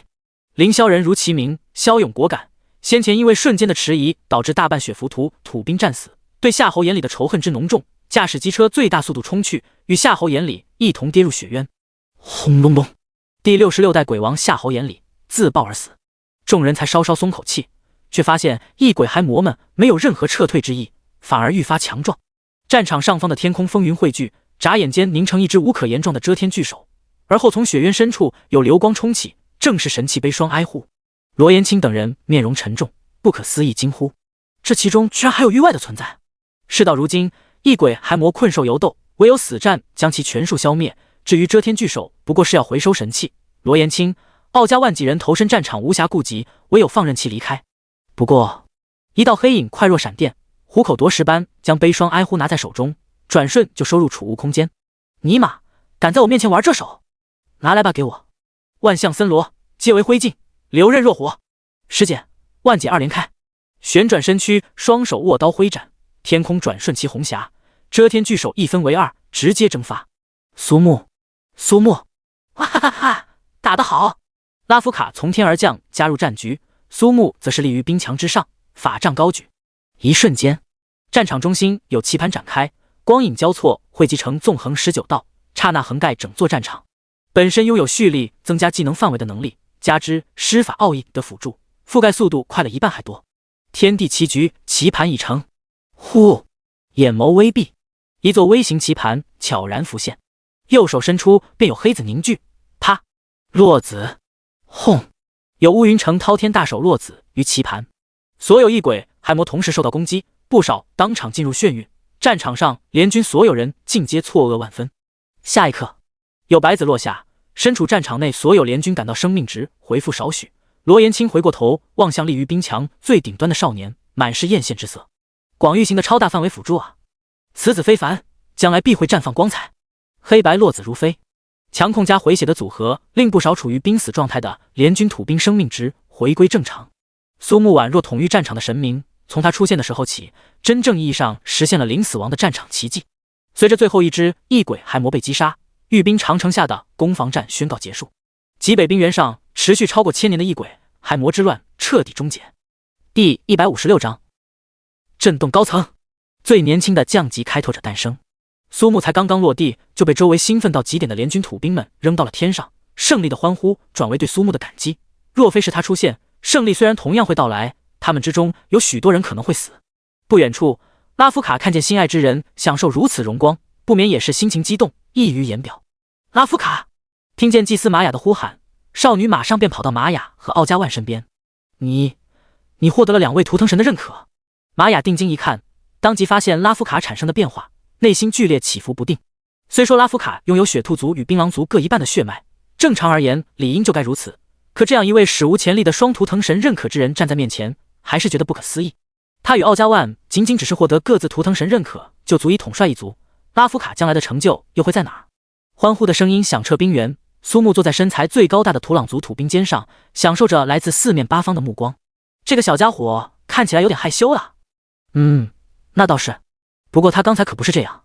罗延清和苏烈方远远看着在人群中心的少年，这时候奥加万带着玛雅和拉夫卡3人走上前。罗城主、苏军长，此番能够终结异鬼骸魔，还多亏你们华夏国开拓者们的帮助，在此我仅代表土朗族向你们表示感谢。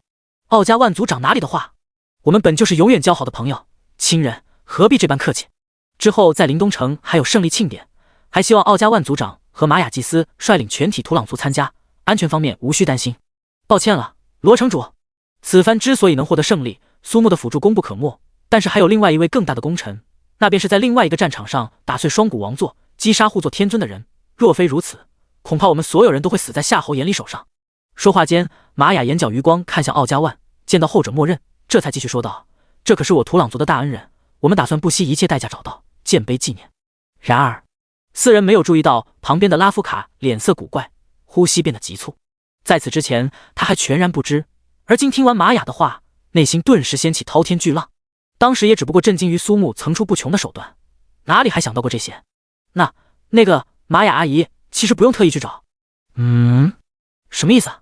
闻言4双眼睛全都看过来。拉夫卡深吸一口气，把他与苏木2人偷家以及苏木独自对抗护座天尊，成功将其击杀的全过程说完。罗延清、奥加万等4人的表情发生剧烈变化，到后来已经毫不掩饰内心的错愕与惊诧。言罢，四下皆无语，不约而同看向那个在人群中还略显不适应的少年，情不自禁倒吸一口冷气。这……罗延青舔了舔略干的嘴唇，身体微微颤抖。早就从欧阳淼的开拓报告中看到过苏木的强悍，而今真正亲眼所见，还要更甚。与土朗族交好自不必说，制止雪浮屠的错误进攻，打碎双股王座，奠定对异鬼骸魔最终决战的胜利，挽救至少一半联军土兵的性命，随便哪一件拎出来都是莫大的荣耀。当这些全部集中在一人身上时，唯有用奇迹方可形容。更令罗延青、奥家万等人难以相信的是，苏木并非为此而来，做这些完全是顺手而为。我老苏这辈子没服过谁，就是霍青那小子，我也一样瞧不上。只是这位，我尼玛从来没像现在一样羡慕过一个人。一个年纪才不过18岁，大学都没毕业的家伙，未来究竟能达到什么程度，完全超出他们想象力的极限。随着罗延青有关异鬼骸魔决战的开拓报告出现，苏木的名字再次出现。继荒兽高原大放异彩之后，没过去多久，又在极北冰原上成为解决异鬼骸魔之乱的决定因素。如此璀璨夺目的成绩，已经超越了冠军霍青。欧阳淼看见苏木同样拥有广域型大范围辅助技能后，咧嘴一笑。谁能料到那个意气风发的少年居然解决了困扰开拓者数百年的难题呢？可以预见，那个少年注定要在华夏国开拓者的史书上留下浓墨重彩的一笔。同时，从决战最后关头出现的遮天巨手可以推测，这场异鬼骸魔之乱可能有域外势力参与。决战结束7天后，临东城内张灯结彩，喜气洋洋，街道上可以看见许多盛装出行的土朗族人。经过罗延青以及苏烈方等人的努力，将城内所有涉嫌违法买卖土朗族之人尽数拘捕，并且处以巨额罚金，尤其是将罪大恶极的首恶分子公开审判，以及把罚金、夏侯眼里家产当作补偿给予土朗族，算是给足了后者面子。整肃过后，临东城又恢复到先前相处融洽的景象。御兵长城的废墟上，奥家万和玛雅决定将冰墙雕刻为异鬼骸魔决战的纪念丰碑，详细记载土朗族同异鬼骸魔长达1000年不屈的斗争。其中有关苏木单枪匹马打碎双股王座等事迹，在最显眼位置单独列出，也成为土朗族中继图腾神与历代英灵永土之下的第一人，更是第一个出现在土朗族纪念仪式中的人类。莫大的殊荣一度让熟悉土朗族的罗延青和苏烈方颇为嫉妒。当他们收到从开拓者总部传来的消息后，不禁当即傻眼。良久，彼此相视一眼，长长叹了口气。其原因正是原9段特级开拓者苏木于此次开拓者同土朗族联军共同对抗异鬼骸魔的战争中，以最小的代价彻底终结异鬼骸魔之乱，功勋卓著。现今开拓者总部研究决定擢升苏木为1段降级开拓者，因其目前为学生，毕业前暂不安排任何迷雾区开荒带队任务。随之一同发来的还有象征官职阶位的徽章。苏烈方的眼睛向下一瞟，看见罗延青所佩戴的2段降级徽章，安慰似的拍拍肩膀，强忍笑意：“城主大人，你得努力啊！要是没几天就被个毛都没长全的孩子给超过去，你这一张老脸怕是要丢尽了。你一个已经被超过的家伙，没资格说我。嘿嘿嘿，反正我老苏这辈子也就这样了，要没苏木，我估计还在御兵长城上吃血呢。再说了，那可是我苏家人，有啥好丢脸的呢？”好半晌过去，一向儒雅沉稳的罗延青终于大吼：“你给老子滚！”这时候，元墨大学的教学楼前，一辆军用牌照的越野车缓缓停下，从中走出3名身着非凡制服的军人。校长等领导闻讯问来，而3人完全没有理会，照直走入教室。“你好，请问你就是楚月兰？”“啊，我是，请问你们？”“现在，请您跟我走一趟。”第157章域外者计划候选。第3件神器装备诞生。哇呀！是楚老师犯了什么事？瞎说八道呢？不是，楚老师那么好，能干什么？你们有没有看到那3个人穿的衣服？我怎么从来没见过？教室瞬间乱作一团，众说纷纭，人心惶惶。纳兰清玄当即走上讲台安抚，心中不由得担心起来。尤其是纳兰清玄更是忧心忡忡，身上的制服表明他们来自国家直属秘密机关，连他都只是听说过，每年都会从全国各地搜罗一些真正具备潜力和天赋极高的人进行重点培养。一瞬间，他的脑海中出现那张俊秀阳光的脸庞，该不会是他吧？元墨大学的会议室内，校董事会正在召开有关即将到来的强校交流会参加学员的相关议题，3人毫不客气直接征用。原本颇有微词的校董事们看见亮出的名牌，当即乖乖离开，不敢发一言。关上门，结界展开。楚月兰神情慌张，内心砰砰乱跳不止。面前3人实力高深莫测，不由得担心是不是他犯了什么事儿。楚月兰老师，对吧？是的。长长呼出一口气，强装镇定，旋即便听到一个熟悉的名字：苏木。他怎么了？早知道当初就不该准他的假。气死我了啊！对不起，是不是他惹了什么麻烦？他还只是个孩子，我是他的指导员，造成了什么损失，我会想办法的，请不要。三人忽然微笑摇头，楚老师，并不是苏木他惹了什么麻烦，请您不必担心。随着交流深入，楚月兰完全被震惊到外酥里嫩，连带着双腿不自觉开始哆嗦，一个个陌生的词汇相继出现。楚月兰作为曾经的开拓者，非常明白他们拥有的分量。都是他做的，你们不会是弄错了吧？哼，楚老师，请不要怀疑我们的能力。苏木的成长速度惊人，您作为他的指导员老师，有权成为计划的参与者和执行者。楚月兰听得一头雾水，因为他无论问什么，得到的都只是2个字：保密。不过到最后的时候，他搞明白一件事情，那就是因为苏木的关系，他参与到一项机密的培养计划之中，优先级会远远超过目前所能接触的所有，并且也会拥有一部分凌驾于学校之上的特权。如果苏木这边有任何异动，还请您及时向我们汇报。至于学校这边，我们会出面，请您不必担心。不容置疑和拒绝的语气，楚月兰只得点点头，望着3人的背影，不禁狠狠在大腿上掐了一下，这才相信刚才发生的一切都是真的。然而他马上意识到一个相当尴尬的问题，降级开拓者阶位官职远远高于他，所以到时候苏木喊他老师，他要叫苏木长官。呵呵，很快元墨大学的校长以及一众高层领导先后被约谈。潮湿的雨林中，刚刚收拾完怪物的霍青察觉到手环震动，随即点开查看消息，几秒后便是发出爽朗的笑声。2个消息说的都是同一个人，小队编外成员苏木成功被擢升为一段降级开拓者，成为华夏国沟通土朗族的重要桥梁，同时成为专任的外交官，以及成为域外者计划的候选人。所谓域外者计划，简单来说就是精英培育，想要被其选中，必须在20岁之前成功完成4转的觉醒突破任务，身世清白，并且拥有足够的功勋值，远超同龄人的战力及其罕见的天赋3者满足其2，才有机会进入域外者计划。霍青的笑声戛然而止，短暂几秒后笑得更大声。头回听说域外者计划还有破格选拔一说，当然就算苏木成为域外者计划的一员，也同样是他的小队成员。哈哈哈哈！对于学校以及各方的变动，苏木完全不知晓。胜利庆典结束后，林东城终于回归往日的平静，他也终于有机会取出都悲霜哀呼以及那枚从护作天尊身上爆出的戒指，细细研究一番。首先是神器悲霜哀呼，明明在夏侯眼里手中大放光彩，现在居然变成被封印状态。神器被封印的悲霜哀呼 LV 属性效果当前为无法装备状态，需要解开封印，他真正的力量才会显现。显现你妹啊！虽说是中途截胡，好歹也是凭实力抢下来的，凭什么不能用？想起那时出现的遮天巨手，以及事后从罗延青口中听到双股王座与异鬼骸魔的出现，似乎有域外势力的影子，或许将来有机缘能解开封印。然后是戒指，星辰遗物霸鬼加护之戒，属性力量加50，智力加50，精神加50，防御加50，体力加50，生命加50，法力加50。被动效果，成长此装备等级和属性会跟随佩戴者等级提升进行成长，等级每提升1级，所有属性加10。霸鬼王道佩戴者每次遭受单次技能攻击，并且伤害总量超过 90% 最大生命值时，获得霸鬼守护效果。在接下来对战中，可免疫伤害来源技能与技能效果，最多免疫个数为6。介绍：鬼者，霸道也。啪！苏木打了个响指，完全属于规则系装备，直接就能免疫伤害。当然，和网游是一个路子，怪物身上超级给力，效果变态的装备真正被爆出来的时候，效果会大打折扣。嘻嘻嘻，不过不怕。咱还有一个直接把潜能拉满的技能，走你！嗡！周围空间震颤，仿佛有恶鬼凄厉哀嚎，房内转瞬变成漆黑，手中戒指好似活过来要挣脱出来一样，声势骇人，反而愈发欣喜，摆明品质不会低，说不定。提示：你获得圣遗物霸鬼守护之戒。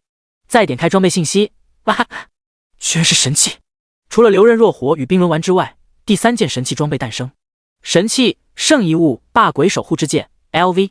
属性力量加80，智力加80，精神加80，防御加80，体力加80，生命加80，法力加80。效果：成长此装备等级和属性会跟随佩戴者等级提升进行成长，等级每提升1级，所有属性加20。霸鬼佩戴者每次遭受单次技能攻击，并且伤害总量超过 80% 最大生命值时，获得霸鬼守护效果。在接下来对战中，可免疫伤害来源技能与技能效果。10秒伤害来源单位造成的伤害负 50%， 强化等级每提升3级，免疫伤害个数加1，当前免疫伤害个数8。介绍：霸者走鬼图，鬼者行霸道。苏木一看，真的是乐了，哥们儿可是有完美强化的男人，还会怕这个？嗡。提示：当前缺少圣者结晶 X2， 无法强化。尼玛！房间内响起苏木的嘟囔。这时候，某人蹑手蹑脚走入房间，身穿黑丝与黑色的比基尼，脚踩恨天高，一双比羊脂玉还要白净柔嫩的手臂完全露出，除了耳朵是真的兔子耳朵以及不是兔子的尾巴外，完全就是兔女郎的再版。悄无声息来到苏木面前蹲下，一双炽热的眼眸深处泛起点点火花。嗷呜汪！第158章离别、返校、不祥的预感。有关一根硬棒如何处理才能在支撑重物打成稳定，一前一后怎样选择参照物这些物理问题，以及180度平躺、90度直坐构成只有1-2象限切令人欢愉的直角坐标系等数学问题上，苏木和拉夫卡用实际行动做出了最真实的解答。数小时后，苏木为拉夫卡盖好被子，他则是独自进入浴室。此番极北冰原之行已经过去2月有余，算算时间回到学校，大概也快到考试的日子。先前花了些精力，将90%以上的知识全部掌握，不必担心考试的问题。3转觉醒突破任务还差最后一个，获得其土王的认可。但是苏木更关心这位传说中的其土王是男还是女，有没有呆毛，以及是否需要进行补魔之类的正常或非正常操作。知道这些不仅关系着苏木该如何完成其土王的认可，更决定是用嘴还是用手来说服。本身任务的描述便极为模糊，所给出的线索也不过其土王3字。圣灵先知给出的引导是以剑作之实为信物，于仙女湖畔进入妖精的理想乡阿瓦隆，唤醒其土王的婴灵，成功解开其心结，任务自然完成。众所周知，其土王是圆桌其土的领袖，拔出石中的王者之剑，在恒昌沐浴太阳光辉的奥列群岛上登基称王，自身武力值出众，属于神话传说中立于顶点的英灵级别人物，在奥列群岛拥有极其深远的影响力。剑作之石想必就是那块曾经插着王者之剑的石头。至于仙女湖畔的具体位置，结合圣灵先知对此给出的提示，也已经拜托给了玉千山。不久前也在灵东城的职业者工会发布了带有相关词条的任务，相信很快就会有相关的线索。不过苏木思索先知的提示，总有种挖坟倒斗外带心理疏导的感觉，不会是抵达妖精的理想乡后还需要在东南角点根蜡烛吧？晃晃脑袋，没有再去胡思乱想，心中已经下定决心，2天后启程返校。下午将出发的消息告知拉夫卡，两人一同来到灵东城外土朗族部落。随着高耸入云的纪念碑屹立于冰线山脉上，苏木也成为土朗族家家户户教育自家孩子的标准模板，不少孩子将苏木视作偶像。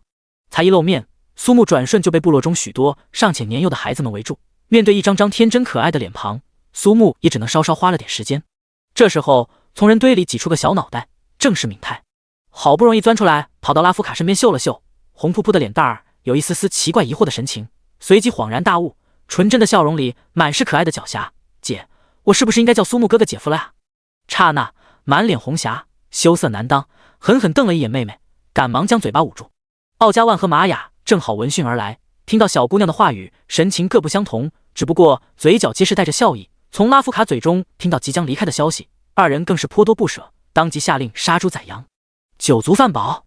苏木起身的同时，拉夫卡也站起来，敏泰则是一把抱住苏木大腿，泪眼汪汪。姐夫，不是，姐姐不让我叫你姐夫。苏木哥哥，族长和祭司都说我年龄太小，等我长大一点去找你们玩，好不好？都说童言无忌。敏泰说完，营帐内鸦雀无声。奥加万与众人回过神来，捧腹大笑。苏木则是瞬间清醒了许多，不禁宠溺地揉了揉敏泰的小脑袋，满口答应下来。拉夫卡几乎是要哭出来了，这种掩耳盗铃式的话语，不就把他的内心全暴露了吗？苏木老弟，拉夫卡就有劳你多照顾了。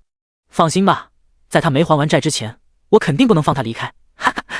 闻言，拉夫卡更是将脸都要埋进胸里，毛茸茸的尾巴左右摇摆不停。玛雅则是见缝插针引开话题，笑意不断，一路送到部落大门前，这才依依不舍告别。敏泰呜呜哭个不停，奥加万与玛雅先后露出意味深长的笑容，如此应该是最好的结局。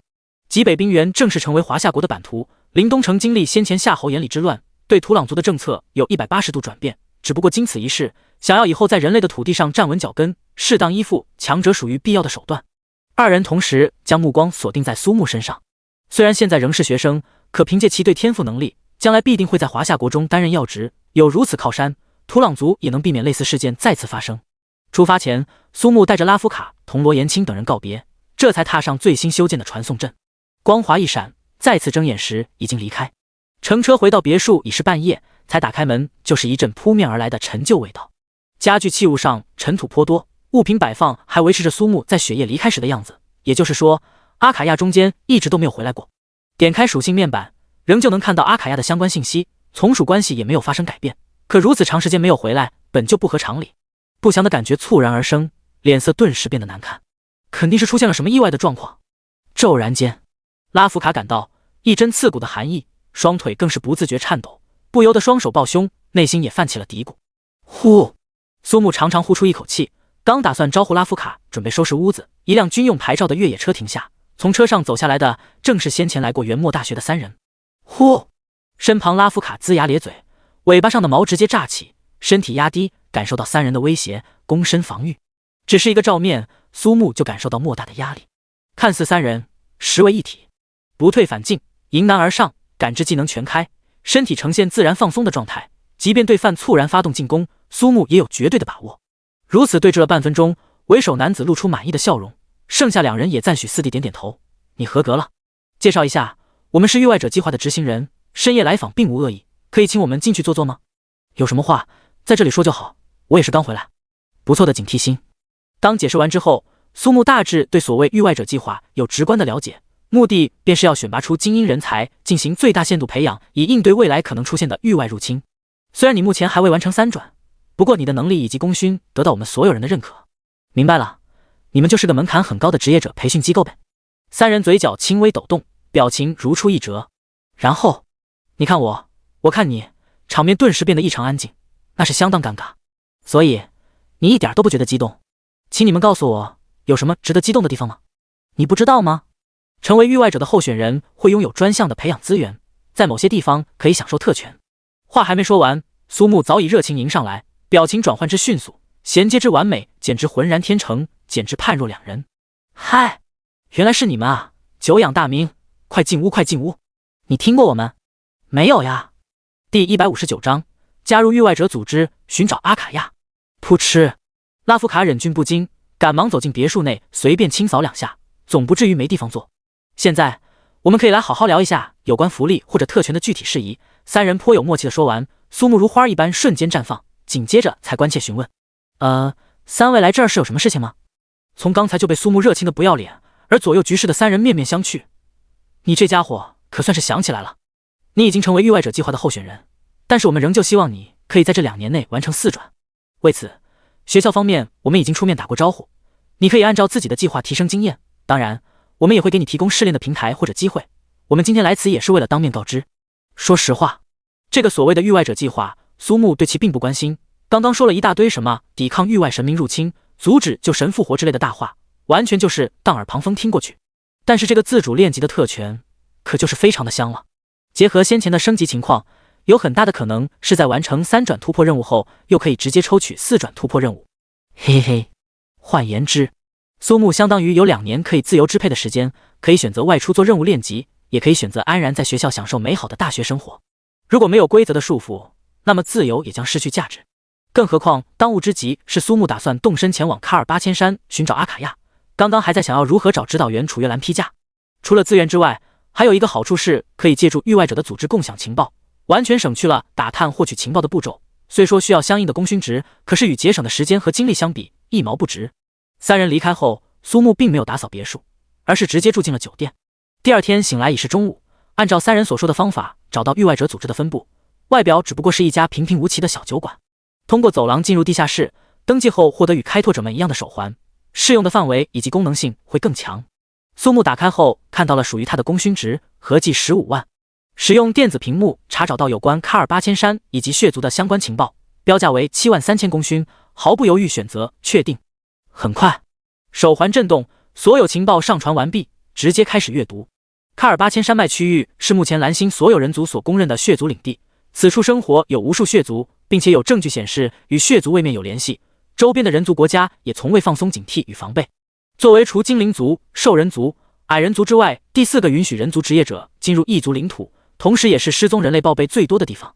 每年都会有数以万计的人族职业者为了获得珍稀材料铤而走险，安然无恙归来者寥寥。与此同时，血族自视甚高，内心颇为鄙视那些单纯吸食人血的吸血鬼。于是就在卡尔8000山脉中有圈养的人类，好吃好喝，每月还有工资发放。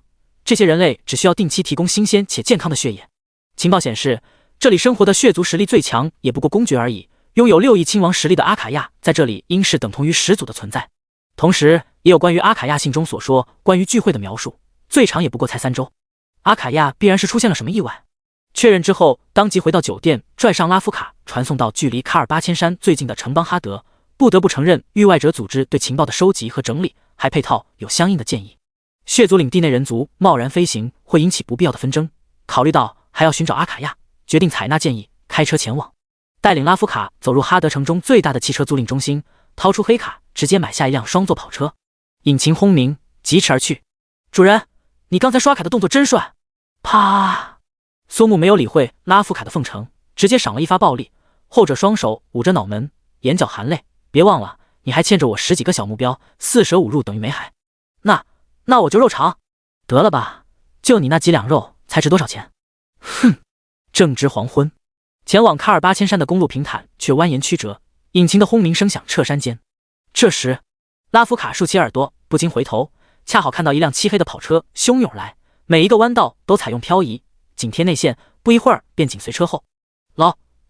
主人。下一个弯道，漆黑跑车以近乎狂猛的跑法抢占内线超车，并驾齐驱的瞬间，苏木看到一张阴柔俊美的脸庞，露出的尖牙表明此人应该是一位血族，脸上满满都是不屑与嘲讽。这个人真的是……还没来得及抗议，一发能量炮从车位激射而出，垃圾的车手就该去死。如此近距离，苏木的反应更快，猛打方向盘，双脚灵活轻点，车子竟然如同风车一般在狭窄的路面如风车旋转，完美躲过能量炮。呵，有趣！稍稍呼出一口气，拉夫卡惊魂未定，想到刚才苏木的神奇操作，心花怒放，满眼都是星星。嗡！才不过3个弯道就将漆黑跑车追上。2辆车连续较量3个弯道，阴柔男子吹了声口哨，大拇指向下，引擎声夹杂着得意笑声，气到拉夫卡不停磨牙。苏木的眼神明亮，透露出无比的信心，因为从刚才开始他便发现了道路两旁的排水渠，一招贯穿童年。长大后，在游戏和现实中都尝试过的豆腐店跑法浮现脑海：过弯、进渠、超车出弯，一气呵成。卧槽，这他妈也行！阴柔男子爆了句粗口，瞳孔骤然变大。拉夫卡站于座椅上，俏皮眨眨眼睛，一支标枪精准投出，轰隆，跑车爆炸。苏木看见逐渐显现的漆黑城堡，将油门踩到底。第160章，狩猎6亿亲王。拉夫卡对战10项吸血鬼，轰！冲天的爆炸火光中走出一道黑影，宽松的斗篷将修长的身材包裹，高高的立领几乎要将整个脑袋全部遮挡。呸！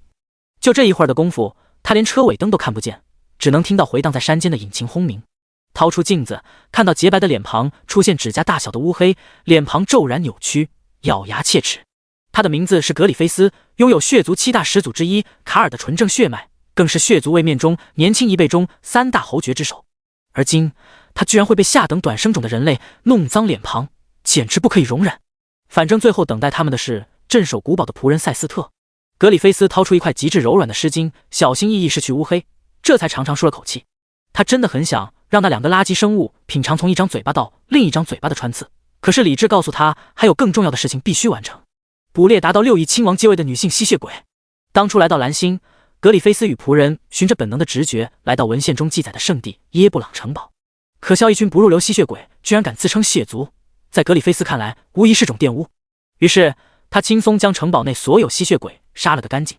谁能想到在这个世界居然还能诞生出如此高阶位的吸血鬼。格里菲斯承认，他从那个垂死吸血鬼口中听到这个消息时，激动到括约肌都在蹦迪。寻常吸血鬼的尽头也不过公爵，只有少数天赋高绝、血脉纯正的吸血鬼才能跨越鸿沟达到亲王，更不必说是同等级、同阶位下象征最强的6亿。倘若能获得其苦心凝聚之物血之心，必然能在眨眼间突破至公爵，激发血脉潜能，拥有6亿，说不定还可以顺利晋升亲王。恰巧此时阿卡亚出现。众所周知，血族位面本土的血族本就优于其他位面的吸血鬼，更何况他还是7大始祖之一卡尔的直系后代，天生就拥有令下等血脉吸血鬼臣服的本领。可是他不曾料到，阿卡亚不仅能抵御这份血脉的威压，单打独斗居然稳占上风。格里菲斯使用家族秘术召来始祖虚影，将其打成重伤，前后交手10余次，终于消耗至残血，距离获得血之心不过1步之遥。忽然，他感受到空气中蕴含的独特律动，正是始祖虚影打在阿卡亚体内的印记在回应着，内心满是狂喜。想到再次回归傲然同辈，格里菲斯咽了咽口水，低声吟唱：举世荣光皆属于您，光荣的始祖卡尔，浴血的鲜红薄幕终将笼罩世间万物。我等于您的庇佑下，在暗夜中前行，世界所有的风光尽收眼底。伟大的始祖啊，请回应我的呼唤。话音刚落，一条血色光柱拔地而起。嘿嘿嘿，我来了！皎月光辉下，城堡依旧漆黑，宛若巨大阴影笼罩这片土地。卡尔8000山脉有且仅有一条平坦蜿蜒的公路，终点便是位于山脉深处的吸血鬼聚集之所耶布朗城堡。相传修建于世界规则突变，血族位面大肆侵入蓝星之时，后来随着人族职业者崛起，残存的血族抓住其他位面入侵的有利条件，同人族定下契约，自此已过去数千年。苏木和拉夫卡推开古堡大门，后者失声尖叫，不由被眼前一幕所震惊。随处可见都是如干尸一样的吸血鬼，面容惊恐，皮肤青紫，死状骇人。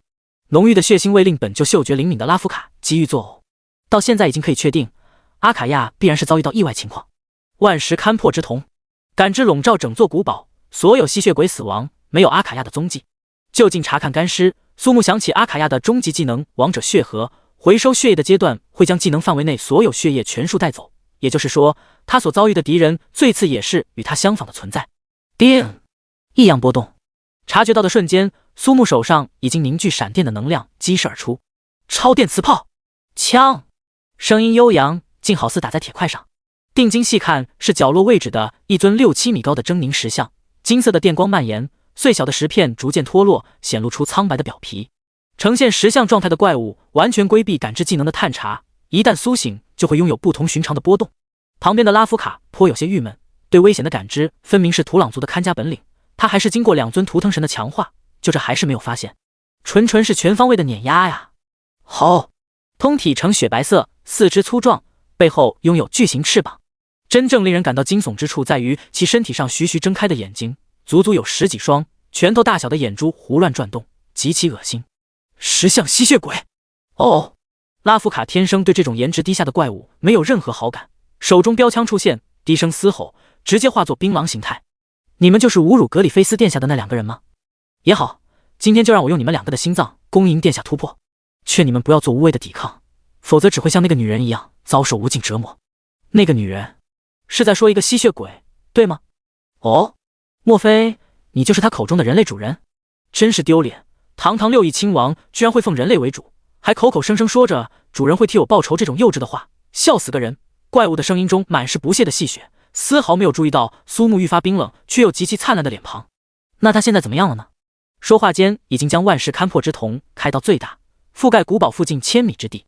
石像吸血鬼面对2个弱小的生物，自然不会有太多戒备，缓步而来。恐怕这会儿格里菲斯殿下已经取出他的血之心吞下了吧。一个丢尽脸面的6翼亲王，脑海中倏尔出现熟悉的信息，只不过此刻奄奄一息，与之相距约莫10几米地方，正是先前开车的那个家伙。轻轻拍了拍拉夫卡，压低声音耳语：“这个大家伙交给你。”猝然夺门而出，残酷冰冷的杀意使得拉夫卡不由自主睁大眼睛，内心狂跳不止，整个人也变得认真起来。如果要是败在这种家伙手里，丢土朗族与图腾神的脸不说，之后还指不定会被苏木小瞧成什么样。最关键之处在于那个素未谋面的阿卡亚，女人的奇怪胜负欲就此展开。接下来我做你的对手。清冷月辉下，吸血鬼王翼骤然展开，磅礴的气机使得格里菲斯和石像吸血鬼以为是吸血鬼之王亲临。高原血统如流星划破天际，只在一个呼吸间，苏木横亘于重伤垂死的阿卡亚和格里菲斯之间，温柔一笑：“没事了，阿卡亚，因为我来了。”第161章，带点味道的画地为牢。主人，灰暗的眼眸重又亮起光彩，苍白的脸庞因内心激动而显露一丝红晕。目光触及雪白肌肤上早已结疤的血痕，眼眸深处满是怜惜。唤出法杖的瞬间，阿卡亚被乳白色的圣洁光辉所笼罩，须臾之间生命回满。神圣祝福。我来的有点迟，抱歉。主人，没事的，是我不好。阿卡亚哭得梨花带雨，乖巧来到苏木身边，后者伸出手指轻轻拭去脸颊的泪痕。如此情景反倒是令格里菲斯彻底暴怒。为了将阿卡亚削弱，不惜使用家族秘术，用尽手段才把这个天赋属性可怕到离谱的女吸血鬼者打成残血，现在直接生龙活虎，等同于彻底断送了格里菲斯苦心孤诣的晋升之路。告诉你，这个家伙是我格里菲斯的猎物。一阵铁链碰撞，虚空中爆射而出的9条锁链直接将格里菲斯捆成了粽子。拼命挣扎过后，格里菲斯惊恐发现动弹不得，居然直接被对方生擒。我告诉你，我可是血族位面7大始祖血族之一，卡尔家族最年轻的新星。你要是敢乱来，族内长老绝不会放过你。色厉内荏展露的淋漓尽致，格里菲斯一边说着，暗地里使用血族独特的传讯装置向家族内发送求救讯息。还有我的仆人，那可是百里挑一的10项吸血鬼，你要是不想死的话，就赶快放了我。阿卡亚冰冷注视着向苏木无尽讨饶的家伙，忍不住翻了个白眼。心道7大望族之一卡尔家族为何会出现这种软脚虾的角色？明明都活了几百年，怎么这般没骨气？先前若不是无法抗衡召唤而来的始祖虚影，被封印了80%属性能力，他又岂会败在格里菲斯手中？这时候，一颗硕大的头颅从天而降，径直砸落在地，正是10项吸血鬼。格里菲斯尖叫不停，亡魂四散。虽然等级在血族位面算不得高，却也是拥有石化皮肤的超高防御以及看穿360度攻击全方位魔眼的怪物，怎么会如此拉垮？密林之中浮现一道凹凸有致的野性身影，拉夫卡身背一个滴血的麻袋，双手血迹斑斑，麻袋朝地上一扔，便倒在格里菲斯脚下，硕大的眼珠子滚落满地都是，惊吓连连。越是高高在上，跌落凡尘时候就会愈发卑微。格里菲斯哪里还有刚出场时候的傲气，身体好似左右扭动的爬虫般搞笑，时不时发出杀猪似的嚎叫。你是在说这个家伙吗？认真状态下的拉夫卡以其矫健的身姿，一个个把10项吸血鬼的眼睛活生生扣了下来，最后才将其杀死。苏木走到格里菲斯旁边，忽然想到了什么，朝阿卡亚和拉夫卡大声喊道：“你们2个给我转过头去！”两女面露疑惑，却还是照做。格里菲斯疑惑之间，苏木双手解开腰带，抽出堪称一绝的宏伟武器，哗啦啦啦，画地为牢。2双眼睛毫不客气地看着盯着，令苏木瞬间一紧。你们2个干什么啊？好看吗？又不是没进去过，害羞干嘛？拉夫卡嘟囔着，旁边阿卡亚眼神一眯，直接打量起这个狂野彪悍的土朗族少女。拉夫卡毫不客气扬起下巴，眼角余光也在观察着阿卡亚。这种味道对于有洁癖的格里菲斯而言，不亚于一颗蘑菇蛋。苏木稍微抖了抖，随后跳进来，毫不客气在格里菲斯的脸颊上抹了半天，每一下都是难以忍受的折磨，几乎要将格里菲斯逼疯。你杀了我吧！啊呀！与此同时，血族位面广袤无垠的大地上，卡尔家族收到格里菲斯的求救信息，更看到有关6翼亲王的消息，顿时就有许多卡在公爵之位成百上千年的长老激动不已。于兰星这种位面能够晋升成为6翼亲王，必然有极其恐怖的天赋和非凡的奇遇，却都是为他们在做嫁衣。刹那间，已经苍老的卡尔家族长老使用跨界石召唤灵石的跨界之门，卡尔家族的现任族长则是打开灵魂投影。格里菲斯作为他最小的儿子，从小受尽宠爱，投影出来的景象却令他的血压陡然飙升。一张俊秀的脸庞浮现，令在场许多血族长老情不自禁感觉到饥饿。同一个世界想要进行移动，最快捷的办法是使用传送法阵，而如果想要跨位面移动，使用道具开启灵石的跨界之门，则可以进行单体的空间移动。虽是如此，毕竟不如传送法阵没有冷却时间和数量的限制。临时开启的跨界之门仅仅可以维持1个小时，并且每次仅能允许与开启者等级差距不超过5级的单体对象通过。嗡！紫光绚烂，虚空中悄然浮现出一座圆形大门，很快就有一身材矮小、4肢浑圆的中年男子踏出跨界之门。杰，怪不得你待在蓝星数月，原来竟是有如此货色，没想到今日便宜了老夫。中年男子名为温德尔，目前是卡尔家族的赤袍长老，等级48，目前阶位是伯爵。虽说阶位低于格里菲斯和阿卡亚，等级和属性远远超过2人，望向阿卡亚的目光中满是贪婪。蓝星上没有适合血族生存的土壤，等级必然不会太高。这种情况下的6翼亲王简直就是白送的10全大补药，一颗血之心吃下去，阶位必然提升。这种时候还顾得上吃醋，还不如让我。温德尔不曾说完话，已经被封印于寒冰之中，无法活动。我的仆人和奴隶互相吃我的醋，和你这个4肢短的猥琐血族有什么关系？第162章始祖卡尔的血缘印记。冰冷刺骨的森寒深彻骨髓。密林转瞬出现白雾，温德尔显露惊诧之色，下意识摆出防御的架势，眼角余光看见那个被龙形寒冰铠甲包裹的少年，瞳孔狂震。等级48，拥有稀薄始祖血脉的血族伯爵，居然看不透一个年轻的人类职业者。皮肤不自觉紧绷，上千年战斗修炼而出的直觉已经在这一刻开到了最大，也就是说，这个人类少年真正可以威胁他的性命。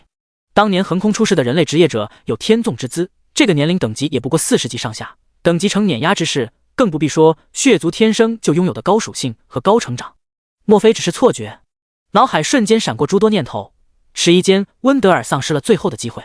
一刀冰封，直冲天际的寒冰壁垒中，矮小的身躯动弹不得。千年冰牢，旋即又是一刀直刺冰壁。卡尔家族中拥有赫赫威名的红袍长老温德尔被贯穿，滚烫赤红的鲜血流出，只刹那的功夫将寒冰壁垒染成血色。瞪大的双目中满是无法置信，想要冲破寒冰的束缚，奈何到头来居然毫无办法。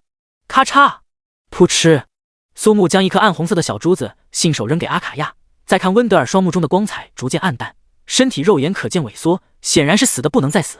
啊！凄厉的尖叫响彻夜空，惊起鸟雀蝙蝠，冰牢猝然爆碎，化作漫天冰晶。阿卡亚茫然低头，手中之物正是温德尔的血之心，隐约有明灭可见的始祖印记，只是因为血脉稀薄的关系，始祖印记并不醒目罢了。一刀冰封，一刀取心，前后也不过一个照面的功夫，温德尔毫无还手的力气，直接被秒。浑身布满尖刺的狰狞龙形冰铠与扑面而来的寒冷杀意，拉夫卡一瞬间竟以为他的面前所站之人是突破封印的寒冰恶魔。本以为先前击杀66型护作天尊时，苏木已经底牌尽出，而今看来仍旧不过是冰山一角。撇撇嘴，两只灵动的美目不禁望向那个捧着血之心的女吸血鬼，拉夫卡的心中滋生名为羡慕与嫉妒的情绪。还愣着干什么？他不说这是个好东西吗？还温着呢，要不尝尝咸淡？苏木径直走向格里菲斯，后者嘴唇颤动，仿佛看见了自己的结局。不要，我是卡尔家族未来的族长，你难道不害怕得罪我们吗？然而冰冷的刀刃也不过轻轻拭过柔嫩的脸颊皮肤，留下温德尔残留的血迹。格里菲斯大气不敢喘，双腿因为极度恐惧而变成内八。咕噜，犹豫片刻，一口吞下血之心，转瞬体内的血液就将其包裹消融，稀薄的印记也不过抵御片刻，便被毫不留情吞噬转化。眉心处猝然浮现血族始祖卡尔的血缘印记，阿卡亚吐出一口浊气，眼眸亮起六芒星的图案。为什么？这怎么可能？格里菲斯惊呆了，甚至连他自己身陷死境，洁癖被肆意践踏也浑然不觉。一同被惊呆的还有血族位面卡尔家族的众人，族长迪克特与一众长老目瞪口呆，更有甚者发出不可思议的惊呼：始祖的血缘印记，这是可以轻而易举获得的东西吗？普通血统的吸血鬼居然从只有稀薄始祖血脉的血族中获得了最纯正的血缘印记。换言之，阿卡亚日后是真正有可能获得始祖卡尔的传承，成为新一代的始祖。卡尔家族近千年来诞生出无数血脉纯正之人，却仍旧无法凝聚出始祖印记。此刻阿卡亚真正成为卡尔家族所有人眼中的宝贝，真正的始祖印记以及完全没有与之匹配的属性实力，只要拿到血之心就可以拥有晋升始祖的资格。事到如今，拯救格里菲斯已经无关紧要，击杀阿卡亚，拿到血之心才是首要任务。快，激活传送阵，我要亲自前往。迪克特早已将最受宠爱的小儿子抛诸脑后，眼中唯有阿卡亚。漫长悠久的岁月，后代子孙可以有很多，只要他想，分分钟就能播撒生命的种子。而始祖印记只有一个。投影上看见苏木正在百般羞辱格里菲斯，迪克特满意地点点头，这才是我的好儿子。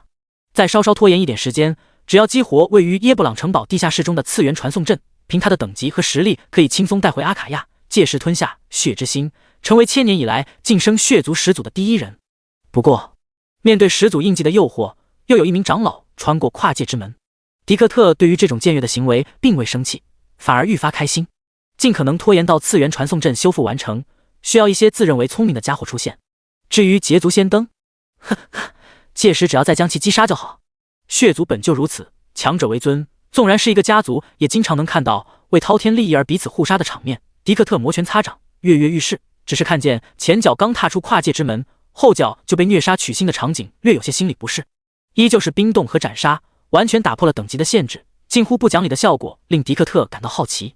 格里菲斯彻底麻木，仿佛接受命运一般，放弃了抵抗。拉尔菲，你去。听到后，距离最近的一名瘦削男子比之飞入跨界之门，拥有超高的冰属性抗性以及在寒冰中移动的天赋，更关键是对迪克特格外忠心。千年冰牢。拉尔菲不屑一笑，身体在寒冰中急速移动，尖锐的利爪直取心窝。当然也仅此而已。转瞬便听到一声猝然消失的哀嚎，拉尔菲直接消失，就好像从未来过这个世界，唯有骤然暴涨的温度以及融化的寒冰。还不待阿卡亚反应，又是一颗血之心抛来。我很奇怪啊，你为什么会输给这种废物点心呢？格里菲斯殿下身负我卡尔家族的至高圣物，又岂是你这种卑微的人类可以知道？一个精神矍铄的老者走出跨界之门，轻轻活动筋骨，就犹如同爆竹的噼啪声。身材魁梧却又风度翩翩，得体的西服与洁白的手套，眼中时不时闪露凶光。师傅，在这个被全世界抛弃的时刻，只有这个人还真正在乎他的死活。第163章，格里菲斯的老师现身，双人的交易。在下卢默，正是被你们擒住的格里菲斯的师傅。单手负后，微微鞠躬，言辞与先前出现的两人全然不同。老师，我就知道你不会扔下我不管。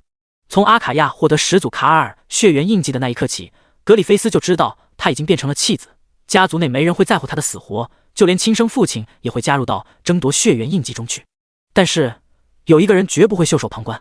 蓦然间，格里菲斯泪如泉涌，失声痛哭。跨界之门中第一个过来的是温德尔，也就是说，这个跨界之门允许等级43至53级的人通过，而卢默是卡尔家族内少数几个达到80级的强者。这也正是格里菲斯感觉到痛苦的理由。老师，我对不起您。无妨，格里菲斯，你是我最可爱的学生。旁若无人的对话并未将苏木等人放在心上，而从卢默出现的那一刻，拉夫卡和阿卡亚同时感到莫大的压力，仿佛是一座不可逾越的高山，完全生不出任何反抗的心思。目光望向苏木，卢默点点头，流露出赞许之色。做你的老师肯定非常自豪，在你这个年龄的人类能拥有神迹波动，的确非凡。你们是一起上还是车轮战？我卢默今日全然奉陪。单手向前，澄澈的目光透露出绝对的自信，却无任何敌意。四目交汇之时，各自明白彼此的心思。卢默不着边际，轻轻点头。苏木见状，笑容愈发灿烂，一屁股坐在拉夫卡身边，眼神示意阿卡亚同卢默交手，挥手凝聚出鲜血镰刀，眉心处一点血缘印记，妖艳骇人，宛若死之女神莅临，爆发出的气势竟能与卢默分庭抗礼。哦，不错的气势，看来的确是获得了精纯的始祖之力。卢默由衷赞许，并未主动发起攻击。不过你似乎仍旧未能将卡尔血脉之中对血族的支配之力完全发挥。两人真正的交手只在须臾，徒手硬碰，鲜血战连，激荡的气息撕碎掉落的树叶，转瞬就分出了胜负。我说了，你很厉害。阿卡亚面色晦暗，源于内心称赞，同时也隐隐觉得奇怪，卢默明明有很多次机会将他击杀，为何会骤然停手？迟疑的间隙，猛然听到身后传来一声脆响，一巴掌拍在饱满挺翘的臀部，引得拉夫卡嘴里嘟囔不停，该你了。哦，直面卢默的同时，思绪都放在身后，尤其是看见阿卡亚居然直接挨着苏木坐下，御姐般冰冷的脸庞直接绽放笑容，不禁生出些许怒意。哼，土朗族的小姑娘，与人对战分心可不好哟。一记迅猛无边的冲拳，拉夫卡连忙转换为敏捷最高的雪兔形态闪避，光明魔法轰击打开局面，变为槟榔形态投掷标枪。阿卡亚还是初次见到这般灵活多变的兽人战土，3种形态互相转换，拥有几乎无限的技能搭配。反观卢默不慌不忙，见招拆招，单凭一双铁拳就挡下所有。激烈对战过后，拉夫卡敏锐察觉到隐藏在卢默之后的真实意图，当即微微躬身，后者也同样躬身回礼。接下来轮到苏木，枪舞梨花，潇洒飘逸，交错之间残影频现。咦？卢默连连后退3步，完全不掩饰心中的惊讶与疑惑。属于他的攻击节奏被苏木搅乱，每在攻击或招架防御的时候，总能猝然丝滑变招，防不胜防。一招一式都附带波动扩散，虽然造不成多少伤害，却能做到真正无视所有防御，堪称罕见。如果处于相同等级下，又没有更丰富的战斗经验，唯有输于死亡。应该说，同等级无敌，不论任何种族。见好就收，两人同时停手。家族中人各怀心思，我也不例外。此番只为救格里菲斯一命，先前多有得罪，一本黄色技能书，一件黄金品质项链，算作是我道歉的诚意。嘴唇翕动，虽未有声音，苏木的耳边响起了卢默的声音：秘术血魂传音。方才也是通过此术，苏木才大大方方派二女与之对战，目的正是要增加对敌经验。借由万石勘破之瞳，早已对卢默的属性技能有所了解，更何况对方显露出商量之意，何不将利益最大化？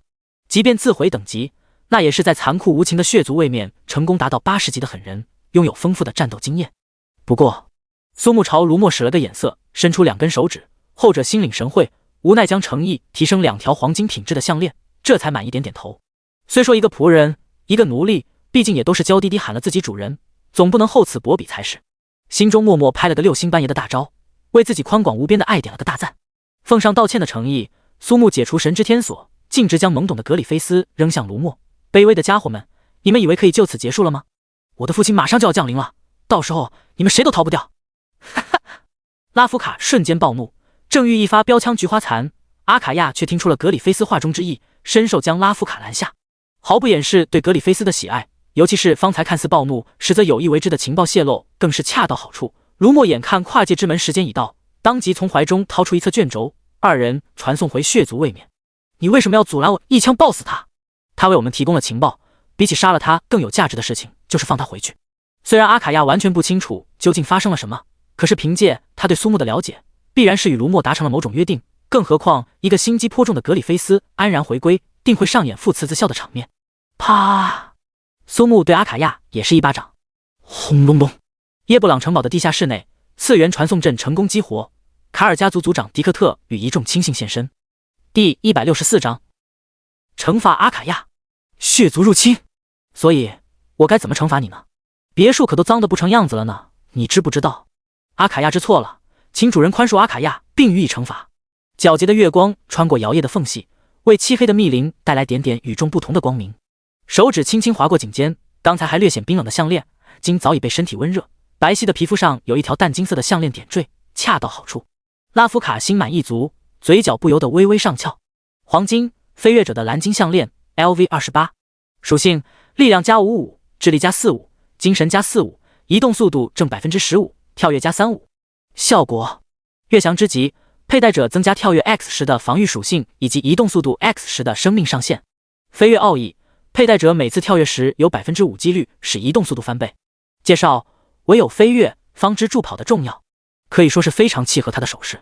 尤其在变换为雪兔形态时，虽是偏向于辅助类型的法师，却拥有高额的移动速度和跳跃属性加成，全部转换为生命和防御，无疑增加了容错率，将敏捷的特点发挥到极致。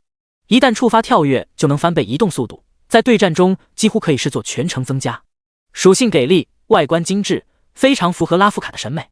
不远处，阿卡亚者双手紧握，食指下意识缠绕抖动，眼看苏木走来，乖巧地撩起发丝，优雅的颈间多了一枚镶嵌猩红宝石的吊坠。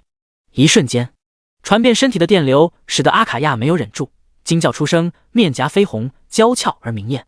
黄金血天使吊坠 LV35， 属性体力加95，精神加95，生命加600，魔力加600，防御加600，光属性抗性加35，神圣属性抗性加45。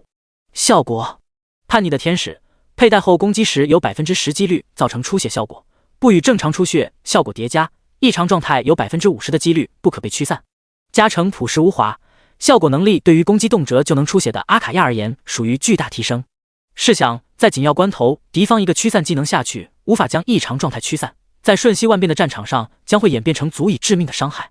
主人，马上会有大量的血族攻来，我们单手扬起几乎要深深埋进雪白缝隙中的脸庞时，近在咫尺，吐气如兰，眼神中满是羞涩与慌乱。那个在无数吸血鬼眼中冰冷果断、杀伐狠辣的6翼亲王，唯有在面对苏木时会显露出这般小女人的姿态，像个做错事的孩子。甭想用这种理由来逃避惩罚，有关你的惩罚我早就想好了。什么血族入侵，这种足以震动蓝星的大事件必然会引起许多人族高端战力的警觉，更何况方才卢默也有过提醒，为了不惊动人族，传送过来的血族可能会使用某种暂时降低等级的秘术。如果是这样，苏木反倒期待他们早早出现。刚刚杀死2个血族的长老就获得5万的经验值，远超普通怪物。倘若将格里菲斯的父亲干掉，经验想必更多。在此之前，对阿卡亚的小小惩罚很有必要。拉夫卡其实非常好奇，他能看得出苏木对阿卡亚的宠爱，又会用怎样的手段来惩罚呢？事实上，苏木很想尝试一下某种伤害性不大、羞耻度爆表的椅子。貌似那位喜欢电凶的吸血鬼萝莉就在磨磨蹭蹭之间享受了一段愉悦的惩罚经历。嘻嘻，将惩罚方式说完，不禁阿卡亚目瞪口呆，连带着拉夫卡也是满面通红。片刻后，阿卡亚稍稍叹了口气，请主人上座。而后少年毫不客气坐了上去，而纤细的腰肢在此时展现出绝对的力量，不得不佩服阿卡亚。本该身体瘫软，奈何还需承载相当的重量，必须要保证四肢有力。前后上下的矛盾以及完全相反的体验获得了物极必反的效果。啊！瞠目结舌的一幕深深烙印在拉夫卡的记忆中，久久不能忘怀。与此同时，苏木也没有闲着，整个人竟是仰面躺了上去，稍稍触碰以后，阿卡亚则是颤巍巍徐徐前行。想到孤独的老骨浑身上下没有丁点血肉，在触感的体验上必然是大打折扣。苏木获得了完美到极致的体验，而且也将其超越。总而言之，这种体验很新奇，却又十分刺激，画面美好又和谐。取出卢墨的诚意，苏木先是一愣，当即高高举起。紫色血剑召唤，职业战土。介绍：以自身血气凝聚血剑向前方发动一次爆炸攻击，对范围内敌人造成伤害并造成出血。血族嘛，技能攻击的方式大多为鲜血效果，凝聚血剑时会对自身先行造成伤害。由于血族本就将鲜血视作生命的货币，对于血液的概念也不过是增加减少的一种符号而已。对本身依靠药物或者技能回血的人族而言，恐怕只有基础职业战土中的分支狂战土会喜欢。无论如何，先给他前一次再说。2个感知技能都显示附近没有其他生物，苏木自然是不避讳拉夫卡，手上血色幽光乍现，勾魂夺魄，一时间竟是把拉夫卡看呆了。这是什么？他能感知到血红幽光下蕴含着远远超过图腾神的伟力，仅是旁观体内的鲜血就要透过毛孔被剥离而出，由紫入红，仍是没有停下来，颜色仍在加深。眨眼间功夫，有丝丝缕缕的黑色，仿佛没进清水，转瞬已是漆黑，融于夜色。黑色血气召唤始源血剑莉莉丝，职业战土。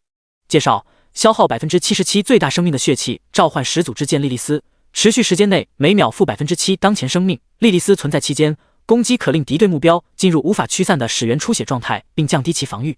根据出血单位数量增加力量、智力、移动速度、释放速度。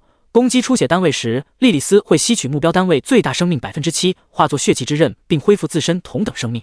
技能结束，可挥舞始源之血剑，造成一次巨额血气伤害。技能范围内生命低于 33% 的敌对目标立即死亡。莉莉丝存在期间，免疫所有出血以及血气攻击。换言之，莉莉丝被召唤出来之后，想要不死就必须疯狂屠戮，否则就会流血流到死。只是如此给力的技能描述，如何能白白放手？提示：你已学会血气召唤始源血剑莉莉丝。这时候，苏木听见下方传来的娇喘，以及周围近乎要杀死自己千万遍的目光，这才慢慢悠悠坐起。坐等上门，客人已至。趴下身子，小声耳语：他们不是很喜欢抢别人的血之心吗？阿卡亚，今天我让你吃到饱，好不好？第165章迎战迪克特，始源血剑莉莉丝首秀。好，谢谢主人。仅仅2颗卡尔家族的血之心，就令阿卡亚这个被歧视做下位的吸血鬼获得了始祖印记。倘若再多来几颗，说不定阿卡亚原地就能拥有更高纯度的始祖卡尔血脉。四面八方的冲天血气将漆黑夜空倏而染红，甚至皎洁的清月上也显露出一丝血色。男子已是中年，虽是两鬓斑白，然则体态翩翩，气质儒雅风流，相信随便勾勾手指就能让不少沉迷美色的女子轻松倒贴。身侧之人虎背熊腰，背后2扇巨型翅膀，一双血色瞳孔，通体黝黑，狰狞骇人。手中巨剑足有3-4米长，正是迪克特最信赖的部下混血剑魔。四周还有血族数十人，个个都是卡尔家族红袍长老中的精英战力。而今虽是为了掩盖气息而不得不暂时降低等级，群聚之下仍是令人胆战心惊。卡尔8000山脉周围的人族城镇不约而同感知到其中异象，纷纷向外传递信号，同时启动紧急预案，疏散居民，启动防御法阵。非我族类，其心必异。哪怕已经缔结了和平盟约，上千年不曾有过冲突。迪克特仅是轻轻一瞥，阿卡亚顿觉胸口憋闷，心脏的剧烈跳动使他难以忍受。这便是来自于始祖卡尔血脉上的压制。倘若阿卡亚不曾凝结出始祖印记，恐怕刚刚的一个眼神就足以让他失去战斗反抗的能力。血族本就注重血脉传承，更何况还是能将血脉压制发挥到极限的始祖卡尔。确认过眼神，是他想要的血之心。咕噜咕噜，很快适应这份来源于血脉的压制，阿卡亚的表现让周围许多血族自愧不如。作为血族征伐诸天位面少数几个折戟沉沙之所，蓝星上残留的吸血鬼被血族视作最下等，无论血脉还是属性战力。而今见此情景，不少人皱起了眉头。没事吧，主人？无碍。苏木点点头，放弃了要阿卡亚对战迪克特的念头，转而将其锁定为自己的目标。身负高贵的始祖血脉，竟然对卑微的牲畜低三下四，供人玩耍取乐，亏你还是6亿亲王，真是丢尽了脸面。本来我还想留下一条性命，你还是去死吧。迪克特好似下达最终的审判，其余所有血族同时鼓掌。唉，要不说你们血族就只是长了年龄，脑子反而随着时间逐渐萎缩的垃圾，连什么防卫之间的情趣都不懂，亏你们活了这么长时间，真是可怜。几句话就把仇恨拉满，苏木也不再啰嗦，指了指迪克特，表示这是属于他的猎物，身旁手握巨型大剑的怪物让拉夫卡解决。至于剩下的血族长老，全部交给阿卡亚。可是主人，我怎么又是这种又丑又壮的家伙？别在这废话了，别到时候给主人丢脸。闻言，拉夫卡直接炸毛，也不知道先前谁在给主人丢脸。有本事今天完了，咱俩找个地方练练，看我不插死你！正有此意，啪啪，两女同时惊呼，各自揉了揉饱满挺翘所在，满脸委屈。先把这吸血的蚊子干掉再说。哦，好，我尼玛！死到临头还在这显摆，两女容貌绝美，即便是血族们也不得不承认，阿卡亚和拉夫卡之美可比天上明月。疑惑的是，两人竟然对苏木言听计从，简直令人愤怒。啥也不说了，直接开干！拉夫卡早早锁定目标，不进反退，一记标枪投掷而出，当场将3只飞沙而下的血族穿成了串儿。巨剑晴空旋转，飞沙走石。你们全力对付他，我把这个人类变成最低等的吸血鬼之后，再来取你的血之心。刹那间，场面一分为3。拉夫卡只觉周围杂乱，边战边退，技能释放不停，标枪快若奔雷，而混血剑魔仗着凝聚的混血护盾如一颗炮弹笔直射向目标。所有血族长老打出技能，一时间漆黑密林中颜色纷飞，震耳欲聋。7名血族长老高举双手施展组合技，眨眼便是一颗直径数百米的血色光球。组合技大血陨球，血球在地面快速移动，阿卡亚侧身躲过，背后直接被轰成碎片。眼眸凝重，单手扬起响指，周遭6人身体猝然冒出血色尖刺，陷入无法活动的境地，单手舞动血色战镰，拦腰斩杀。始祖印记的增幅之下，阿卡亚的技能形态全部为之改变。此时此刻的她成为当之无愧的荆棘公主，举手投足间尽显王者之仪。苏木微笑着点头，颇为满意。毕竟是自己人，实力总该越强越好。迪克特身为一族之长，居然被无视，怒火中烧，翻手间就是一只鲜血凝成的战鹰，强横的气息显露无遗。而阿卡亚体内于此刻躁动不安，流淌的血液似乎要燃烧一般，痛苦难耐。呵，区区下等，有何能耐？阿卡亚，离他远点儿！闻言，阿卡亚在所有人羡慕的眼神中，背后浮现6翼，向着卡尔8000山深处飞去。血族长老各自升空，紧追不舍。这是迪克特所拥有的血脉天赋，染血。距离越近，敌对目标体内鲜血温度越高。此招一出，实力弱者直接秒杀，就算阿卡亚凝结始祖印记，也绝无可能抵挡。眼眸始终望着阿卡亚离开的方向，刚打算起身而去，未曾料到耳边突然出现一个戏谑的声音：“喂，你是不是把我给忘了？”什么？迪克特猛然回头，恰好看到苏木那一张似笑非笑的脸庞，满是不屑与嘲讽之色。就这，你怎么还没死？哎，你就召唤出一只傻大鸟，我为什么会死？自始至终，迪克特都不曾将苏木放在心上，区区人类而已，完全都不用他出手，只要发动天赋，直接秒杀。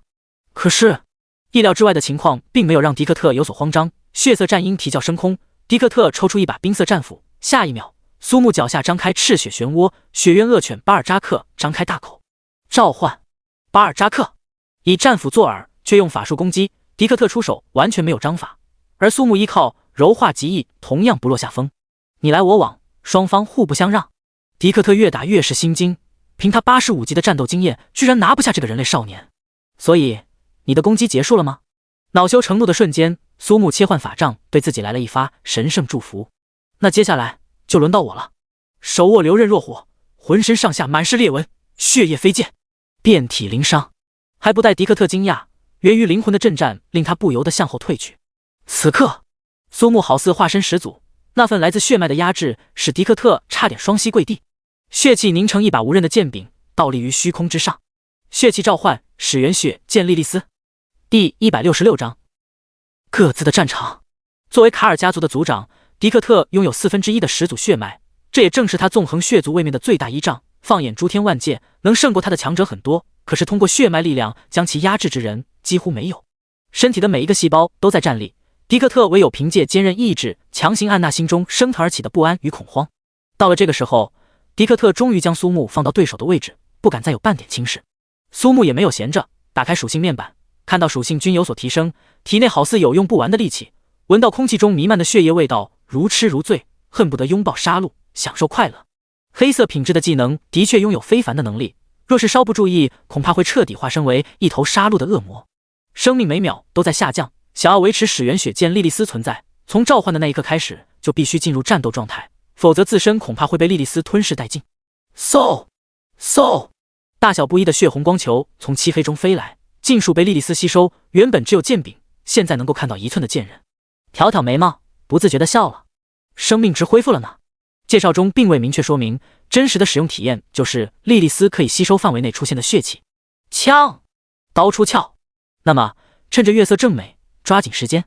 迪克特长长舒了口气，有史以来第一次在战斗中被人通过血脉力量压制，惊骇的同时，对苏木也产生相当大的兴趣。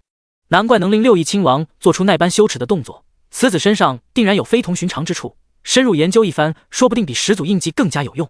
无论是混血剑魔还是红袍长老们的联手，优势尽在我手，莫不如将这个人类少年生擒。迪克特的感知之下，发现苏木本身就有相当浓重的血族气息，当即也不再想逃入山脉深处的阿卡亚。砰！攻击猝然而至，手握巨斧下劈，来势汹汹。苏木原本双手握刀，居然会诡异变招，当即剑刃绽放耀眼星芒，暴涨100倍。迪克特躲闪不及被猝然变长的剑刃直接顶飞，如薄暮的圆弧剑气横扫，刹那便将方圆数百米的粗壮树木拦腰斩断。幻想大剑天魔失坠，嗡！伤口飙血，身后莉莉丝震颤，发出欢愉剑鸣。散入空中的鲜血瞬间转化为大小不一的血色光球，先后被始源血剑吸收。苏木看到生命条回复超过1/2。迪克特本就是血族位面成名许久的高手，尤其是生命属性高的可怕，7%的最大生命就比苏木总生命的1半还多。抱歉，时间紧迫，速战速决喽！每秒掉7%的生命，面对的还是迪克特这种敌人，苏木完全不敢拖大。见识过莉莉丝强悍的效果后，苏木也不再留手。狂妄！迪克特通过简单交手察觉到引以为傲的血气攻击对苏木完全不起作用，当即爆发出更为恐怖的力量，燃烧生命转换为伤害。万象森罗，皆为灰烬，留刃若火。10解，万解，残火太刀出！旋即，迪克特爆发出震天动地的大笑。你就用这种垃圾的货色来与我的好火战斧抗衡？叮！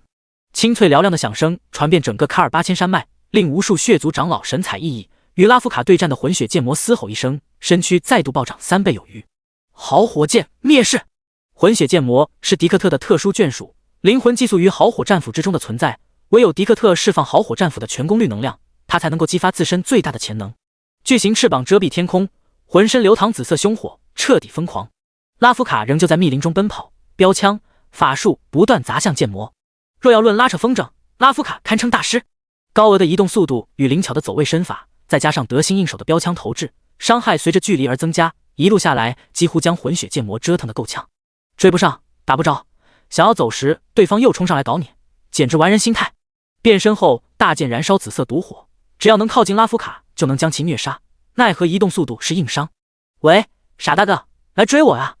有本事你别用标枪。拉夫卡深吸一口气，臂膀发力，标枪速度之快远超先前所有。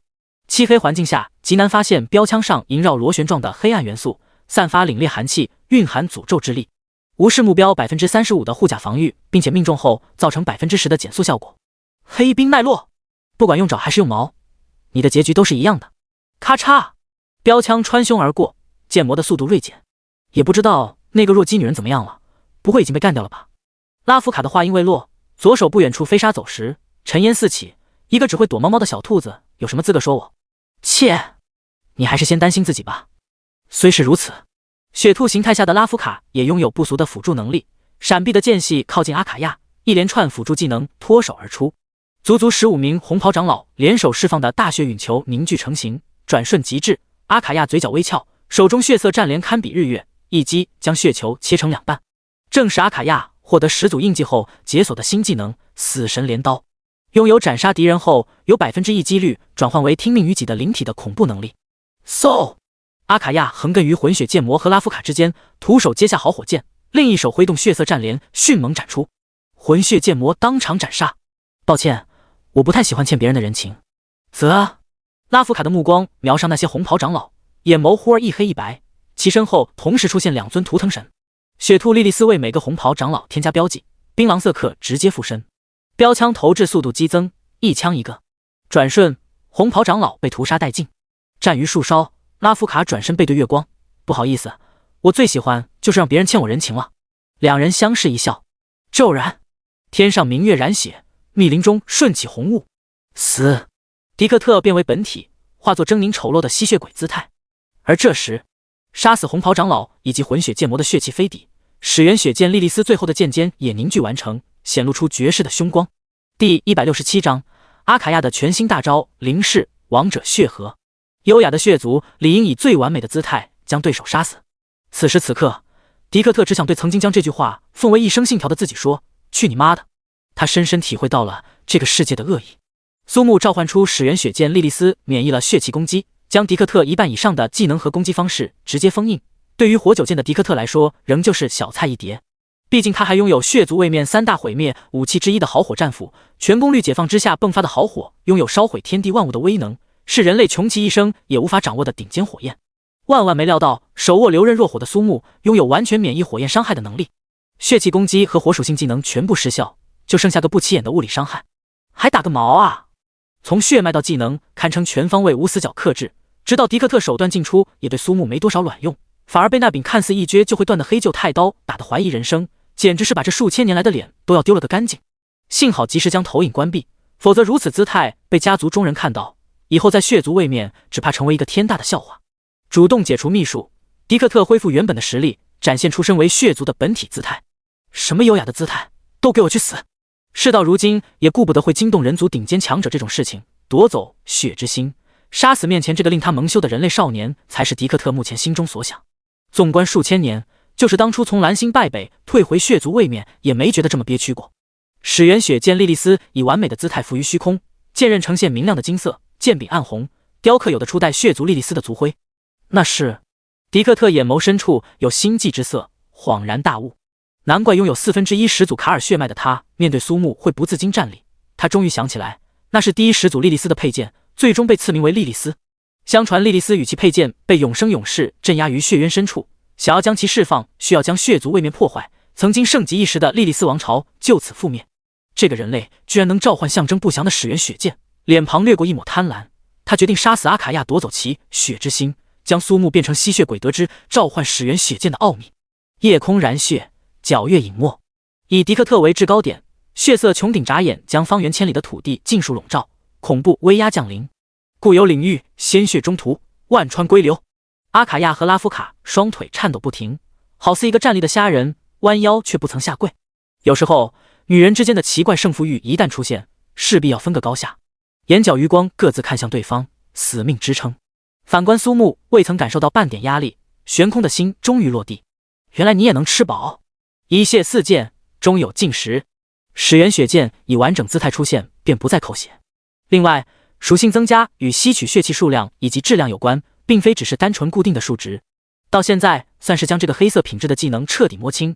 察觉到莉莉丝每分每秒都在尝试挣脱束缚，苏木也不再迟疑。技能第2段，周遭空间骤然发生变化，万千身影浮现，阴风呼啸，厉鬼哀嚎，无穷无尽的血之魔物徐徐出现，既是战斗单位，也是瘟疫传播的使者。血源瘟疫，拉夫卡召唤图腾神附身勉强抵挡，而阿卡亚为了规避瘟疫的强制流血伤害，双臂张开，发丝飞舞，借由始祖印记获得增幅，技能王者血合也发生了蜕变。噬心已喻我心，吞万物化作无声。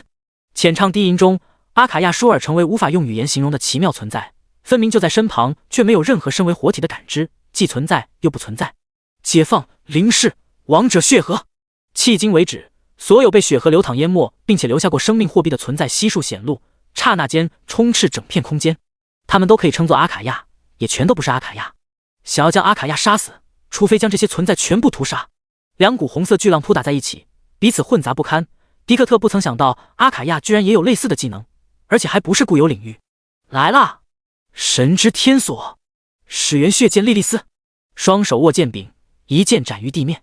吼！血源出现，猩红能量冲天起，转瞬将迪克特吞没。卧槽！没法动。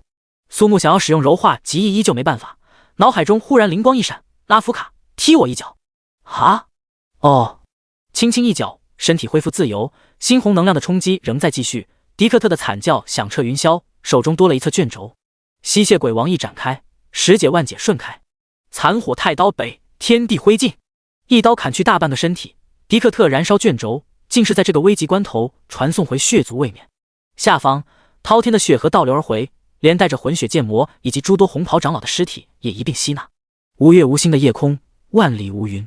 血族位面极西之地比尔纽斯山上，迪克特拖着残损的身躯靠在岩壁上不停喘气。这里是他的秘密居所，不会有第二个人知晓。究竟是怎么回事？解开秘术之后，他的实力处于人类中金字塔尖的那一波，除了踏入神域与等级相仿的人族职业者，其他人怎么可能让他受伤至此？嗨嗨，身体有古怪。这一刻，他才发现自己的防御属性居然是负数。就在此时，脚步声响起，一高一矮两道身影出现。父亲大人，我们好久不见，是你们两个？面前两人正是格里菲斯和卢默，与先前的狼狈模样完全不同，现在二人神采奕奕，嘴角满是笑意。卢默，是你？是的，族长大人。其实打从一开始，格里菲斯殿下要去蓝星历练就是个幌子，目的就是为了能够引出阿卡亚以及他的人类主人，否则我们又如何能钓起来您这条大鱼呢？卢默很有耐心，无论面对学生还是迪克特都是如此。至于您，因为轻敌大意，卡尔家族族长迪克特丧命于蓝星，临死前迪克特族长心系家族，特将自己的血之心通过秘术赠予格里菲斯殿下，如此就是您光辉灿烂一生的落幕。还不待迪克特反应，格里菲斯毫不留情掏出血之心，可惜父亲的另外一个血之心落在了那个人类手中。没关系的，殿下，一切不都在按照菲利欧的剧本在进行吗？莉莉丝大人的复活还需要借助那个人类之手，在此之前，我们只需要按照菲利欧的剧本进行下去即可。第168章新天赋不死之身汇报：卡尔8000山脉检测到异常波动，根据系统计算， 75% 为强大血族出现， 90% 为来自血族位面入侵。建议立即赶赴当地查看，必要时可启动紧急预案。完毕。中部联盟国总部，面对屏幕上出现的情况提示，工作人员不敢有丝毫怠慢，当即将其接入最高统领的电脑中。很快，数支由7转或8转职业者率领的队伍从卡尔8000山脉附近的城镇出发。血族所居住地点卡尔8000山脉处于人族包围，对其检测从未停止。曾经趁乱入侵蓝星，造成了巨大伤亡，即便已经签订和平契约，依旧谨慎小心。猩红能量冲破固有领域，将整片夜空彻底染成红色。迪克特本以为在解除秘术后能够将苏木等人直接击杀，再以迅雷之势通过耶布朗城堡地下室中的次元传送阵回归血族位面。一颗颗蕴含至高生命能量的生命红球进入体内，愉悦到每个毛孔都在发出欢呼，生命条肉眼可见的回满。始源血剑莉莉丝的效果拔群，整体使用有着相当良好的体验，缺点有2处：被对手找到可乘之机就意味着死亡。其一为刚刚召唤莉莉丝成功会瞬间抹除 77% 最大生命值的血量，被对手抓住机会很有可能直接被带走。其二为最后阶段使用成型的始源血剑打开血渊时身体无法自由行动，必须借助外力。这一点心中已有了应对之策，留待下次使用尝试。总体而言，始源血剑莉莉丝不愧为黑色品质，兼具攻防与回血，堪称对血族的一大杀器。此番可惜之处是让迪克特逃脱，感觉像损失了好几个亿。不过嘛，手中握着一颗还热乎着的血之心，与其他血族的完全不同，表面有浓密脉络，闪闪发亮，仿佛是活着一样。先把它用了，然后我们3个离开这个地方。下一站，奥列群岛。说话间，阿卡亚倒也不含糊，一口吞下血之心，拉夫卡则乖巧上前。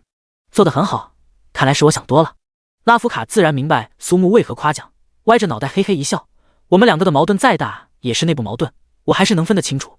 苏木忍不住给拉夫卡竖起大拇指，真是太懂事了。我之前怎么没看出来呢？那我哪知道。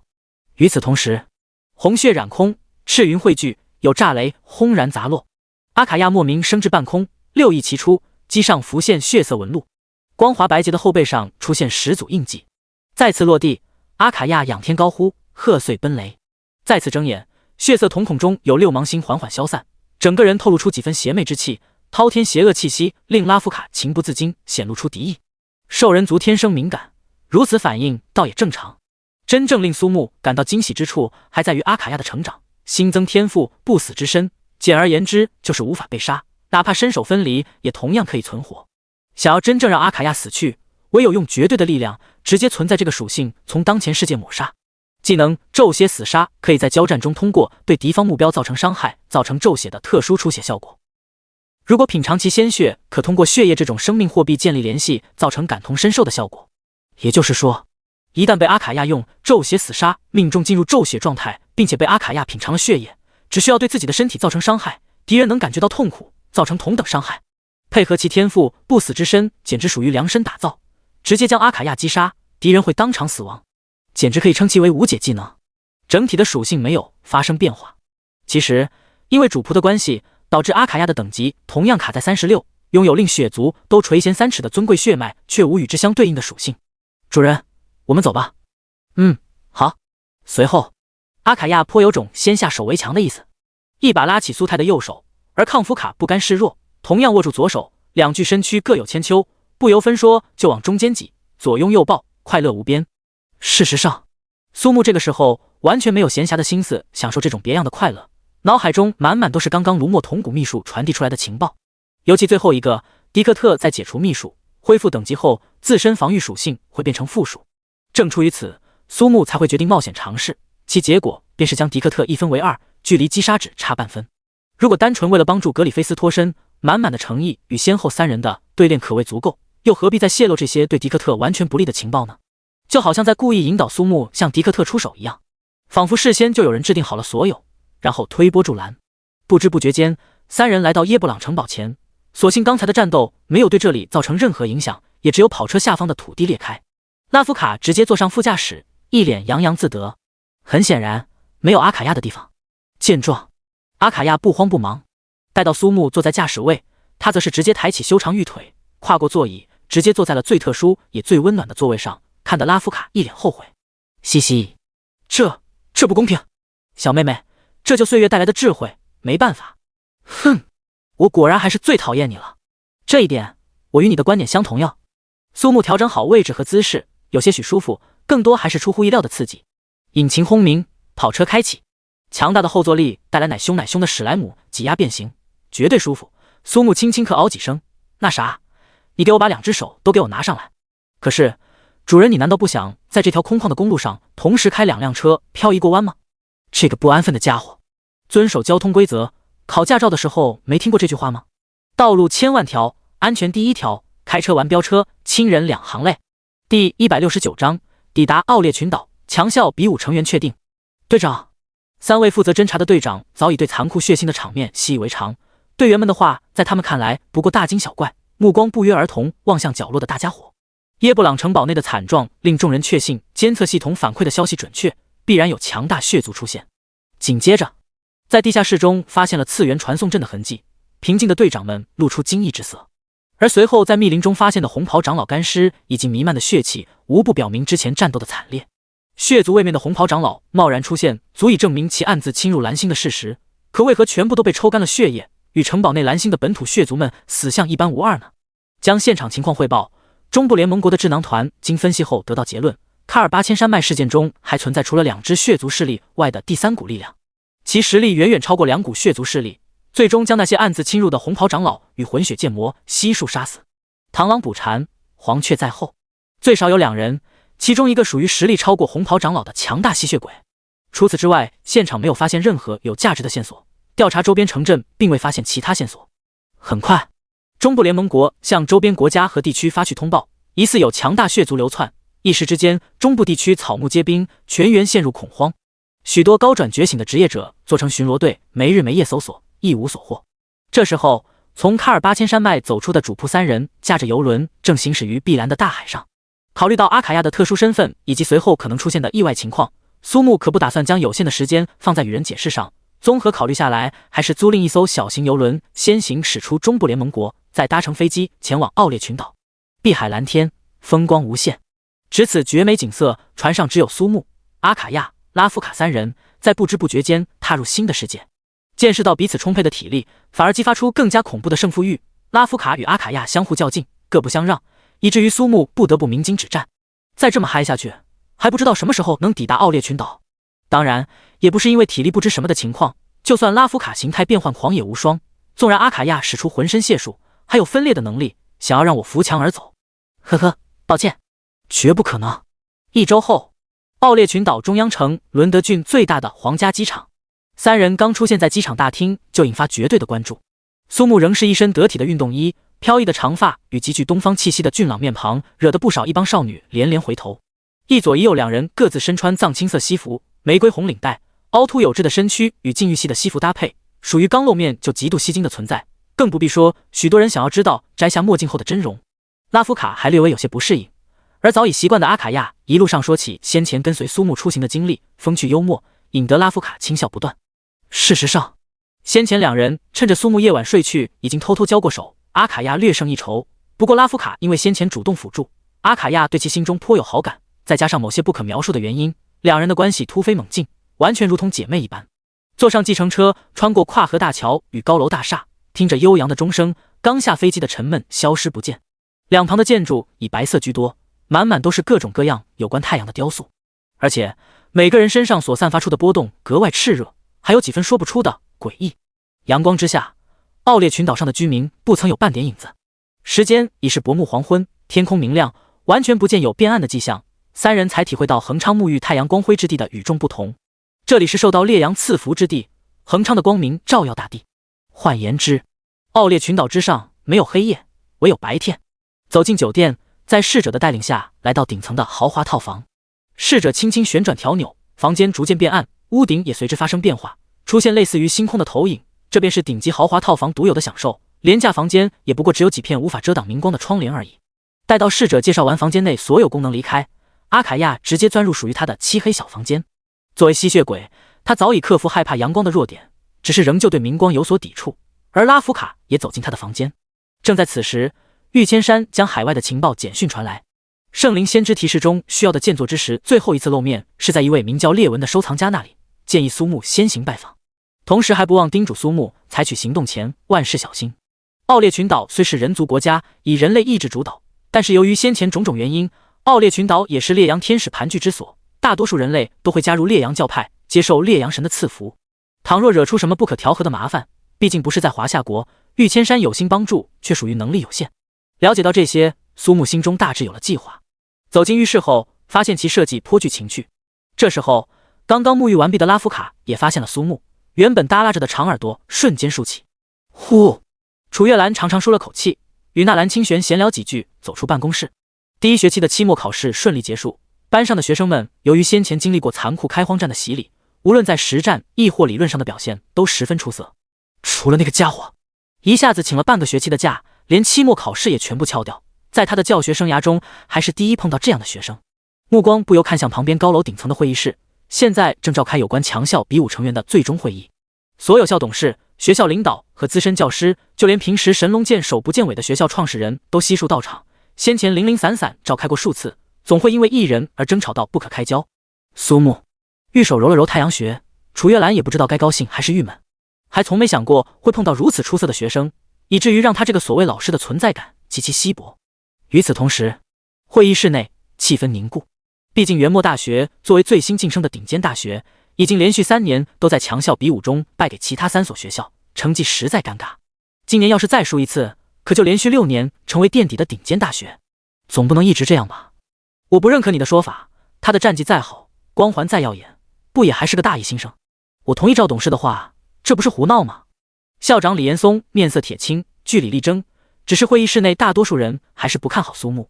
虽说先后达成诸多令人啧舌的成绩，展露出远超同龄人的实力，可终归缺少历练。强校比武中面对的可都是全国高校中大3、大4精英级别的战斗，终归还是有些不够看。没错，李校长，我现在非常怀疑你是否收了那个叫苏木的好处，他可是连期末考试也没参加。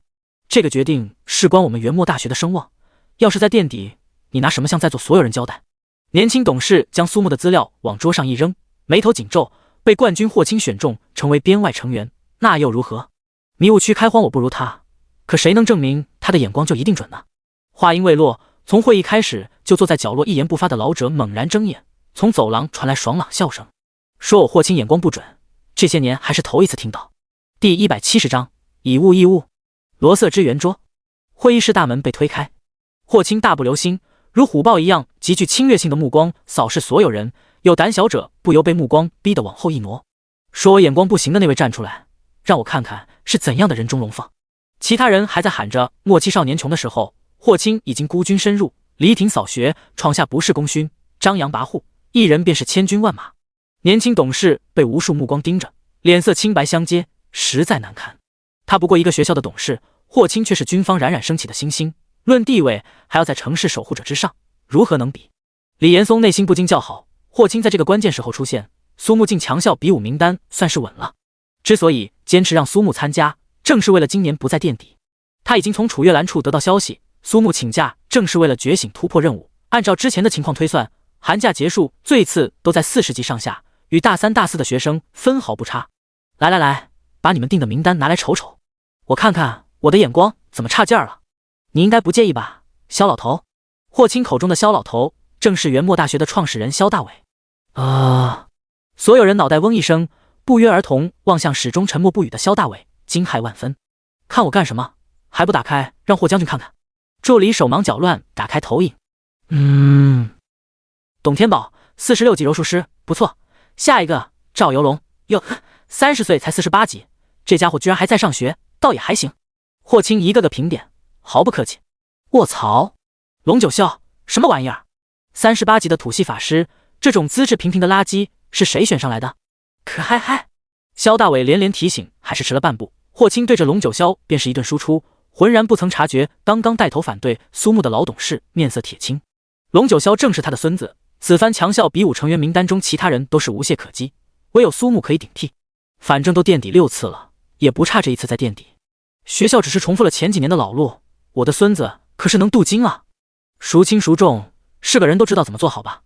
想要评价职业者的强弱，又不是只看等级，对天赋的理解运用、经验丰富都可以作为依据。霍青将军说话太过武断了吧？况且九霄他有越级挑战的经验，未必就不如3转巅峰的学生。霍青完全将董事无视，轻笑摇头。肖老头，你家的董事这脑袋不错，要不等苏木回来，让他们2个打一场看看也好。此次强校比武事关重大，既然董事会坚持，就打上一场好了。说罢，一个眼色递过去，旁边老师当即夺门出去找楚月兰。苏木和拉夫卡刚出了酒店大门，就收到楚月兰的简讯，看完后哭笑不得。算时间还比较紧张，当即快步赶往目标地点。郊外，2人刚下车，就看见天空出现耀眼的金色传送门，祥音阵阵，烈阳天使现身为新出生的婴儿赐福，获得烈阳的力量。许多奥列群岛的人类职业者往往具备光属性，相比于其他地区，职业者会强上几分，其原因也正在于此。无暇顾及这些，苏木敲开庄园大门，接待他们的正是情报上显示的那位收藏家列文。列文看起来不过40岁上下，实际的年龄在数百岁之多，拥有如此长久的寿命，同样还是因为烈阳的赐福。问明来意后，列文倒也没有直接拒绝，而是开出了他的条件。以物。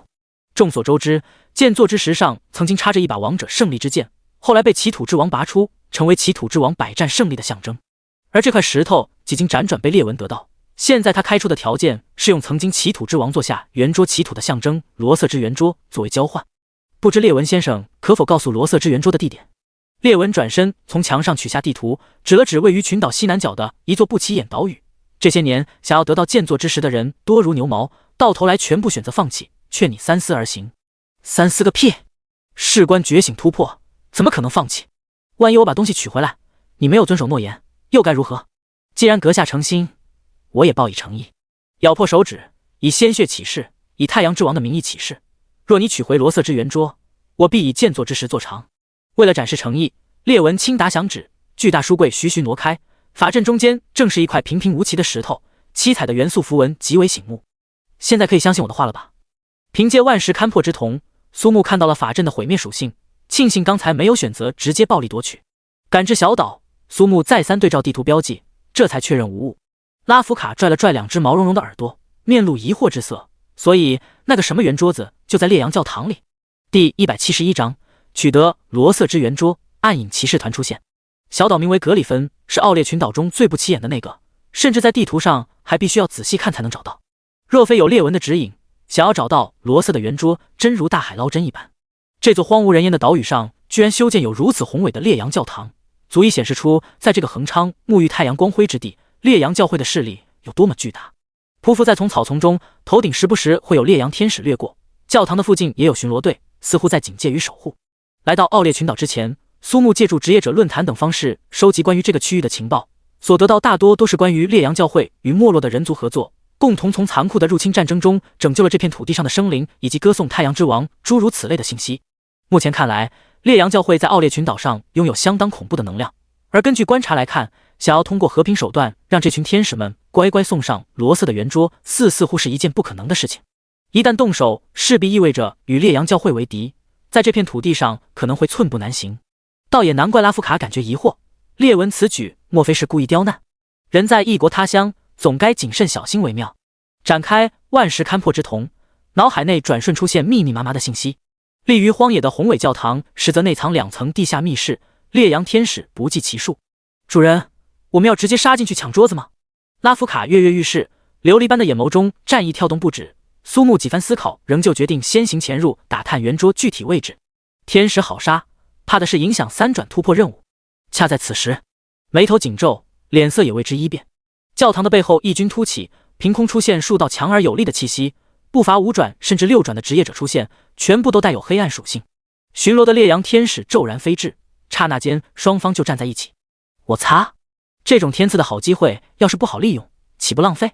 无数游戏的经历中，苏木明白见缝插柱是一种易懂难经的高级技巧。譬如现在莫名其妙有人出现，将无限风光展现，只差撕开最后一块巴掌大的小布就能直捣黄龙，这要还是不差不进，纯大傻子。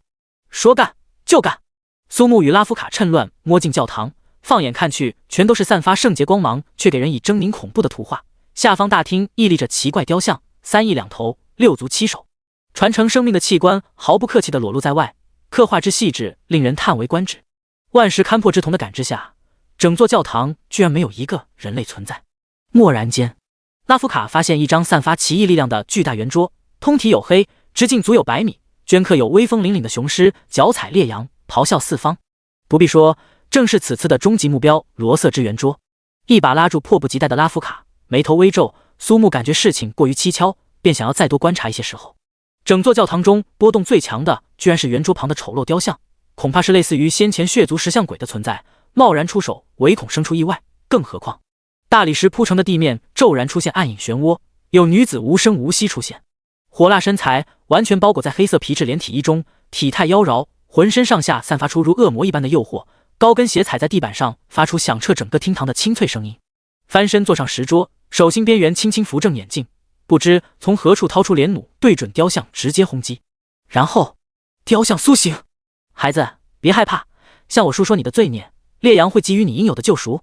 回应他的是女子更加猛烈的射击，战斗猝然爆发，双方突破墙壁打到外面。苏木当即跃下来到圆桌旁，刚要将其收入储物空间，周遭马上浮现众多面貌狰狞的烈阳天使。抽刀，绕身环斩，血花飞溅，拦腰而断。提示：你获得经验3250。提示：你获得经验3250。动手之前还曾有一丝丝犹豫，现在全然消失。杀了有经验，还在乎那么多做什么？皮衣女子与雕像仍在战斗，教堂外天使的嘶吼与血肉破碎、筋骨断裂的声音接连出现，现场混乱不堪。提示：你已获得罗瑟之圆桌 X1。这个就非常耐撕了。还没来得及高兴，马上又有新的提示出现。提示：你获得烈阳标记效果，持续时间30分。什么鬼？一束从天而降的光柱将苏木彻底笼罩，而且还是可以跟随目标移动的那种，纯属于暴露坐标位置的效果。不过幸好也只有30分钟，两人当即撤退。苏木要拉夫卡退出等待，而他则是迅速出现在教堂边缘，与此同时掏出隐匿面具。如此鲜艳的标记令所有烈阳天使抽身而来，巨大雕像刚要冲锋，就被皮衣女子一记飞脚踢向远方。虽是无言，双方暂时算作盟友，苏木也没有过多客气，将攻来的烈阳天使尽数斩杀。苏木这时候也看清了那些率先发动进攻之人的真面目，人人皆是奇图打扮，身穿金属铠甲，浑身被暗影笼罩。烈阳标记很快的消失不见，苏木不再停留，飞身而走。约莫半小时之后，皮衣女子和奇土部队将教堂彻底摧毁，被尤妮塔大姐头。列文老爷子说的没错，的确和其他人不一样。那个老东西的眼光总算是准了一次。也好，烈阳教会的天使们这段时间都回去接受洗礼，这种边远岛屿的小事件不会引发太多注意。或许他会是带来变革的那个人。贝尤妮塔望向苏木消失的方向，神情莫名。暗影奇土团撤退。第172章隐藏任务展开。骑士烈阳之轮回。奥列群岛的土地上居然还存在着与烈阳教会相抗衡的势力，着实苏木感到震惊。诸天万界将降临，人类王族灭种之际，有职业者横空出世，先后历经数十场残酷血战，生生打出了人族的尊严，击退异族入侵，延续人类文明。这是每个职业者都知道的历史。奥列群岛同样也在人族联盟之中，实则应该是人类主导一切，未曾想却是另一番光景。难怪玉千山在简讯中措辞颇多提醒之意，原来竟是这般原因。苏木此来只为完成第3个觉醒突破任务，其余并不想插手。职业者的觉醒突破关乎到等级与属性的提升，即便前方阻拦的是烈阳教会，苏木也会想尽办法完成。在这个世界，唯有自身真正强大，才不至于被突如其来的命运所左右。罗瑟之圆桌仅仅属于普通的物品，甚至连材料都算不上。苏木和拉夫卡乘坐快艇迅速离开格里芬岛，回到庄园。列文看见圆桌喜出望外，当即按照约定将建作之石交出，收入储物空间的一刹那，提示出现。提示：开启隐藏任务，祈祷烈阳之轮回。任务内容：见证王者胜利之剑崩碎，并且找到誓约胜利之剑，挽救濒死的祈祷之王。任务奖励：英灵召唤祈祷王。苏木的恍惚失神被列文看在眼中，意味深长地笑了笑，彻底打消了刨根问底的念头。网游规则下的任务与真正的网游任务区别很大，只言片语的任务内容需要查阅诸多资料才能得到关于完成方法的蛛丝马迹。先前在查阅相关资料时，对祈祷王的一生已经有所了解。奥列群岛孤悬海外，即便在人类科技文明鼎盛时期，仍旧是不少神秘存在心目中最后的归属之地方。国王罗瑟提前一步解析预言，获得科技文明崩塌、异界位面入侵的情报。为了抗衡入侵者，保全奥列群岛的土地，最终融合诸多神秘存在的强悍血脉，诞生子嗣，正是日后获得百战之胜利的祈祷王。奥列群岛的反击早于人类职业者出现，拔出石中之剑，组建圆桌祈祷，先后百场战役，成功将奥列群岛上的异族肃清。石中之剑也因此被誉为王者胜利之剑。后来，人类职业者如燎原之势头出现，不断同诸天万界异族抗衡，战火纷飞。这期间，异族想要染指奥列群岛的心思从未放弃，也结识了烈阳位面的主宰者太阳王，双方组建同盟。太阳王将最受宠爱的赤天使桂妮薇儿嫁给祈祷王。某次意见相左的冲突中，祈祷王为了战胜太阳王，使用无法称之为王的阴暗手段，致使王者胜利之剑崩碎。祈祷王又从胡之仙女处获得誓约胜利之剑。然而，胡之仙女出于对祈祷王爱慕以及对桂妮薇儿的嫉妒，成功教唆湖上祈祷兰斯洛特，引发战争。祈祷王由于性情大变而成为残暴冷酷、不懂人心的王，其私生子莫德雷德奋起反击，结局便是父子二人在卡姆兰之丘上决战，双双殒命。临死前，祈祷王委托最后的圆桌祈祷将誓约胜利之剑归还。危乱之时，太阳王摒弃前嫌，以烈阳天使守护奥列群岛，成功帮助岛上人类渡过难关。也正因如此，加入人族联盟时，奥列群岛是唯一一个奉异族为座上宾的国家势力。这个触发的隐藏任务令苏木心中一震。所谓的英灵召唤是想象中的画面吗？反正觉醒突破任务也是要找到祈祷之王，这个隐藏任务说不定顺带也能完成，赚一个祈祷王，不论是拿来战斗还是战斗，都是相当不错。哎，话说祈祷王不会是个男的吧？要那样的话，只能拿来战斗了。目前为止，觉醒突破任务的开启提示还未出现，接下来就是找到仙女之湖，准备前往妖精的理想乡阿瓦隆。忽然收到了阿卡亚的简讯，表示这些天查探一无所获，仙女湖畔好像完全不存在于奥列群岛。苏木看向屋内研究罗瑟之圆桌的列文，还是决定向他询问，不知列文先生可否知道奥列群岛上仙女之湖在何处？仙女湖可不敢这么叫，那可是很久很久以前的名字，现在应该叫渡厄湖。湖之仙女的妒忌招致趋于和平的奥列群岛重燃战火，经过多次会议后决定将其改名，惊醒后世。列文如是解释。难怪，当即打开地图，很快就找到位于群岛东北地区的渡厄湖，将目标地点告知阿卡亚后，苏木带上拉夫卡也随即赶去。贝尤尼塔缓缓从地下升起，叼着一根草莓味的棒棒糖，直接坐到刚才苏木刚离开不久的椅子上。列文，你觉得这个一帮人怎么样？能完成任务吗？耐心，贝尤尼塔，这家伙等级不算高，天赋却相当不错，我已经等了几百年，也可以继续等下去。倒是你似乎对那个小家伙很感兴趣的样子。没什么，只是很好奇，一个人类带着吸血鬼和兽人的仆从，我还是第一次看见。阳光之下，列文完全看不到半点影子，贝尤尼塔则是拥有自己的影子，每每看到这等景象，贝尤尼塔的内心便隐隐作痛。距离归隐日应该不足100天了吧？年纪轻轻，时间倒算的挺准，难不成你们这些狩猎天使的魔女都对时间比较敏感？贝尤尼塔神情黯淡，默然不语。窗外不知何时下起了雪，对于恒昌沐浴阳光之地，今年的雪下的挺大。如今奥列群岛的新生儿到1岁就必须接受太阳的赐福，沐浴烈阳之光后，与生俱来的黑暗也就是影子会消失，取而代之的是更高的身体素质以及可以同的太阳永生的寿命。每个人类都可以享受悠久寿命带来的欢愉，前提是不会出于某种心思而接受邀请前往烈阳位面参观。一旦去了，就再也不会回来。从踏入烈阳位面的那一刻，他们就会被信赖的烈阳天使捅穿胸膛，捏碎心脏，紧接着他们的记忆会消失，重新复活。那时，影子也会再度归来，化身光明孽物，成为永远听命于太阳王的忠实信徒，也是烈阳位面征伐其他位面的有生力量。就算从不曾接受邀请，活的时间越长，影子越有可能挣脱束缚回归，那一刻也是真正死亡，成为战力更高的光明孽物，被太阳王委以重任。就算他失败了，罗瑟之圆桌兜兜转转又会落入烈阳教会手中，任务又会开始，直至让王抵达真正的终局。或许以后就要靠你们魔女一族喽。唉，列文先生，我可是实心实意把东西拿回来了，你还有所隐瞒，用我们的话来说就是真尼玛不厚道啊。房间内两人脸色顿时变化，循声看去，苏木双手托腮趴在窗户上，笑意盈盈。第173章虚假的历史。归隐日到来，再没有比看到苏木更令两人感到惊悚。分明已经离开，为何又能神不知鬼不觉地出现？列文先是一愣，而后连忙招呼苏木进屋。贝优妮塔顿时有种奇幻的不真实感，难不成魔女天生的感知能力失效了？暗自打开技能面板，眼前浮现状态与技能的图标，感知非但没有关闭，反而开到了最大。它的等级是57，按照人类职业者的标准，处于5转状态。由于魔女血统的关系，感知能力可以媲美6转巅峰甚至7转的人类职业者，怎么会让一个36级的小家伙靠得这么近？莫非是提前感知到了他的存在，所以才将计就计？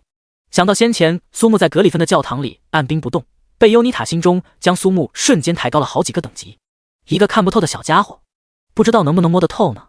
实在不行，深入探索研究一番也不是不可以。苏木先生给我们的惊喜可是越来越多了啊！这种没什么意义的商业追捧，我看还是少说。你觉得呢？既然被听到，索性也就直言相告。列文打定了主意，不慌不忙倒好咖啡，起身去厨房端出一盘用飞鱼和奶酪等物制作的仰望星空蛋糕。来，我们边吃边说。屋子里两人瞬间戴上痛苦面具，退避三舍。列文举起刀叉，一点点讲述起关于奥列群岛上有关奇土之王的真正历史。现在所能查阅到的历史和相关文献，有很大一部分都属于后来太阳王的伪造。有关奇土之王以及狐之仙女部分，正是太阳王为了掩盖其真正目的。奇土王拔出的时钟之剑可以护佑胜利，停留自身时间却拥有必须为奥列群岛拔剑的戒律，一旦违反便会崩碎。率领圆桌奇土与人族军队击退数个位面的进攻，而太阳王不曾以敌人的身份出现，从出场便无时无刻不散发善意，先后帮助奇土王战胜诸多强敌，自身也同样为圆桌奇土的一员，深受奇土王的信赖。随后为了巩固奥列群岛和烈阳位面的关系，太阳王将神圣高洁却拥有嫉妒之心的赤天使桂妮薇儿嫁给奇土王，此举正是要为完美无缺的奇土王增添名为桂妮薇儿的弱点。时机成熟，太阳王骤然发难，奇土王为了保护桂妮薇儿，拔出王者胜利之剑，其代价便是剑身崩碎，从此失去护佑胜利的规则。说到此处时，列文已然伤心到了极致。苏木沉默不语，从其嘴里听到的历史与外界所公认的历史在关键之处有诸多不同，却又合情合理，结合登陆奥列群岛以来的所见所闻，很难不去相信。贝尤妮塔接上列文的话头，侧身坐在距离苏木很近的高脚凳上，修长饱满的美腿稍稍一搭，优雅而魅惑。遵照法师梅林的建议，奇土王前往仙女湖畔，获得誓约胜利之剑及其剑鞘。虽无护佑胜利之规则，却也拥有剑鞘随身无流血的极端防御。然后便是桂妮薇儿的嫉妒心作祟，选择勾结湖上奇土兰斯洛特，自己则偷偷拿走剑鞘。彼时太阳王凭借永生的烈阳祝福与友善的形象，成为奥列群岛绝大多数人眼中光辉正义的化身。相比之下，永远只做正确之事的奇土王便显得不近人情。轻轻摩挲着下巴，苏木想起之前听过的一句话，下意识叹息：王不懂人心呐。对，你怎么知道？没什么，猜的，请继续说。我的祖先是魔女，因为倾慕奇土王的高洁，曾用秘术与科技融合，诞生其与奇土王的孩子莫德雷德，长大后加入圆桌奇土。说话间，一旁大快朵颐的列文忽然停下动作，脚下出现影子，皮肤开始崩坏，露出其中的血与肉。不过呼吸的功夫，列文消失不见，取而代之的却是一头通体围绕圣洁光芒、体型粗壮的怪物，拥有2副面孔与一条几乎与身体同样大小的狰狞手臂。烈阳天使双面泰坦，列文 LV45， 攻击65000，法术65000，防御9748500。生命70万210万。技能烈阳赐福，烈阳普照，战无不胜。身处阳光下获得防御正 50%， 以及3倍最大生命的护盾，移动速度正 25%， 暴击率正 20%， 暴击伤害正 80%。重生，被杀死后可凭借减少 50% 最大生命上限获得重生，攻击正 50%， 法术正 50%。 怎么会这样？贝尤妮塔满面惨败，眼眸深处透着孤立无援的绝望。列文是伴随他成长的亲人，同样也是教授他战斗技巧的老师，方才刚刚收到归隐日，没想到来得会这么快。轰！一拳砸落，苏木和贝尤妮塔先后奔出房屋的瞬间，悉数坍塌，可怜许多古董藏品就此被毁。眼角的泪水已干，贝尤妮塔抽出双弩开始攻击，苏木同样没有闲着，抽刀迎战。高额的属性面板配合近乎发狂，全然感受不到任何痛觉的无畏重逢，刚交手便扛着伤害硬冲上来，将贝尤妮塔顶飞，紧跟一发圣洁的炽热能量弹。苏木飞身将贝尤妮塔抱在怀中，能量弹上出现反击10字，10字反击，一刀反弹4倍伤害，生生轰去泰坦列文半边身子，将其打成虚弱状态，成功救下贝尤妮塔。直到此时，贝尤妮塔终于明白列文已经彻底沦为毫无感情，只知杀戮的光明孽物，杀死才是对其灵魂最好的解脱方式。华丽转身，手腕处闪现召唤恶魔的6方形法阵，包裹绝美娇躯的皮衣好似活过来一样，自下而上快速流动，皮衣褪去，露出光滑细腻的肌肤。我擦！苏木不曾料到，居然真的可以看见如此壮观唯美的景象。更关键的是，这位显然是只穿了个皮衣而已。这身材数据从下往上绝对是88、61、88。我勒个去！这种战斗方式我真的很喜欢。皮衣居然是以头发做成的，此刻魔女的能量发动，地面出现黑色漩涡，拥有4瓣嘴唇的恶犬张开血盆大口，将列文彻底吞噬。终末炼狱恶犬巴斯维尔，技能终结，宛若神奇的唯美胴体在阳光下熠熠生辉，还能看到隐藏在晶莹皮肤下的血管。贝尤妮塔十分优雅地转了个圈，上下个2只史莱姆碰撞，苏木长长呼出一口气，眼眸顿时清明。好看吗，弟弟？第174章，关键节点背后的推手。奈斯，好看。所以你很喜欢？不，喜欢美的事物属于每个正常人类的天性，我是个正常的男性，为什么不能喜欢？苏木的回答坦诚而自然，没有丝毫掩饰内心对于贝尤妮塔身体的赞美。哼，男人。当然，这种发自内心的赞美很受用，至少对贝尤妮塔是这样。炼狱恶犬巴斯维尔的吞噬能力拥有彻底断绝光明孽物重生能力的功效，简单解释之后便拉上苏木一同快速离开。不久之后，数名长相怪异的烈阳天使飞抵庄园废墟之上，疑惑不解。眼尖的天使长看见地上残留的血迹和羽毛，断定通过自然归隐进化而成的泰坦已经被干掉，鼻子清嗅，风中残余的香气还是将贝尤妮塔暴露。又是暗影弃土团，他们的存在严重影响到王的扩张，天使们洗礼归来之时，对异教徒的肃清活动必须马上展开。遵命，加利文天使长。赐予每个婴孩以太阳的祝福，使其终生沐浴在光明之中，获得悠久永恒的生命。与生相伴的影子则会寄存于特殊容器中培养，伴随时间成长为更强大的存在。正常情况下，提前杀死这些被祝福的人类会强行将影子召回，随之变成属性更强，完全听命于太阳王的光明孽物。只是相比于影子在自然状态下成长至饱和主动回归，无论等级属性还是技能天赋都要弱上一大截。损失一个泰坦，其价值足足抵得上400个普通光明孽物。倘若将其投放至位面征伐大军中，必然可以成为中流砥柱一样的存在。加利文心中惋惜的同时愈发愤怒。专门同烈阳教会作对的暗影弃土团存在长达1000年，属于恒昌沐浴阳光之地的暗影，对烈阳教会造成大大小小的损失难以估量。目前奥列群岛上诸多事宜皆由他一人说了算。这次自然归隐的泰坦被击杀，加利文下定决心要将暗影弃土团这个毒瘤彻底铲除。他并认同如果世界无黑暗，则光明无意义这种妥协的说法。将光明播撒，消除世间一切黑暗，正是他的信条。远方，金色的次元传送阵笼罩天空，无数沐浴烈阳圣光的天使翩翩落下，下方是无数为了亲眼目睹这一神圣景象而从各地赶来的人类。加利文率先飞起，向中心教堂而去。位于伦德郡地下街区的某个小酒馆，贝尤妮塔推开酒馆的木门，带着苏木和拉夫卡出现。光头调酒师大叔打趣一般吹了个口哨，看到拉夫卡的瞬间面露不解之色。你什么时候喜欢和其他人分享美食？难不成是因为吃不完？昆泰，关于吃这件事还轮不到你来评头论足。拉夫卡眨巴着无辜的大眼睛，露出唯有可爱小兔子才有的天真疑惑。苏木十分无奈，因为他真的听懂了。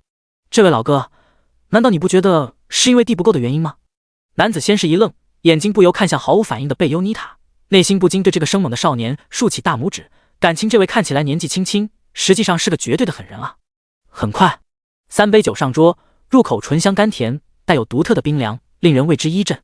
现在是不是该把剩下的内容讲完呢？如果你想听的话，没问题。一抹诱人的红晕攀上面颊，细看之下才发现贝优妮塔眼角的美人痣，此情此景，美人微醺，好景如画。如果是你讲，我可是会很认真去听。油嘴滑舌，苏木一饮而尽，若有所思。油嘴滑舌有什么不好吗？多了润滑才好进出，不是？一旁擦拭酒杯的昆泰轻轻抹去额头的汗水，已经对苏木相当佩服。最关键之处还是贝优妮塔居然像是默许了一样，牛，是真的牛。后面的故事说不上俗套，也就是那样吧。奥列群岛突然出现一群实力极其恐怖，并且死后还会复活的全新怪物。奇土王率领圆桌奇土出征，留下莫德雷德与太阳王以及部分圆桌奇土留守。这期间，太阳王利用桂妮薇儿将莫德雷德对奇土王的崇高敬仰转变为无边怨恨，他则是化身为心灵导师，引导莫德雷德走向奇土王潘德拉贡的对立面。一边是深入人心、赐予永生的光辉太阳王以及展露天赋的星王，另一边则是正确到不近人情的奇土王。所有人都知道怎么去选择。听到这些，拉福卡情难自抑，愤愤不平。攻心为奥列群岛的奇土王到头来却被所守护的人抛弃背叛，不禁听得愈发认真。贝优妮塔打了个响指，昆卡又将酒加满。卡姆兰之秋，疲惫的奇土王与莫德雷德决战之所，双双殒命。桂妮薇儿自觉罪孽深重，心怀对奇土王和胡之仙女的歉意，选择在仙女湖畔自戮。曾因矛盾率兵远离的兰斯洛特归来时，发现一切为时已晚。护送弥留之际的奇土王进入最后的长眠之所阿瓦隆后，以守墓人的身份，最终也葬身仙女湖畔。至于剩下的圆桌奇土群龙无首，转瞬落寞。而太阳王趁势崛起，打着帮助旧友的旗号，建立烈阳教会，以守护的身份帮助人类。可惜了盛极一时的圆桌奇土啊，整整150位闪耀光芒的人类之星。而我的祖先到那时才发现，所有的一切都不过是太阳王的计策，甚至他选择制造莫德雷德，也是被太阳王所蛊惑。每一个重大转折点都有其身影出现，于是魔女便创立暗影奇土团。太阳王之所以如此，正是发现靠武力无法占据奥列群岛。他也并非是要彻底占据这里，真正想要的是这里名为人的资源。讲到这里，苏木默然，拉夫卡气愤填膺，而昆泰面无表情，依旧在擦拭玻璃杯。好了，知道这么多应该已经够了吧？你不过只是碰巧触发了隐藏任务而已，想做就做，不做也无所谓。明天我会把你们送上前往仙女湖畔的游轮。说完，贝优妮塔起身离开，苏木轻轻拍了拍拉夫卡的肩膀，两人随之进入房间。诸天万界入侵之后，蓝星上所有人族区域都经过重新洗牌，没想到居然还能有一族掌控国家这种事情存在。一个连3转觉醒都没完成的职业者随便参与进去，下场必然不会太好。也罢，至少暂时证明贝优妮塔等人没什么恶意。抓紧时间完成任务，然后回归华夏国才是主要，多一事不如少一事。打定主意后，苏木拉下窗帘，沉沉睡去。第175章阿卡亚的100亿悬赏令。3转最后一个任务开始。莫斯洛岛在而今奥列群岛的地图上，甚至连名字都不曾拥有。如果将时间倒推数百年，这里又是另外一番景象。四季如春，温暖宜人。铺满山野的鲜花在踏上岛屿时会自动分出一条通路，成群结队的妖精在林间嬉闹玩耍，时不时还会看到只存在于古籍中的神秘存在掠过天空。这里还有另外一个名字，无暇的乐园。由于奇土王曾亲自前来，于仙女湖畔获得誓约胜利之剑，一度被认为是人类与神秘存在缔结友好的象征。阿卡亚将快艇拉上岸，抬头望了一眼永恒悬挂的烈阳，不易察觉叹了口气。这种时刻被光明笼罩的氛围令他感到拘束，所幸不远处的密林是肉眼可见的黑暗。接到苏木的情报后，马不停蹄赶到莫斯洛岛，抵达后却与之前获取的信息全然不同。遍地皆是各种生灵腐烂的气息，烈阳也仅仅能为岛屿外表层蒙上光辉。走入密林后，阿卡亚嘴角微微一翘，心情愉悦。他与苏木和拉夫卡兵分两路，先行查探下一个任务地点的信息情报。现在的目标是找到仙女湖，静静等待苏木到来。一圈不可见的微风以阿卡亚为中心向四周扩散，眼前瞬时浮现诸多信息，其中某些实力强劲的存在令他眉头微微皱起。杂糅始祖卡尔的血脉后，感知的能力进化，借助风元素的探查可以令诸多隐秘之术失效。譬如像现在，出来吧，我对直接偷袭没时要兴趣。无边漆黑之中出现一道瘦削修长的身影，身着烈阳教会的制服，胸前佩戴象征太阳权威的转轮。烈阳教会的神职者，恒常沐浴日光的土地上，居然还有你这等黑暗邪恶存在！今日我菲尔克将代行主的意志将尔扶除，大概就是会阻拦主人完成任务的家伙吧。恰好此时，阿卡亚想要找个问问仙女湖所在位置。要知道，阿卡亚曾经是令无数人丧命的荆棘公主，乖巧温柔也只是对苏木而已，其余人在他的眼中也不过是可以随便玩耍，不高兴就可以直接踩死的蛆虫而已。菲尔克的身后出现烈阳天使虚影，正是神职者的平一之术。洁白羽翼迸发耀眼辉芒，菲尔克手握神典，念念有词。通体沐浴圣光，邪恶的漆黑与圣洁的白光鬼一般同时存在。菲尔克的瞳孔震动，还从未见过能无视烈阳之光的吸血鬼。迟疑的间隙给了阿卡亚绝好的机会，一记加长的死神战连挥砍，鲜血飞溅落地。这时候，阿卡亚趴在地上，舌尖轻触残温的血液。哈哈，多么卑微的种族！你就用这种蝼蚁的姿态忏悔罪恶吧。然而，阿卡亚脚下出现八角星，手中一把小匕首直刺左肩。噗嗤！受伤的同时，菲利克也出现相同的伤口。骤泻死杀，虚影爆碎，血流如注，身体弯成虾仁一样的形状，被绝望的惊骇笼罩。现在我需要知道仙女湖的具体位置和详细的情报。休想！神职者怎么会像你啊？是吗？阿卡亚走进菲尔克，鲜血凝聚而成武器，不多时便有惨痛嚎叫响彻莫斯洛岛的任何角落。对技能骤血死杀的初体验相当棒。确认是单向传递后，阿卡亚更是开心到嗨起，对于可怜菲尔克的折磨也在发展中逐渐创新。如果对方没有在一开始就显露出杀意，或许阿卡亚也不会下狠手。心底的恶魔一旦出现，菲尔克的结局便早已注定。最终成功得到想要的所有情报，顺道也对烈阳教会中诸多信息了如指掌。可以放了我吧？你是不是误会了？说出情报也只是获得让你痛快去死的恩赏，请你怀着感激之心去死吧。绝望眼眸所看到的画面出现在中心教堂，一众神职者浑身发抖，为同袍遭遇的邪恶而感到愤怒。如此绝望的图像来自菲尔克，短时间内却无法得知其所在地点。刚刚归来的天使长加利文快步而来，忽然看到一闪过去的画面，当即仔细盯着影像看过几遍。血族始祖卡尔的徽记，这个位面还有如此存在。一瞬间，加利文几乎想要放声大笑。如此重量级的宝贝，如果将其带回烈阳位面，定然可以得到丰厚赏赐。在烈阳神教的土地上，就不允许有这么邪恶之物的存在。很快，奥列群岛上诸多职业者工会、骑土团与佣兵团接到悬赏，赏金100亿，必须生擒。对于这些，苏木和拉夫卡还不曾得知。此刻两人乘坐快艇在海中前行，已经能看到莫斯洛岛。主人，怎么了？没事儿，阿卡亚刚刚干掉一个神职者，从他的简讯来看，貌似这个烈阳教会有点麻烦。麻烦又如何？打怪升级，天经地义，谁让他们都有经验的？一语惊醒。回想先前登陆奥列群岛后就有的怪异感觉，苏木终于明白源于何处。就好像在一个周围全是怪物的城市，能不感觉奇怪？如果碰上某些升级狂人，怕不是会直接开战。通过贝尤尼塔已经对仙女湖有所了解，也明白开启前往妖精的理想乡阿瓦隆的方法，剩下就是要靠自己。两人在仙女湖畔找到正在洗脚的阿卡亚，林间的明光恰好打在那一方湖面，白皙无瑕的狱卒在这光亮下呈现出如同艺术品一般的美感的。主人，阿卡亚顾不得穿鞋子，狱卒踏在焦黑土地上兴冲冲跑来。了解所有情况，阿卡亚娇憨俏皮歪着脑袋，苏木则是对准挺翘饱满所在狠狠一拍，的确是相当清脆，酥酥麻麻又有疼痛的冲击，不由得娇媚亲和。看似惩罚，对阿卡亚而言倒更像是奖赏。三人目光不约而同望向湖心的小亭，那里是仙女湖最清澈无垢之处，也是湖上其土兰斯洛特人生最后的居所。至于湖的对岸，则是桂尼威尔的坟墓，硕大的赤天使雕像与周围环境格格不入。检查储物空间以及自身状态准备齐全，状态良好，可以进行接下来的系列挑战。大臂一张，同时将二女揽入怀中。虽说先前已经互相熟悉，真正这般旖旎还是第一次。阿卡亚俏目含情，拉夫卡则是低下脑袋，两只手不自觉搅在一起。之后的任务只能是我一人来做，待会儿打开阿瓦隆的入口，我的后半生就交到你俩手中了。放心吧，主人。两人异口同声。苏木朗声大笑，转身飞向湖心。提示：获得其土王的认可。01。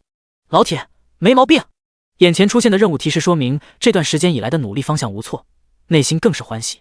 不就是认可吗？要是同性就来一场激情四射的对决，用拳头和嘴巴获得认可。如果是异性的话，也是激情四射的战斗，利用各种方式获得认可。反正又没有说是认可哪方面，就是下面认可也算认可，对吧？吸血鬼王一展现，只是更过湖畔边缘。砰！负427。超！定睛细看，整个仙女湖畔被一层透明结界包裹。刺溜！尼玛！没把祈土王干到见红，先把自己干到见红了。第176章，仙女湖上的骑士之路。阿瓦隆出现。不是说只要抵达兰斯洛特之墓后，凭借剑作之时就能唤出湖之仙女，从而开启通往阿瓦隆的入口吗？贝尤妮塔应该是盼望着那个隐藏任务可以完成，没有理由会透露虚假情报。待到苏木爬起来，周遭风景已然改变，绿树成荫，鲜花满地，拖拽流星的蝴蝶与妖精仙子在林间嬉闹，共同编织出一幅极致的唯美画卷。湖中央的小亭有星光照耀，成为这幅画卷的唯二显眼之处。另外一个则是桂妮威尔的坟墓，先前看来与周遭环境格格不入，赤天使雕像暗藏玄机。定睛看去，雕像前方所对正是透明结界的入口。算算这都是第几次了？再这么撞下去，哥们儿的脸迟早从盛世美颜变成盛世没颜。阿卡亚与拉夫卡两人全然不见踪影，大概率在冲向湖心的某一刻进入到另外的空间世界。对此苏木早已习惯。走至桂妮威尔墓前，本想无视，忽而又想到贝尤妮塔口中那个因为妒忌直接成为圆桌崩坏，其土王身死的女人，虽属于太阳王一方，之后的所作所为可以推断其是在不知不觉中成为棋子。无可躲避，无法抗拒的命运之下，在孤独悔恨中长眠于仙女湖畔，永恒向湖之仙女和其土王忏悔道歉。苏木路过墓前，不由得打量一番。赤天使身披黄金盔甲，手执一刀一剑，飒爽英姿，风华无双，星光闪耀，点点明亮的红光汇集成一条蜿蜒盘旋的巨龙。其土王长眠于阿瓦隆，换句话来说就是已经死了。那么此番任务实际上应该与盗墓差不多，结合先前的游戏经历，必然伴随解密或者战斗，每一处细节都不能白白放过。走入结界，湖水中刹那生出一方形水砖，踩上后在前左右各自出现3块水砖，无法起飞和跳跃，甚至连奔跑的能力都彻底失去。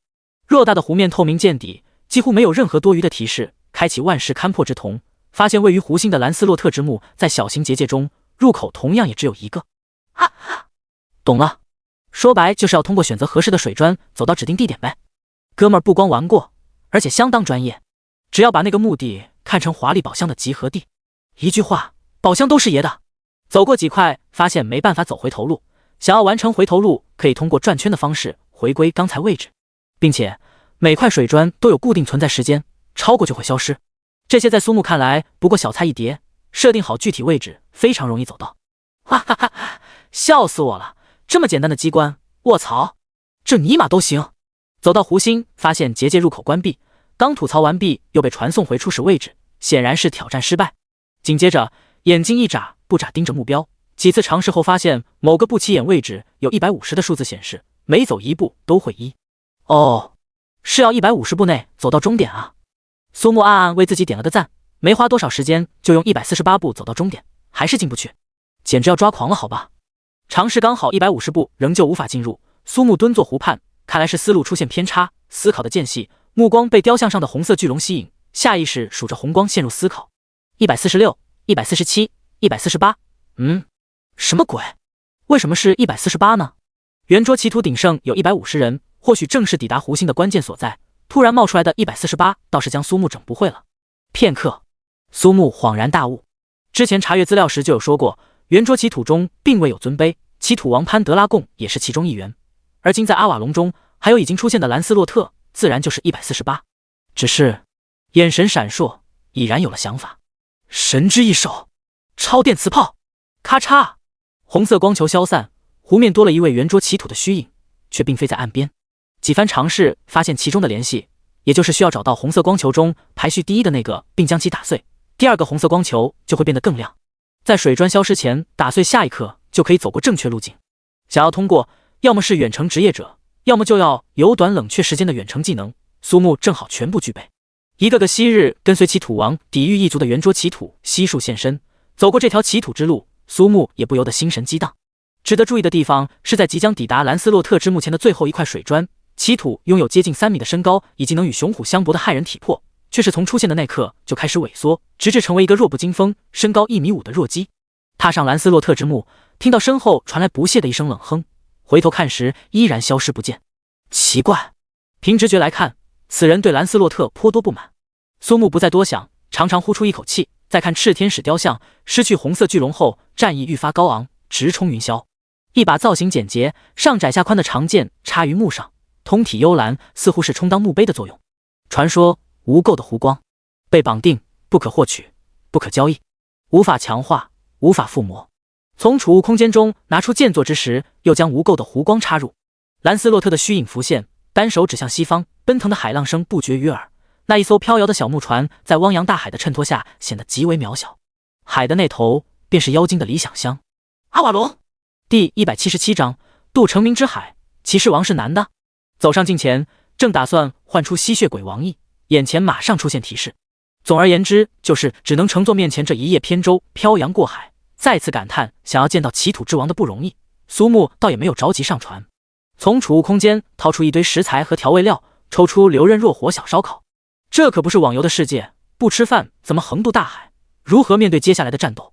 考虑到风大浪急，吃太饱容易晕船，苏木也只是吃了个7、8分饱。跃上木船的瞬间，风浪平息，天高云淡，同寻常大海完全不同，清澈到能看见水下的礁石与诸多细节，澄明如镜。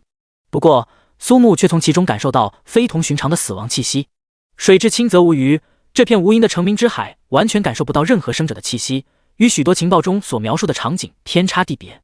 摇桨划船，时间流逝，阿瓦隆仍旧是在海的尽头，无论如何划也都不曾感觉有半点距离上的变化。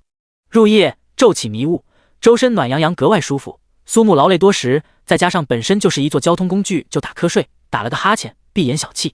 你想好了吗？拔出时钟剑就意味着时间停止，身体会永远停留在15岁。潘德拉贡，决定权在你的手中。声音轻柔，却带着几分出人意料的严厉，好像老师与学生之间的对话。苏木很奇怪，为何会出现在这样的世界中？他没有任何实体存在，只是作为界外之人作壁上观。说话之人一袭巫师长袍，手执法杖，两缕青丝垂落，脸上是说不尽的和蔼温柔。梅林老师，我想得很清楚，背负所有的一切，光荣与唾骂皆是我愿。哎，为什么看不见？奇土王全身被包裹于迷雾之中，完全无法分辨男女。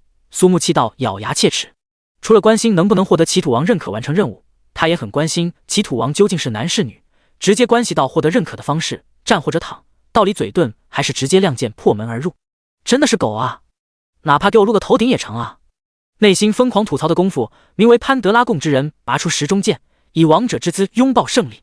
高山之巅，深渊之上，潘德拉贡昂首迎风而立，蓝色斗篷飞舞，身旁所站之人金发碧眼，身姿绰约，无形之中可媲美头顶明日。未曾披甲，苏木却是一眼将其认出，炽天使桂妮薇也是潘德拉贡的妻子。遥远天际上，一座璀璨夺目的黄金悬空城徐徐飞来，男子坐于太阳王的宝座，刚出场便盖过煌煌赤阳，睥睨人间。这是苏木第一次看到众人口中的烈阳位面之主太阳王。潘德拉贡，我的提议足可保你奥列群岛从此以后免遭侵扰，何必为了那些与牲畜一样的存在而破坏你我之间的关系？我不会同意。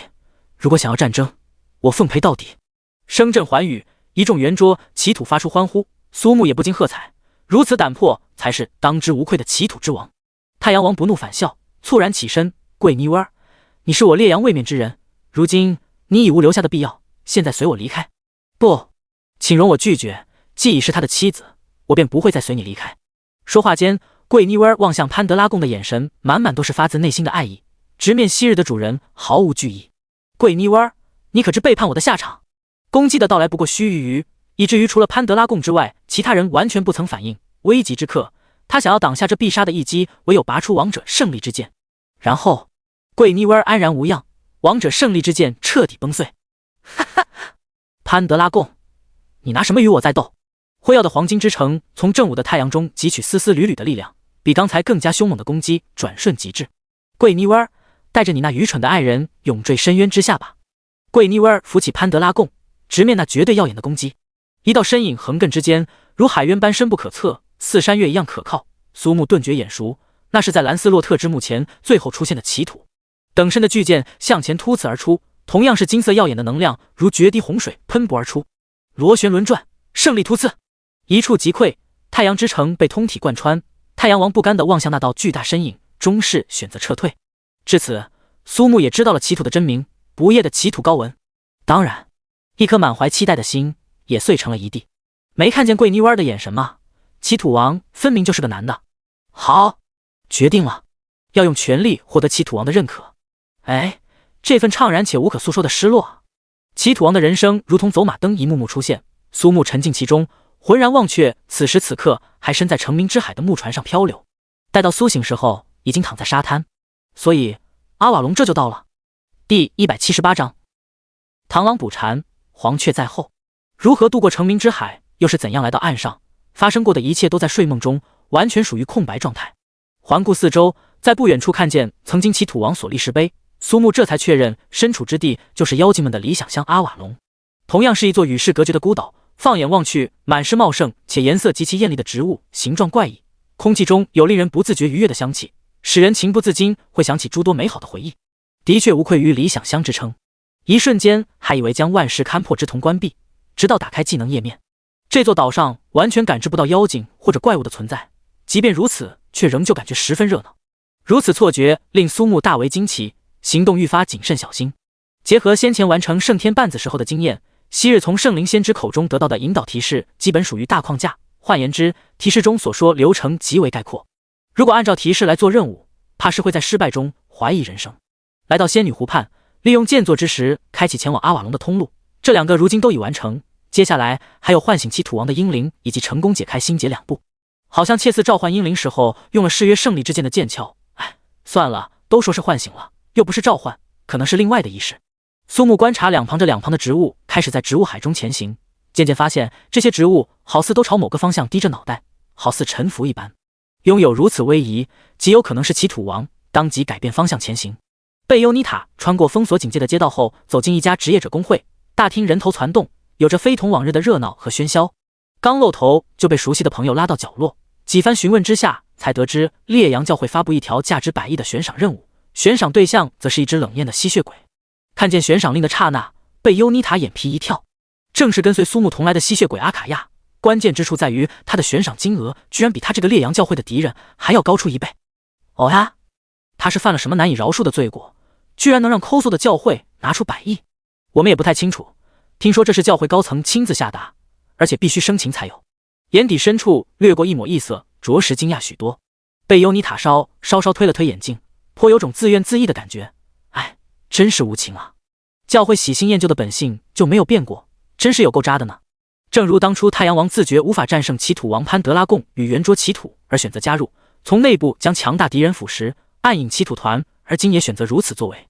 奥列群岛各种组织遍布眼线，阴影之下有星罗棋布的情报网，哪怕有半点风吹草动，暗影其土团都可以用最快的速度做出应对。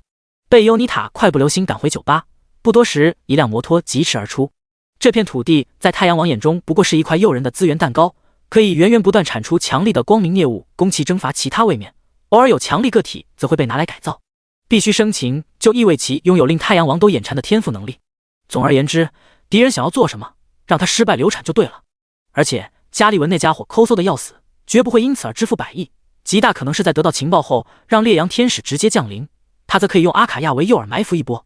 单凭烈阳教会对奥列群岛的掌控，想要找到阿卡亚的行踪不费吹灰之力，而且还涉及苏木关于其土王的隐藏任务。贝尤妮塔想起先前许多偶然触发任务的职业者，无一不是遭遇变故中途流产，内心生出一丝焦灼。许多得到消息的暗影其土团成员此刻也同贝尤妮塔一样，用最快的速度奔向莫斯洛岛。清凉澄澈的湖水中，两双白嫩纤细却各有千秋的玉足似有若无的摆动，两女百无聊赖之间已经聊过许多。拉夫卡从阿卡亚嘴里了解到许多有关苏木之前的经历，心中愈发佩服。他则是说起土朗族延续1000年的战争被终结，叽叽喳喳后虫又恢复平静，唯有水声哗哗。二人时不时会望向湖中央凭空出现的空间裂缝，尤其是那里的景色，仅是一眼就令人终生难忘。有趣之处在于不同的观看者最后呈现的风景完全不同。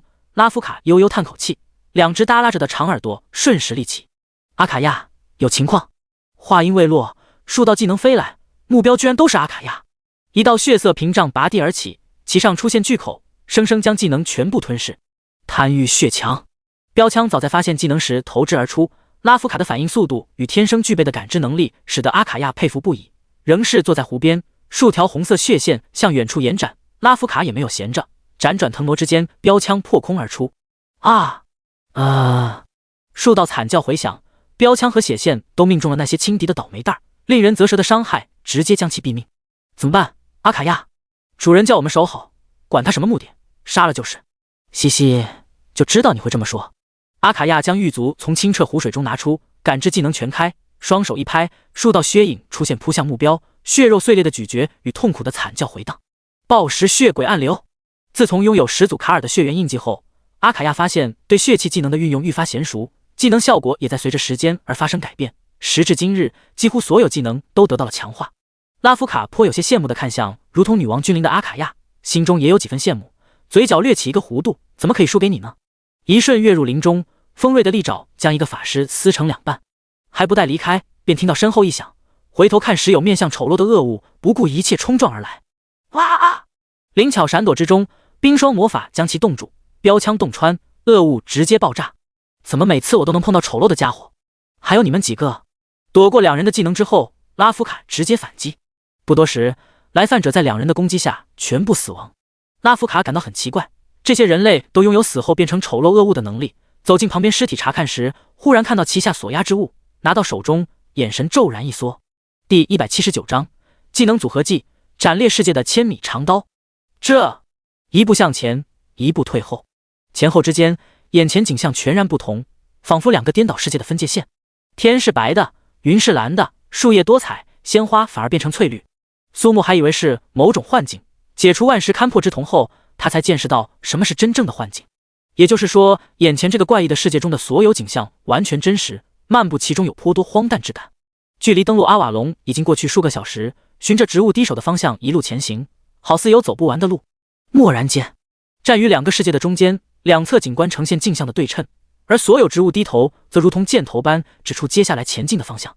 脚下的这条中线笔直，居然是裸露在外的土地，再次印证了苏木的猜想。极目远眺，尽头处是一个通彻天地、缓缓旋转的金属齿轮。一路前行，抵达尽头时，山丘满布鲜花，插满了150把大小不同、形态各异的长剑。鲜花与长剑的簇拥中心，有一人身穿盔甲，静静躺于石床之上，完全感受不到半点生机。哎，奇怪，为何会一丁点波动也没有？天赋心眼波动是以心神为眼，洞察万物的波动，大幅度增加感知能力。万物都有其独特的波动，一草一木，一花一蛋，就连生者变为死尸也会有极致微弱的波动存在。尼玛，是什么情况？等会儿，深吸一口气，缓缓闭上双眼。居然只有他一个人的波动存在。苏木惊悚发现，他居然身处于一个毫无波动的世界。不久前还能感知到波动，现在只剩下他自己，可以直接排除天赋失效的可能。或许在不知不觉间踏入某个奇异的空间，就如同先前樱花国埋伏时以道具开启的十界裂隙，开辟出一个独立于原本世界的存在，看起来完全相同，实质上却属于两个世界，再强大的感知技能都会失去效果的。超电磁炮，砰！肆虐的电光将一棵大树烤焦。苏木本想直接用最大输出的流刃弱火破坏，却又害怕会导致任务失败，几番思索走上山丘。奇土王潘德拉贡即将出现，身躯并不算魁梧，也仅仅只是比一般少年要高。缓缓打开头盔上的金属护面，内心已然绷紧。如此诡异的场景还是生平初遇，直觉隐隐感到丝丝不同寻常的差异。咔嚓，紧闭的双眼忽然睁开，目光交汇的瞬间，卧槽，是我自己。苏木对头盔下的眼睛再熟悉不过，分明就是他的眼睛好吧。奇土王缓缓坐起，身躯幻化作苏木的模样。你好啊，欢迎来到我的世界，阿瓦隆的梦幻乐园。客随主便，请接受我的诚挚欢迎以及满满的爱。脸颊旁侧的空间忽然出现苏木的脸庞，嘟起嘴巴就要亲上来，急忙闪身躲过。抱歉，我对自己亲自己没什么兴趣。奇土王呢？嘿嘿嘿嘿，我不就是吗？是我出场的方式太过于唐突吗？要不要变成美女的样子让你闻醒？你不是奇土王潘德拉贡。脑海中有无数奇土王走马灯一样的画面接连出现，面前之人的隐藏极好，却还是无法瞒过万石勘破之瞳。身体关节部位有接近透明的丝线，另外一头笔直连接天空。这个奇土王应该是如同提线木偶一样的存在。看见苏木的反应，终于也是不装了。嘻嘻嘻，你是所有客人中最快发现真相的人，真的是一点玩耍的快乐都没有。一张极其巨大的笑脸出现，只有两只操弄丝线的大手。身处的世界如同沙盘，而这个突然出现的家伙就好像玩耍沙盘的存在。苏木在他面前如同玩偶，有瑕疵的东西我不需要。说话间，大手将方才的苏木提起轻松捏烂，随即就朝苏木抓来。与之相比，苏木也不过指甲大小，至于留刃若活，简直可以算作忽略不计。恐怖的大小比例下，苏木横生出一抹狠厉之色。管他是什么，先干一发再说。万象森罗，皆为灰烬，留刃若活。师姐，开！无穷的烈焰向四周喷薄而出，刹那将世界变作火之炼狱。面对如此骇人景象，苏木不曾留手，全力以赴。万姐，开！残火太大，火焰肆虐的世界刹那化作虚无，空气中飘着肉眼可见的黑烬，媲美太阳核心的火焰凝成金色铠甲。残火太刀息，残日御衣。原本应该融化变作岩浆的土地，竟然出乎意料的耐高温。心念一动，魔力条彻底清空，残火太刀暴涨千米，薄暮黄昏的剑气刚出现，便有螺旋状的火焰盘踞其上。幻想大剑，天魔失坠。然后，来吧！借助这足以斩裂天地的一刀，苏木眼神凝重，不由得喊出了名字：残火太刀。天地灰烬，无声无息，斩断苍穹。身处的世界在这一刀下直接崩碎成无数空间碎片，巨大的脸庞扭曲变形，在哀嚎中同样崩落，支离破碎。为什么？他怎么会有如此爆发力？此时此刻，苏木将身处的世界破坏成一片虚无。嘎吱嘎吱，金属齿轮却依旧存在，缓缓旋转不停。转瞬，世界再度出现，仿佛刚才的攻击未曾发生过。从世界破坏到再次凝聚，前后不过眨眼的功夫。待到双脚落地时，苏木的脸上露出前所未见的开心笑容。惊不惊喜，意不意外？声音从四面八方出现，仿佛就是整个世界。而苏木一扫先前犹疑之色，眼眸洞射出自信的光彩。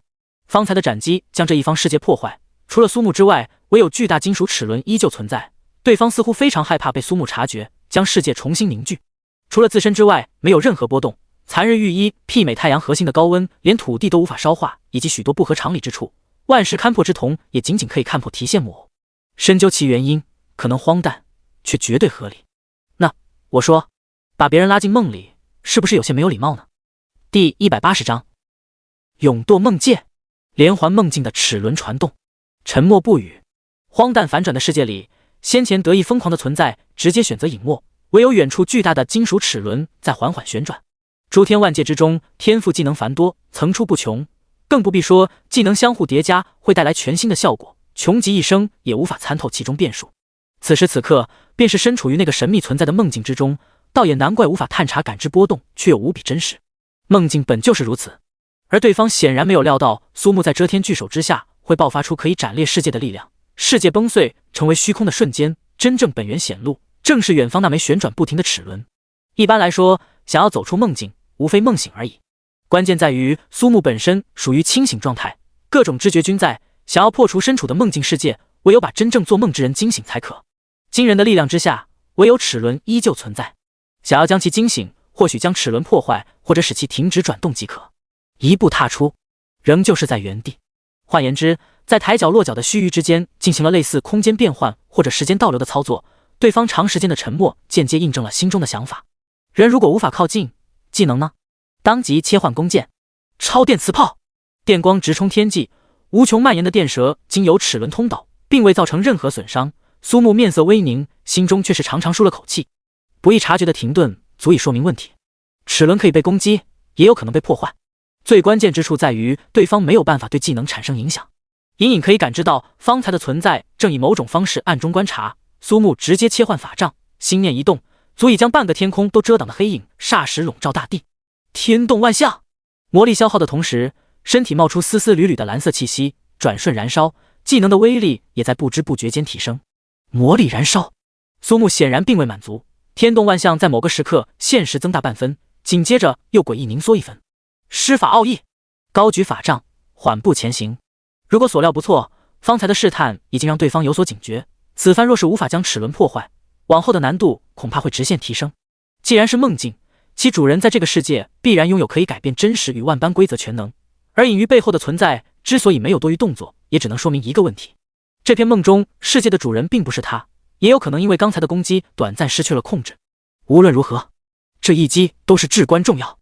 蓄力扩大，凝缩，再扩大，再凝缩，此消彼长之间，技能天动万象看似从遮天蔽日变得不再使人惊骇，甚至看起来平平无奇，眼底深处闪烁着自信的神采，依旧不曾停下。一击必中，世间所有的战斗，量大才能管饱，最后是撑到流出来那种才是最好。片刻的等待，天上只有一颗漆黑无比、类似水滴大小的石块漂浮，其内部压缩有常人难以想象的威能。天动万象，去吧！石块行动的瞬间，尾部摇曳着鲜艳的盐元素光辉，不偏不倚击中齿轮核心，打出指头粗细的黑口。短暂的沉寂后，凝缩到极致的能量彻底爆发，金属齿轮荡然无存。紧接着，身处的梦中缓缓掉落，充溢的花香席卷整片空间。万花盛开的朦胧空间，举目四顾，无一不是花。微风起，便是花雨。经历先前光怪陆离的反转世界，对于而今出现花海多了几分警惕之心。毕竟梦境这种东西，如果碰上高端玩家将梦与现实重合，顺道再来几个梦境的嵌套，在现实与梦的交织中才是最为可怕之事。唉，想啥来啥。这个世界的本源依旧如此，除了自身的波动外，没有任何多余的波动传出。刀尖轻轻抵触地面，霎时升温，也是如刚才那般。一念起，烈火焚天，斩裂天地的一刀重现，世界再度崩塌破碎。苏木再次看见支撑这个梦境世界的核心，以万花之色伪装的金属齿轮。不同之处在于其位置变换，连带着旋转方向也与刚才破坏的齿轮转向相反。一抹疑惑之色须臾闪过，再回过神时，已然身处烈火的世界。破坏，齿轮出现，旋转方向与上一枚齿轮相同。苏木开始留意齿轮的位置，魔力源泉的加持下，可以进行常人难以想象的持久作战。接连破坏数个世界后，发现每个梦中世界的核心便是一枚旋转的金属齿轮。通过判断金属齿轮的转向，可以得知这些齿轮共同组成一个复杂的齿轮传动系统。如果所料不差，每破坏一个世界，就会重新堕入与之相连的新世界中。其间所看到虚空中的核心齿轮，也是因为身处所对应的世界中。一叶障目，不见泰山。想要令所有齿轮全部停下，唯有找到这个梦境世界齿轮系统的动力源头。尼玛！幸亏哥们在接受职业者世界教育之前，还经历各种学科的亲昵鞭挞，要不然十有八九会被困在梦境世界。先前还是类似于解密任务，失败还能重新开始，苏木不禁产生了怀疑与某种推论。接连破坏梦中世界，内心不免变得焦躁。世界崩碎，虚空再现，苏木抓住这稍纵即逝的机会，切换冰轮丸。端坐于双天之上吧，冰轮丸。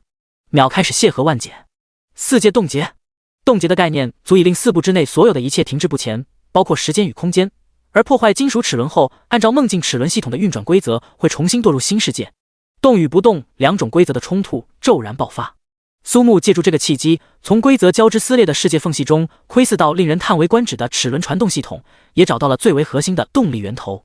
烦躁一扫而空，苏木再次破碎世界的间隙，故技重施，概念冻结的下一秒，对核心动力齿轮发动过猛攻。咔咔嚓，从无穷世界中走过，苏木早已习惯了荒诞不经，以至于面对再次出现的花海世界，便下意识挥动流刃若火，准备将其破坏。嗡嗡嗡！卧槽！充斥感知世界的波动令他几乎站立不稳，习惯了没有波动的时间，现在反倒颇有些不适应。万物波动的出现，也意味着苏木终于成功连环的梦境齿轮系统中脱离，回归现实世界。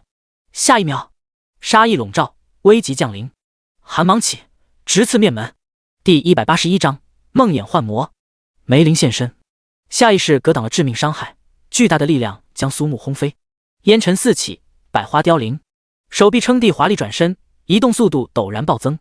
高原血统，对方完全不想让苏木反应过来，于无声无息之间飞身而来，闪烁寒芒的漆黑双刀交叉攻击，刀刃之外居然还有一层不易察觉的锋刃。Nice！ 心眼波动提供的优秀闪避，成功让苏木规避掉这次致命伤害，也让他看清了对手的样貌与攻击方式。并无双脚，只是类似于神灯精灵的存在，通体呈现紫黑之色，四只洁白的小眼睛与两只化作刀刃的手，杀意冲天。梦魇幻魔分身 LV40， 攻击12500 6250，法术25000 12500，防御1999990，生命70万。技能幻梦守护，范围内每存在一个敌对目标防御增加1点，护盾生命值下降10点。梦的低语，防御处在0至1万时，攻击和法术正 50%， 攻击速度正 100%， 否则梦魇幻魔的暴击率正 100%， 暴击伤害正 200%， 移动速度正 100%。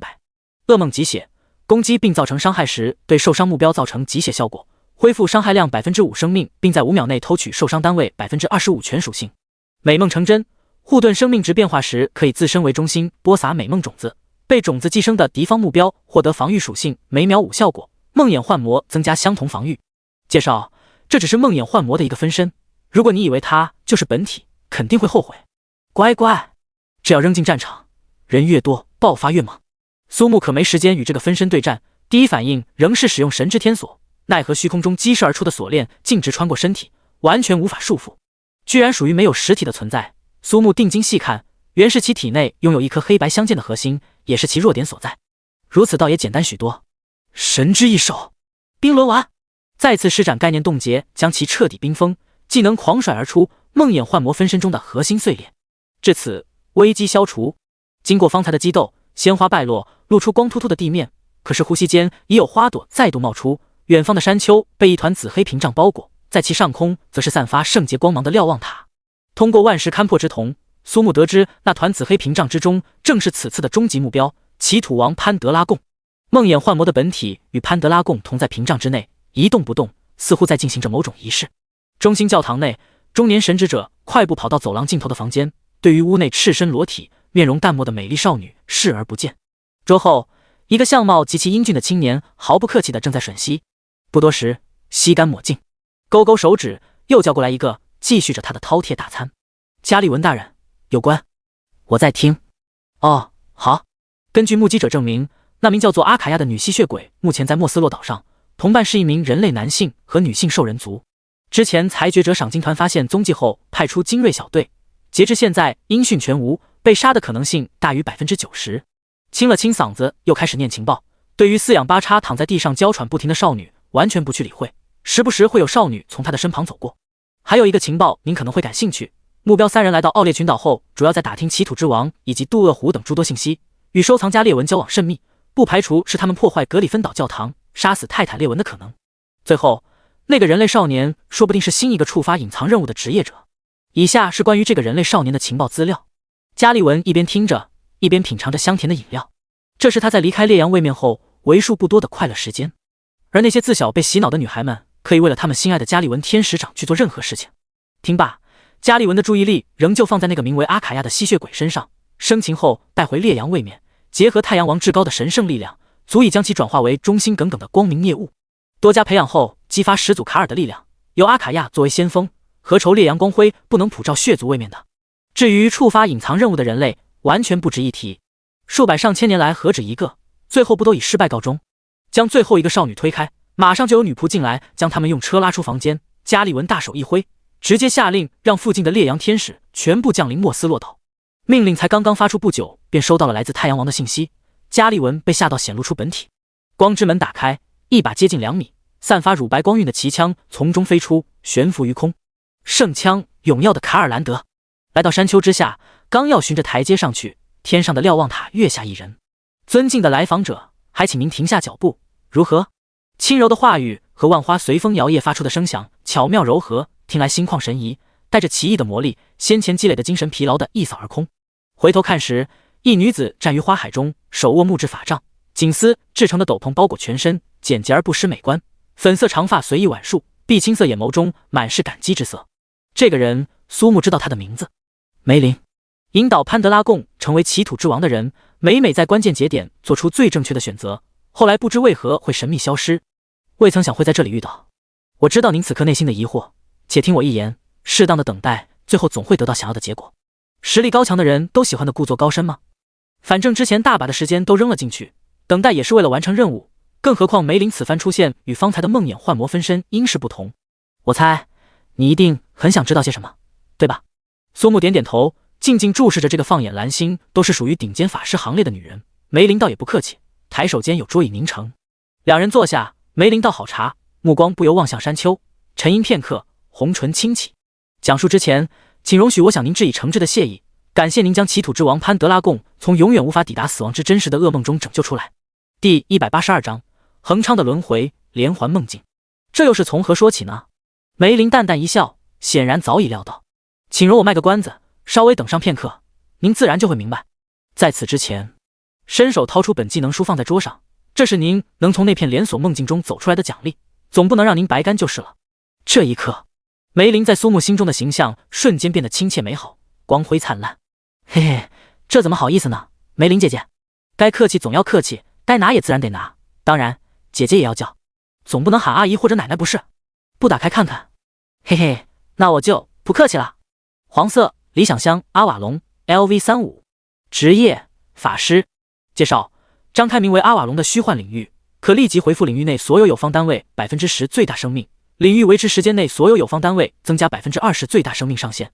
以介绍而言，这个技能属于纯辅助回血类型，与天地奇局倒是有部分效果重叠，可是单体回血有直接加满的神圣祝福，群体回血的话，天地奇局存在间隔倒也够用。之后前一下看看效果再说。咔嚓，轰！整个阿瓦隆都在震颤，丝丝缕缕的狂风卷起零落花瓣，凝成一条万花之龙。山丘上的紫黑屏障碎裂，梦魇幻魔本体仰天长啸一声，当即被花的风暴所吞没。然后梦魇幻魔本体被插满花瓣，以最美丽的方式迈向死亡。嗡！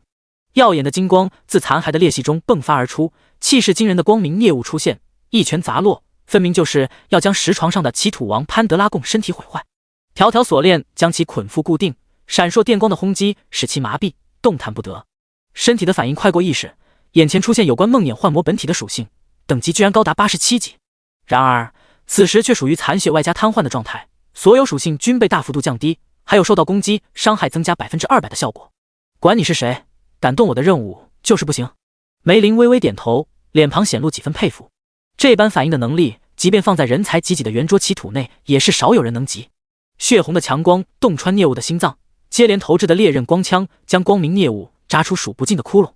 老子辛辛苦苦从华夏国来奥列群岛，费尽心思才走到这一步，你个丑逼坏我好事，还能让你活？若是梦魇幻魔，可能还无法通过神之天所束缚，光明孽物又是另一码事儿。万刃归鞘，神之一手，留刃若火在手，原地直接送了一发往生堂超度套餐，除了没给杯子，该有的火化流程一个没少。尼玛，敢破坏老子的觉醒突破！前后不过几个呼吸的功夫，就展现出丰富多元化的攻击方式，见多识广的梅林也不免心中骇然。以圆桌祈土的标准来看，还是有些太低。等会，苏木忽然回过神，梦魇幻魔的本体死亡之后是光明孽物，收藏家裂纹的影子在自然状态下回归，也变成了光明孽物。还有那些接受了烈阳赐福的人类职业者，同样如此。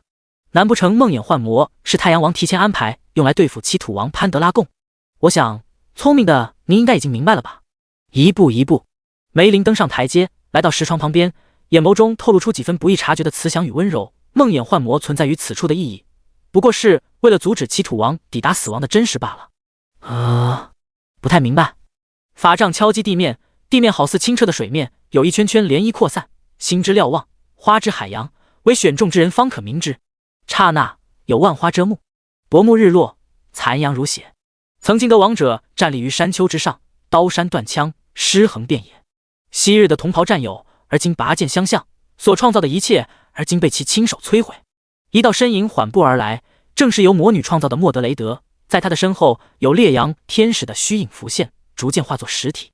剑指七土王，我的王啊，我不需要得到你的认可，只要击败你，我自然就是新王。你为什么要选择相信他的话？因为只有他会认可我。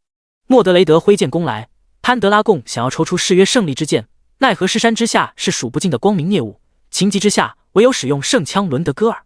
二人互杀之局，两败俱伤。施展了平一之术的莫德雷德被洞穿胸膛，临死的必杀一击被潘德拉贡挡下，却不曾料到还有烈焰天使的致命一击。哼，老师，你说过我会成为所有人心中最正确的王，也会因此而遭受所有人的背叛，我不甘心呐。倘若结局就是如此，我愿以灵魂为引，于轮回中探寻解决之道。卡姆兰之丘上，万千飘荡的游魂选择成为潘德拉贡的力量，开启恒昌无尽的轮回。那是苏木迄今为止不曾见过的繁琐法阵，拥有改变生与死规则的能量，也是潘德拉贡自身意志的巨限。王啊！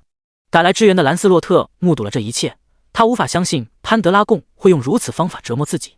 一次又一次的轮回，除非寻得能够继承王之意志，归还自由于奥列群岛的人出现，否则便会永远重复卡姆兰之丘的终局，再次回归现实。错乱的信息被梳理清楚后，苏木已然明悟，七土王潘德拉贡已然知晓无可改变的失败，仍旧不想让奥列群岛被太阳王占据，选择用折磨自己的方式，以秘术开启了轮回，以卡姆兰之丘为始，以卡姆兰之丘为终，循环往复，在没有找到正确之人前，永远不会抵达死亡安息的彼岸。那您，我吗？呵，兰斯洛特打退烈阳天使，将其土王运抵阿瓦隆。太阳王后知后觉，不知从哪里搞来一只身披梦魇幻魔表皮的光明孽物。苏木想起先前与梦魇幻魔分身交手时被拽入连环梦境的经历，恍然大悟，梦魇幻魔的本体将其土王的轮回拖入连环的梦境里，利用梦境改变现实的力量，无休止在消耗王的力量，对吗？是啊。抬起头，神清怅惘看着花海之上的琼星瞭望台，梅林叹了口气，潘德拉贡的身体会在梦境的改变现实中被磨损直至消失，比死亡还要可怕的结局，永远无法得到安息。可惜面对某个位面的梦魇幻魔，又有烈阳力量加持，我也只能凭借阿瓦隆的力量保护王的身躯不受磨损而已。第183章，不讲伍德拉夫卡，没有痛绝阿卡亚。你的意思是梦魇幻魔的影子也被夺走了，和那些刚出生就接受赐福的婴儿一样，烈阳天使会将拥有特殊天赋或者能力的存在带回烈阳位面加以改造，成为光明孽物。梦魇幻魔是太阳王为了消磨其土王的力量而特意被送进阿瓦隆。蓦然间，星之瞭望台为中心，夜幕展开，苏木不禁稍稍舒了口气。自从来到奥列群岛，所谓的黑夜不过是利用各种设备或科技达成的虚假夜空，对于习惯了正常日夜交替的他而言很不舒服。其土王发觉梦魇幻魔的行动，以其自身对抗，奈何对方所组成的是一方完美地连环梦境，双方彼此均是无胜无败。多亏了您打破分身的梦境，这才使得持续1000年的攻守均势彻底打破。至此，苏木完全明白，难怪方才攻击梦魇幻魔本体时可以轻松秒杀，原来也有珠玉在前，他不过是最后收了残血的人头而已。一段横跨上千年光阴岁月的往事被揭开，随着梅林的讲述，苏木也了解到更多涉及核心机密的隐晦历史。伴随人族职业者高举反抗大旗，击退异族入侵，原本凭借烈阳教会操控奥列群岛的太阳王愈发隐秘，更有众多人族的认可与支持。最终的结果便是奥列群岛成为众多人族国家中极其特殊的存在。当年其土王潘德拉贡与圆桌祈土们浴血奋战，才将这片土地守护，如今已然沦陷。永远做出正确选择的王，最终的结局就是被他所守护的子民背叛，而且来得迅速。梅林不无惋惜，正因亲身经历，自然愈发伤感。苏木默然，幕后真正的推手便是太阳王，不曾发动一场规模宏大的位面之战，仅仅只是加入就能将铁板一块的圆桌祈土分化瓦解，此等算计何其可怕！但是我知道您想问什么，请相信他永远做出最正确的选择，他知道应该做什么。平静的海面骤起滔天巨浪，对于危险感知颇为敏感的两人面容变得凝重。来了！拉夫卡听到后抬起头，有神圣的金色法阵展开，将整座莫斯洛岛尽数笼罩。一个个身着洁白铠甲，浑身沐浴圣光的烈阳天使降临，羽翼抖动。岛外的海面上，许多闻讯而来的职业者、雇佣兵看到这神圣的一幕，心怀敬畏，不少人双手合十，虔诚祈祷。烈阳教会是神圣与正义的象征，为了对付邪恶的吸血鬼，选择降临人间，此等功德正是向世人传教的最好时机。祈祷结束，狂热的信徒们纷纷掏出手机，对准天空开启了直播。如此宏大的神圣一幕，不到10分钟便登上热播榜的首位。半小时之内，许多国家都开启了同步直播。骑着摩托快艇向莫斯洛岛急速前进的贝尤尼塔等暗影祈土团成员不约而同接到电话，随手点进直播间，观看人数上千万。待会儿要小心了哦，可别！阿卡亚还没说完话，一支标枪裹挟黑暗元素破空而起，直接命中天际的烈阳天使。极端距离下，标枪伤害前所未有，瞬时爆成一团红雾，血洒长空。无数人发出一阵惊呼，堂堂天使就这么被秒了？我的法克，动手之前不打个招呼吗？天使，年轻人不讲武德呀！哈哈，笑死我了！活久见，天使也可以被杀吗？这么不给面子的呀！可是为什么我更喜欢邪恶呢？直播间的弹幕上，所有人七嘴八舌地讨论着，贝尤尼塔情不自禁，莞尔一笑，将摩托艇速度开到最大。你唧唧歪歪个什么劲儿？都这时候了，还凹姿势，不找死吗？拉夫卡可不懂什么双方交战的礼仪。烈阳天使占据天空还原地步，在他眼里就是等同于活靶子的存在。极北兵原本弱肉强食，既然是敌人，还说什么你好？没个蛋用，生死看淡，不服就干！阿卡亚目瞪口呆，在他稍一愣神的功夫，拉夫卡全力出手，标枪划破长空，接连命中。砰砰砰！果然是天生邪恶，今日我等将代表的太阳王消灭你！漆黑如电，洞穿左肩，歪了。红唇翘起一个诱人的弧度，虽说来了点没有武德的小震撼，但是就很爽哎！阿卡亚抬手之间，头顶浮现暗红长弓，连珠箭激射不停，随着射出血箭增多，速度倍增，宛若加特林一般，还是没有卡壳的那种。暴怒，连珠射击。虽说威力弱于拉夫卡的标枪投掷，胜在射击速度奇快无比，伤害不够，速度来凑。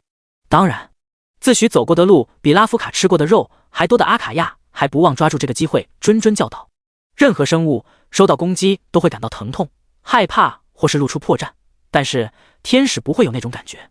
所以烈阳天使被射成如筛子一样的碎肉，哈哈哈哈！我的剑，你们喜欢吗？大批量天使降临的神圣场面，依照加利文的布置安排，要全员阵列莫斯洛岛上空，给这个蓝星上的所有人来点视觉和心灵上的双重震撼。万一能借此机会传教成功，更是大功一件。铺天盖地的直播和转播画面中，神圣光辉的烈阳天使还没动手就被射到爆炸，不禁令许多人在惊愕之后笑个不停。原来至高无上的天使也有血条。奥列群岛上诸多信徒看到如此场景，不由产生了动摇。大街上随处可见面露绝望的人们，更有甚者因为接受不了这个事实而当场晕厥。有一说一，这些降临的烈阳天使本身并不弱，相当于3转巅峰，也就是等级36左右的人类职业者，奈何他们的对手可是能够越级挑战的存在。更何况本身属性碾压，战前凹姿势的时候碰上了拉夫卡，一时间辉煌降临的烈阳天使好像躲避猎人弓箭的麻雀，狼狈不堪，洁白羽翼燃血，牌面全无。真正凝聚攻势，多半天使已然丧命。天使降临仍在继续，轰轰！名为泰坦的天使砸落地面，接近10米的巨型身躯在这座并不算大的岛屿上如同小山一样，拥有喜怒哀乐4张面孔的天使罗耶图时而欢笑，时而悲哭。天使降临的速度加快，眨眼间就有成百上千的天使从中钻出。我有个提议，要不要考虑一下？地上归你，空中归我。聪明！转换为雪兔形态的拉夫卡辗转腾挪间，一脚踏在泰坦身躯之上，形态再次改变，锋锐的利爪疯狂输出，转瞬将罗耶图的欢喜笑脸挠破了相。没问题，成交。第184章解放。灵视王者血河，切换雪兔法师形态，法杖挥舞，抬手便是一道足以撕裂天空的光雪暴风直扑法阵。法阵也在天上，自然是归我管。霜雪飘零，冰晶闪烁，奈何法阵无形，也仅仅只是将天使冻成雪人。拉夫卡双脚猛然一蹬，于空中再次换回综合形态。光暗碎星，奔狼踏空，硕大无比的锐爪一边光明圣洁，一边漆黑冰寒，宛若野兽扑猎。锋利尖爪将天使撕碎的同时，借力冲向另外一个，将天使作为踏脚石。每一次形态切换带来的组合连击，都会有一只天使当场陨落。将敏捷与高额跳跃加成发挥到极致，法阵有源源不断的天使降临，拉夫卡跳跃腾挪，如履平地。轻盈灵巧的空中圆舞曲被远镜头尽数捕捉，唯美之中冷酷血腥的战斗方式被许多资深职业者所惊叹。世界各地的直播间沸腾了，尤其当直播的镜头给到拉夫卡时，虽无法看清具体样貌，标志性的兔耳、狼尾以及修长白皙的美腿之下，各个直播间内瞬间沸腾。各位，在下研究种族多年，此女100%是兽人族混血，不是的话我当场散财。明明知道她是天使的敌人，可我还是好喜欢啊，怎么办？三观跟着颜值跑，贫僧愿以一己之力度化此人。上面的频道都没有答应，你在这儿逼逼叨叨什么？直播间有大手子没？画点本子呗。重金求购，铜球加10086。阵战的土地与成堆的泰坦滚滚而来，还有体型渺小如蚁，动作奇快如电，同时有着破甲和中毒麻痹效果的天使喽啰加。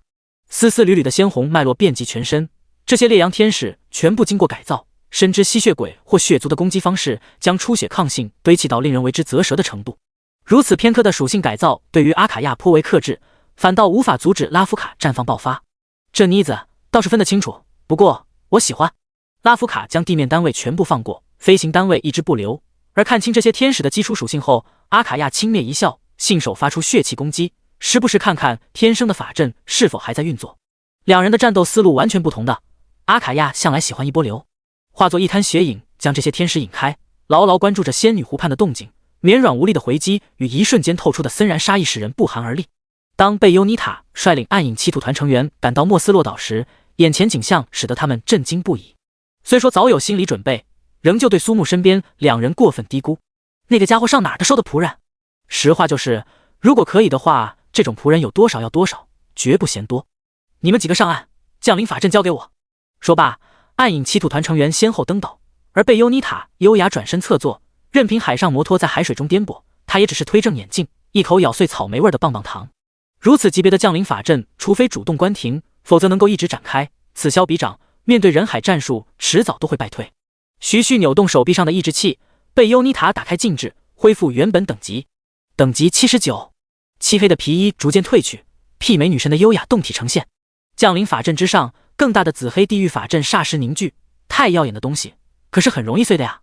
黑色高跟皮靴抬起脚向下一跺，地狱法阵伸出一只巨大无比的同款美足，一脚跺碎降临法阵。这一瞬，划水摸鱼、绵然反击的阿卡亚眉毛一挑，烈焰红唇轻启，吟唱：是心已喻我心，吞万物化作无身。顷刻间就有无数天使扑来，阿卡亚成为奇妙而无法形容的存在。莫名出现的第六感，使得贝优妮塔显露不曾出现过的慌张。你们现在立刻马上退出莫斯洛岛。暗影七土团诸人稍微迟疑，仍旧选择听取贝优妮塔的命令。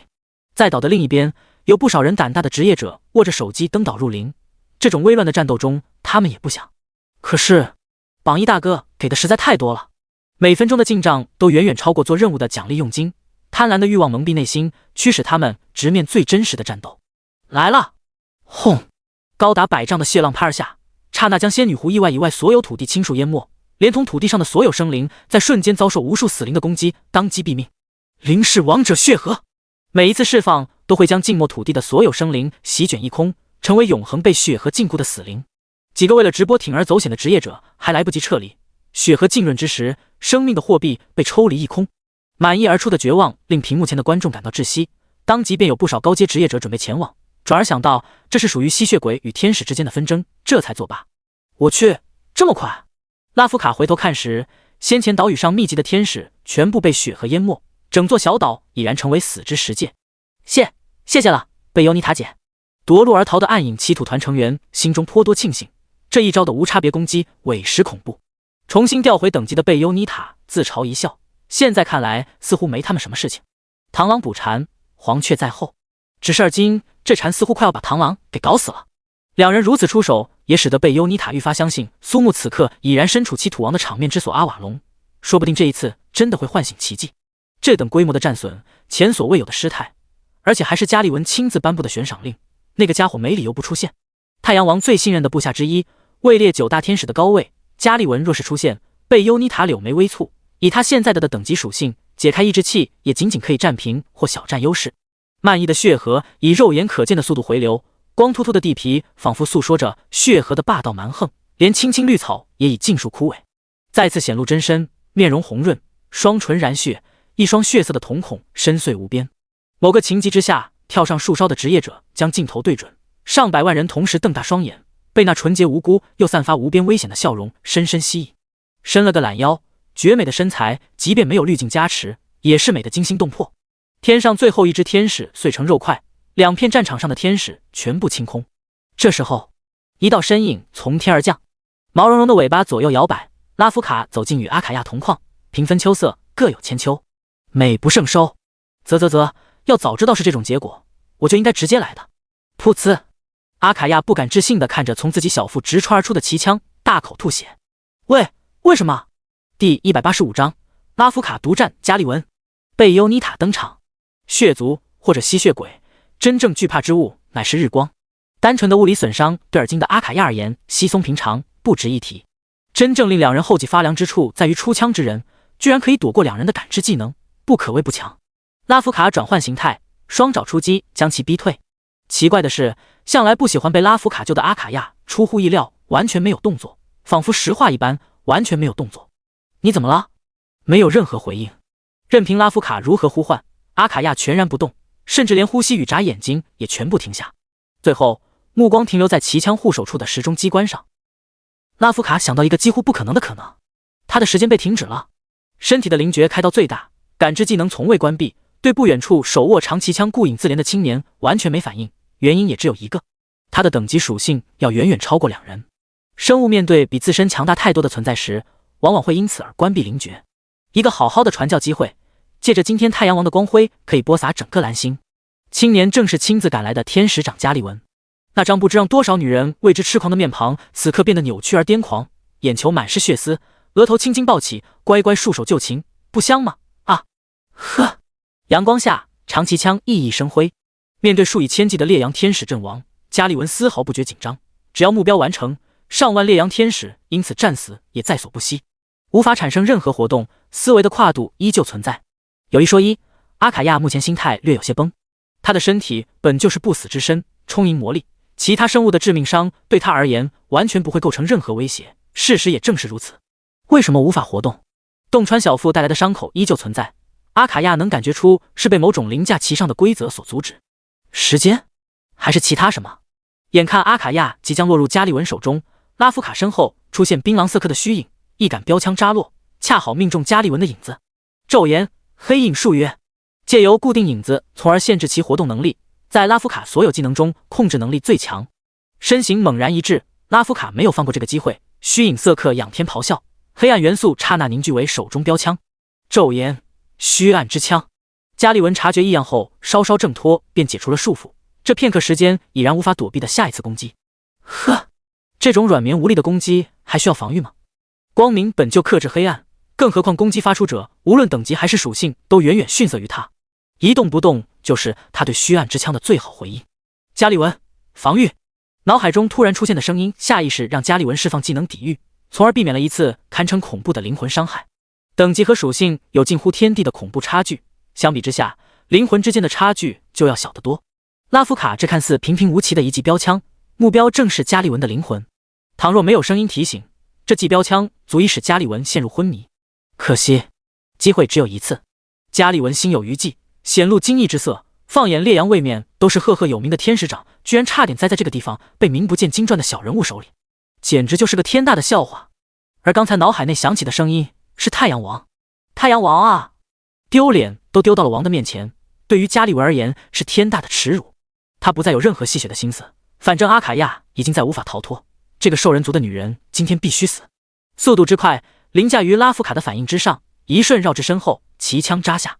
图腾神血兔的虚影出现，齐枪穿胸而过。待到加利文一看，却是个做着鬼脸的寒血分身。血神分身！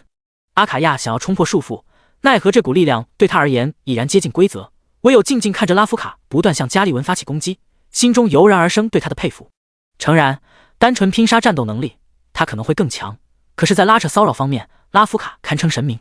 事实上，他都不曾想过拉夫卡竟能将这个凭空出现的敌人搞到如此崩溃，单纯就是在逃跑中进行攻击，凭借出色的走位和经验躲过加利文一次次致命的攻击。啊，气死我了！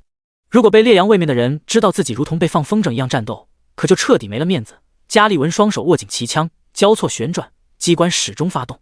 拉夫卡的战斗本能促使他直接释放血神分身。时间恢复流动，噗呲，鲜血激射，泼洒一地。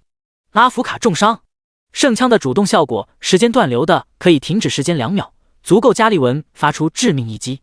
眼前一黑，差点晕倒过去。很快，拉夫卡意识到这把武器的恐怖效果正是停止时间的能力。就让太阳审判你的罪孽吧。正在此时，拉夫卡耳边响起一个温柔的女声：“小兔子，你已经做得很好了哟，多谢你争取时间。”异变骤生，地面的暗影中忽然出现升起一人，体态优雅，风度翩翩，手中一支带刺玫瑰，刹那挡下圣枪的突刺。恶魔召唤，魔祖别西卜。加利文眉头微皱，转头望向那个从林中黑暗迈着优雅猫步走出来的女人。贝优妮塔也好，省得我再去找你们暗影弃兔团。哦呀，加利文天使长大人倒是有信心的很嘛。轻轻将棒棒糖塞入嘴中，这一瞬展露出的妖娆妩媚，恰好被隐藏在树中的摄像头所捕捉，顿时再度引发一阵沸腾。接二连三出现的变故通过直播的方式被传播，也让这场猝然而起的战斗迅速引起各方关注。烈阳教会的首脑天使长加利文携带圣枪登场，暗影骑兔团的首领贝尤妮塔出现，两股势力的碰撞爆发，说不定会直接改写奥列群岛的格局。还能动吗？贝尤妮塔对于这个兽人族少女有掩饰不住的喜欢，仅凭方才对战加利文的出色表现，未来必然是明洞一方的强者。此刻他不曾因为自己的出现而有所懈怠，这般心性着实不错。谢谢，还好。那你还是带着他赶快走吧，因为我也不知道能拦住他多少功夫。第186章圣枪闪耀，骑士王的认可达成的。若是没有圣枪永耀的卡尔兰德加持，召唤出别西卜的贝尤妮塔有十足的信心保证不败。当他看见圣枪的那一刻，便知道这场战斗打到最后，输的人一定会是他。即便在太阳王的众多收藏里，也是极为恐怖的存在，让本身实力不俗的加利文综合提升巨大。抱歉，请容我拒绝。为什么？拉夫卡长呼一口气，缓缓起身，目光望向仙女湖畔中心，目光坚定。因为主人叫我们守好，等他出来。哎，好吧，那我尽力而为。你的话，见缝插针。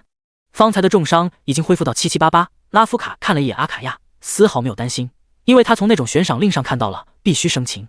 当务之急是与贝优妮塔组队击败，甚至杀死加利文。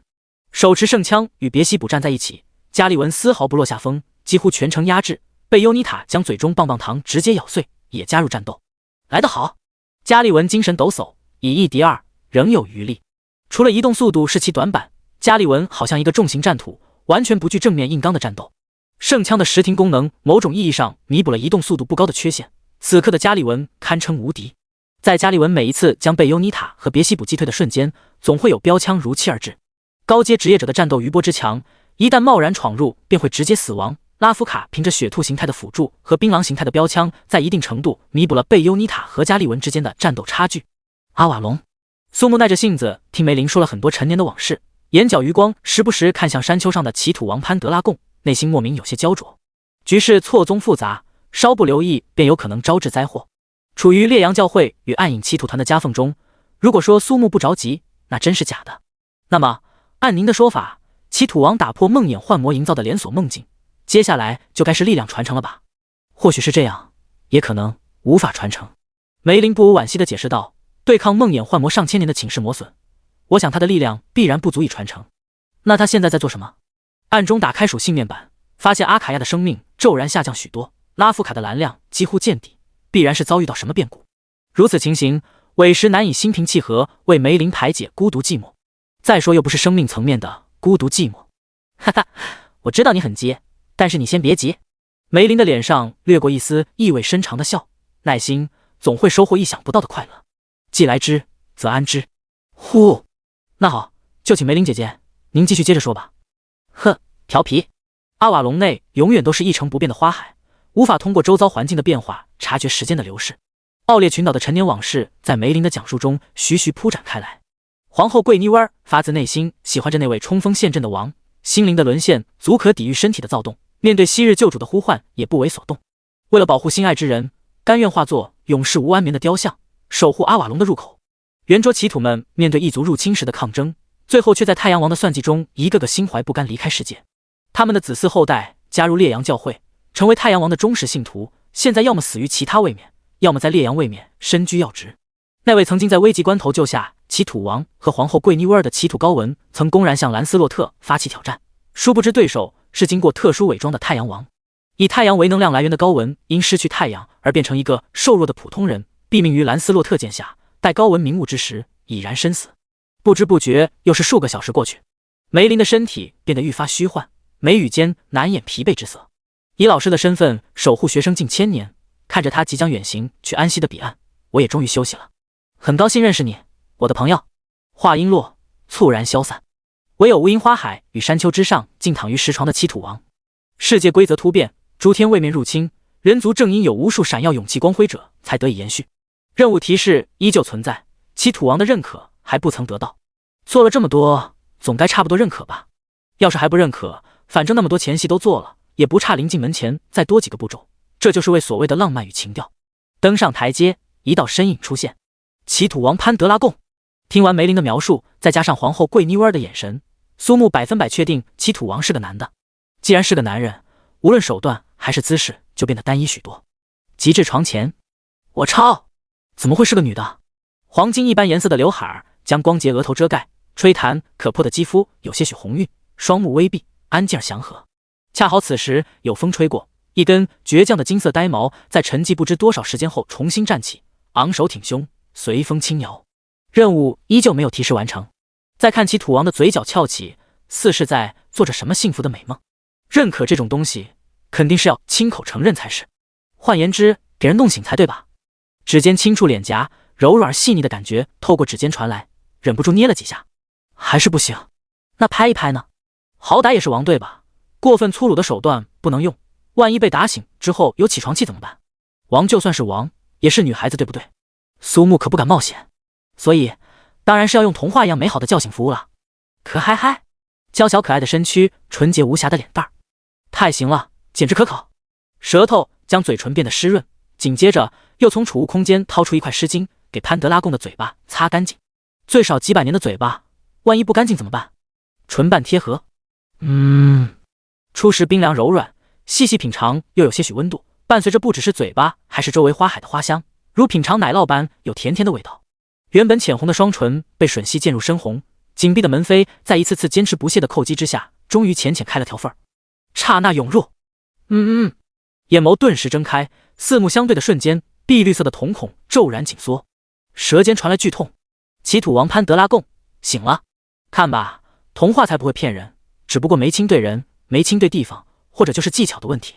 少女的娇羞与疑惑转瞬褪去，身为王的气势喷薄而出，情感消逝后的瞳孔唯有理性的光芒。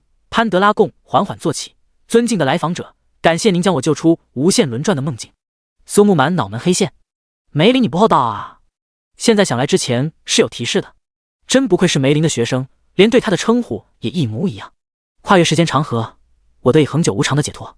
千年以来，有太多人深入阿瓦隆，唯有您将我解救。感谢您给予充足时间，我才能达成理想的谢幕终局的。再次向您表示我诚挚的感谢。当死者应归，生者不该停留在阿瓦隆。祈土王拿起身下的剑鞘，原谅我别无他物，唯有这个剑鞘跟随我多年，失而复得也算幸事。愿此物能为您带去荣光。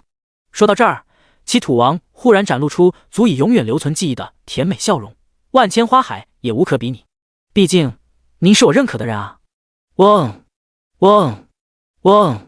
提示：三转任务3/3完成。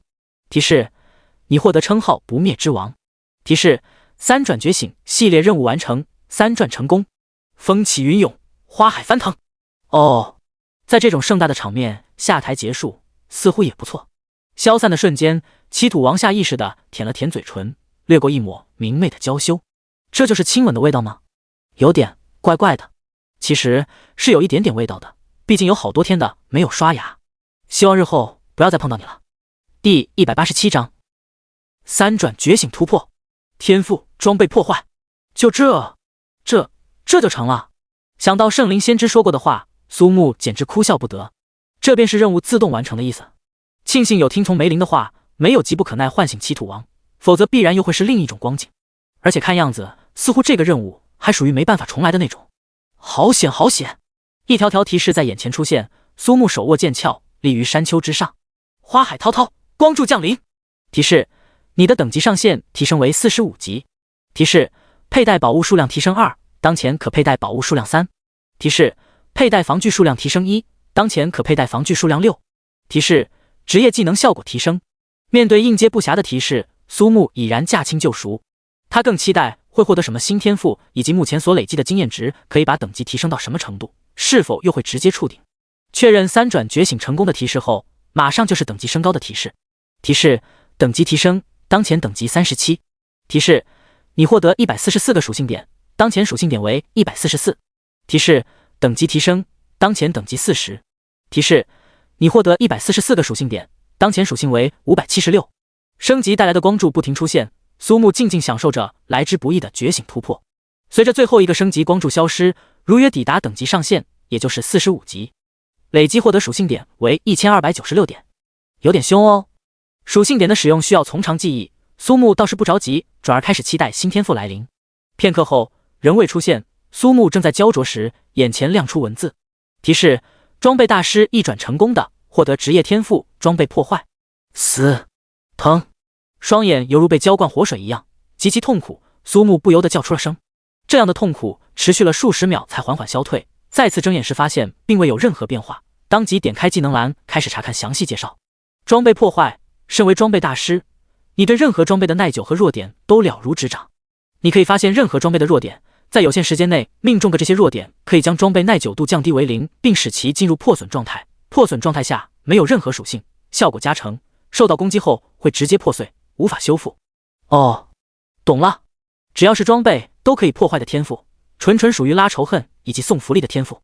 对手辛辛苦苦打造的装备将变成不堪一击的碎片，某些性感迷人的可拍反派角色将会体验爆衣的快乐。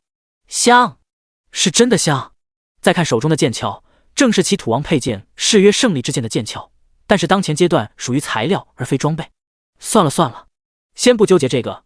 检索附近发现没有遗漏之后，快步原路返回。当然，如此绝佳的机会，四下无人满香天，一片花海正好前。还有梅林赠送的紫色技能书，前一下后看看会不会有所起色。潜能爆发，由于职业技能效果提升的关系，增加了钱的长度与深度，优化了钱的爽感体验，同时缩短了时间消耗，也算是一种变相提升。红色勇士隔绝的阿瓦隆 LV45， 职业法师。介绍：技能开启后，可从以下2个选项中选择一个，将范围内所有敌方单位拉入时间缓慢的永恒理想乡阿瓦隆。弱化感官机能，每3秒降低5点敏捷属性，技能持续时间内降低 45% 移动速度、攻击速度、释放速度。技能结束时，生命低于 10% 最大生命值的单位无法离开阿瓦隆。将范围内所有友方单位拉入时间减速的永恒理想乡阿瓦隆。强化感官机能，每3秒增加5点敏捷属性点，技能持续时间内增加 45% 移动速度、攻击速度、释放速度。技能结束时，生命低于 10% 最大生命值的单位恢复 25% 最大生命血量。妈的，这要是不学，天理难容好吧。理想乡一开，要么敌人慢成虫，要么队友快成狗。飞渡成名之海后，苏木如愿抵达入口。哈哈，任你恶魔召唤如何，任你幻神附身又怎样？结伴向烈阳忏悔罪孽吧。疯狂的战役压迫下，被尤妮塔狼狈不堪，而本就等级相差巨大的拉夫卡双腿颤抖，咬牙坚持，放弃拉扯的优势，进行硬碰硬的战斗，对他本就不利。阿卡亚双目噙泪，泪痕不断冲刷着光滑的脸颊，留下一道道泪痕。今日就是我主制裁你们这些异教徒的光辉时刻，我将带神挥剑。说罢，加利文身后浮现2只巨型烈阳天使，一个手握荣耀之盾，另一个挥舞气枪。唉，干嘛哭呢？委屈你们2个了。伸手缓缓拭泪水，拉夫卡惊叫一声：“主人！”第188章，你已走上取死之道。苏木短暂欣喜之后是无尽的担忧。顶天能到45级，又能怎么样？对于80级手握圣枪的加利文能产生什么威胁？前后相隔不过几天，贝尤妮塔感觉苏木似乎变得有些不太一样，具体却说不上来。有一点毋庸置疑，能够从阿瓦隆中安然走出，必然是完成了隐藏任务。列文说的没错，他真的具有的唤醒奇迹的能力。苏木，赶快走！这样的话，就更不能让他死在这儿，哪怕拼上性命，贝尤妮塔也要护得苏木周全。阿卡亚想要动，身体完全不听使唤，甚至连眨眼都做不到。眼睛骗不了人。暗淡的眼眸中突然出现了光，因为苏木就是他心目中唯一的光。此时此刻，他真的十分欢喜。想到被捅穿小腹的窘迫与尴尬，阿卡亚竟是变得有些慌乱，唯独不想被苏木看到他这副模样。好了，有什么关系呢？别忘了，回去以后楼上楼下的卫生都是你的。宠溺地拍了拍头，另一只手早就换成了法杖。神圣祝福，不同于烈阳天使的圣洁光辉将阿卡亚笼罩其中，生命值在回复，身体没有半分变化。有些奇怪。环顾四周，终于从加利文手中武器上找到了原因。圣枪永耀的卡尔兰德的效果之一，圣枪造成伤害的单位强制进入固态时间。阿卡亚生命回满，但是小腹的伤口仍然存在，便是因为圣枪的效果。对等级低于持有者等级的受伤单位将会造成永久性的固态时间。平静的脸庞，舒尔浮现一抹诡异的笑容，盯着加利文手中的圣枪，挪不开目光。漆黑如墨的瞳孔悄然显露星光，正是天赋装备破坏发动之时。视野中，圣枪永耀的卡尔兰德单手一挥，技能2连发，被尤妮塔和拉夫卡血量骤然飙升。平平无奇的单体加血技能，主打就是冷却时间短，奶量充足，更不必说还有防御力加成。单凭前2点已经令贝尤妮塔感到惊奇。原本对于同加利文的战斗不抱希望，现在感觉又行了。战力碾压非常困难，倘若变成消耗战的话，加上苏木的瞬间回血技能，倒是能转化成消耗战。早已见识过苏木的手段，拉夫卡对苏木有近乎偏执的自信，就算对手远远超过他的存在，主人也一定有办法应对。哦呀，你就是他们口中心心念念的主人。加利文轻蔑一瞥，借由太阳王的赐福，他已经看清苏木的等级，一只等级45的小垃圾而已。就算有神迹波动，又能怎么样？等级和属性天差地别，苏木在加利文的眼中也不过是稍微强壮一点的蚂蚁罢了。是啊，他们2个都是我非常可爱的家人。苏木笑得很灿烂，是那种比太阳本身还要灿烂明媚的笑，阳光的笑容中是毫不掩饰的冰冷杀意。抛开其他不谈，仅凭加利文将阿卡亚刺成重伤这一条，已然踏上取死之道。弱者居然对强者展露杀心，他是疯了吗？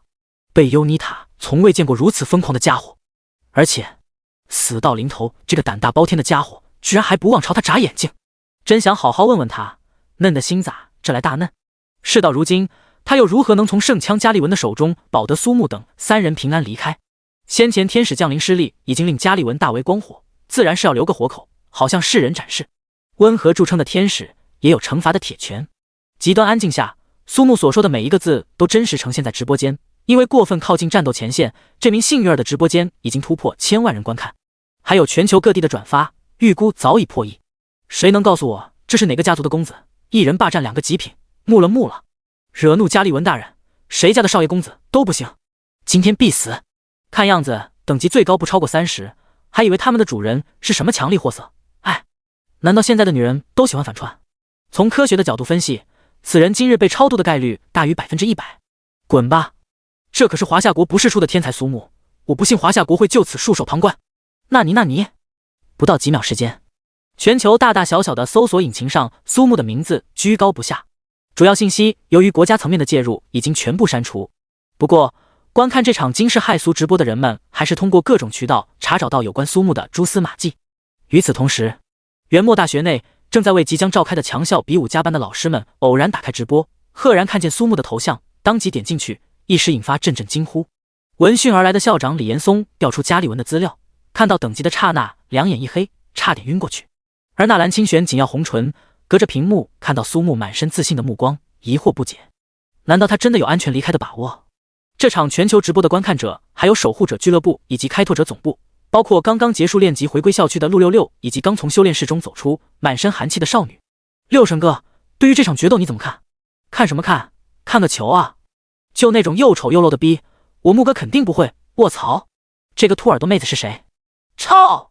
一瞬间，陆66直接破大防，那可是他的最爱啊！哎，等会儿，苏木这个逼该不会是喜欢异族的女人吧？可怜的幼双女神，就凭你，身体的速度几乎与声音传播速度慢上一丝。加利文横移到苏木身后，高举圣枪狠狠扎下，相差超过30级，正常人都不会选择对抗。苏木秒开高原血统，错身借位，切换拳套，近身肉搏之下，还是拳套要方便快捷得多。呵，不自量力！如此等级差距，本身还有人足与烈阳天使的天地鸿沟刮痧挠痒痒罢了。他已经准备在亿万人的注视下亮出肌肉，在这个人族的国家被万千人类观看的宏大舞台上，他即将收获1000万的信徒与崇拜者。殊不知，此举正中苏木下怀。自始至终，他的目标都不是加利文，而是圣枪永耀的卡尔兰德。第189章，震惊全球，圣枪崩碎，天赋装备破坏。只要是装备，无论任何品质都可以被苏木破坏。不过还有一个前提，有限时间内命中破碎点。方才苏木已然确认过圣枪永耀的卡尔兰德的破碎点合计12个，具体时间是多少尚且不得而知。每次获得新技能或者新天赋，总会尝试找到合适的用法，这次委实过于仓促了些。加利文的托大反而给了苏木绝佳的施展空间，务必要保证精准命中。一拳，叮！清脆的命中提示音简直好听到爆炸。视野中倏尔出现23.59分的倒计时，12个破碎点对应24秒吗？条件似乎还不算严苛，当即不再多想，双拳齐出，软趴趴的攻击砸在坚硬的圣枪上，反倒令加利文愈发得意。这可是太阳王众多藏品中少数几个位于塔尖的武器，真正意义上能够操纵时间的规则武器。此次若非发现拥有血族始祖卡尔印记的吸血鬼，恐怕他真不一定能手握圣物，体会一把时间主宰者的爽快。方才他本想直接出手攻击阿卡亚，奈何在王者血河之下，阿卡亚存在又不存在，属于神奇的无法被任何攻击效果选中的状态。蛰伏待机，一枪命中。万一还有类似逃命技能，被其逃走岂不丢人？对付苏木这个有点帅但是比不上他的人类，加利文自然要在镜头前展现天使长的从容与优雅，顺道再发展信徒传教，一箭好几只雕。叮叮叮，接连10次攻击毫不留情打在圣枪之上。你的主人他脑子坏掉了，不许你这么说我的主人，小心我咬你。话虽如此，拉夫凯表示，现在他也很猛，为什么不用伤害更高的流刃若火？关键没一拳是打到肉上去的。屏幕前，无数人下意识摇头，满脸都是无法掩盖的戏谑。完了！楚月兰一屁股向后瘫坐，眼中满是哀伤。好不容易有个给力的学生，马上就完了，还不是在华夏国境内，远在奥列群岛上，鞭长莫及。估计等更高层面的人过去，苏木已经是一团碎肉，如跳梁小丑一样。苏木的攻击在加利文眼中完全是属于降制行为，猝然兴起悲悯。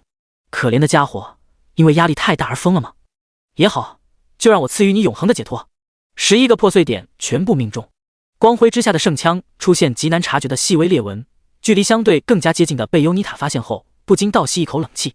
Sure， 眼前浮现刚刚苏木挤眉弄样的模样，一个不现实却又非常合理的疯狂念头滋生。不会吧？事到如今，贝尤妮塔绝不放过任何一个可能。银牙咬破舌尖，一口鲜血吐出，刹那出现极其奥秘的法阵。叮！最后一个破碎点命中。换言之，圣枪永耀的卡尔兰德已然进入破损状态，被固态时间禁锢的阿卡亚身体瞬间修复，完好如初。上一双眼睛死盯屏幕，无数烈阳教会的忠实信徒发出震天欢呼。这一枪将会彻底结果苏木、暗影歧途团其他成员尽数覆灭，今日便是对异教徒的全面胜利。12个破碎点全部命中，坚硬的圣枪竟变成如纸糊一般的样子货。一拳迎枪而上，两者接触的瞬间，如亿万人心中所想，肉绽骨碎的场景并未发生，而是圣枪永耀的卡尔兰德自枪间开始崩碎。卧槽！纳尼 ？fuck！ 所有人霎时猛圈，感受到如同梦境的虚幻与不真实。加利文还不曾反应，圣枪彻底崩碎，化作一地乌黑碎片，圣光消失。交手时一愣神的功夫，足以让苏木找到新一件装备的全部破碎点。防具拥有33个破碎点，具体破碎点的数量是根据装备品质决定，亦或是其他的因素，没有经过实验，苏木也不知道。不过，效果的确属于一级棒，有限时间内命中所有破碎点，连媲美传说品质的圣枪都可以崩碎，更遑论其他装备。66秒，哦，似乎明白了，每个破碎点会分配到2秒时间，对吧？叮叮叮，趁你猛，要你疯！疾风骤雨般的攻击配合柔化极意的强制中断，转瞬苏木命中32个。这时，沉浸于圣枪崩碎哀痛中的加利文回过神，抽出数米长的大刀劈砍而下。圣枪不在，他仍旧是等级属性远远超过苏木的存在。闪绕身后的同时，对准臀部一记刺拳，恰好命中破碎点。叮！再次攻击。镜头之下的加利文身穿烈阳天使的黄金铠甲，威风凛凛，光辉圣洁。只不过铠甲崩碎后就是另一番景象。别忘了，虽然号称是天使，本质上仍是烈阳位面的生物，也同样拥有7情6欲，更有繁衍后代的需求。所以无数人看到瞬间解放扬起的小天使时，先是一愣，无论男女都笑得合不拢嘴。至于发笑原因稍有不同，自豪的喜悦与羞涩的嘲讽，懂的都懂。堪称超大型的处刑现场，实际造成伤害为0，精神伤害爆棚。大抵威武雄壮的金样蜡枪头就是如此。直播间彻底爆炸。苏木，让开！贝尤妮塔未曾想苏木真正意义上解放了加利文，没有圣枪加持，他不会输。现在近乎全裸的话，加利文引以为傲的防御属性也削减大半。蓄力吟唱多时，贝尤妮塔用出魔女终结技，堪比莫斯洛岛的地狱3头恶犬博洛洛斯降临。不仅丢了面子，有可能还要丢身子。加利文心态直接爆炸，转身要跑时，9条不起眼的锁链于虚空击射。神之天锁，脚下地面化作血海，血十字架冲天起。被全程禁锢的阿卡亚可不会放过这个绝佳的时机。血十字之伤，双重禁锢爆发，加利文无法活动，成为博洛洛斯口中食物。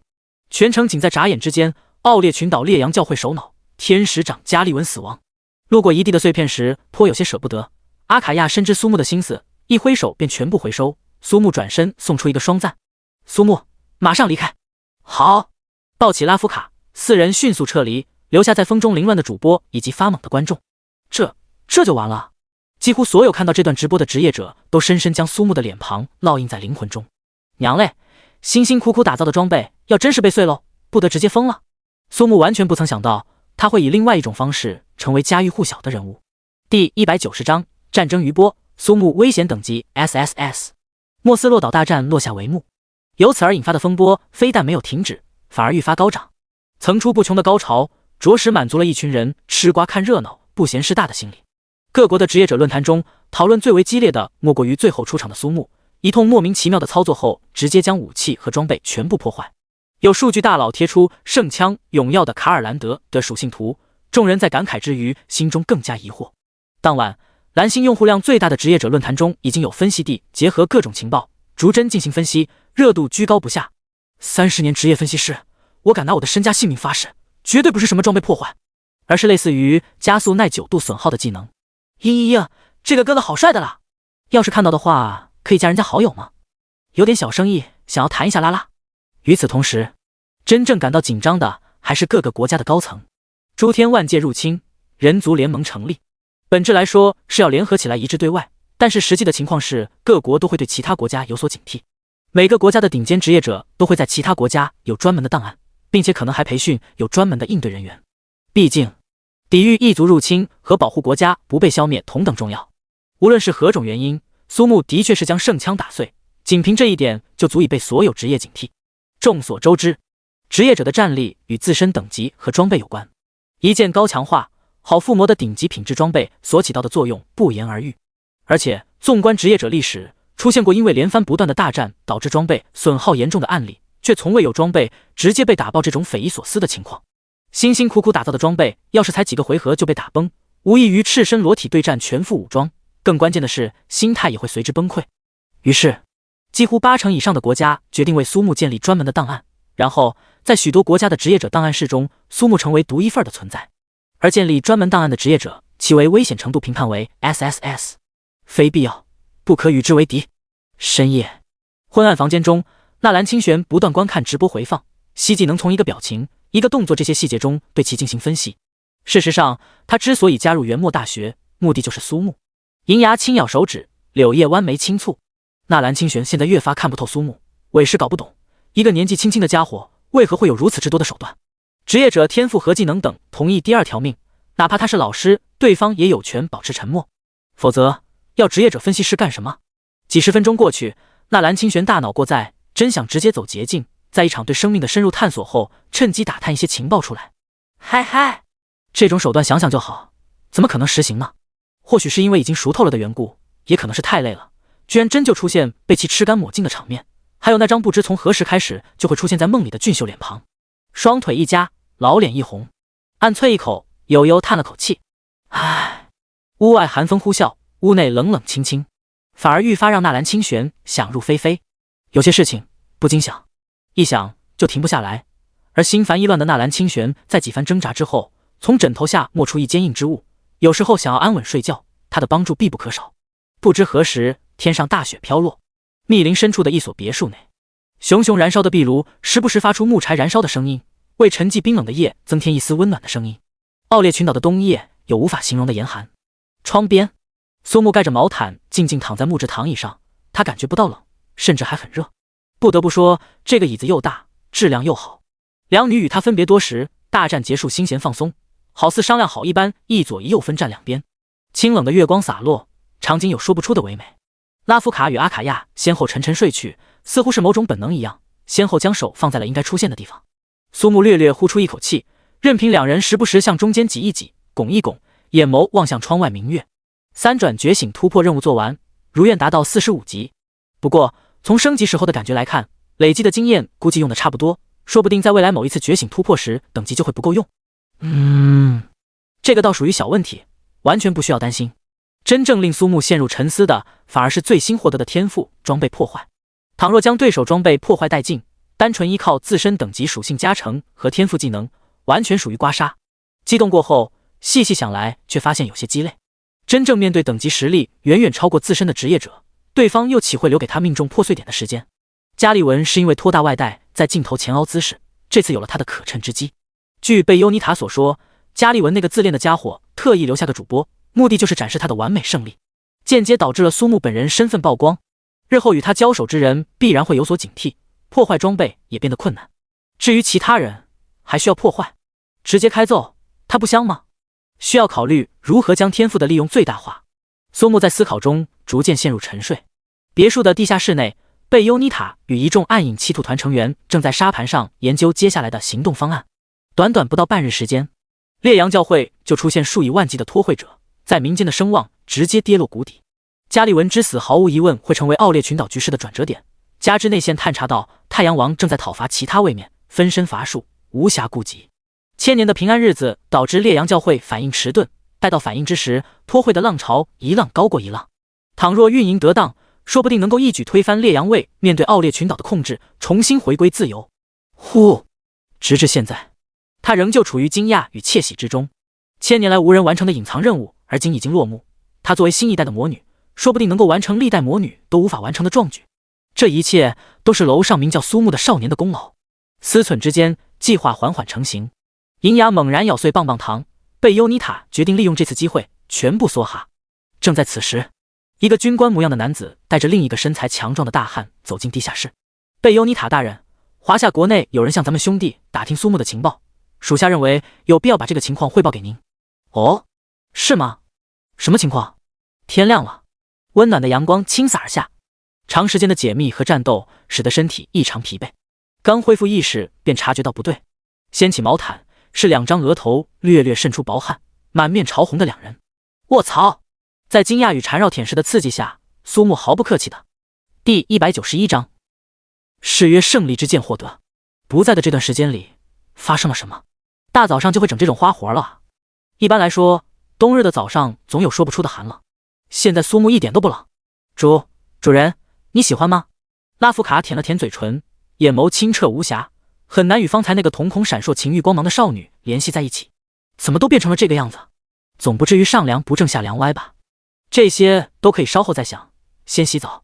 可是，一人坐着一条腿，那饱满翘挺的摩擦又带来完全不同的触感，两双眼睛扑簌眨着，似乎在等待苏木下一步动作。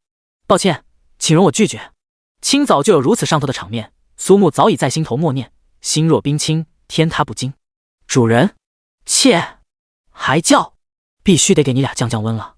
随即，两人接连交呼几声，满目含情，一边一个夹起两人走向浴室。待到下楼时，苏木在前，两女紧随其后。望着这三人走来，在场的暗影歧途团所有成员感受到一股莫名的压迫感，任谁都见识了苏木以及两个仆人的战斗力，仿佛看见新的传奇正在书写。辞别之际，贝优妮塔仍是止不住挽留，甚至说出类似反抗烈阳卫面、拯救奥列群岛子民于水深火热的理由，而苏木则是相当坚决，回国。此次奥列群岛之行本就是为完成第三个觉醒突破任务而来，现在既已完成，也没有留下去的必要。渡成明之海时，他曾看到那些人是如何一步步显露内心的黑暗，背叛抛弃一心拯救他们的歧土之王潘德拉贡。今日的困局，虽说幕后黑手是太阳王，那些被拯救之人没有心怀感激，这才有了可趁之机。可怜人必有可恨之处。见苏木去意已决，贝优妮塔不再挽留，精致的紫檀木匣打开，苍老的剑锋扑面而来。剑柄深蓝，镶嵌有明亮宝石，剑颚为黄金打造，剑身修长，寒芒乍现。凝眸一看，不禁倒吸一口凉气。传说誓约胜利之剑无法使用，职业剑土。介绍：与妖精的理想之乡阿瓦隆铸造而成，剑刃森寒，削铁如泥，失去了若是认可的主人，这把剑目前处于沉睡状态，等待认可之人将其唤醒。当前状态下无法交易，无法强化，无法附魔，居然是在卡姆兰之丘的战争结束后被命令丢弃的歧土之王佩剑。您对于我们暗影歧途团的恩德，我等会铭记于心。按照列文老师的意思，谁若是能够完成隐藏任务，谁就可获得此剑。见状，苏木倒也不客气，直接收入储物空间。贝优妮塔等人并不知道，誓约胜利之剑的剑鞘如今已经躺在储物空间某处。再次感谢三位对暗影歧途团的帮助，无论我们日后如何，三位永远都是我们的朋友。若是有需要，我们力所能及，必定不会推辞。说罢，所有暗影歧途团成员鞠躬致谢。对方将面子给足，苏木自然也不能不接着，当即扶起贝优妮塔。让一个将近80级的大佬如此感谢，他可承受不起。趁着这个时机，贝优妮塔身体窜入怀内，轻声耳语：“年纪轻轻，还是要节制一些喽。”苏木想起昨夜那两个家伙不由自主的叫喊，当即老脸一红，而贝优妮塔则是淡淡微笑，略有揶揄之意。昨夜让老娘听得心猿意马，哼，有仇不隔天。又是寒暄几句，苏木三人登上游艇，贝优妮塔目送远行，转身离开。接下来将会是奥列群岛的变革之时。元末大学的模拟训练场馆内，剑眉星目的俊朗少年双臂抱怀，显露出超乎同龄人的成熟与稳重。虽是土系法师，却拥有不输战土职业的强大体魄。此人便是元末大学校董龙云的孙子龙九霄。模拟对象数据整理完毕，准备就绪，随时可以开始。开始。话音落下，100米开外出现一持刀少年，细看之下正是苏木的模样。龙九霄从看到苏木的那刻起，眉头紧皱，眼底深处满是厌恶之色。最讨厌比老子还帅的人，真恨不得马上让那张脸马上消失。左手闪烁土黄色幽光，数条土龙出现，直冲苏木而去。抬手间翻云覆雨，显露出一派宗师的气度。操作室内，龙云带领一众人观看，不时发出满意的笑声。这段时间以来，不惜一切代价刷怪升级，终于摸到43级。龙九霄的表现也让在场众人倍感欣慰。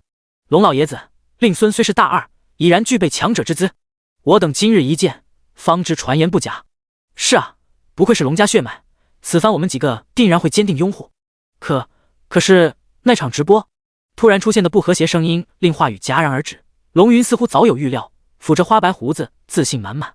诸位尽可放心，老夫已经托人打听，与那小子不能说没有关系，只能说毫不相干。成竹在胸的龙云还在话中抖了个机灵，故意卖起了关子，引得周围的董事们疑惑不解。大家可能不知道，我儿子的媳妇的姑姑的姥姥的孙女的儿子，目前就在奥列群岛的暗影弃徒团，他的情报真实可靠。为了让所有人相信，龙云从怀里掏出一张照片，众人凑上前一看，不由得哈哈大笑。指挥室内一片欢乐气氛，而龙九霄法术齐出，将模拟等级50级的苏木按在地上反复摩擦。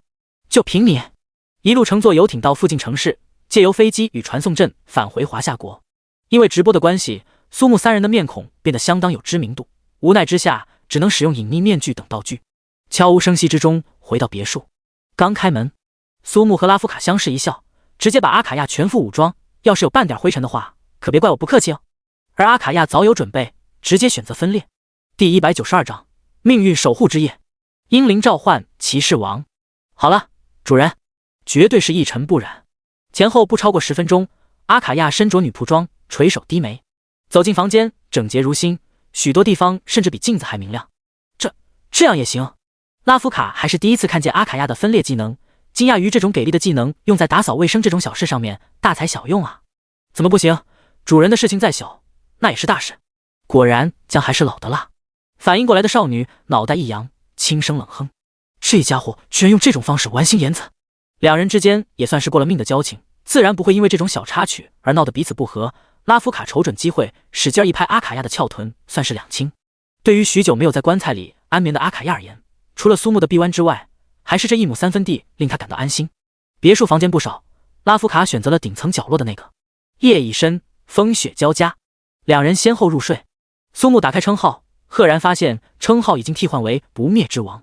称号不灭之王，属性力量加100，智力加100，体力加1000，精神加100，魔力加1000，生命加1000，防御加1000，全属性抗性加100。效果不屈意志，进入幻境、诅咒等异常状态30秒，称号属性加成200%，跟随时间称号属性提升，最高不超过1000%。介绍：永恒抗争，千年未变，身勇神强，意念为坚。距离上个称号屠龙者已经过去很长时间，称号获得之难可见一斑。称号属性与其土王潘德拉贡的处境完美契合。下次再遇到类似梦魇幻魔的连环梦境，一个称号最多能带来1000点属性增加，以及1万点生命、魔力和防御加成，可谓相当恐怖。称号的获得往往需要触发多种条件，而且与装备增加属性与效果需要考虑佩戴数量不同。一旦获得就是永久性增加，没有佩戴数量限制。差别就是在职业面板的称号栏上，只能显示一个称号而已，不会影响属性加成。是以高等级职业者面对属性无法增加时，也会有人考虑挑战秘境等地，以求获得称号增加属性，百尺竿头更进一步。对于这种锦上添花又没口子可以钱的装备，苏木没有什么太高要求。打开储物空间，取出誓约胜利之剑以及剑鞘，两者都是看起来是装备的材料而已，无法装备，更没有什么属性加成。片刻后，手中多了一册卷轴，正是完成隐藏任务祈土烈阳之轮回给的奖励，可以进行将祈土王潘德拉贡以英灵之姿召唤的仪式卷轴。啊，祈土王潘德拉贡是女的，还有标志性的呆毛。想到日后的幸福美好生活，苏木在兴奋欢愉的同时，不免为自己的腰子感到担忧。嗨嗨，想那么多做什么？卷轴介绍中说，若要召唤出完美状态下的阴灵骑土王，需要以誓约胜利之剑及其剑鞘作为仪式辅助之物。无形之中，苏木已经得到。将卷轴铺开，把剑与鞘放下，咬破手指，按照提示将魔法阵完成。苏木退出魔法阵的瞬间，星光突起，刹那将房间彻底照亮。冬雪之夜，漆黑的窗户爆发，足以将周遭天地照亮的强光，升腾的狂风吹散了别墅上空的阴云与飞雪。天地苍茫之中，唯有这一方空间无雪无风。一道身影从魔法阵中央缓缓升起，身材娇小，刚刚到苏木肩膀，如果那根呆毛也算身高的话，估计还能再高出几厘米。身着宝石蓝衣裙，其外包裹亮银色盔甲，金色秀发沐浴星光，容貌俏丽，未施粉黛，已是人间绝色。于疾风中拄肩而立，娇俏可爱，却有着说不出的端庄大气。右手悄然浮现刻入血肉的剑形令咒文，阴灵召唤成功。阿尔托利亚遵从召唤，来到此地。试问，你就是召唤我的人吗？哇呜，这个味道太正了。睁开眼眸之时，目光在虚空交汇，蓦然间，少女双目瞪大，指着苏木大声问道：“你为什么会是你？”俏脸微红，措手不及。哟，好久不见啊！其土王目前有些许懵，尤其是想到先前某人炽热而放肆的亲吻，嘴唇还停留些许的温度，脸颊不由得愈发滚烫。谁都可以，怎么偏偏就是他啊？沉思的间隙，苏木早已熟络，拉起柔软的小手到沙发边坐下，倒好一杯热茶。待到反应过来，茶都不知道喝了几口。一番简短却鞭辟入里、深入浅出的交流之后，阿尔托利亚接受了作为苏木的英灵存在于现实的状况。我先退下了，如果需要的话，请随时呼唤我。别介，我现在就需要你。阿尔托利亚不由分说瞪了一眼，重新坐回沙发。我可先说好，英灵作为魔力化的实体，实体化多存在1秒就会消耗很多魔力的。还有一点，他没有说出来，誓约胜利之剑与其剑鞘共同作为仪式辅助之物。此刻的他，除了等级与属性被限制，是与生前完全一样的天赋与技能。换言之，每秒消耗的魔力更是多到令人头皮发麻的程度。倘若他作为魔力提供者，必然不会像这么随随便便浪费时间。瞅了一眼苏木，阿尔托利亚毫不掩饰其内心所想：魔力你能管够吗？放心放心，无论是魔力还是粮食什么，全部管够哦。苏木凑到阿尔托利亚耳边，悄声耳语：告诉你个冷知识，我从转职成功到现在，还没喝过一瓶补魔药水。从未被异性有过如此近距离的接触，阿尔托利亚面红心乱跳，偏偏又生不出什么反感的心虚，倒是令他很是奇怪。胡思乱想之下，阿尔托利亚愈发羞红了脸，当即起身就要退去。等会儿，干嘛那么着急？我们两个在阿瓦隆分别后，可是有很长时间没聊过了呢。难道你不打算回归奥列群岛，继续对抗太阳王？呼！闻言，阿尔托利亚沉沉叹了口气，明亮的眼眸顿时变得暗淡许多。现在的我名为阿尔托利亚，已不再是奥列群岛的骑土王潘德拉贡，生前之事，至死以终。话虽如此，眼眸倏尔闪过一抹决绝之色。莫斯洛岛上，沉寂的仙女湖骤起波澜。第193章，向烈阳举起反抗大旗，无垠星空倒映于清澈湖面。早已闭合的阿瓦隆入口悄然出现，万千奇异之物从中飞出，拖着长长的尾巴划破夜空，与花海之上的星之瞭望台缓缓消散，尽归虚无。阿尔托利亚始终介于生和死之间，无限重复之中，被梦魇幻魔拉入连环梦境。千年来托梅林之福，他对外界诸多变故皆有所知。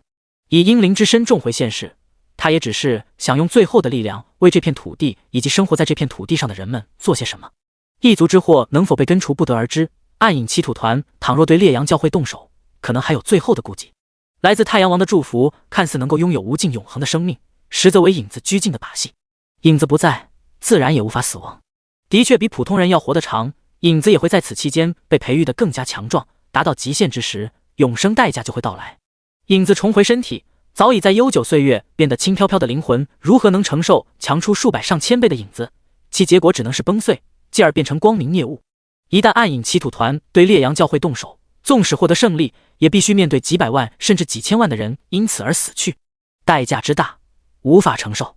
而他则是要以理想乡阿瓦隆的所有力量，赋予这些被夺走影子之人以新的影子。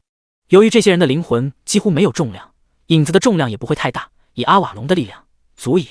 前后不到10分钟时间，奥列群岛上人都还在熟睡，他们的影子重新出现。阿尔托利亚并不知道奥列群岛上发生的一切，他的沉默反而引起苏木更大的兴趣。见其闭着眼睛一动不动，不由得捏了捏脸蛋，完全没有知觉了吗？等待的间隙，苏木不禁悄然打量着阿尔托利亚的侧颜，乍一看可能显得过分坚毅，细细看来却被别有几番韵味。其前后也不过10分钟，这期间可能干很多事情，也能做很多。对于有些人来说，可能从蓄力猛冲到穿衣走人一套流程都能做完，太快了，没办法。相比于力量的传承，或许还是应该将其用于这上面会更好些。阿尔托利亚心中更彻底放下曾经的过往。你怎么了？没事吧？回过神的阿尔托利亚触及苏木关切的眼神，原本冰冷的心在不知不觉间有所消融，语气也变得柔和许多。无妨，只要你魔力足够，我当然还是想要留在现实世界多一些。说罢，展颜一笑，是足以令冰雪消融的灿烂笑容。暗影歧途团内，贝优妮塔欣喜万分。几分钟内接到各地分布的情报，所有被夺走影子的人重新出现了影子。此时若再不动手，以后更不会有如此绝佳良机。传令下去，暗影歧途团数百年的伟大愿望将在我们手中实现。贝优妮塔狠狠一拍桌子，向烈阳举起反抗的大旗。暗影歧途团与烈阳教会1000年以来的恩怨纠葛，他也不曾想到会随着一个华夏国年轻职业者的到来而发生转变。太阳王率领光明孽物大军与烈阳位面的天使在外征伐，分身乏术。奥列群岛上因为先前加利文身死，教会不作为等等，拖会浪潮愈发高涨。只要在太阳王抽身之前将奥列群岛的烈阳教会连根拔除，凭借现在人族联盟的实力，必然无功而返。将棒棒糖换成芒果口味，贝优妮塔率人走出地下室，这种在背后偷家的感觉简直是太酷了。事实上，苏木从奥列群岛归来，将任务完成不假，过程中有许多细节还未探明。而今面前所做之人正是奥列群岛所有时间的核心源头，他自然是要多问一些。这个问题我能拒绝回答吗？不可以。好吧，桂妮薇儿她是知道的，我其实是女儿身的事情，可是她喜欢着我身穿男装的样子，这么说你能明白吗？阿尔托利亚个性十分鲜明，对所说的每句话中的每一个字都十分认真。促膝长谈之后，苏木也大致对其性格有所了解。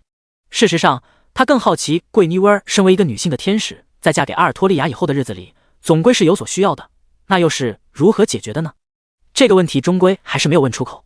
天已大亮，阿卡亚在棺材里睡得舒服，完全不想起床，而拉夫卡虽是长期生活在冰原上，碰到温暖环境也是不想起。咕噜咕噜，循声看去，阿尔托利亚颇有种此地无银300两的感觉，双手捂住肚子，目光看向别处，脸颊绯红如潮，如同熟透了的日落果一般。都吃了我那么多魔力，英灵还会饿？喂，为什么不会饿？魔力只不过是提供行动所需的力量，英灵也是人，为什么不会感觉到饥饿？咕噜噜。对于肚子的配合，阿尔托利亚简直气到不行。刻印在骨子上的礼仪使他此刻倍感煎熬，但是他真的饿。你就穿这身？啊？什么？一大清早穿着铠甲出现，可是会引起围观的好吧？苏木的语气中有颇多揶揄之意。阿尔托利亚当即解除铠甲穿戴，露出其中宝石蓝色的优雅长裙。这样可以了吗？你到底要带我去做什么？苏木毫不客气地将手臂搭在其肩膀上，当然是去吃早餐喽。今天就要让美食荒漠出生的家伙好好品尝我们华夏国的早餐。这个动作对从小被当成男孩子抚养长大的阿尔托利亚来说再平常不过，先前作为歧途战斗时没少经历，可偏偏这次为何会脸红心跳？阿尔托利亚表示自己完全想不通，这份困惑很快就荡然无存。如果想要在冬日的清晨找到一个人间烟火气的地方，非路边的早餐摊莫属。腾腾的热气伴随着一声声吆喝，天空还飘着细雪。苏木拽着颇有些扭捏的阿尔托利亚坐下，立时把周围人的目光都吸引了过来。没办法，这位是真的好看。两位来点什么？这个还有这个叫豆腐脑的，看起来好像也很不错。老板，把他点的都来上一份。10几分钟后，一众人看着吃到停不下来的少女，暗自惊叹，看着不胖，是真的能吃啊。第194章休整的日常。小姑娘好大的胃口。是啊，不会是什么吃播的主播吧？老李头，这小姑娘要是天天来你们店吃，你们老两口要发财啊。与老板熟悉的老客纷纷起哄。苏木淡淡一笑，目光不由自主被阿尔托利亚优雅却可爱的吃相所吸引。倒也难怪，自从他们两个进入早餐店，才过去10几分钟，稀稀落落的早餐店人满为患，不少人都属于下意识被吸引而来。绝美的容颜，不容侵犯的气质与饭量形成鲜明对比。早餐店老板夫妇瞅着阿尔托利亚把一个个烫面蒸饺放进嘴里，还不时喝下一口鲜美的馄饨汤，悄声嘀咕：这小姑娘人不大，吃的倒是挺多。嘈杂的早餐店里，这样的声音被阿尔托利亚听到，丝毫没有生气，因为这些都很好吃啊。小姑娘一看就是个行家，别的不说，我们两个卖了20年的早餐，这味道肯定好。阿尔托利亚已经将一笼南瓜虾仁蒸饺和馄饨吃完，又点了馅饼和牛肉丸子汤。吃饱后，阿尔托利亚站起伸了个懒腰，拍了拍完全没有变化的肚子，向老板道了声谢，提上早餐，与苏木消失在雪中。早餐怎么样？棒！好吃，非常好吃，眼里似乎闪着星星一样的光。更关键的是，头上呆毛动了。仔细看时，呆毛仍旧未动，是人动、风动，还是心动？明早我们再来吃好不好？还有许多我没吃过，怎么样？你怎么不说在外面待着会消耗魔力这事儿了？因为我知道你的魔力足够，但是还是要谢谢你，卸去了身为王的责任与重担。阿尔托利亚道更像是一个活泼开朗，有着和男生一样大条性格的女孩子。苏木先后从被窝里把接近冬眠状态的拉夫卡扛到沙发，接着又将阿卡亚从棺材里抱出来，听到待会儿吃完早饭后出去逛街，睡意当即消失。介绍完阿尔托利亚，三人很快便熟悉。作为曾经统御圆桌祈土的王，本身就极具人格魅力，这点苏木并不担心。大雪依旧没有停下的迹象，苏木望着窗外，决定先休息几天。从转职仪式后，便不停辗转于各地，完成任务，做觉醒突破任务，各式各样的行程安排极为紧密。虽说每一个都收获巨大，心弦绷紧之下难免疲惫。大丈夫能进能出，劳逸结合才会更加持久的道理，苏木非常明白。带上三女出门，无外乎逛和吃。阿尔托利亚和拉夫卡还是初次体验逛街，刚开始还懵懵懂懂，不到半小时先后沦陷，与阿卡亚一起拉上苏木逛个不停。尤其是在服装店，三人气质各有千秋，堪称移动的衣服架子。3个试衣间的门帘布齐齐拉开，导购与许多女性顾客眼前一亮，当即就有不少人找导购拿对应的衣服。苏木摩挲着下巴，示意三人随便挑。至于那些好不容易陪着老婆或者女朋友出来逛街的男人，看到同一款式衣服近乎天地鸿沟般的效果，已然出现怀疑人生的现象。不仅好看，而且还听话，简直是男人的终极梦想，好吧？情不自禁流露出的羡慕和嫉妒，自然逃不过身边人的细腻目光。苏木不绝于耳的吵闹声，同样颇为无奈。一个吸血鬼，一个兽人，还有个可能是上千年的老古董，总归还是要有几身衣服才是。刷卡付钱，苏木看着三女手中大包小包，淡淡一笑。没办法，都好看，都养眼。听老大爷说，看妞儿能长寿，养生这种关乎一生幸福的大事，必须得从年轻人抓起。紧接着，三人像是商量好一样，拉着苏木冲进男装店，同样也是买了许多。不经意间，将近1天的时间过去，在阿尔托利亚的要求下，又去了趟家居馆，认真挑选了几样房间里的小装饰。紧张激烈的任务与风云突变环境中积累的紧张和压抑消失无踪。回到别墅后，苏木操刀做饭，三女后厨帮忙，更是一幅令所有男人羡慕的场景。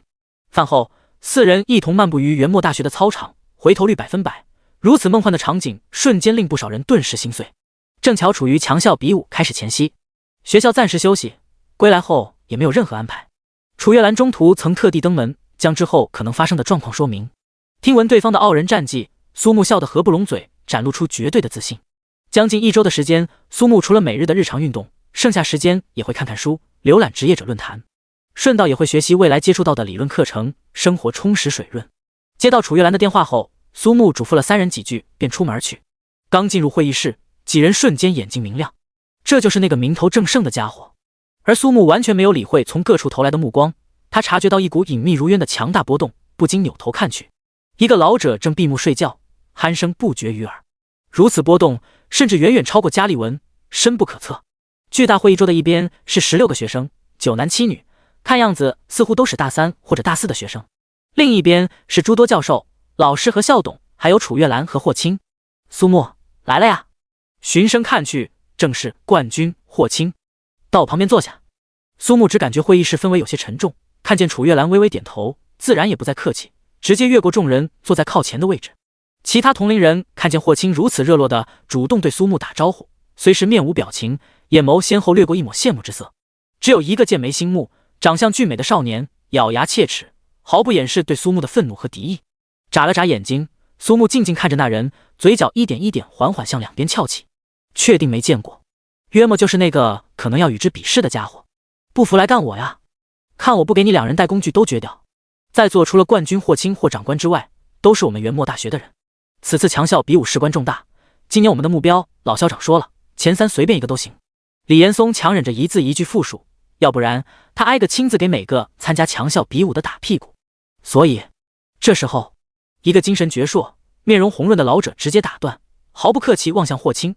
霍青长官不是质疑我家九霄的实力吗？择日不如撞日，直接让他们两个比一场，如何？更何况校长您放着一个天才不用，何必要用一个坑蒙拐骗的家伙呢？第195章，右龙臣服，双拳碎星辰。坑蒙拐骗，熟悉苏木性格的几人先后一愣，尤其是霍青，面露疑惑。坐于角落的老人正是创始人萧大伟，不禁也睁开双眼。龙云显然早已预料到众人会显露出不明就里的表情，更是开怀大笑。李校长、霍长官，还有诸位，你们都被骗了呀？骗了？什么意思啊？一时之间，会议室内所有人目光都聚焦在龙云身上，而后他则是信心满满的掏出一张照片。哼哼，苏木，看到这张合照，你是不是很惊讶？苏木打了个哈欠，倒也不曾有任何解释。先前直接干碎圣枪，暗影歧途团中有几人提出与他合照的请求，看在贝尤尼塔与拉夫卡并肩作战，救下阿卡亚的份上，苏木倒也不曾拒绝。这张照片如何到了龙云手上，不得而知。可笑你自导自演的直播闹剧，想要以此获得强效比武的资格，哼，做梦！这件事本来天衣无缝，可是你没想到吧？老夫的亲戚就在暗影歧途团，你所做的一切可瞒不过老夫。志得意满的龙云红光满面，眼眸中透露出不可一世、全盘尽在掌握的自信。他已经把你的所作所为都说得清清楚楚。老夫之所以隐而不发，就是今天要在所有人面前当众戳穿你。话音落下，一把将照片拍到桌上。照片若是有假，老夫当你们面儿把头拧下来当夜壶。一众人凑上前，面面相觑。龙老，我不知道您从哪里得到这种情报，但是我相信我的学生。站在苏木身前，楚月兰将其护于身后，心头顿觉一暖，嘴角不易察觉的往上一翘。这种泼脏水的事情他并不陌生，轻轻握住纤细的手臂，楚月兰稍稍一愣，便被苏木拉到身后。他望向校长李岩松，校长，既然这位老先生信心满满，我也总该证明一下才是。一般碰到这种情况怎么处理？这样啊，反正霍青长官先前提出质疑，最好的办法就是你与龙九霄比试一场。循着众人目光看去，正是先前那个展露出敌意的少年。前往模拟对战场的路上，霍青对着苏木眨了眨眼睛，相视一笑。看台上，龙云露出灿烂笑容。亲戚绝对不可能骗他，这种情况拿出照片，若是霍青和李岩松放弃苏木，尚且好说。即便铁了心坚持，单凭此一事，足可扰乱苏木之心，为自己孙儿奠定胜利基础。更何况他可是以私人关系让龙九霄与等级上调至60级的苏木对战，500场全胜。昨天龙蛋刚好孵化，又成功获得幼年期冰霜巨龙一只，足可承载其主人飞上天空，成功补全最后一块短板。飞龙起脸，就问你怎么说？最对战场上，龙九霄强忍内心的厌恶，他看苏木这张脸已经看吐了。现实中苏木居然还要更帅，令他如何忍受？哎，你怎么了？最讨厌比老子帅的人。比试还未开始，虚空中法阵已现。好，众人直觉寒气扑面而来，场上出现一只足有轿车大小的冰霜幼龙，眼睛一眯，看起来颇有些眼熟。转瞬便想起烧烤龙肉大的难吃，顿时便觉得胃中翻滚不停。随着清脆的声响，正式开始。龙九霄身法灵活，直接跳上冰霜幼龙后背，法杖轻触，展翅高飞。法师移动速度和释放速度相对偏慢，有了飞龙的辅助，如虎添翼。口中念念有词，土枪冲天起，地枪穿刺，左躲右闪之间，苏木仅仅凭借身法将之全部躲过，潇洒自如，令看台上一众人眼露异色。刹那，流刃若火出鞘，滚烫杀意锁定幼龙。这一刻，幼龙眼前仿佛看到一只成年的冰霜巨龙在眼前化作烤肉，眼眸中满是惊恐。称号屠龙者，生物会对强者产生畏惧之心。喂，你要是不想死，把这个人扔下来。看台上所有人愣了，这是在对龙说话？哈哈，笑话，龙又怎么会去听你的？话语戛然而止，龙九霄不曾想到自己收服的冰霜幼龙会听一个陌生人的话，当场被重重摔在地上，灰头土脸，两孔鼻血直流，狼狈不堪。死！就连霍青都感到惊诧。冰霜幼龙悄然落至角落，四肢着地，翅膀盖住脑袋，瑟瑟发抖。臣服，这是龙族对强者的臣服。饶是一只幼龙，也不应该对苏木这个等级的职业者表示臣服才对。个中原因究竟是？呆滞的面庞与凸起的眼球无不显露着无可置信的内心。龙云轻声咳嗽，借此掩饰，虽是被震惊，却丝毫不慌。龙族宠物这种用来锦上添花的东西，终究只是外物，还好提前有准备。防具、武器无一不是精心打造的星辰品质装备，属性效果全部契合，堪称完美。狼狈又怎样？只要能赢。嗡！风旋流转，移动速度属性暴增。高原血统，神之一手，全套出现。纳兰清玄当即开始记录，眉宇间有掩饰不住的喜色。待到众人发觉，龙九霄已经被苏木打至半空，法杖破碎点数量为9，时间18秒；全身装备破碎点为22，时间为44秒。既然说我是坑蒙拐骗，总该是要证明一下才是。仰面朝天在半空，龙九霄当即凝聚出3色护盾。虽是土系法师，却拥有火、土、雷3重元素亲和，彼此叠加，防御之高令人惊叹。眼角余光完全看不到苏木，感知中苏木已经来到身下死角，嘴角一咧。遮影步的技巧在极高移动速度之下，轻而易举就能实现。护盾，眼眸微凝，若现完感，一拳，护盾爆碎，不到60秒内挥出31拳，拳拳命中弱点，防具与武器全部进入破损状态。哈哈，你们看到了没？这个骗子，他连仙儿的防御都破不了，没伤害，没伤害。与龙云不同，霍青等人神情凝重，不发一言，缓步离开，未曾回头。砰！龙九霄落地，还不带高兴，接连几声咔嚓，现场女生短暂愣神儿，惊声尖叫，全身防具外加法杖，真的碎成一地闪闪发亮的星星。全场鸦雀无声，咧嘴一笑，真挚而热情。老头，前些日子让下的反诈骗 App 下载了没？你怕不是遇上境外诈骗了吧？第196章，英灵、仆人、奴隶。理想很丰满，现实成马杆，要凶没凶，要屁股没屁股也就算了，连作案工具也显露无遗，蒙上一层细细的灰尘，甚至因为来回碰撞想要挣脱束缚，飞上蓝天。事实上，龙九霄除了先后2次重摔落在地，完全没有任何致命伤害。土系法师属于法师中出了名的血厚防高，当即一个鲤鱼打挺。苏木，我还没输。小龙挂蛋，风吹嗖嗖嗖，眼眸向下，龙头朝上，三眼相对时，龙九霄扭过头，一张张神情各异的脸庞如同引爆于心间脑海的蘑菇蛋。扑通！我可是打赢500次模拟对战的人啊，为什么会这样？双腿无力，直接晕了过去。唉，老龙啊，要是九霄的心态再好一点，我想胜负还未可知。看台角落，萧大伟给龙云找了个台阶。在场所有人都心知肚明，装备全碎的龙九霄若是再战，与砧板上的肉差不多。无法接受现实，龙云上了年纪，口吐白沫，两眼一黑，祖孙2人先后晕倒。先前一众支持2人的校董们借故离开，场上还有7位强校比武参赛者以及8人组成的预备队。好了，你们谁还有异议？正好人就在场上。一颗悬着的心落地，李岩松和楚月兰都稍稍松了口气。15人面面相觑，不由自主望向一地碎片，沉寂无声。谁不服？谁又能不服？除非是嫌装备命长了，好歹也是苦心打造的装备，真若是在这种地方碎了，又没人报销，那才真是欲哭无泪，血本无归。强校比武可以不去，装备不能不要。一众都是大3、大4的精英学生，这笔账算的比谁都清楚。没有是吧？如果都没有异议，苏木同学进入本次强校比武人员名单。话音落下，楚月兰带头鼓掌，笑面如花。什么坑蒙拐骗，全都是无稽之谈。萧大伟神情严肃，望向下方少年，看到霍青同样严肃，四目相对的瞬间，彼此心思俱已了解，先后离场。挽起额前发丝，鲜红的嘴唇掠出一抹妖冶动人的弧度，看得旁边几个正处于虎狼之时的男生吞咽口水，想入非非。截至目前，他一共使用4次破坏装备的技能或是天赋，全部都使用全套，在某个时间内快速出拳打击。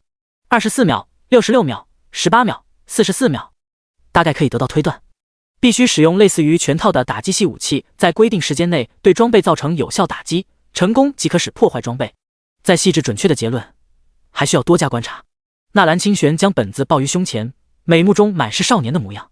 嘻嘻嘻，越来越喜欢了呢。果然是看不透的职业者，最令人心生欢喜。成员确定的小插曲于此时落幕，苏木打了个哈欠，与众人一起向场馆外走去。雪已停，这种天气人并不算多，更何况还是处于放假期间。苏木才刚露面，先后听到2声主人，一众人循声看过去。一女冷艳，银发如雪，烈焰红唇，黑色大衣，高跟皮靴，尽显女王之姿。兔儿少女穿着粉色呢子衣，毛茸茸的雪地靴与可爱白丝，娇俏可爱又野性十足。至于第三人，耀眼的金色长发与深蓝发带相得益彰，洁白毛绒上衣与清爽牛仔裤，好像男孩子一样，却又有着少女的可爱。身材娇小，但仪态十足，高高在上，使人生出不可侵犯之感。猫，苏木，我们等你好久了。阿尔托利亚并不想暴露以婴灵之姿存于世，却又不想叫出主人这种令人羞耻的称呼，耳垂略红，更是明艳不可方物。对啊对啊，主人，我们听说有人要和你比试，家里菜不多了，趁着天晴，我们去买菜怎么样？三女各有千秋，与周围血色完美契合，更是一幅令人永世难忘的绘卷。各种声音此起彼伏，不绝于耳。尤其是在不少人下意识用感知技能后，额头已有汗滴。月兰，怎么了？在场唯二不是战斗职业者的纳兰清玄搞不懂，轻声询问，得到的回答令他感到头皮发麻。一个血族6亿亲王，一个属性高的离谱的土朗族兽人，还有一个连感知都感知不到的可怕人类，其实力大概是随便哪一个都能戏耍2个以上的强校比武成员。看样子，这3人居然都是奉苏木为主，简直不可思议。当然，相比起三女各顶个恐怖的实力，对于血气方刚的男学生而言，其非凡的容貌才更加致命。李岩松轻声一咳，老脸微红，连他这个见惯了大场面的人都顶不住，更何况是这帮子学生。好了好了，苏木，你带着他们去买菜吧，其他人跟我到会议室。这样真的可以吗？有什么不可以的？行程安排我让月兰通知你。没好气的说完，李岩松以及许多教授、资深老师率先离开。苏木强忍笑意，对于3人联袂出现的杀伤力有了最新的认知。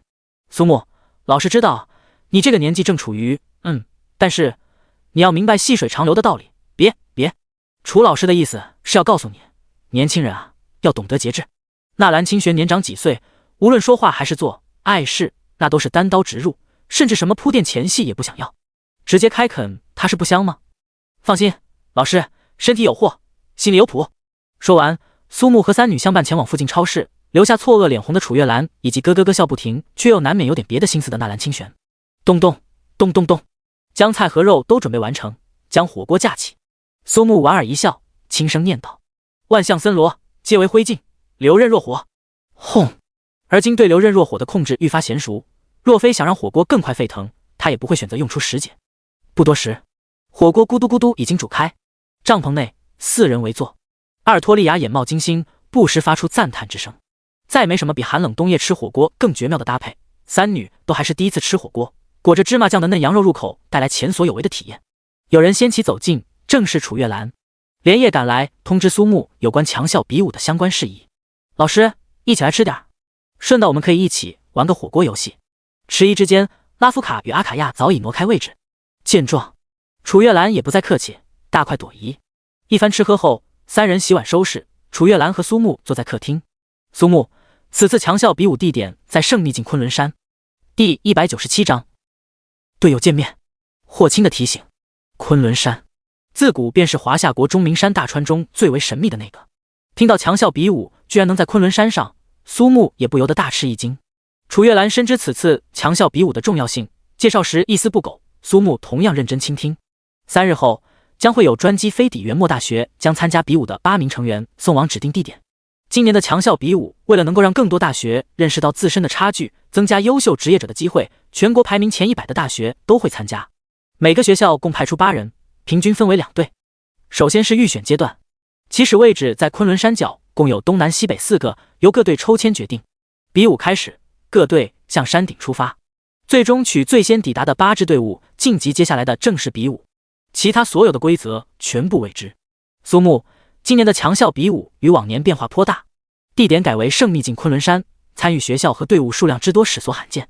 随后，楚月兰将苏木所在队伍等诸多信息一并说完，便乘着夜色离开。一夜过去，很快到了所说时间。走进教室，发现有2男1女，聊天声音颇大。看到苏木的瞬间，声音戛然而止。很快，披肩长发的少女走上前，主动伸出手。沈乐，大4，6星刀锋猎手，47级，很高兴认识你。苏木浅浅一笑，同样伸手握在一起。苏木，大1，生活职业装备大师，45级。卧槽，生活职业，真假的？你都45级了？沈乐暗自吃了一惊，要知道他都大4了，也才刚刚完成4转而已。苏木才大1，等级居然已经到了45级，难怪校长会铁了心要苏木参加此次强校比武。另外一个男生虽未说话，从其睁大的双目也能看出心中的震惊。短暂震惊后，沈乐捅了捅旁边的高大男生，仅仅一个眼神就让对方马上闭嘴。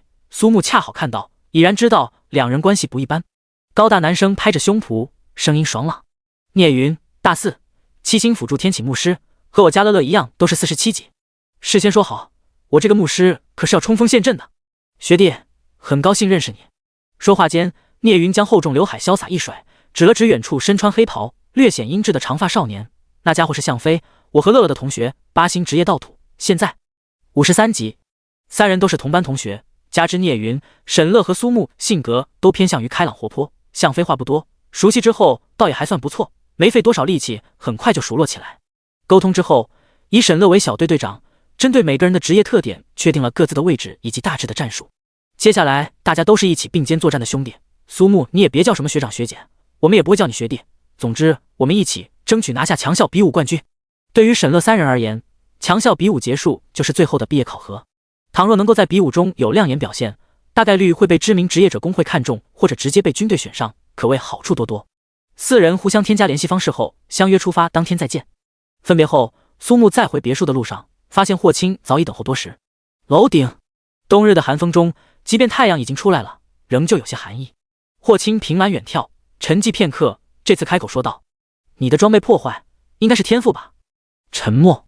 哪怕关系再亲密的职业者都不会见天赋、技能等具体信息告知，因为各种原因被熟悉的职业者因死的案例数不胜数。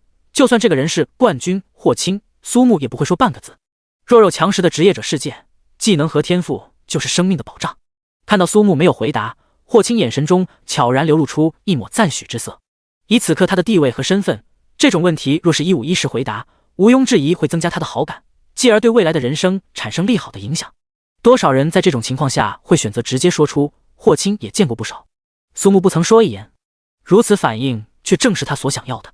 出卖与生命同等重要的技能，天赋信息给别人，无异于放弃生命，更是想要借此向上爬。真正的强者，唯有靠双手，实力够硬，其他都无所谓。这正是冠军霍青的人生信条。很好，以兰，平眺远方红霞。你没有告诉我，我很满意。职业者没有义务告诉任何人。霍青从储物空间中取出2本本技能书扔了过来，苏木下意识接住。蓝色，清月之风。介绍：技能时间内持续消耗魔力，增加 20% 攻击速度，并且获得精准命中效果。绿色，隐匿疾风。介绍：技能持续时间消耗大量魔力，进入隐身状态，并提升 20% 移动速度。看到技能的详细介绍后，苏木瞬间明悟。提升攻击速度和精准命中，毋庸置疑可以用更短时间命中装备破碎点。另外一个技能则是可以避免直接被强者锁定，获取先手的优势。即便苏木已经有所隐藏，还是被霍青发现了端倪。我想这个技能应该会对你有所帮助。不过吧，对待咱们华夏国的职业者，除非对方主动招惹，要不然还是少用那招。霍青年纪不算大，是华夏国冉冉升起的年轻将星，可这一招装备破坏的效果，连他看见都感觉有一点点缺德。他还从未见过这么不讲道理的攻击方式。你知道把装备给人干碎，是比杀了他还要难受的事情吗？强校比武上好好表现的。说罢，霍青转身下楼，回到别墅。苏木先后对2本书使用潜能爆发。第198章，出发。圣秘境昆仑山，有事没事前上一发，神清气爽。时至今日，潜能爆发还从未令他失望。先前霍青还担心苏木现在瞧不上绿色或者蓝色的技能。新手职业者往往着眼于那些高品质技能，完全忽略技能本身是否契合自己，舍本逐末，以至于看似毁天灭地的技能，实则对战力的提升屈指可数。花费巨额资金购买技能书，最后零提升、负提升的例子也时有听闻。苏木完全不需要担心技能书或者装备品质的问题，一旦效果契合，找个没人的地方前上一次，脱胎换骨。随着手中光芒消散，2本全新的技能书出现。橙色，风之轻语 LV40。介绍：支付 75% 最大魔力值的魔力与风精灵巴巴托斯达成契约，获得当前攻击速度 X 400%的攻击速度加成，每2秒加成效果衰减 5%， 加成效果为0时技能结束。技能结束时，根据持续时间返还 5% 至 35% 魔力值。技能持续时间内获得极限命中效果，每次触发闪避时造成当次攻击伤害 20% 的风属性伤害，此次伤害不可被闪避。如果将攻击速度堆到很高的数据，技能开启秒变4倍攻速。最恐怖的莫过于极限命中效果，也就是说，一旦开启风之轻语，世界从此没有 miss。想到 miss， 脑海里忽然浮现出某个灵活的胖子，那可是拥有超凡闪避属性的另类超肉刺客，这个技能可谓是天克。至于另外一个，黄色疾风步 LV35， 职业刺客。介绍：释放技能后，持续消耗魔力，进入隐身状态，移动速度提升 50%。解除隐身状态后，下次攻击必定触发暴击，并在10秒时间内大幅缩短普通攻击间隔。潜能爆发后的技能效果可以取得先手优势，缩短间隔也属于变相增加攻击速度。两个都属于增益类型技能，对于提升天赋效果显著。想到即将远赴昆仑山，对阿卡亚等3人放心不下。上次若是去的再迟一些，估计阿卡亚就会成为血族的经验包。更不必说现在还有拉夫卡和阿尔托利亚。接下来的时间，苏木除了嘱托3人，还不忘找到玉千山等人帮忙。得知玉有容独自一人出发练级，苏木倒是有些吃惊。印象中玉有容并不是那种愿意为了提升等级而忍受孤独的人，虽说上次荒兽高原的开荒的确让他有所成长，还不是不愿意被某人拉下太多。说起这个，老夫还是要多谢你呢。您说笑了，即便没有我，可柔同样优秀。玉千山丝毫不掩饰对苏木的欣赏，尤其在收到极北冰原故人的来信后，得知了这个少年在冰原上的壮举，愈发佩服。这一点我完全不怀疑。可是你的出现给了可柔想要快速成长前进的动力。淡然一笑，如此倒也好，在追赶之中，总能在不经意间走到更高处。蓦然回首，那时才会发现，在不经意的追赶中，究竟走过多少泥泞与荆棘。强校比武在即，校长李岩松战战兢兢向萧大伟汇报情况。两人一改往日形象，若是有外人看到，定会生出如梦似幻的错觉。岩松啊，你做的还不错。校董事会的丑态在先前展露无遗。萧大伟随便一句话，先前趾高气扬插手教学工作的校董事们便灰头土脸离开。李岩松的诚惶诚恐也在情理之中。还有那个叫楚月兰的老师，果决有魄力，你要好好培养。是，我也正有此意。这次强校比武是历年参与学校最多，必须要一雪前耻。临出门前，萧大伟似乎想到什么，轻轻拍了拍李岩松的肩膀，语气陡然温和：不惜一切代价招收苏木进来，很明智。如果老夫身处这个位置，不一定有你做得好。说罢，萧大伟离开校长办公室。呼！李岩松身体止不住颤抖，可能是因为害怕，却一定有兴奋的成分。能够得到萧大伟的表扬，足以令他在这所大学站稳脚跟。倘若能够摘掉元墨大学万年老四的位置，届时又会是另一番情景。走廊外，有人等候多时，东西我已经给他了，多谢了。这个小家伙的表现连我都感到惊讶，真是代代有新人啊。霍青面无表情，心中还在担忧苏木会不会没有理解他的意思。两人看完苏木出手，先后意识到装备破坏天赋的薄弱之处，一人挑选一本技能书，由霍青出面提醒。是个有趣的小家伙，域外者重点培养的名单中有他一个。我还以为你已经不管事儿了呢。萧大伟不曾说话，霍青也没再多问下去。他们虽为旧识，如今同样是国家机器中的一员，却分属于不同部门，有些话点到即止。冬雪天气后的元墨大学校园银装素裹，别有一番风景。苏木来到指定集合地点，沈乐、聂云两人挥了挥手，在场送别的是元墨大学一众教职员工，声势浩大。按照比武规则，观众们只会看到最后晋级的8支队伍，32个人。时间到，8人身穿元墨大学的制服，由李岩松亲自开启定向传送阵，两队成员眨眼消失。呼啸的狂风刮个不停，刚睁开眼睛便被这盛大宏伟景象所震惊。左手手心悄然出现蓝色阵纹，华夏国排名前100的大学合计200支队伍先后出现，极目远眺，云海翻腾，天空碧蓝。这里是圣秘境昆仑山顶。随着最后一道光芒亮起，有史以来参加人数最多的强校比武正式拉开帷幕。哈哈，这不是木哥吗？好久不见了。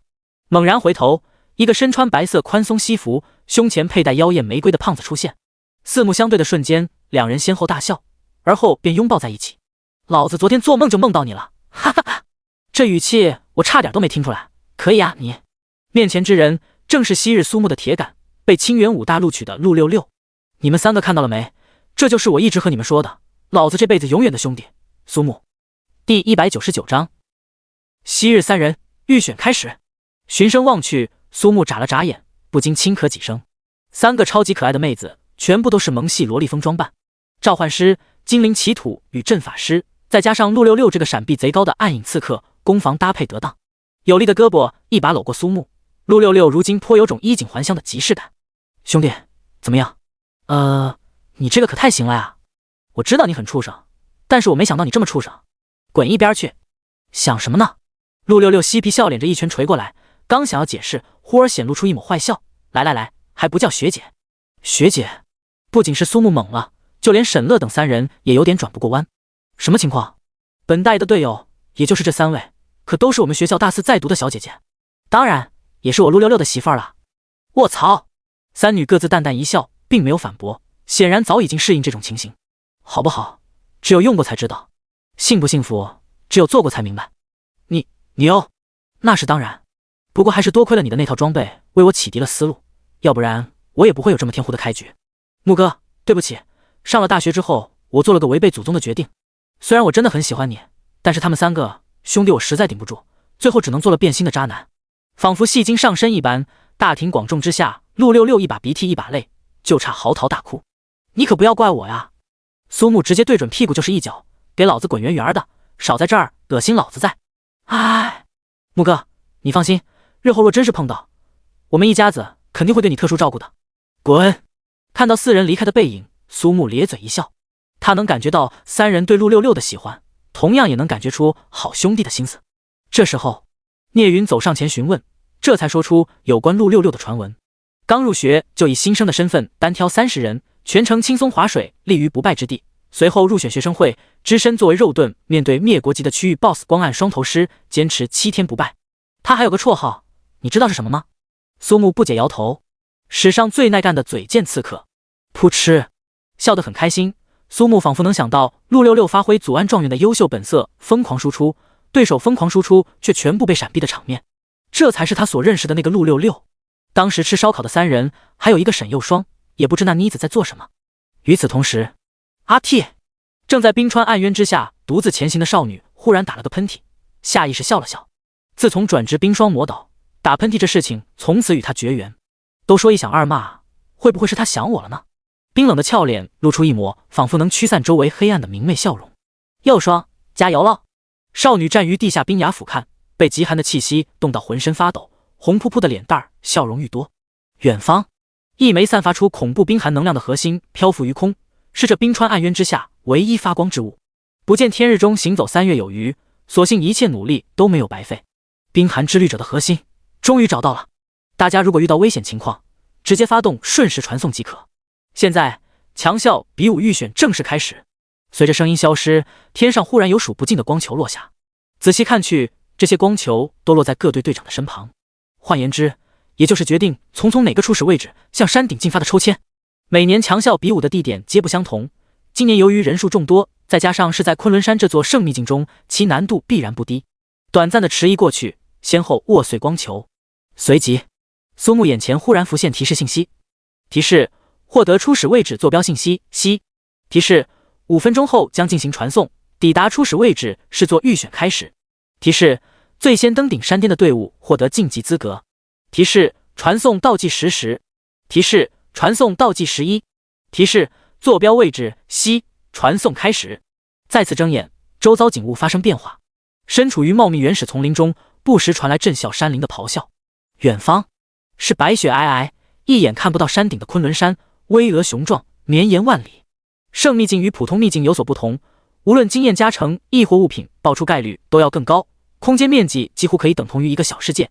更关键的地方在于，每个圣秘境都有其限制条件或是规则与外界完全不同，这些都是需要职业者们率先需要总结并且掌握的情报。穷极一生也无法走遍诸天万界，面对随时可能出现的未知敌人，总结和分析情报的能力至关重要。沈乐害怕苏木不理解，特地做了解释。随后4人一边前行，一边各自尝试。经过各种尝试后，大致总结出圣秘境昆仑山中的规则变化：无法使用任何飞行道具或飞行技能，感知类技能的范围降低大概1/3左右，效果减弱；跳跃力降低，即便用力仍旧无法跳高；氧气稀薄，体力消耗加剧。苏木全程不曾有半分松懈，甚至还有几分惊悚。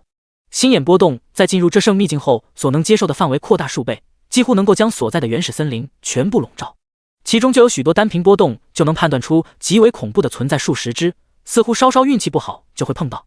最令他感到疑惑的是，周遭的波动极其诡异，明明是树木居多，却拥有与外界不一样的波动，难道也是因为圣秘境的关系？苏木，不必担心。